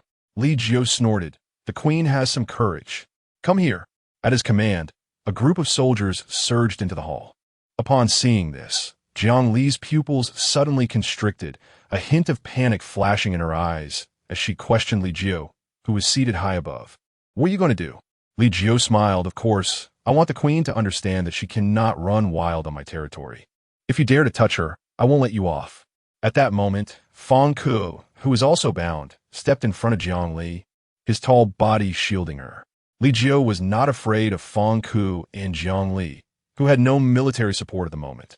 He figured that as long as he dealt with them privately in the Weban Empire and then claimed that the Queen died for the king, it would not pose much of a problem on FC Planet. What a brilliant strategy. Li Jiu secretly rejoiced. But the next second, the lights in the hall suddenly went out. Li Jiu was startled, standing up from his throne and asking what happened. But the surroundings were pitch black, and he couldn't see anyone beside him. Reporting to the commander, "It seems there's a power outage." He didn't know who answered him. Seeing this, Fong Ku, who had good night vision, quickly recognized Jiang Li in front of him, then kicked her foot and said, "We need to run." Bai Zhu, who was sensitive to the movement, followed Jiang Li and Fong Ku's steps towards the door. Li Jiu's ears caught the movements of the few people, and he immediately pointed in the direction Bai Zhu was running, declaring, "All soldiers in the hall, listen to my orders. Increase your vigilance. Don't let them escape." But as soon as he finished speaking, A black shadow suddenly appeared beside him. Li Jiu thought it was a soldier. He felt the shadow approaching him step by step, and then he angrily shouted, "What are you standing there for? Hurry up and catch them." "I am catching them," the man in black replied leisurely. Li Jiu's body shivered. That voice sounded familiar, like, "Those who touch me die." Before he could react, a dagger swiftly pierced his neck. It struck precisely at the vital point. With a loud thud, Li Jiu collapsed to the ground. The soldiers in the hall heard the sound coming from the high seat and rushed forward to check. Unexpectedly, at that moment, a group of men in black surged into the hall. The black-clad figures moved swiftly, taking advantage of the soldiers' distraction to eliminate them in their cradles. Blood splattered everywhere, painting the hall red, heralding an impending storm. Bai Zhu stood still, her face splattered with blood. She wiped the blood from her face, and a smile suddenly appeared at the corner of her mouth. She seemed to know who these men in black were. Suddenly, the lights in the hall turned back on. The ground was littered with corpses, all soldiers of the Yueben Empire. In front of her, Fu Hechen, dressed in a black outfit, walked towards her with a smile. He swung the dagger in his hand, cutting the ropes binding her. Following that, the group of black-clad figures cut the ropes binding everyone present. Bai Zhu smiled at him, then glanced at the men in black behind him, asking, "Who are they?" "They are the 100,000 insurgents," Fu Hechen replied gently, his gaze soft like rippling spring water. Bai Zhu smiled and asked, "How did you gather them here? Do you think my face lacks deterrence?" Fu Hechen pointed to his own face and then swayed in front of the black-clad figures. Laughter erupted among the men in black. "When we see the commander, we immediately know what to do next." Indeed, when the commander appeared back then, we even thought we were hallucinating. Voices rose and fell among the black-clad figures. And Bai Zhu covered her mouth, laughing, Yes, you really have deterrence." Fu Hechen scratched his head. Despite being covered in blood, he still smiled like a child. "Not only that, but I also used the radio device from Nangong Zhao's lab to contact FC Planet, relaying everything that happened to Feng Ku and Jiangli here to Yushi. Yushi will soon arrive with troops to support us." Feng Ku, hands on his hips, walked to Fu Hechen's side, patted his shoulder, and laughed. "Indeed, it has to be someone who has worked with me for a year. Your strategies for coping with difficulties are definitely better than before." "Nonsense. Our commander has always been great," the men in black immediately retorted. Fu Hechen smiled and lowered his head, saying, "Well, the king has indeed helped me grow a lot." 3 hours later, Yushi arrived at the Yueben Empire with troops. The local 100,000 soldiers, along with 300,000 from FC Planet, were all ready. Due to Li Jiu's sudden death, the Yueben Empire was now in chaos. He Feng and Fei Gu released the replicants stolen from the Insai Empire, intending to use them to combat the soldiers and exhaust their energy. However, among the replicants, only the low-level ones could obey their commands. The high-level replicants, such as the one coded 103, completely ignored He Feng and Fei Ji's orders. Instead, at the moment of activation, it even opposed He Feng. Such replicants were not something they dared to use on the battlefield. However, Fu Hechen had already anticipated this, so they didn't need to waste energy on those low-level strangers. After fighting against the Yueben Empire soldiers for 3 days and nights, the Yueben Empire ultimately chose to surrender. With Li Jiu dead, the person negotiating with them was Bai Qing. Bai Qing was nominally in charge, but at this juncture, He Feng and Feng Ku were unwilling to lose face, so they had no choice but to let Bai Qing meet Fu Hechen. That day, at the surrender negotiation meeting, Zhu Yi sat in the front row of the victorious side, gazing at Bai Qing, who was surrendering to them with the demeanor of a victor. Years ago, Bai Qing had also looked at her with such a high and mighty gaze on that snowy night when he abandoned her just after giving birth. Chapter 146. The dust settles at that time. Zhu Yi lay shivering alone in the snow, knowing she had been abandoned. Bai Qing had relied on power and, in order to marry someone else, had gone to great lengths to design her fake death. How laughable! At this moment, Zhu Yi looked at Bai Qing again, her eyes filled with disdain. She could finally stand on Bai Qing's head, trampling his dignity as someone in a position of power. Bai Qing silently handed the portrait in his hand to Fu Hechen. Fu Hechen took the book, glanced over the contents above, then signed his name on the signature page below. From then on, the Insai Empire re-emerged in the world. The venue erupted into thunderous applause. As for the fate of the remnants of the Yubin Empire, Fu Hechen left the decision to Bai Zhu and Zhu Yi. Zhu Yi chose to give up. She chose to return to FC planet. She was already very satisfied if she were to punish Bai Qing. Tearing off his hypocritical facade and trampling his dignity was already the greatest punishment for him. Until Zhu Yi left, Bai Zhu did not know Zhu Yi's true identity, as Zhu Yi had not allowed anyone to tell her. Although she loved Bai Zhu and felt guilty towards her, she still felt too ashamed to acknowledge her. Since that was the case, she might as well give up this step and forever stand in the shadows to silently protect her. Moreover, she would remain in the galaxy as the highest female scholar in medicine from FC planet. She had a premonition that the futures of Bai Zhu and herself would be filled with brilliant sunshine. Bai Zhu did not impose heavy penalties on the remnants of the Yubin Empire either. As He Feng and Si Jing were benefactors who had taken care of Bai Nian, there was a bond of gratitude between them. And Bai Zhu was not an ungrateful person. Therefore, she only confiscated all their properties and required them to actively participate in all labor for the Insai Empire from the bottom up, earning money and living a stable life. With everything settled, Fu Hechen resumed his position as commander.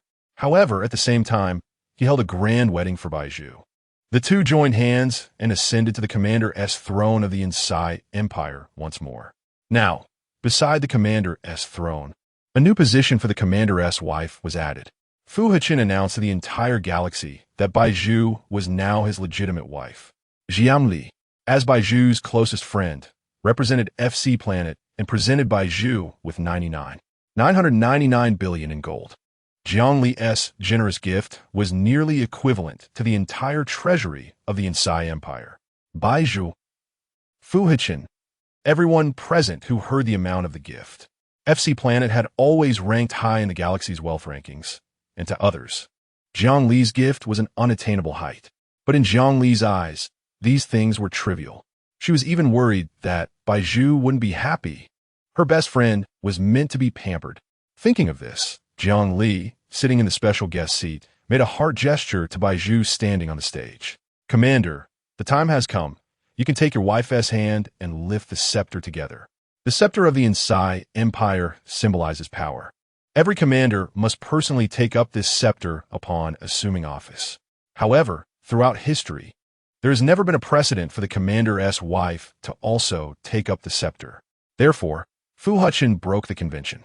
He wanted Bai Zhu to also hold the scepter that symbolized power, to let her share in the governance of the country and protect it together with him. Let us go. Fu Hechen gazed gently at Bai Zhu beside him. Bai Zhu smiled faintly, okay. When she smiled, her eyes curved like a crescent moon. After a moment, solemn music began to play, and under the gaze of all the guests present, Bai Zhu and Fu Hechen together lifted the scepter placed on the high platform. Applause erupted again.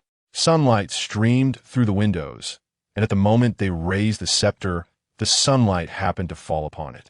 Although sunlight falling on the scepter was not a rare occurrence, at this moment, it was uncertain whether it was a coincidence or not, as the timing of the sunlight coincided perfectly with their lifting of the scepter. This scene would later be referred to as a beautiful tale. After that day, the soldiers of the Insai Empire completely eradicated all traces of the buildings left by the Yubin Empire. Bai Zhu sat in the palace's bedroom, leaning on a spacious sofa, looking out through the floor-to-ceiling windows at the busy soldiers, and said to Mu Jie beside her, "Some good buildings can remain. We've just rebuilt the empire, and it's time to rest and recuperate. Don't assign too much work to the soldiers." Mu Jie had previously been separated from the remnants of the Insai Empire after the Yubin Empire occupied it, and had gone to a hotel to work as a steward. Now that the empire was rebuilt, Fu Hechen's first order was to summon Mu Jie back. "Madam, the commander issued an order early this morning for them to demolish all the buildings left by the Yubin Empire within 3 days. Now that it's the commander's order, they are very motivated and unwilling to give up." "Never mind." Bai Zhu waved her hand at Mu Jie, saying, "You all have your reasons. Where did the commander go?" "The commander is working out now." Mu Jie lowered his head. "Working out?" Bai Zhu took off her sunglasses. Her long, fair legs dangling from the sofa, complementing her fiery red nightgown, making her appear delicate and charming.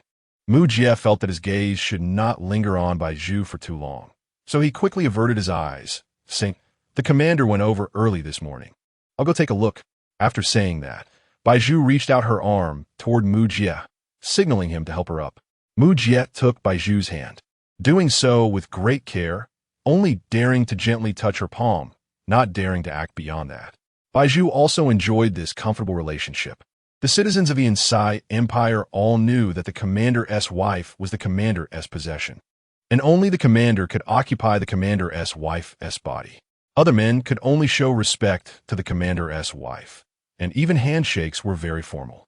This was a custom passed down through the generations in the Inside Empire. "I'll take you there." Mu Jie bent down and then guided Bai Zhu out of the bedroom. The palace gym was located in the basement of the palace, a place Bai Zhu rarely visited.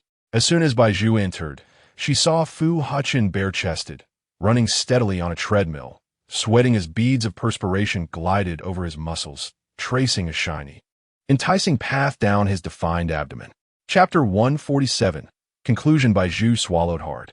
The current Fu Hechen was like a monster exuding hormones everywhere, his masculine aura unmistakable, gradually devouring Bai Zhu's rationality. Commander Mu Jie, who stood nearby, noticed the silence between Bai Zhu and Fu Hechen and cleared his throat to break the awkward atmosphere.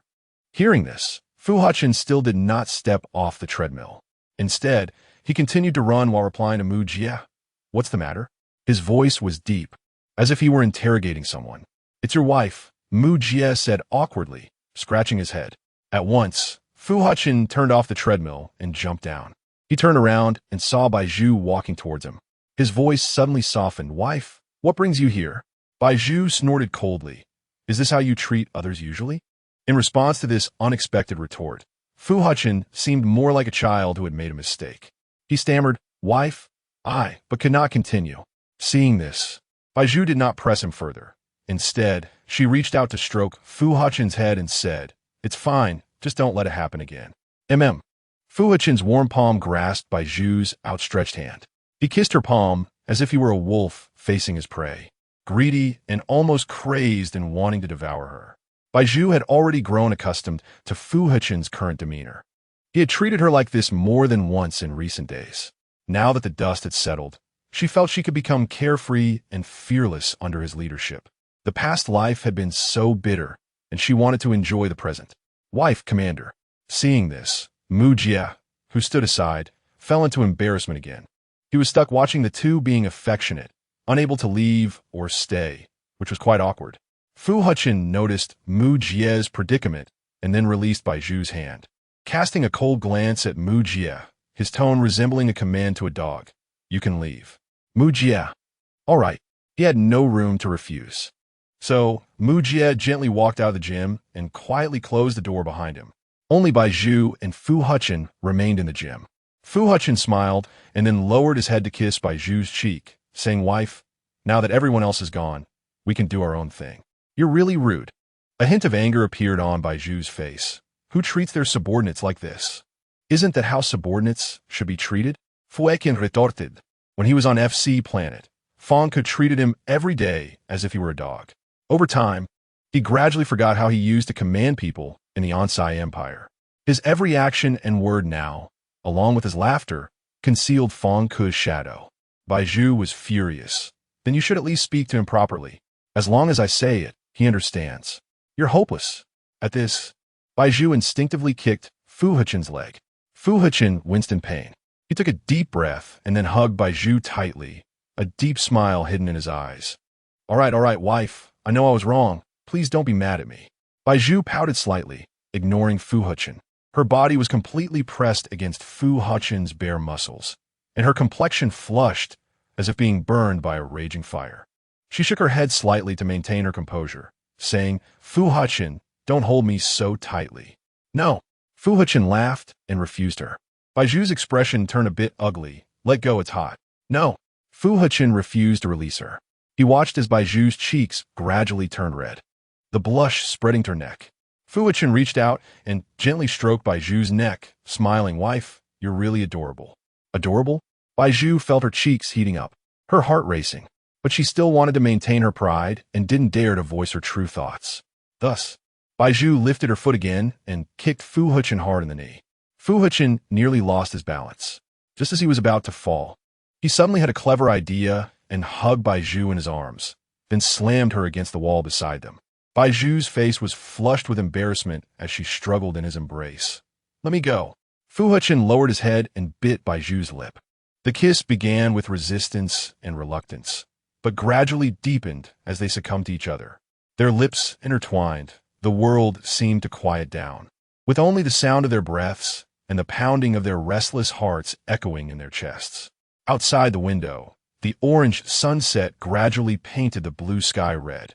Fu Hechen picked Bai Zhu up horizontally and carried her out of the gym, heading to the bedroom. He tossed Bai Zhu onto the bed. Bai Zhu wrapped her arms around Fu Hechen's neck and smiled. "Are you that impatient?" Fu Hechen leaned down, his broad shoulders pressing against Bai Zhu, making it a bit hard for her to breathe. "You still have a nerve to say that." Fu Hechen took a deep breath. In his eyes, every action Bai Zhu made today was an overt attempt to seduce him. Saying this, he traced down Bai Zhu's slender waist, and when he reached a sensitive spot, he mercilessly pinched Bai Zhu's fair skin. Bai Zhu's fingertips curled inward. "Get off me. Wife, this is just the appetizer. The main course is still to come. How can you ask me to get off?" Hearing this, Fu Hechen's expression suddenly turned aggrieved. Bai Zhu looked at Fu Hechen's brows and felt he resembled a bullied puppy. Indeed a dog. He takes advantage of others, yet pretends to be the one being taken advantage of. Shameless. "Move aside." Bai Zhu pushed against Fu Hechen's solid chest. Fu Hechen stood firm like a mountain, unfazed by Bai Zhu's insignificant strength. He then slowly removed all his clothes, and when he got back onto the bed, he firmly grasped Bai Zhu's wrist, saying, "Wife, the main event is starting." After a night passed, Bai Zhu's body was marked with red marks. The next day, Fu Hechen realized he had gone too far with Bai Zhu the night before. Out of guilt, he agreed to all of Bai Zhu's requests. He immediately ordered a day off for all workers in the Onsai Empire. Additionally, buildings left behind by the Webin Empire within the empire could be demolished at discretion. If the buildings were well preserved, they could continue to be used. After this order was issued, Fu Hechen once again gained the support of the workers and the populace. Fu Hechen became the enlightened ruler in the hearts of the people. Furthermore, every order he issued afterward strengthened the national power of the Onsai Empire and promoted the economy's development. People said that the Onsai Empire welcomed a commander with vision, knowledge, and martial prowess. But what others did not know was that behind this beloved commander stood a supportive pillar he relied on. Every action Fu Hechen took and every order he gave were made public only after receiving Bai Zhu's guidance. If viewed in this light, Bai Zhu was the true enlightened ruler in the hearts of the people. Under the rule of Fu Hechen and Bai Zhu, the Onsai Empire gradually prospered, quickly catching up to the national strength of FC Planet. In the same year, Bai Zhu received joyful news from FC Planet that Jiang Li was pregnant. Fang Ke still treated Jiang Li like a precious treasure, not daring to neglect her. One spring, Bai Zhu and Fu Hechen visited Jiang Li and Fang Ke. At that time, Jiang Li's belly had already grown, and Bai Zhu jokingly said she would arrange a betrothal for Jiang Li's unborn child, with the betrothed being Bai Nian. Jiang Li immediately became embarrassed and angry. She laughed and patted Bai Zhu's shoulder, saying, "What if the child in my belly is a girl? A girl will be fine too, as you." However, Jiang Li also knew that Bai Zhu was just joking, so she didn't take it to heart. Jiang Li's intuition was accurate. Her child was indeed a girl. Jiang Li and Fang could name her Fang Yan. When Fang Yan was born, Bai Nian was 3 years old. When they met, Bai Nian was 5. Bai Nian took Fang Yan's hand and said they would be good friends for life. Just like Jiang Li and Bai Zhu, no matter what storms they faced, their friendship would remain unshaken. They would never betray each other. That day, Fu Hechen took Bai Zhu to climb onto the roof of the palace, saying he wanted to show her the moon. Bai Zhu climbed onto the roof after a long time, gazing at the crescent moon on the horizon. The moonlight was serene, illuminating her heart and bringing her immense peace and tranquility. "Madam," the two sat side by side on the roof, and Fu Hechen suddenly grasped Bai Zhu's hand. Bai Zhu looked at Fu Hechen, asking what's wrong. Fu Hechen suddenly smiled, looking at the bright moon, and said, "When I was at the Noble Academy, You were like this bright moon in my heart. You're so cheesy. Bai Zhu repeated her usual response whenever Fu Hechen expressed such affectionate words. I'm sincere. Fu Hechen lowered his head and kissed Bai Zhu's forehead, saying, the moon often hides behind dark clouds, making it hard to see clearly. So, for a while, I could only feel you but couldn't recognize you. Bai Zhu covered her mouth and laughed, saying, you were a fool during that time, needing me to take care of you every day. I even felt sorry for myself back then.